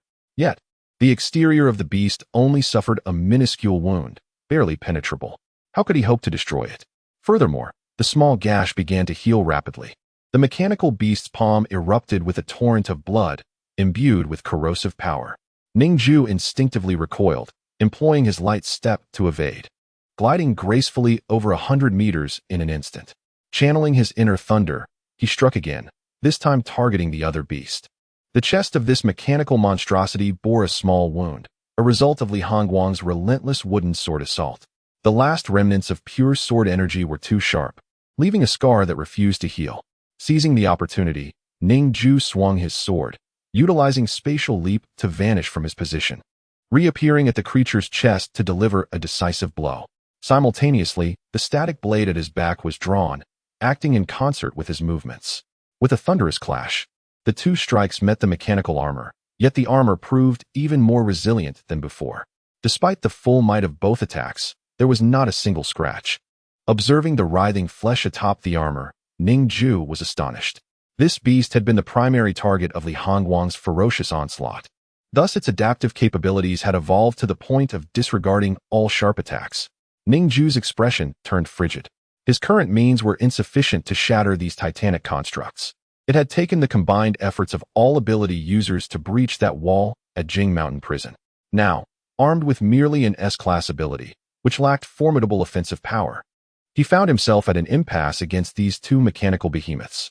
In the distance, he beheld a vast throng of ability users approaching, hundreds of thousands, a formidable sight. No one knew the nature of their powers. There could be instant kill abilities among them. Even the strongest individuals of this era could not hope to overcome such a multitude. Ning Jue's immediate objective was to vanquish these two colossal mechanical beasts and reclaim the time bubble ability to swiftly evacuate over 2,000 refugees. His primary aim was rescue, not to engage in futile battles against endless soldiers. Time was of the essence. The soldiers would close in within mere minutes. The skies above were filled with airborne soldiers. The military might of the Human Federation was indeed terrifying, and this was merely one military base's strength, far from their full capacity. Ning Jue's countenance grew icy as he swiftly contemplated his options. He had not intended to evolve the time bubble ability, but faced with imminent danger, he recognized that only the S-class time bubble could potentially shield against all attacks and save the people. Suddenly, a thought struck him. What had become of the crystal core after he defeated that S-class beast? He recalled only that Chu Sanzai had flown in to rescue him before he succumbed to endless unconsciousness. Given Chu Sanzai's character, he would not hoard the spoils.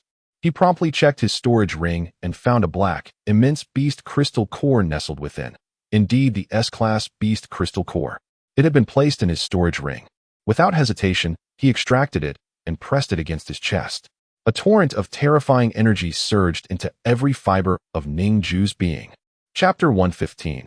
Absorbing the crystal core, Ning Jue maintained an expansive temporal bubble, causing his mental energy to dissipate at an alarming rate.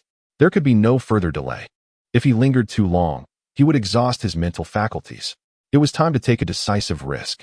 The crystal core of the colossal beast bore a penetrating mark, a testament to Ning Jue's victory over it, which did not result in any energy leakage. The core was entirely imbued with the S-class beast's driving force, an unimaginably terrifying power. By merging with this energy, he could undoubtedly elevate another ability to the S tier. The colossal energy surged into Ning Jue's being like a torrential river. The two mechanical giants observed him, their eyes trembling with intensity. They would spare no effort to thwart his actions. The S-class beasts dispatched to locate Li Hongguang were specially cultivated and nearly impossible to kill. Upon encountering Li Hongguang, they could swiftly report back to the base while depleting his stamina due to their resilience. Who could have anticipated that Li Hongguang would collaborate with Ning Jue to slay this beast? The crystal core possessed autonomous spatial jumping capabilities and was infused with Zhang Qingyi's genes. Logically, it should have been invincible. Yet, Ning Jue and Li Hongguang's teamwork had disrupted their plans. Now, the crystal core was in Ning Jue's possession, and he was on the verge of upgrading to S-class abilities. This outcome was unacceptable to all within the human alliance. He must be eliminated immediately. They had to prevent him from merging with the giant beast's core. Within the human alliance base, the commander issued orders through his earpiece. The two mechanical giants sprang into action, soaring into the air, flames spewing from their feet as they charged towards Ning Jue. The two mechanical weapons aimed to encircle him. The laser cannons, grotesquely thick, boasted an absurdly wide coverage area. Additionally, torrents of corrosive blood targeted Ning Jue, unleashing a relentless barrage.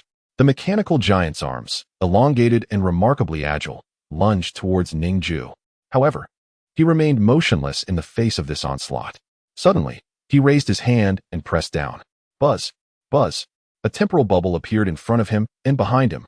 Two 3-meter diameter bubbles materialized on either side of Ning Jue, momentarily suspending time.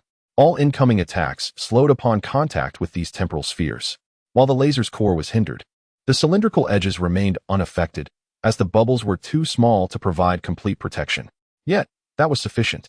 The laser slammed towards him but could not graze the hem of his clothing. He forcefully pressed the S-class giant beast S crystal core into his being. The immense energy flooded into Ning Jue's limbs and bones. This was his first experience absorbing an S-class beast's core, and it sent shockwaves of pain throughout his body. His eyes glowed with a hint of crimson, and a terrifying bloodthirsty desire surged within him, a side effect of absorbing the S-class beast's core. The genes of the S-class beast were overwhelmingly powerful. Attempting to absorb their strength naturally demanded a steep price. Many A-class abilities users had their wills shattered during the absorption process, resulting in their demise. S-class users could be born with their powers or acquire them by absorbing S-class cores. However, the risk of losing one's sanity during absorption was substantial. Only a fortunate few could withstand such overwhelming power. Activate the gravity suppression zone, commanded the officer. A resounding explosion echoed as Ning Jue felt his entire body plummet. His expression turned icy. His lightning-based powers struggled to maintain his levitation, as his weight multiplied hundreds of times in that instant. He was immediately battered by the crushing gravity, blood rushing downwards, and his brain deprived of oxygen. Glancing at the two mechanical giants, he noticed circular patterns on their shoulders shimmering with energy. Clearly, they were equipped with the latest gravity zone generators. Under the influence of the temporal bubbles, any physical attacks would struggle to be effective. Only gravity could penetrate time. Ning Jue's body continued to descend, nearly crashing into the laser zone. His face grew serious as he activated his spatial jumping ability, a formidable power he had replicated from Zhang Qingyi. In an instant, he vanished, leaving behind a spatial rift that opened in the ground, from which he emerged and crashed down. Boom! The deafening sound reverberated as Ning Jue was slammed by hundreds of times the gravitational force, shattering his shoulder bones. The ground was left with a massive crater, blood pooling at its deepest point. Despite the blood trickling from his lips, Ning Jue did not flinch. He had endured the crushing agony of an S-class beast. This level of pain was nothing to him now. His self-repair factors activated rapidly, healing him completely in mere seconds. The S-class beast's crystal core was utterly absorbed, and the horrifying energy surged into Ning Jue's body. His mind teetered on the brink of losing control, saliva dribbling from his mouth. In that moment, an insatiable desire for slaughter erupted within him, the S-class beast's genes wreaking havoc. The violent genes swiftly began to alter Ning Jue's own, even attempting to assimilate him. Gritting his teeth, he fought against the murderous instincts flooding his mind. He could not relent. He could not yield. The instant he did, even for a fleeting moment, his will would be irrevocably stripped away. He clung desperately to that final thread, refusing to let go. Ning Jue struggled. Though only a moment passed in the external world, it felt like an eternity within his mind. Finally, he sensed a glimmer of salvation. The self-repair factors in his body began to stir. The power of regeneration surged forth, originating from his heart, reversing the changes wrought by the giant beast's genes. Yet, the beast's genes were formidable, creating a delicate balance between the two forces, each equally matched. No matter how potent the S-class beast's genes were, it was now deceased. A lifeless entity attempting to consume me. Ning Jue roared in fury. His powerful will erupted forth as he recited the heart's mantra of Tai Chi with a mind as clear as ice. He remained unshaken by the world's chaos. His will slowly stabilized, and ultimately, he regained complete clarity. The beast's power was fully absorbed, and he felt the immense force of evolution coursing through him. He directed that energy towards his eyes. If he could harness the S-class sword control power alongside the shattered blade Thousand Edge, he could effortlessly annihilate the two mechanical weapons. However, his side already boasted Li Hongguang's S-class sword control. Therefore, he resolved to evolve his deconstruction eye, aiming for a more diverse combat capability. After all, his ultimate goal was to confront the human alliance and eliminate Zhaoting. As long as he remained alive, Ning Jue would never find peace, nor would the common people. With determination, he channeled the energy towards his eyes. Chapter 116. The power of annihilation bloodstreamed from Ning Jue's eyes. For even the A-rank abilities could not withstand such a terrifying energy in an instant. The self-healing factors incessantly attempted to mend his ruptured eyeball. Yet the ferocious surge of monstrous energy relentlessly caused it to burst anew, creating a vicious cycle. In an instant, Ning Jue and Appo's vision was swallowed by darkness. The thunderous sounds in his ears indicated that he had fallen into the midst of an attack. The two mechanical weapons advanced upon him with reckless fervor. Ning Jue moved with lightning speed, unable to see anything, and could only escape chaotically. Space fissures materialized, and he vanished from his original location in the blink of an eye. He was engulfed in disarray, desperately fleeing. As he employed frantic spatial leaps, he circled within the battlefield, conscious that he could not stray too far. Otherwise, the colossal time bubble protecting everyone would dissipate. Boom! A searing ray whizzed past Ning Jue's ear, singeing and melting his left ear. Gripped by pain, he swiftly dodged. Sweat beaded on his forehead. It was perilously close. If it had grazed his brain, death would have been instantaneous. Once dead, the self-healing factors could not resurrect him. That previous strike had been sheer luck. He needed to accelerate the absorption process. Ning Jue could not afford to remain blind. Doing so would plunge him into further danger. He had to absorb the energy immediately. He continued to funnel the greater monstrous power into his eyes, reciting the essence of the Tai Chi Xin Gong within his mind, allowing the innate energy to surge toward his eyeballs to facilitate absorption. He became like thunder, fleeing wildly. Each evasion from the attacks near his ears was fraught with trepidation. Finally, evolution was complete. Ning Jue opened his eyes, now battered and bruised. Evolution successful. The system seemed to stutter momentarily, a phenomenon Ning Jue had never encountered. Due to the peculiar power residing deep within the host's eyes, this evolution has resulted in an anomaly. He acquired S-rank ability, Eye of Annihilation. Ning Jue opened his eyes. His pupils had transformed into a pitch-black void, with the whites of his eyes vanishing completely. Before him lay an expanse of darkness. He could see nothing, yet he sensed within himself an exceedingly formidable power capable of erasing anything from existence. Even the specially engineered walls of monstrous genes, designed to self-evolve and defend according to the characteristics of abilities, could be obliterated in an instant. Yet, with his eyes shrouded in darkness, he could perceive nothing. Boom.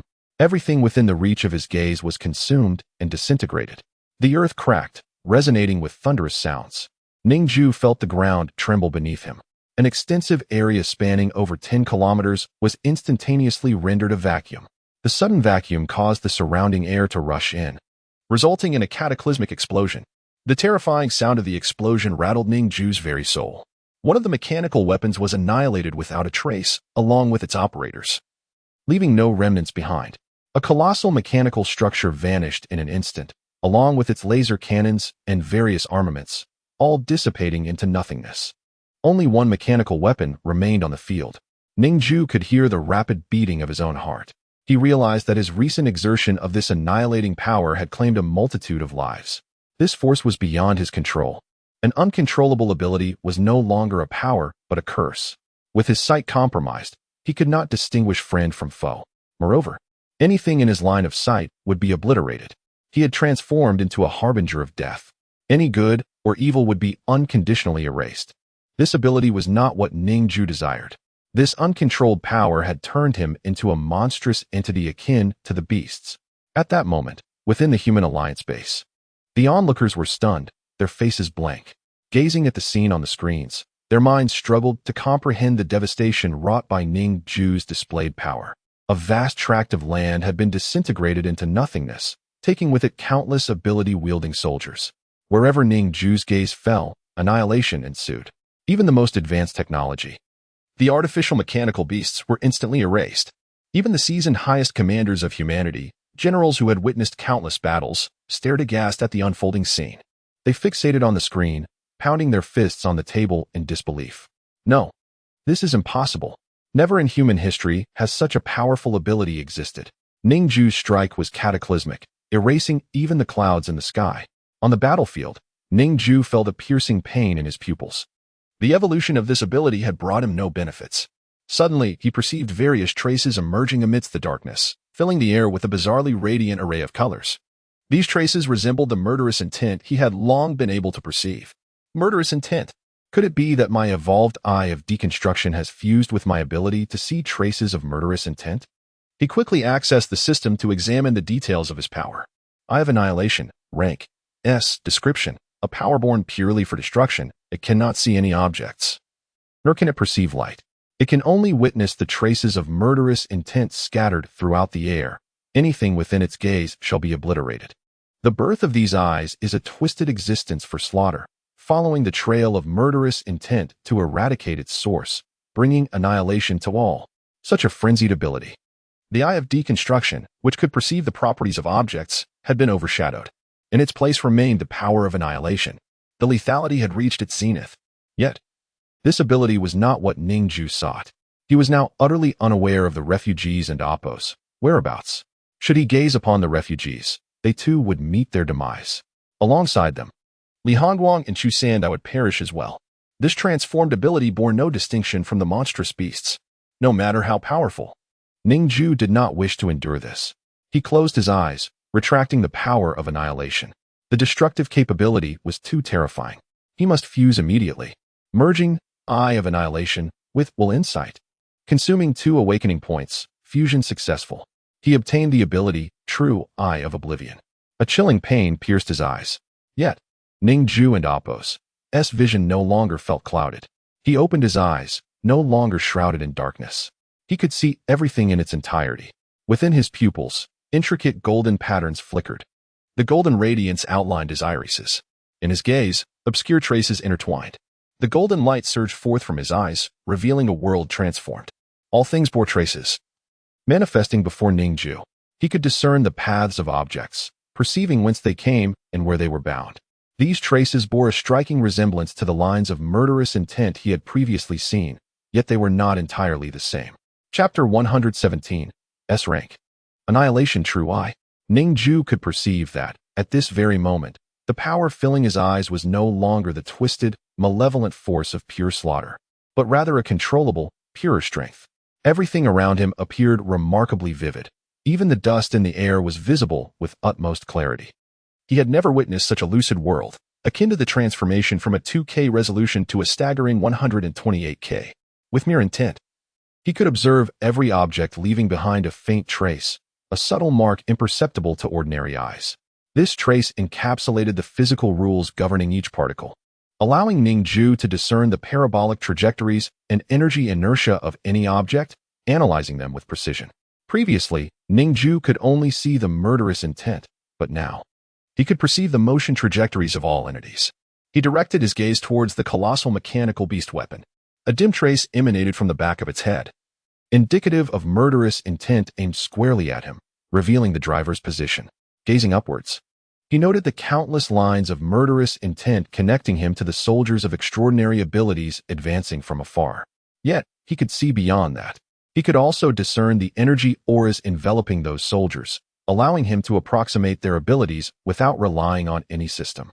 He was even capable of assessing the mental strength of those soldiers and could directly perceive memories, intentions, and thoughts through his gaze. Before him lay a long series of chasms, extending for several kilometers, a profound rift wrought by destructive power that had shattered the landscape, cleaving the ground in two. Numerous extraordinary soldiers plummeted into the abyss, while many more were simply eradicated by a single glance. The clouds in the sky appeared to be sliced apart by some unseen force, parting like waves. Turning to his side, Ning Jue realized that one of the mechanical beasts had entirely vanished. The annihilating power was truly formidable, leaving him with a sense of dread.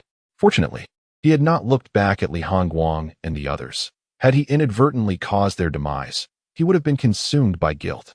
Thankfully, having merged his will with the annihilating force, he had returned to a state of normalcy. The power he had wielded moments ago exceeded the intensity of an S-rank ability, yet was uncontrollable, prompting him to choose fusion. The ability of will insight enabled him to penetrate the thoughts and memories of others, and upon merging it with the annihilating force, the power capable of unveiling the essence of any object returned.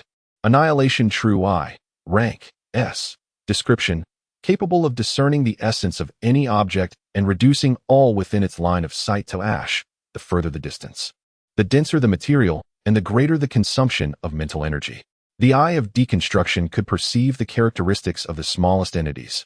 Yet Ning Jue's Annihilation True I revealed not mere characteristics, but the very essence of things.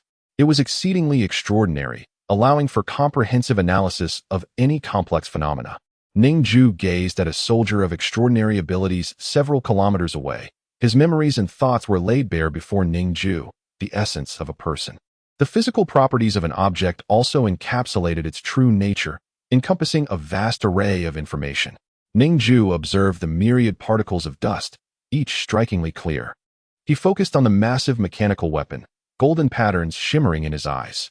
A strange hum resonated, and within mere seconds, the colossal weapon was entirely annihilated, as if submerged in an abyss of nothingness, devoured by darkness, and utterly obliterated. The exoskeleton armor, capable of self-evolution and immune to attacks based on the properties of abilities, crumbled under the instantaneous ferocity of destruction, rendering it pathetically fragile and easily eradicated. No matter how formidable one's regenerative capabilities, if annihilation occurs within mere seconds, leaving not a trace behind, how could one possibly heal or evolve? The eye of annihilation could extinguish all entities in an instant, requiring not even a few seconds. Though the lethality following fusion paled in comparison to the destructive force of the eye of annihilation, the functionality of the Annihilation True I proved to be even more potent. Most importantly, it restored Ning Jue's vision. As the golden radiance in his eyes faded, he retracted the Annihilation True I. Within mere seconds, he felt an overwhelming drain on his mental energy. The lethality of this ability surpassed even that of the sword mastery. However, the mental energy consumption was several times greater than that of sword mastery. Ning Jue exhaled deeply, a trickle of blood escaping from his nostrils. His mental energy was nearly depleted. Maintaining the immense time bubble of S-rank abilities and the S-rank Annihilation True I was devastating for his mental reserves. Two mechanical weapons lay utterly destroyed. The extraordinary soldiers had yet to reach the battlefield. It was now time to lead everyone to safety. The mechanical soldiers stood frozen in place, hesitant to advance. The command center of the Human Alliance also issued orders to refrain from moving forward. For Ning Jue's recent display of power was utterly terrifying. With a single glance, he had annihilated tens of thousands of extraordinary soldiers. It was a massacre of unimaginable proportions. Though the hundreds of thousands of troops at their disposal were but a fraction of the total strength of the human alliance, the investment in training such a multitude of extraordinary soldiers was substantial. Many of the artificial soldiers were clones, each costly to produce. Sacrificing so many lives would be an utter waste. The leader of the human alliance sat at his desk, hands crossed, his expression grim and troubled. He had regained his composure. Ning Jue's might exceeded his wildest imagination. Under such immense power, even if he commanded an all-out assault, it would only lead to futile deaths. Allowing these soldiers to perish in vain carried a grave responsibility, wasting resources and inviting criticism from the elder families.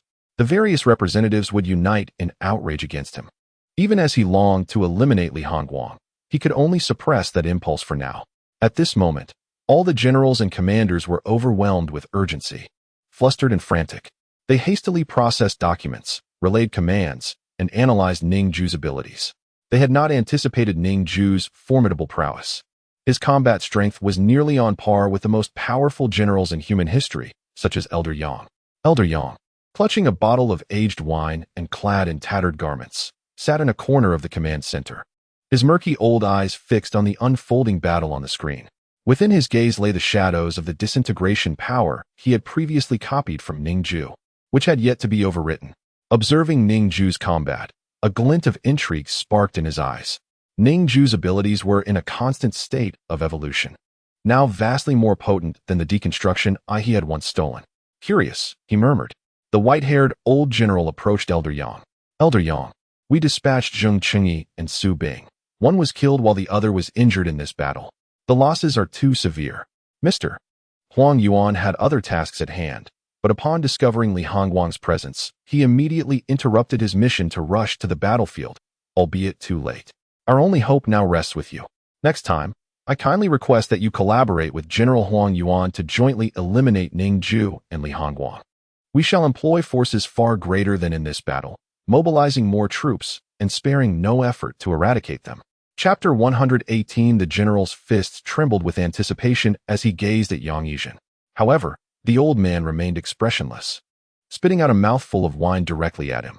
The liquid mingled with saliva, drenching his face and hair. His eyelids fluttered slightly. Yet, this venerable general, who stood above countless others, kept his head bowed, unwilling to unleash his fury. Who would dare treat him this way?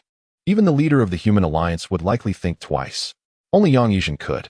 The colossal beast had breached the borders, yet you chose not to assist. The backbone of the resistance against the giant beasts, the S-rank superhumans, you are remarkably eager to eliminate. Bravo indeed. Yang Yizhen took a sip of wine, entirely devoid of any intention to strike back. Scram. He scoffed coldly. The general could only leave in disgrace. Before departing, he managed to utter, I shall take my leave now, Yang Lao. His face was grim, yet he dared not express his ire. Quirky as he might be, he remained the foremost figure of humanity, deserving of respect from all, possessing the extraordinary ability to instantly steal any power and elevate it to S rank. Yang Yizhen wielded absolute strength, capable of annihilating any organization or force. Even at over 100 years old, he remained as formidable as ever. However, he had retired, only occasionally lending his aid when in a good mood. For instance, he intervened during Li Hongguang's prison escape. Yet, after that clash, Yang Yizhen realized that perhaps he was not a champion of justice. He had witnessed too much corruption within the human alliance. At times, he believed it was time for a change. Thus, he had become apathetic, allowing things to unfold as they would. On the battlefield, Ning Jue fixed his gaze upon the vast throng of superhuman soldiers in the distance. His expression was grave. Those soldiers stood frozen, paralyzed by the fear instilled by his previous display of annihilation. However, Ning Jue had since lost the eye of annihilation.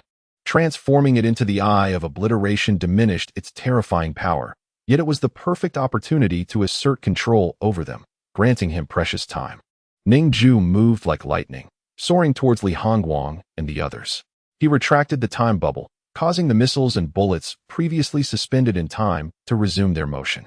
Yet, the fragmented sword of 1,000 blades in his hand moved with such swiftness. With a flick of his wrist, the sword shattered into countless fragments under the influence of his sword-wielding power, creating a dazzling array of sword light. Almost all the missiles were cleaved in two mid-air, failing to detonate. The fragmented sword was so sharp that it did not create friction with the explosives, sparing them from igniting. However, Ning Jue's swordsmanship fell short of Li Hongguang's, preventing him from intercepting all the missiles in an instant. Thus, he resorted to his elemental rage ability. In terms of sheer might, this power surpassed even the hidden blade technique. The hidden blade was feeble without a formidable weapon, while elemental rage required no external apparatus. Boom! Thunder surged. In the air, azure lightning formed countless blades, swirling about. The thunder roared, the blue blades flickered, slicing through the missiles thousands of times in an instant. All the missiles shattered under the onslaught of the thunder. Ning Jue raised his wrist, causing the earth beneath to rise dramatically, forming a thick, semicircular earthen wall that enveloped everyone within. Boom! The explosive force was indeed formidable, shattering the wall, but Ning Jue had constructed not just one layer, but three exceptionally thick and solid earthen walls to protect them, more resilient than black iron. However, each bomb had a blast radius of several kilometers. Even 3 layers of fortified earthen walls struggled to withstand such power. With an icy countenance, Ning Jue unleashed the Eye of Obliteration once more. Blood trickled from his nose, his powers nearly exhausted. Yet, he had no choice but to utilize it. Without the need to maintain the time bubble, employing the Eye of Obliteration became significantly easier. Simultaneously using 2 S-rank abilities indeed took a toll on one's mental fortitude, the strain compounding exponentially. Within the Eye of Obliteration, golden radiance outlined his intentions. The invisible force of obliteration ruthlessly annihilated everything before him. The missile shells, along with the remnants of their explosions, were instantaneously erased from existence, slipping into the void. The cacophony of explosions faded into silence, ushering in a serene calm. He had safeguarded everyone, yet a large portion of the earthen wall had dissolved into nothingness. Having just acquired this ability, Ning Jue's control was still lacking. With a mere wave of his hands, the massive wall crumbled, dust settling upon the refugees. They recoiled in fear, only to discover it was merely dust, not shrapnel from bombs. Li Hongguang stood with his eyes closed, teetering on the brink of unconsciousness. Blood streamed from all his orifices, nearing death's door. Ning Jue could discern that he was anemic, his entire body weak and devoid of strength. His mental energy had undoubtedly been depleted, rendering him utterly exhausted. Chu Sanjai lay on the ground, gravely injured. The gaping wound on his back had shattered his spine, exposing his innards. Without prompt medical attention, he risked paralysis. The refugees rose, realizing that the mechanical assailants had been obliterated. The unmanned combat drones, bombs, and laser cannons had all vanished in an instant. Within the time bubble, their thoughts and perceptions had been suspended, creating an illusion of instantaneous change once the bubble dissipated. A long canyon appeared before the refugees, a manifestation of Ning Jue and Appo's obliterating power. They could hardly comprehend such immense strength. "Mr. Ning, did you do all this?" they exclaimed in astonishment. Ning Jue, despite his severe injuries and shattered bones, had recuperated remarkably and displayed immense battle prowess. He nodded, revealing nothing to hide. "There are still enemies in the distance. My mental energy is depleted. We must prepare to flee." Though the immediate crisis had been averted, countless superhuman soldiers lurked nearby, ready to pounce. Hidden from view, more military forces might be en route, along with additional mechanical beasts. They had to escape without delay. Ning Jue retrieved the identity card of Jiangli from his storage ring, utilizing the Eye of Obliteration to dissolve it completely. This card contained a tracking device. Given his connection to Jiangli, it was likely that the human alliance had already discovered his identity. Their influence was vast, filled with all manner of superhumans. There was no need to retain anything from that card, even if there was a mere 1 in 10,000 chance of being discovered. Ning Jue refused to take the risk. He felt no regret over the loss of money. Then, Ning Jue turned to the refugees. "Everyone, please hold hands." The refugees, though somewhat perplexed, complied nonetheless. Over 2,000 individuals slowly grasped each other and Appo's hands, forming a chain of connection. Ning Jue held the hand of a young girl among the refugees and gently patted her shoulder. "Do not panic," he reassured her. In the next instant, a thunderous roar erupted. His form transformed into a bolt of lightning, which instantaneously spread to envelop everyone present. All individuals became embodiments of thunder, ascending into the sky. The celestial brilliance surged forth, illuminating the dawn as if it were daylight. Chapter 119. Ray tracing. Over 2,000 refugees held hands in the sky. each body gently cradled by the thunder. They moved with a speed that rivaled the flow of light, producing sonic booms as they pierced through layers of clouds. The soldiers remained rooted in place, lacking orders from their superiors, and did not pursue. Within the central human alliance base, a large screen displayed Ning Jue leading everyone away like a bolt of lightning. The rumble of thunder reverberated as the sky filled with flashes, vanishing in an instant. The figures on the screen were no longer visible. They were too swift. Even if they issued commands, they could not catch up to Ning Jue. Damn it. The old general slammed his fist on the table, cracking the high-tech command desk. All the officers fell silent, watching. Although they had a considerable military force, there were no powerful ability users nearby to make a decisive impact. There was no way to stop Ning Jue from fleeing. The fact that he could escape with so many people was utterly unexpected. Someone, with a dazed expression, murmured, "How many abilities does Ning Jue possess?" No one knew. "Wait, there is still hope," someone suddenly exclaimed. Mr. Huang Yuan is rushing over. They gazed at the radar, where a dial displayed an ability user rapidly approaching the battlefield. Huang Yuan and Appo's speed was akin to light itself. He could swiftly arrive wherever he was needed. He embodied radiant yellow light, appearing in an instant. Huang Yuan had slain numerous S-class behemoths, earning tremendous accolades. S-class ability users were typically of general rank, but Huang Yuan was different. He cherished his freedom, serving the human alliance as a mercenary. If it is Huang Yuan, he might indeed catch up to them. The crowd exclaimed in excitement.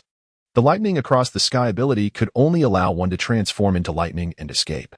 However, Ning Jue possessed another ability, Wrath of the Elements. This power allowed him to manipulate elements, including thunder. Ning Jue utilized the control offered by Wrath of the Elements to harness the gentle lightning generated by lightning across the sky. This lightning would not harm the refugees and could carry them away in an instant. Yet, the mental strain was no less than that of employing a time bubble with a diameter of 300 meters. Ning Jue was already bleeding from his nose. And at that moment, his consumption of mental energy surged. His brows knitted tightly as blood trickled from both nostrils. Dizziness enveloped his mind, indicating he had reached his limit. The Eye of Annihilation had consumed a significant portion of his mental power in an instant. Gritting his teeth, he persevered, leading over 2,000 people across dozens of kilometers. The speed of lightning across the sky was not as rapid as true lightning, being only a fraction of its speed due to its A-class nature. Nevertheless, it was still exceedingly swift, far surpassing ordinary abilities. Ning Jue exerted every ounce of his strength, propelling everyone to escape several dozen kilometers. Along the way, thunder cracked across the sky, and all those below could witness the terrifying spectacle of thousands of lightning bolts dancing through the air, resembling a sea of moving thunder churning amidst the clouds. Ultimately, Ning Jue could no longer sustain the effort and plunged with everyone into a forest. Boom. Everyone landed safely, the lightning cradling their bodies to prevent injury. Countless thunder ions surged and flickered in the air, while a vast expanse of trees in the forest were charred and destroyed. The lightning posed no threat to those Ning Jue protected, yet it remained formidable against external objects. Ning Jue stood on the ground, feeling his mental energy waning. He leaned against a tree, shutting his eyes. He was not unconscious, he merely desired sleep. Rest was the optimal way to replenish mental strength. However, as he drifted into slumber, he succumbed to deep sleep. The refugees supported him, with the Hongguang and Chu Sandai heading toward Xiangyang, their new homeland. Tears glistened in their eyes. To protect them, these three heroes bore injuries akin to death. Li Hongguang, an S-class wielder of sword energy, had once been celebrated as a hero among humanity, renowned at a young age. Yet now, he had exhausted his mental power for their sake. As dawn broke, the refugees wept with joy. "We have survived," someone declared, fists clenched in exhilaration. They had felt utterly hopeless, believing death was inevitable amid such overwhelming military pressure. Thanks to the three heroes," a female refugee said timidly, her face smeared with dirt, her eyes trembling with fear. The earlier experience of soaring through the air as lightning had terrified her. She had never encountered such a mode of travel.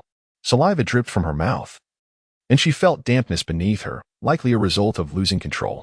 Yet, she still expressed gratitude toward Ning Jue. Had it not been for him, her plight would have been far worse. As they continued their journey, the clarity of the daylight allowed for swift progress, even through the wilderness. However, they had barely covered 5 kilometers when a golden flash suddenly streaked overhead. A slender man appeared before them, his expression cold as he surveyed the crowd of over 2,000 refugees. His body shimmered with golden light, appearing almost spectral, indistinct.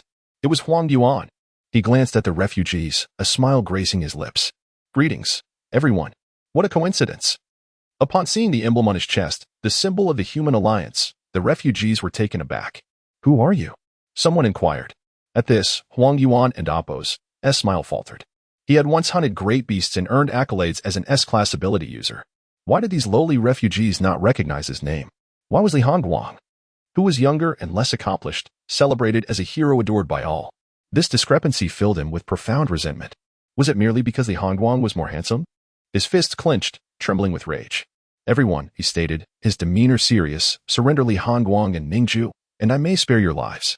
After all, you simply wish to survive. Why sacrifice yourselves for these two designated criminals, correct?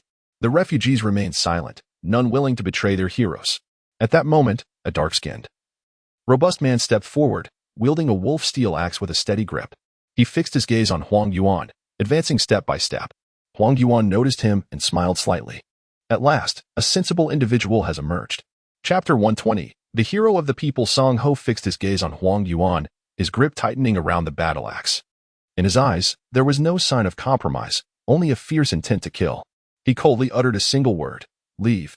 At these words, Huang Yuan and Appo's expression soured. He had anticipated that Song Ho would be reasonable and surrender the two individuals, but he was mistaken. They were all fools of the same ilk. If only they had handed over the two criminals, they could have spared themselves from death. Yet, they were so stubbornly obstinate. Huang Yuan had no desire to slaughter these refugees. After all, he was not a psychopathic killer. He was merely a mercenary seeking to earn a living by following the rules. However, faced with the refugees and Appo's reckless defiance, he saw no alternative. Though their homes had been lost and their families perished in the explosions, leaving them in a state of disarray, they now stood in opposition to his interests, compelling him to act. You seek death, and I can do nothing to stop it. Huang Yuan slowly shook his head, his voice chilling. With that, his form suddenly transformed into a golden light. Whoosh! He vanished from sight, leaving no trace behind. Protect Mr. Li, Mr. Ning, and Mr. Chu, Song Ho yelled, assuming a defensive stance with his axe. His eyes rapidly scanned for the enemy's position. The refugees behind him quickly encircled Li Hongguang, Ning Jue, and Chu Sanzao, showing no signs of cowardice. Even the children huddled closely around them, determined to protect their guardians. A middle-aged refugee, wielding a sharp sword, gazed at Chu Sanzao behind him, finally recognizing the youth's true age. He was merely 17 or 18, still just a child. The realization struck him with shock. A child had risked everything to save them, suffering such grievous injuries from the explosion. Overwhelmed with shame, he, a teacher at the border base and the most educated among the refugees, felt a surge of righteous fury. Clutching his sword tightly, he resolutely positioned himself in front of Chu Sanzao, vowing to protect him. Song Ho unleashed his immense power, his body swelling with strength. The formidable muscles surged throughout him. Although his E-rank power was of a lower tier, when fully unleashed, it could still deliver a fatal blow. Huang Yuan, though an S-rank ability user, was slender and could be killed with a single punch. With this thought, Song Ho felt invigorated, filled with the spirit of battle. Perhaps he could defeat an S-rank ability user and safeguard his benefactors. Heart racing with excitement, he began to wield his battle axe. But in the next moment, thud! A flash of golden light soared through the air. Song Ho's hands were severed from his arms. His face contorted in horror, his gaze vacant. Before he could fully comprehend the situation, his arms had already fallen to the ground, blood gushing forth in torrents. Such terrifying power. The immense strength raised his blood pressure, causing blood to spurt violently from the wounds. Overcome by excruciating pain and losing consciousness from blood loss, he instinctively retracted his powers. His body rapidly weakened, returning to a normal state, but his arms lay severed. Sweat poured from him as agony engulfed his entire being, clenching his teeth against the pain. He was filled with despair. An S-rank ability user was truly formidable. He hadn't even seen Huang Yuan's face before losing his arms and all combat capability. The golden light flickered in the forest. Huang Yuan, witnessing the scene, let out a cold laugh. You thought a farmer like you could defeat me? The refugees, witnessing their leader gravely wounded, were filled with dread. Song Ho was the only one among them with abilities. If he fell, who could hold back Huang Yuan? Continuing to resist would be tantamount to seeking death. Yet, despite these thoughts, none wavered. For Li Hongguang, Ning Jue, and Chu Sanzao had all chosen to stay and protect them, even if it meant sacrificing themselves. Since they are willing, so shall we. They resolved, their spirits ignited. They feared not death. For their benefactor, they would fight to the end. Curse it. If I am to die at the hands of an S-rank ability user, I shall not regret it. Even in death, we managed to slay one S-rank user, that one with space-moving abilities, reduced to a pulp by our fists. What a thrill. My life would not be in vain. They shouted, expressing their raw and honest sentiments. Huang Yuan, observing their fervor, felt a surge of rage. He had fought desperately against monstrous beasts, yet had never received such adoration. Why would they willingly face death without retreat? What was this? It was love. Having lived a life marked by ugliness, Huang Yuan had never known kindness. Witnessing their devotion ignited a flicker of jealousy within him, chilling his gaze. Boom. His body transformed into a yellow light, charging forward with relentless fury. His speed was akin to lightning. Who could stand in his way? He surged forth like a merciless beam of light, obliterating everything in his path. Trees were splintered, and the bodies of refugees were shattered. Dozens fell lifelessly on the spot. The middle-aged teacher standing before Chu Sanzao gripped his steel sword tightly, drenched in sweat as he faced the approaching golden light. In the next moment, it was upon him. He did not flinch, swinging his sword with all his might. Whoosh! The light collided with him, shattering his bones and pulverizing his insides into a bloody pulp. In that instant, he found himself unable to breathe, engulfed in torment, his trembling hand barely able to maintain its grip on the sword. Yet, even as death approached, he managed to strike one last blow. That sword hit Huang Yuan's face, leaving a faint scar, a mere white mark that did not bleed. The fact that a mere mortal could touch him was miraculous in itself. In the next moment, he collapsed to the ground, eyes wide open in death. All in the name of protecting Chu Sanzao. The teacher fell, bloodied and broken. Huang Yuan stared at the crowd. Have you ever been struck by light? This is your fate. As he glanced at the corpse at his feet and touched the faint scar on his face, he reflected on the nature of his light abilities. When attacking, he had to become corporeal, otherwise, he could not harm his enemies. This man had been obliterated in an instant. Yet he still managed to strike a blow. This was a lapse in judgment. Alas, even a mortal's strike bore no significance. Now, he stood before Chu Sanzao. Sensing the fluctuations of spiritual energy, an ability user, though he had never seen him before, he must have come from the same group as Ning Jue and Li Hongguang. He would capture him as well. With that, Huang Yuan transformed into a beam of light, seizing Chu Sanzao's form and retreating into the distance. Chapter 121. Flawless Huang Yuan clutched Chu Sanzai, extricating him from the mass of refugees, and then hurled him to the ground. A glance at the injuries on Chu Sanzai's back revealed that he was paralyzed, leaving Huang Yuan unconcerned about any potential retaliation. Subsequently, he plunged back into the crowd of refugees, transforming into a radiant beam of light. In an instant, he had thoroughly searched over 2,000 refugees, ultimately locating Li Hongguang and Ning Jue, who were both unconscious and surrounded by protectors. Huang Yuan smirked coldly. Ning Jue posed the greatest threat and must be eliminated first. His abilities were terrifying and surpassed anyone recorded in history, thus necessitating Ning Jue's death. His superiors had indicated that it mattered not whether Ning Jue was captured alive or dead. A streak of light flashed from his arm as he struck toward Ning Jue at light speed. The refugees, witnessing this scene, were filled with dread. But it was too late for them to intervene. How could mere mortals contend with the speed of light? The strike was aimed at Ning Jue's forehead. Should it connect? Even the mightiest healing abilities would be futile, resulting in instant annihilation. Death would render any powers useless. How could one heal when lifeless? Huang Yuan's smile twisted into a sinister grin, his eyes gleaming with a sense of impending triumph. However, in the next moment, a golden barrier erupted from the necklace around Ning Jue's neck, rapidly expanding to envelop his body entirely. Though sturdy enough to withstand dozens of tons of force, Huang Yuan's strength far exceeded that. His power approached the speed of light. As an object's velocity nears light speed, its mass increases exponentially, ultimately approaching infinity. Greater mass means stronger inertia and, consequently, greater impact. Huang Yuan's attack, however, was not executed at full light speed. To do so would render his own body infinitely massive, with catastrophic consequences, potentially destroying himself. Thus, he struck at a velocity slightly less than that of light. Crack! The barrier shattered instantly under the assault of his S-class powers. Huang Yuan's arm came crashing down, convinced that he would finally eliminate Ning Jue. But then, the sound of space fracturing echoed. The necklace around Ning Jue's neck shattered completely, and a girl clad in a gray training suit appeared beside him. Crack! Crack! Crack! The girl unleashed a swift strike. A resonant hum filled the air, as a golden aura surged forth from her being, coalescing into a true dragon that clung to her blade. This strike directly met Huang Yuan's luminous arm. Huang Yuan's pupils widened in astonishment. This girl could shatter the fabric of space? No, it was the work of a supernatural weapon. As he attacked, the necklace around Ning Jue had broken, allowing the girl to materialize. Yet, he could not afford to relent. Ning Jue was right before him, and this could be his only opportunity to kill him. He maintained his corporeal form, willing to sustain injury if it meant eliminating Ning Jue. Crack! Ning Xia's long blade shattered, and the shock of Huang Yuan's astonishment evaporated. He chuckled lightly, having expected something formidable, only to find her to be a mere inconsequence, easily dispensed with. In the next moment, a golden barrier shimmered into existence before him, staunchly blocking his assault. He gazed at it, observing the golden scales and intricate patterns that adorned its surface.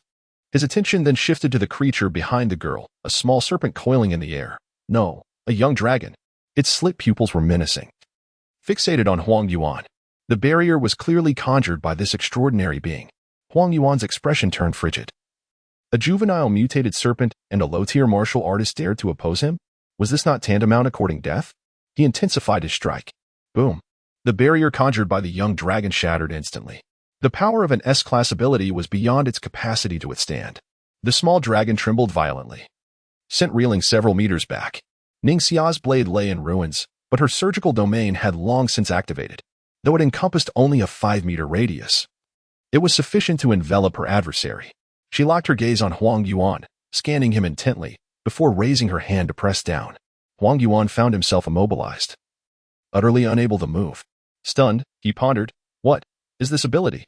Ning Xia remained silent, launching a punch, Dragon Elephant Fist, a technique potent enough to slay a fully grown mutated beast. One of the world's most elite body refinement techniques, her current punch was capable of delivering lethal force. Huang Yuan regarded this punch, which could kill a beast, with no fear. Instead, he was merely astonished that such a frail girl could unleash such a fierce technique. However, this punch would still fail to harm him. His combat experience was too extensive. The moment Ning Xia activated her domain, he sensed an immense threat approaching. Thus, he immediately interrupted his assault. In an instant, he transformed into light. His form now shimmered with golden radiance, impervious to injury. Indeed, Ning Xia's fearsome punch passed straight through his luminous body, incapable of inflicting harm. This was the pinnacle of Huang Yuan's ability, not its offensive prowess, but its unparalleled escape and defensive capabilities.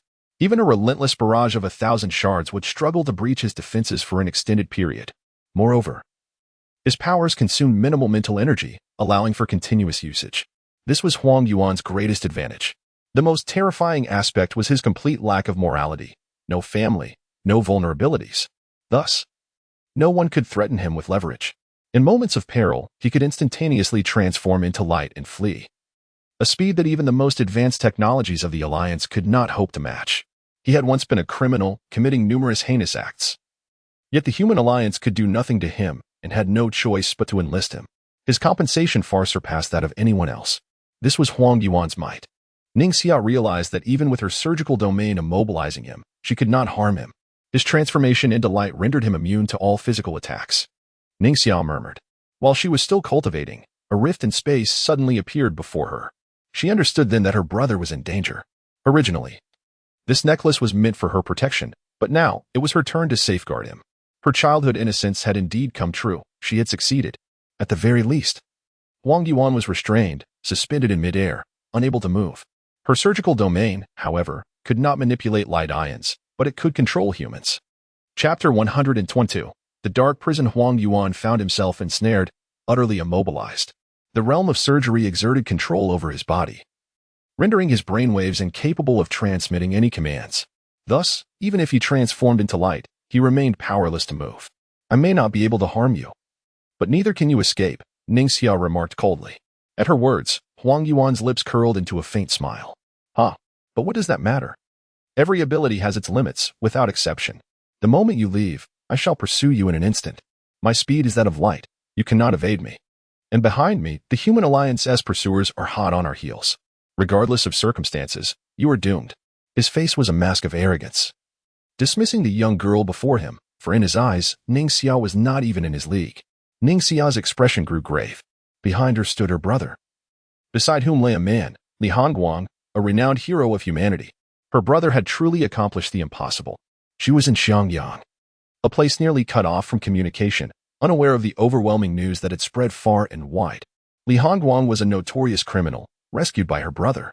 Ning Jue understood the precariousness of her brother's situation. It was incredibly dangerous. Moreover, judging by Li Hongguang's condition, he had likely endured a fierce battle, with her own abilities being modest and A-class power. Far inferior to Li Hongguang and his ilk, Ning Jue knew that even someone as formidable as Li Hongguang was gravely wounded and mentally exhausted. I can no longer delay. I must lead everyone to safety immediately, she whispered. No longer the naive girl of her youth, she now possessed a newfound steadiness. Her master, Wu Xiang, had not only taught her martial arts but also imparted profound wisdom. Indeed, he regarded Ning Jue as a true disciple. Originally, he intended only to teach her the dragon elephant body forging technique, but upon recognizing her potential, he chose to impart all his knowledge. A flicker of crimson light flashed in her eyes as a terrifying aura of murderous intent surged from within her. This pressure sent gusts of wind swirling, snapping branches in the forest. The surrounding populace trembled in fear, instinctively retreating a step. In that instant, Huang Yuan sensed an overwhelming sense of crisis. Yet, he could not move. He was bound, unable to utilize his powers to shift his form. He could only maintain his light form. Damn it. Such a formidable pressure. What other tricks does this girl possess? He thought, feeling a twinge of panic. After all, he had been subdued. And despite being immune to all physical attacks, an inexplicable dread washed over him. The power erupting from Ning Jue filled him with trepidation, akin to the roar of a colossal beast, specifically an S-class beast. Ordinary A-class beasts were easily dispatched by him with a mere glance. However, S-class beasts invoked a primal fear, even within Huang Yuan's heart. In the next moment, a resounding boom echoed. Huang Yuan finally comprehended the source of his unease. Ning Jue's eyes darkened, coalescing countless strands of tangible darkness into a sphere that enveloped Huang Yuan entirely. This was the power she had acquired upon reaching the qi condensation stage and mastering the dragon elephant body forging technique. The strength of the beast was now under her dominion, all its genes consumed. She had fully harnessed the might of the beast, albeit still lacking in finesse. She knew she could manipulate darkness and shadows, seemingly merging with the genes of a dark beast. She could condense shadows into tangible matter for control and S-class ability. Soon, innumerable strands of tangible darkness intertwined, forming a sphere 2 meters in diameter, impenetrable, not allowing even a sliver of light to penetrate. Huang Yuan was firmly ensconced within this dark prison. This corporeal darkness was indestructible. Ning Jue had conducted experiments and found that only intense light could obliterate it. Ordinary physical attacks held little efficacy. Huang Yuan's ability to transform into light, which countered her powers, might soon breach her defenses. Thus, she resolved without hesitation to lead her companions to safety. Everyone, follow me swiftly, she commanded, her expression resolute. The refugees nodded, hoisting several injured individuals as they hastened after Ning Jue. Many among them were exhausted, having gone without food for an extended period. A considerable number were drenched in sweat from fear, shaken by the recent turmoil. Yet, they persevered, running at full speed, unwilling to become burdens. Ning Jue's appearance was like a divine rescue, and these refugees had not anticipated such a turn of events, believing their benefactors were doomed. They had begun to blame themselves. But fortune had not entirely abandoned them. In the depths of darkness, Huang Yuan's countenance turned frigid. After being sealed in darkness for several minutes, the surgical force controlling him finally dissipated, having reached Ning Jue's maximum distance. Although his ability to move was restored, he remained ensnared in darkness. A faint glimmer of light flickered from him, barely illuminating his surroundings. The interior of this dark prison was impenetrably black, so deep that his light scarcely illuminated the material around him. The tangible darkness exhibited an exceptional quality, rendering it impossible to gauge proximity. It was simply too dark. Had he not collided with it, he might have believed himself in an exceedingly vast space. Only upon impact did he realize the limits of his confinement. Damn it. Huang Yuan's expression soured. While it was true that he could transform into light, he was incapable of penetrating material. He could imbue his body with the properties of light, yet could not pass through opaque substances. He could traverse transparent materials like water or glass. But he had no means against impenetrable entities. Summoning his mental energy, he radiated light from his entire being. The brilliant glow illuminated the surroundings somewhat. And then he struck with his fist. Bang! The tangible darkness absorbed the light emanating from his arm completely. His fist reverted to that of an ordinary human, and the impact left his skin torn and raw, causing him immense pain. Yet, after absorbing a significant amount of light, the dark wall revealed numerous fissures of light. Effective. Huang Yuan was exhilarated as he continued to expend his mental energy. Chapter 123. No eating. At long last, Huang Yuan spent several minutes thoroughly dissolving the cage with radiant light. He successfully extricated himself, yet before him lay nothing but emptiness. Everyone had fled. The ground was littered with the corpses of many refugees, all of whom he had just slain. Most critically, the key individuals had already been whisked away. In a fit of rage, he slammed his fist against a massive tree.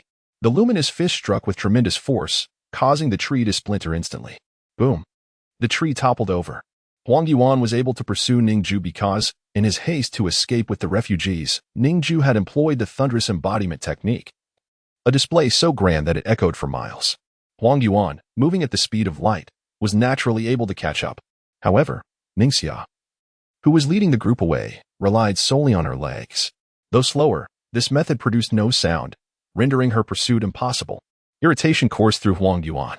He was on the verge of slaying Ning Jue and claiming a significant victory when an audacious girl suddenly appeared. Next time, I shall ensure you suffer. He licked his lips as he spoke. Upon first glance at Ning Jue, he was taken aback by her striking beauty. He resolved that he would not accept any further missions from the human alliance. His sole focus would be on pursuing Ning Jue, transforming into radiant light. He vanished in an instant, soaring thousands of meters into the sky. From this vantage point, he surveyed the ground, which lay bare before him. His pupils quivered, and his eyes turned a brilliant white. By converting his eyes into beams of light, his vision became exceptional, rendering him exceedingly sensitive to all wavelengths of light. Yet no matter how he searched, he could not find the refugees' whereabouts. A throng of over 2,000 individuals was not easily concealed, and since he could not see them, they must have truly escaped. His expression darkened as he sighed and departed from the scene, returning to the human alliance. On his way, he encountered a group of soldiers who had received orders from their superiors, believing that Mr. Huang was still engaged in battle with Ning Jue and his entourage. However, upon arrival, they found only Huang Yuan. Get lost. Do not obstruct my path, you bunch of incompetents, Huang Yuan coldly remarked. The soldiers exchanged glances, their faces sullen. Yet they dared not speak. With their mere B-class abilities, they could not hope to argue with an S-class individual. The soldiers could only follow Huang Yuan back to the alliance in shame. Meanwhile, Ning Jue led a group of refugees through a narrow path, deep within a secluded gorge. She lacked the extraordinary abilities required to swiftly evacuate a large number of people from Huang Yuan and Appo's sight. Thus, she devised an alternative strategy, division. The over 2,000 refugees were separated into 40 small groups, each consisting of only 50 individuals. The once vast congregation transformed into small, inconspicuous teams, making them exceedingly difficult to detect. Huang Yuan had merely glanced at the sky and failed to notice the scattered movements of the refugees. He never anticipated that Ning Jue would employ such a tactic. Once Huang Yuan departed, the pursuit by the human alliance came to a halt. Ning Jue urged the refugees onward with urgency, reminding them not to let their guard down. She had already informed everyone of the rendezvous point. As they traversed the narrow path, a massive crab suddenly emerged from a muddy pit. Its shell was pitch black, appearing to have grown in polluted waters, and it towered 5 meters tall, a giant crab. The refugees were struck with terror, having frequently encountered mutated beasts during their flight. They had narrowly escaped each time at the cost of many lives. Fear not, everyone, Ning Jue reassured them. She had transformed from a damsel in distress into a capable leader. Fixing her gaze upon the giant crab, she noted that its body was caked in muck, its shell dark and infested with parasites, a truly grotesque sight. It was likely a mutated crab that thrived in filth. The creature's pincers were enormous, not merely pinching but smashing down like colossal hammers. Boom! The force of its attack sent winds swirling, raising clouds of dust. Ning Jue stood her ground, unwavering. A surgical field with a diameter of 10 meters erupted forth, emanating from the giant crab and Appo's body and immobilizing it instantly.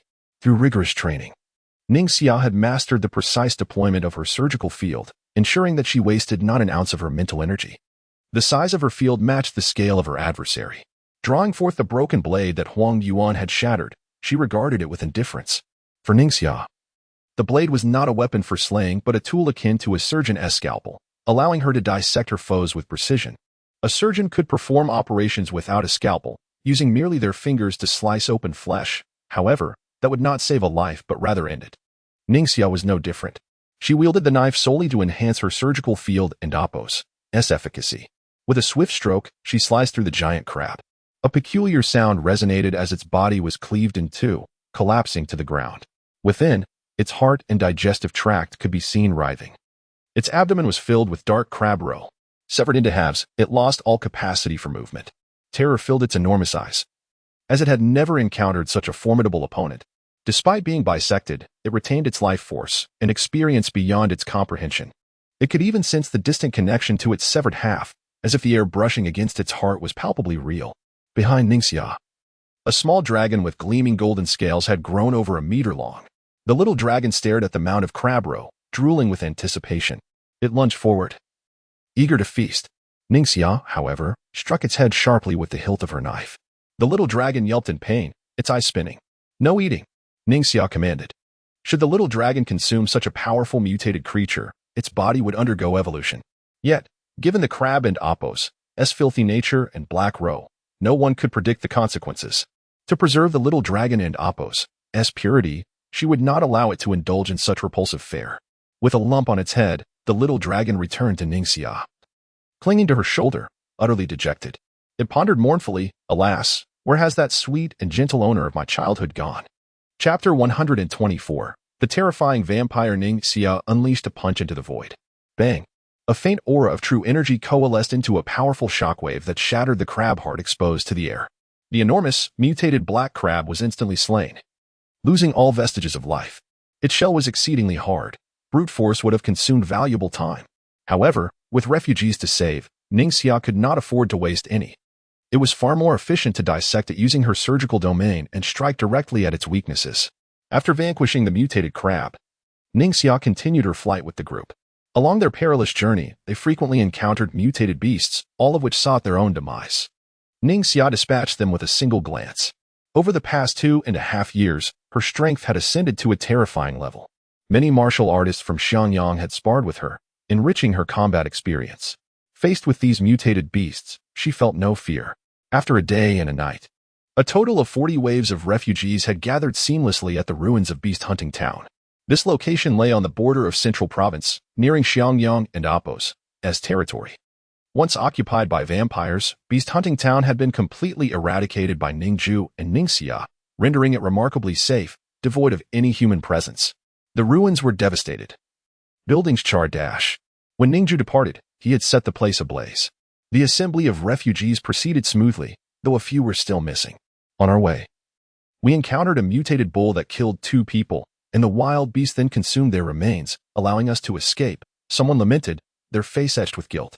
Despite wielding a long knife, they hesitated to strike back. "It's all right," Song Ho reassured, his arms bandaged simply, yet soaked in blood that had stained the fabric crimson, a sight that was undeniably tragic. One could only imagine the excruciating pain he endured. Yet he displayed no sign of it, instead focusing on the safety of the refugees. "If you stayed behind, you might have met the same fate. You lack combat strength." Fleeing was the right choice. Upon noticing Song Ho and Apos' injury, Ning Jue pondered briefly. "Uncle, what happened to your severed arm?" She recognized that his injury was recent, likely sustained during the battle with Huang Yuan. "It's not too late for stitching." A refugee behind Song Ho produced 2 severed arms, wrapped in bandages from his back. They were muscular but pale, the blood color fading, nearly devoid of vitality. "There and Apos' still time." Ning Jue and Apos' eyes gleamed with determination as she activated her surgical domain. "It may hurt a bit," she cautioned before swiftly executing a precise cut. The bandages around Song Ho's shoulder fell away, and Ning Jue and Apos' gaze shifted as the almost formed scar tissue detached and fell to the ground. The 2 severed arms instantly teleported to his shoulders. With the precision of a surgeon, Ning Jue wielded her broken blade, performing intricate surgery in the air. Countless blood vessels, shattered bones, and nerve fibers were meticulously connected under her deft control. The bones aligned perfectly.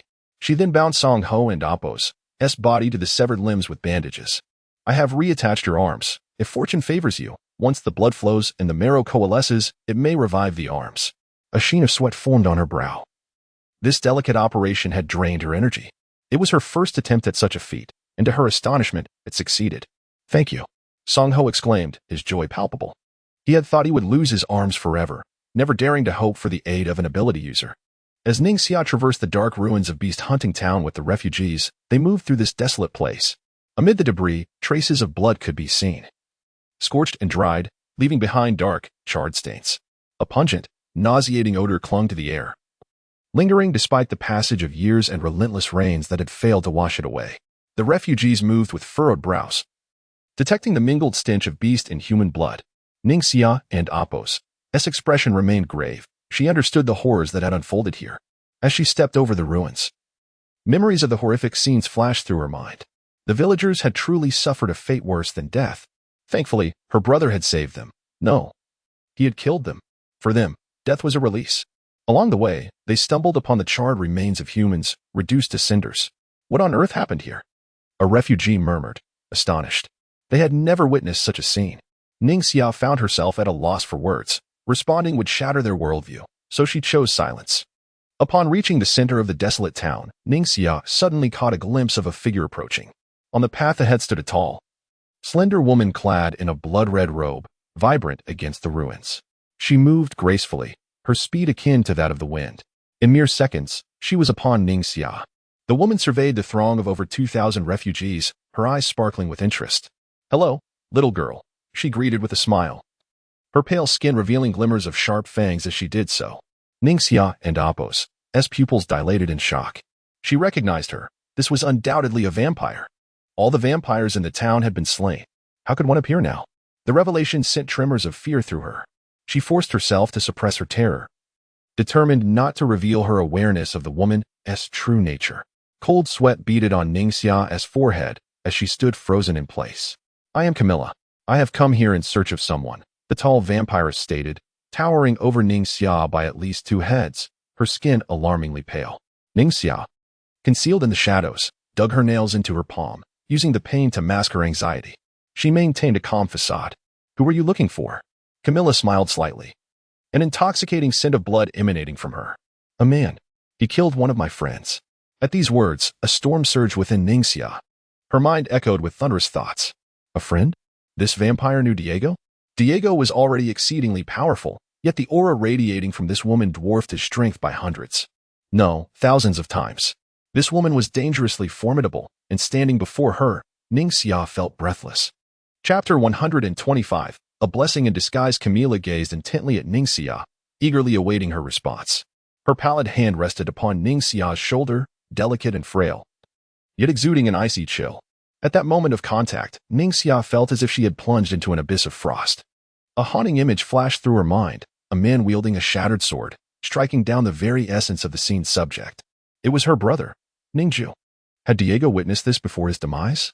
This vampiress possessed the ability to perceive the final moments of Diego's life. Was she here to exact vengeance on Diego? Her target was none other than her brother.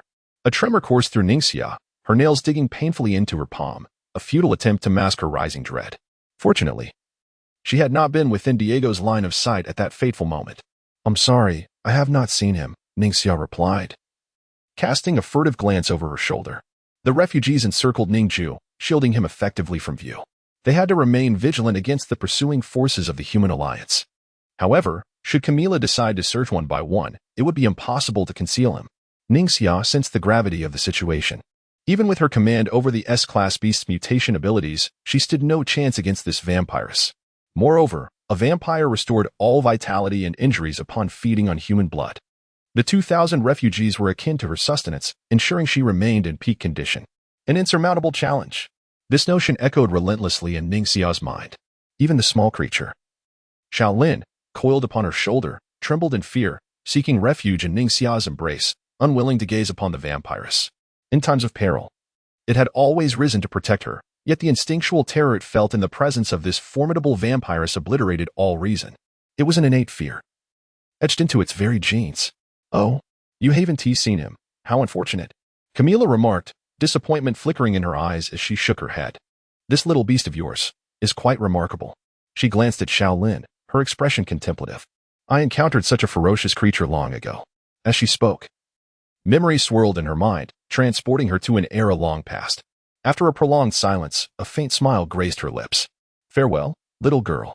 With an air of elegance, she moved past Ning Jue and the refugees, proceeding onward. The fear within Ning Jue began to wane slightly. Why had this vampiress been privy to Diego's final moments? Could it be that she was the progenitor who had transformed Diego into a vampire, her cells residing within him, allowing her to sense him? Ning Jue recalled Diego's last words, "If you kill me, My master, the original vampire, will not spare you. It seemed likely now. Her palm was drenched in blood from her own anxiety. If exposed, the consequences would not only befall her but also the refugees, her brother, Li Hongguang, and Chu Sanzai. She had to remain concealed. Suddenly, a crimson shadow darted from behind, appearing at her side. Camila had executed a swift maneuver, reappearing beside her. Ning Xia's body quivered violently at that instant, and the scent of the vampiress heightened her heart's rhythm exponentially. She fixed her gaze on the ground, unable to meet her eyes. Why had she returned? Had she discovered something? Little girl, why is your hand bleeding? Camila inquired, noticing the blood on Ning Xia's palm. Having lived for an eternity, she was no longer the typical vampire driven by primal instincts at the sight of blood. She was a being of a higher order, unshackled by desire.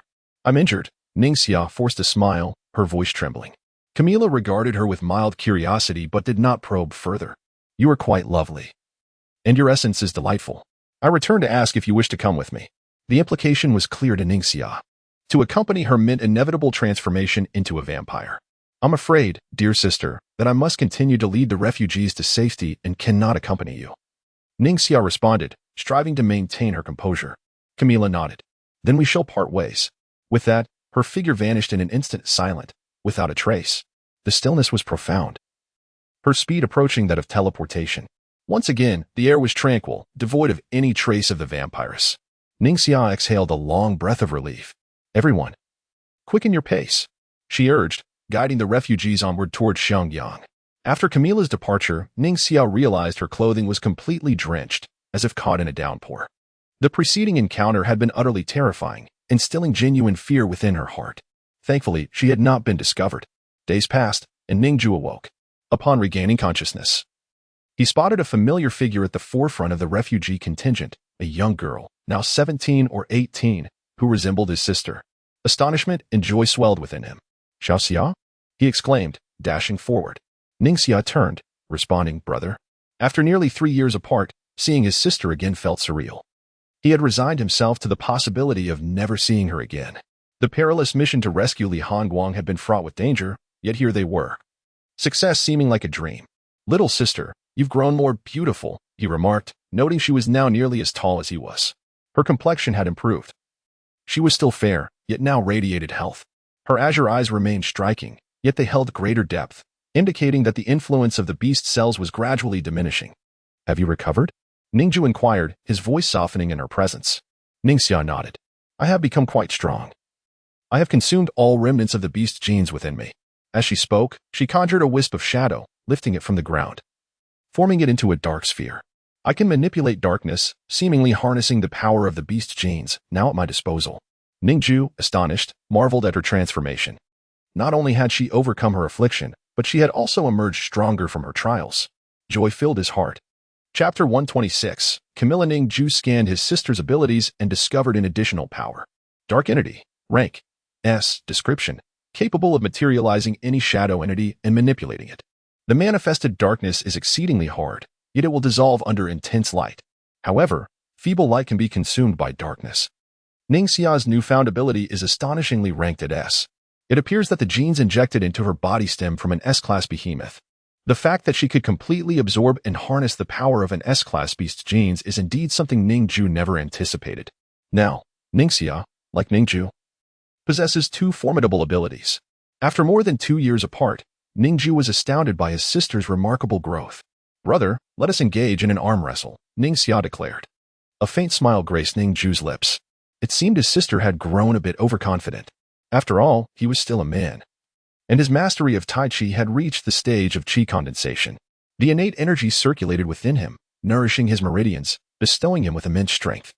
He confidently placed his hand on the wooden stump. Begin, Ning Xia announced.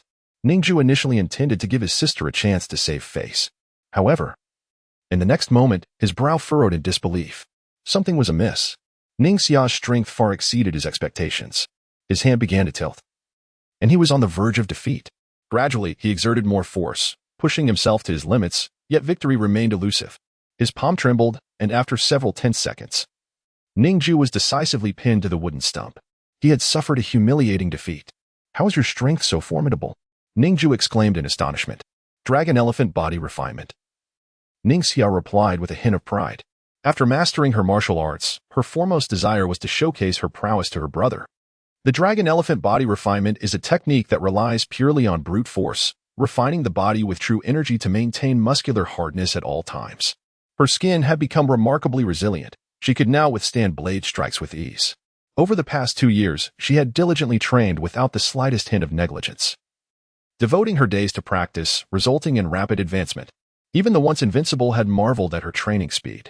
In just 2 years, she had reached the body refinement stage, fully resolving the giant beast genes within her, and subsequently, she had swiftly progressed to the chi condensation stage. Ning Jue had never practiced body refinement techniques. He had only learned the principles of Tai Chi naturally. He could not compete with his sister's sheer strength. From now on, I can protect you as I promised in our childhood. Ning Xia smiled. They continued their journey, and Ning Jue, curious, inquired, Xia, how did you end up here? Ning Xia hesitated for a moment before responding. You were attacked by Huang Yuan, triggering a fatal strike. The entwined life necklace shattered, and I was transported here. Ning Jue's pupils quivered upon hearing this. Huang Yuan had attacked him while he was asleep? He glanced at the remnants of the necklace around his neck, confirming the fragments. Upon reflection, it made sense. Although he had traveled at lightning speed, it was not faster than the speed of light. Huang Yuan, who approached light speed, could easily catch up.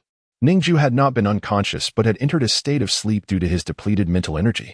After exhausting his mental strength, he would often sleep for an extended period. Ning Jue was always vigilant while sleeping, having survived in perilous environments throughout his life. He had confidence in waking at the slightest disturbance, which allowed him to relax into slumber. However, he had failed to notice Huang Yuan's attack. Are you injured? Ning Jue asked, a hint of fear in his voice. Huang Yuan was a seasoned fighter, a renowned S-class ability user, and it was exceedingly dangerous for his sister to face him. No, Ning Xia shook her head. My abilities caught Huang Yuan off guard. In the realm of surgery, I trapped him. Then, a cage of manifested darkness enveloped him entirely, rendering him immobile. Ning Xia's luck was indeed remarkable. Her powers were perfectly suited to restrain Huang Yuan. Otherwise, given Huang Yuan's speed, even a moment of carelessness could have proven fatal. Thank goodness you were unharmed. Ning Jue clenched his fists. The entwined life necklace was meant to protect his sister, allowing him to rush to her aid in times of danger. He had never imagined that its effect would be triggered in reverse, bringing his sister to his rescue. Ning Jue had never considered such an occurrence. Did anything else happen during your journey? Ning Jue inquired. While passing through Beast Hunter Town, I encountered a female vampire. She was looking for you. Upon hearing this, Ning Jue's heart trembled. Vampires were exceptionally powerful, and with his sister's lack of combat experience, engaging in battle with one could be disastrous. However, it appeared that Ning Xia had not sustained any injuries, which suggested she had escaped unscathed. Yet, Ning Jue felt an overwhelming sense of guilt. It was his slumber that had put his sister in danger, forcing her to risk her life to protect him. That vampire seemed to be the one who had transformed Diego, exuding a perilous aura. Had a confrontation occurred, they might have faced utter annihilation. Fortunately, it had not come to blows. Ning Xia recalled the encounter with a shiver of fear. The vampire's name was Camilla. Ning Jue's heart raced at the mention of the name. He was quite familiar with it. He had seen it before. Diego's S-class weapon, a dagger that only a vampire could wield, was said to have been embedded in the heart of the first-generation vampire, Camilla, for a millennium. Ning Xia had encountered that vampire. What did she look like? Ning Jue urgently asked. Seeing her brother's anxious demeanor, Ning Xia quickly described. She stood nearly 2 meters tall, with exquisite features, pale skin, elongated fangs, and dressed in blood-red attire. These words conjured a vivid image in Ning Jue's mind. A golden glimmer flickered in his eyes as he activated the ability of his annihilation true eye, piercing through his sister's consciousness to fully memorize the appearance of the first-generation vampire, Camilla. He would certainly need to avoid her in the future. Through the memories, Ning Jue also perceived the images Camilla had transmitted to Ning Xia. The scene depicted Diego witnessing the fatal blow Ning Jue had delivered to him just before his demise. Camilla possessed the ability to see the final moments of other vampires. Seeking vengeance? Ning Jue was drenched in cold sweat and dared not contemplate further. Vampires feared silver and wooden stakes, yet a dagger combining both could not slay her. This vampire was not to be trifled with. Chapter 127. The bloodthirsty little scale. Ning Jue delved into his memories, uncovering the experiences of his sister over the past 2 years. He witnessed her arduous training, where she immersed herself in a wooden tub filled with herbal medicine, snakes, and insects.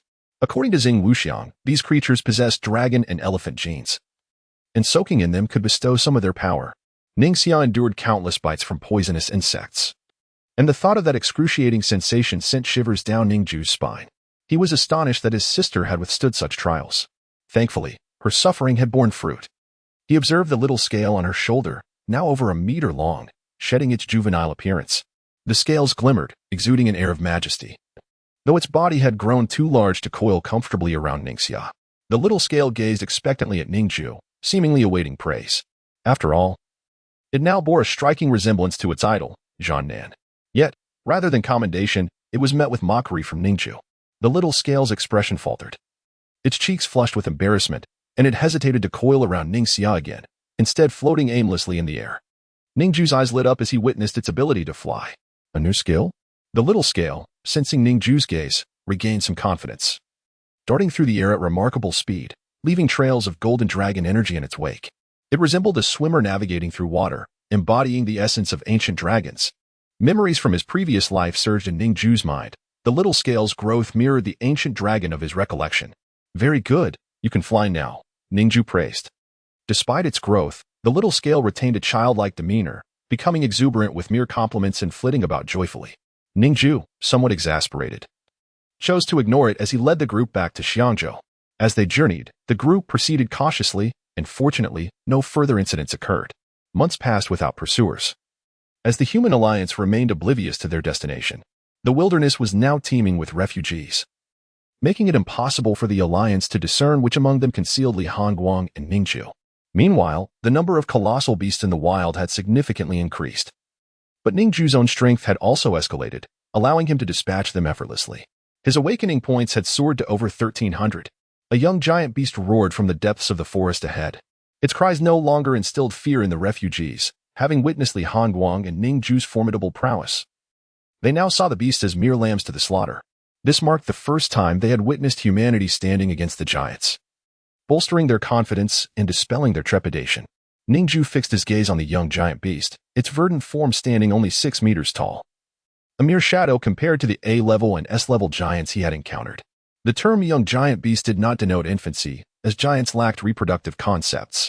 The human alliance had merely categorized them, unaware of their origins, assigning labels such as young giant beast, C-level giant beast, A-level giant beast, and so forth.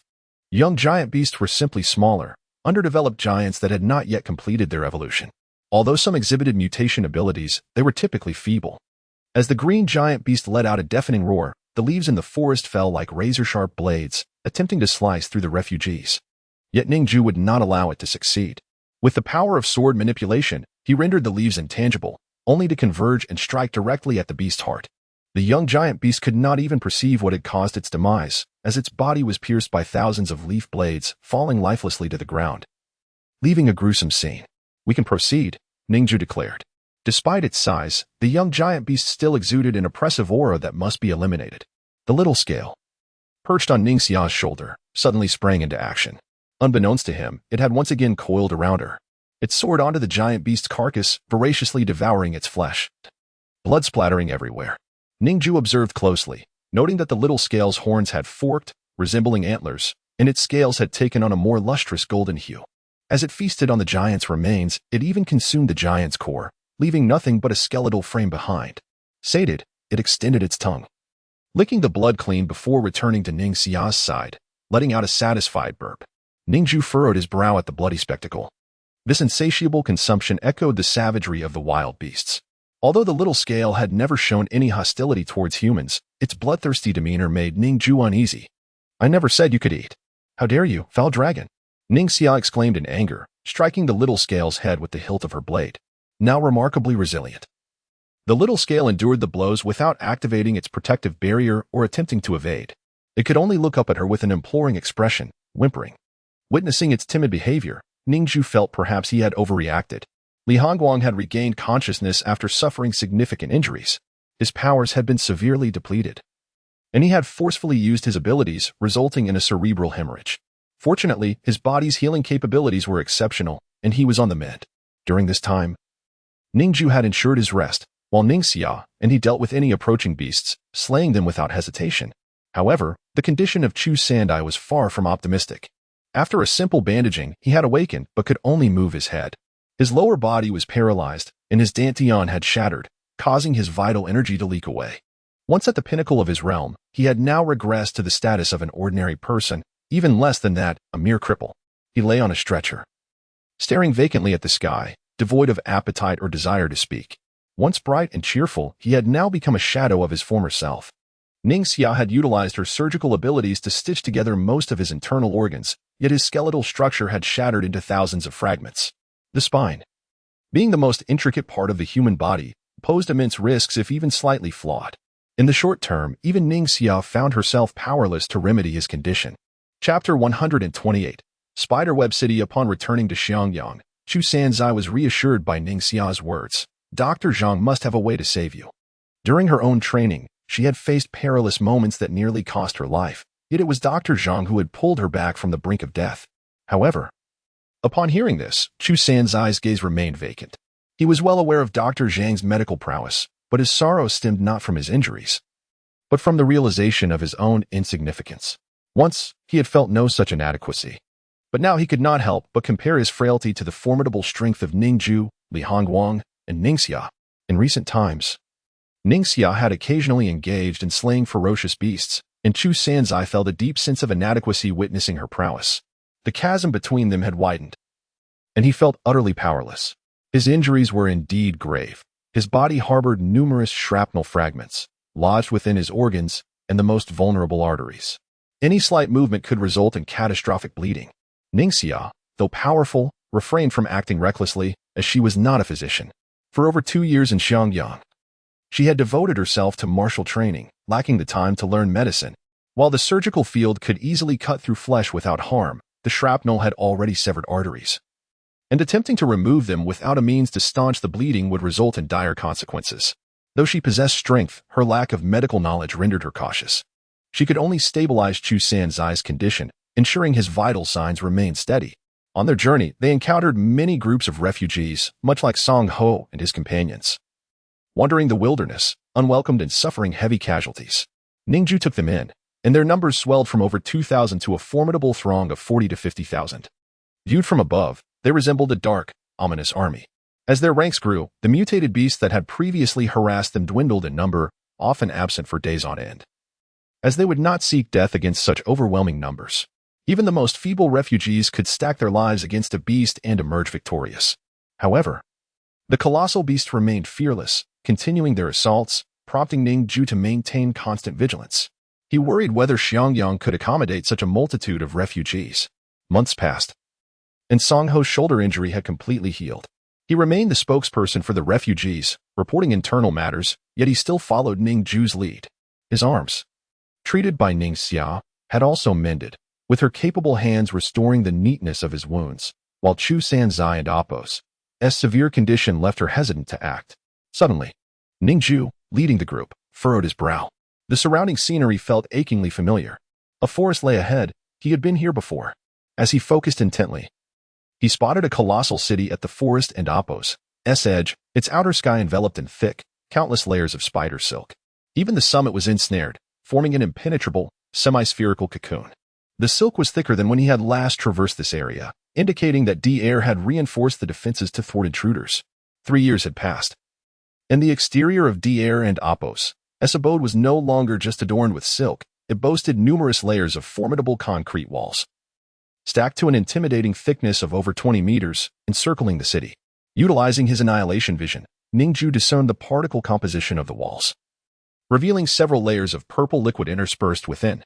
Should one breach the wall with brute force, that toxic liquid would spill forth an extremely potent poison capable of claiming lives with a mere drop, lethal enough to slay even the largest mutated beasts. Ning Jue understood the ferocity of this toxin. Even the strongest body would succumb to a single drop. There was no doubt that this was the handiwork of air and Appo's monstrous A-class mutated spider. Unexpectedly, he found himself once again passing through this city. The route from Central State to Xiangyang indeed led through here. Though Ning Jue had not deliberately sought this path, fate was undeniably whimsical. Yet, he pondered whether air would welcome him. Many of the refugees bore severe injuries, having endured a strenuous journey that claimed the lives of many. Even with the occasional campfire and makeshift tents for rest, the relentless cold and fatigue remained insurmountable. Over time, the toll of exhaustion manifested in illness, and one by one, the refugees succumbed. The harsh wilderness posed a lethal threat to ordinary folk, especially as they rushed to evade the pursuing forces of the Alliance. Ning Jue learned from the recently joined refugees that the human alliance had begun indiscriminately slaughtering wandering refugees in their quest to locate him and Li Hongguang's. Adhering to a ruthless mantra, better to wrongfully kill 1,000 than let one escape. This brutal method sent chills down Ning Jue and Appo's spine. He instructed the refugees to pause in the forest and took to the skies, transforming into a bolt of lightning as he soared towards the city gates. Ning Jue knocked on the colossal gates. The sheer thickness of the entrance suggested it could only be moved by a formidable beast. Thus, he summoned all his strength, unleashing a thunderous explosion in the air that reverberated against the spider silk. A sense of danger washed over him as, in the next moment, an enormous spider descended from above, a creature so grand it could only be described as awe-inspiring, a rarity for such an epithet to be applied to a spider.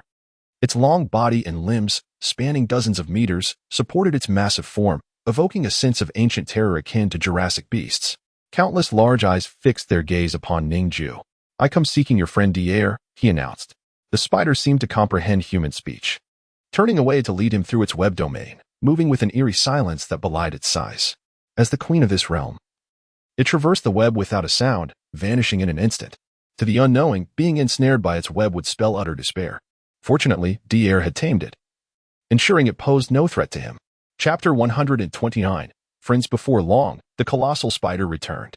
It perched upon its web, gazing intently at Ning Jue. Upon its back sat a robust man clad in heavy garments. It was Dier.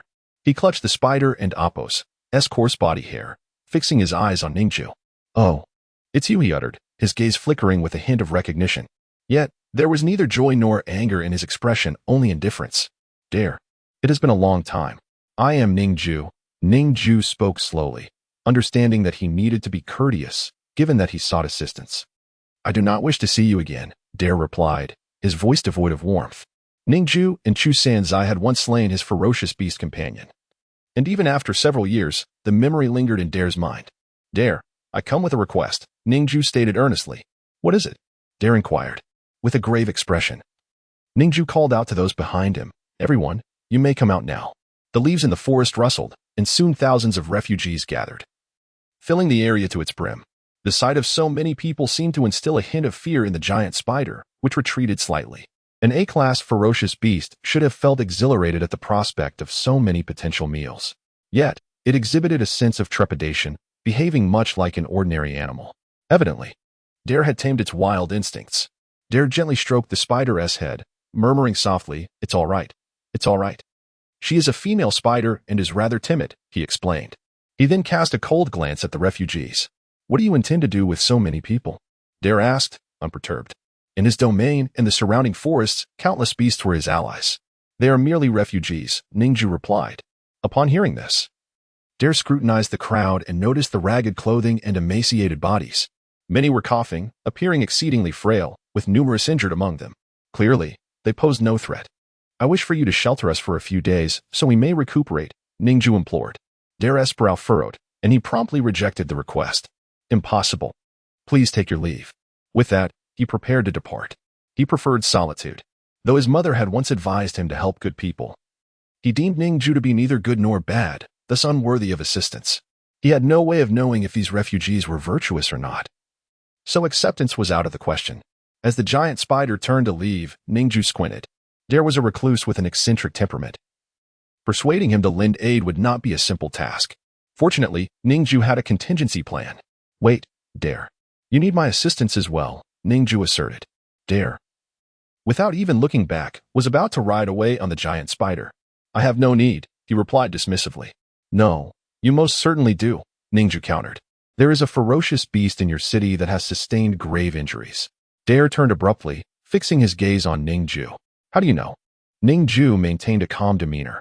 He had previously utilized his annihilation eye to peer into Dier's memories, witnessing a white tiger lying feebly on the ground, its belly brutally slashed open, evidently injured by a ferocious beast that had yet to be tamed. Dier's city was not entirely sealed.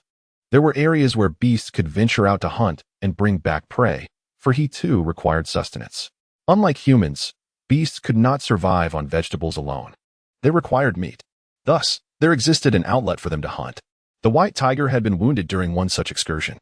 Dare lacked the knowledge or means to treat the tiger and could only watch helplessly as his companion perished. He did not view the beast merely as tools. He formed genuine bonds with them and undoubtedly desired to save the tiger.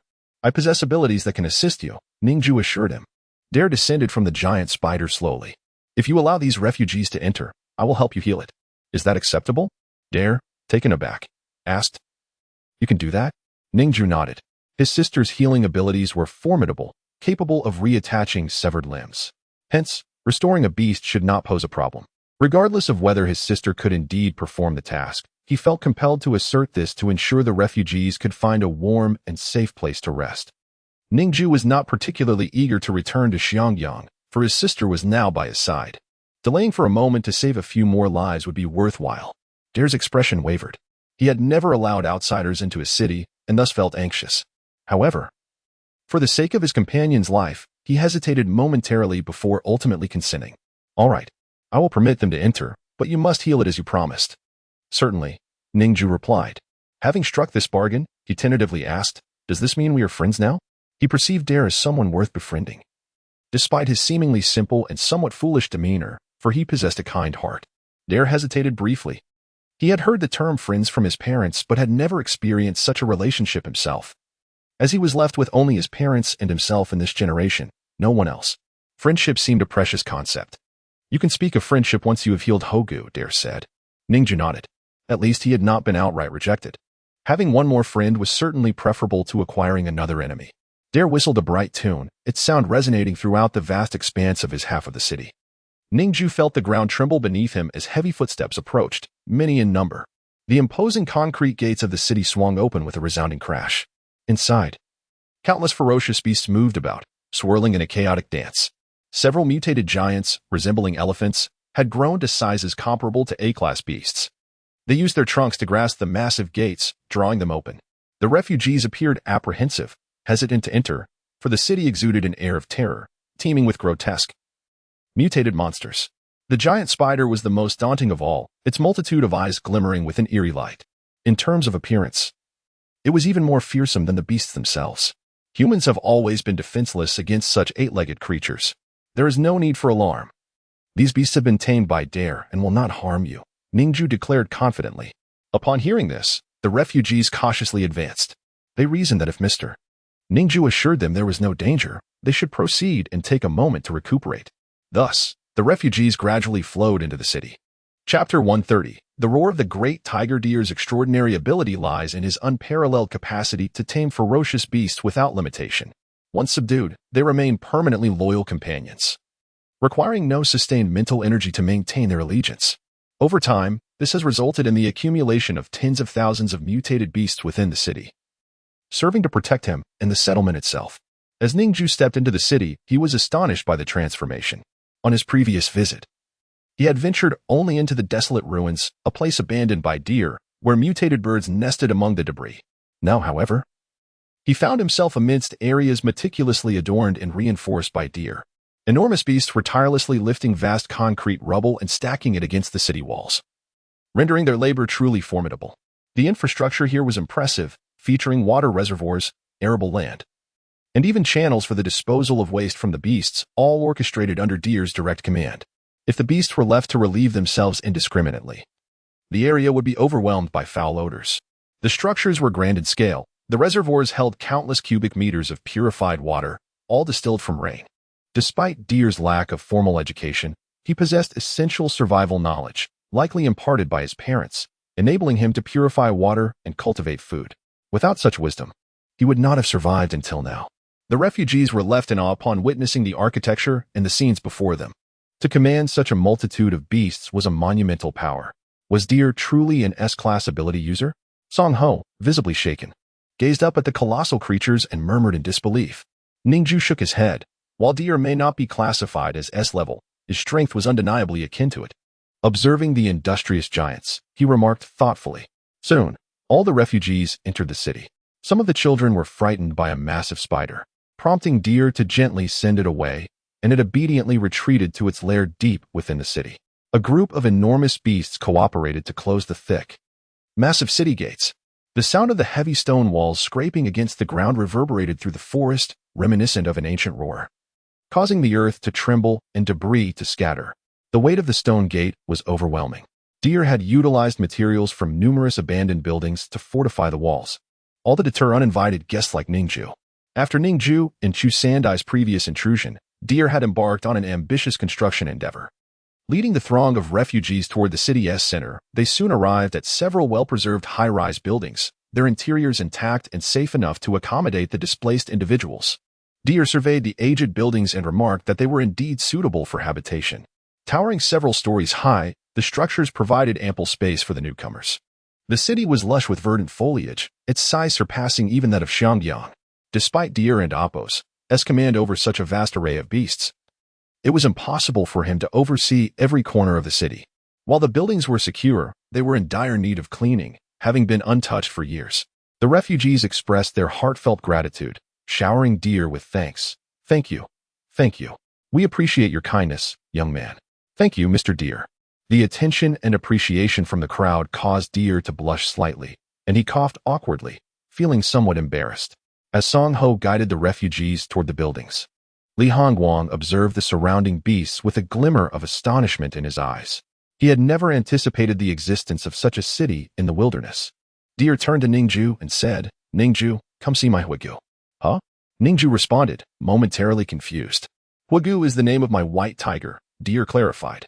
Nodding in understanding, Ning Jue took his sister's hand and proceeded onward. The vitality and regenerative abilities of mutated creatures surpassed those of humans. As long as his sister tended to its wounds properly, it should recover. As they walked, Ning Xia was captivated by the array of bizarre beasts along the path. She had never encountered so many mutated creatures before, and they were all harmless. Eventually, they arrived at the city center, where a dry fountain stood. At its core was a statue of an elegantly robed elder, brandishing a sword with one hand. The old man, clad in ancient attire, held a hammer in his left hand, as if striking something. The statue was covered in dust and bore many imperfections. Its head was reduced to a mere half. It appeared to represent a legendary swordsmith. Upon examining the statue's base, Ning Jue noticed it was inscribed with an abundance of tiny characters, written in an archaic script based on Hanzi. He could barely decipher the largest characters, which read Oyezi. Was this the fabled swordsmith of legend? Could this site have once been his abode, centuries ago, leading later generations to erect this statue in his honor? Ning Jue felt a stir of emotion. "This statue has endured much," Deer remarked, scratching his head. "It must be challenging to withstand the chaos of so many feral pets in this post-apocalyptic world." Holding his sister's hand, Ning Jue followed Deer into a spacious, vacant room. The area appeared to have once served as a warehouse, devoid of partitions, thus providing ample space. The floor was strewn with straw, and lying within was a colossal white tiger, its size rivaling that of a truck. This giant white tiger, a mutated beast, surely ranked no lower than B class. Ning Jue scanned its details. Mutated Bengal white tiger, threat level, B. Description: the Bengal white tiger is one of the most formidable predators in the world. The king of the jungle, a carnivorous mutated creature with acute hearing and night vision, capable of retracting its sharp claws and wielding powerful canine teeth. After mutation, its terrifying strength can topple a building. Indeed, it was a B-class mutated giant. The tiger's massive frame was covered in bulging muscles, marking it as a formidable opponent. A large wound marred its belly, oozing blood, hastily stitched with cotton thread, likely a result of Deer's handiwork. However, the stitching was chaotic, merely securing the outer skin without addressing the internal injuries, which were left untreated. As Ning Jue peered with his annihilation gaze, he saw that the tiger's innards were utterly shattered. Chapter 131. Electrotherapy. The wounds on Hogu's belly were not inflicted by a sharp weapon, but rather resulted from a tremendous impact that caused them to. The injuries were rugged and irregular, resembling serpentine cracks. What kind of mutated beast could possess strength surpassing that of this B-rank mutated giant tiger? The tiger lay on the ground, barely clinging to life. Ning Jue could see its heartbeat weakening. Deer stood nearby, his eyes reddening as he gently patted Hogu's back, unable to alleviate its suffering. "Ning Jue, I hope you can fulfill your promise," Deer said. Ning Jue nodded and addressed his sister, Xia. "See if you can heal this tiger." Ning Xia hesitated. "I have never treated a wild beast." Ning Jue reassured her. "Give it a try. Your abilities are inherently suited for healing." Reluctantly, she decided to attempt it, as she felt compelled to honor her brother's bold claim. A glimmer flickered in her eyes as a translucent semicircular force field enveloped the massive tiger. She focused intently, taking nearly 4 to 5 seconds to complete her scan, given the sheer size of the creature. Ning Jue broke into a sweat upon discovering that the tiger's insides were filled with shattered flesh, with numerous bones fractured. Its heart was in a state of disarray. To survive in such a condition, this truly was a formidable B-rank mutated beast. Brother, I cannot discern the fragments of its organs. I can't reassemble them, Ning Jue admitted. After all, she was neither a doctor nor a veterinarian. Her success in treating Song Ho was due to the relatively mild nature of his injuries and her familiarity with the human body. In contrast, wild beasts were entirely uncharted territory. Ning Jue's golden markings shimmered as he gazed at the giant tiger. His annihilation true eye possessed the power of X-ray vision, allowing him to see through the exterior and perceive the essence within. He could identify the fragments of flesh and determine which organ they belonged to. The third piece of flesh on the lower left was a kidney, while the 107th piece on the lower right comprised stomach fragments. The pale yellow mass in the center was fat and could be removed. Thus, Ning Jue directed operations tirelessly.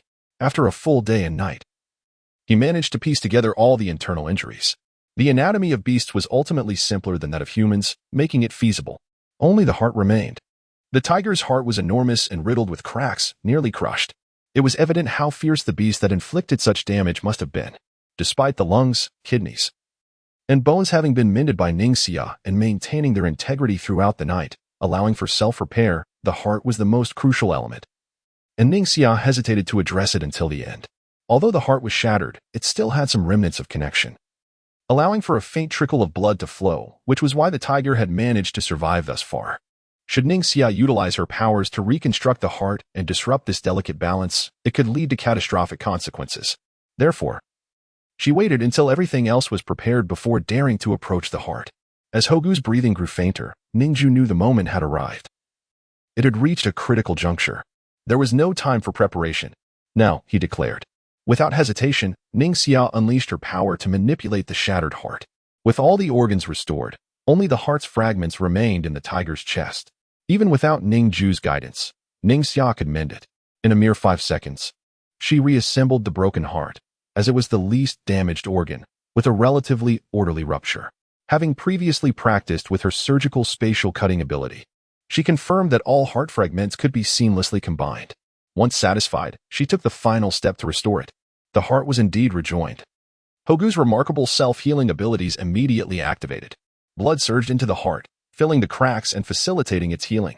As the heart served as the convergence point for all blood flow, it naturally possessed the highest concentration of blood and the strongest regenerative capabilities. In an instant, it was completely restored. Yet, Hogu was exceedingly weak. Having remained in this state for a week, even though it was healed, it was still on the brink of collapse. The heart, though rejoined, throbbed faintly, its vitality nearly extinguished. What should we do? Ning Jue asked anxiously. Do not fret, Jue. Your task is complete, Ning Jue reassured her. He then focused his annihilation true eye on the tiger's heart, identifying all obstructions to blood flow. With that, his hands crackled with azure lightning, poised to strike Hogu's chest. Deer, witnessing the scene, was taken aback. What are you doing? He shouted. This is electrotherapy, Ning Jue explained, halting his movements. I have never heard of such a thing. Deer retorted, skeptical, convinced that Ning Jue intended to harm Hogu. If I do not employ electrotherapy, it will perish in a matter of minutes. Do you choose to trust me, or will you let it inevitably die? Ning Jue posed the question. Deer clenched his fists, contemplating for several seconds before finally conceding. Fine. If anything happens to it, I will not spare you. Ning Jue nodded and struck with force. Administering electrotherapy to a tiger was not akin to doing so for a human. The tiger's chest cavity was vast, obstructed by robust muscles. The electrical current had to be powerful enough to penetrate those muscles and reach the heart to save the creature. Ning Jue unleashed all his strength, channeling the thunderous energy as he struck. Boom, boom, boom. The rhythmic pulses of cardiac electrotherapy continued for dozens of cycles. At last, the heart regained its autonomous rhythm. Hogu awakened from its extreme weakness and unconscious state. Ning Jue's gaze remained calm as he observed the white-furred tiger, confirming its vital signs had fully revived. It lay on the ground, emitting a faint growl, its voice deep. Deer, witnessing this moment, was astonished. The tiger's previous roar was a message to Deer, indicating it was feeling better. Deer understood completely. Ning Jue had succeeded. Chapter 132. Return to Xiangyang. Ning Jue's peculiar method of treatment was unlike anything Dio had ever witnessed, causing him considerable alarm moments ago. However, the miraculous revival of Hogu left Dio profoundly astonished. The charred remains on Hogu's chest bore testament to the thunderous assault it had endured. Yet, with Hogu's remarkable self-healing abilities, recovery was imminent. Ning Jue's electrotherapy had indeed proven effective. Ning Xia executed the final touches, meticulously removing all the sutures from Hogu's chest, which had been carelessly stitched with unsterilized cotton thread, leaving it in a filthy state. In time, infection was inevitable. Dyer, having never sustained injuries, was at a loss regarding proper care, thus she removed all the stitches. With an invisible force, she sealed the wounds, allowing the fissures to be filled with blood, forming scabs, rendering sutures unnecessary. Thank you, my friend. Dyer expressed her heartfelt gratitude towards Ning Jue, genuinely considering him a companion. No need for thanks, it is your due. Ning Jue replied, feeling no particular obligation to receive gratitude, especially since he had already owed Dyer for the demise of his screeching avian beast alongside Chu Sanzai. Let us rest for a while, and we shall depart in approximately half a month's time, Ning Jue stated. Dyer nodded in agreement, remaining by Hogu's side, gently caressing it. Meanwhile, Ning Jue followed his sister back to the buildings housing the refugees. Upon entering, they were met by a throng of displaced individuals filling the corridors and stairwells. These multi-storied buildings lacked functioning elevators, necessitating the arduous climb of over 30 flights of stairs, a feat far too strenuous for the weak and weary refugees. Thus, most congregated on the first 10 floors, while others dispersed into surrounding residential structures. With 40,000 refugees, the sheer number exceeded Dyer's initial expectations, rendering the available space inadequate. Many had sought refuge elsewhere, yet the general vicinity remained the same. Despite the abundance of dust and the walls adorned with various mutated flora, some plants resembling carnivorous species posed a threat, as one unfortunate refugee had his hand bitten off. Consequently, Li Hongguang took it upon himself to systematically purge each room of these hazardous plants, ensuring safety was paramount.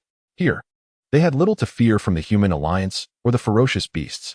In fact, these beasts seemed to offer them protection, allowing the refugees to rest with greater ease. Once everyone was settled, Ning Jue turned his attention to Chu Sanzai, who lay silently on a stretcher, eyes closed, devoid of expression. Sanzai, I shall take you back to Xiangyang, Ning Jue announced. With his current swiftness, transporting Chu Sanzai back to Xiangyang would be a matter of mere days. Upon reaching Daya's Beast City, he would only require a few additional days to return. During their journey, Ning Jue had refrained from using his full speed due to the inherent dangers, as he was among the strongest fighters and bore the responsibility of safeguarding everyone. Now, with the refugees secured under Daya's protection, he could finally afford to leave temporarily. Chu Sanzai's injuries had persisted for months and could no longer be delayed. As a martial artist, his self-healing capabilities were formidable. After all this time, his condition had improved somewhat, thanks to Ning Xia's efforts to stabilize his vital organs. However, his spine remained untouched, leaving him in a state of disability. Ning Xia, you shall accompany us, Ning Jue insisted, feeling uneasy about leaving his sister behind. Reluctantly, Ning Xia hesitated, contemplating the need to stay and protect the refugees. Yet, she could never defy her brother's words. With Li Hongguang and her brother present, she believed they would be safe. Thus, she nodded in agreement. Ning Jue approached Li Hongguang, returning the shattered sword, 1,000 blades, to its rightful owner. It belongs to you, he remarked, having acquired sufficient power with his static electric blade, as his primary offensive ability was no longer reliant on sword mastery. With that, he grasped the stretcher carrying Chu Sanzai in one hand and his sister and aunt, Apos, hand in the other. In an instant, they transformed into lightning. 3 figures entwined in a tempest of thunder, moving swiftly through the mists, their presence nearly undetectable. Years prior, they had attracted attention by carrying over 2,000 refugees in a similar manner. Now, with only 3 individuals, both weight and quantity were significantly diminished.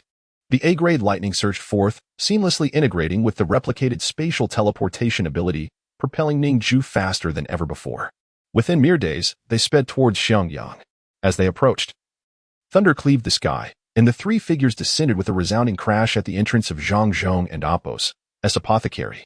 Zhang Wuxiang stood inside, engaged in conversation with Zhang Zhong. The arrival of the trio startled everyone. Disciple? Zhang Wuxiang and Apos' eyes widened in astonishment as he recognized Ning Xia. During her training, her necklace had shattered, causing her to vanish without a trace for several months, which had caused him great concern. My apologies, master. The necklace teleported me to my brother and Appo's side. And I did not mean to worry you, Ning Jue explained. Zhang Wuxiang then turned his gaze to Ning Jue and Chu Sanzai, his expression abruptly shifting to one of alarm. You have failed. His voice trembled with urgency, a rarity for someone usually so composed. The thought of Li Hongguang remaining in captivity was enough to rattle him. Master, I and Appo's successfully rescued Li Hongguang from prison. He is currently escorting 40,000 refugees to Xiangyang. Hence his slower pace, Ning Jue clarified. Zhang Wuxiang and Appo's eyes widened in disbelief. You accomplished this? Xiangyang and Appo's remote location lacks any modern long-distance communication devices, and the news of the prison's breach has not reached us. Indeed, master, I can assure you, I met Li Hongguang, and he appeared to be in good health. Ning Jue confirmed, instilling confidence in her mentor. My purpose here is to bring Chu Sanzai back for treatment. He has sustained grave injuries, Ning Jue stated. Stepping aside to reveal Chu Sanzai lying on the stretcher, Zhang Wuxiang's brow furrowed deeply upon seeing Chu Sanzai's condition. Sanzai, how have you sustained such severe injuries? He gasped in shock. His spine is completely shattered, leaving him paralyzed. Chu Sanzai replied calmly, devoid of any visible emotion. Zhang Zhong, witnessing the scene, immediately sprang to action. Quickly, bring him into my room. Ning Jue and Ning Jue swiftly carried Chu Sanzai inside, while Zhang Zhong checked his pulse, his face growing grave. This is dire, truly dire. Chu Sanzai managed a bitter smile. Zhang, the old man, please refrain from jesting. I am aware that there is still hope for me. Zhang, the traditional Chinese medicine practitioner, scratched his head, feeling a bit awkward. Alas, it seems I can no longer deceive you. Chapter 133. The depressed youth. The injuries sustained by Chu Sanzai were merely fractures of the bones. In the presence of a skilled physician, he would soon recover. Moreover, as a martial artist, his vitality was exceptionally robust. Chu Sanzai always believed that he had hope for recovery. However, his spirits remained low, not due to his injuries, but because of his own perceived weakness in the vast chasm between his abilities and those of others. It may hurt a bit. Bear with it. Zhang Zhong said as he took out a pack of silver needles and several minuscule silver surgical knives. He then drew the curtain, instructing everyone to leave, as his medical skills were not to be shared with the public. Should your medical knowledge remain undisclosed, then upon your demise, what legacy will you leave behind? Zhang Wuxiang inquired from behind the curtain. His beloved disciple, Ning Jue, possessed abilities that were remarkably suitable for the medical profession. If Zhang Zhong were willing to impart his skills, Ning Jue could become a unique martial artist, proficient in both medicine and martial arts. Thus, Zhang Wuxiang sought to persuade him. Zhang Zhong chuckled heartily.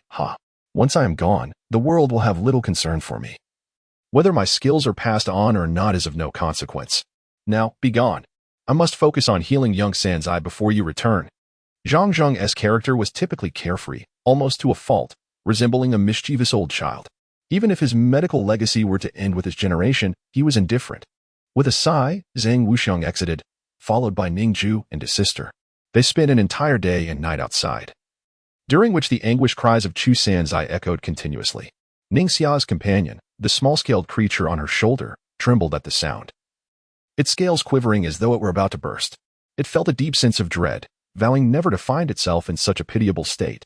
Ning Jue, seeing the blood splattered on the curtain, comprehended the horrific scene within and chose not to witness any further. He made his way to Ning Jue's room, where a stable was constructed nearby, housing Zhaonan's reins and an abundance of hay. In a corner lay Zhaonan's armor, yet the steed was absent. Ning Jue whistled, a clear sound that resonated in the distance. Suddenly, the sound of galloping hooves approached rapidly. A magnificent black stallion streaked into view, interspersed with hints of purple. Having shed its heavy armor and bearing no encumbrance, free at last, for it no longer needed to fight on the battlefield, it halted before Ning Jue, the wind tousling his hair. Smiling, he reached out to stroke Zhaonan's back. The horse, elated, whirled in circles. It had not seen its master for several years and had believed it would never meet him again. Its mane was a tangled mess, ruffled by the wind, indicating that Ning Jue had allowed it freedom, permitting it to roam freely around Xiangyang. This was for the best, as horses naturally cherish their liberty. Ning Jue leaned against a post, gazing at the sky, with Zhaonan beside him. The two remained in quiet companionship for 2 days and nights, their bond unspoken yet profound. Such tranquil moments were invaluable to Ning Jue. Gradually rising, he cast a glance at Zhaonan. The horse, attuned to Ning Jue's thoughts, understood immediately that he was about to depart. I shall return soon, my companion. Jianan nodded, letting out a soft whinny before bounding into the distant streets, disappearing into the night. Its advance made the farewell feel less sorrowful. Ning Jue sighed softly. When would he be able to remain by the side of those he cherished? Even with his S-class abilities, he still found it unattainable. Upon returning to Zhang Zhang's clinic, the physician finally drew back the curtain. Chu Sanzai's back was marred with knife wounds. The shattered bones had been painstakingly reassembled with tweezers, causing him excruciating pain.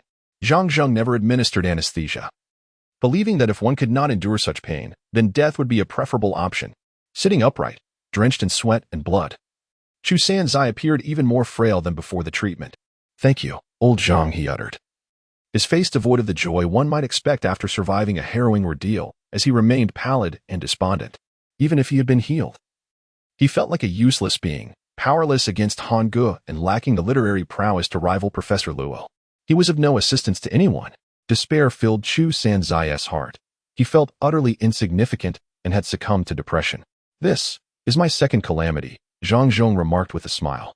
What second calamity? The others queried, puzzled. Zhang Zhong was taken aback. You mean to say you were unaware? The midwife who delivered you over a decade ago foretold that you would face 3 major calamities in your life.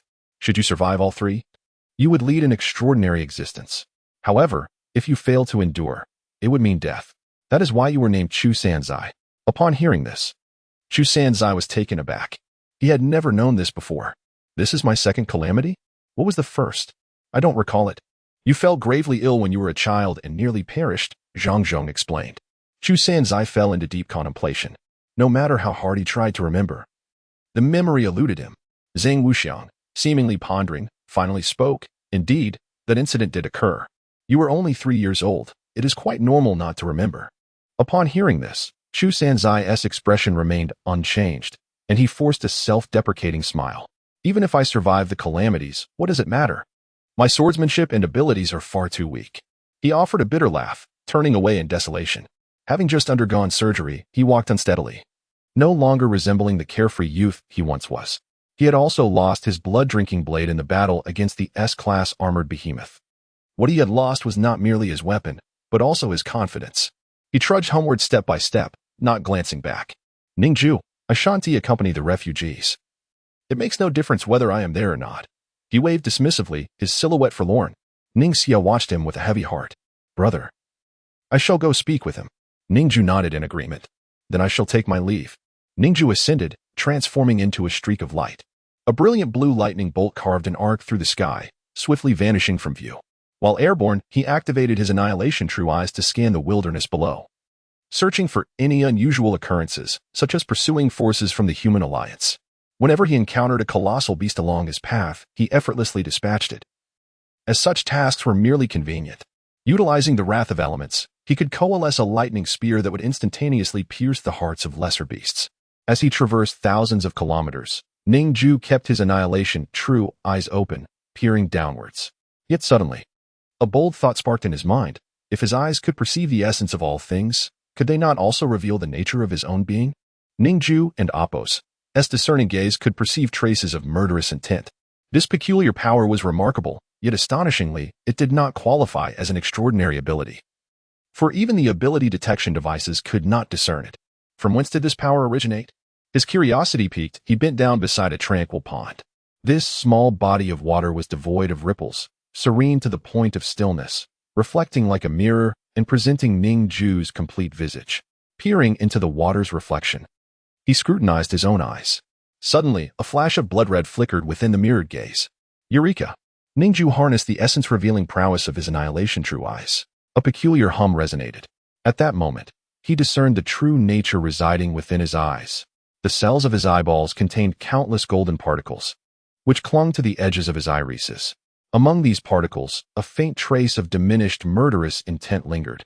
This was the source of his ability to perceive such intent. The Eye of Annihilation was the product of the deconstruction eye after its evolution, merging with these murderous particles. Subsequently, Ning Jue, through the fusion of will, attained the Annihilation true eyes. Yet, these particles remained within his gaze, now intricately intertwined with the Annihilation true eyes. Ning Jue could perceive the essence of these particles. All the golden particles momentarily flashed a blood-red hue. This was the color they once held, solely revealing murderous intent. However, they had since amalgamated with the annihilation true eyes, evolving into a golden, extraordinary ability. Why had these entities manifested within his eyes? Ning Jue pondered, perplexed. His mind held no recollections pertaining to this matter. He gazed intently at his reflection, focusing on his brain, seeking to explore his own memories. He embarked on a quest to delve into his past. Suddenly, Ning Jue's gaze sharpened. He discovered that his memories from the age of 5 had entirely vanished. That period of his life was a complete void. Such an anomaly was unbearable. Memories prior to the age of 5 remained shrouded in emptiness. Ning Jue had never thoroughly reflected upon it. He could not recall his childhood or his parents' appearances, but he had always assumed that the passage of time had rendered those memories unreachable. Yet now, wielding the annihilation true eyes to probe his memories, he found nothing but an expanse of blankness. This was undeniably not a mere natural forgetfulness. Chapter 134. The Truth Behind the Dual Eyes. Ning Jue and Apos' golden vein shimmered as he forcefully pierced through the layer of white paper. A sharp pain surged through his brain. The annihilation eye allowed him to perceive the essence of things. Memories, akin to a hard drive, could be restored even after deletion, albeit with some imperfections. Utilizing his penetrating insight, Ning Jue delved deep beneath the surface, reaching the innermost layers. Ultimately, he uncovered what he had been seeking. Fragments of memories prior to the age of 5 began to surface. He saw a woman and a man holding him, their faces radiant with smiles. My parents? The sight of these two figures felt both familiar and foreign to Ning Jue. He explored his recollections from infancy onwards, witnessing the resurgence of this blank period of memory. He discovered that he had once belonged to a blissful family. Additionally, he had a biological sister named Ningxia. Tragically, she had died when Ning Jue was merely 5 years old. A jolt of realization struck him. No wonder he had chosen the name Ningxia for her.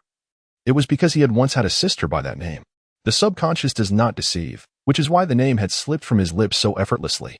It appeared that his parents were researchers and scientists, enjoying a life of affluence. Both held esteemed positions in their respective fields, earning substantial salaries, placing them in the upper echelons of society. Their superior was Zhao Ting. On one occasion, Ning Jue's parents inadvertently stumbled upon Zhao Ting's clandestine laboratory, filled with infants, inhumane subjects of experimentation. This discovery incited their fury. They confronted Zhao Ting, threatening to report him to the Human Alliance. At that time, Zhao Ting appeared youthful and said nothing, allowing them to leave. However, the following day, a multitude of Human Alliance soldiers invaded the couple's home. Modern weaponry aimed squarely at the two researchers. Ning Jue's sister fell victim to the gunfire, as did their parents. It was tragic that they sought to expose the Human Alliance, unaware that it was complicit with Zhao Ting. As the military surrounded their home, Ning Jue's mother injected a crimson syringe into his eyes, her muffled words echoing in his mind. The world is cruel, yet I love you still. You can perceive murderous intent and evade those who wish to harm you. Jue, flee quickly. Subsequently, Ning Jue escaped through the sewage pipes of the basement. At that time, his sister was a mere 3 years old, with short arms and legs, utterly incapable of fleeing. Thus, their parents held her close, preventing her from wandering. Ultimately, all three perished in the crossfire, leaving only Ning Jue to barely escape. After fleeing through the tunnel, soldiers pursued him. Desperately, he plunged into a roadside sewer, covering himself in filth, pretending to beg. He wept and trembled with fear, eventually fainting. When he awoke, all memories had vanished. Surely, the syringe's effects included a memory-erasing substance. Ning Jue's mother had not wanted him to grow up consumed by vengeance. She merely wished for him to survive, even if it meant begging on the streets. Even if it meant merely enduring existence, rather than succumbing to death. Opposing Zhao Ting in the Human Alliance would lead only to death. The ability to perceive murderous intent was granted to him to help him evade those who sought to kill him. The syringe was a product of his parents' research. Unknown to anyone else in the world, it was a potion that could flawlessly fuse the genes of colossal beasts with those of humans. It transcended mere supernatural abilities, becoming intrinsic power. This was the true essence of perfect fusion. His parents' technology represented the pinnacle of the amalgamation of colossal beast genes with human DNA. Zhao Ting, even to this day, could only cultivate monstrous beasts infused with human genes. While his parents had discovered a method years prior that enabled a 5-year-old child to harness the power of these beasts. Ning Jue recalled conversations between his parents prior to the calamity, recognizing that the syringe represented their lifelong dream, a successful creation achieved without resorting to inhumane experimentation. Alas, they were unable to reveal their findings to the world before their untimely demise. The fruits of their research, along with their memories, may have vanished forever from existence. Yet there might still be backups hidden away somewhere. However, it was beyond Ning Jue's reach to uncover now. He reminisced about the warmth of having parents, the happiness of family life, the comforting embrace of his mother, and the way his sister would trail behind him like a shadow. Tears welled in his eyes as comprehension dawned upon him. No wonder he had felt an instant connection with Ning Jue on the streets, choosing to keep her close and protect her. It was because she bore an uncanny resemblance to his biological sister, Ning Jue. His subconscious had not forgotten. It had merely been suppressed. Now, empowered by the annihilation eye, he remembered everything.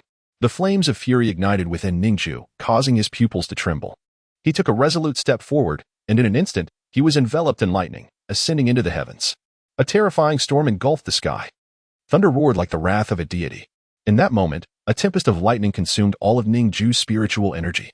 The instantaneous eruption of power drained him completely, causing blood to flow from his eyes. He took a deep breath, channeling innate energy into his mind, revitalizing his spirit. Gradually, his expended energy returned. And after the murderous intent subsided, a profound tranquility settled within him. Transformed into pure lightning, he sped towards Beast City. The weight of newfound knowledge overwhelmed him. Yet his heart quelled the tempest of hatred. His gaze became chillingly calm.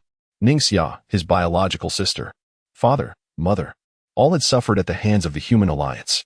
It was the human alliance that had forced him to scavenge through sewers as a child, enduring untold hardships. All of them must be eliminated. Ning Jue spoke slowly, devoid of anger, his tone flat. This was the epitome of his murderous intent. With a thunderous explosion, he transformed into lightning, returning to Beast City. A flash of blue light appeared as he landed, re-entering the city.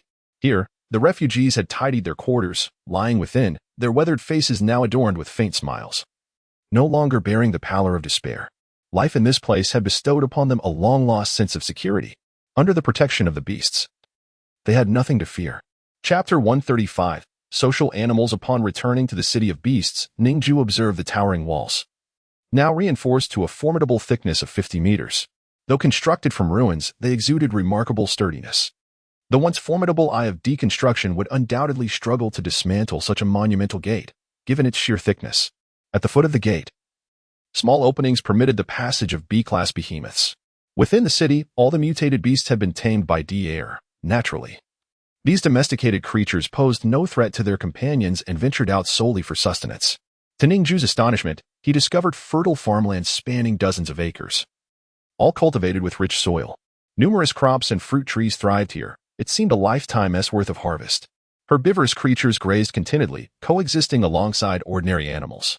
The droppings from these animals served as natural fertilizer. Agile creatures like gorillas and monkeys skillfully wielded large scissors and sickles, pruning the withered branches of the crops. In this realm, D-Air resembled a deity, attended by a multitude of animals that appeared genuinely joyful. Here, they lived without the fear of natural predators. Truly, a paradise on earth. Ning Jue had never before ventured into this agricultural expanse. The sight of such a vast area filled with rice, vegetables, and fruits left him utterly awestruck. Among the bounty were many mutated fruits, large and sweet, enough to nourish thousands. Moreover, these resources were renewable, offering far greater efficiency than the recycled slop produced by human alliances. The city boasted numerous oversized supermarkets and military camps, brimming with useful tools. The scissors held by the monkeys and gorillas were salvaged by D-Air from these establishments. D-Air's family had resided here for generations, meticulously scouring these premises for valuable supplies. The city also housed numerous barracks and police stations, stocked with firearms. It was likely these weapons enabled the survival of their bloodline into D-Air's era. Initially, mutated creatures were feeble enough to be felled by bullets, but now they had grown so powerful that firearms had become obsolete. Ning Jue infiltrated these military camps, distributing all the firearms and ammunition to the refugees, tens of thousands of guns and countless rounds, some slightly rusted. Utilizing the annihilation eye, he swiftly eliminated all moisture, corrosion, and impurities from the gunpowder, rendering the weapon spotless and as good as new. As the refugees donned their newfound armaments, their strength had multiplied exponentially. As ordinary individuals wielding mere iron, they would struggle against formidable foes. Yet, firearms, even in limited numbers, still held some utility. No matter how resilient the mutated beast's hides, they could still be intimidated under the concentrated firepower of thousands of guns. A single weapon might prove ineffective. But the cacophony of thousands was enough to instill fear in the hearts of those creatures. However, many refugees were unfamiliar with firearms. Therefore, Ning Jue instructed Song Ho, who in turn taught the others. By night, the refugees rested, while during the day, they practiced marksmanship in an open area. Soon, half a month had passed, and it was time for the refugees to depart. Daer was at the city center, entertaining several children. The massive white tiger, Hogu, had regained much of its vitality and now leaped joyfully. It carried a little girl as they frolicked through the buildings. So fast, the chubby-cheeked girl exclaimed, reveling in her ride atop the majestic beast, affectionately tugging at its fur. Hogu, in return, displayed a fondness for the children, its expression softening akin to a large dog. Surrounding Daer were many peacocks, all mutated, their plumage unfurling in breathtaking displays. The children stood captivated before the vibrant birds. Big brother Daer, I want to play with Hogu too. Let her down. They clamored, encircling him. Daer quickly became the center of their attention, engaging with them as they delighted in the presence of the fluffy creatures. However, the refugees, armed and resolute, began descending towards the city center. Many parents called their children back, signaling it was time to leave. Daughter, regroup. We must set forth. Yet, the little girl, still perched atop Hogu, protested. But I want to play with big brother Daer. No, we must go. They have shown us kindness for half a month. We cannot overstay our welcome. Her stern father replied. Heartbroken, the girl reluctantly dismounted from Hogu, who looked on with a forlorn expression, its eyes glistening as it watched her depart. The children, filled with sorrow, voiced their wishes to stay, but their pleas were met with refusal. The animals gathered, their eyes reflecting a sense of loss as they watched the children leave. It seemed that these creatures held a deep affection for the young ones. Daer, observing this poignant scene, felt a stirring within his heart. His time spent in playful camaraderie with the children had imparted a joy he had never known before. Yet, as the moment of parting approached, Hogu gently tugged at his garment with its paw. Daer turned to Hogu, who emitted a soft series of growls. Contemplating its unspoken request, Daer fell into deep reflection. Hogu was suggesting that he consider allowing the children to stay, though Daer had always preferred solitude. He had come to understand that the company of others was not as daunting as he once believed. It brought warmth and happiness, reminiscent of moments spent with his parents. Thank you, Mr. Daer, for your hospitality. We must take our leave now, Song Ho expressed with gratitude. The refugees bowed deeply, a gesture of appreciation for the lord of the city who had chosen to shelter them.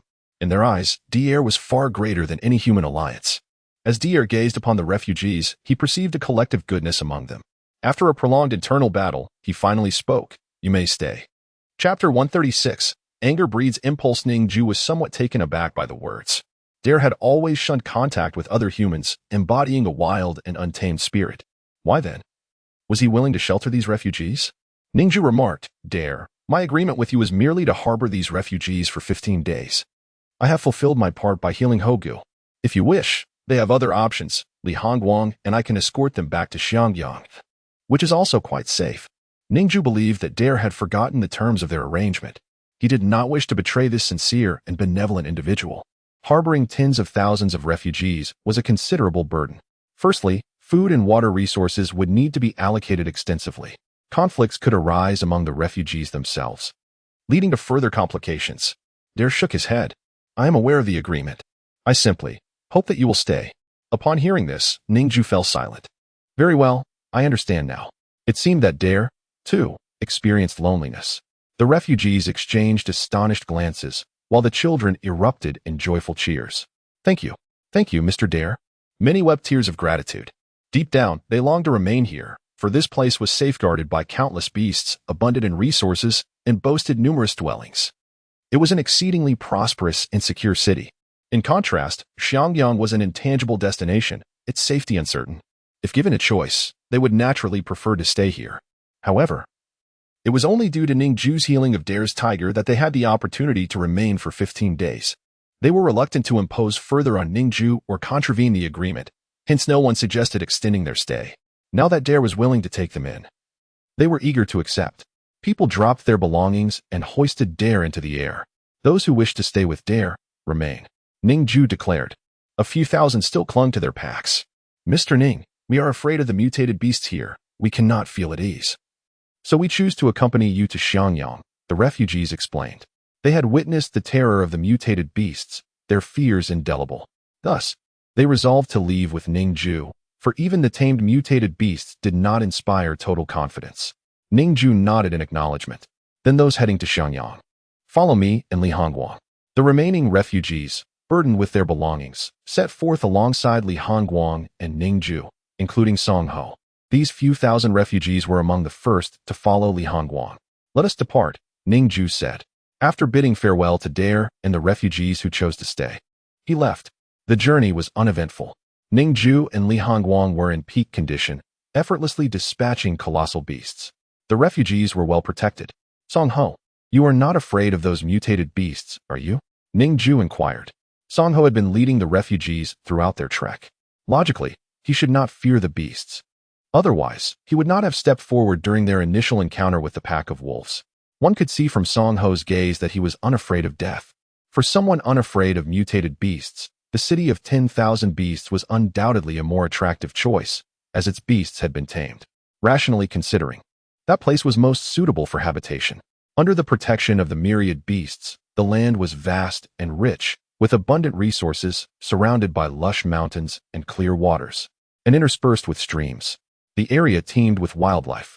Within the city of 10,000 beasts, crops and various fruits and vegetables flourished. If sold outside, these sweet fruits would fetch a handsome price, readily available throughout the city. Moreover, the mutated beasts would hunt, eliminating the need for human involvement, ensuring a steady supply of meat. With the city of 10,000 beasts so near, why did Song Ho choose to go to Xiangyang? Xiangyang was a place where ordinary folk had never ventured. How could the ethereal possibilities of that future realm compare to the solid reality of the city of 10,000 beasts? Song Ho smiled faintly. Haha, Mr. Ning. I am indeed not afraid of mutated beasts. Worst comes to worst, I die. I often fight them. Compared to mutated beasts, humans are far more terrifying.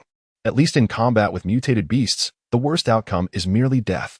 However, in conflict with humans, the most dreadful result could be a fate worse than death. Thus, I find little to fear from mutated beasts. Ning Jue was left puzzled. If that is the case, why do you wish to accompany me to Xiangyang? Song Ho scratched his head. Mr. Ning, I wish to go to Xiangyang because I have heard it is a martial city. There, warriors abound. They possess the strength to enable ordinary people to battle mutated beasts. This is precisely what we seek. After his home was ravaged by colossal beasts, he was resolute in his quest for vengeance, determined to eradicate all giants from this world. The thousands of refugees accompanying him shared this fervent desire. Ning Jue was astonished. These refugees were all aspiring to cultivate martial skills in Xiangyang? Li Hongguang nodded. Indeed, within Xiangyang, there are numerous martial texts. Aside from certain family secrets that are not publicly shared, there are many open martial arts available for you to study upon joining Xiangyang and becoming a part of it.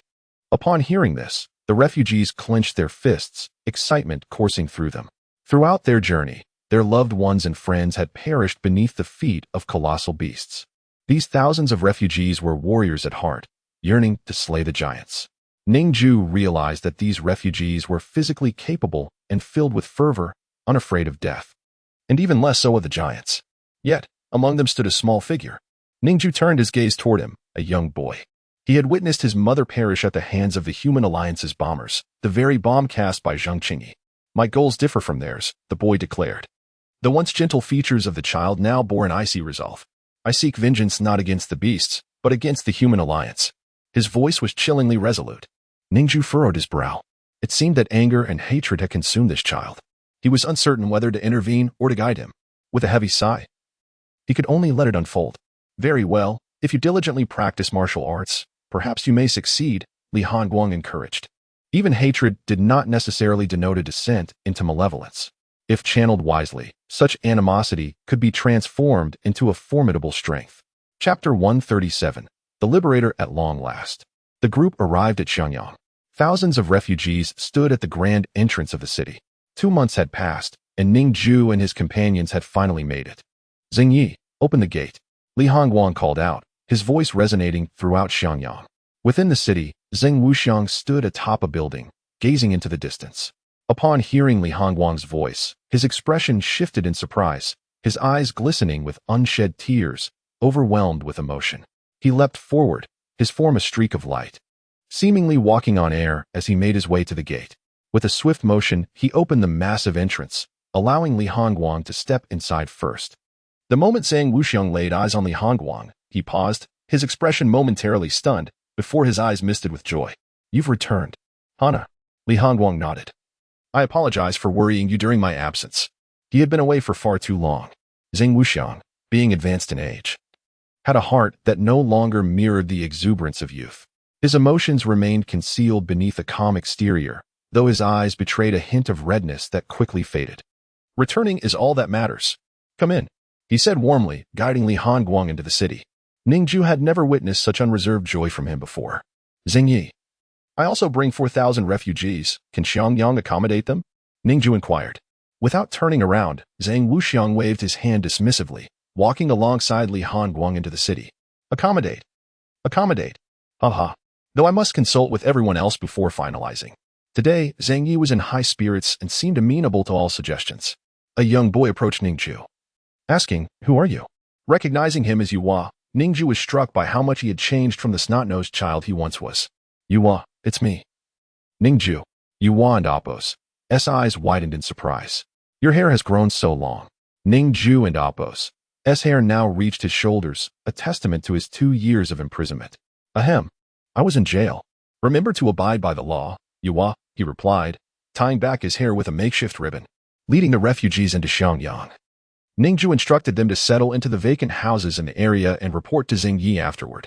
Once inside, Zheng Yi became the authority.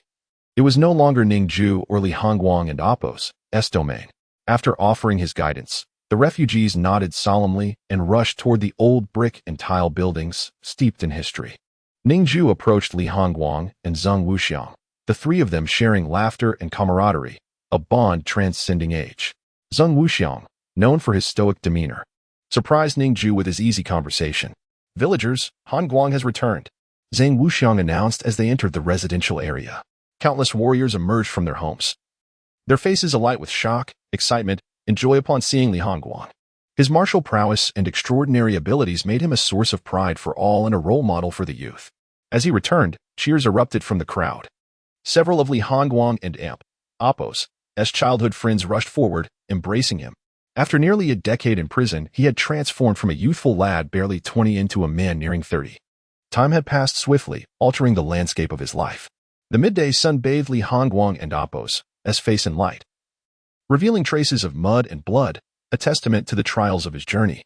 "Everyone, I have returned," he said with a smile, his eyes shimmering with unshed tears. He had never imagined he would see this day. Ning Xia approached, supporting Chu Sandai as they neared Li Hongguang. "You're back, Honggu," she said. Chu Sandai looked at Li Hongguang, a faint smile on his lips, though it was evident to all that his joy was forced. "Yes, I am truly back." "How's your injury, Sandai?" Li Hongguang asked with concern. "I'm managing. Just seeing you return is enough for me," Chu Sandai replied, before turning away, leaning heavily on his cane as he limped off. His injuries were severe, and despite undergoing surgery, he needed time to recuperate.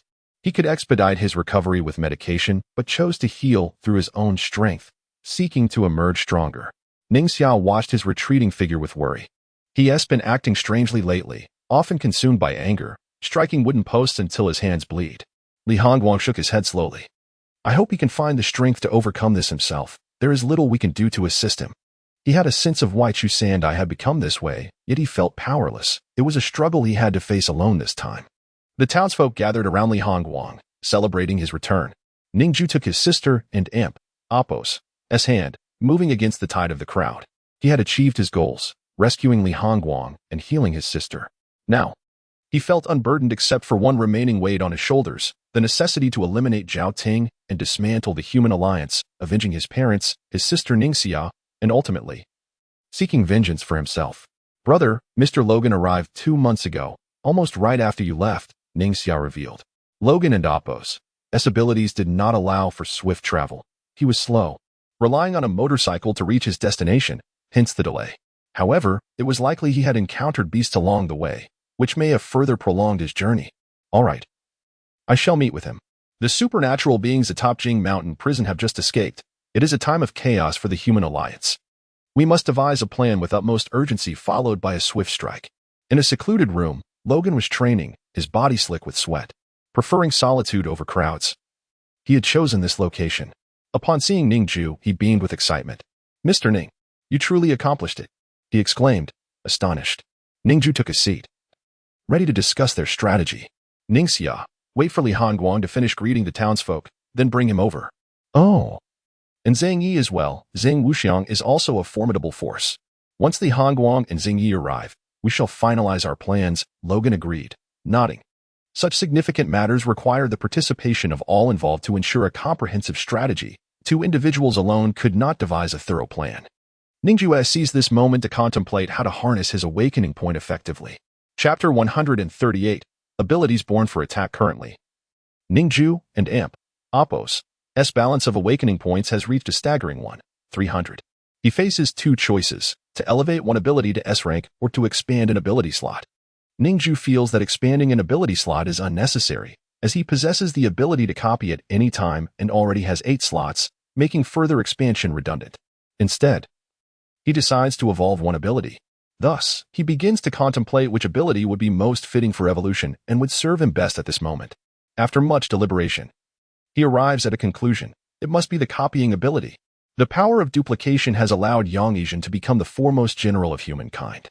Should Ning Jue elevate this ability to S rank, he would nearly attain the prowess of Yang Yizhen himself. This ability would even allow him to flawlessly steal the power of sword mastery. Once he possesses this ability, combined with all of Ning Jue and Amp, Appos, S other abilities, his strength will become exceedingly formidable. With the copying ability, he could contend evenly with anyone, and paired with his other skills, he would approach invincibility. He promptly chooses to enhance the copying ability, expending 1,000 awakening points for its evolution. In an instant, a jolt passes through his mind. 1,000 awakening points consumed. Evolution successful. He now possesses the S rank ability, Copy. Ning Jue inspects his profile. Copy spatial jump. Rank. S. Description. Can replicate any ability intact. The power of any copied ability will be assimilated to S rank. Spatial jump. Can break the space within a 1 kilometer radius for instantaneous movement, transporting any material in contact with his body. However, the larger the mass of the material, the more mental energy consumed. This spatial jump ability has also attained S rank. Ning Jue can distinctly sense that his capacity to manipulate space has significantly strengthened. He now holds 3 S rank abilities for A rank abilities and 1 additional slot. His power is now extraordinarily formidable. Should he consider stealing his sister and Amp, Appos, S surgical domain ability? Ning Jue muses. The surgical domain is indeed impressive. Yet if he were to steal it, he would lose the extra slot, rendering him unable to acquire any future enticing abilities. Before long, Li Hongguang and Zhang Yi arrive alongside his sister. Ning Jue scans the surgical domain ability. Surgical space. Rank. A. Description. Consumes mental energy to unfold a space, allowing manipulation of objects within for spatial and positional movement without harming the objects themselves. Eternal surgery. This ability, wielded by a person of sufficient talent, can perform a single surgery that grants eternal life, though the user will lose their heart upon completion. Ning Jue's pupils dilate. Eternal life? How extraordinary. He had never scrutinized this ability closely before, realizing now its remarkable potential. His sister had never mentioned it. No wonder the data on the surgical fruit stated, this ability is so powerful that it could fulfill humanity and Amp, Appos, S ancient dream. And that dream is none other than immortality. However, it is somewhat regrettable that this ability can only be used once before it disappears. After contemplation, he ultimately refrains from seizing this power, as much of it overlaps with his existing abilities. He already possesses spatial jump and the spatial exchange capability of the surgical domain, rendering it somewhat redundant. Besides, with the copying ability, he can simply replicate it from his sister when needed. Zhang Yi and Li Hongguang take their seats, and Ning Jue and Amp, Appos, S sister also finds a spot. Before Ning Jue lies a map, and the 5 engage in discussion. Our most pressing objective is to rescue those subjected to cruel experiments, Logan states. Ning Jue nods and ignites a flame with his finger, marking the center of the map. In the midst of the yellow sands of Central City lies the headquarters of the Human Alliance and Amp, Appos, S Intelligence Department, marked by a charred point. Professor Zhao Ting's experimental base is located there. However, the defenses are exceedingly tight. Logan elaborates, detailing the immense desert aircraft carriers and the countless ability-wielding soldiers stationed there. Ning Jue nods, gesturing as solid ice materializes from the air, forming several intricately detailed aircraft carriers upon the map. Having never witnessed the scene, he relies solely on his memory of aircraft carriers to create them. Conducting the discussion in this manner is far more intuitive. As Mr. Logan mentioned, the defenses are remarkably solid, and the failure rate of a direct assault is exceedingly high. Nevertheless, we must first eliminate the laboratory there before toppling the human alliance. As long as Zhao Ting remains at large, he can continue to develop an endless supply of advanced weaponry against us. Initially, he researched how to fuse giant beast genes with those of infants. Now, he has successfully figured out how to merge the genes of giant beasts with those of adult ability users. The S-rank giant beast we encountered last time was a fusion of a spatial jump ability user and the genes of the blood mud devouring beast and the armored giant beast. The speed of this research is terrifying. Originally, only Ning Jue's sister, Ning Jue, had such a unique ability. Now, Zhao Ting has discovered the means to mass-produce it, and the situation could spiral out of control. Imagine the consequences of mass-producing S-rank giant beasts that are completely obedient to commands. It is evident that even if all the warriors of Xiangyang were to unite, they would stand no chance. Thus, we must act swiftly, preventing him from reaching mass production. Li Hongguang nods, fully aware of the dangers, having personally battled the giant beast. The combination of multiple abilities grants the beast formidable survival capabilities, making it exceedingly difficult for even Li Hongguang to eliminate it swiftly. Should Zhao Ting continue his research and achieve mass production, the ramifications would be unfathomable. Currently, most of the younger martial artists of Xiangyang are out aiding the fleeing refugees. What can you few do against the human alliance? Zingyi inquires. I can handle those desert aircraft carriers, Li Hongguang replies. He has slain Zheng Qingyi and successfully retreated from the assault of 4 S-rank ability users, demonstrating his remarkable prowess.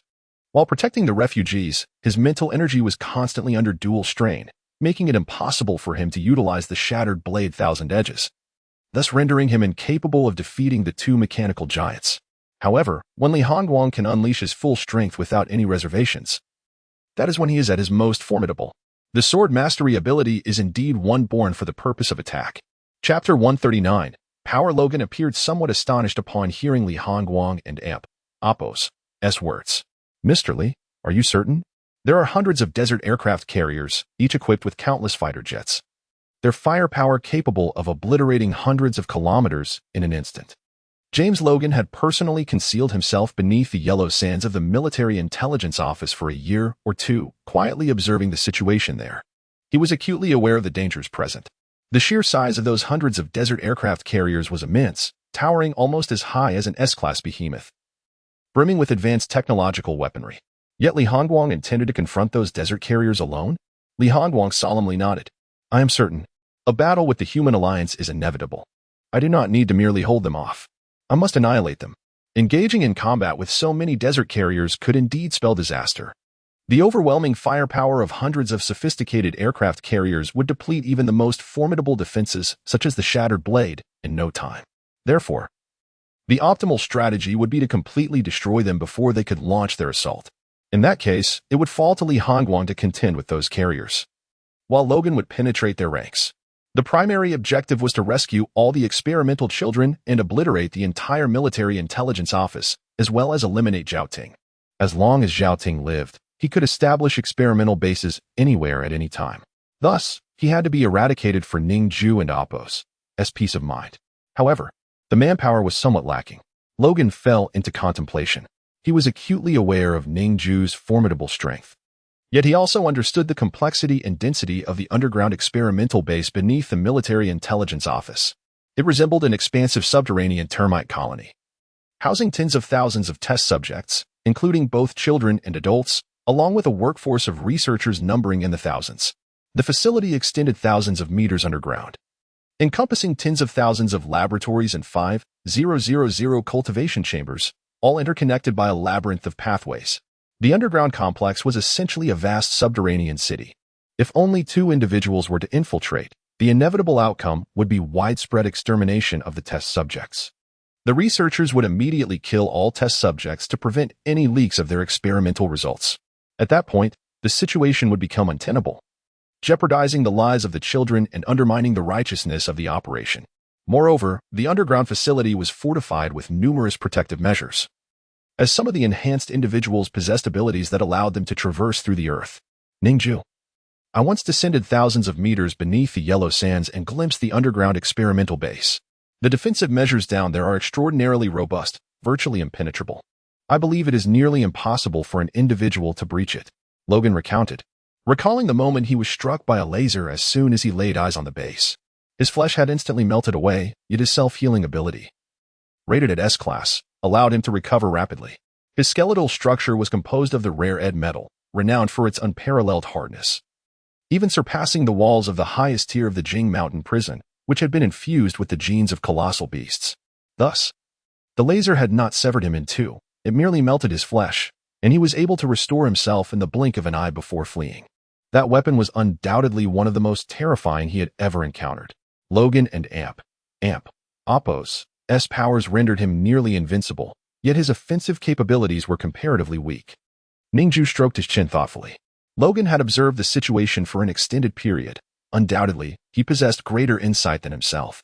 If Logan deemed two individuals insufficient, then indeed, they were inadequate. Then, let us wait a while longer before making our move, Ning Jue suggested. The thousands of refugees he had brought with him sought to cultivate martial arts. With a little patience, perhaps these refugees could achieve some level of martial prowess, enabling a collective assault. However, Ning Jue did not intend to rely entirely on these refugees, as martial arts required innate talent. Without such talent, decades of arduous training might not suffice to defeat even the weakest of enhanced individuals. Thus, it was likely that only a handful of exceptional fighters would emerge from among the refugees, which would still be insufficient. Ning Jue resolved to recruit additional allies. Zhengyi, I have brought thousands of refugees. May I request that you accept them into Xiangyang and allow them to become citizens? Then, impart martial skills to them, Ning Jue proposed. Zheng Wuxiang's expression grew grave upon hearing this. His martial arts were traditionally not to be disseminated. Yet, if this rule were to be broken, would it not set a precedent? Master, in this day and age, the path of the martial artist has grown increasingly narrow. The world of martial artists is almost exclusively confined to our Xiangyang. In recent years, the borderlands have been ravaged, causing widespread displacement. Thousands of young men have left Xiangyang, and now only a few hundred have returned. Why not seize this opportunity to promote martial arts and ensure the continuation of our craft? Ningxia urged. Zheng Wuxiang furrowed his brow. Your words hold merit, my disciple. Unlike Zhang Zhong, he was not unencumbered by concerns. He had many worries and desired a brighter future for martial artists. If everyone hoarded their martial skills, the art would inevitably fade into obscurity. The only one who knew of his dragon elephant body refinement technique was Ningxia. Upon his passing, only she would know it. Once Ningxia was gone, this martial art would be lost forever, rendering the efforts of their ancestors futile. It would be better to promote and expand it. Zheng Wuxiang's brow furrowed as he resolved firmly. Very well, I shall accept all as my disciples and impart the dragon elephant body refinement technique. Furthermore, I will encourage others to share their family secrets, though it remains uncertain whether they will agree. Ning Jue and Appo's countenance brightened with excitement upon hearing this. He was well aware of the power of the dragon elephant body refinement technique. With Zhengyi and Appo's endorsement, those refugees would undoubtedly grow stronger. May we in Xiangyang completely discard those cumbersome formalities, Li Hongguang added. Being young and having ventured into the world, he had naturally embraced many progressive ideas and concurred with Ning Jue. Isolation breeds stagnation. One cannot hope to achieve greatness in a vacuum.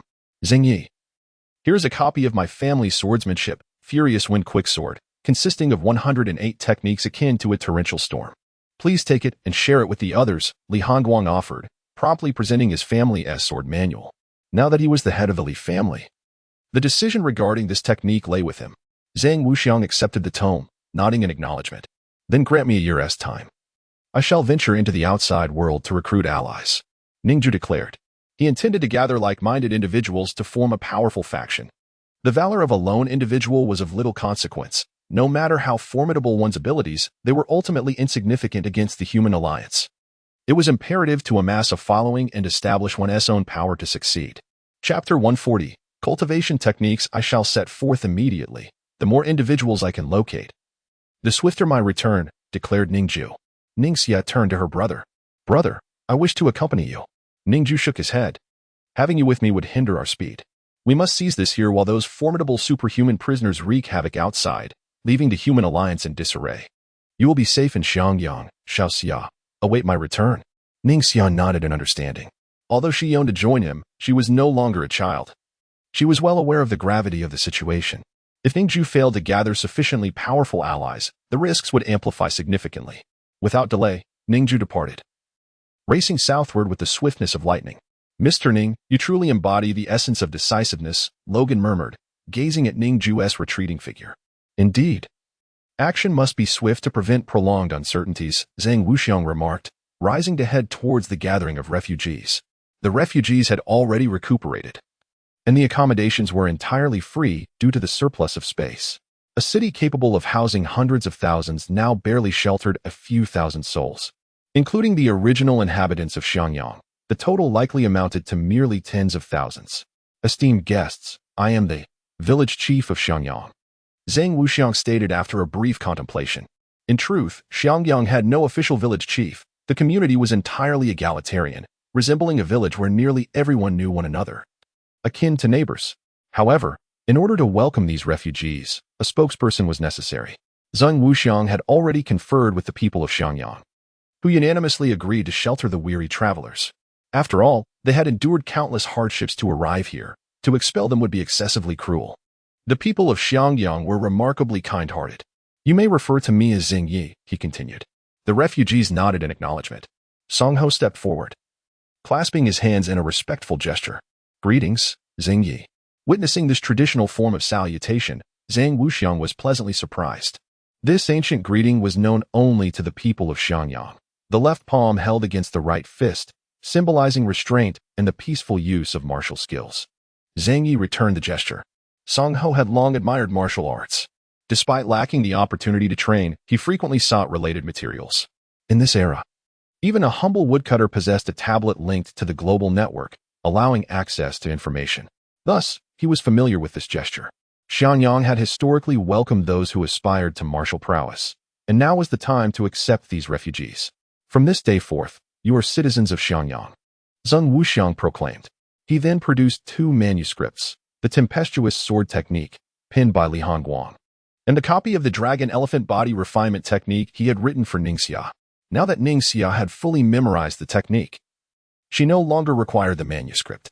"Take these two techniques back, and each of you shall transcribe a copy.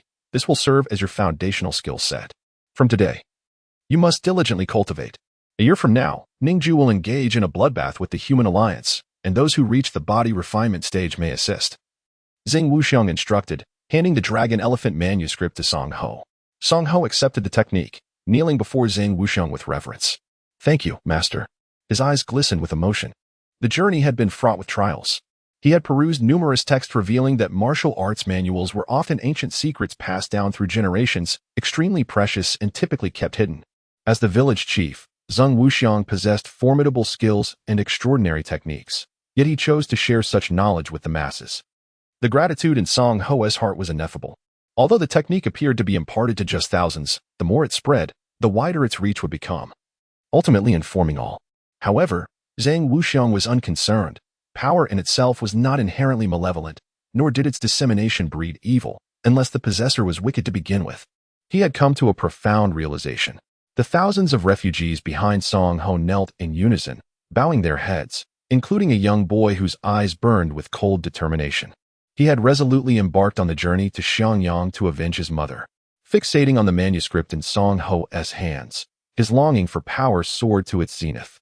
He desired strength more fervently than anyone else. "Rise," Zhang Wuxiang commanded. Ning Xia, standing beside him, is your elder sister. Should you have any queries, do not hesitate to consult her, Zhang Wuxiang stated. "Greetings, elder sister," the crowd responded as they stood. Ning Xia nodded. Having matured into a capable elder sister rather than a mere girl, although younger than the refugees, they were compelled to address her as such. Inside, Li Hongguang and Logan exchanged silent glances. After a prolonged pause, Logan stood and spoke. "I too require Xing Yi's martial arts manual." He approached the refugees. His resilience in combat was formidable, yet he struggled against powerful adversaries. A colossal mechanical beast would be beyond his capacity to confront. Escape would be his only recourse. Thus, he was in dire need of a technique. He approached Xing Yi and inquired, "Xing Yi, I also seek your technique." Zhang Wuxiang was taken aback. An S-class superhuman sought the dragon elephant body refinement technique? This method enhanced physical abilities, yet Logan's natural attributes were already unparalleled, surpassing even Zhang Wuxiang's self-healing capabilities. Thus, my dragon elephant technique may not be suitable for you, Zhang Wuxiang replied. Logan felt a twinge of disappointment. Do not despair. I will accompany you to the northern part of the city to seek out the Zheng family. They possess a technique particularly suited for you. After conversing with the refugees for a moment longer, Zhang Wuxiang departed, leading Logan northward. Knock, knock, knock. The door swung open to reveal a disheveled man. His fingers adorned with sharp nails. Despite his state of disarray, he exuded a raw, vigorous energy. Zhang Xian, I come with a request, Zhang Wuxiang said. Chapter 141. Drowning Sorrows in Wine. Only to sorrow more, Zhang Xian grasped the wine jug in his hand, his face a portrait of impatience. What is it that you seek? Might you lend your family's ancestral technique for this gentleman's perusal? Proposed Zhang Wuxiang. Upon seeing Logan, Zhang Xian's eyes flickered with surprise. An outsider? Master Zhang, you are well aware that our family's techniques are not to be shared lightly, he replied sternly, fixing his gaze on Zhang Wuxiang. What if I were to offer you a jug of wine, aged for 2 centuries in the cellar of the Zhang family? Zhang Wuxiang coaxed. Zhang Xian, steeped in despair since the passing of his wife and daughter a decade prior, found himself irresistibly drawn to the allure of fine wine. Upon hearing this, he indeed perked up. Oh, a mere jug will not suffice. Zhang Wuxiang did not hesitate. I shall provide you a whole vat. At this proclamation, Zhang Xian eagerly acquiesced, his complexion flushed, clearly intoxicated. Take it, take it. He handed Logan an ancient tome. What is this? The original text. Zhang Wuxiang was taken aback at the sight of the manuscript. The original text, indeed. A copy will suffice, Zhang Xian, he said. Zhang Xian waved his hand dismissively. It is of no use to me. The Zheng family has no heirs. A bitter smile crossed his face as he abruptly slammed the door shut. Bring the wine shortly, he instructed Zhang Wuxiang. The latter slowly shook his head and departed with Logan. Make a copy for him and return it, Zhang Wuxiang remarked. Logan nodded in agreement. That very night, Logan completed the transcription. He placed the original text alongside a vat of aged wine at Zhang Xian's doorstep and knocked thrice. Only the sound of snoring echoed in response. No one answered the door. With a sigh, Logan turned to leave, leaving the items at the entrance. The local populace was honest and trustworthy, with doors left unlocked at night, so theft was unheard of. Back in his own courtyard, Logan perused the ancient tome. Having once served as a special forces soldier and engaged in numerous battles, he possessed considerable combat experience. To master a technique would undoubtedly be akin to adding wings to a tiger. As he opened the tome, the words Xian Yang Divine Claw Technique leapt out at him, though he found himself at a loss to comprehend it. After all, he was a robust man of considerable girth. He approached the door of Chu Sanzai's room and knocked softly. Bang, bang, bang. Logan, come in, came the weak voice from within. Upon entering, he found Chu Sanzai reclining on the bed, nursing a jug of wine. Logan frowned slightly at the sight. Chu Sanzai appeared similar to Zhang Xian, both seemingly crushed by the weight of reality. Drowning sorrows in wine only deepens the sorrow, Logan remarked. Chu Sanzai managed a faint smile. Yet his eyes bore a persistent shadow of anguish, his grin betraying a hollow spirit. Where did you hear our ancient saying from Xiangyang? He inquired. Master Xing mentioned it. Logan recalled, having committed it to memory during his return from Zhang Xian's residence. Chu Sanzai, this despondency is not a viable path, Logan urged. Chu Sanzai's injuries had yet to fully heal, a testament to his waning spirit. The vitality of a warrior is intrinsically linked to their mental state. A despondent spirit begets a weakened body. Though his injuries had been treated by Zhang Zhong, they should have long since healed, yet he remained frail. Chu Sanzai's expression was grave as he took another swig of wine. Why should you lecture me, Mr. Logan? You, an S-class ability wielder, strong and powerful, cannot possibly understand. What brings you here? Logan produced the tome from his grasp and presented it to Chu Sanzai. This text bears the ancient sayings of Xiangyang, which I cannot decipher. Might you elucidate it for me? Chu Sanzai set down the wine bottle and accepted the tome. The Xian Yang Divine Claw Technique? Why would you wish to learn such an ancestral skill from the Zheng family? Upon hearing this, Logan merely smiled faintly, extending his right fist. With a flick of his wrist, crack, 3 glimmering claws burst forth from the flesh of his hand, extending a full 25 centimeters, as if emerging directly from his arm. Each time the claws emerged, Logan endured excruciating pain. Chu Sanzai's expression shifted to one of astonishment upon witnessing the claws, unaware that Logan possessed such an ability. I have bone claws that can extend from my arms by nature, yet a century ago, I was captured by the Human Alliance for experimentation, and my bones were replaced with ed metal. These claws slice through steel effortlessly, and if I could master a divine technique to complement them, my combat prowess would undoubtedly amplify. Chu Sanzai nodded in agreement. Ed metal is an exceedingly rare material, renowned for its formidable hardness, rivaling most S-class weapons. No more than a ton of ed metal has been mined from Blue Star, with the elite hoarding it, leaving little in its entirety. Logan's weight exceeds 500 pounds. Yet he does not bear such a burden due to the density of the ed metal within him, said to be an extraterrestrial substance. Ed metal was discovered by a miner named Ed, thus earning its name. Forged into bones, it is nearly indestructible, even by S-class behemoths, coupled with Logan's self-healing abilities. His endurance is maximized, necessitating an enhancement in offensive capabilities. After perusing the technique briefly, Chu Sanzai declared, "I can comprehend it. Allow me to narrate it to you." Subsequently, he began to elucidate the teachings to Logan. Ning Jue sought to locate Professor Luo Xiang for a detailed discussion. However, upon returning to the central capital and approaching the organization's library, he found the doors wide open. The atmosphere was thick with a sense of foreboding, instilling in Ning Jue a profound unease. His keen eyes discerned numerous traces of murderous intent in the vicinity, indicating that someone lay in ambush nearby. Utilizing his annihilation true eyes, he cast a glance behind the walls on either side, revealing several ability-wielding soldiers concealed therein, alongside a few invisible ones stationed at the entrance. The library was rife with hidden soldiers, the military having occupied this space. The open doors resembled a perilous trap, enticing members of the organization to walk unwittingly into a snare. The Human Alliance had marked Professor Luo Xiang as their primary target. The professor would undoubtedly not fall for such a naive ambush. Just as Ning Jue prepared to turn away, several armed soldiers emerged from the library, blocking his path. "Sir, what brings you here?" The soldier squinted, scrutinizing Ning Jue. Cloaked in a hood, he concealed his true identity. "I was merely passing through." Chapter 142. Soulmean. The soldiers remained relentless.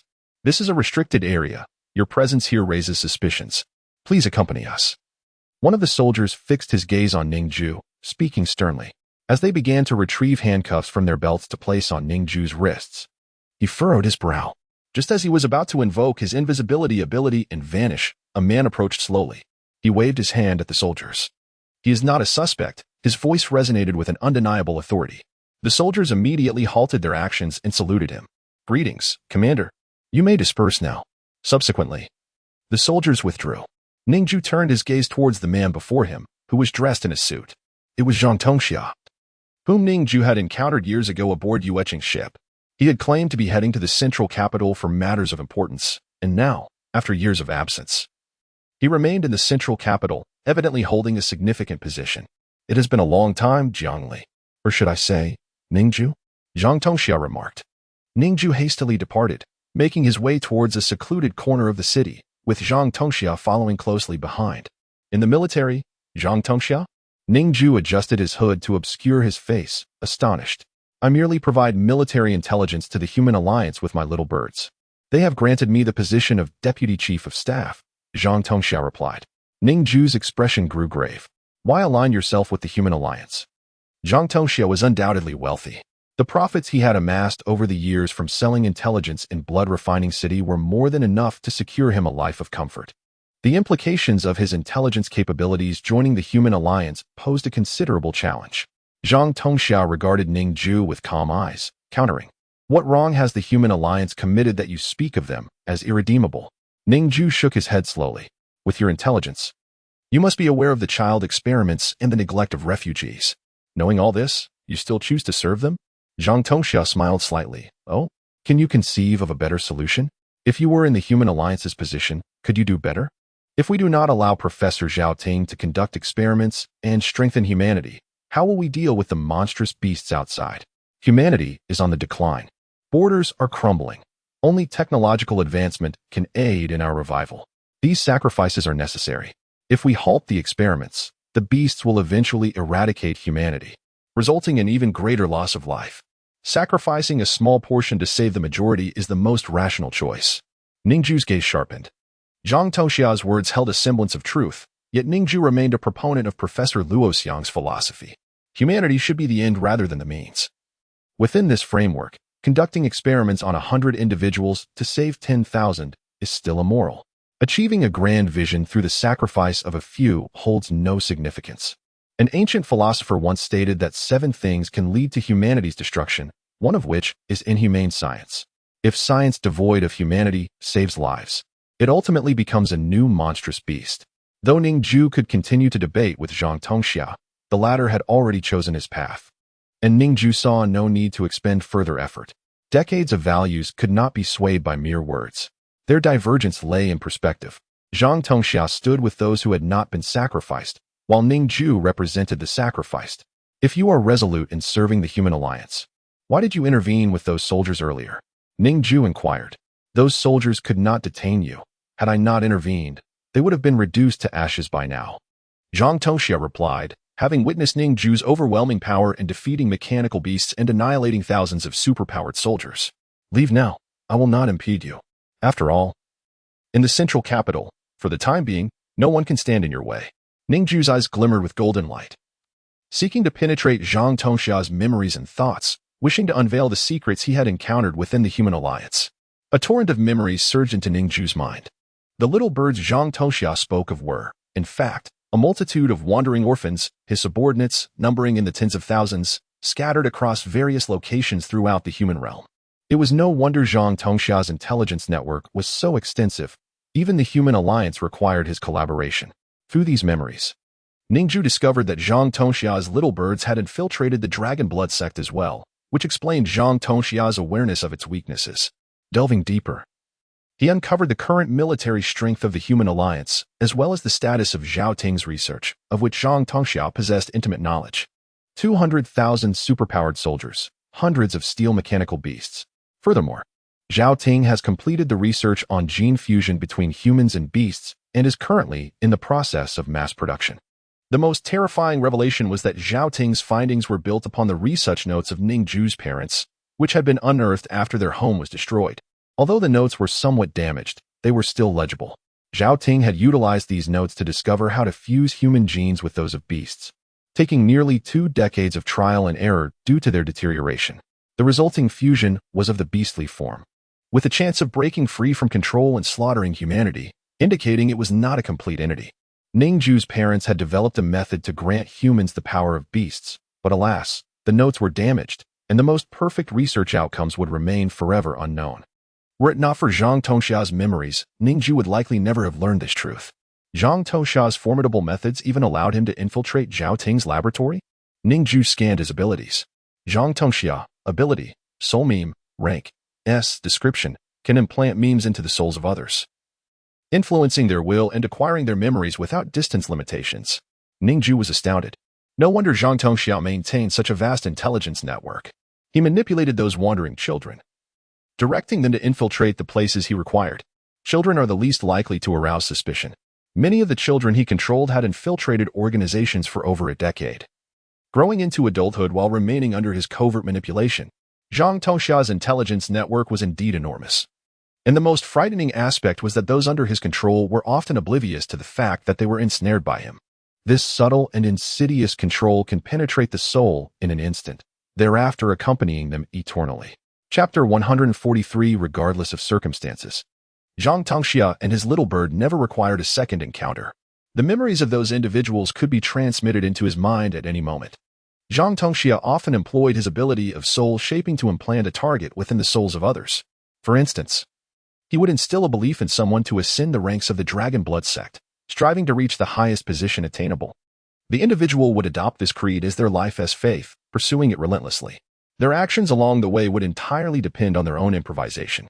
All that they witnessed and experienced would seamlessly enter Zhang Tongxia's consciousness. Many of the current high-ranking officials within the human alliance were covertly manipulated by him. This ability was silent and elusive, requiring only a fleeting moment to execute, akin to divine craftsmanship. Zhang Tongxia had a hand in the annihilation of the Yu family. When Ning Jue pierced through Zhang Tongxia's memories, a glimmer of purple light surfaced in Zhang Tongxia's eyes. It seemed as though, in the next instant, he would completely engulf Ning Jue's consciousness, bringing his soul under his dominion. Ning Jue sensed this impending threat, and his pupils quivered abruptly. The force of annihilation was on the verge of manifesting. Should it be unleashed, Zhang Tongxia would be reduced to ashes in an instant. As the golden patterns erupted in Ning Jue and Appo's eyes, Zhang Tongxia felt an overwhelming sense of danger wash over him, causing every hair on his body to stand on end. He trembled, involuntarily retreating half a step. He swiftly withdrew his soul mimicry ability, beads of cold sweat forming on his forehead. If he continued his exertion, he would certainly be outpaced by Ning Jue, who could extinguish him first. Indeed, one must exercise caution when facing Ning Jue. Ning Jue also retracted his gaze. You were fortunate to hold back. Otherwise, you would have been reduced to mere ashes, he remarked coldly. He had just caught a glimpse of a fragment of Zhang Tongxia's vast memory. Zhang Tongxia's threat was palpably potent, and he was one of the human alliance. Though Ning Jue was tempted to eliminate Zhang Tongxia, the latter's hidden strategies were far too formidable. He had manipulated an officer through a soul imprint. Fortunate indeed that you refrained. Should I meet my demise, the officer in control of nuclear weapons would indiscriminately launch them. If I were to accidentally perish, the entire world would pay the price, Zhang Tongxia stated, his breath unsteady. His voice sent a chill through Ning Jue and Appo's body. Zhang Tongxia was not a madman. Rather, he was exceedingly rational, one of the few meticulous thinkers Ning Jue had encountered. Through his memories, Ning Jue witnessed this scene and recognized the authenticity of Zhang Tongxia and Appo's threat.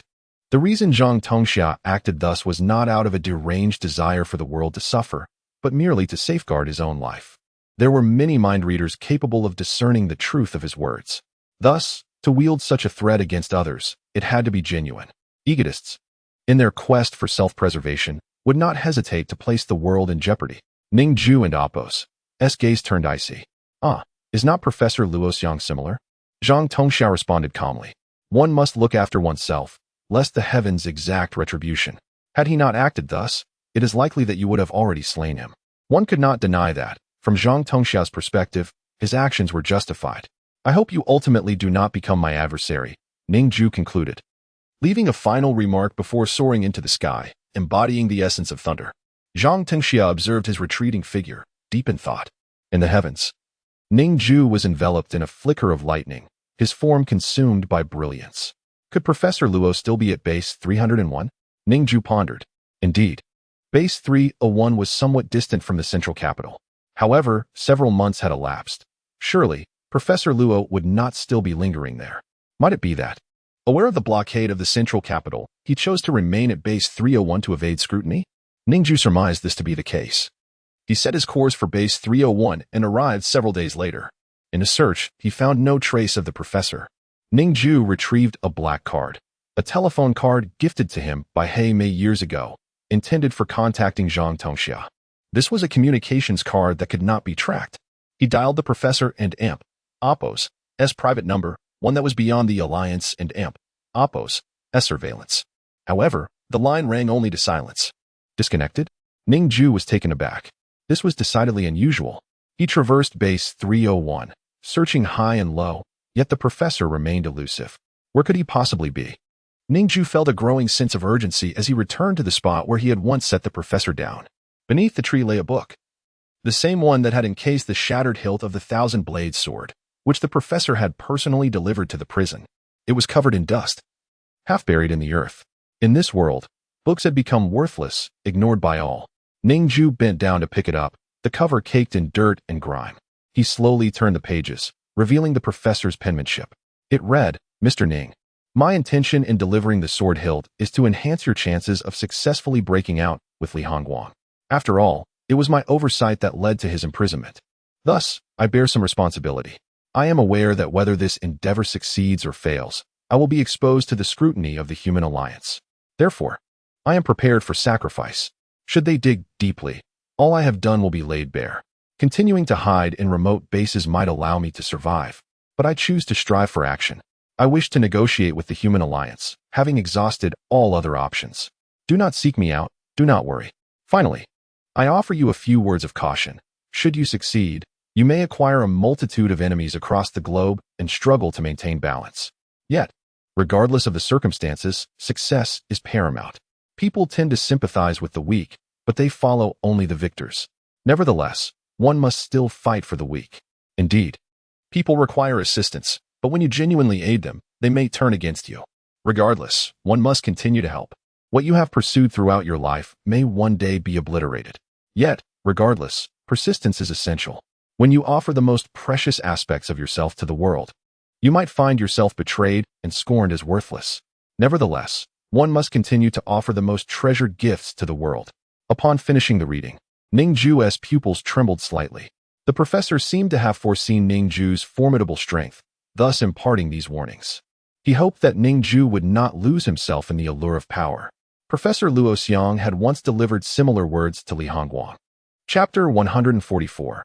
Misfortunes befall kin and friends. Ning Jue meticulously committed the entire contents of the book to memory before gently placing it back into the earth beside the tree, awaiting a fateful reader who may never come. Professor Luo had been silent for far too long, leaving Ning Jue with a heavy heart, convinced that misfortune had befallen him. Approaching a reflective glass surface, he gazed into the abyss of his own being. Zhang Tongxiao and Apos' methods were intricate and devious. One could only speculate whether he had installed surveillance devices on him.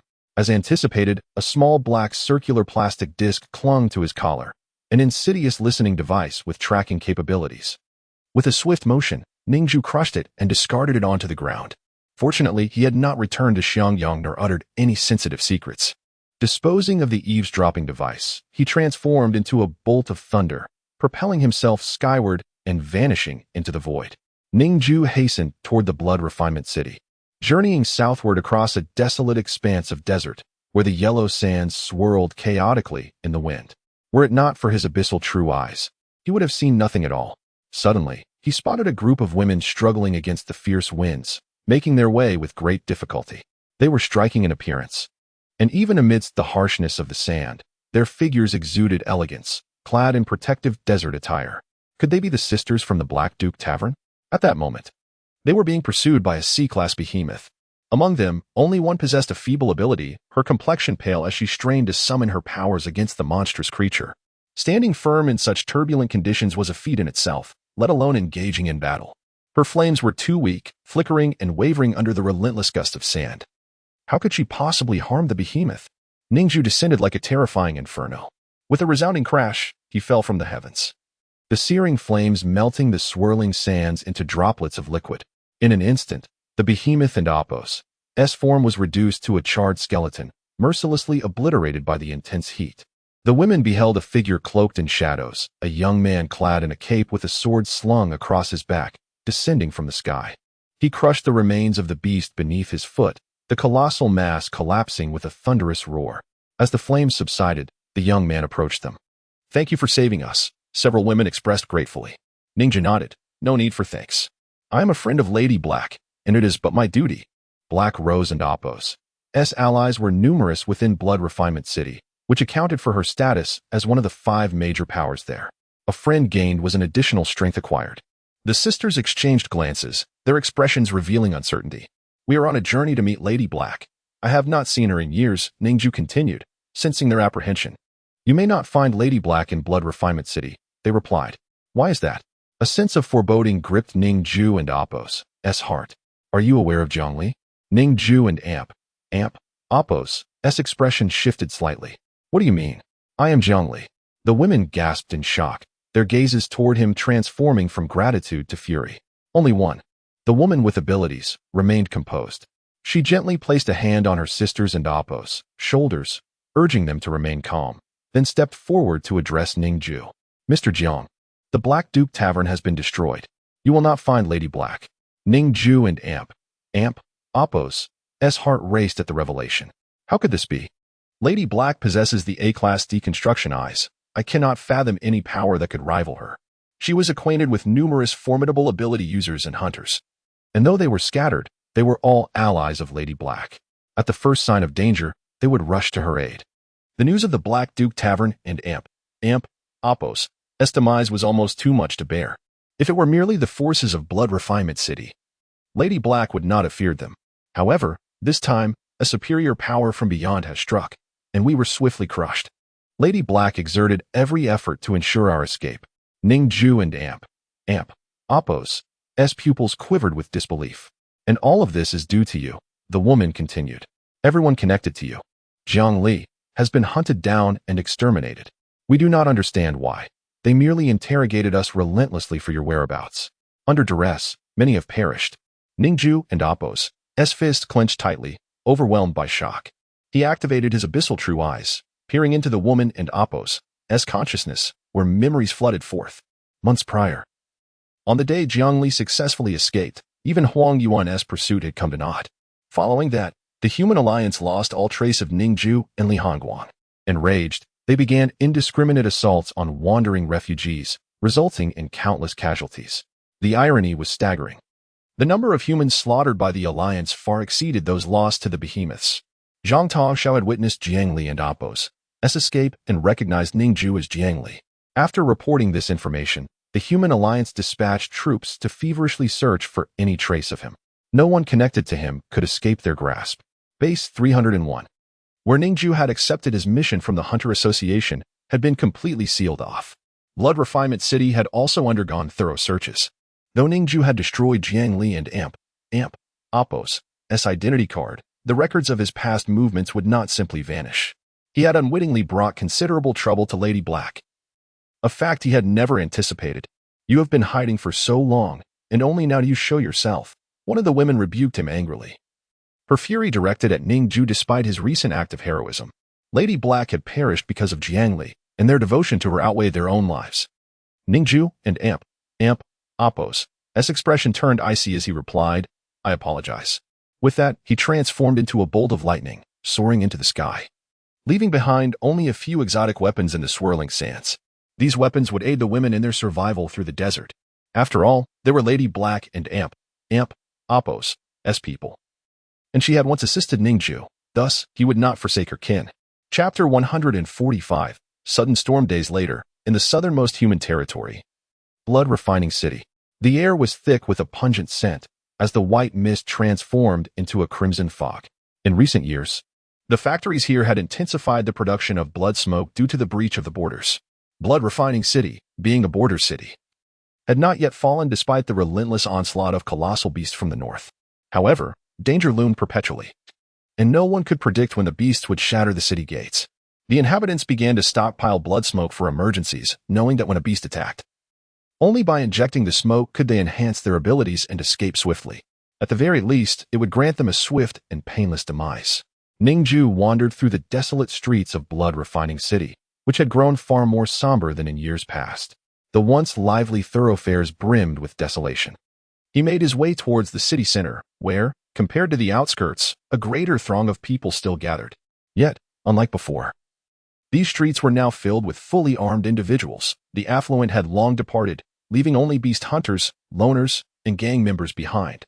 Armed soldiers flanked the roads, all possessing extraordinary abilities, signifying that the Human Alliance had firmly taken control of this territory. As Ning Jue approached an alley, he pushed against a stone wall, only to find it sealed tight. The sole passage to the Black Duke Tavern was obstructed. This tavern, located at the heart of Blood Refining City, had once been the epicenter of commerce and auctions, now shut down entirely. The words of those women had proven true. He overheard a group of people conversing nearby. With his profound mental acuity, Ning Jue could discern their words from hundreds of meters away. They lamented how swiftly time had passed, noting the drastic changes in the city's landscape over just a few years. The transformations in recent times had eclipsed those of decades past. What, indeed, had the Human Alliance done here? Ning Jue activated his annihilation gaze, probing the minds of the individuals. Memories unfolded before him, revealing truths that words could not capture. Months prior, after his escape from prison, the Human Alliance had dispatched troops to Blood Refining City, interrogating anyone acquainted with Jiang Li, Ning Jue himself. This revelation had been exposed the moment he fled. Zhang Taoxiao, an operative of the Human Alliance, recognized Jiang Li upon seeing Ning Jue and Appo's face and reported him immediately. It turned out that the Human Alliance had always possessed the power to regulate such gray cities along the border, only choosing to intervene when their interests were threatened. The leader of the cybernetic gang, Vic, had perished. He was the one who had attacked Ning Jue near the Yu family and Appo's airship. Vic had sought vengeance for the second-in-command, but had not anticipated his own demise. The cybernetic gang was no more. Both its leaders had fallen. Vic had met his end at the hands of the Human Alliance. Among the 5 major factions in Blood Refining City, only the Rosen family, a subsidiary of the Roosevelt family, remained. The other 4 factions, Cybernetic Gang, Black Duke Tavern, Axe Gang, and Twin Blade Society had all been annihilated. The Roosevelt family was one of the three prominent families within the Human Alliance, wielding significant influence in the border town of Blood Refining City. The Rosen family, a branch of the Roosevelt lineage, had established their business here. When the Human Alliance arrived in search of Jiangli, they cunningly claimed that the other four gangs were entangled with him, thus colluding with the Alliance to eradicate them all. The Rosen family, adept in the art of power struggles, capitalized on the situation, easily securing support from their formidable superiors, the true Roosevelt family. The Rosen family monopolized the blood smoke trade, amassing immense wealth, even exporting it to other bases. The world was now rife with individuals addicted to this new form of poison, truly a boon for the populace. The lucrative profits were funneled back to the Roosevelt family, ensuring the Rosen family received ample protection in return. The Human Alliance harbored no suspicions towards the Rosen family. In fact, they seemed to heed their directives. The Black Duke Tavern and the Cybernetic Gang, both closely linked to Ning Jue, were the first targets of the military and Appos' aggression. Black Madam and Vic were apprehended. Witnesses recounted Vic and Appos' capture, where his mechanical weaponry crumbled under the might of the Human Alliance and Appos' forces, mere toys in their hands. The container housing his brain was shattered, the growth solution spilling across the ground, exposing his brain to the world, destined for a horrifying interrogation akin to a living death. Black Rose's fate remained uncertain. The Alliance troops stormed the Black Duke Tavern, arresting everyone inside. Black Rose fought valiantly, killing hundreds of soldiers, yet ultimately succumbed to capture. The power of the individual was woefully inadequate. Many of Black Rose's allies were scattered, taking time to regroup. This sudden onslaught led to the tavern's immediate downfall.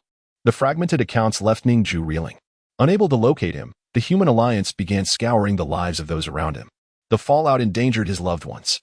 Consumed by guilt, he recalled how Black Madam had once wholeheartedly befriended him, only to suffer due to his actions.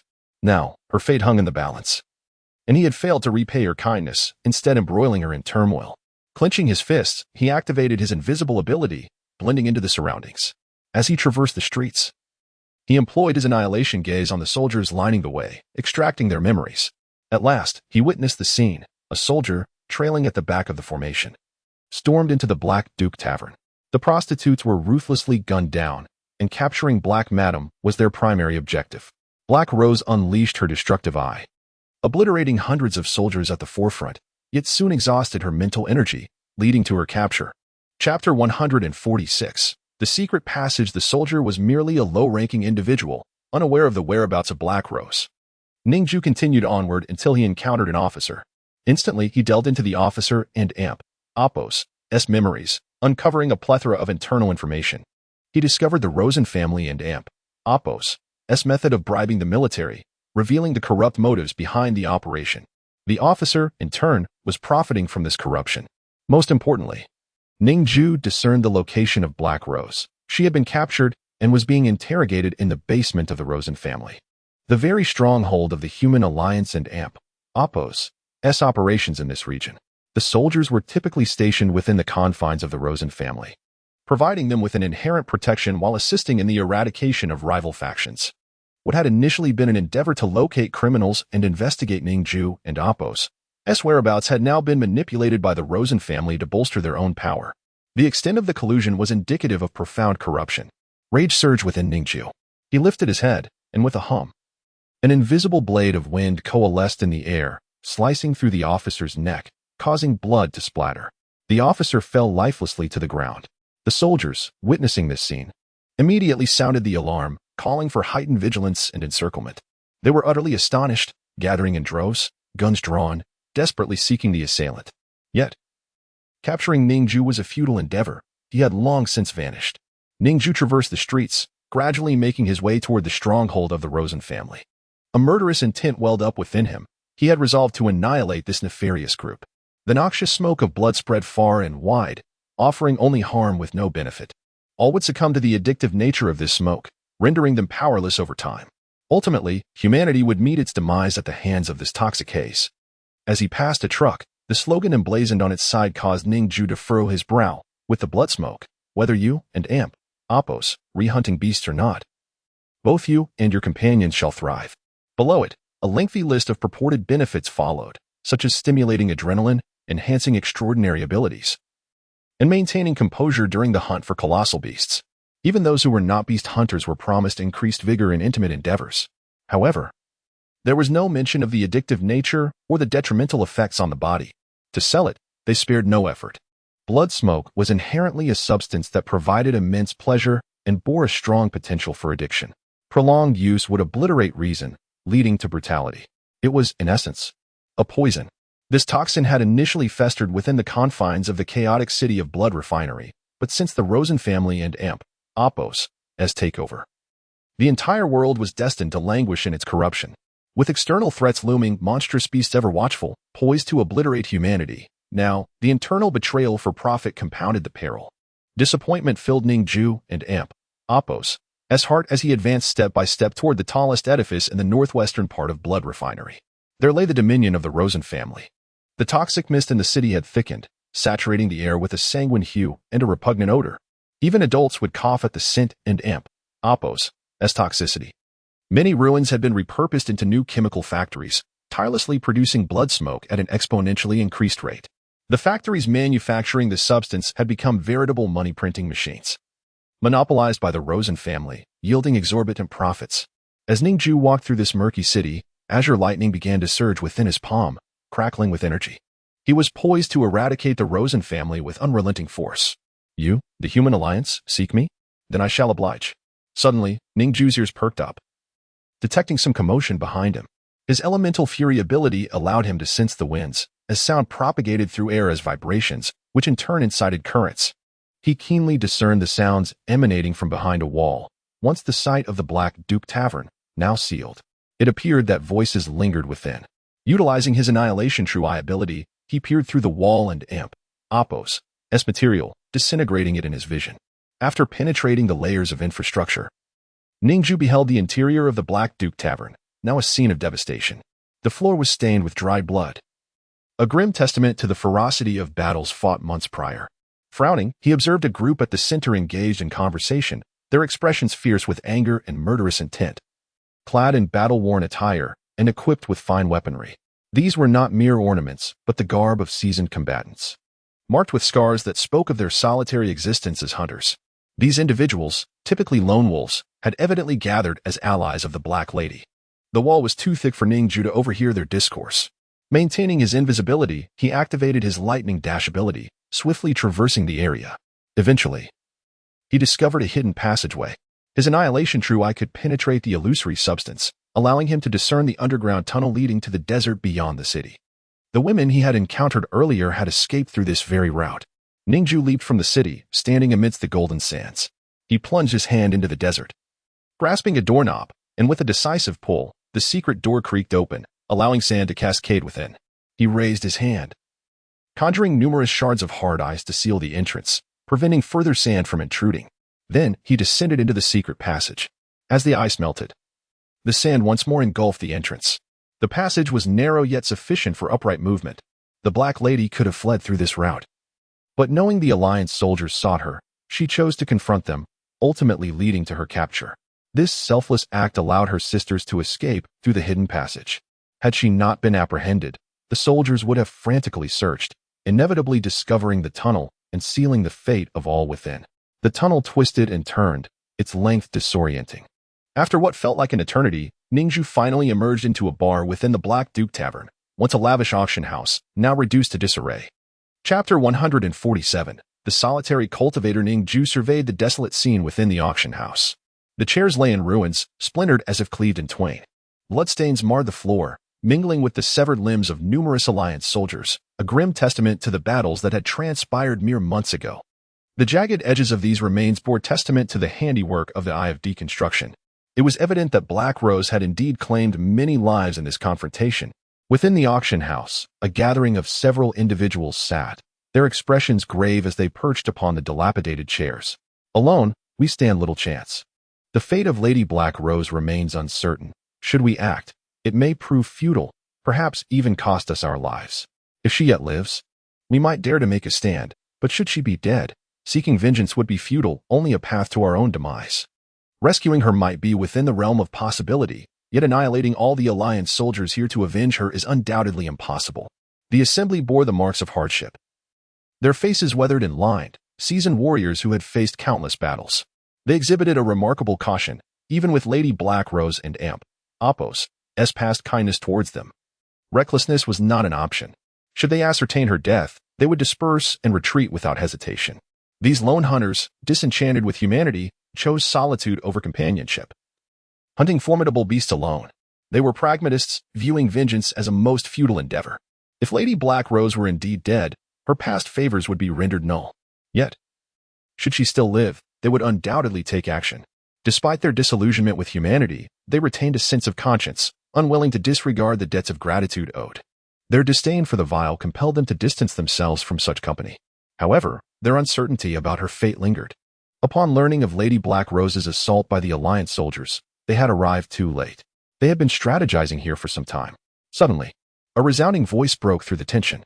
The crowd turned to see a man clad in a hood, a silver sword slung across his back. At the sight of Ning Jue and Ampos' arrival, a subtle shift occurred in their gazes. "Are you also a friend of Lady Black Rose?" Ning Jue nodded, taking a seat upon one of the chairs and removing his hood. "How do you know that Lady Black Rose still lives?" inquired a middle-aged man adorned in fine armor. Sporting stubble, his frame equipped with an array of modern technological weaponry, guns, explosives, and a plasma-cutting sword. He bore no supernatural abilities, yet wielded his weapons with remarkable proficiency. Having once been a special forces operative, a cigarette dangled from his lips, rendering him an intimidating presence. Ning Jue remained silent, his eyes shimmering with golden light. Moments later, he spoke. Yang Ji. The name resonated within the crowd, for it belonged to the seasoned soldier before them. Yang Ji's brow furrowed. He had no recollection of Ning Jue. Yet how could this stranger accurately utter his name? The next revelation left him astounded. Years ago, your daughter nearly succumbed to an overdose of blood smoke. And it was Lady Black Rose who saved her. That was her kindness towards you. Yet, 2 years ago, your enemies took her life. Now, you find yourself with nothing. At these words, a wave of fury surged within Yang Ji.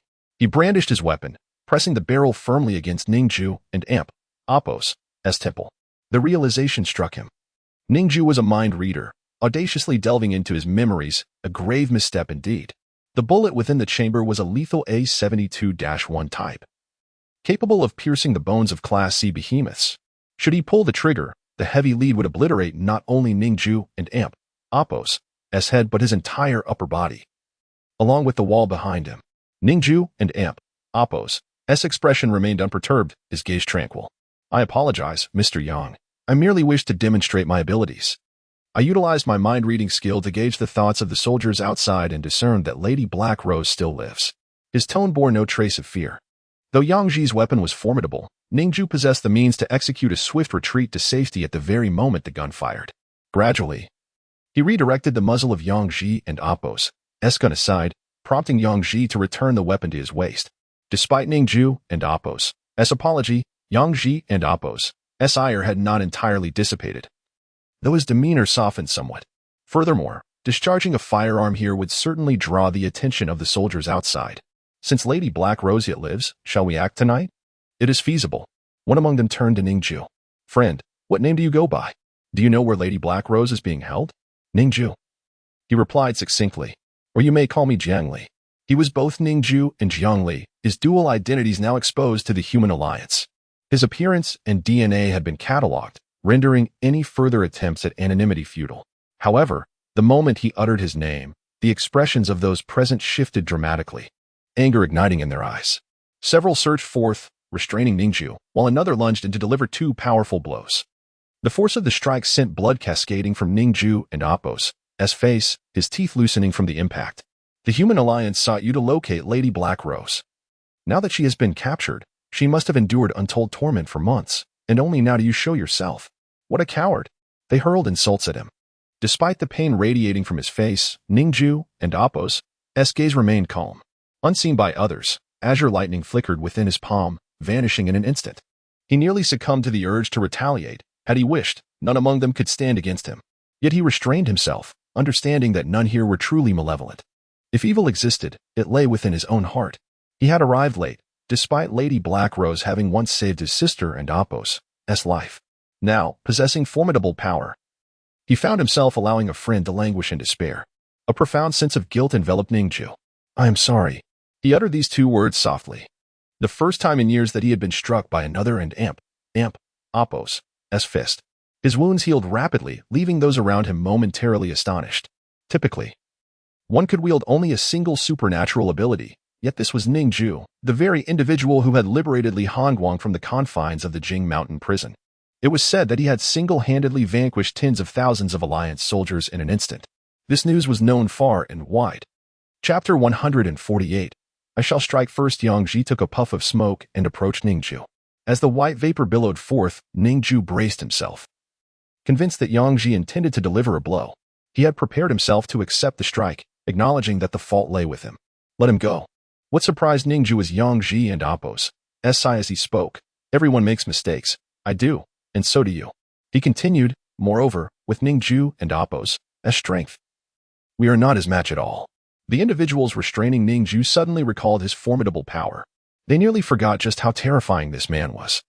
His strength rivaling that of Li Hongguang. If Ning Jue were to truly grow angry, they would stand no chance against him. Thus, they reluctantly released him. The injuries on Ning Jue's face vanished within mere breaths. He advanced toward the crowd, his gaze frigid, not directed at them, but rather at the human alliance. Once I rescue her, I will personally apologize to the Black Lady, Ning Jue declared, his words deliberate. For now, I ask you, you are all friends of the Black Lady, are you not? She has done you favors, yes? The crowd nodded in unison. Indeed, the Black Lady has aided us all. Among the hunters stood young men in their 20s and seasoned men marked by the passage of time. The Black Lady had fostered goodwill, being the most approachable figure among the 5 great powers in blood-refining city. Some among them had received her help since their youth. While a few women, once her subordinates in a more unsavory profession, had awakened their own abilities and chosen to become hunters. The Black Lady had allowed them their freedom. Never demanding recompense, only friendship. She would assist anyone in need without expectation, awaiting the day they might repay her kindness. Even those with no potential, those with nothing to their name, could seek her aid. A humble baker might one day find himself delivering a cake to her tavern, thus settling his debt. She would never send an unarmed individual to confront the leader of the Rosen family. That would not be repaying a favor, but courting death. Instead, she assigned tasks within one's capacity, which explained why the Black Lady had so many friends. Today was the day these hunters would repay their debts. Those who had been aided by her, those with combat prowess and loyalty, had gathered here. Ning Jue would not seek excuses or justifications. He was determined to rescue the Black Lady. Concrete action would serve as his atonement. Who will accompany me to save the Black Lady? Ning Jue surveyed the room. I will, Yang Ji replied, exhaling a cloud of smoke coldly. The others echoed in agreement. I shall go, now that we know the Black Lady is alive. To remain behind would be cowardice. Without her, I would have long since become one of the corpses in the burial alley. I must go. None present were cowards. Had they been, they would not have come here in the first place. Ning Jue, a formidable warrior, instilled confidence in the others, although some still harbored reservations about him. They were not enemies.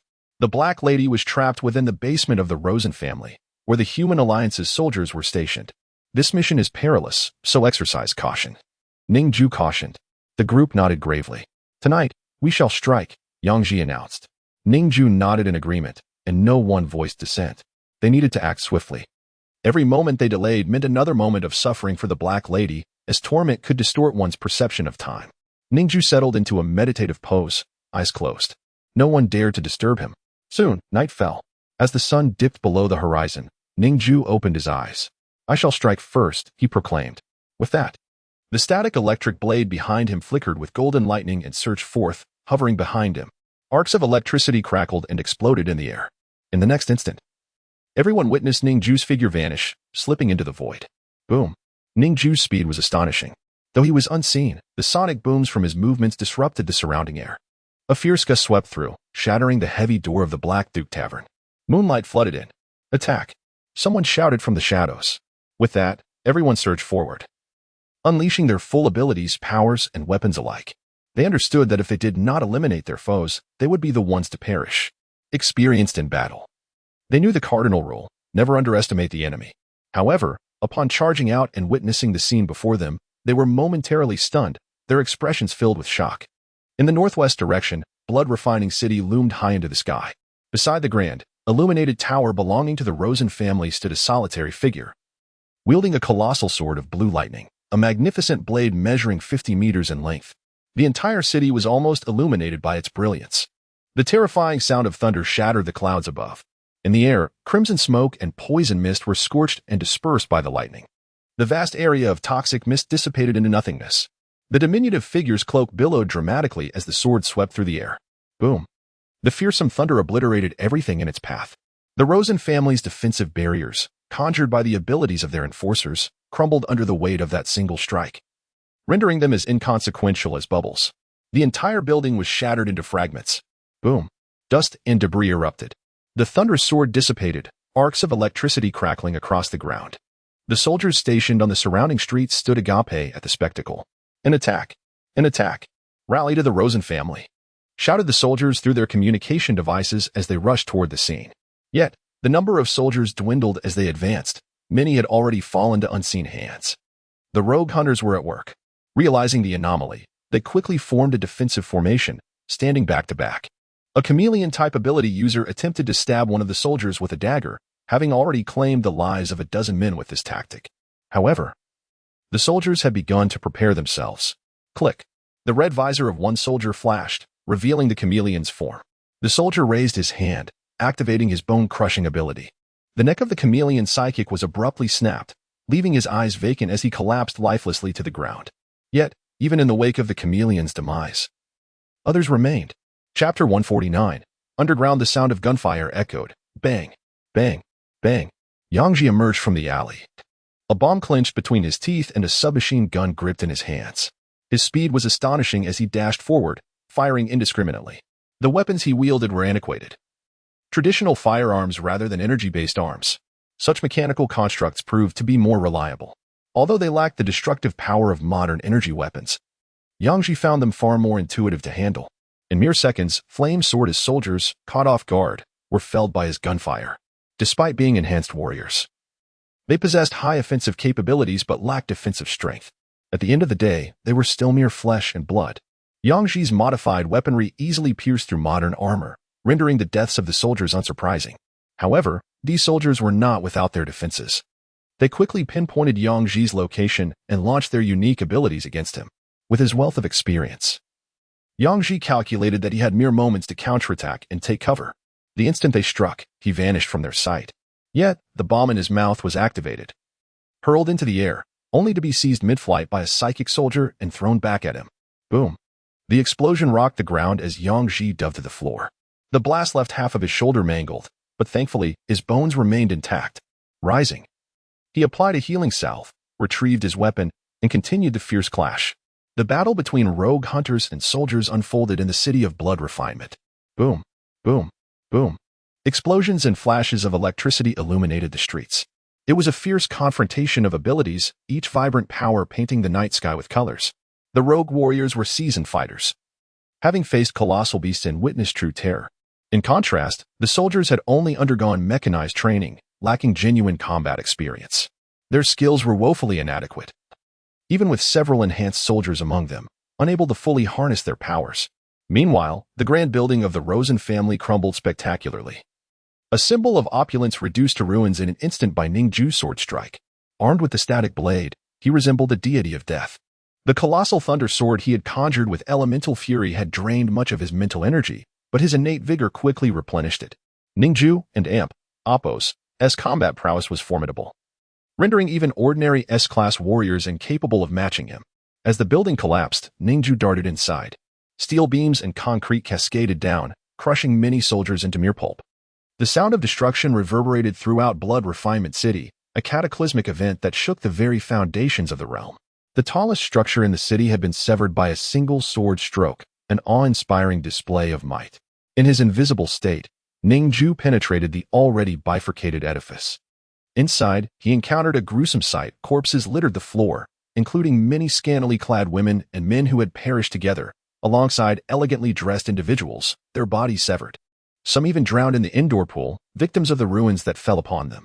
All were members of the Rosen family, their demise devoid of any blood smoke.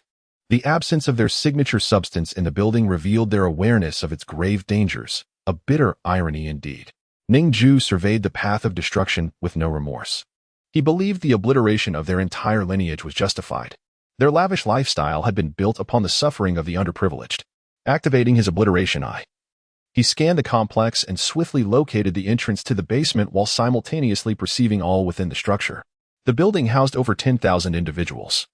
Ning Jue and awakens' devastating strike had claimed thousands of lives. Many had already evacuated, precisely what Ning Jue desired, as he aimed to rescue Heimei. Grasping the static blade, he conjured a spear of thunder in his palm. Boom! The spear erupted, the sheer force of nature shattering the concrete beneath him. With the thunderous spear in hand, he thrust it into the ground, shattering the floor tiles like glass. The static blade slashed downward with relentless fury. Boom! Boom! Boom! The floor crumbled beneath him as he transformed into a tempest of lightning, penetrating through the middle levels to the depths below. Though paths existed, the building and awakens' impractical design wasted precious time with its convoluted corridors. Every second wasted allowed reinforcements to gather. The Rosen family had seized control of Blood Refinement City, with former factions now under their command. While sheer numbers posed little threat to Ning Jue, the potential for trouble increased with their growing presence. He sought a swift resolution to this battle. Descending, he reached a reinforced steel door, the gateway to the underground. The static blade behind him unsheathed, its golden electric aura crackling. Boom! The blade glimmered as it sliced through the steel door in mere moments, reducing it to shavings. Maintaining his invisibility, he stepped through. The Rosen family and awakens' basement was a labyrinthine storage of blood smoke and countless communication devices. Approaching the equipment, Ning Jue examined the transmission records, revealing a trail of remittances to the Human Alliance and the Roosevelt family. With the Rosen family allied to the formidable Roosevelt, their wealth was immense. Using their resources to strengthen ties while bribing the commanding officers of their military forces, Ning Jue continued onward. Chapter 150. The former head of the Rosen family, Ning Jue, advanced through the dimly lit basement, vast yet devoid of life. Here, mountains of blood and smoke were stored away. Above, the floors exuded opulence, steeped in a decadent aura of wealth. Below, however, lay a veritable heap of poison. All this affluence was predicated upon the toxic remnants beneath. Suddenly, a line of murderous intent flickered in Ning Jue and awakens' eyes, a blood-red glimmer. Such a hue could only arise from the purest desire for slaughter. Rarely had Ning Jue encountered such malevolence. A roar, akin to that of a wild beast, erupted from behind him, accompanied by an overwhelming sense of impending doom. In an instant, Ning Jue and awakens' form blurred. A crackling surge of lightning enveloped him, while his ethereal steps unfurled with unparalleled swiftness. With a single stride, he vanished, leaving behind a shadow forged from thunder. In mere moments, he had retreated 50 meters. His speed was akin to a flash of lightning. Yet, even with such alacrity, the claws of his assailant had still rent his left shoulder, fracturing the bone. 3 gory scratches marred his shoulder, the wounds turning a sinister shade of black. The venom seethed, emitting a sound reminiscent of flesh searing. The blackened toxin corroded surrounding flesh, releasing a foul stench of decay. The tainted flesh spread along his musculature, advancing with alarming rapidity, threatening to consume him entirely. With resolute determination, Ning Jue drew forth the static blade from his back and executed a swift counterstrike. The golden blade gleamed as he severed all the decayed flesh tainted by venom from his shoulder. I surged forth, encasing the nerves, rendering him impervious to pain. In but a heartbeat, hundreds of pieces of flesh and numerous fragments of blackened bone were cleaved away. Flames erupted, melting the ice as his self-healing factor immediately activated, replenishing the wound with fresh, rosy flesh.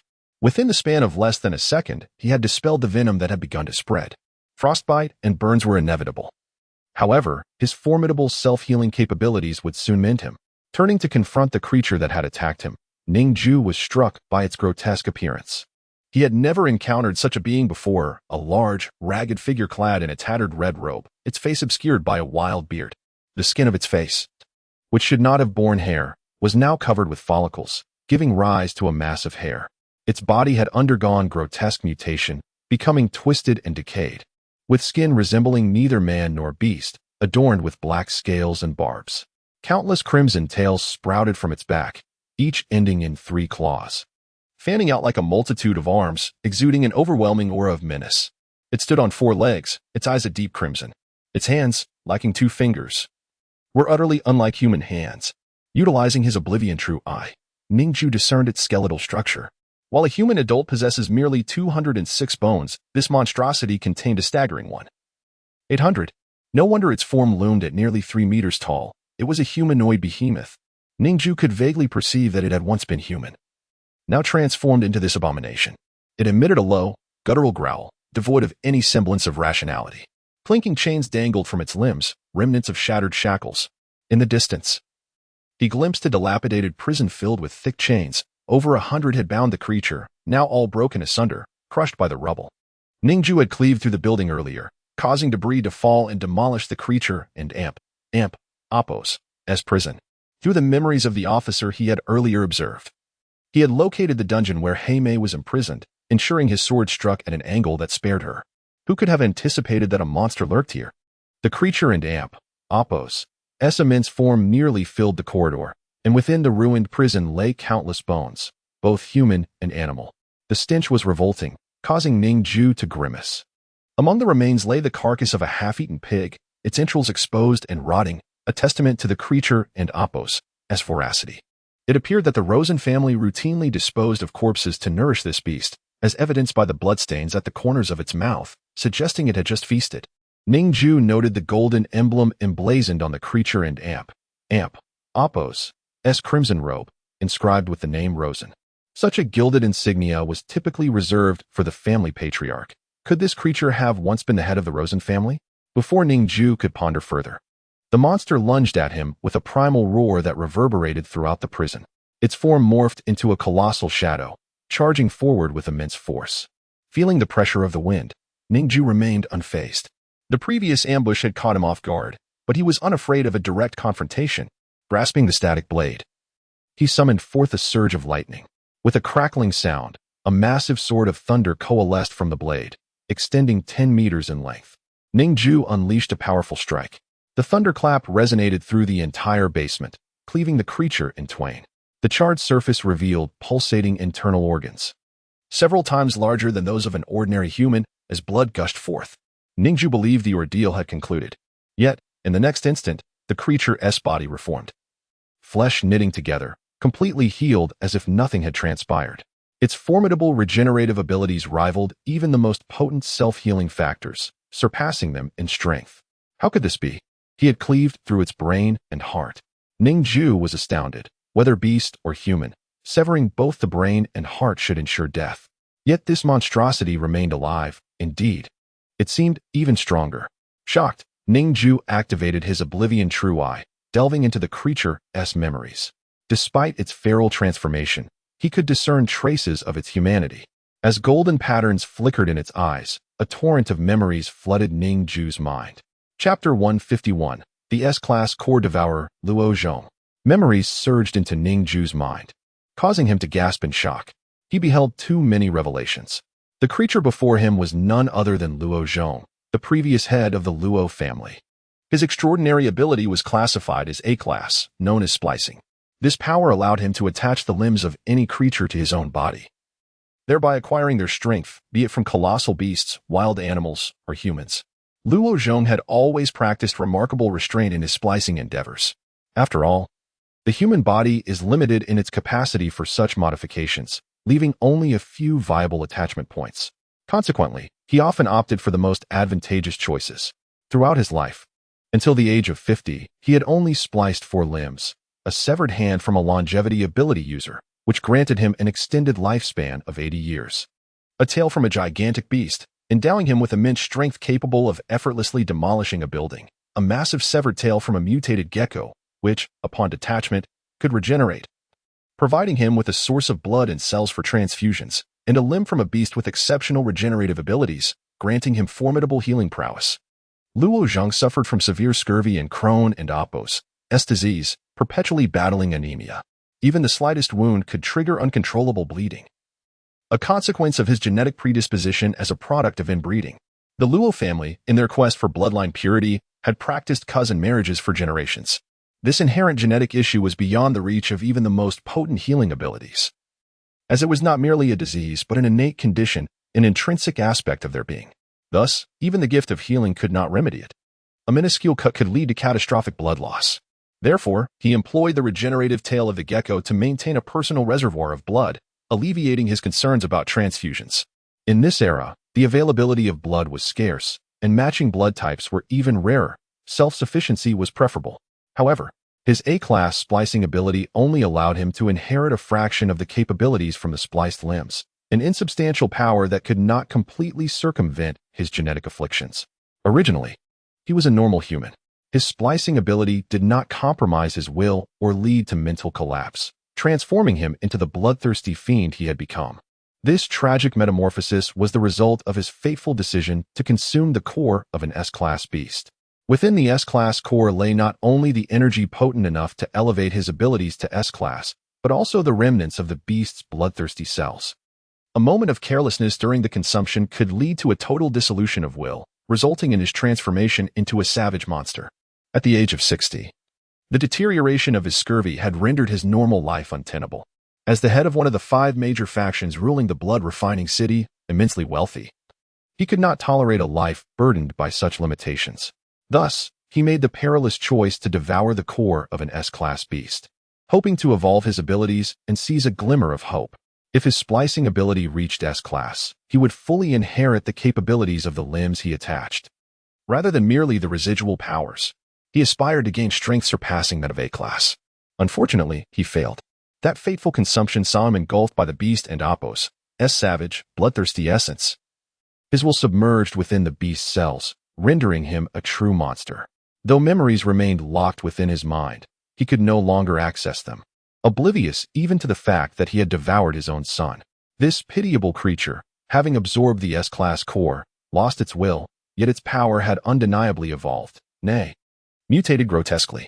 Numerous limbs sprouted from his back, bestowing him with formidable regenerative capabilities and terrifying combat prowess. The Luo family exhibited a ruthless cruelty, leaving him confined in this dungeon without mercy. Now, Luo Zheng existed as a mere shell, devoid of will, still compelled to protect the family, safeguard the blood storage chamber, and uphold the family and Appos' interests. He was indeed a quintessential patriarch. Suddenly, he lunged forward, intent on slaying Ning Jue. The hundreds of tails behind him extended and thrashed violently, causing the surrounding walls to collapse. The blood smoke containers shattered, releasing thousands of vials of crimson smoke into the air. There were liquids and vapors. The blood smoke could be consumed in various ways, but Ning Jue had no desire to partake in such a substance. He raised his hand and conjured a solid block of ice, encasing all the blood smoke within, rendering it immobile. Then, with a flick of his wrist, flames surged forth from the static blade, engulfing the entire corridor in a terrifying blaze. The scorched wounds would, to some extent, inhibit the regenerative abilities. One method of treating wounds was to cauterize them, sealing the blood and preventing loss. The flames consumed Luo Zheng entirely, obscuring his presence. Yet, his momentum did not falter. Even as his body was charred to a blackened crisp, shedding flakes of ash with every movement, he continued his relentless advance. The tails behind him remained animated, exerting hundreds of tons of force as they barreled toward Ning Jue. Ning Jue stood resolutely, unwavering as he gazed upon the approaching Luo Zheng. With a raised hand, he pressed down. A strange, transparent sphere enveloped Luo Zheng and Appos' form, appearing odd and peculiar, reminiscent of a doll trapped within a crystal ball. Golden energy surged in Ning Jue and Appos' eyes. In the next moment, he shook his wrist. The time bubble shattered, returning to normalcy. Luo Zheng and Appos' body disintegrated into ash, vanishing without a trace. His fusion of abilities had failed to ascend to S-class. He remained merely a shade stronger than A-class, effectively an A-class half. After dispatching him, Ning Jue transformed into a bolt of lightning, moving swiftly. Along his path, he observed numerous soldiers fleeing in panic. Above, a significant collapse had occurred, prompting many to evacuate. Some, however, had not escaped in time and were now racing toward the exit. Many officers, who typically loitered here, were now swept up in the mass exodus. The official military conspired with the Luo family. Ning Jue and Appos' expression turned frigid. During his movement, he noticed several prisoners within the nearby cells, all subjected to horrific torture. Their teeth had been forcibly extracted and their facial features mutilated. The brutality of such torment rattled Ning Jue's spirit, intensifying his concern for Heimei and Appos' safety. He glared at the soldiers and officers, recognizing that inflicting such inhumane suffering upon others rendered their lives worthless. Chapter 152. The dark lady buzzing sounds resonated as the brilliance of the sword flickered. Within mere moments, Ning Jue's blade had severed the necks of all the officers, particularly those inquisitors adorned with emblems on their chests, those who specialized in inflicting torment upon others. Ning Jue had always been merciless towards such individuals. Their demise was of no consequence, and he bore no burden in his heart. He refrained from slaying the soldiers, despite having the power to do so with a mere gesture. The soldiers themselves possessed no free will. They acted solely on orders. They enlisted to survive, carrying no fault of their own. Ning Jue was not a bloodthirsty individual who indiscriminately took lives. He transformed into a tempest, surging into the depths of the chaos. The fleeing soldiers merely witnessed a streak of azure lightning racing past them. "Should we pursue, Sergeant?" A new recruit timidly inquired. "Forget it, let us flee for our lives." These soldiers, unaltered by prefrontal lobotomy, still felt emotions and feared death. Thus, they all fled in panic, leaving Ning Jue to his solitary path. His speed was extraordinary, and wherever he passed, all officers met their end. Corpses were swiftly sliced into countless fragments, blood erupting in a horrifying spectacle. The soldiers could scarcely see what transpired. They understood that even in unison, they would face certain death. It was far wiser to escape. This thought echoed in each soldier and Appo's mind as they fled frantically.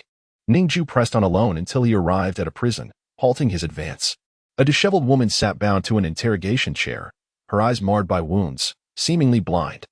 Most chillingly, her teeth had been entirely extracted, a testament to the unspeakable torment she had endured. Ning Jue's heart tightened at this sight, his eyes reddening with fury. He swiftly cleaved through the prison bars and stepped forward. "Heimei," he uttered. At the sound, Heimei's expression shifted to confusion. The voice felt familiar yet incredulous. "Is that you?" "Jiangli?" Ning Jue affirmed, "It is I." With a single strike, he shattered the chains that bound her. "I am sorry, I have come too late," he lamented. Heimei nodded in acknowledgement. "Indeed, it is somewhat late. Yet, you are no coward."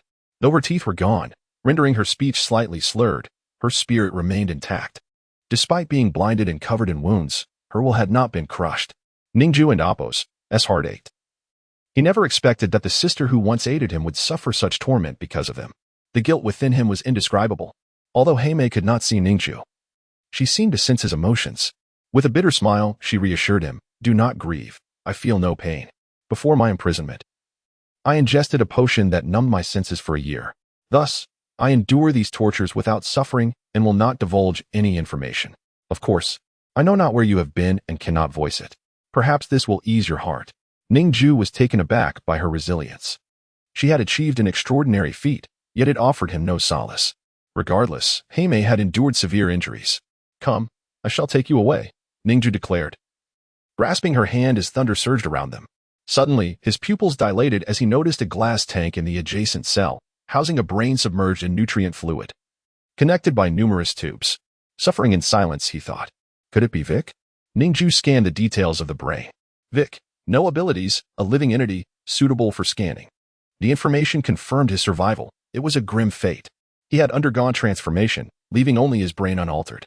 Those tormentors exploited this condition to inflict suffering upon him, stripping away all mechanical enhancements to retain only his conscious mind, rendering him devoid of sensation yet still aware.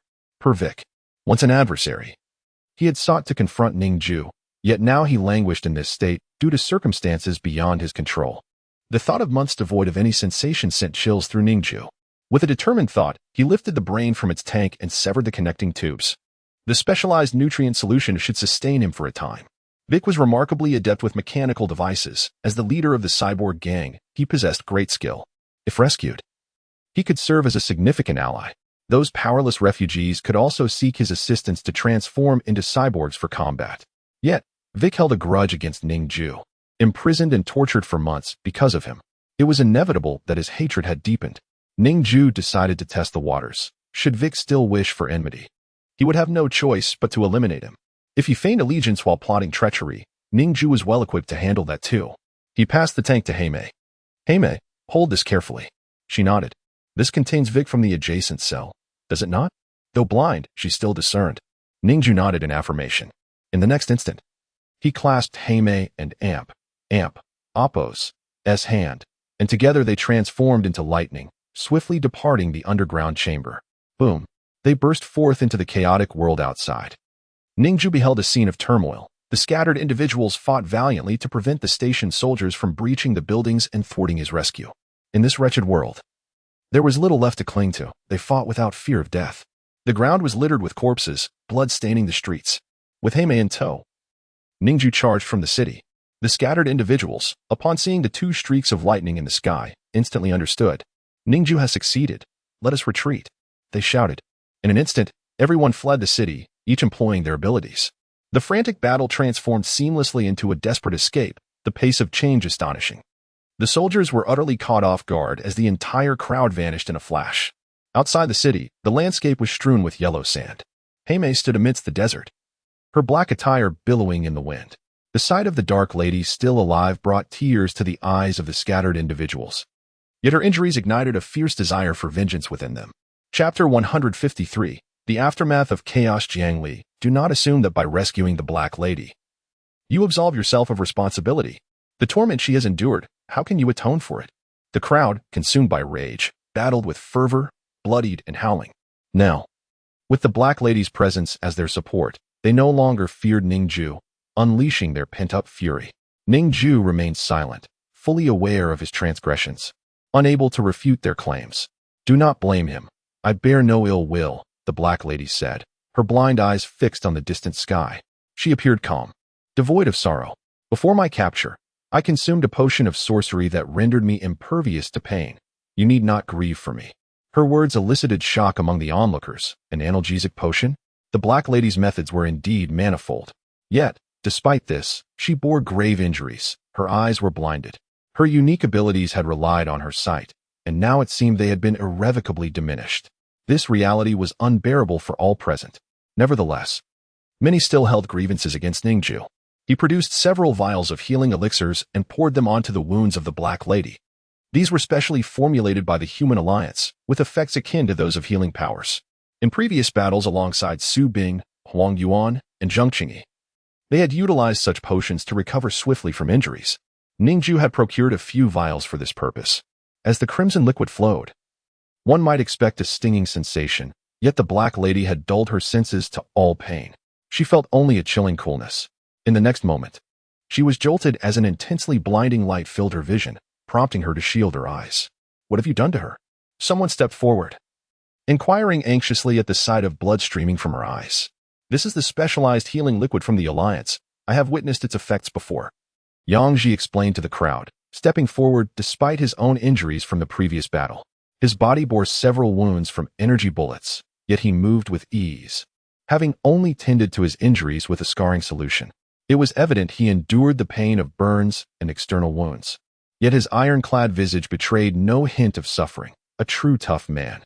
The blood flowing from the Black Lady and Apos' eyes was a result of the necrotic tissue and bruising being expelled, the potency of the healing liquid evident. A female beast hunter approached, elucidating the situation. She was well versed in such matters and had encountered this healing liquid before. After some explanation, the crowd began to accept the circumstances. The blood flow from the Black Lady and Apos' eyes eventually ceased, and she gently removed her hands from her face. Tears were forced from her eyes by the brilliance surrounding her. Even the gentle moonlight, which was soft to others, was painfully blinding to her. She squinted for a moment before fully opening her eyes. The dark power of deconstruction swirled within her gaze. Her abilities had not been lost. Her eyes had merely been blinded. The power of deconstruction could only be wielded upon objects within her line of sight. Blinding her eyes naturally rendered her incapable of using that power. Now, with her vision restored, the Black Lady was overwhelmed with emotion. She had believed she would forever endure torment in the dungeon, never expecting Jiangli to return. Jiangli, the Alliance has slain too many innocents in their quest to find you, the Black Lady lamented. I am sorry, Heimei, Ning Jue replied, turning to address the remaining crowd. Initially numbering 70 to 80, only 30 to 40 remained after the brutal conflict. Half had perished. I apologize, everyone, Ning Jue spoke earnestly. Witnessing his sincere apology, the crowd could not express further reproach. They approached him, gently placing hands on his shoulders. Such is the camaraderie among those of the martial world. Despite the loss of many lives, Ning Jue had returned to shoulder his responsibilities, not as a coward. It was not entirely his doing. The unpredictability of life was beyond anyone and Apos' control. Their anger had subsided, leaving only lingering dissatisfaction, yet it did not descend into hatred. Ning Jue gazed at the brain encased within the vat held by the Black Lady. "What is this?" someone inquired, noticing the grotesque object. "This is the head of the leader of the cyborg gang, Vic," the Black Lady replied slowly. Gasps of shock rippled through the crowd. Vic and Appos' enmity with the Dragon Slayer Jiang Li was well known. He had once dared to challenge Jiang Li by the Yu family and Appos' airship in an attempt to kill him. It was astonishing that he had been captured for interrogation due to his ties to Ning Jue. The human alliance had truly become deranged, leaving no stone unturned. "Black Lady, allow me to take him," a female beast hunter offered, stepping forward to accept the vat containing the brain. The Black Lady, now regaining her sight, found her vision still blurred, as though veiled by a gossamer shroud. Yet she could still discern the figure before her. "Xiaoying?" she asked. Ewing nodded. "It is I." Once a courtesan under the Black Lady and Appos' patronage, she had been taken in at a young age but had aspired to become a beast hunter. The Black Lady had granted her freedom without constraint, a kindness that was worthy of gratitude. They embraced gently, the Black Lady and Appos' eyes glistening with emotion. "It is good to see you alive after so many years." Ewing raised her hand, a swirl of green light enveloping the Black Lady's mouth. A gentle healing energy surging forth. The teeth she had lost began to regrow, first as tiny buds, then whitening, ultimately forming small teeth. Her healing abilities were not particularly potent, taking several minutes to restore her teeth to their youthful state rather than fully regrowing them instantly. Yet, it sufficed. A person only grows teeth once in a lifetime, and she had granted the Black Lady a second chance. As the buds emerged, they would naturally continue to grow. Ewing, drenched in sweat, withdrew her hand. "Thank you," the Black Lady said, caressing her face softly. Ewing nodded. "Let us depart, everyone," Ning Jue urged. His initial intention had been to gather allies to strike against the human alliance, yet he had unexpectedly become a savior himself. The crowd agreed. It was indeed time to leave. Just as they prepared to depart, a sudden tremor echoed through the air. Ning Jue and Appos' mind erupted as if struck by thunder, an overwhelming killing intent surged towards them. Boom. Several individuals were obliterated in an instant, reduced to mere clouds of blood, splattering everywhere and leaving a pool of crimson on the ground. Among them was Ewing. The Black Lady watched in shock as her former ward disintegrated before her eyes, her gaze frozen. They had only just been reunited. The vat containing the brain she held fell from her grasp, and Yang Shi caught it, cradling it in his arms. "Run for your lives." His furious shout startled everyone awake. Yang Shi was the first to react, immediately taking flight. Chapter 154. The exploding twins. Madame Black's pupils trembled slightly. "Run!" Ning Jue shouted furiously at everyone. Instantly, all individuals employed their utmost abilities, dashing frantically towards the outskirts of the city. Ning Jue transformed into a bolt of lightning, moving at a speed imperceptible to the naked eye, manifesting as a terrifying blue light that thunderously surged toward Madame Black. He clutched her, exerting every ounce of strength to flee. In that fleeting moment, Ning Jue harbored no desire to engage. After all, Madame Black was right there. The notion of fighting while protecting others was the most confining situation Ning Jue could envision. In such circumstances, even someone as formidable as Li Hongguang would find it burdensome. Ning Jue had no intention of battling under these conditions. Madame Black, still recovering from her severe injuries, could barely see, and her deconstructive eyes were difficult to utilize. Moreover, Ning Jue was acutely aware of the terrifying power at play, capable of silently causing several individuals to explode into a mist of blood in an instant. If they did not escape immediately, it might be Ning Jue himself who would be the next to explode. Behind them, dozens of scattered individuals fled in madness, their speed lagging far behind Ning Jue and Appos'. Soon, they were left trailing in the distance. Boom. Bang. The sounds of explosions echoed one after another. Several individuals, while fleeing, erupted into blood mist, extinguished in an instant. Golden patterns appeared in Ning Jue's eyes as he turned to glance back. Two faint white lines of murderous intent connected him to two individuals. Were there two of them? Following the lines of intent, he traced them back to their source. Ultimately, Ning Jue spotted two men. The vision granted by his obliterating eyes was remarkably distant, allowing him to perceive events several kilometers away. His gaze pierced through the swirling sands, directly locating those two men. They bore an uncanny resemblance, two gaunt middle-aged men, both clad in black robes. Ning Jue maintained his concealed state, enveloping Madame Black in invisibility as well. The lines of murderous intent immediately severed, for they could no longer pinpoint Ning Jue and Appos' location. Ning Jue swiftly turned, placing Madame Black in a verdant oasis beneath a tree. Sister Black rose. I will confront the enemy. Remain here and do not move. You are gravely injured. Do not engage, Ning Jue stated earnestly. Madame Black nodded in acknowledgement. Yet, the murderous intent in her eyes left Ning Jue somewhat uneasy. Her gaze was terrifying. For her adopted daughter had perished before her very eyes. Ning Jue understood that such anger was difficult to suppress. However, he had to place his trust in Madame Black. In a flash, he transformed into a streak of lightning, surging forth with tremendous speed. He and the thunder maintained their concealed state. From the remaining dozens, only 20 individuals now remained. All others had been obliterated by that strange power. Yang Ji, clutching a brain encased in a jar, waved his robe behind him, shrouding himself entirely. This was a military-grade anomalous weapon, equipped with optical camouflage, which he had purchased at a hefty price. Instantly, he became transparent. While it could not compare to true invisibility, it still rendered him a vague silhouette. Yet, in the midst of the howling desert winds, he could remain completely concealed. Those lacking visual anomalous abilities would find it nearly impossible to detect him. He raced forward in desperation. Meanwhile, Ning Jue swam against the tide. Along the way, he encountered numerous exploded corpses, pools of blood everywhere. Severed limbs were flung dozens of meters away, illustrating the sheer force of the explosions. Moreover, judging by the manner in which human bodies exploded, it was evident that the blast originated from within. The human body, after all, is its most vulnerable at its core. Though these scattered individuals fled with great speed, they were still no match for flight. As yet another individual faced the brink of death beneath the explosions. Ning Jue opened his eyes. The static blade behind him unsheathed, hovering in the air, aimed at the two men. Simultaneously, the golden patterns in his pupils outlined the obliterating eyes, penetrating the air pressure within those bodies, neutralizing the explosive pressure without causing harm to their forms. The enemy's assault was overwhelming. Within mere seconds, they had nearly attacked everyone. Yet, Ning Jue was astoundingly swift. Each time, he sensed the tremors in the air beforehand and moved to dissipate the attacks. Several individuals cast him grateful glances. Thank you, Ning Jue. Thanks. Ning Jue's sole intent was to rescue Madame Black.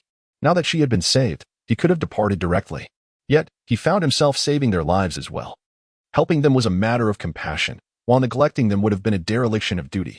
Reflecting on earlier moments when they had berated him, they now felt a twinge of regret. In no time, Ning Jue reached the two men. Each bore a large chip around their necks. Utilizing his deconstructive eyes, he observed the two chips resonating with each other, transmitting waves of energy. It appeared they were capable of linking their thoughts. They already looked identical, being twins. And with this device, their mental connection was further intensified. Ning Jue scanned the abilities of the two men. Zhang Yi, ability, airflow flight, rank, A, description, able to manipulate airflow to carry others while flying. This ability was remarkably similar to that of Chu San Zai. Yet it surpassed it. Chu San Zai could only fly alone. If he wished to carry someone, he would have to embrace them, expending significantly more energy. In contrast, this individual utilized airflow as the fundamental propulsion, effortlessly carrying others while flying. Zhang Yi and his twin soared in parallel. His power lacked any offensive capability. It was evident that the other twin wielded the ability to attack the masses. Ning Jue immediately scanned the twin beside Zhang Yi. Zhang Air, ability, pressure elevation, rank, A, description, can expend mental energy to rapidly elevate the internal air pressure of an object. This ability conjured thoughts of a natural phenomenon, whale carcass explosions. After a whale dies, the undigested microorganisms within its body proliferate and expand, ultimately generating putrid gas. When the gas accumulates excessively, it distends the whale and Appos' belly. Eventually, the imbalance in air pressure becomes unbearable, leading to an explosion, even for the massive creature. Despite whales weighing hundreds of tons, their bodies cannot withstand such pressure imbalances. How fragile is the human form? Once air pressure is elevated, it can result in instantaneous explosive effects. Ning Jue regarded this tactic with trepidation. His obliterating eyes revealed the airflow in the air above him. He discerned that all the air was converging toward the target under Zhang Yi and Appos' control. Subsequently, Zhang Air would harness his power to elevate the internal air pressure of the target. In mere seconds, they had already killed over a dozen individuals. They were nothing short of slaughtering machines. The most fearsome aspect of this technique lay in its internal assault.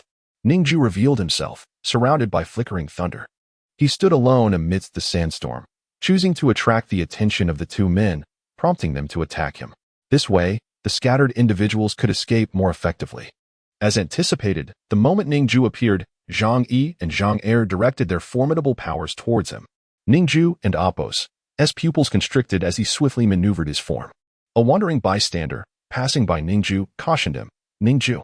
Zhang Yi and Zhang Er are known as the explosive twin brothers, wielding tremendous strength. They serve as mercenaries within the human alliance, having even brought down S-class behemoths. Should you find yourself outmatched, do not hesitate to flee. With that, he departed. Upon hearing this, Ning Jue and Apos' expression grew grave. The flawless synergy between these two A-class abilities was astounding, having slain S-class beasts. It was likely they could contend with S-class abilities as well. It seemed that this expedition was indeed far more intricate than Ning Jue had initially anticipated. Chapter 155, The Red Spear. Upon reflection, it is indeed a matter of consequence. After all, Ning Jue had spent a considerable time in blood refining city under the guise of Jiang Li. The alliance had apprehended Jiang Li and Apos' companion, Madame He. Even if she were to deny it, the townsfolk were, to some extent, aware. It was highly probable that Ning Jue would return to blood refining city. Consequently, the Rosen family and the human alliance would undoubtedly deploy formidable forces to stage an ambush. The explosive twins were evidently among the assailants. There might even be stronger individuals en route. Although Ning Jue had obliterated the Rosen family and Apos' edifice with a single stroke of his sword, he was acutely aware that the members of the Rosen family had not been entirely eradicated. After all, he had not systematically slaughtered each one.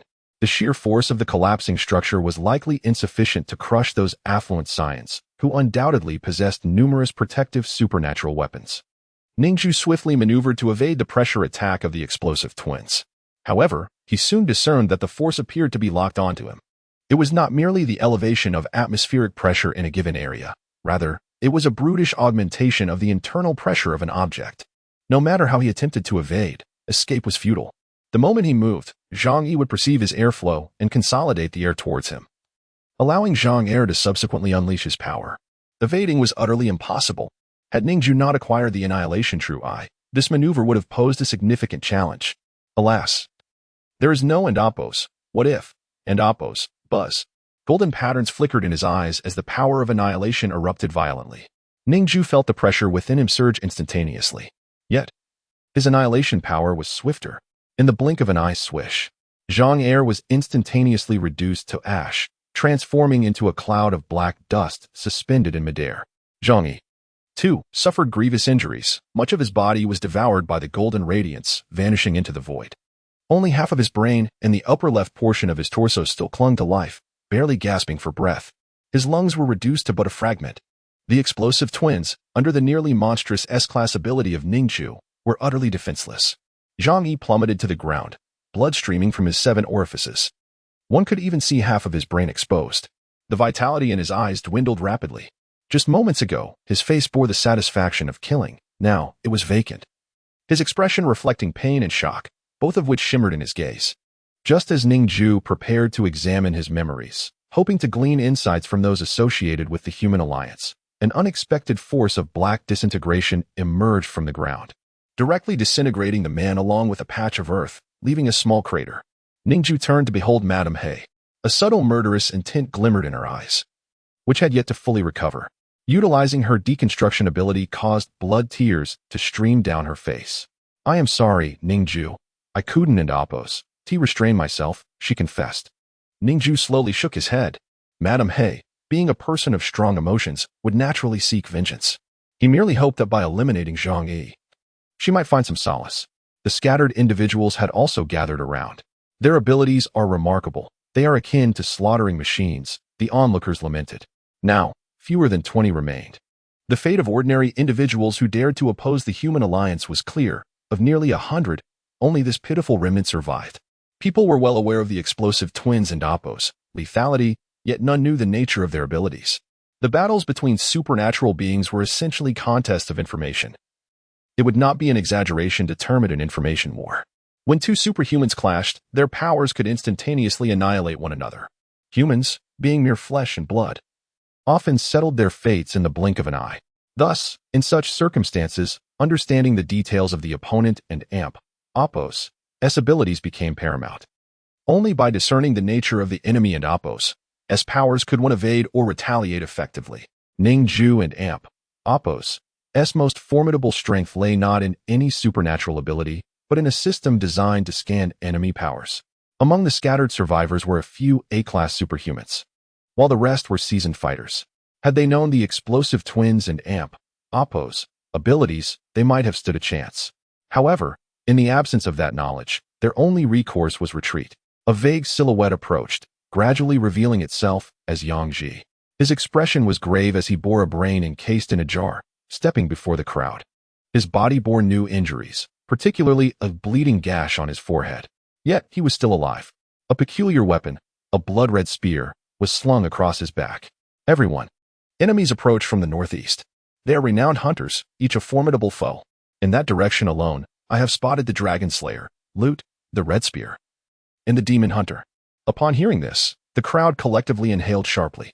These individuals were notorious beast hunters, each with a fearsome reputation, having independently vanquished A-class behemoths. Were so many of them in league with the Human Alliance? Had they gone to such lengths to eliminate him? Jiangli must have truly disturbed the very grave of the Human Alliance. The crowd cast peculiar glances at Ning Jue. I have slain the Red Spear. This is his weapon, Ning Jue declared as he unslung the spear from his back. A wave of astonishment rippled through the onlookers. A man clad in a gray robe stepped forward. Brother Ning Jue, my name is Su Xian, a skilled marksman. Might I purchase that weapon? Upon hearing this, Ning Jue flipped the red spear in his hand, launching 2 thrusts at Su Xian. Unfazed, Su Xian simply took 2 steps back, effortlessly evading the strikes. He then pointed a finger lightly, and buzz. The spear trembled. The red spear inverted, effortlessly flying into his grasp. Indeed, a master marksman, I gift it to you. Ning Jue remarked. He knew that keeping the weapon would serve no purpose for him. The fact that Ning Jue could slay the red spear did not overly astonish the crowd. After all, he was also a well-known beast hunter. A former mercenary who had dispatched numerous A-class superhumans. Although he lacked supernatural abilities, his combat experience and high-caliber weaponry rendered him formidable. His prowess in battle rivaled that of superhumans. He was often referred to as the cold-blooded killer.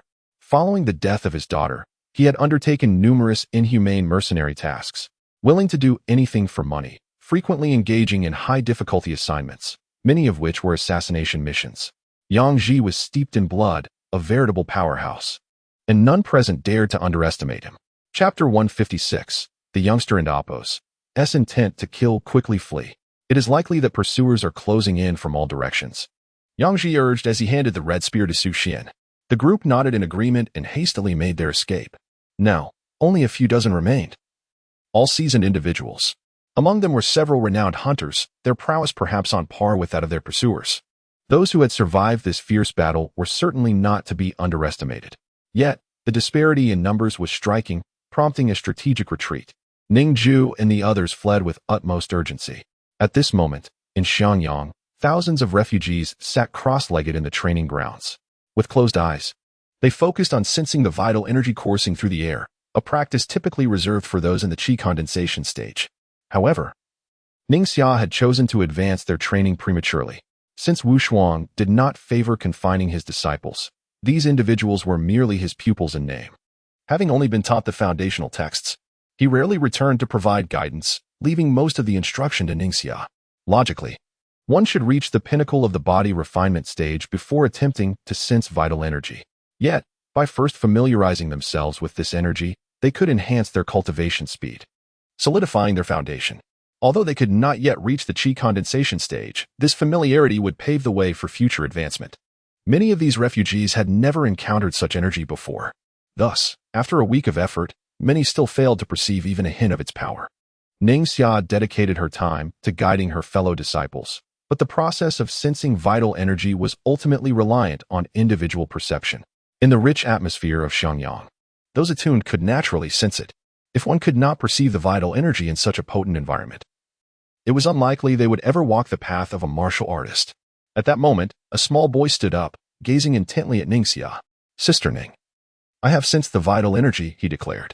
Ningxia's eyes brightened at his words. Throughout the week, this boy had subsisted solely on water. What is your name?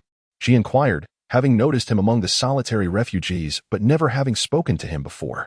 Wu Yang, he replied. Ningxia observed that he appeared no older than 12 or 13, yet his eyes revealed an unusual maturity for his age. He had trained diligently, forgoing food and sleep for an entire week. While most had departed by dawn, he and Song Ho remained to practice. Although Song Ho was also dedicated, his talent was evidently inferior to Wu Yang and Apos. Ning Jue had taken a month to sense the vital energy, while Wu Yang had accomplished this in just a week. And at such a tender age, his future potential seemed boundless. Ning Jue nodded and extended her hand, channeling a stream of pure vital energy into his dantian, encouraging him to expand his capacity. Wu Yang nodded, his entire body trembling as he exerted his muscles, forcing the vital energy into his lungs, holding his breath to integrate it into his dantian. While he succeeded in expanding his dantian, he also expelled a mouthful of blood. Wu Yang did not flinch. Observing his reckless approach, Ning Jue furrowed her brow. This method was excessively forceful and impulsive. Her intention was merely to help him become accustomed to the vital energy and Apos as presence. At his current level, even if he forced the energy into his dantian, he could not attain the qi condensation stage. Who could have anticipated that he would resort to such violent means to compel the energy into his body? Although he had managed to retain a trace of it, his impatience was concerning. Such a mindset would likely hinder his achievements in martial arts. Ning Jue contemplated advising him but ultimately refrained, recognizing Wu Yang's exceptional talent. To instill doubt in his approach would be detrimental, potentially stifling his progress. Very well, you have sensed the vital energy. You may begin practicing the dragon elephant body forging technique, she instructed. Wu Yang nodded, clasped his fists in gratitude, and turned to leave, retrieving the manual from his possession to study. As he departed, no one witnessed the terrifying intent to kill that flickered in his eyes. His pupils quivered, and his body throbbed with pain from the forced entry of vital energy, causing muscle strain. Yet, his expression remained impassive. He was determined to reach the pinnacle of strength to avenge his mother. He sought to annihilate the human alliance with his own hands, willing to pay any price for his vengeance. Clutching the dragon elephant body forging technique in one hand, he retrieved another tome with the other, an ancestral sword technique. The Furious Wind Quick Sword passed down from Li Hongguang. Remarkably, he managed to read both texts simultaneously, delving into the intricacies of each. Even when faced with obscure phrases, he required no guidance, merely digesting the material before comprehending it fully. Had Wu Shuang witnessed this, he would have marveled at Wu Yang's extraordinary talent. As night fell, Ning Jue addressed her fellow disciples. It's time to return to your quarters. We shall reconvene tomorrow. A collective sigh escaped the refugees as they rose to leave, shaking their heads in disappointment. They had hoped that rigorous training in Xiangyang would grant them the power they sought, only to find their aptitude lacking. Life is indeed unfair, they lamented. Nevertheless, no one despaired. Fists clenched, they eagerly anticipated the next day's training. Once they had all departed, Ning Jue took a moment of respite before making her way to Chu Sanzai's room. Shaolin lay at the door, yawning. Chu Sanzai had been in poor spirits lately, prompting Ning Jue to station Shaolin outside his door to prevent any rash decisions. After all, during times of despair, a single thought could lead to tragedy. Ning Jue knocked gently on the door. Knock, knock. Come in, a voice from within beckoned. Upon entering, she was greeted by a strong scent of alcohol, with numerous empty bottles strewn haphazardly in the corner. Shaolin, please tidy up the bottles, Ning Jue instructed. Shaolin, visibly distressed, sighed at the task. Since growing up, Ning Jue had ceased to indulge it, often assigning menial chores. Yet, it dared not protest. Alas, the life of a dragon is indeed hard. Chapter 157. Humble love. The small creature's claws stirred slightly, gathering a few strands of true energy to lift all the wine bottles from the floor, carrying them out of the room. Its tail swished back and forth, dragging the bottles along with some debris as it exited the space. Ning Jue moved a chair over and sat at the bedside of Chu Sanzai. You and Amp, Oppos, VE come again. Chu Sanzai's gaze was calm as he held a half-full bottle of wine and spoke. During this time, apart from guiding others in their training, Ning Jue often visited Chu Sanzai's room to engage him in conversation. She understood the reason for his despondency well. She had once felt similarly. Watching her brother grow ever stronger while she battled illness, unable to assist him and feeling like a burden, had filled her with self-reproach and doubt about her existence.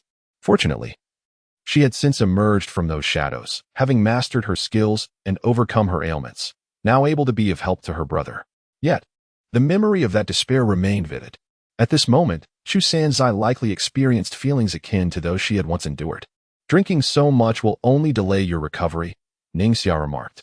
Chu Sanzai slowly shook his head and took another swig. I am well aware that alcohol brings no benefits, only harm. The taste is harsh and unpleasant, he said with a bitter smile. I used to wonder why the drunkard Zhang Xian from the north of the city spent his days with wine. Now I understand.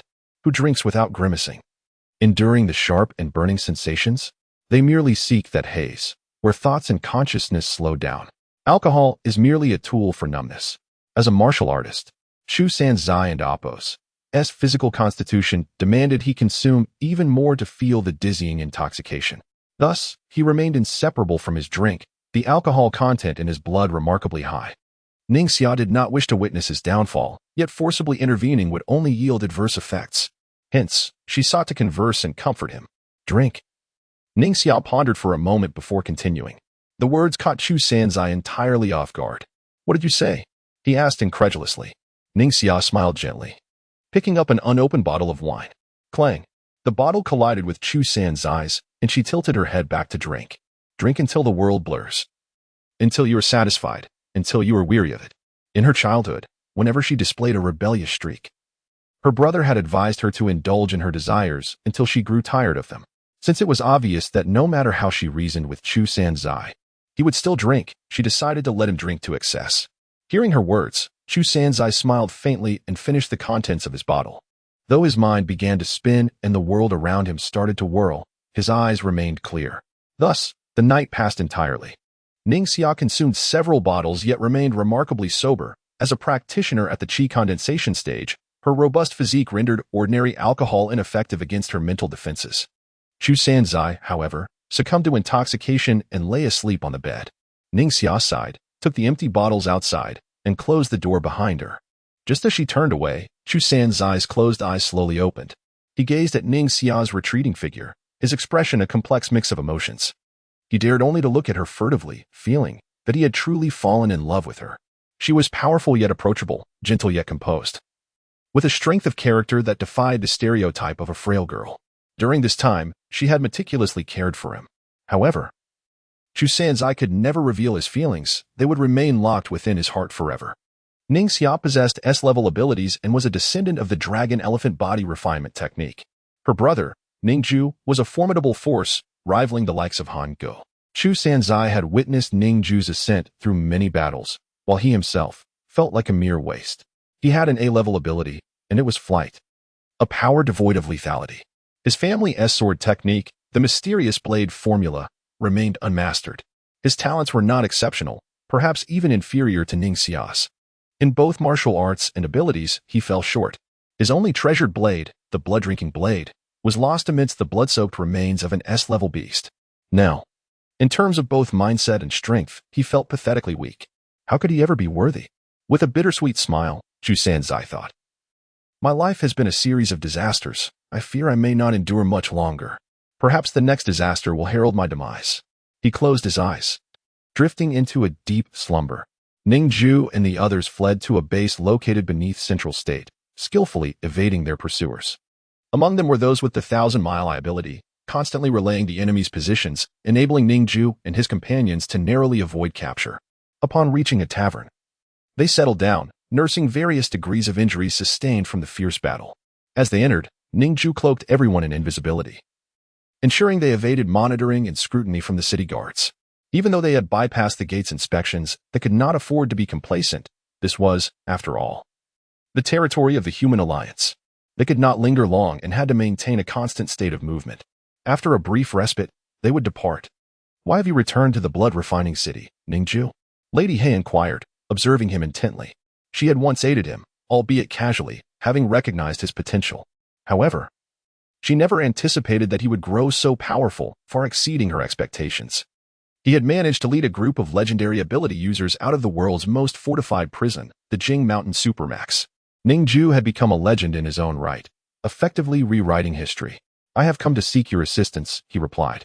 At these words, Lady He's expression turned quizzical, as did the others.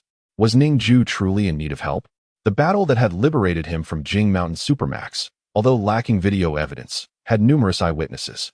Rumors within the military had reached the outside world, and nearly everyone was aware of the death row inmate who had escaped the prison's highest tier.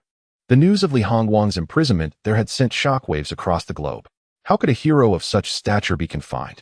Lady Hei's demeanor grew serious. After a moment's hesitation, she began to piece together the reason.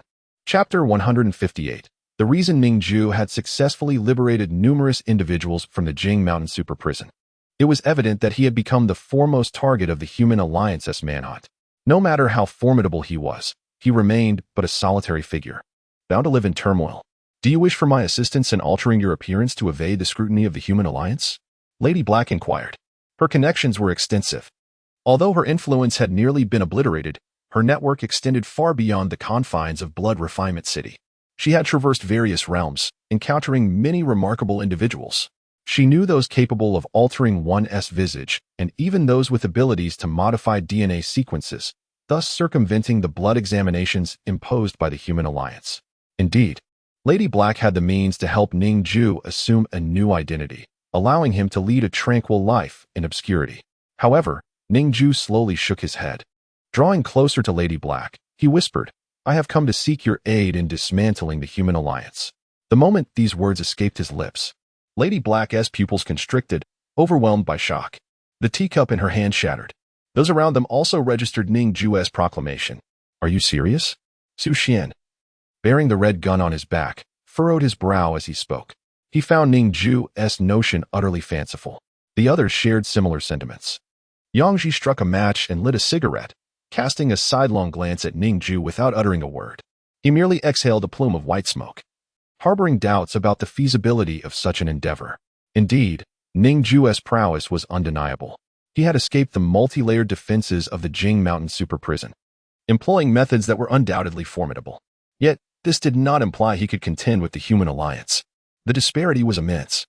There were dozens of S-class supernatural beings in the world, with over a dozen imprisoned within the Jing Mountain super prison alone. Many had perished within its confines. The number of those still alive and rescued by Ning Jue could likely be counted on one hand.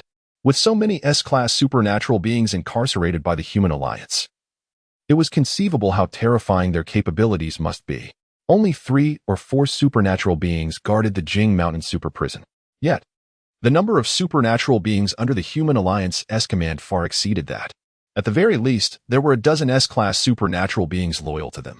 If Ning Jue aimed to topple the Human Alliance, he would have to overcome a dozen S-class supernatural beings, not to mention the Alliance's substantial resources, including advanced technology capable of creating colossal beasts. Even if Ning Jue was shrouded in mystery, with undisclosed trump cards, he did not believe he was equipped to confront the Human Alliance. The two factions were fundamentally mismatched.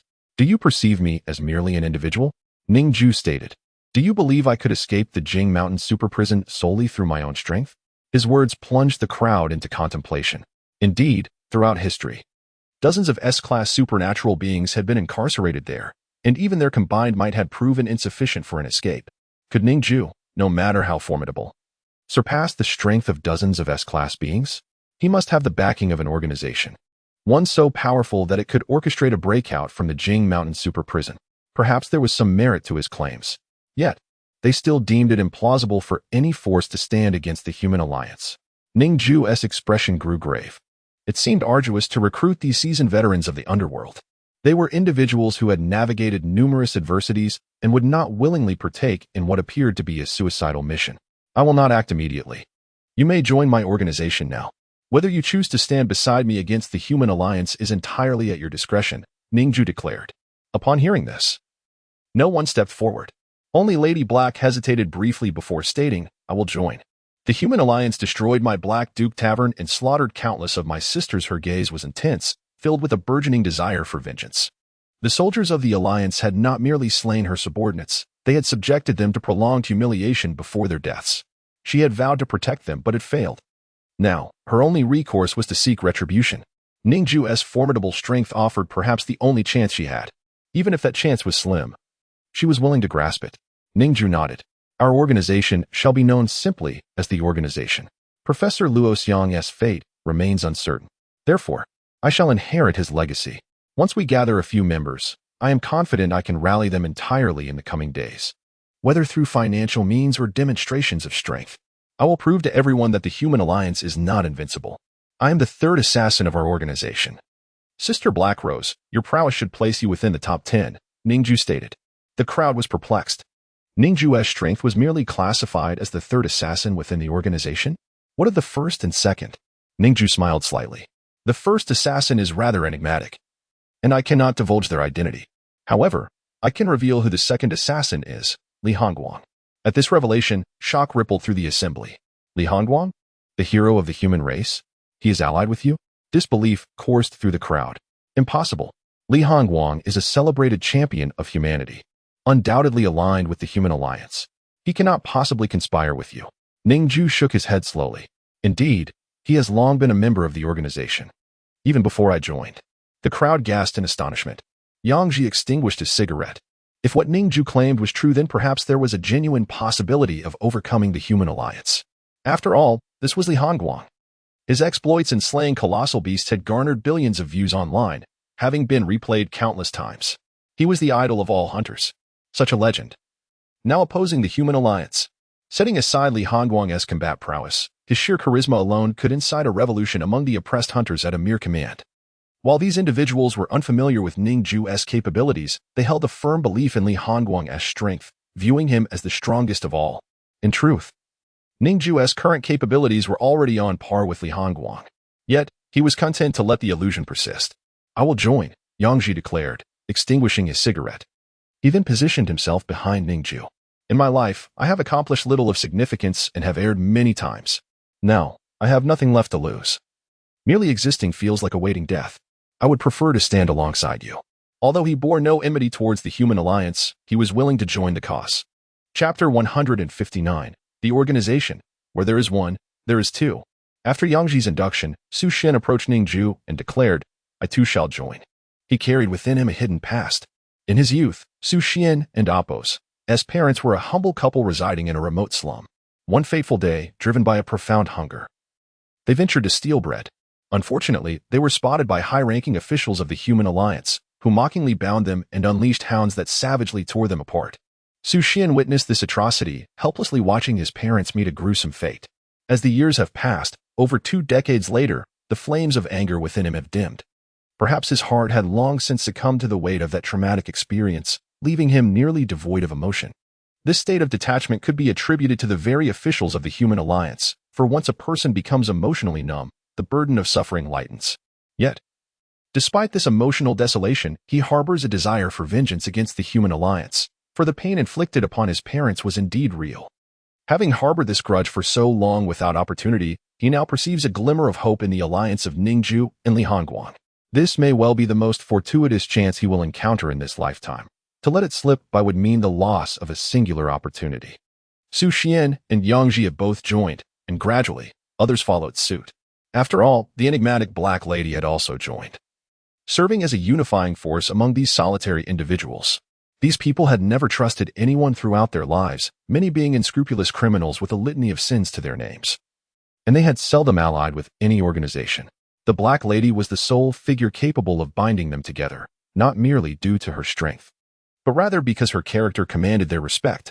In a world rife with treachery and self-interest, she was willing to sacrifice her own safety, allowing her subordinates to escape first. This act alone illuminated her charismatic presence. Many followed the Black Lady into the organization, yet a significant number remained silent, hesitant to join. Ning Jue addressed them. I understand your fears. You believe the Human Alliance to be invincible, and joining my cause would be tantamount to courting death. I assure you, those who join my organization will not be coerced into battle against the Human Alliance. When the time is ripe, I shall grant you the choice, fight or withdraw. The decision rests solely with you. In the interim, I will instill in you the confidence that we possess the capability to confront the Human Alliance. Ning Jue spoke with conviction, harboring no fear of the Human Alliance. While their resources may be formidable, he was no ordinary individual. With Li Hongguang and his sister, both S-rank ability users at his side, and the formidable presence of the esteemed Xing Yi, whose combat prowess was on par with that of Li Hongguang, Ning Jue felt emboldened. Though he lacked an ability of his own, his combat skills rivaled those of an S-rank user, coupled with an abundance of S-rank abilities acquired, including a replication of the prowess of the legendary warrior Yang Yizhen. It could be said that Ning Jue's strength had reached the pinnacle of humanity. He scanned the assembly of solitary figures, many of whom bore grievances against the Human Alliance, thus possessing ample motivation to act. The Black Lady had bestowed great kindness upon them. With her joining, why would they not take a chance? She surveyed the crowd. Once you join this organization, I shall no longer be your focal point. Her voice was steady. Ning Jue and Appos, S power and influence surpass my own. Upon joining, you will heed his command rather than mine. Consider this carefully. I too am now but a subordinate to Ning Jue. The remaining hesitant individuals paused, contemplating her words. Ultimately, they rose and solemnly proclaimed, I shall join. And I too will join the ranks, leader. The majority embraced this new alliance, despite their past of never having followed anyone's command. This time, however, they were willing to take a leap of faith, for Ning Jue had previously saved their lives during the harrowing encounter with the explosive twins. The risk of facing the twins, even for an S-rank ability user, was substantial. History had recorded numerous instances of S-rank users falling to their A-rank counterparts. Thus, they chose to trust in Ning Jue, recognizing this as a gamble. Their lives had reached a plateau, a level from which they could not ascend. Hence, they were willing to wager. Should they fail, death would be the worst outcome, but if they succeeded, it would rewrite their destinies. They would emerge as the greatest contributors, destined for glory and wealth, perhaps even etched into the annals of history. While many sought profit in their decision to join, this was sufficient. Once they committed, the question of whether to confront the human alliance would be left to Ning Jue's discretion when the moment arrived. Yet, a portion of the assembly chose to depart, rising and stating, "We shall not choose death. Farewell." These realists opted for survival over futile endeavors. Ning Jue nodded in understanding. Each individual had their ambitions, and it was unwise to force them to remain. Ultimately, a dozen or so individuals joined Ning Jue's organization, predominantly A-rank ability users, forming a formidable force. "It is time to depart," Ning Jue announced, standing with purpose. As he rose, all followed suit. The collective mindset shifted swiftly, transforming from disparate individuals united by a common goal into genuine comrades aboard the same vessel. Utilizing his oblivion-true eyes, Ning Jue scanned the group, confirming that none were spies of the human alliance. Leading them from the tavern, they encountered a beggar at the entrance, his face marred by countless scars, appearing grotesque as flesh hung in tatters. Only his eyes, peering through the myriad of deep cuts, remained visible, wide with shock and horror, sending a chill down Ning Jue's spine. Clad in ragged garments, he huddled in the corner, resembling a dog, and hoarsely implored, "Could you spare a few coins?" Ning Jue found the voice vaguely familiar, yet he could not place it. He reached into his pocket and tossed a handful of coins into the beggar's bowl, a habit formed from years of compassion for those ensnared by fate's cruelty. "Thank you," the beggar mumbled, lowering his gaze and beginning to count the coins. A wealthy young man passing by cast a disdainful glance at the beggar. With a swift kick, he sent his copper bowl flying, scattering the loose coins within across the ground. Ning Jue furrowed his brow slightly. Chapter 160. The Hound of a Lost Home. The young nobleman, adorned in exquisite garments, bore a youthful visage, appearing no older than 16 or 17. It was evident that he had been spoiled by his family, exhibiting an arrogant demeanor. To him, bullying a beggar seemed beneath his station. Most scions of wealthy families would not stoop so low, for one could never ascertain whether a beggar might, in a fit of madness, retaliate ferociously. In an unforeseen twist of fate, one could not predict the outcome. The life of a privileged youth was not worth the exchange for that of a destitute beggar. This young dandy, still in his formative years and lacking proper guidance from his family, remained oblivious to the world's perils. He believed that his family was the most affluent and influential in this enclave, granting him the audacity to act with impunity. Yet, he neglected the age-old adage, "Do not provoke those who walk barefoot, for they have nothing to lose." Ning Jue observed the depths of the beggar's eyes, where a flicker of crimson flame resided, an embodiment of profound rage. After all, his visage bore the scars of a knife, suggesting a history of torment. Perhaps this beggar's mind had been unsettled. The young nobleman, brazenly confronting such a beggar alone, was truly courting disaster. Ning Jue slowly shook his head. His discerning gaze could penetrate the beggar's resolve. Within those eyes, he discerned a tempestuous sea of blood. Such murderous intent sent shivers down Ning Jue's spine. He had never encountered anything like it.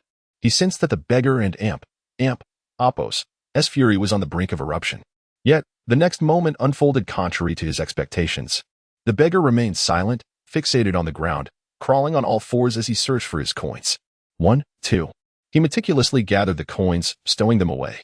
The young nobleman, witnessing this scene, erupted in laughter. "Huh, like a dog, like a dog." He stepped forward, violently kicking the beggar's bowl away. The beggar retrieved it. only to be met with another kick, an unadulterated display of humiliation and bullying. Ning Jue could scarcely bear to watch. Enough. Yang Ji stepped forth, aiming his firearm directly at the nobleman's leg. Bang! The shot rang out, a cloud of crimson mist erupting as the nobleman's leg shattered into a gruesome spectacle. His eyes widened in shock, still grappling with the reality of what had transpired. He beheld his leg, obliterated by the lead bullet, and for a fleeting moment, he believed he was ensnared in a dream. "Who dares treat me this way in this city?" he screamed, his face contorted in agony as he writhed on the ground. "My father is the lord of this place. You seek death." In excruciating pain, he glared at Yang Ji, who remained impassive, offering no acknowledgement. He merely exhaled a deep breath, releasing a cloud of smoke that choked the nobleman further. As he writhed in agony, cries of despair echoed around him, drawing the attention of passers-by, who hastily retreated. Su Xian regarded Yang Ji with a glimmer of admiration. His style resonated with her.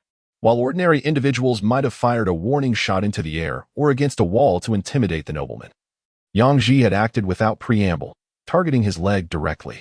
The explosion of the shot was immensely satisfying. Punishment was necessary for imparting wisdom.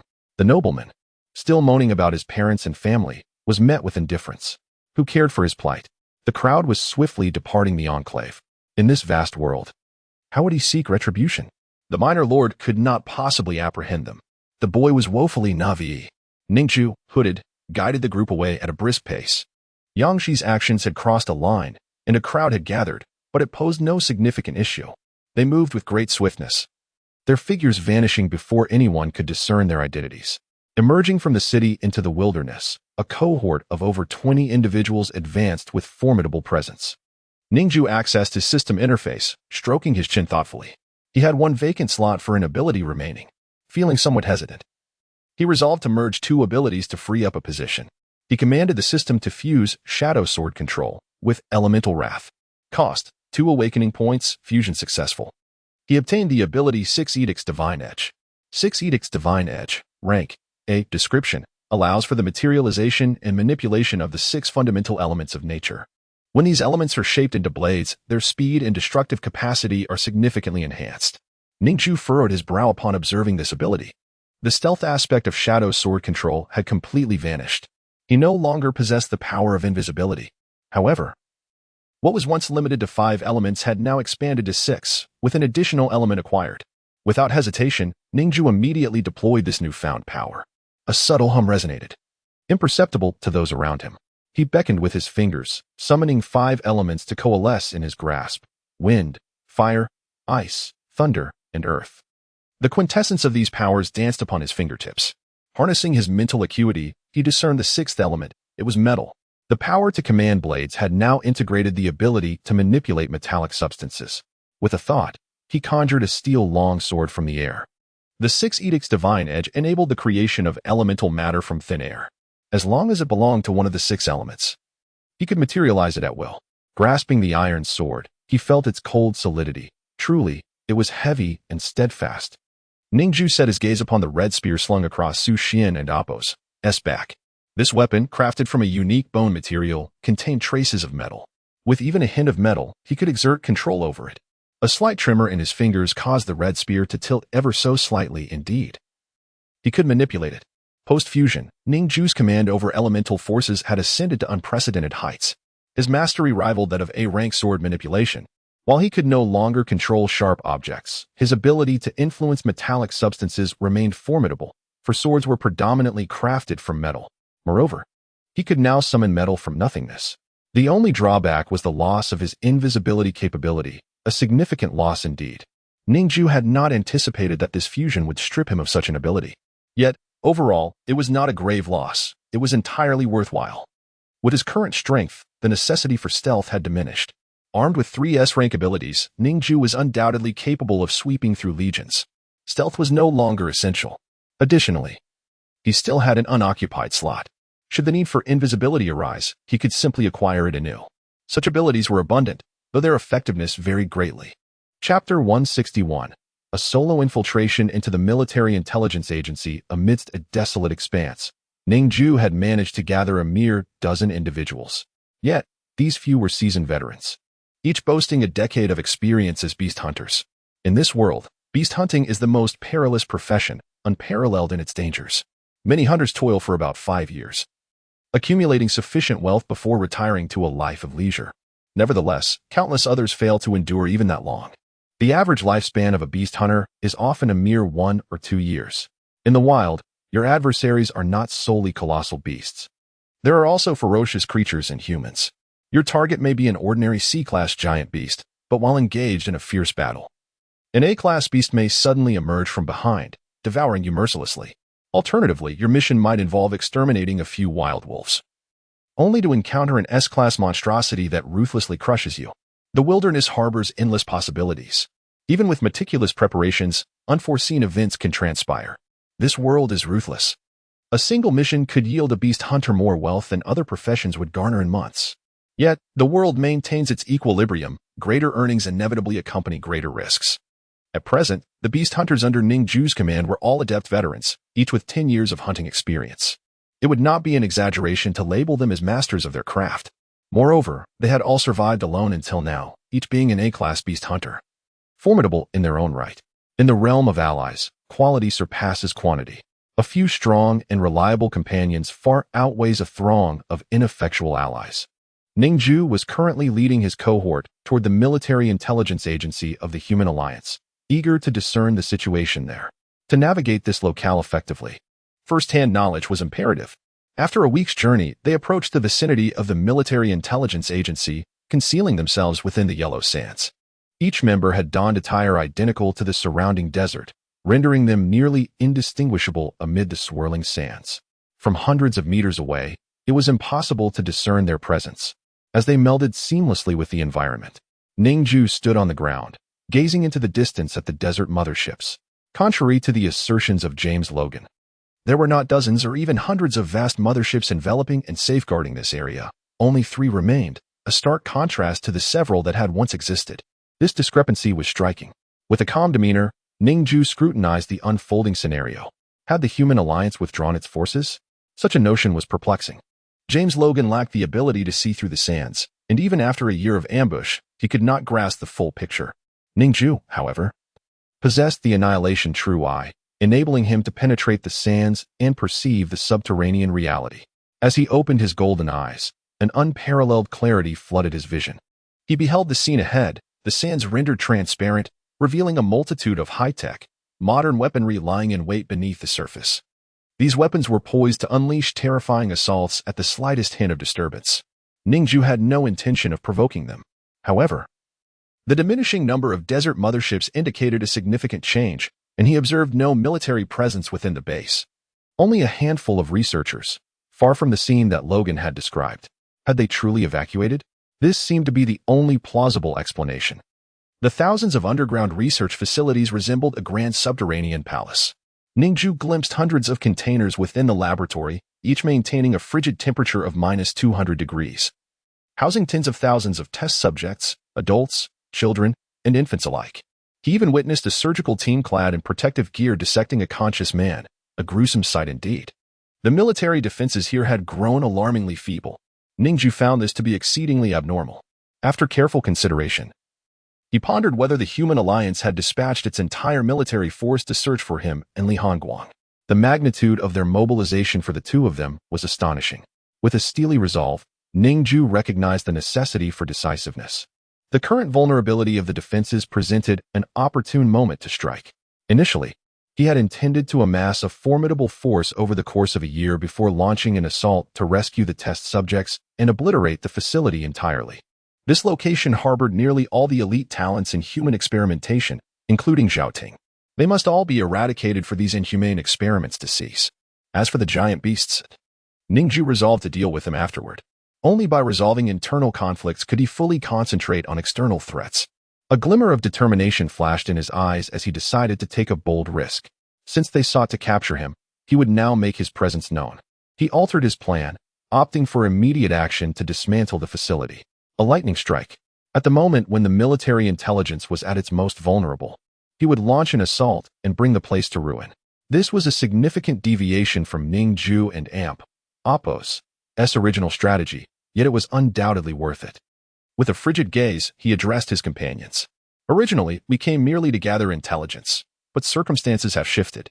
As he spoke, the expressions of his comrades grew peculiar. Ning Jue adjusted his hood and coldly declared, "We shall infiltrate." His words left everyone astonished, far exceeding their expectations. Lady Black's expression turned grave, her eyes having only just recovered from a week's respite. Were they truly to engage the military intelligence agency of the Human Alliance? Su Xian gripped his long spear tightly, his gaze icy, feeling as though Ning Jue was leading them to their doom. "Chief, we have only just joined, and you would have us march to our deaths?" A man interjected, scrutinizing Ning Jue with concern. Ning Jue surveyed the group, acknowledging his own impulsiveness. He had initially wished merely to observe, yet the current frailty of the defenses presented an unparalleled opportunity. He could not afford to let this chance slip away. Chapter 162. Thunder descends. "You need not engage in combat," Ning Jue proclaimed. "I merely seek your assistance." As he spoke, the silver static blade behind him slowly unsheathed, hovering ominously at his back, adorned with flickering golden arcs of electricity. "Once I have dismantled these colossal vessels, follow me into the underground base," he continued, seemingly unfazed by the gravity of the task ahead. Before the others could fully comprehend his words, Ning Jue surged forward like an arrow loosed from its bow, a thunderous roar echoing through the air. The resounding crack of azure thunder filled the atmosphere, its reverberations echoing for miles. The three towering desert aircraft, each 100 meters high, immediately honed in on Ning Jue's position. Their movements in the swirling sands akin to fish darting through water, remarkably swift. As the desert carriers stirred, the sound of shifting sands filled the air, sending tremors that disturbed the ground beneath, causing vast clouds of yellow dust to rise and envelop the vicinity. Ning Jue, now visible amidst the swirling sands, had relinquished his cloaking ability, but he did not care for stealth. He intended to forcefully breach this stronghold and retaliate against the Human Alliance today. A glint of murderous intent flickered in his eyes. This was a vile experimental base, and it was time for its eradication. The desert carriers unleashed a barrage of firepower, bombarding Ning Jue with relentless attacks. He raised his hand, and the static blade whirled around him, slicing through the air. The terrifying golden and blue lightning coiled around it, its power magnified manifold since his last engagement. The fusion of the dark hidden sword and elemental fury into the 6 edicts of divine sharpness had enhanced Ning Jue and Apos' ability to manipulate metallic substances to a level surpassing A-class sword mastery. Furthermore, the elemental force he wielded had grown tremendously. Ning Jue sensed that his abilities were on the cusp of ascending to S-class. But he required a colossal beast in Apos' crystal core. Once he vanquished this place, he would pursue an S-class beast.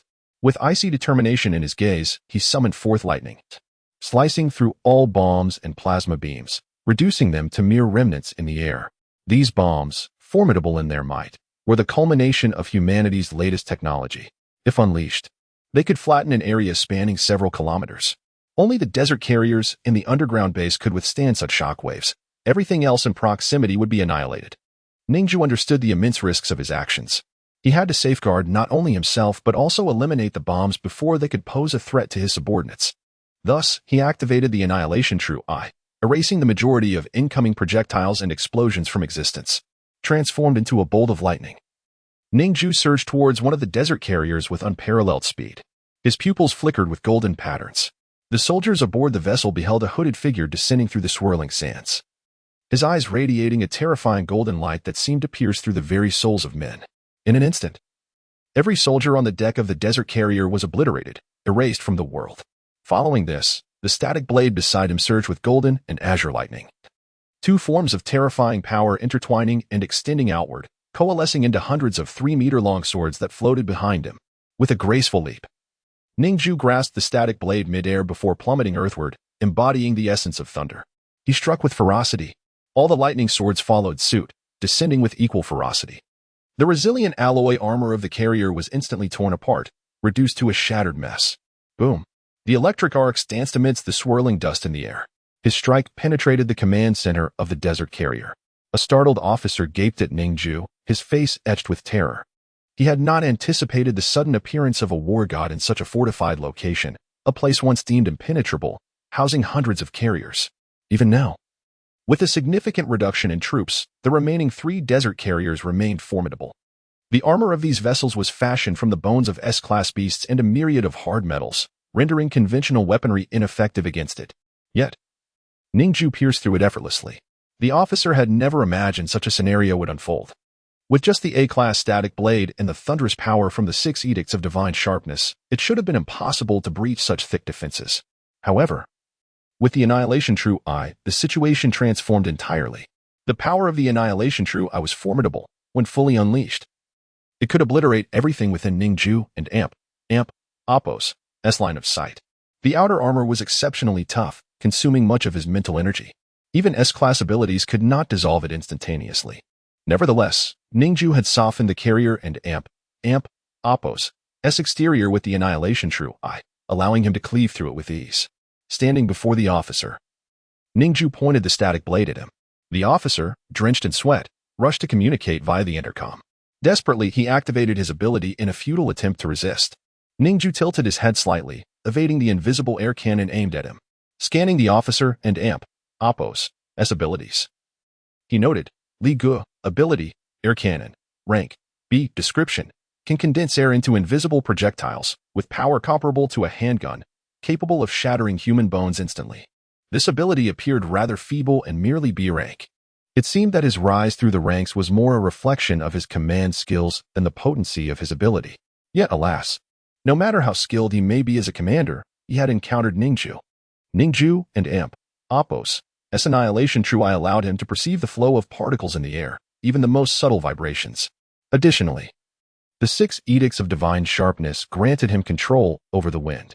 What is the essence of wind? It is air. With a mere thought, Ning Jue summoned a fierce gust, displacing the air around the officer, rendering him incapable of utilizing his air cannon. Subsequently, Ning Jue began to probe the officer and Apos' memories. Chapter 163, The Solitary Destruction of the Desert Aircraft Carrier. After scanning the memories of the officer, Ning Jue offered a slight smile. The core energy chamber was located there.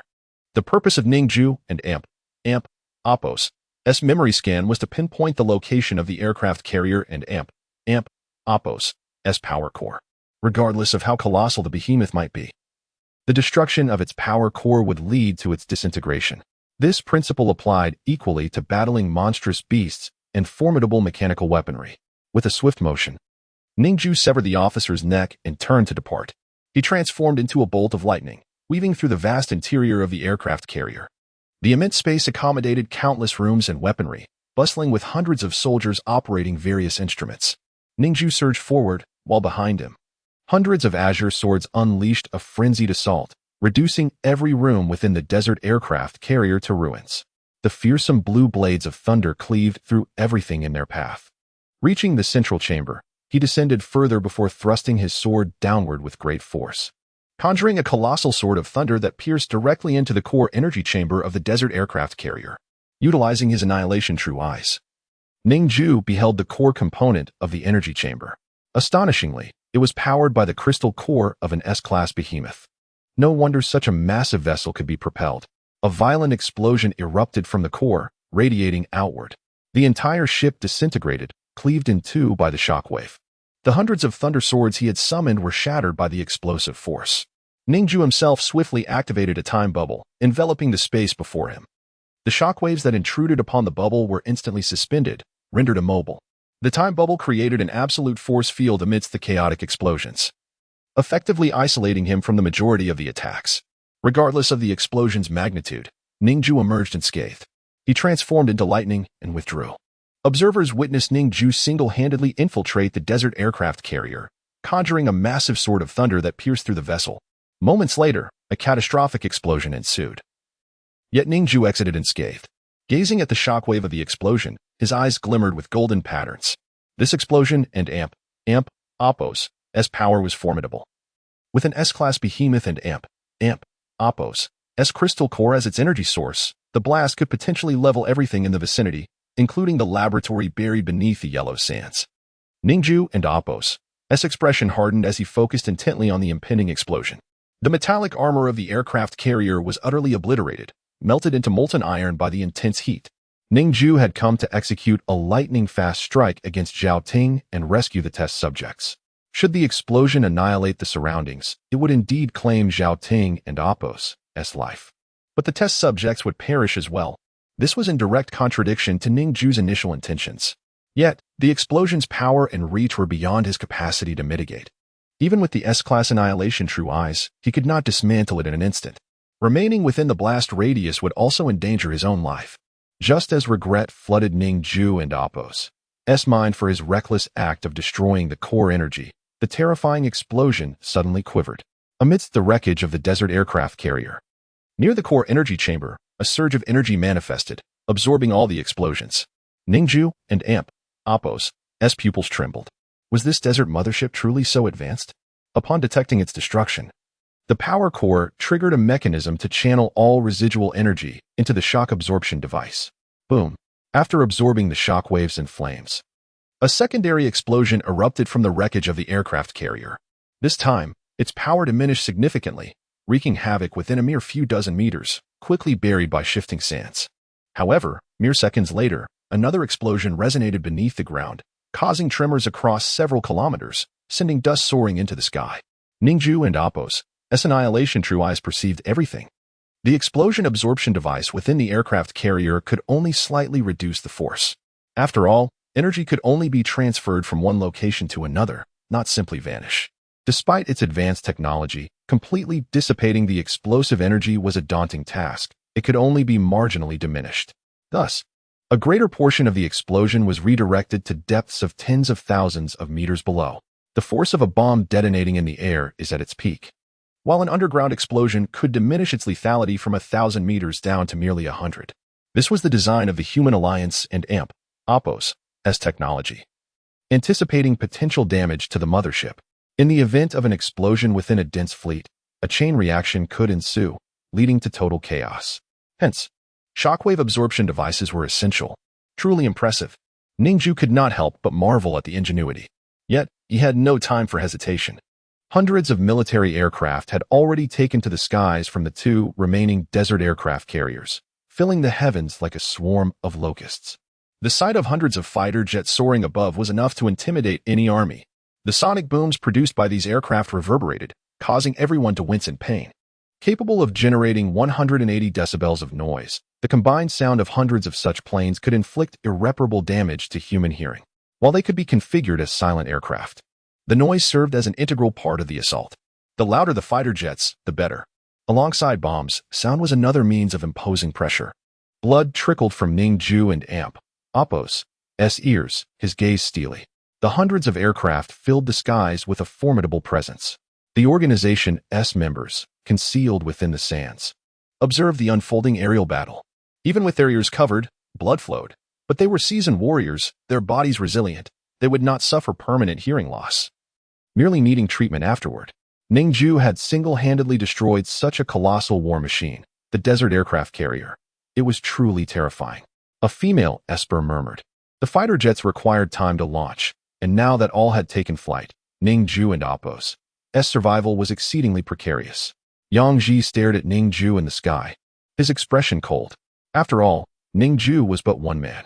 His previous ability to demolish a desert aircraft carrier with the speed of thunder was due to the rapidity of his assault, which had left the aircraft carrier defenseless before the fighter jets could even take off.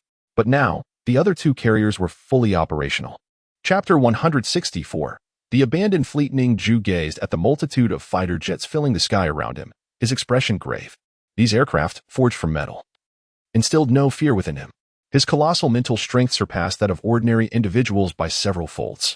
Within the 6 precepts divine blade lay the mastery over metallic elements. With even the slightest trace of metal, Ning Jue could exert control.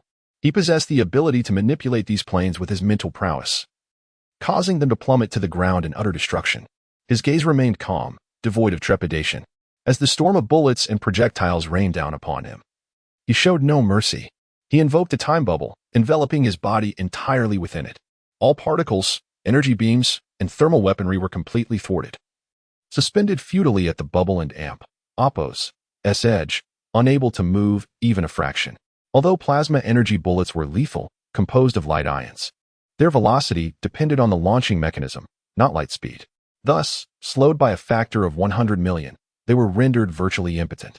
Inside the time bubble, only Huang Yuan and Appo's light speed and the mechanical behemoth and Appo's as laser weaponry could barely penetrate. Everything else was in vain. Ning Jue stood within the bubble, unaffected by its temporal distortions.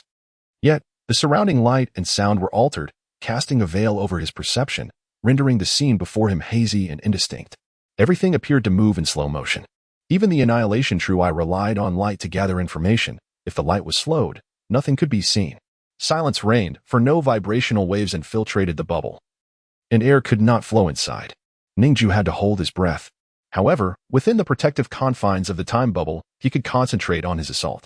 With a mere thought, his entire mental force erupted. The 4 elemental forces surged beside him: wind, thunder, fire, and ice, coalescing into a towering tornado. The core of the tornado, formed from wind blades, spun at astonishing speed. Lightning intertwined within, flashing with brilliant radiance. Flames surged into the winds, the breeze fueling the fire and awakens intensity, creating a tumultuous air current. Frost crystallized into countless icy blades, whirling within the tornado. The multicolored vortex could pulverize anything ensnared within. Ning Jue raised his hand, sensing the metallic elements embedded in the swarming aircraft. With a swift motion of his wrist, all the fighter jets were drawn together, converging towards the colossal tornado. The spectacle was awe-inspiring. Those below, witnessing this scene, were struck with terror, their faces drained of color. Even the personnel aboard the 2 desert motherships were pallid at the sight of the immense tornado. In the command room, a middle-aged commander stared intently at the chaotic screens. No, it was inconceivable. Even within the fortified ship, he could hear the terrifying, suffocating sound of the tornado. The thick, multimeter exterior armor could muffle nearly all sounds. Yet the sonic waves generated by the tornado penetrated through the formidable outer shell. Crack, crack, crack. In the heavens, hundreds of fighter jets were inexorably pulled into the vortex by an invisible force. The pilots and awakens faces turned ashen. They felt utterly powerless, their aircraft slipping from their control.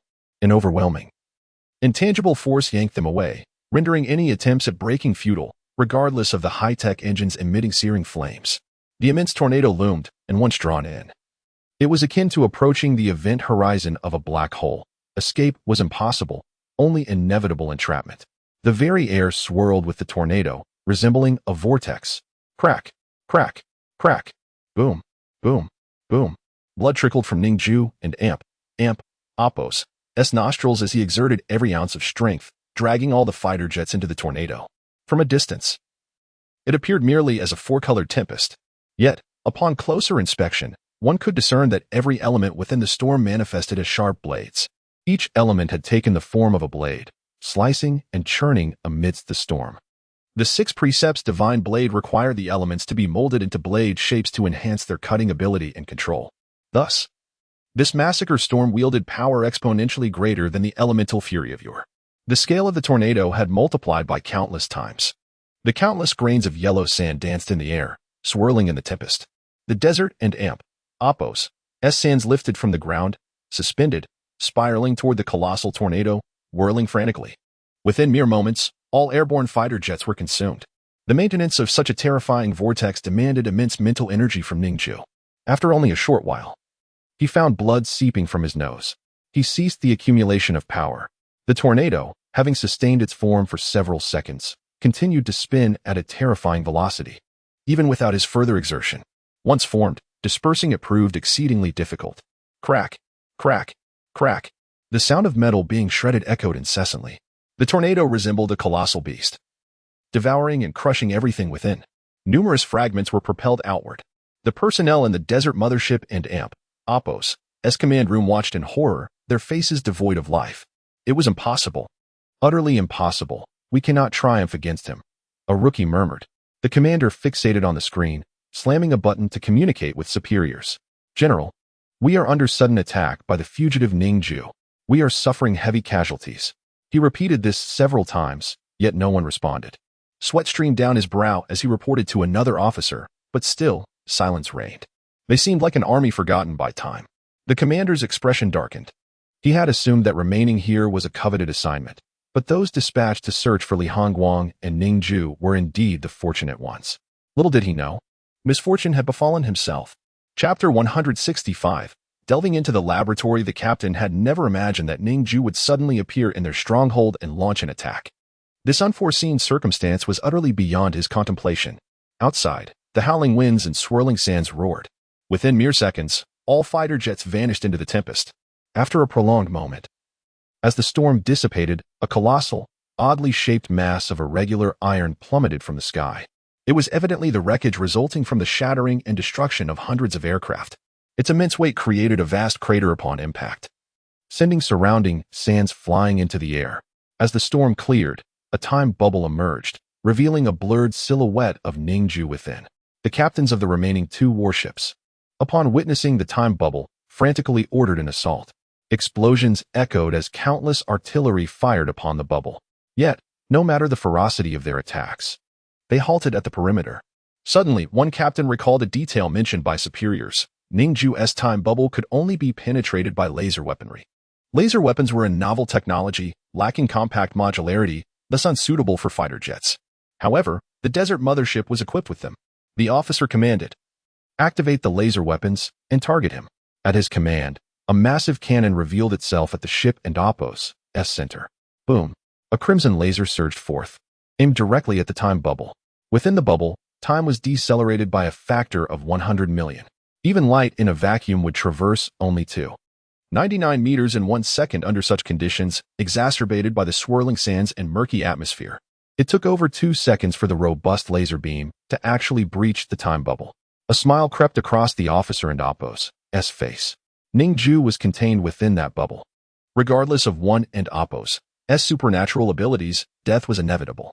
Despite Ning Jue and Oppo's myriad powers, the officer doubted he could resurrect himself.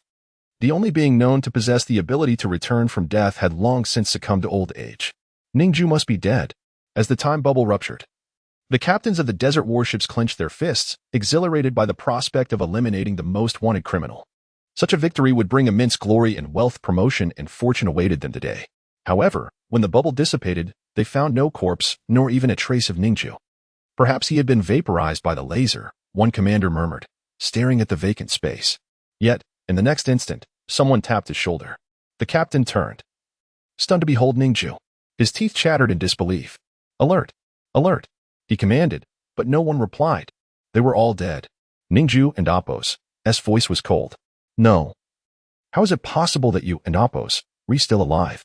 the officer exclaimed, astonished. Ning Jue had a trickle of blood from his nose. His mental energy had been nearly depleted, but his innate essence was gradually revitalizing him to a combat-ready state. The time bubble had merely been an illusion. Because the speed of light was also delayed within the bubble, the images were merely a second behind. Ning Jue had utilized his spatial leap ability to vanish from the bubble, while from the outside, it appeared he was still inside.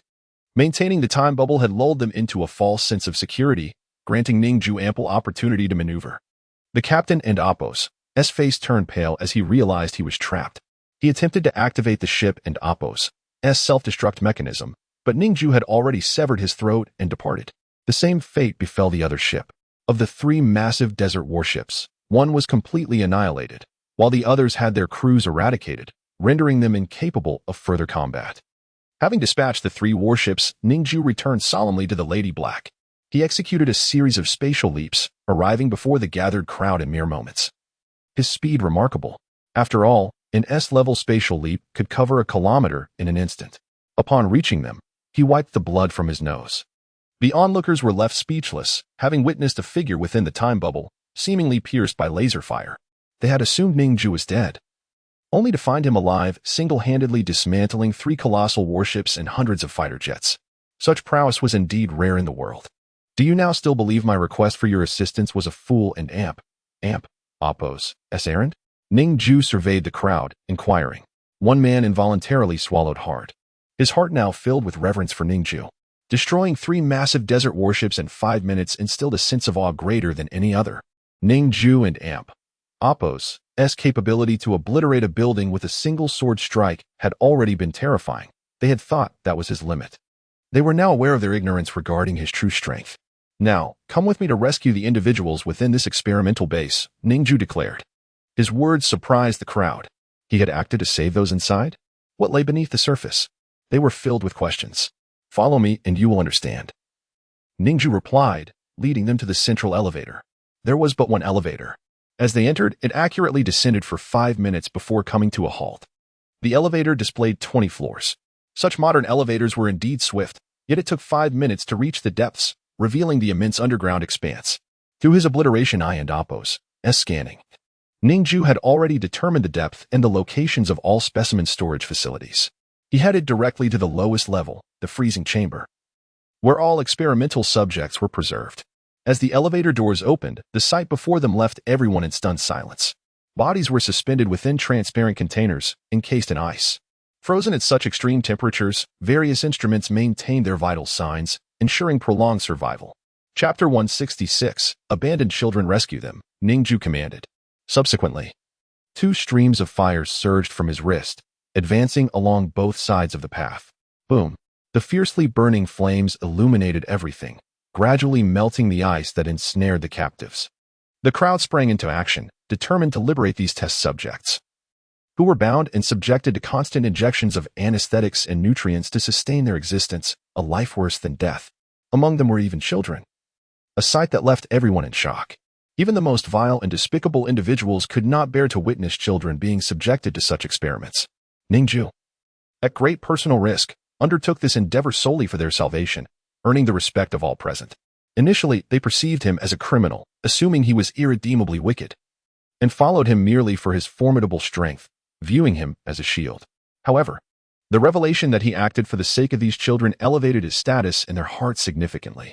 Without awaiting Ning Jue and Oppo's orders, they rushed forward, supporting the frozen individuals and guiding them toward the elevator. The absence of guards struck Ning Jue as peculiar. Yet, utilizing his annihilation true eye, he pierced through the entire floor, uncovering no traps or ambushes. He then employed his spatial leap ability to teleport to the upper level, finding it completely deserted. The examination tables and operating rooms were unoccupied. As he ascended, the emptiness persisted, raising his suspicions about the inadequacy of the human alliance and Oppo's defenses. Surely, they wouldn't dispatch troops to capture him and Li Hongguang with such a flimsy setup? Only 3 desert battleships were stationed for defense, an alarmingly weak configuration. Ning Jue scanned the area thoroughly, confirming the absence of any presence. Strangely, during his scan of the captain, he unearthed an unsettling fact. The hundreds of original battleships had vanished without a trace, and the 3 captains were entirely oblivious to their superiors and Oppo's plans, as if they were mere pawns discarded without notice. Upon reaching the central level, he encountered the most extravagant facilities adorned with life-giving emeralds, precious artifacts that could prolong life. Through his sister and Oppo's memories, he recognized this place as Zhao Ting and Oppo's laboratory, where the experiments were conducted. Advancing to the heart of the vast experimental base, he discovered a surgical room stained with dried red and yellow blood, permeated by a strong metallic odor. His gaze fell upon the walls, and he was taken aback by the sight of hundreds of enormous glass jars, each containing grotesque and distorted creations, neither human nor beast, clearly the products of Zhao Ting's gene fusion experiments. They lay dormant within the jars, submerged in a crimson liquid, presenting a scene reminiscent of a hellish nightmare. The jars cast an eerie stillness and horror over the expansive room. In the corner stood the largest jar, capable of containing even an A-grade giant beast, now empty except for remnants of decaying flesh. It appeared abandoned. Suddenly, a sound reached Ning Jue's ears, a crack.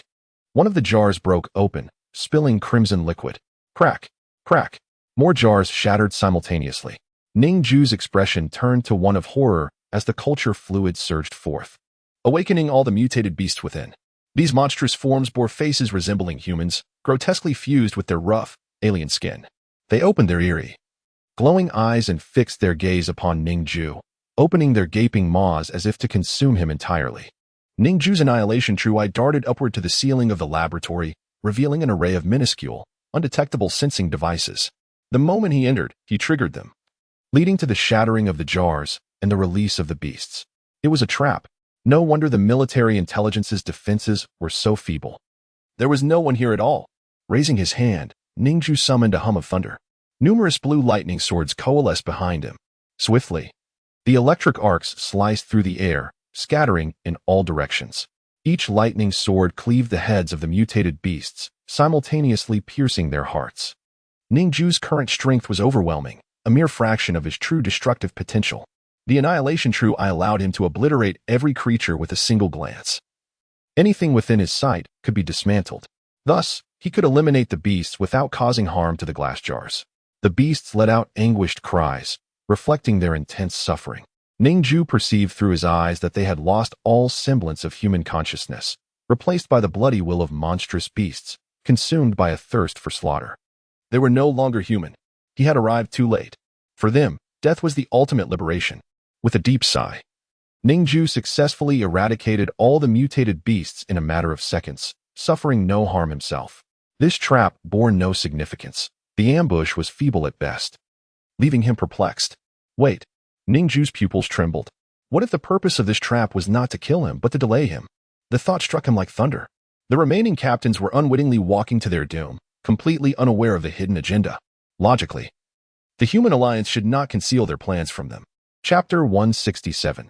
The march of the warships. The human alliance remained oblivious to the intricacies of Ning Jue's extraordinary abilities. In the absence of knowledge about one's powers, it becomes quite straightforward to devise a solution. Simply assume that one possesses every conceivable ability. This leads to comprehensive anticipatory defenses, regardless of whether Ning Jue had telepathy. He concealed this from the captains, thereby ensuring absolute secrecy. How could they possibly know I would come here? Ning Jue pondered with uncertainty. No, they are unaware of my arrival. Their defenses are so feeble that it resembles a gamble, a wager on whether someone would arrive, observe the lax defenses, and launch an immediate assault. This assailant could be Ning Jue himself, or perhaps Li Hongguang, Zhu Sanzai, Logan, or any other individual. The mere act of attacking would mean falling into their trap. Such an empty fortress, luring the tiger from the mountain. Could it be that the human alliance has amassed a formidable force to assault Xiangyang? After all, it is the stronghold of both Ning Jue and Li Hongguang. How could the human alliance be aware that Li Hongguang, the refugees, and I have fled to Xiangyang? Ning Jue contemplated deeply. Li Hongguang had previously served in the human alliance, a renowned S-rank ability user with a distinguished record. His information must surely be catalogued. Given the multitude of telepaths within the human alliance, even if Li Hongguang sought to conceal his whereabouts, it would inevitably be unveiled. Ning Jue's countenance turned icy. He transformed into a bolt of lightning, descending to the lowest level. The others had already transported the majority of the experimental subjects back to the surface via the elevator. This massive elevator could accommodate thousands of individuals at once. With only slightly over 10,000 experimental subjects, 2 trips sufficed for their transfer. Together with the final group of test subjects, they returned to solid ground. 2 desert warships loomed large amidst the sandy terrain. The experimental subjects were lifted aboard the vessels, preparing for their departure. Yangshi surveyed the crowd, and an electromagnetic ability user declared, "I can pilot these 2 warships." The group nodded in agreement and began moving the individuals onto the vessels. Ning Jue was filled with shock and urgency. He felt that something was amiss in Xiangyang. Utilizing the 6th commandment's divine blade ability, he molded a handful of soil from the ground into a map-like shape. Subsequently, he meticulously sketched out detailed routes upon it. "Everyone, you shall navigate the warships to this location on the map. The lord of that area is named Deer. He will receive you. When you arrive, simply mention my name." Ning Jue instructed. Deer was not fond of strangers, and the arrival of a new wave of experimental subjects, along with a few rogue ability users, might pose a challenge for him. However, Ning Jue was pressed for time and had no better options. Should Deer refuse to accept you, then proceed to Xiangyang. "I trust that with your strength in these 2 warships, you should manage without issue," Ning Jue added. In an instant, he transformed into lightning, unleashing a torrent of electric brilliance as he surged forth, moving at a speed so rapid that he became a blur. The onlookers could barely discern his figure. Lady He observed Ning Jue's retreating silhouette, contemplation flickering in her eyes. It was the first time she had witnessed him so anxious. Although these rogues had joined Ning Jue's organization, their loyalty was not guaranteed. Many may have ulterior motives and could even threaten Deer. However, Lady He was confident in her ability to maintain order among them, which allowed Ning Jue to trust her with the map. Moreover, should conflict arise, Deer was formidable in his own right, more than capable of holding his ground. The combat prowess of an A-rank behemoth far surpassed that of several A-rank ability users. Furthermore, within the City of Beasts, there existed countless fierce creatures with tremendous fighting capabilities. The vast expanse of the City of Beasts could comfortably accommodate hundreds of thousands. Providing ample space, whether Deer would permit them to reside was another matter entirely. Ning Jue soared through the air, his gaze frigid. A premonition gnawed at him. Something had transpired in Xiangyang. The necklace of intertwining fates he possessed had shattered, indicating that he could not teleport to his sister's side at a moment's notice should she be in peril. This was dire news. Utilizing spatial jumps and alternating with his lightning abilities, Ning Jue's speed was astonishing. After some time, he discerned countless traces on the ground, remnants of the warship's passage. The desert warships, a product of the Human Alliance's specialized research, boasted immense weight, each capable of tipping the scales at tens of thousands of tons. Their movement was powered by the cores of S-rank behemoths.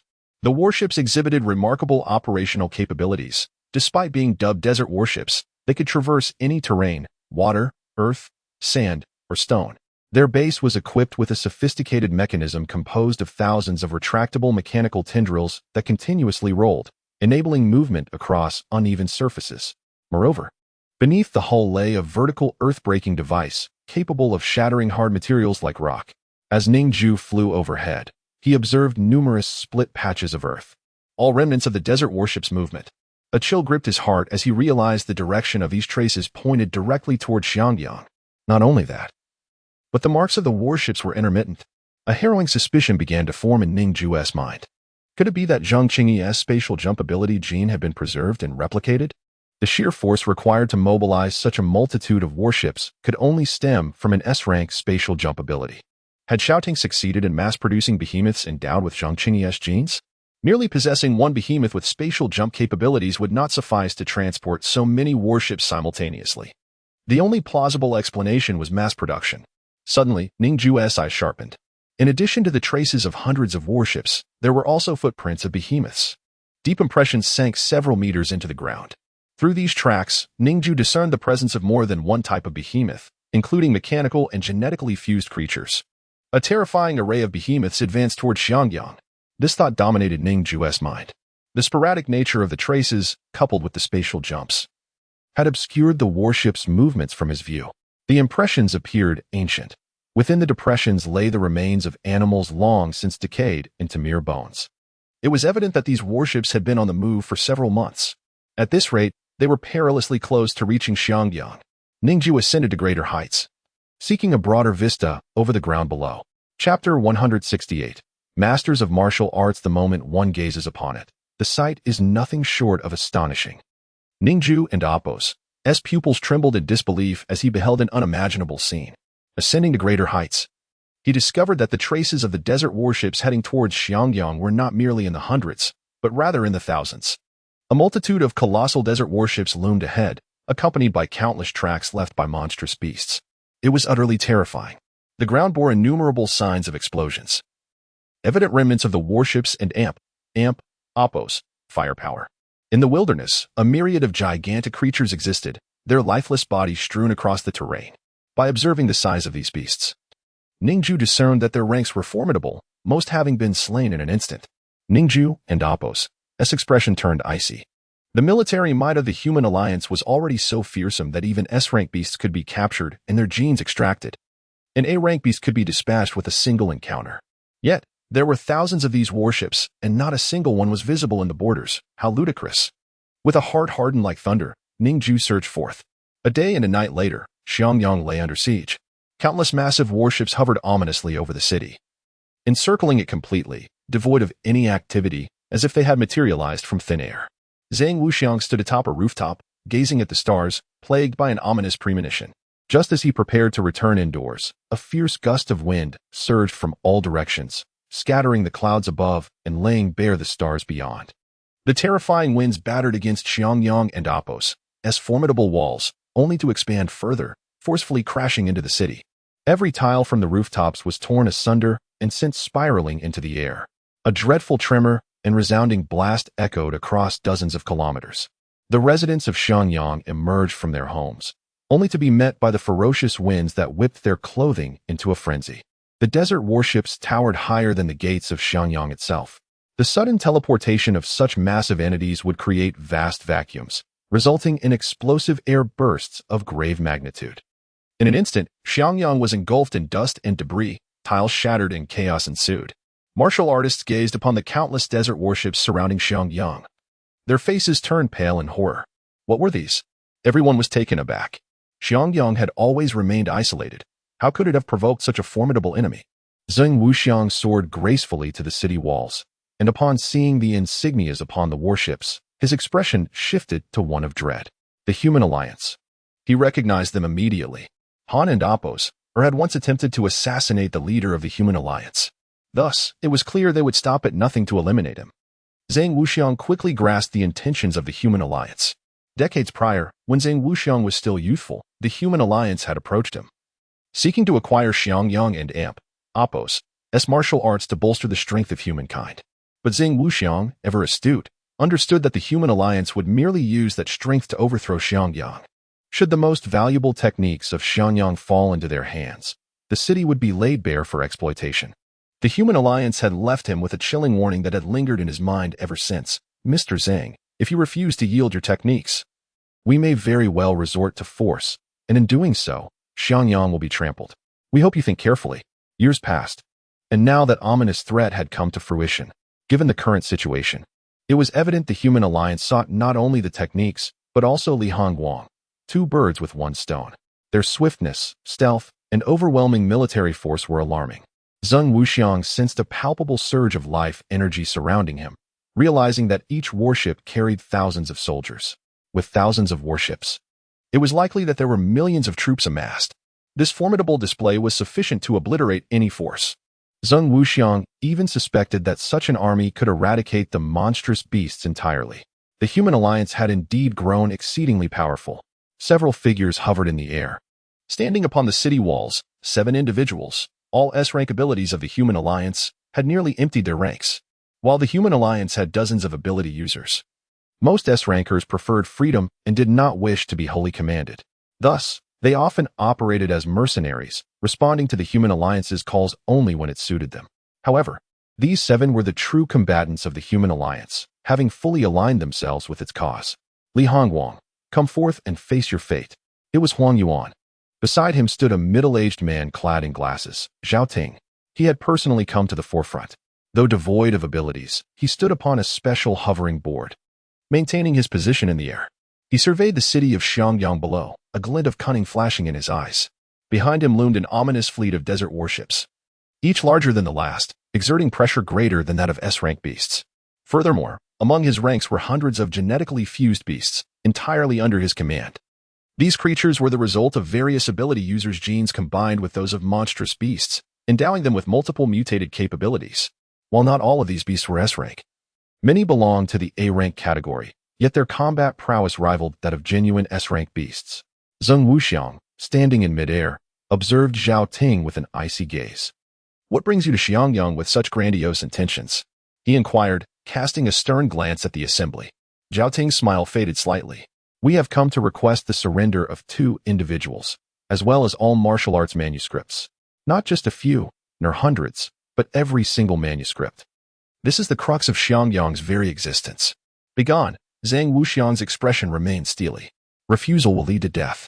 Zhao Ting's smile vanished abruptly, replaced by a chilling malice. His slender, tall frame, complemented by his glasses, held an ominous aura, instilling terror in those who beheld him, an unmistakable sign of a man who had long engaged in cruel experiments, devoid of humanity. Buzzing sounds reverberated. A surge of formidable auras erupted from within Xiangyang. Several middle-aged individuals, clad in aprons as if they had just been cooking, ascended into the sky. Yet, with the impending threat, they had no time to spare. They were all at the pulse-connecting realm, nearly on par with Zheng Wuxiang, albeit slightly inferior in martial prowess. Chapter 169. 1,000 swords on the city wall. As the confrontation escalated, the S-class abilities wielders surveyed the crowd with stern expressions. Among them were several middle-aged men and women, seemingly ordinary and lacking in martial prowess, yet they displayed no hint of fear. Zheng Wuxiang's gaze was as cold as ice. Behind him, within the city of Xiangyang, thousands of long swords suddenly erupted from the city, soaring into the sky at a speed that eclipsed sound itself. The blades reached the foreheads of the S-class abilities wielders, pressing against them until blood began to seep forth, and only then did the sound follow, creating an eerie silence. The ferocious sword aura tore through the air, sending waves crashing in every direction. Countless swords encircled the members of the Human Alliance. Li Hongguang stepped forth, gliding on a sword that emerged from Xiangyang, positioning himself before Zheng Wuxiang. The fierce glint in his eyes was formidable enough to instill fear in even the most seasoned warriors. This was a killing intent so profound that it felt capable of slicing through the very dust in the air. His cold gaze evoked trepidation even among the battle-hardened S-class abilities wielders. "Please withdraw," Li Hongguang stated icily.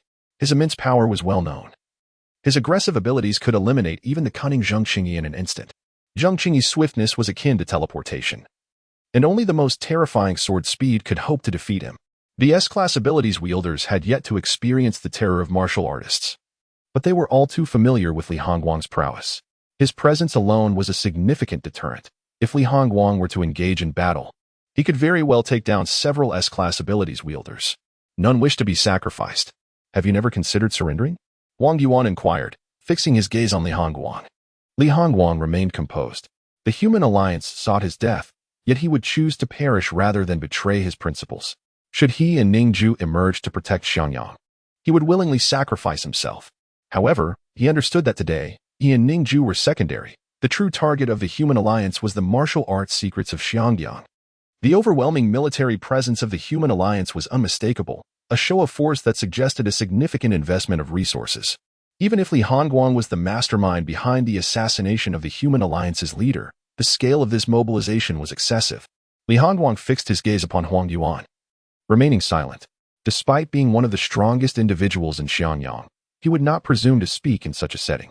In the realm of martial artists, hierarchy was paramount. He left the negotiations to Zheng Wuxiang, focusing solely on the impending battle. "We of Xiangyang will not surrender any martial arts manuals," Zheng Wuxiang declared coldly. At this proclamation, Zhao Ting's eyes turned frigid. He stepped back on his skateboard, realizing he was merely a commander, not a combatant. With war seemingly inevitable, there was no need for him to remain for negotiations. A younger S-class abilities wielder, perhaps merely 17 or 18, scoffed disdainfully and was the first to act. Clad in luxurious S-class battle attire, he radiated arrogance, dismissing the aging warriors as inconsequential. "You old fossils and rabble dare defy the human alliance. Do not blame me for my ruthlessness." He sneered, his expression chilling. With an outstretched hand, he conjured a massive, semi-transparent sound wave lotus, which he then clenched into a fist. The sonic wave erupted, shattering the city walls beneath him. The sound wave spread outward, delivering a terrifying assault upon the ears of everyone present. Dust and debris filled the air. "Damn it, fool," his companions admonished him. His S-class soundwave ability was indiscriminate. Once unleashed, it would harm both allies and foes alike. Yet he wore a smile of indifference, his inexperience and arrogance blinding him to the consequences. With a cold laugh, he believed all were doomed. But in the next moment, as the dust settled, he found no corpses before him, only a middle-aged man standing calmly, hands clasped behind his back. This man was Zhang Heng, the owner of a dumpling shop in Xiangyang. Possessing formidable martial skills honed through years of travel, having slain several S-class beasts in his youth, Zhang Heng's prowess was nearly on par with Zhang Wuxiang's.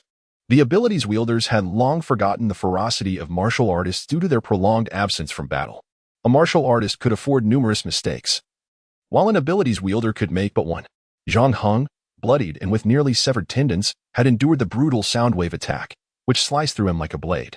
Yet, his physique, fortified by internal energy, allowed him to survive. His wounds healed rapidly.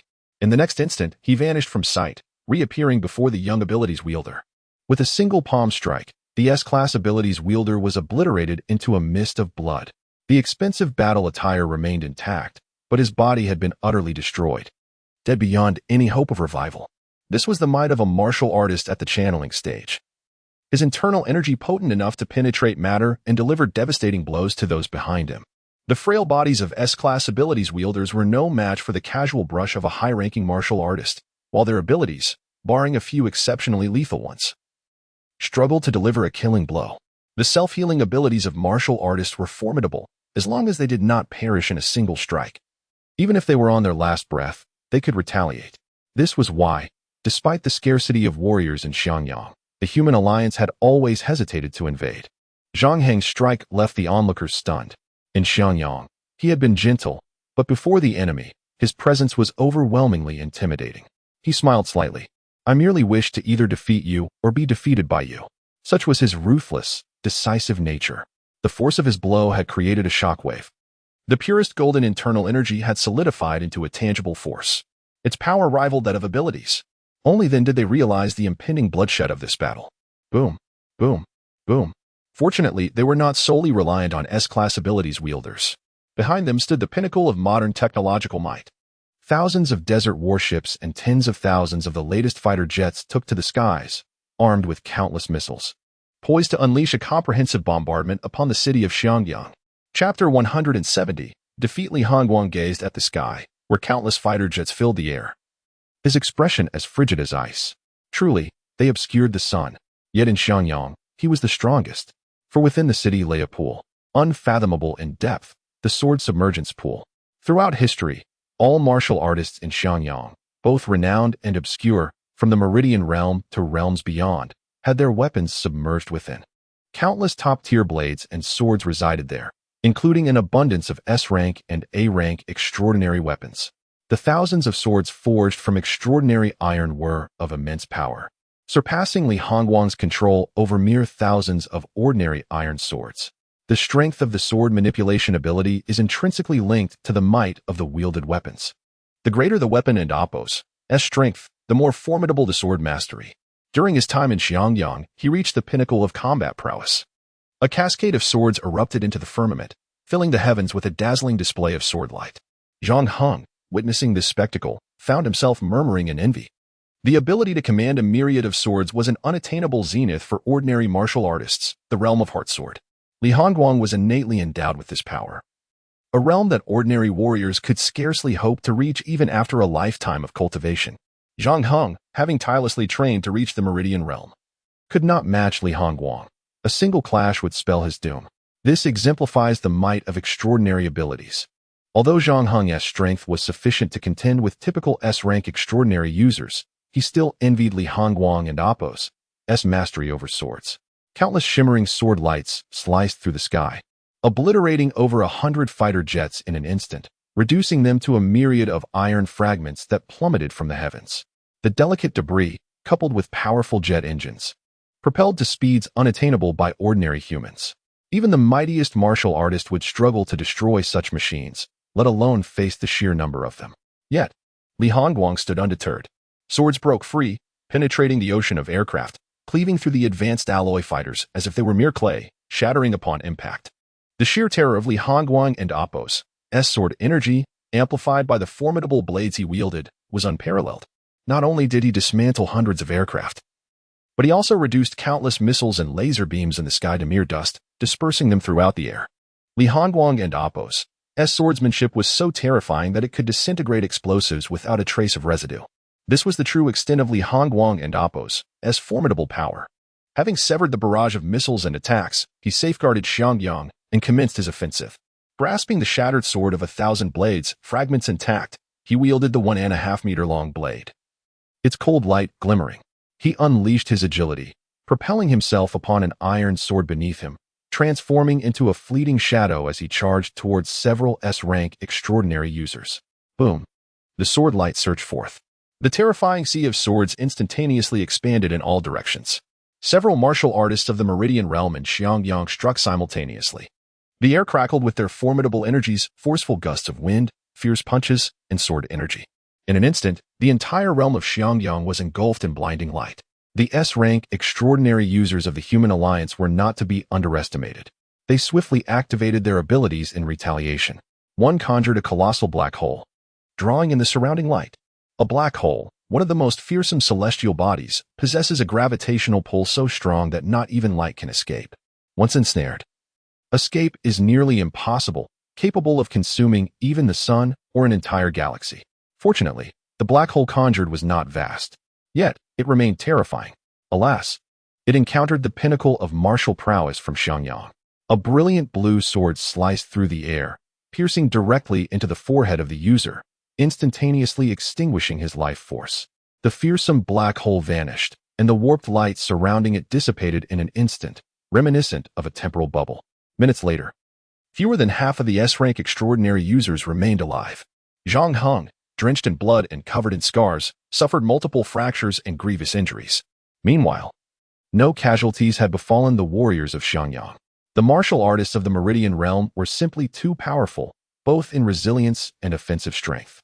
Even the mightiest extraordinary users could be slain with a single strike. Nearly half of the thousands of fighter jets in the sky lay utterly destroyed. Zhang Heng felt a surge of elation. In his youth, he was a martial enthusiast, living for the art of combat. Now, his fighting spirit reignited. He gazed disdainfully at the crumbling assemblage of S-rank extraordinary users before him. Is this their level? Nearly half had fallen after mere exchanges. But in the next moment, boom. Outside Xiangyang, all the desert warships trembled violently, their advanced weaponry activating. Various beam cannons bombarded the city walls. Crack, crack. The majestic walls of Xiangyang, which had stood unscathed for millennia, shattered in an instant, crumbling like fragile glass. Debris cascaded everywhere, nearly engulfing the outskirts of the city. The residential buildings were obliterated, reduced to ruins with nothing left standing. Xiangyang was swiftly consumed. Fortunately, most residents had heard the commotion and retreated to the central area. At this moment, the breach in Xiangyang and Apos' defenses left them in shock, swiftly followed by an overwhelming rage. Chapter 171. A Wrath Unleashed Kill. The youth cried out. A great many of the younger generation from Xiangyang had ventured forth to rescue the refugees. Upon their return, fewer than half had made it back. Nevertheless, they remained fiercely resolute, embodying the spirit of youth. Although their powers had not yet reached the level of contending with S-class superhumans, each of them possessed formidable strength. Their diverse ancestral martial arts endowed them with unique combat skills. They surged forward, vowing to engage in a life-and-death struggle against the human alliance. Xiangyang would not yield. The forces of the human alliance descended from their warships, fully armed and equipped with superior weaponry. Their numbers exceeded 1 million. While Xiangyang and Apos' population barely reached several tens of thousands. The odds were overwhelmingly stacked against them, a battle they were destined to lose. The disparity in troop strength was staggering. Not to mention the thousands of colossal warships poised for siege. Within mere minutes, the ground of Xiangyang was soaked in blood. The soldiers of the human alliance were predominantly clones, devoid of any fear. They were engineered to lack self-awareness and were utterly obedient to commands. Their growth cycle was astonishingly brief, maturing from birth to adulthood in just 1 year, far quicker than that of an ordinary human. Such was the marvel of human alliance technology. The cost of utilizing clones for warfare had been minimized, resulting in countless casualties on both sides. Despite the presence of Xiangyang's defenders, not a single warship fell. The sky still swarmed with thousands of fighter planes. Li Hongguang and Apos' strength was nearly depleted, and a sense of despair lingered among the people. Once, Zheng Wuxiang had fought until rags adorned his body. Li Hongguang, surrender, he commanded. Huang Yuan, with his light-speed abilities, had managed to evade death despite the prolonged conflict. Beside him, several S-class superhumans had suffered grievously. Yet, the true might of the human alliance did not lie with the S-class superhumans, but rather with the thousands of warships, each capable of carrying hundreds of fighter jets and thousands of clone soldiers. For the human alliance, and for Zhao Ting and Apos' laboratory, biological genetics resembled a canvas filled with diverse elements. At his whim, he could alter and manipulate this canvas as he pleased. Had his scientific spirit emerged in an era devoid of monstrous beasts, he would have been hailed as a hero. Yet, born into a world of despair, the existence of these beasts drove Zhao Ting to extremes. In pursuit of formidable technology, he sacrificed his humanity and erased all semblance of compassion. His every action was aimed at expelling the monstrous adversaries, yet in his quest, he gradually veered off course. Abandon the fight. Cease hostilities now to safeguard the people of Xiangyang. Huang Yuan shouted, imploring surrender. Continuing the battle would not only jeopardize Xiangyang but also place him at immense risk. His mental reserves were nearly exhausted. He wished to live. Yet the people of Xiangyang, from young to old, were resolute, unyielding in their determination to confront the enemy. As an S-class superhuman, the pressure weighed heavily upon him. Upon entering Xiangyang, he was immediately beset by a barrage of hidden weapons and cold steel. Each encounter could spell his demise. Thus, Huang Yuan maintained his luminous form, primarily evading confrontations, as the human alliance and Apos' attacks were indiscriminate and chaotic. Sweat poured from his brow. He had amassed wealth throughout his life, yet he had not yet enjoyed retirement. In his heart, a thought emerged. Once this battle concluded, he would retire and seek a beautiful bride to share his twilight years. If no one desired him, he would simply buy affection. Initially, no one in Xiangyang paid him any heed. Zheng Wuxiang, with a cold smile, unleashed a powerful blow. His aged fist struck with the force of thunder, shattering the air and coalescing his chi into a formidable dragon. The impact obliterated a vast expanse of ground, leaving a deep gash in its wake. Huang Yuan had anticipated an overwhelming victory, merely intending to assert dominance, yet the struggle proved arduous. Blood from Xiangyang and Amp, Oppos, as defenders stained the earth. But the human alliance had also endured significant losses. Enough. You shall perish. With Zheng Wuxiang and Amp, Oppos, refusal to yield, Huang Yuan had no further words. He transformed into a streak of light, weaving through the masses. His form moved at near-light speed, amplifying his momentum and mass to extraordinary levels. A single strike was enough to pierce the heart of an S-class beast. How much easier would it be against mere humans? Boom.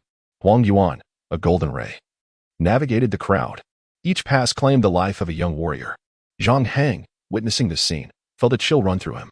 He descended swiftly from the battlements, his foot descending like a comet. With incredible speed, he landed squarely upon Huang Yuan and Amp, Oppos, shoulder, shattering it completely. Huang Yuan was left with but one arm, the excruciating pain causing his veins to bulge. He had never envisioned such defeat, suffering grievous wounds at the hands of a middle-aged martial artist. His expression hardened, and a fierce golden light erupted from him as he transformed once more.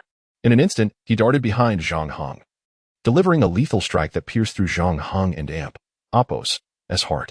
Even a formidable martial artist like Zhang Heng could not withstand an attack delivered at the speed of light. Virtually no material in existence could resist such a strike, not even time itself. As the great physicist Einstein once posited, surpassing the speed of light could allow one to transcend time and reach the past. Huang Yuan could never truly exceed the speed of light, let alone achieve it. But simply approaching it greatly amplified his combat prowess. With Zhang Heng and Amp, Oppos, heart pierced, his pupils widened, and he fell lifeless. Li Hongguang watched in horror. Zhang Heng had raised him from childhood, akin to a father. With his demise, Li Hongguang and Amp, Oppos, fury surged to unprecedented heights. Chapter 172. The Realm of Gravity. Li Hongguang raised his hand and unleashed a sword. From the shattered blade, 1,000 fragments separated, transforming into countless razor-sharp shards that thunderously pierced through the air. The area was vast, with countless beams of sword light enveloping a space of over 100 meters. The blades danced within this expanse, twisting and slashing back and forth for a full 30 seconds.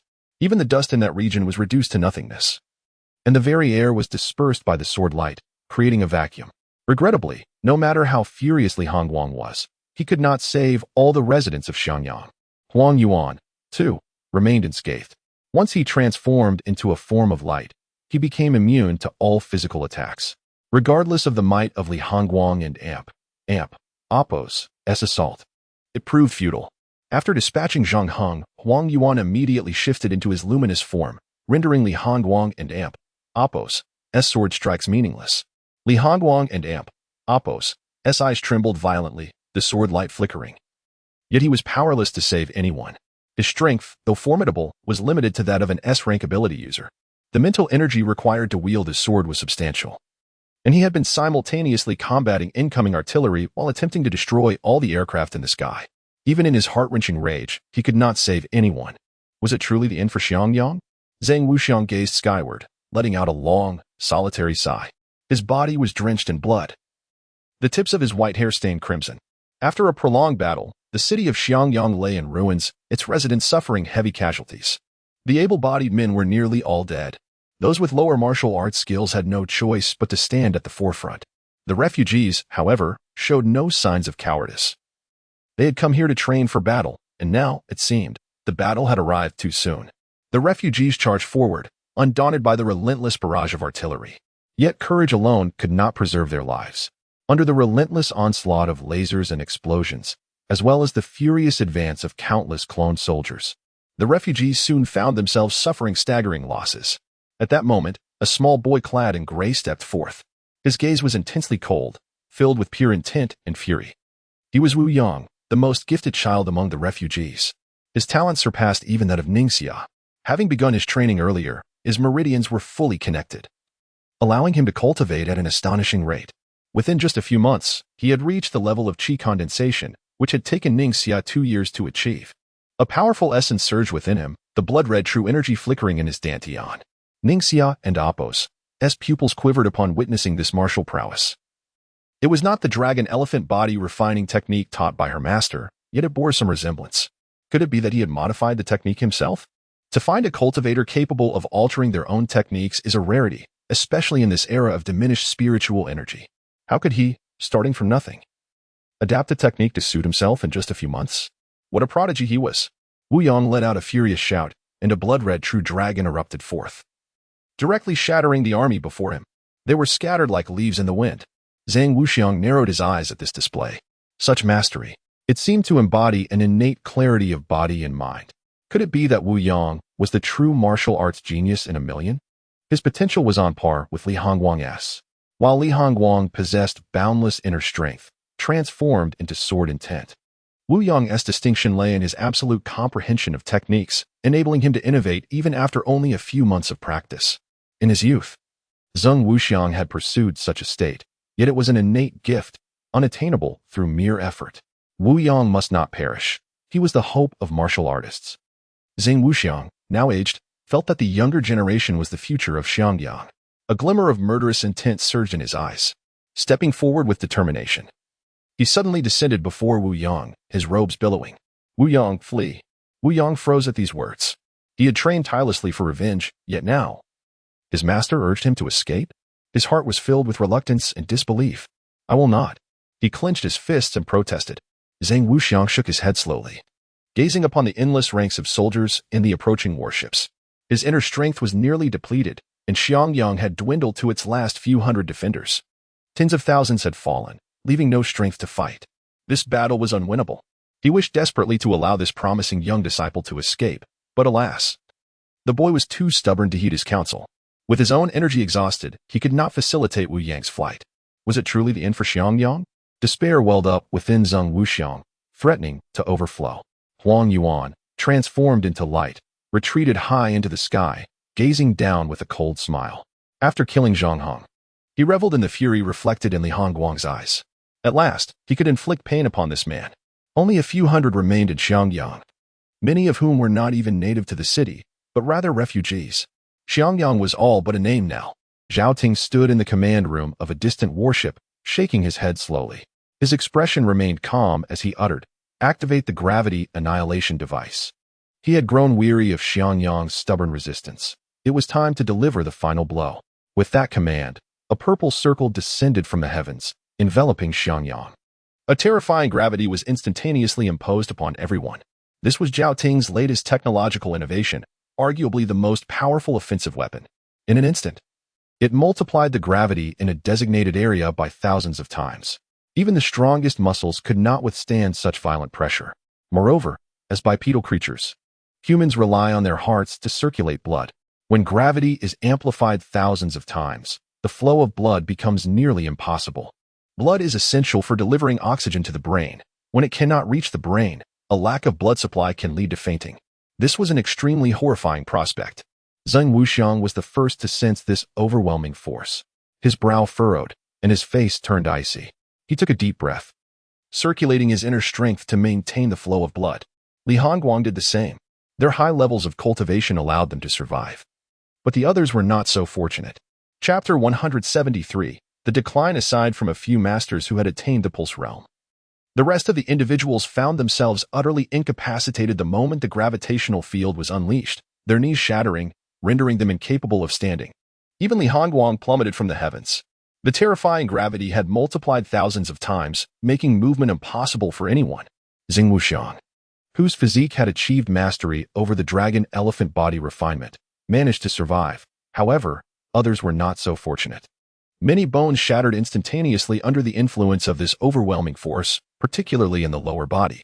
For martial artists below the condensation realm, their lower halves were reduced to mere pulp, immobilized. Even those above the condensation realm found themselves rendered motionless. Although their bodies did not crumble, they were unable to move a single finger. The gravity, amplified 1,000-fold, was a far cry from the weights they lifted during training. This immense force bore down upon every inch of their being, leaving no escape. It was a supreme method of control. Even those adept at employing techniques to counterbalance such weight would struggle, as it dragged every cell, every drop of blood, and all matter within them downward. As long as one remained mortal, resistance to such power was impossible. Die, you old fool, Huang Yuan bellowed. He then transformed into a beam of light, intent on swiftly eliminating Zheng Wuxiang. Zheng Wuxiang stood as the strongest martial artist in Xiangyang, relying solely on his martial prowess to rise to the pinnacle of combatants. He was, in essence, the very pillar of hope for the warriors of Xiangyang. Should Zheng Wuxiang perish, the morale of the people would inevitably shatter, making subsequent endeavors far easier, as those remaining would likely retreat without a fight. Boom. Just when all believed the outcome was sealed and Xiangyang faced defeat, a voice echoed across hundreds of kilometers. It was a thunderous roar, a terrifying clap of thunder that engulfed the sky for dozens of kilometers. Ning Jue transformed into a tempest of thunder, crashing through the heavens. As he passed, the clouds parted, and the moisture within them condensed into rain due to the tremors and heat of the thunder. Dark clouds converged, and torrential rain cascaded down. Within Xiangyang, the rain, influenced by the thousand-fold gravity, transformed into lethal projectiles, plummeting from the sky like bullets. The dense raindrops shattered the air as they fell. Ning Jue, embodying the tempest, simultaneously employed spatial jumping. With these two formidable abilities, his speed became unmatched. Huang Yuan caught sight of Ning Jue and smirked coldly. The rain summoned by Ning Jue, now a deadly downpour due to the gravitational apparatus, would ultimately harm the people of Xiangyang. Ning Jue's actions appeared to be self-sabotage. Yet, in the next moment, the rain suspended in midair, all droplets freezing in place. Huang Yuan's expression shifted to one of shock. Buzz. The rain hung suspended as if time itself had come to a standstill. Ning Jue has invoked the time-stopping technique. Huang Yuan's face turned cold. The time bubble ability was his greatest nemesis. Within it, his light speed could only cover 3 meters per second. It was an absolute countermeasure. No, wait. This is not a time bubble. I don't see light bending here. Huang Yuan transformed into light, disregarding physical attacks, and approached the suspended raindrops for a closer inspection. Only then did he comprehend the truth. Ning Jue had frozen the rain into ice blocks, manipulating them to remain aloft. What immense power this was! The rain over Xiangyang, numbering in the millions, far exceeded that count. In the torrential downpour, compounded by the thousand-fold gravity, Ning Jue's mental strength appeared boundless, akin to a black hole. The suspended droplets, shaped like barbed spikes, would easily pierce flesh once frozen. Ning Jue, embodying the thunder, bore azure lightning and golden radiance in his gaze. In an instant, he shattered space, appearing before Huang Yuan. Huang Yuan's pupils narrowed, frozen in place. Ning Jue's speed exceeded his imagination. Your arrival is futile. Their deaths are assured. Huang Yuan scoffed, charging downward with the intent to eliminate the immobile Zheng Wuxiang and the others. His speed was swift enough to slaughter them all in mere moments. Even under a thousand-fold gravity, his light form could traverse freely through the weighty domain. Yet unexpectedly, Ning Jue's figure closely followed behind him, transforming into golden light. You can replicate my abilities?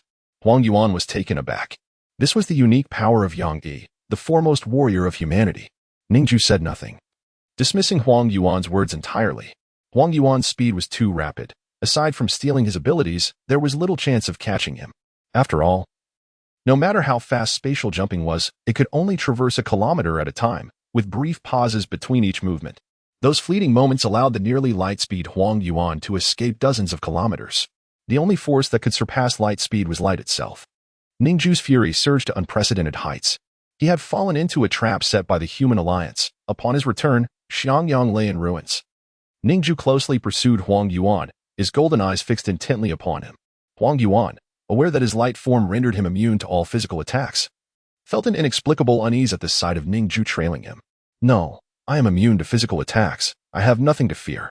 Just as he thought this, a wall of earth materialized before him, enveloping him entirely. Huang Yuan's light form could penetrate glass and water, yet he could not traverse a barrier impervious to light. The impenetrable earthen wall effectively confined the light within. This solid mass of earth, devoid of light, was a prison even Huang Yuan could not escape. With the ability to manipulate light, Ning Jue had not only matched Huang Yuan's speed, but could also employ other powers simultaneously. Thus, Huang Yuan found himself utterly outmatched. Ning Jue commanded the wall of earth to contract relentlessly, ultimately molding it into a clump smaller than a fist. Within it, Huang Yuan had surely been reduced to mere dust. Ning Jue's velocity was unparalleled. Chapter 174. The Power of Light Transformation. Upon acquiring the power of light transformation, Ning Jue not only experienced a significant increase in his physical speed, but also a remarkable enhancement in his cognitive agility, multiplying it countless times over. This meant that the speed at which he could manifest other abilities surged by thousands, if not tens of thousands, of times. Such prowess far surpassed Huang Yuan's mere ability to convert his body into light-speed movement, eclipsing it by an extraordinary magnitude. This exemplifies the terrifying potential of multi-ability users, who can amalgamate the strengths of various powers to achieve results that far exceed the simplistic arithmetic of 1 plus 1. Ning Jue crushed the square piece of earth, eliciting a wail from within. While Huang Yuan's light form could indeed render him immune to the majority of physical assaults, he was not invulnerable to all forms of attack. The earthen wall Ning Jue conjured proved insurmountable, even for a body of light, as it relentlessly closed in, crushing him into fine particles. Through the lens of his obliteration true eye, Ning Jue beheld Huang Yuan's anguished cries. His complexion was grim as he attempted to breach the earthen barrier at light speed. Yet, the wall shifted in tandem with him, maintaining its relentless pace, leaving their relative positions virtually unchanged, trapping him in an inescapable predicament as he helplessly watched his radiant form engulfed by the dark wall. The searing pain contorted Huang Yuan's features. This was the first time in his life he experienced agony after his transformation into light. Post-transformation, he had long been devoid of any sensation, as light particles themselves are insensible. Yet now, he felt the crushing sensation of his brilliance being ground into darkness, a profound awareness that was both bewildering and enlightening. With a furious roar, he summoned every ounce of strength, striving to transcend his own speed. His ability theoretically allowed him to achieve the absolute speed of light without fail. However, this remained a theoretical concept. Any object attempting to attain light speed would see its mass increase exponentially, ultimately culminating in an infinite mass at the precise moment of reaching light speed. The implications of infinite mass are unfathomable, potentially giving rise to black holes, a consequence beyond the scope of prediction, one that no scientist dares to confirm. In his lifetime, Huang Yuan had never realized light speed, but now he was willing to attempt it, for he was on the brink of death. Even if the act of reaching light speed resulted in the obliteration of this place, he was indifferent. His life held paramount importance. Everything else was inconsequential.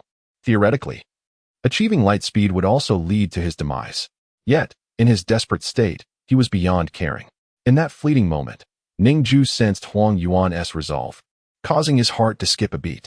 Upon absorbing the ability of light transformation, he had fully grasped its properties, including the capacity to achieve genuine light speed.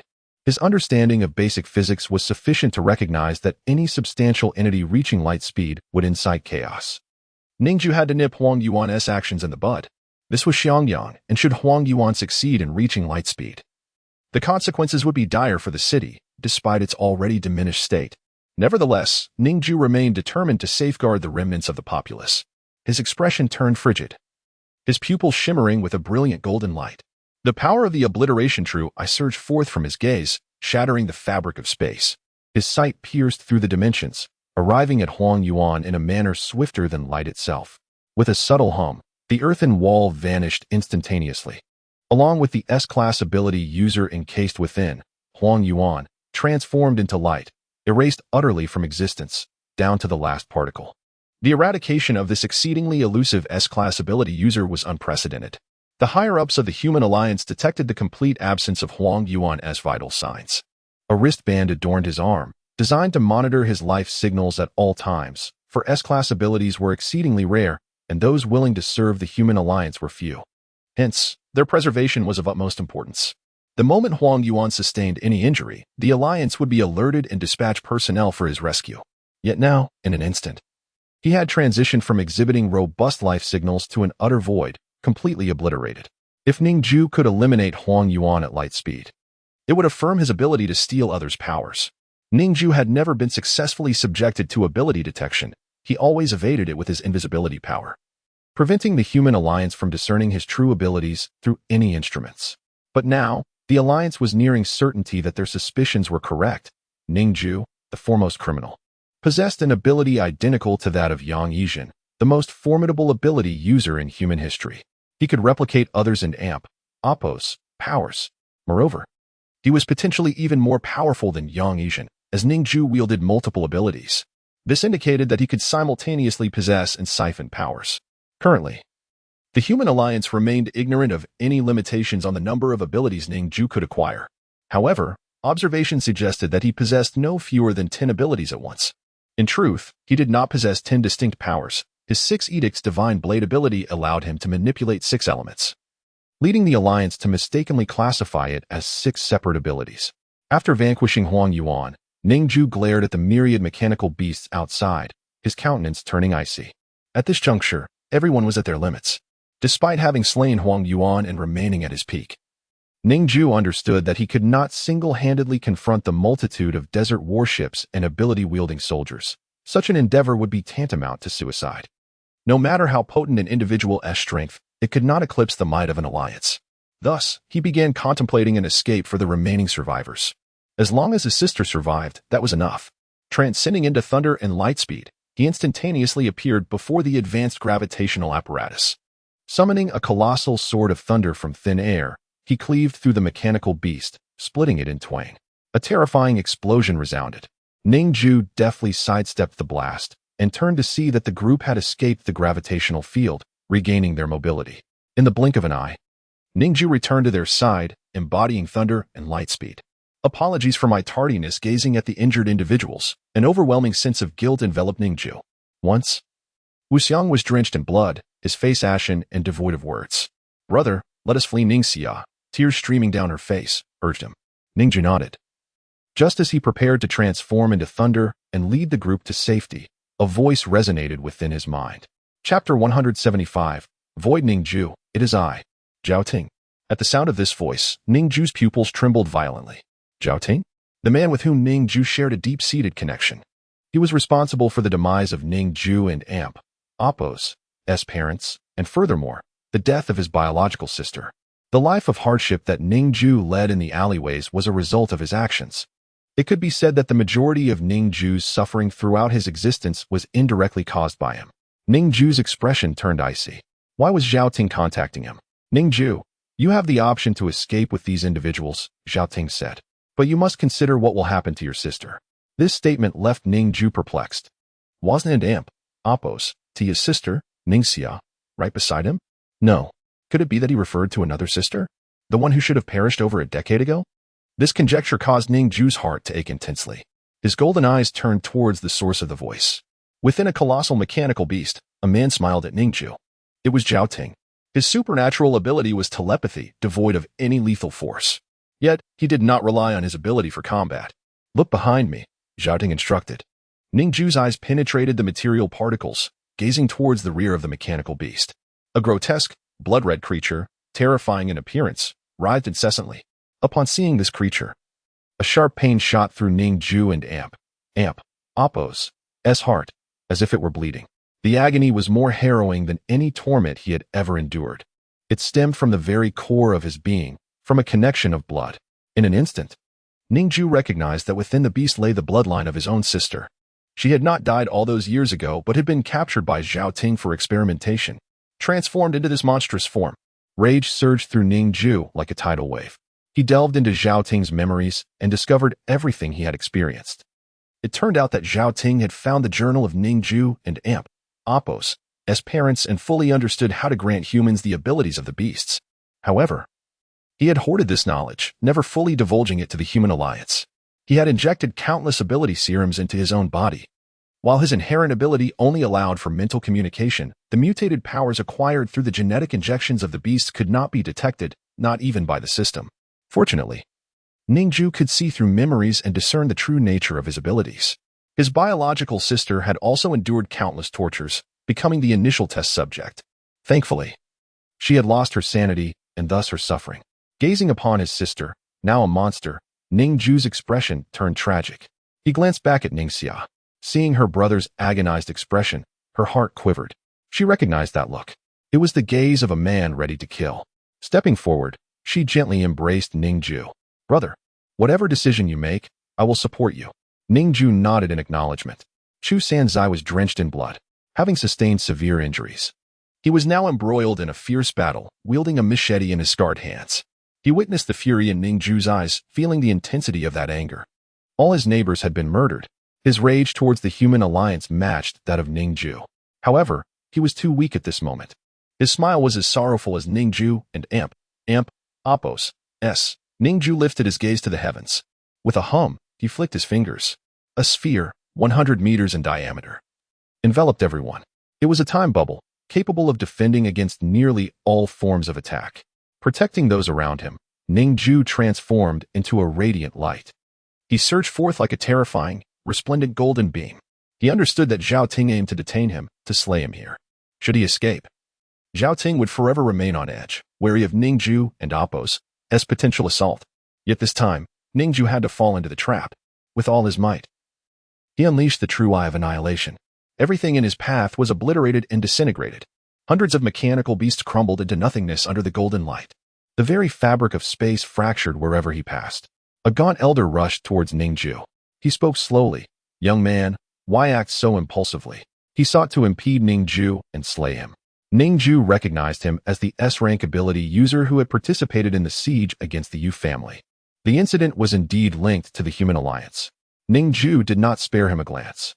Though he might be formidable, he was not strong enough to be an adversary to Ning Jue. With a swift motion, Ning Jue raised his hand, and a blade of light shot forth. The speed was so tremendous that it penetrated the elder and Appo's chest entirely. The elder plummeted to the ground, raising a cloud of dust. His eyes were wide with shock. He had failed to stop Ning Jue and had been defeated in an instant. It was beyond his expectations. With unstoppable momentum, Ning Jue demolished the mechanical beast where Zhao Ting resided and reached its rear, where he beheld the writhing mass, a grotesque form of his sister. She had lost all sense of self, sprouting tentacles that lunged at Ning Jue with unwavering resolve. His expression remained calm, yet tears streamed down his face. There was no saving her now. With a surge of golden light from his eyes, he dissolved his sister into nothingness. At that moment, he sensed an aura behind him. It was Zhao Ting. Ning Jue turned to face him, finding him completely unscathed. Zhao Ting smiled faintly. "I know you possess an ability that renders you immune to all supernatural powers," Ning Jue stated. Zhao Ting and Appo's smile faded slightly at this revelation. "But there are certain things to which you cannot claim immunity." Ning Jue and Appo's expression turned frigid as he calmly replied. The radiant golden glow in his eyes instilled a flicker of fear in Zhao Ting's heart. The true eye of annihilation did not directly affect the essence of objects, but rather operated on images. The images were light. Wherever his gaze fell, the perceived images would be deconstructed by Ning Jue. Thus, he was essentially analyzing the light reflected from Zhao Ting and piercing through it. Even if his physical form could withstand all physical attacks, it could not halt the reflection of light. "You possess some skill, but you are no match for me," Zhao Ting declared. "To be safe, I have rewritten all memories pertaining to my abilities." Ning Jue and Appo's pupils widened in surprise. He could actually rewrite his own abilities? Ning Jue's true eye of annihilation scrutinized him, hoping to trace back to the most distant original memories, but it was in vain. "There's no need to waste your effort. I have restructured memories using physical means to slice and alter the brain, rather than relying on any form of forgetfulness. There are no traces left."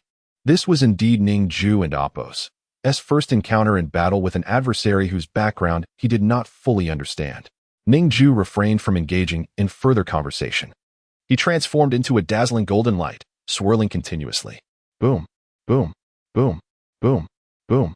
Around him swirled 6 blades of elemental energy, each a different hue. The 6 forbidden blades required no more than that.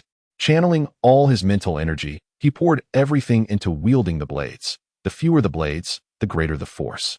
Ning Jue gazed at the several blades, yet Zhao Ting remained utterly unperturbed, allowing them to strike. However, those elemental blades could not breach his defenses. As long as it was an extraordinary ability, it could not inflict harm upon his essence. Even the annihilation true I was rendered ineffective.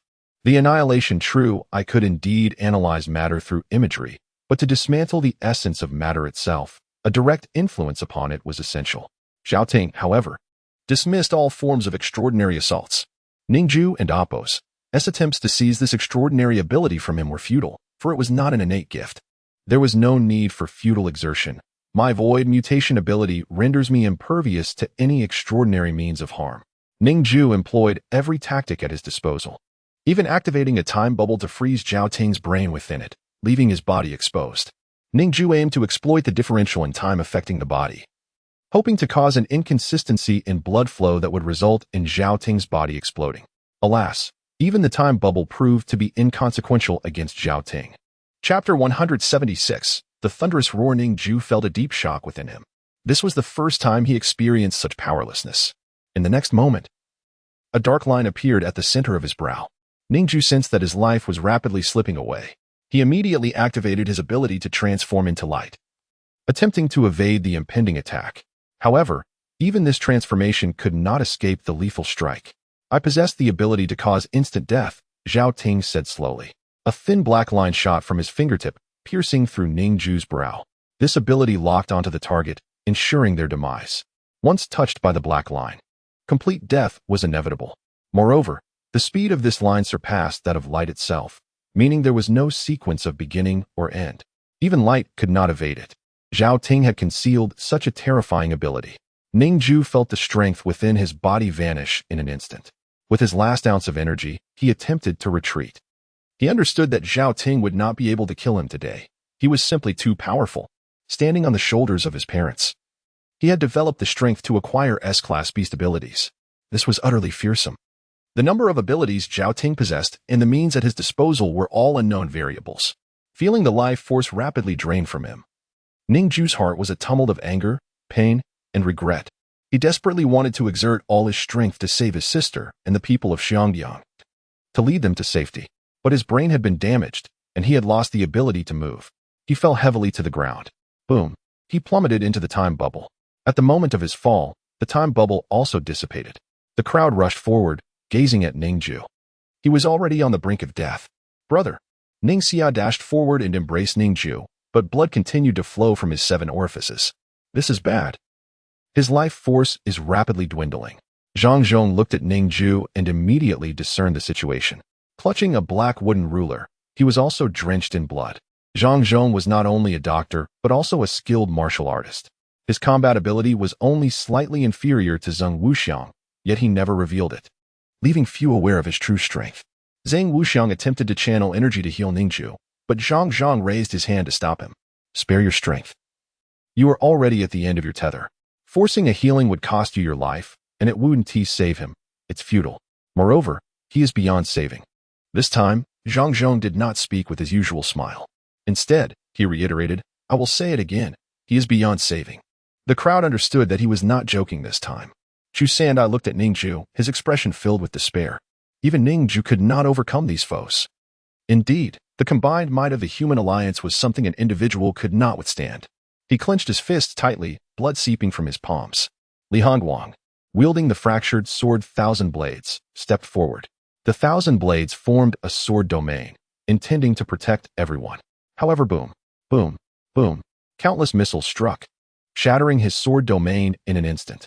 Li Hongguang spat out a mouthful of blood and knelt on one knee. No matter how powerful a person was, they would exhaust their mental energy in a war of attrition. Moreover, Li Hongguang had already endured for so long before Ning Jue's arrival. With the sword domain unable to withstand the assault, there was no way to protect everyone.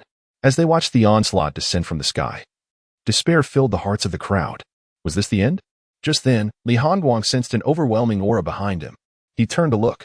To his surprise, the newcomer was a ragged, hunched beggar, his face marred by scars, rendering him nearly unrecognizable. I will handle this, he said in a hoarse voice.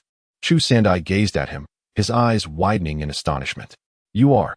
The beggar smiled faintly, his scarred face filled with terrifying bloodstains, making him appear grotesque. This smile was chilling.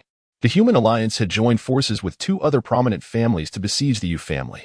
Their methods were effective and ruthless, but unfortunately, they had left one survivor. Chu Sandai's pupils trembled slightly as he recalled witnessing the entire event. You are Yu Qing? Yu Qing nodded.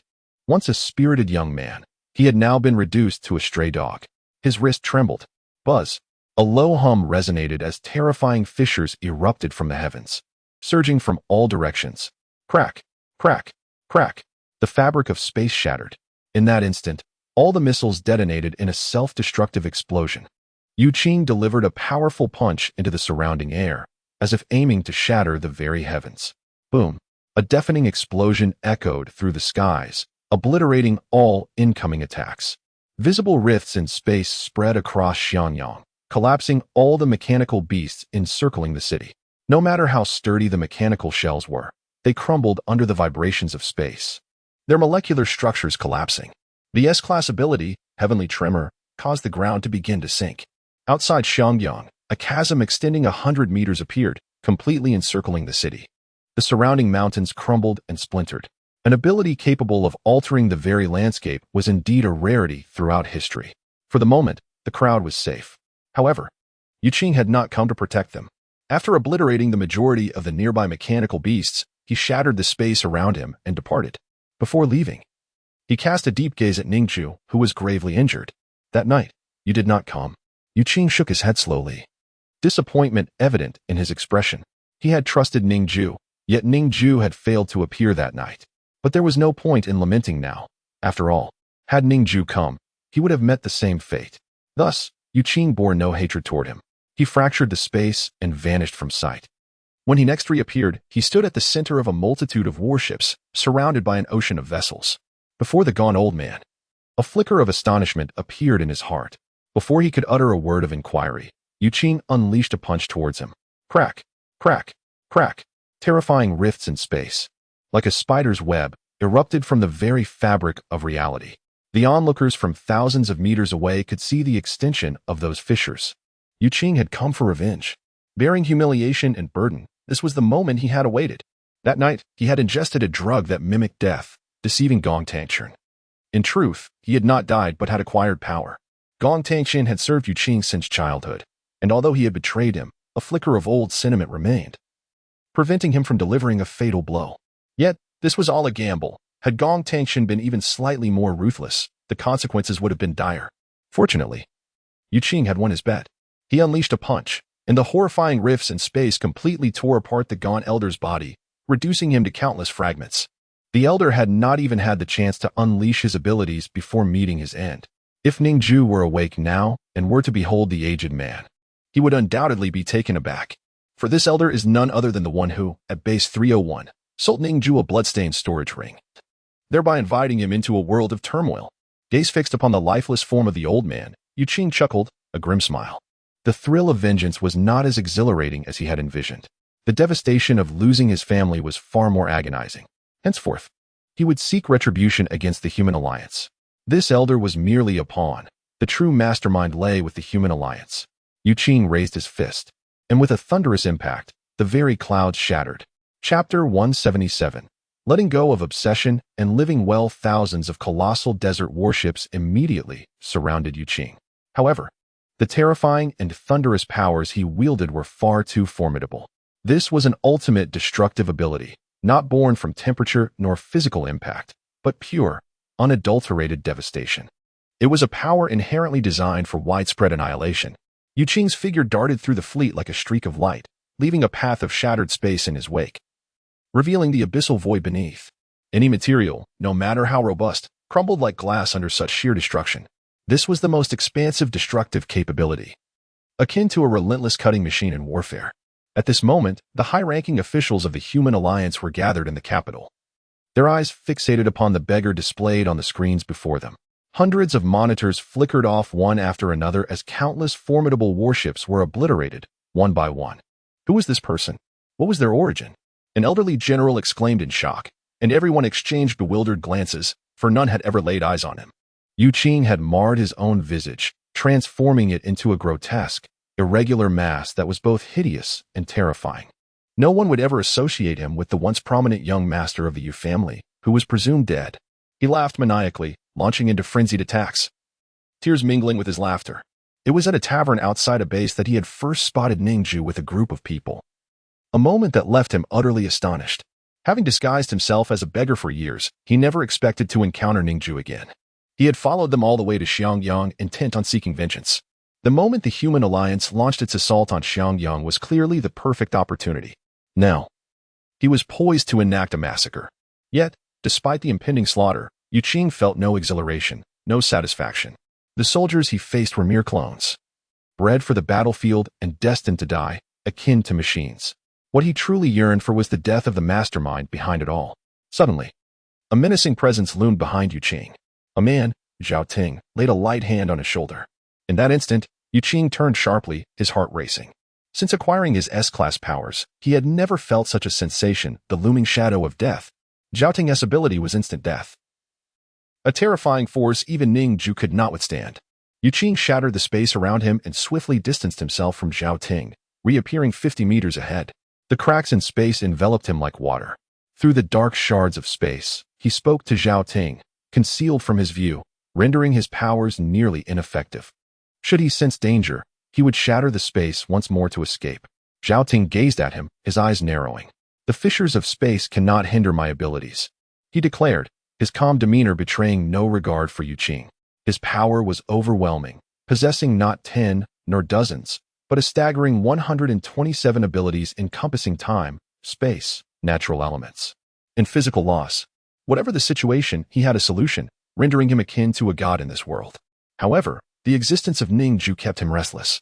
Ning Jue's replication ability made Zhao Ting feel his own powers were imperfect, as he could not replicate abilities at will. He yearned for Ning Jue's strength, a replication power exceeding that of Yang Yizhen.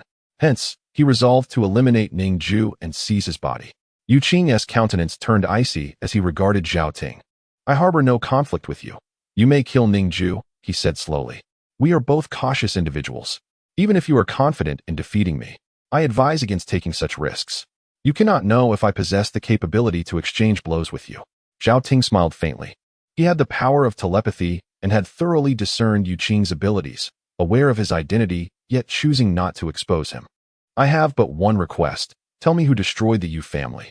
At this revelation, Zhao Ting's eyes narrowed. He coveted Yu Qing's abilities, particularly this expansive destructive force, which was exceedingly rare. Even the mutated abilities of S-class behemoths lacked such overwhelming destructive power. There was no animosity between Zhao Ting and Yu Qing. Their conflict transcended mere survival. Even after Yu Qing's recent massacre of soldiers, Zhao Ting remained unfazed, for the soldiers and the alliance were inconsequential to him. He slowly uttered several names. Wang Su, Roosevelt, Yang Zhan. Zhao Ting disclosed multiple identities, which Yu Qing diligently noted. Subsequently, he shattered the space and made his escape. Zhao Ting watched him depart, believing Yu Qing's power would soon belong to him.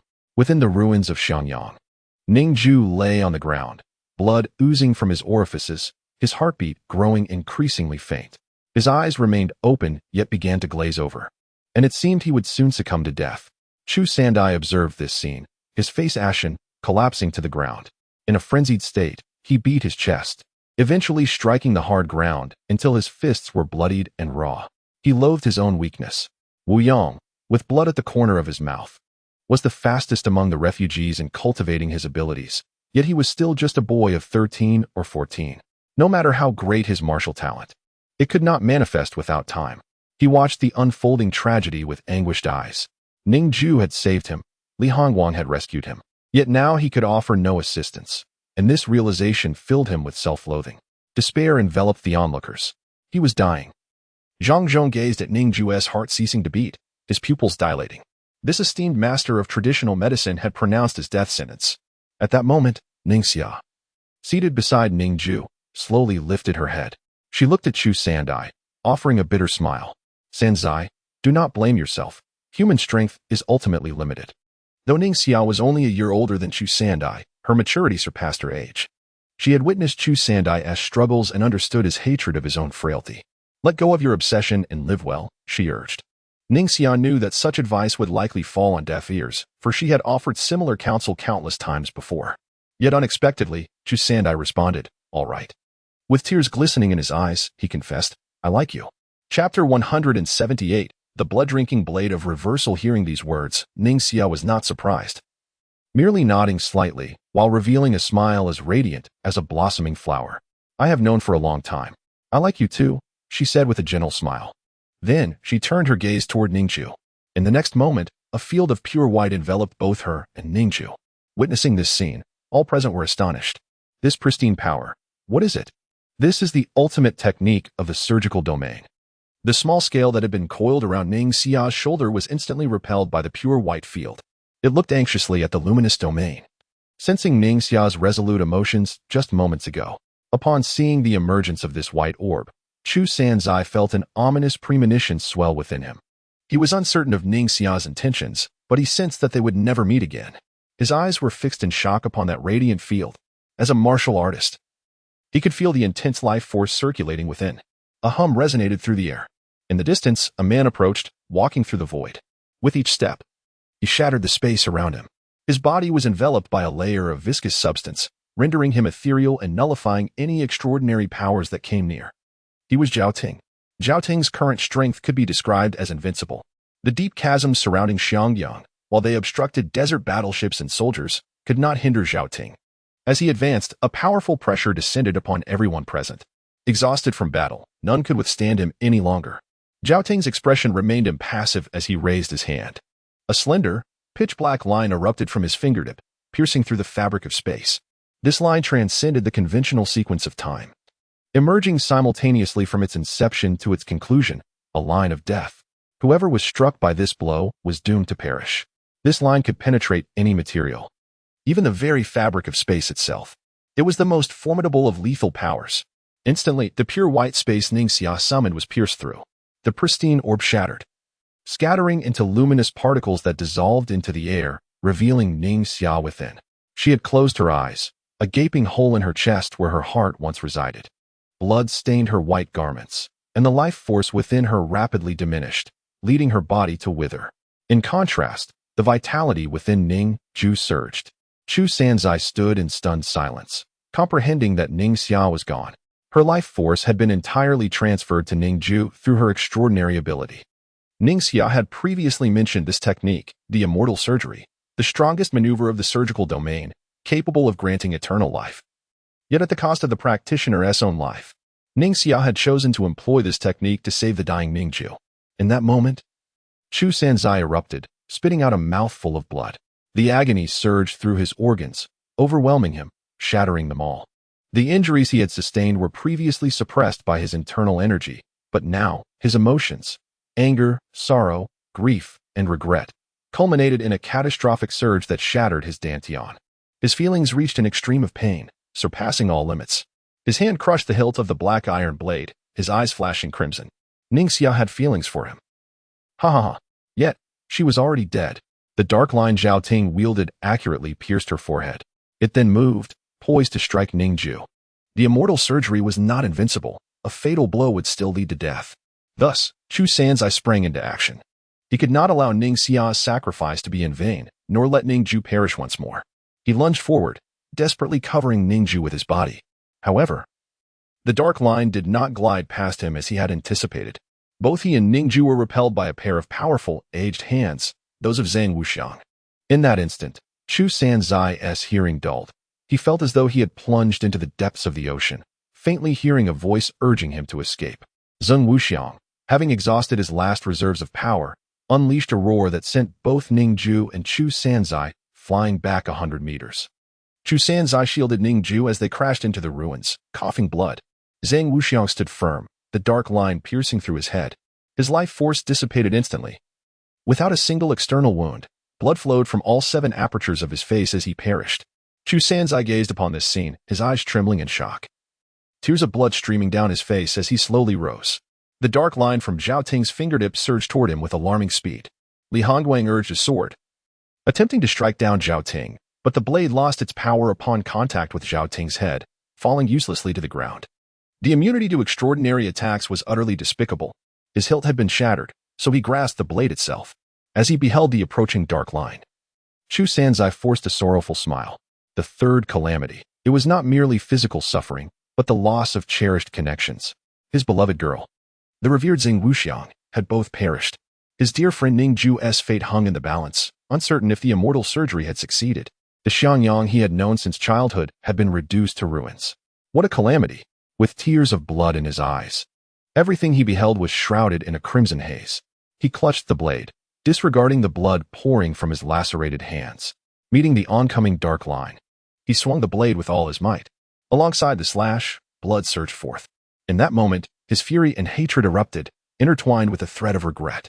He regretted promising Ning Jue to relinquish his obsessions and live well. Nonsense. He regretted vowing to cease his self-reproach. Utter nonsense. It was all absurd. I'm sorry. Ning Jue. As he unleashed this desperate, futile strike, he murmured an apology to the departed Ning Jue for breaking his promise. He craved power. He sought remorse. He desired rage. He needed to feel pain, to hate. He wished for the strength to ensure no one would ever harm those dear to him again. This pure, intense emotion burst forth from Chu Sanzai's heart. Blood sprayed out in all directions, his veins rupturing instantaneously. His body was enveloped in a crimson shroud. Then, in an instant, all his wounds healed. Boom. The blade in his hand turned blood red, absorbing every drop of blood within him. In that moment, all his injuries were restored. Grasping the blood-soaked blade, he unleashed a resonating strike. The pitch-black line of death met its match, with a resounding strike. Severed by this overwhelming hatred. Chapter 179. Rivaling thousands of armies, Zhang Zhong gazed at the scene before him, his pupils quivering in disbelief. The blood-drinking blade. A sense of terror gripped him. In Xiangyang, there existed an ancient tome, nestled atop a high tower, chronicling every significant event in the martial world since time immemorial. Its history meticulously detailed. Zhang Zhong, in his leisure, had often perused this venerable text, nearly wearing it to tatters. Through this ancient manuscript, he learned that the inhabitants of Xianyang were descendants of once mighty martial heroes, with the Chu family being the most formidable of them all. The blood-drinking blade, as he understood, was the most fearsome of all sword techniques. No, it was the most terrifying among all martial arts. This technique belonged to the legendary swordsman Chu Han, who had made a name for himself a millennium ago by vanquishing all rivals and establishing the Bloodblade Alliance, thereby commanding the entire martial realm. Since the dawn of history, only Chu Han had achieved such dominion, his status akin to that of Qin Shi Huang among martial artists. In that era, practitioners were not merely warriors but cultivators. It was a golden age brimming with heroes and vitality. To become the foremost in such times was no small feat. Were Chu Han to exist in the present day, he alone could likely obliterate the current human alliance and eradicate all colossal beasts. Yet, this sword technique had not been bequeathed to his descendants. Even now, as the Chu family wanes and the age of magic falters, this technique remains unmanifested. The Chu family has long been said to possess a treasured blade named the blood-drinking blade, which absorbs blood upon contact. However, the power of this blade has diminished over time. It was only through the experiments of Chu Sandai's father that they discovered the blood-drinking blade required the consumption of fresh blood and the reaping of lives to maintain its sharpness. Now, with Chu Sandai as its bearer, Zhang Zhong had initially thought that the sword technique was concealed within the blood-drinking blade, but he refrained from voicing this assumption. Respecting the family and Apos' secrets. In retrospect, he realized that the true sword technique was not hidden within the blade itself. The blood-drinking blade was merely a weapon once wielded by Chu Han, imbued with the characteristic of blood absorption through the influence of the blood-drinking technique. It was nothing extraordinary. The genuine essence of the blood-drinking technique lay deeply embedded within the bloodline of the Chu family. It was a heart-wrenching and merciless sword technique, requiring no internal energy to wield. It was solely the ultimate expression of hatred that birthed this sword intent, capable of severing all. This was not merely a martial art. It was a method of cultivation. As tears of blood flowed from Chu Sandai's eyes, he felt an overwhelming surge of murderous intent swelling within his chest. This intent resonated with his void sword technique. At the moment he swung his blade, it felt as though he were not the one wielding it. Instead, the intent surged forth, with the blade following in its wake. The sword intent enveloped his blood-red blade, slicing through the air with relentless force. Wherever it passed, space shattered. The might of the blade was beyond the imagination of ordinary warriors. In that instant, Chu Sandai vanished, only to reappear behind Zhao Ting. His blood-red eyes fixed upon Zhao Ting. The latter felt a sudden chill at his neck and, upon inspection, discovered a line of blood forming. With merely a glance imbued with murderous intent, Chu Sandai had inflicted a wound upon his skin. Zhao Ting and Apos' body had been modified to possess strength rivaling steel. Yet this gaze could inflict harm? Zhao Ting was filled with profound shock. He had previously tested this death line, classified as an S-level ability, capable of penetrating barriers of fragmented space, nearly impossible to obstruct.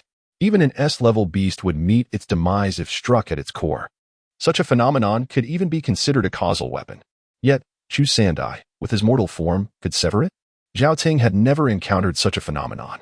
Furthermore, the blood-red blade was already upon him. This strike bore no sense of sequence, akin to the death line. This transcendent sword intent had achieved a level of lethality surpassing even top-tier abilities. This pure intent stirred not a ripple in the air, nor did it produce any sound of breaking through. Such a silent strike, yet it caused Zhao Ting and Apos' pupils to tremble. This seemingly unremarkable blow compelled Zhao Ting to exert all his strength, unleashing a myriad of abilities in a spectacular eruption of colors. Yet he found that this strike arrived without any sequence.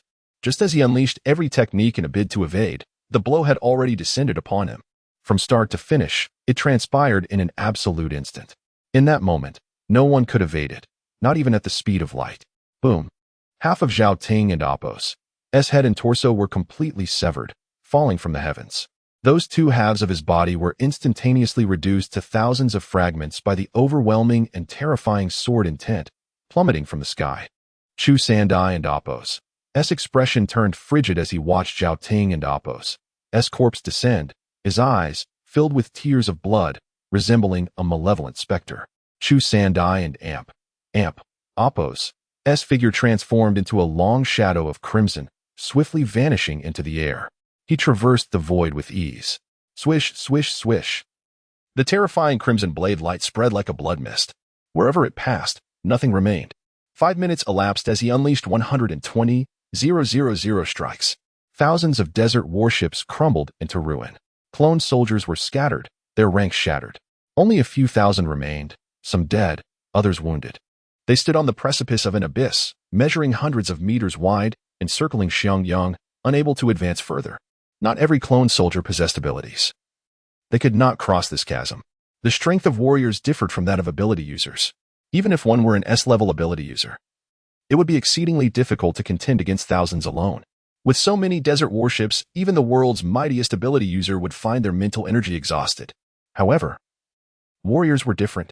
As long as they possessed formidable cultivation, their lethality would be overwhelming. They merely needed to maintain a steady breath, inhaling and exhaling after each assault to sustain their peak state, with no internal energy leaking. With his singular power, Chu Sandai obliterated the entire army. Observing the corpses strewn about and the wreckage littering the ground, he had eradicated everything in this place. He had gained strength, immense strength. In his depths of sorrow and fury, the sword technique surged forth from within him, emanating from his heart. Subsequently, he felt as though he could direct it with effortless precision. With each swing, he could shatter space and annihilate all foes. Chapter 180, The Soul Meme of Zhang Tongxia. With a swift kick, Chu Sanzai left behind a crimson afterimage in his wake. In the next instant, he had returned to Ning Jue and Apos' side. Her fair skin had taken on a pallid hue, devoid of vitality. Lying on the ground, although her visage remained youthful and unblemished, her closed eyelids were dusted with debris, giving her an appearance of serene slumber. Yet, the sight of her lifeless form filled Chu Sanzai with profound sorrow. He felt the undeniable truth that Ning Jue had succumbed to death. Gently cradling her body, tears streamed from his eyes. The onlookers from Xiangyang were engulfed in shock. In a fleeting moment, Chu Sanzai transcended 3 realms, breaking through to the channeling realm, surpassing the accomplishments of Zheng Wuxiang. The true heaven realm, Zhang Zhong murmured, astonished. It had been millennia since anyone had achieved such a feat. He had believed that in this age of decline, no one would ever breach the spirit vein realm again. Who could have anticipated that Chu Sanzai would ascend from the most basic of stages in such an instant? Martial artists are driven by the indomitable spirit within. At this moment, Zhang Zhong felt an overwhelming sense of grief. Chu Sanzai had fulfilled Zheng Wuxiang's lifelong dream of witnessing a member of the younger generation break through to the channeling realm and attain the true heaven realm. Even if it was just one individual, everyone had believed that the greatest hope lay with Li Hongguang. Yet it was the often indifferent Chu Sanzai who had achieved it. The emergence of someone in the true heaven realm signified the continuation of martial artists. Regrettably, Zheng Wuxiang had passed without witnessing this moment, leaving him with an unfulfilled longing. Zhang Zhong shook his head slowly, acknowledging the merciless nature of the world. Li Hongguang fixated on the scar left by Chu Sanzai's blade, astonished. This childhood companion of his harbored such terrifying explosive power within? A hum reverberated as a voice emerged from behind Chu Sanzai. Sensing danger, he swiftly turned, clutching Ning Jue's body tightly.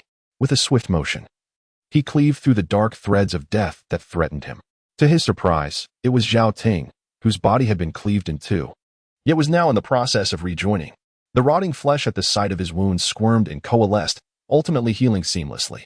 Chu Sanzai gently laid Ning Jue down and turned his gaze toward Zhao Ting, who bore a grave expression, his countenance icy. What a formidable intent to kill. It took this long for my wounds to heal. You are indeed the first in the world capable of nearly ending my life, yet you shall not succeed.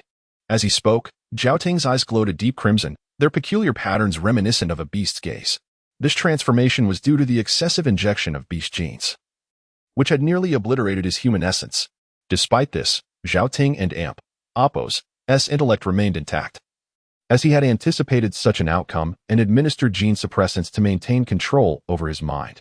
I possess over 100 mutated abilities, with countless means of survival. Surrender and join me, Zhao Ting coldly proposed. However, Chu Sanzai offered no further words. I will kill you, he stated simply. Yet his words were laden with lethal intent. Now that he had attained his desired power, the loss of his beloved weighed heavily upon him. If given the choice, he would trade his newfound strength for Ning Jue and Apos' life, but the world offers no such exchanges. In an instant, he struck. A terrifying blade of light cleaved through the heavens, leaving a long-lasting scar in the sky. Zhao Ting's form was obliterated by this fearsome blow, yet even in defeat, he did not perish. His dismembered body began to writhe and heal. Chu Sanzai unleashed his fury, pouring all his rage into Zhao Ting, delivering a staggering 100,000 strikes in mere moments. Zhao Ting and Apos' form was reduced to countless particles, yet Chu Sanzai sensed that even in this fragmented state, life still lingered. Suddenly, countless dark threads of death erupted from the myriad particles that had once comprised Zhao Ting and Apos' body, consuming the entirety of the surrounding space. Chu Sanzai was forced to retreat, for the very essence of life around him withered. Flowers drooped, streams stilled, and even the smallest creatures perished, leaving a desolate scene in their wake. At that moment, a radiant golden light emerged as a figure hovered in the air. With golden eyes, he dismantled the deadly threads, obliterating them entirely. Ning Jue had awakened. Chapter 181. The deceiver of the world. Ning Jue gazed upon the lifeless form of his sister on the ground, his expression a portrait of despair. His eyes, shrouded in the abyss, revealed that Ning Jue had lost all signs of life. He directed his gaze towards his own heart, where a pure white mark resided, containing boundless, pristine life energy that flowed like a gentle stream, nourishing his entire being. Ning Jue understood that he had acquired eternal life. With his penetrating gaze, he examined the genes within him and discovered that his body had ceased the process of oxidation and aging, destined to remain eternally youthful. This revelation indicated that Ning Jue had employed the most formidable trump card of her surgical abilities, the eternal youth surgery, performed by those of extraordinary talent who sacrificed their own lives to bestow everlasting life upon others.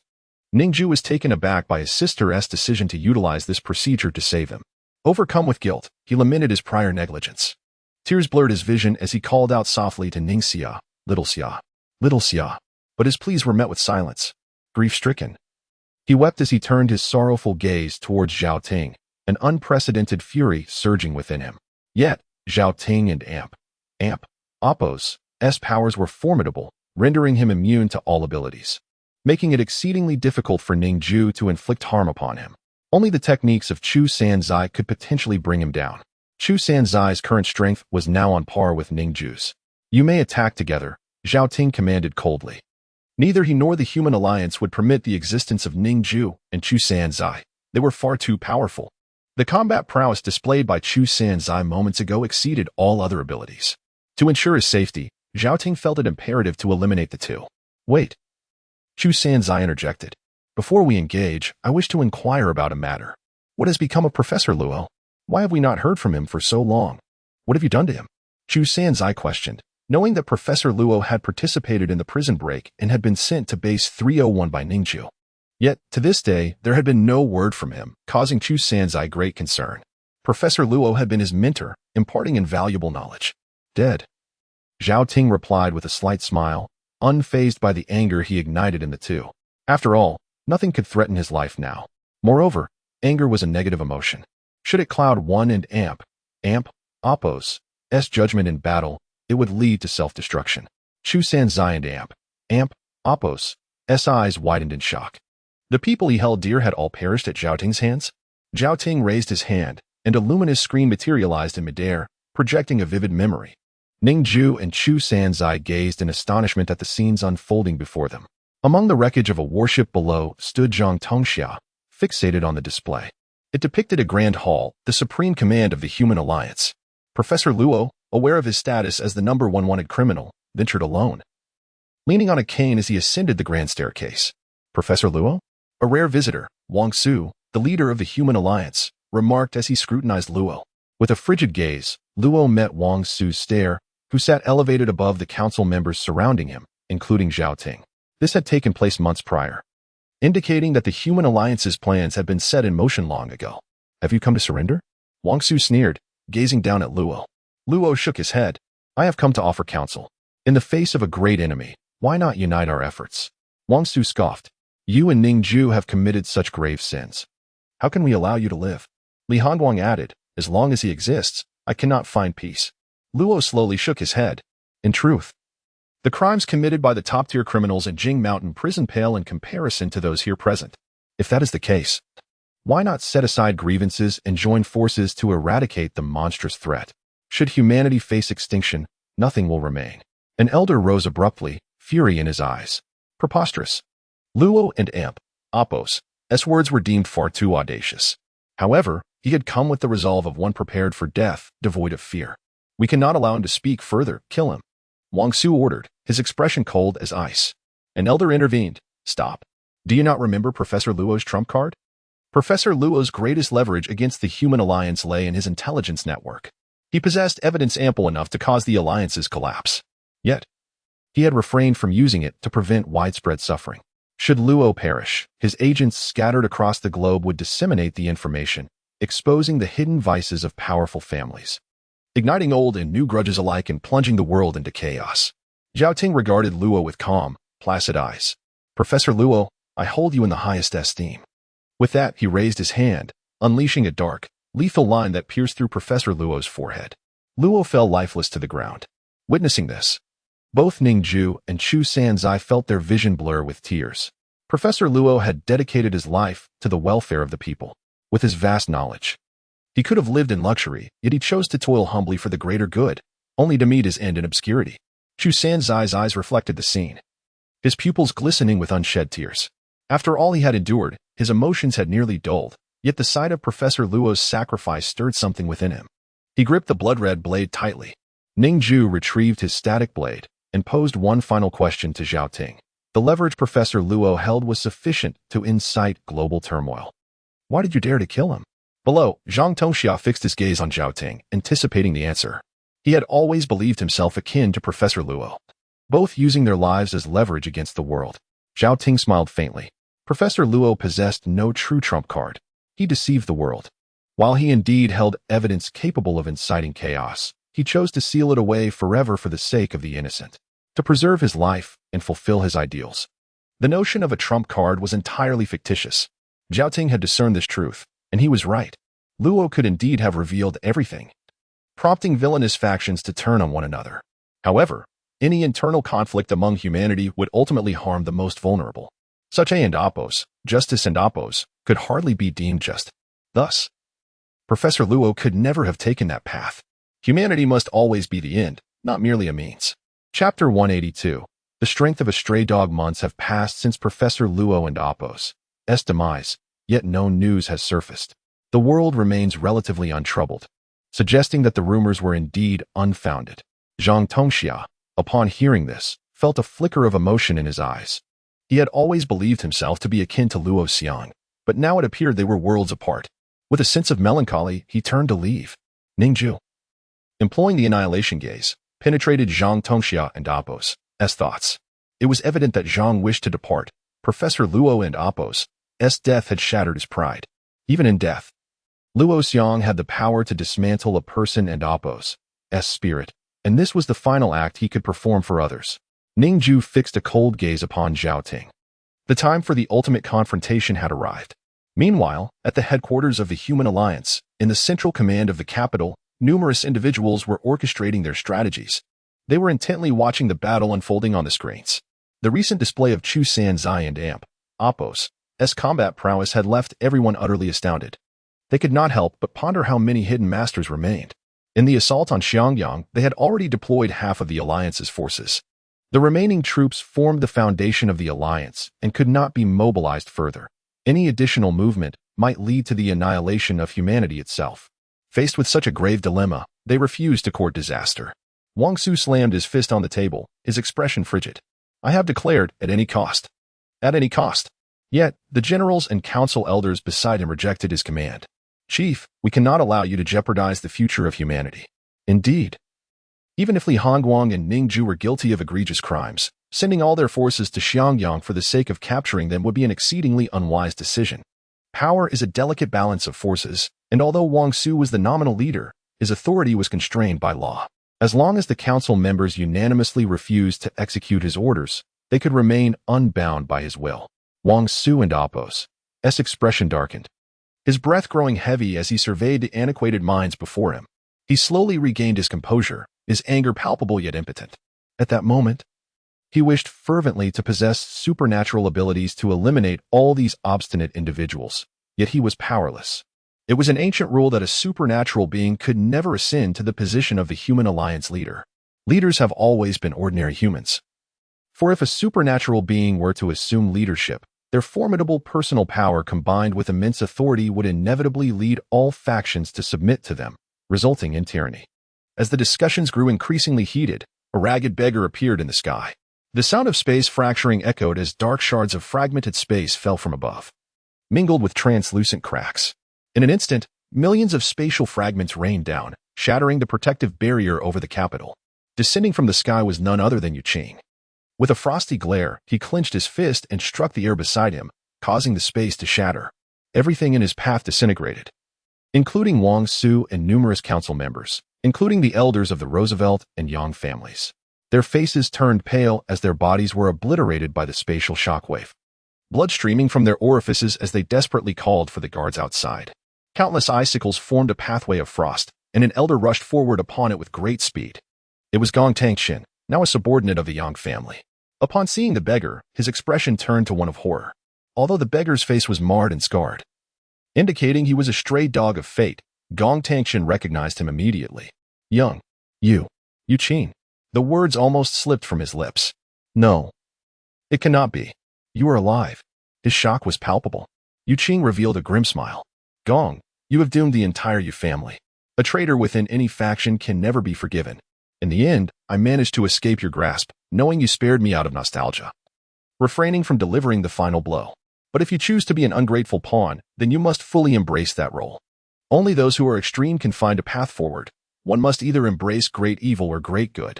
To mix the two is to court death. Yu Qing spoke each word with deliberation, now wielding an extraordinarily powerful S-class ability, far exceeding the majority of S-class powers. With that, he struck with tremendous force. On this day, the highest echelons of leadership fell. In the heart of the capital, rivers of blood flowed amidst the ruins. In Xiangyang, Chu Sanzai fixed his gaze upon Zhao Ting. He clenched his hand, and from thousands of miles away, a blood-red long knife, embedded in decayed flesh, glimmered ominously.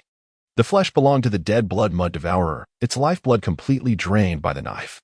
Yet, even in its desiccated state, the flesh continued to twitch, a reflex that could only cease with complete dismemberment. The blood-draining knife, buried deep within the rotting mass, pivoted and shot forth with incredible speed, slicing through the air and vanishing into the sky. Although it would take time to reach Xiangyang, Chu Sanzai's bloodlust could no longer be contained. Gripping the crimson blade, he unleashed his strike, creating a crimson arc in the air. In that moment, Ning Jue also made his move. Multicolored abilities erupted and shattered around them. Zhao Ting, possessing over 100 unique abilities, countered every assault with ease. The most troublesome was his immunity to all powers, rendering Ning Jue nearly powerless against him. Only the blade of Chu Sanzai could inflict harm, yet even if it reduced Zhao Ting to mere fragments, he possessed the means to resurrect. Zhao Ting proved to be a formidable adversary, as the three engaged in an intense battle, culminating in the very heavens themselves fracturing. Ning Jue, moving at the speed of light, felt his thoughts racing. In his perception, the world slowed, allowing him to evade most of Zhao Ting's attacks. However, he found himself equally incapable of inflicting harm upon Zhao Ting. Chapter 183. The Seven Swords descend from Mount Tian. A full 30 minutes had elapsed. Ning Jue's mental energy was utterly depleted, blood trickling from his nostrils. Chu Sanzai bore countless wounds as well. Despite their formidable strength, they were incapable of vanquishing Zhao Ting. Suddenly, an idea struck Ning Jue. He swiftly retreated and called out to Chu Sanzai, "This cannot continue. Give me a minute." "Sanzai, hold on for just 1 minute." Chu Sanzai nodded. Clutching his crimson blade, marred by numerous cracks, he swung it towards Zhao Ting. Zhao Ting and Apos' expression turned frigid as he raised his hand, unleashing an invisible wave of mental force. The blade shattered upon impact, yet the terrifying blade aura severed his shoulder, Regrettably, it would heal automatically in the next moment. With a resounding crack, Chu Sanzai's weapon splintered, yet his countenance remained unperturbed. Instead, a joyful smile graced his lips as he gently crushed the hilt of the shattered blade. With empty hands, he raised them towards the heavens. A menacing blood-red blade, hurtling from the celestial realms, swiftly descended into his grasp. He held the blood-drinking blade, a true artifact of S rank.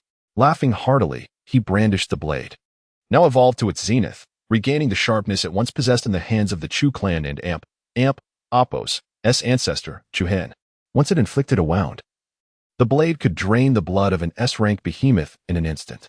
With the divine blade returned, Chu Sanzai and Appos' offensive became even more formidable, engaging Zhaoting in a fierce clash. Ning Jue, meanwhile, retreated with the speed of light, swiftly making his way to the city of 10,000 beasts. His velocity approached that of light itself, allowing him to traverse the distance from Xiangyang to the city of 10,000 beasts in mere seconds. He pierced through the web and landed beside the statue of Oyezi. Activating his Annihilation True Eye, he sought any hidden mysteries within the statue and discovered it contained a divine sword. Without hesitation, Ning Jue shattered the statue with a punch and retrieved the longsword within. The ancient blade, bearing a history of thousands of years, showed no signs of rust. Data retrieved. Chengying, rank, S, description, one of the divine swords forged by Master Oyezi, capable of inflicting equivalent damage to an enemy and Appos' true form by striking their shadow. Such a powerful sword.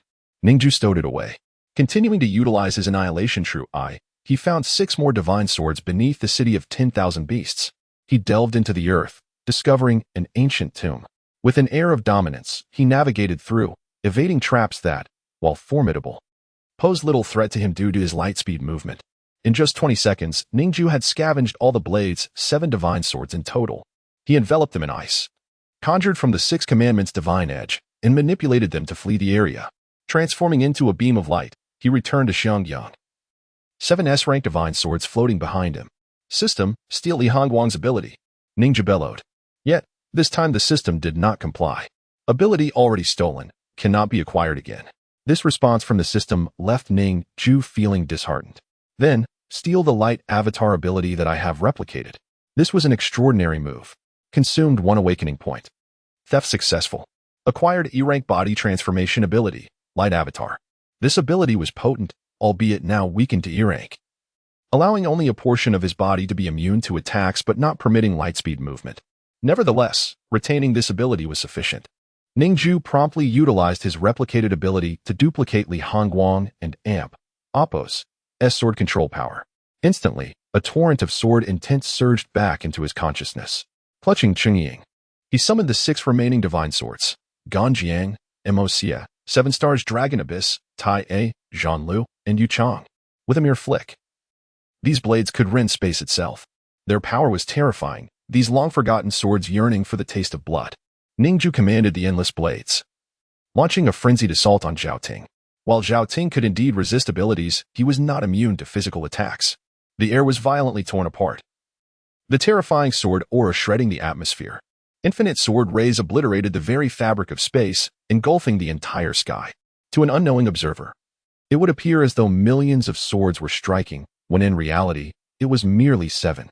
Chu Sanzai and Appos' eyes blazed with murderous intent as he shouted. Now and Appos' our chance. The two fought with reckless abandon. Zhaoting's mental energy was not boundless. The simultaneous use of multiple abilities weighed heavily upon him. Gradually, he felt his strength waning and a sense of panic began to creep in. His body could indeed regenerate even when severed, but that required immense mental energy, which was now nearly depleted. He sought to flee.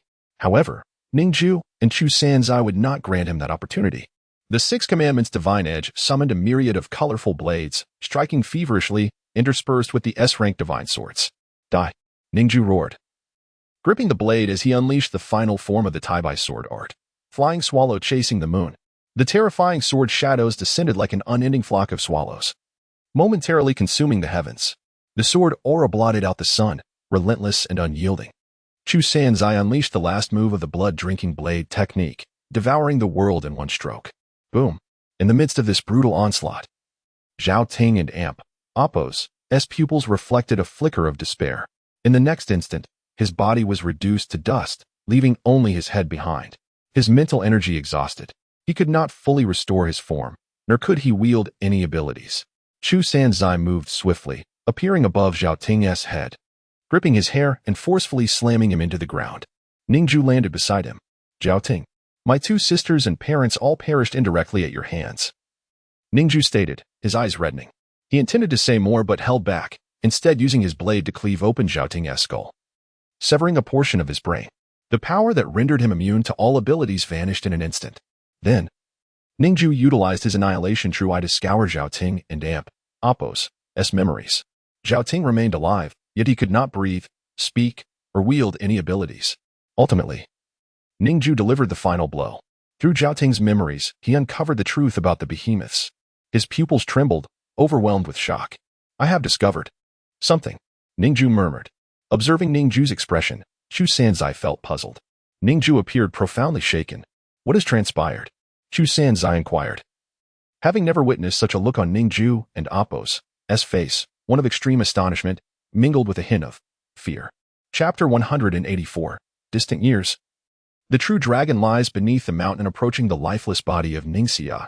Ning Jue's countenance was as cold as ice. He lifted Ningxia's remains and journeyed back to Xianyang, with only a few hundred souls left. Xiaonan struggled to rise from beneath the rubble that had pinned it down. Ning Jue gently laid Ningxia's body upon Xiaonan. Tears streamed from Xiaonan's eyes as it bore the weight of Ningxia, leaning against Ning Jue. Everyone, it is over. Everything has come to an end. Ning Jue spoke, his voice heavy with sorrow. In comparison to the great beasts, humanity proved to be far more terrifying. Indeed, even during the most rampant periods of the beasts, the casualties inflicted upon humanity paled in comparison to those caused by human conflict. In the face of scarce resources, mankind often resorts to mutual destruction. Everyone, Xianyang has fallen. I know a place we can go. Let us proceed there, Ning Jue declared. The others nodded in agreement. Yet only Zhang Zhong wore a grave expression, gazing at the ruins of Xianyang. He fell silent, his demeanor serious as he looked skyward. Eventually, he spoke. Having lived for so many years, my days are drawing to a close. It would be better to perish here. You need not concern yourselves with me. With that, Zhang Zhong sat beside the corpse of Zhang Wuxiang, resting against a wooden staff, his expression tranquil. Ning Jue nodded in respect for his decision. He then led the remaining group away, leaving the place like a flash of lightning. Upon returning to the city of beasts, Ning Jue discovered it was surrounded by countless mutated ferocious beasts, an increase in A-grade creatures among them. His expression turned grave, but the next moment, he realized these beasts were under the control of Deer's powers. A sigh of relief escaped him as he and the group landed at the city gates. Upon seeing Deer, the mutated beasts immediately retracted their hostility. The gates swung open, allowing Ning Jue and his companions to enter. Chu Sanzai was taken aback by the sight within. This place, is it not the web city we traversed long ago? Ning Jue nodded. Deer and I are now good friends. Along the way, I encountered many refugees, and I brought them all here. Now, this city serves as a sanctuary where humans and tamed mutated beasts coexist peacefully. It is arguably the safest place in the world. Not to mention that Zhao Ting has been eradicated. By now, Yu Qing must have breached the central capital. His abilities are beyond the scope of ordinary S-grade ability users to halt, especially since most of them were engaged in the assault on Xianyang. It is practically certain that they have been vanquished. Now, it is Ning Jue and awakens' era. He led the group deeper into the city. Deer, riding on a white tiger, approached them. So it is you, Ning Jue. You startled me, Deer expressed, relieved. Earlier, when Ning Jue returned to retrieve the sword from beneath the statue of Iyazi in the city of beasts, the action had reached Deer through the web, prompting him to rally all the mutated beasts for protection against potential invaders. Ning Jue settled the group in the city of beasts. From now on, consider this place as your second Xianyang, he instructed. The group nodded, their faces pale and silent as they departed. Ning Jue then gathered the key figures, Li Hongguang, Ning Jue, Chu Sanzai, Deer, Wu Yang, and Madame He. Although Wu Yang was younger, his exceptional talent promised a formidable future as a core member. Thus, Ning Jue resolved to enlighten him about the truth of the giant beasts. Everyone, I have gleaned the truth about the giant beasts from Zhao Ting and awakens' memories. He is the only one in this world who knows their origin. Fortunately, I was able to perceive his memories and uncover the truth, Ning Jue began. His face icy as he fixed his gaze upon the heavens. These giant beasts did not emerge alongside the day of awakening. On that fateful day, the moon bore a fracture, and fragments fell to Earth. These remnants endowed humanity with abilities and contained potent mutagenic factors. A scientist utilized these moon fragments to research the origins of the giant beasts. They were, in fact, products of human genetic experimentation. This tale traces back many years. As Ning Jue spoke, vivid images flooded his mind. A young man cast a spherical mass of flesh into the sea. He was a legendary scientist from a century ago, having received the Nobel Prize in biology long before the giant beasts appeared. He had studied immortality and was also Zhao Ting and Apos' mentor. At the age of 20, he developed a carbon-based life form capable of eternal life. However, one day he inexplicably descended into madness and discarded his experimental results into the ocean. That mass of flesh was known as the eternal flesh, possessing the power of immortality. It released genes of eternal life into the sea, which, due to their highly mutable nature, infected the marine creatures. They transformed into giant beasts and emerged upon the human continent, resulting in devastation. That mass of eternal flesh likely still lies beneath the ocean, perpetually infecting the giant beasts. Ning Jue recounted everything he knew to the group, leaving them in a state of shock. These terrifying giant beasts were born of human hands. The scientist who created the eternal flesh must have recognized its peril, prompting him to seek its destruction. Unfortunately, his chosen method proved reckless, leading to this catastrophic outcome. The group shook their heads in disbelief. Ning Jue and Apos' expression remained calm as he glanced at Ning Jue and Apos' lifeless form on horseback. Her pallid complexion signified her departure from life. He gently lowered her down and, raising his hand, conjured an icy coffin to encase her. The ice coffin would preserve Ning Jue within. Subsequently, he summoned a time bubble, sealing her within. Time within this bubble flowed at a rate slowed by a factor of 100 million. This would prevent her physical body from decaying, allowing the icy coffin and the drastically slowed passage of time to preserve Ning Jue's form for millennia. However, this was contingent upon Ning Jue's own survival. Should he perish, the effects of the time bubble would cease. Ning Jue vowed to dedicate his life to safeguarding her, ensuring his sister's eventual revival. For the sake of Ning Jue, he would spare no effort. After a brief respite, Ning Jue proclaimed, "I must venture alone into the sea to seek that mass of eternal flesh." At that moment, Shaolin, a small dragon, fluttered to Ning Jue's shoulder. Tears glimmered in its eyes as it gazed longingly at Ning Jue's body within the time bubble, chirping softly. Ning Jue understood its intent. "You mean to say you know the whereabouts of the eternal flesh?" Shaolin nodded. With that, Shaolin unleashed a surge of draconic energy, emanating pure righteousness. "You possess the bloodline of a true dragon.